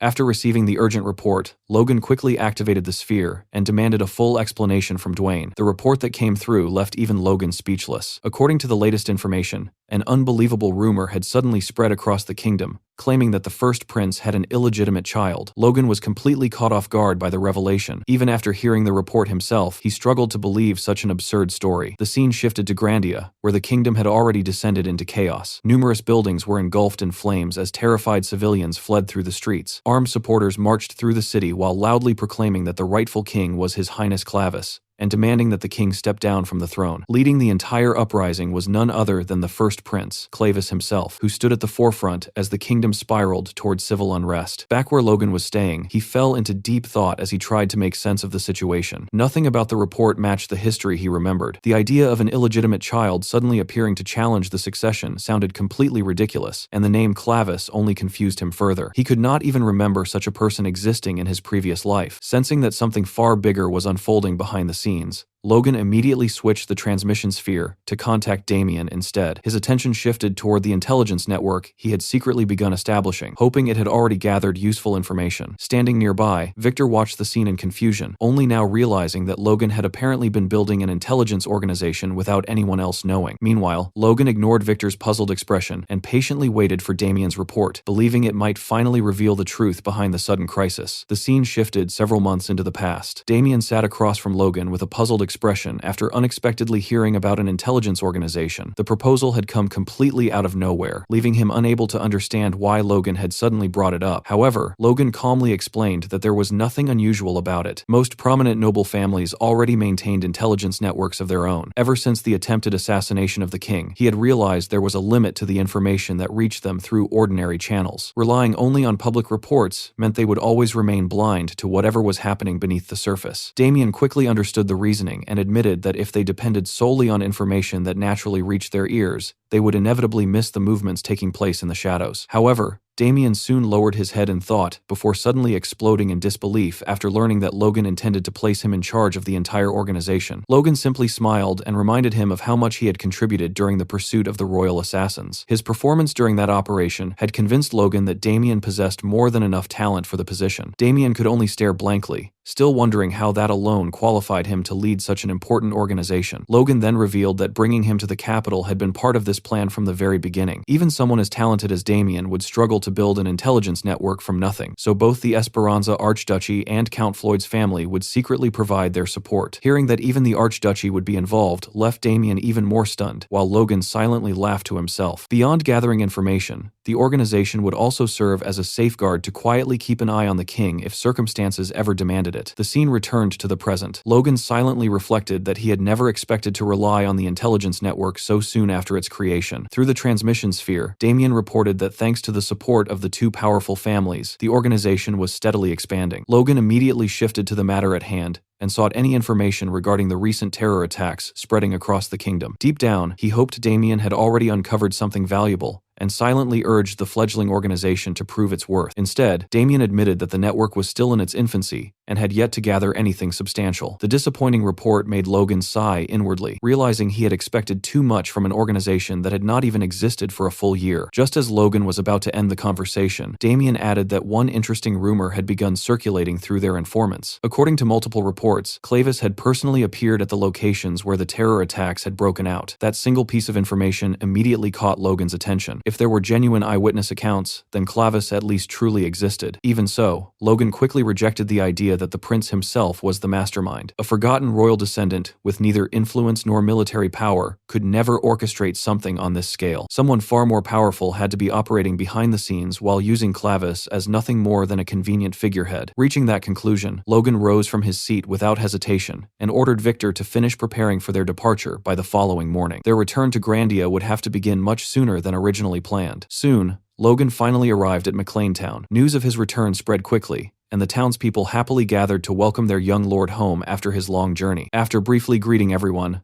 Logan headed straight for the McLean Estate's administrative office. Inside, he was met with an unexpected sight. Eileen sat behind his desk, completely buried beneath towering piles of paperwork. Although exhaustion was written all over her face, she continued sorting through document after document without stopping. The moment she noticed Logan standing at the entrance, she froze in surprise. Flustered, she immediately ducked beneath the desk, sending stacks of papers flying across the room. Logan could only stare in confusion, wondering what she was doing. A few moments later, Eileen suddenly emerged with a bright smile, looking far more composed than before. She had hurriedly fixed her appearance and tried to act as though nothing had happened, embarrassed that Logan had caught her looking so worn out. Logan simply smiled warmly, saying she looked just as beautiful as ever, which made her blush even more. Looking around the office, he curiously wondered why she was working in his office and why there were so many documents piled up. Eileen explained that while Logan was away, the patriarch had entrusted her with approval authority over the estate's affairs. When Logan asked where his father had gone, she revealed that he had left on a business trip to carry out the task Logan had assigned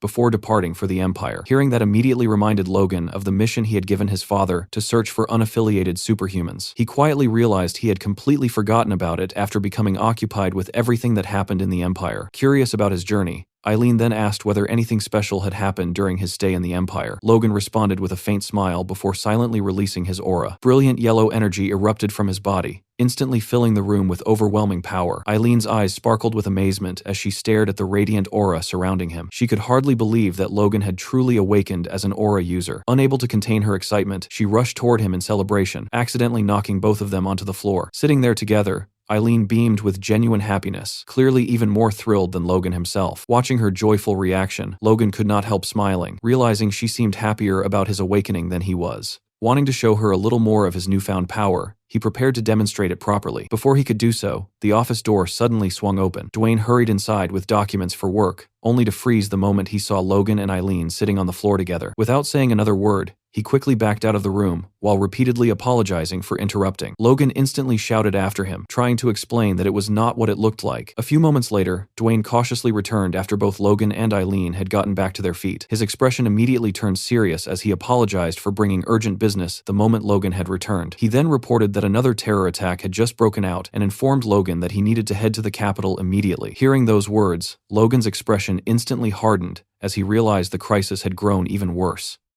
The scene opens at the royal estate, where the kingdom's most influential nobles have gathered for an emergency council. Logan arrives in a hurry and immediately heads toward his master, Felix, who has been waiting outside the meeting hall. Relieved to see him, Logan quickly asks whether the meeting has already begun. Felix calmly reassures him that everyone has only just arrived, so there is still time. As the two stand together, Felix studies Logan carefully before narrowing his eyes. Something about Logan feels completely different from before. Stepping closer, he quietly lowers his voice and asks whether Logan has already awakened as a superhuman. The sudden question catches Logan by surprise, and he wonders why his master is whispering. Felix simply smiles and explains that an old man's intuition should never be underestimated. Since no rumors about Logan's awakening have surfaced, he correctly guessed that Logan was intentionally keeping it hidden. Logan admits that his assumption is correct, explaining that everything he experienced during his trip to the Empire, along with Sir Luther's guidance, played a huge role in helping him reach this point. Hearing that, Felix remembers just how dangerous that journey had been. He also recalls hearing the stories about Logan rejecting the Emperor's personal offer despite standing in the middle of the Imperial Palace. Deeply moved, Felix places both hands on Logan's shoulders and sincerely thanks him for choosing to stand with Grandia. Logan feels slightly embarrassed by the heartfelt gratitude, insisting that he simply chose his own homeland and did nothing worthy of such praise. Felix only laughs, calling him a punk and saying that this is exactly why he deserves to be thanked. Deciding they can continue the conversation later, the two head inside together. Inside the royal meeting hall, the atmosphere is far heavier than expected. Palace Minister Palmon Tarihi steps forward and begins briefing everyone on the latest crisis. He explains that the recent terrorist attack took place in Jahid County, located in the northeastern region of the kingdom. The castle that once belonged to Count Taran Jahid, who had been executed after supporting the first prince during the Civil War, has now been seized by rebel forces. According to the latest reports, the enemy's military strength has already reached a level comparable to that of an entire Margravate. However, Palman emphasizes that their numbers continue to grow as more remnants of the first prince's defeated faction flock to their cause. The nobles immediately begin murmuring among themselves, shocked that those rebels are willing to throw everything away after already losing the civil war. Some remark that this is exactly why defeated enemies should never be allowed to survive, while others openly discuss how the rebellion should be crushed before it spreads any further. One noble confidently points out that if the rebel army truly possesses the strength of a Margravate, then the Esperanza, Archduchy, and House MacLean simply need to join forces to erase them. He casually adds that the remaining noble families will contribute their own private soldiers as support, making the entire campaign seem almost effortless. Listening to them, Logan feels nothing but disgust. He cannot understand how they can casually joke and laugh while the kingdom is descending into chaos. Before anyone else can respond, the king himself speaks. He explains that Esperanza cannot be deployed because it must continue defending both the capital and the kingdom's borders. Assigning them to suppress the rebellion as well would place an unreasonable burden upon them. With a calm smile, the king shifts his gaze directly toward Logan and declares that House McClane alone should be more than capable of leading the operation. He formally asks whether Logan is willing to accept responsibility for crushing the rebellion. Logan silently considers the proposal. From a military standpoint, the king's reasoning is not entirely unreasonable. If House McClane leads the campaign while the surrounding noble houses provide their private forces, they should be able to suppress the rebels while keeping casualties relatively low. Even so, an uneasy feeling continues to grow inside him. Something about this arrangement feels completely wrong, as though an unseen trap has already been prepared. Despite that foreboding, Logan ultimately steps forward and accepts the command, promising that he will personally take responsibility for wiping out the rebel forces. The hall immediately erupts with applause as the nobles enthusiastically praise House McClane once again, declaring that the young lord has proven exactly why he deserves their trust. While everyone celebrates his acceptance, Logan notices the king staring directly at him. Although the king wears a pleasant smile for everyone else to see, the look hidden within his eyes is cold, calculating, and unmistakably malicious. At that moment, Logan becomes certain that behind the praise and applause,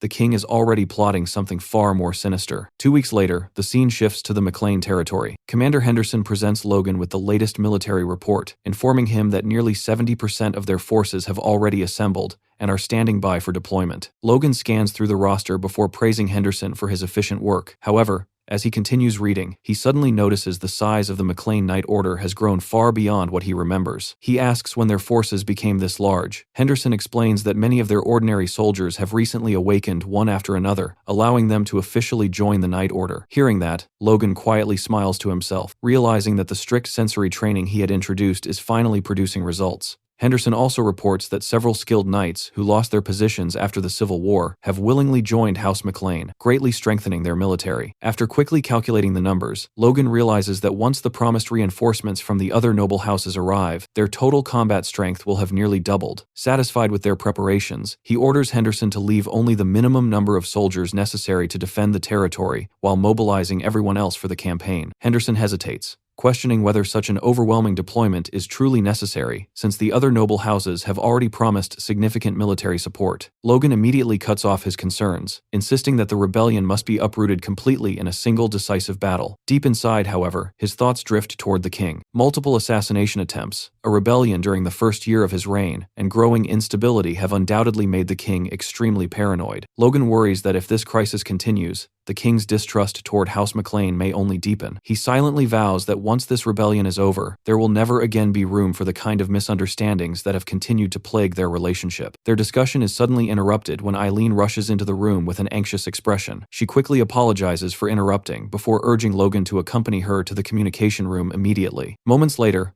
Logan stands before the communication crystal and receives shocking news. He immediately asks whether His Majesty has truly been injured again, and whether the royal palace has suffered yet another security breach. On the other side of the transmission, Palace Minister Palmon reluctantly confirms that the reports are true. He then awkwardly explains that because of the king's current condition, His Majesty has personally issued a direct order. The king wishes for House McClane's elite knight order to abandon the front lines and reinforce the capital instead. Logan is momentarily speechless. He asks whether the king truly intends to remove their strongest force from the battlefield just before the decisive campaign against the rebels begins. Palmon quietly confirms that this is exactly the royal order, explaining that since the rebels are attempting to overthrow the throne itself, the king believes reinforcing the capital takes priority. Eileen immediately objects, pointing out how utterly unreasonable the command is when war is about to begin. To her surprise, Logan calmly accepts the order and assures Palmon that House McClane will dispatch its knight order immediately. Before Eileen can recover from the shock, Palmon hesitantly delivers another request. The king no longer trusts the ordinary royal garrison, and now demands that House McClane also send its elite crossbow cavalry to protect the capital. Both Logan and Eileen fall completely silent. Even Logan is momentarily stunned by the sheer shamelessness of the request. Eileen finally loses her composure and fiercely protests through the communication crystal. She points out that removing both the Knight Order and the crossbow cavalry would leave House McClane with little more than apprentice knights and newly recruited soldiers to assault the rebels' heavily fortified headquarters. Palmon weakly argues that the ministry and the other noble houses will still provide plenty of auxiliary troops to make up the difference. Eileen immediately shuts that argument down, reminding him that scattered private armies cannot possibly replace veteran soldiers who have trained and fought together for years. Palmon has no answer. Before the argument can continue any further, Logan calmly interrupts and orders Palmon to relay to the king that House McLean will comply with every royal command. Both Paulman and Eileen stare at him in disbelief. Behind Logan's calm expression, however, overwhelming rage continues to build. Thick veins bulge across his face as he forces himself to suppress the anger threatening to burst free. He repeatedly reminds himself that crushing the rebellion must come before settling accounts with the throne. Once the war is over, there will be plenty of time to challenge the king over these outrageous demands. For now, he convinces himself that the promised reinforcements from the other noble houses should still be enough to support House McLean's advance. Just as the conversation seems finished, Paulman suddenly receives another urgent report from the palace. His expression immediately changes as panic spreads across his face. Logan notices the shift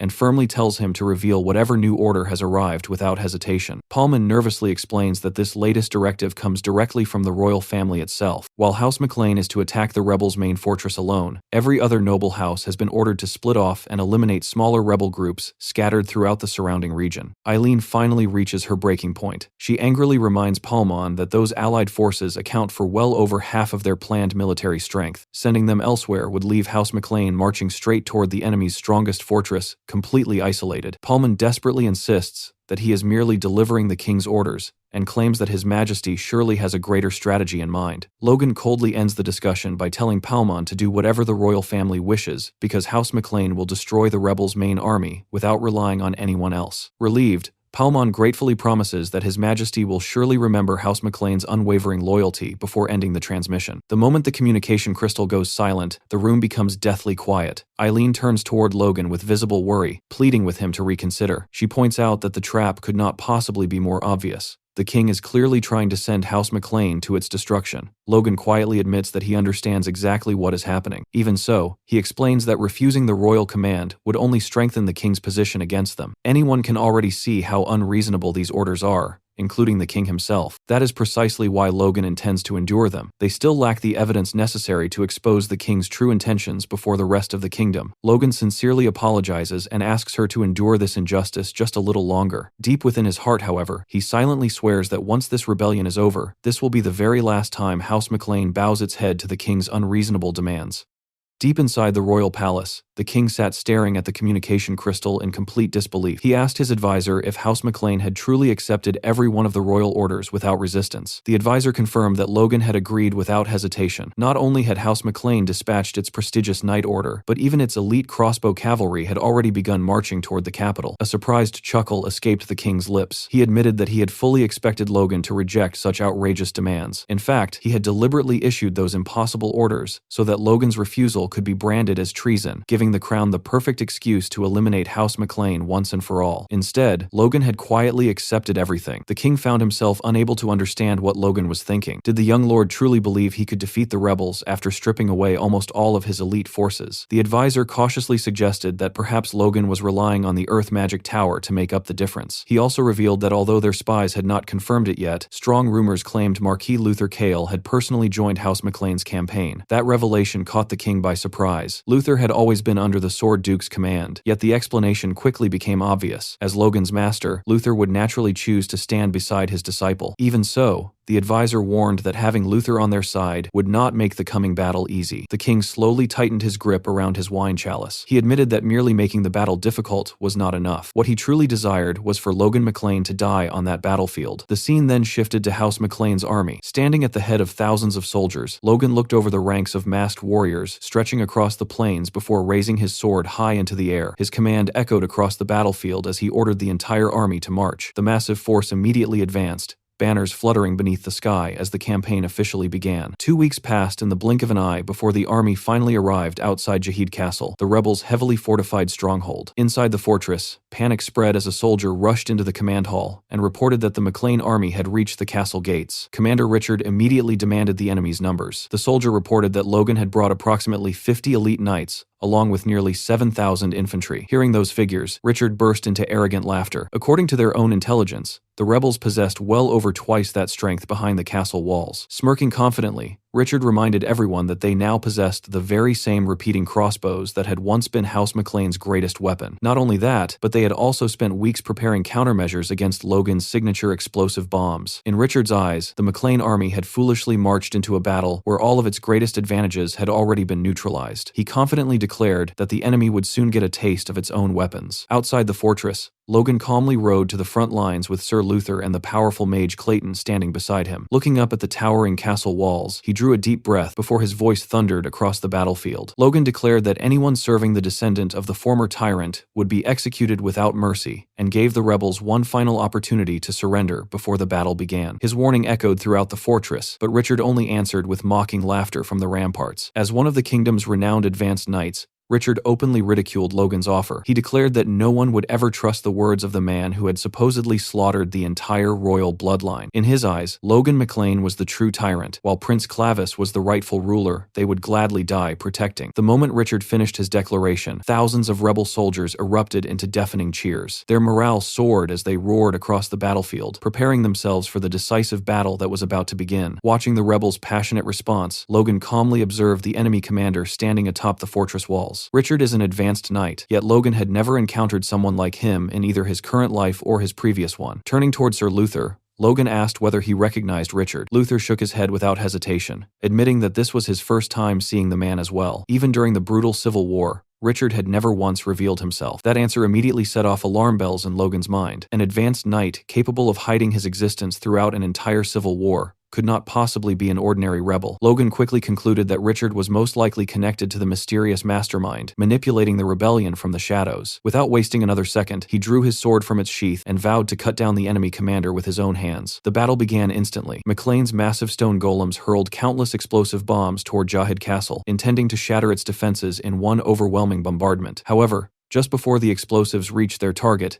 every single bomb detonated harmlessly against a gigantic magical barrier surrounding the fortress. Clayton stared ahead in complete disbelief. He had never expected the rebels to possess such a powerful defensive formation. Logan was equally surprised. Blocking explosions of that magnitude required at least fourth circle magic, meaning the rebels had an elite mage supporting them from somewhere inside the fortress. Clayton immediately turned toward Logan and asked for their next move, but before he could receive an answer, he realized Logan had already disappeared. Without waiting for anyone else, Logan charged across the battlefield at incredible speed, with Luther racing beside him. The rebel soldiers immediately unleashed a rain of arrows to stop their advance. Luther instantly stepped forward, expanding a powerful aura shield that swallowed the incoming volley. Roaring at the enemy to get out of his way, he effortlessly deflected every single arrow before they could even reach Logan. The defenders froze in disbelief as thousands of arrows failed to leave so much as a scratch on the two advancing warriors. Before anyone could react again, Logan had already reached the magical barrier. Leaping high into the air, he gathered his aura into a single devastating strike before bringing his sword crashing down. A blinding slash split the enormous magical barrier apart in one attack, leaving everyone on the battlefield speechless. Logan landed heavily inside the enemy lines, standing directly before the stunned defenders. Seeing the impossible display of strength, Commander Richard immediately jumped down from the castle walls to confront Logan personally. Two more advanced knights joined him. Looking at the three warriors before him, Logan quietly assessed their strength and realized they were all advanced knights. Richard gave the signal, and all three charged together in a perfectly coordinated assault. Logan merely looked at them with icy eyes before asking whether they had all decided to throw their lives away today. In the very next instant, a single flash of aura illuminated the battlefield. Logan's sword moved so quickly that no one could even follow it. The three advanced knights were cleanly sliced in half before they even realized what had happened. Blood erupted into the air as Richard stared at Logan in absolute horror. With his final breath, he whispered the word aura, finally realizing that Logan had already become a true superhuman. Moments later, all three bodies collapsed lifelessly onto the battlefield. The rebel army stood completely frozen. Their strongest warriors had been erased in a single attack. Before anyone could recover from the shock, a deafening explosion erupted behind them. With the magical barrier destroyed, McLean's bombardment finally reached the fortress. Clayton immediately raised his staff and ordered every stone golem to unleash Liberatio without restraint. Massive explosions tore through the castle defenses one after another, setting the battlefield ablaze as desperate screams echoed across the fortress. One heavily burned soldier somehow survived the bombardment and stumbled toward Logan, determined to drag at least one enemy into hell with him. Before he could even reach his target, a gigantic stone golem seized him by the neck. The battlefield descended into complete chaos as countless golems charged through the enemy ranks, smashing soldiers into the ground, kicking them across the battlefield, and even using brutal wrestling techniques to crush anyone who resisted. Every single golem moved with incredible precision because the one controlling the entire army of constructs was none other than Rhea. Nearby, Grick continued barking orders for the troops to keep launching Liberatio without holding anything back, while Rhea effortlessly coordinated the overwhelming Golem assault. Watching the battlefield unfold, Logan found himself genuinely impressed. Controlling such an enormous number of stone golems simultaneously required unimaginable mana control. Victor proudly stepped beside Logan and explained that his sister had recently advanced to the 4th circle. According to Sir Clayton, her practical combat ability and mana control already surpassed what most 4th circle mages could ever hope to achieve. He revealed that Clayton had not stopped bragging about Rhea, insisting she was a once-in-history genius whose name would be remembered for generations. Suddenly, an earth-shaking tremor echoed across the battlefield. Logan and Victor turned toward the fortress just in time to witness Jahid Castle's enormous walls collapsing into countless pieces of rubble. The rebels' final line of defense had fallen. Seeing victory within reach, Logan raised his sword high once more and roared across the battlefield. Declaring that they had waited long enough, he ordered the entire McLean army to advance and wipe out every remaining rebel once and for all. 1 week later, the scene shifted to the Grand Royal Capital, where the entire city had fallen into an uproar over House McLean's unbelievable victory. Everywhere people gathered to discuss the latest news, eagerly asking whether others had heard what Logan McLean had accomplished. The rumors spread like wildfire. Despite being outnumbered by more than 2 to 1, House McLean had completely annihilated the rebel army in an astonishingly short amount of time. Many citizens pointed out that while the other great noble houses were still busy hunting down scattered rebel remnants, Logan had already ended the war by himself. Others whispered about an even more unbelievable rumor. According to the stories circulating through the capital, Logan McLean had officially awakened as a true superhuman. As the city buzzed with excitement, the massive palace doors slowly opened. Logan stepped inside with a cold, expressionless face, carrying a huge, blood-stained sack over one shoulder. Without slowing his pace, he marched directly toward the royal audience chamber. The royal herald loudly announced the arrival of Count Logan McLean, causing every noble present to turn toward the entrance. The moment they saw him, the atmosphere instantly became suffocating. Logan's overwhelming presence filled the entire hall, making even veteran nobles instinctively hold their breath. They quietly whispered among themselves, unable to believe someone so young had already reached the level of a superhuman. At the same time, everyone's eyes remained fixed on the enormous sack resting on his shoulder. No one could imagine what horrifying object he had brought into the throne room. Even King looks like to getting shit at any moment. Logan eventually stopped directly before the king. Without saying a word, he grabbed the heavy sack and threw it onto the polished floor. The cloth immediately tore apart, spilling its gruesome contents across the hall. Severed head of Clavis slowly rolled across the floor until it came to rest directly before the throne. The king and the nobles in the hall watched in shock. Logan casually nudged it forward with his foot before lowering himself onto one knee. He formally reported that his loyal servant, Logan McLean, had successfully crushed the rebellion and returned with the head of Clavis as proof of victory. Although Logan maintained perfect composure, the fury burning inside him was impossible to hide. The look in his eyes carried overwhelming rage, resentment, and an unmistakable warning. Sitting upon the throne, the king could only stare back in complete silence. Every scheme he had carefully prepared had ended in total failure, leaving him utterly speechless as the gruesome evidence of Logan's victory lay scattered across the royal court. It would be interesting to see how our OPMC deals with this ungrateful bastard.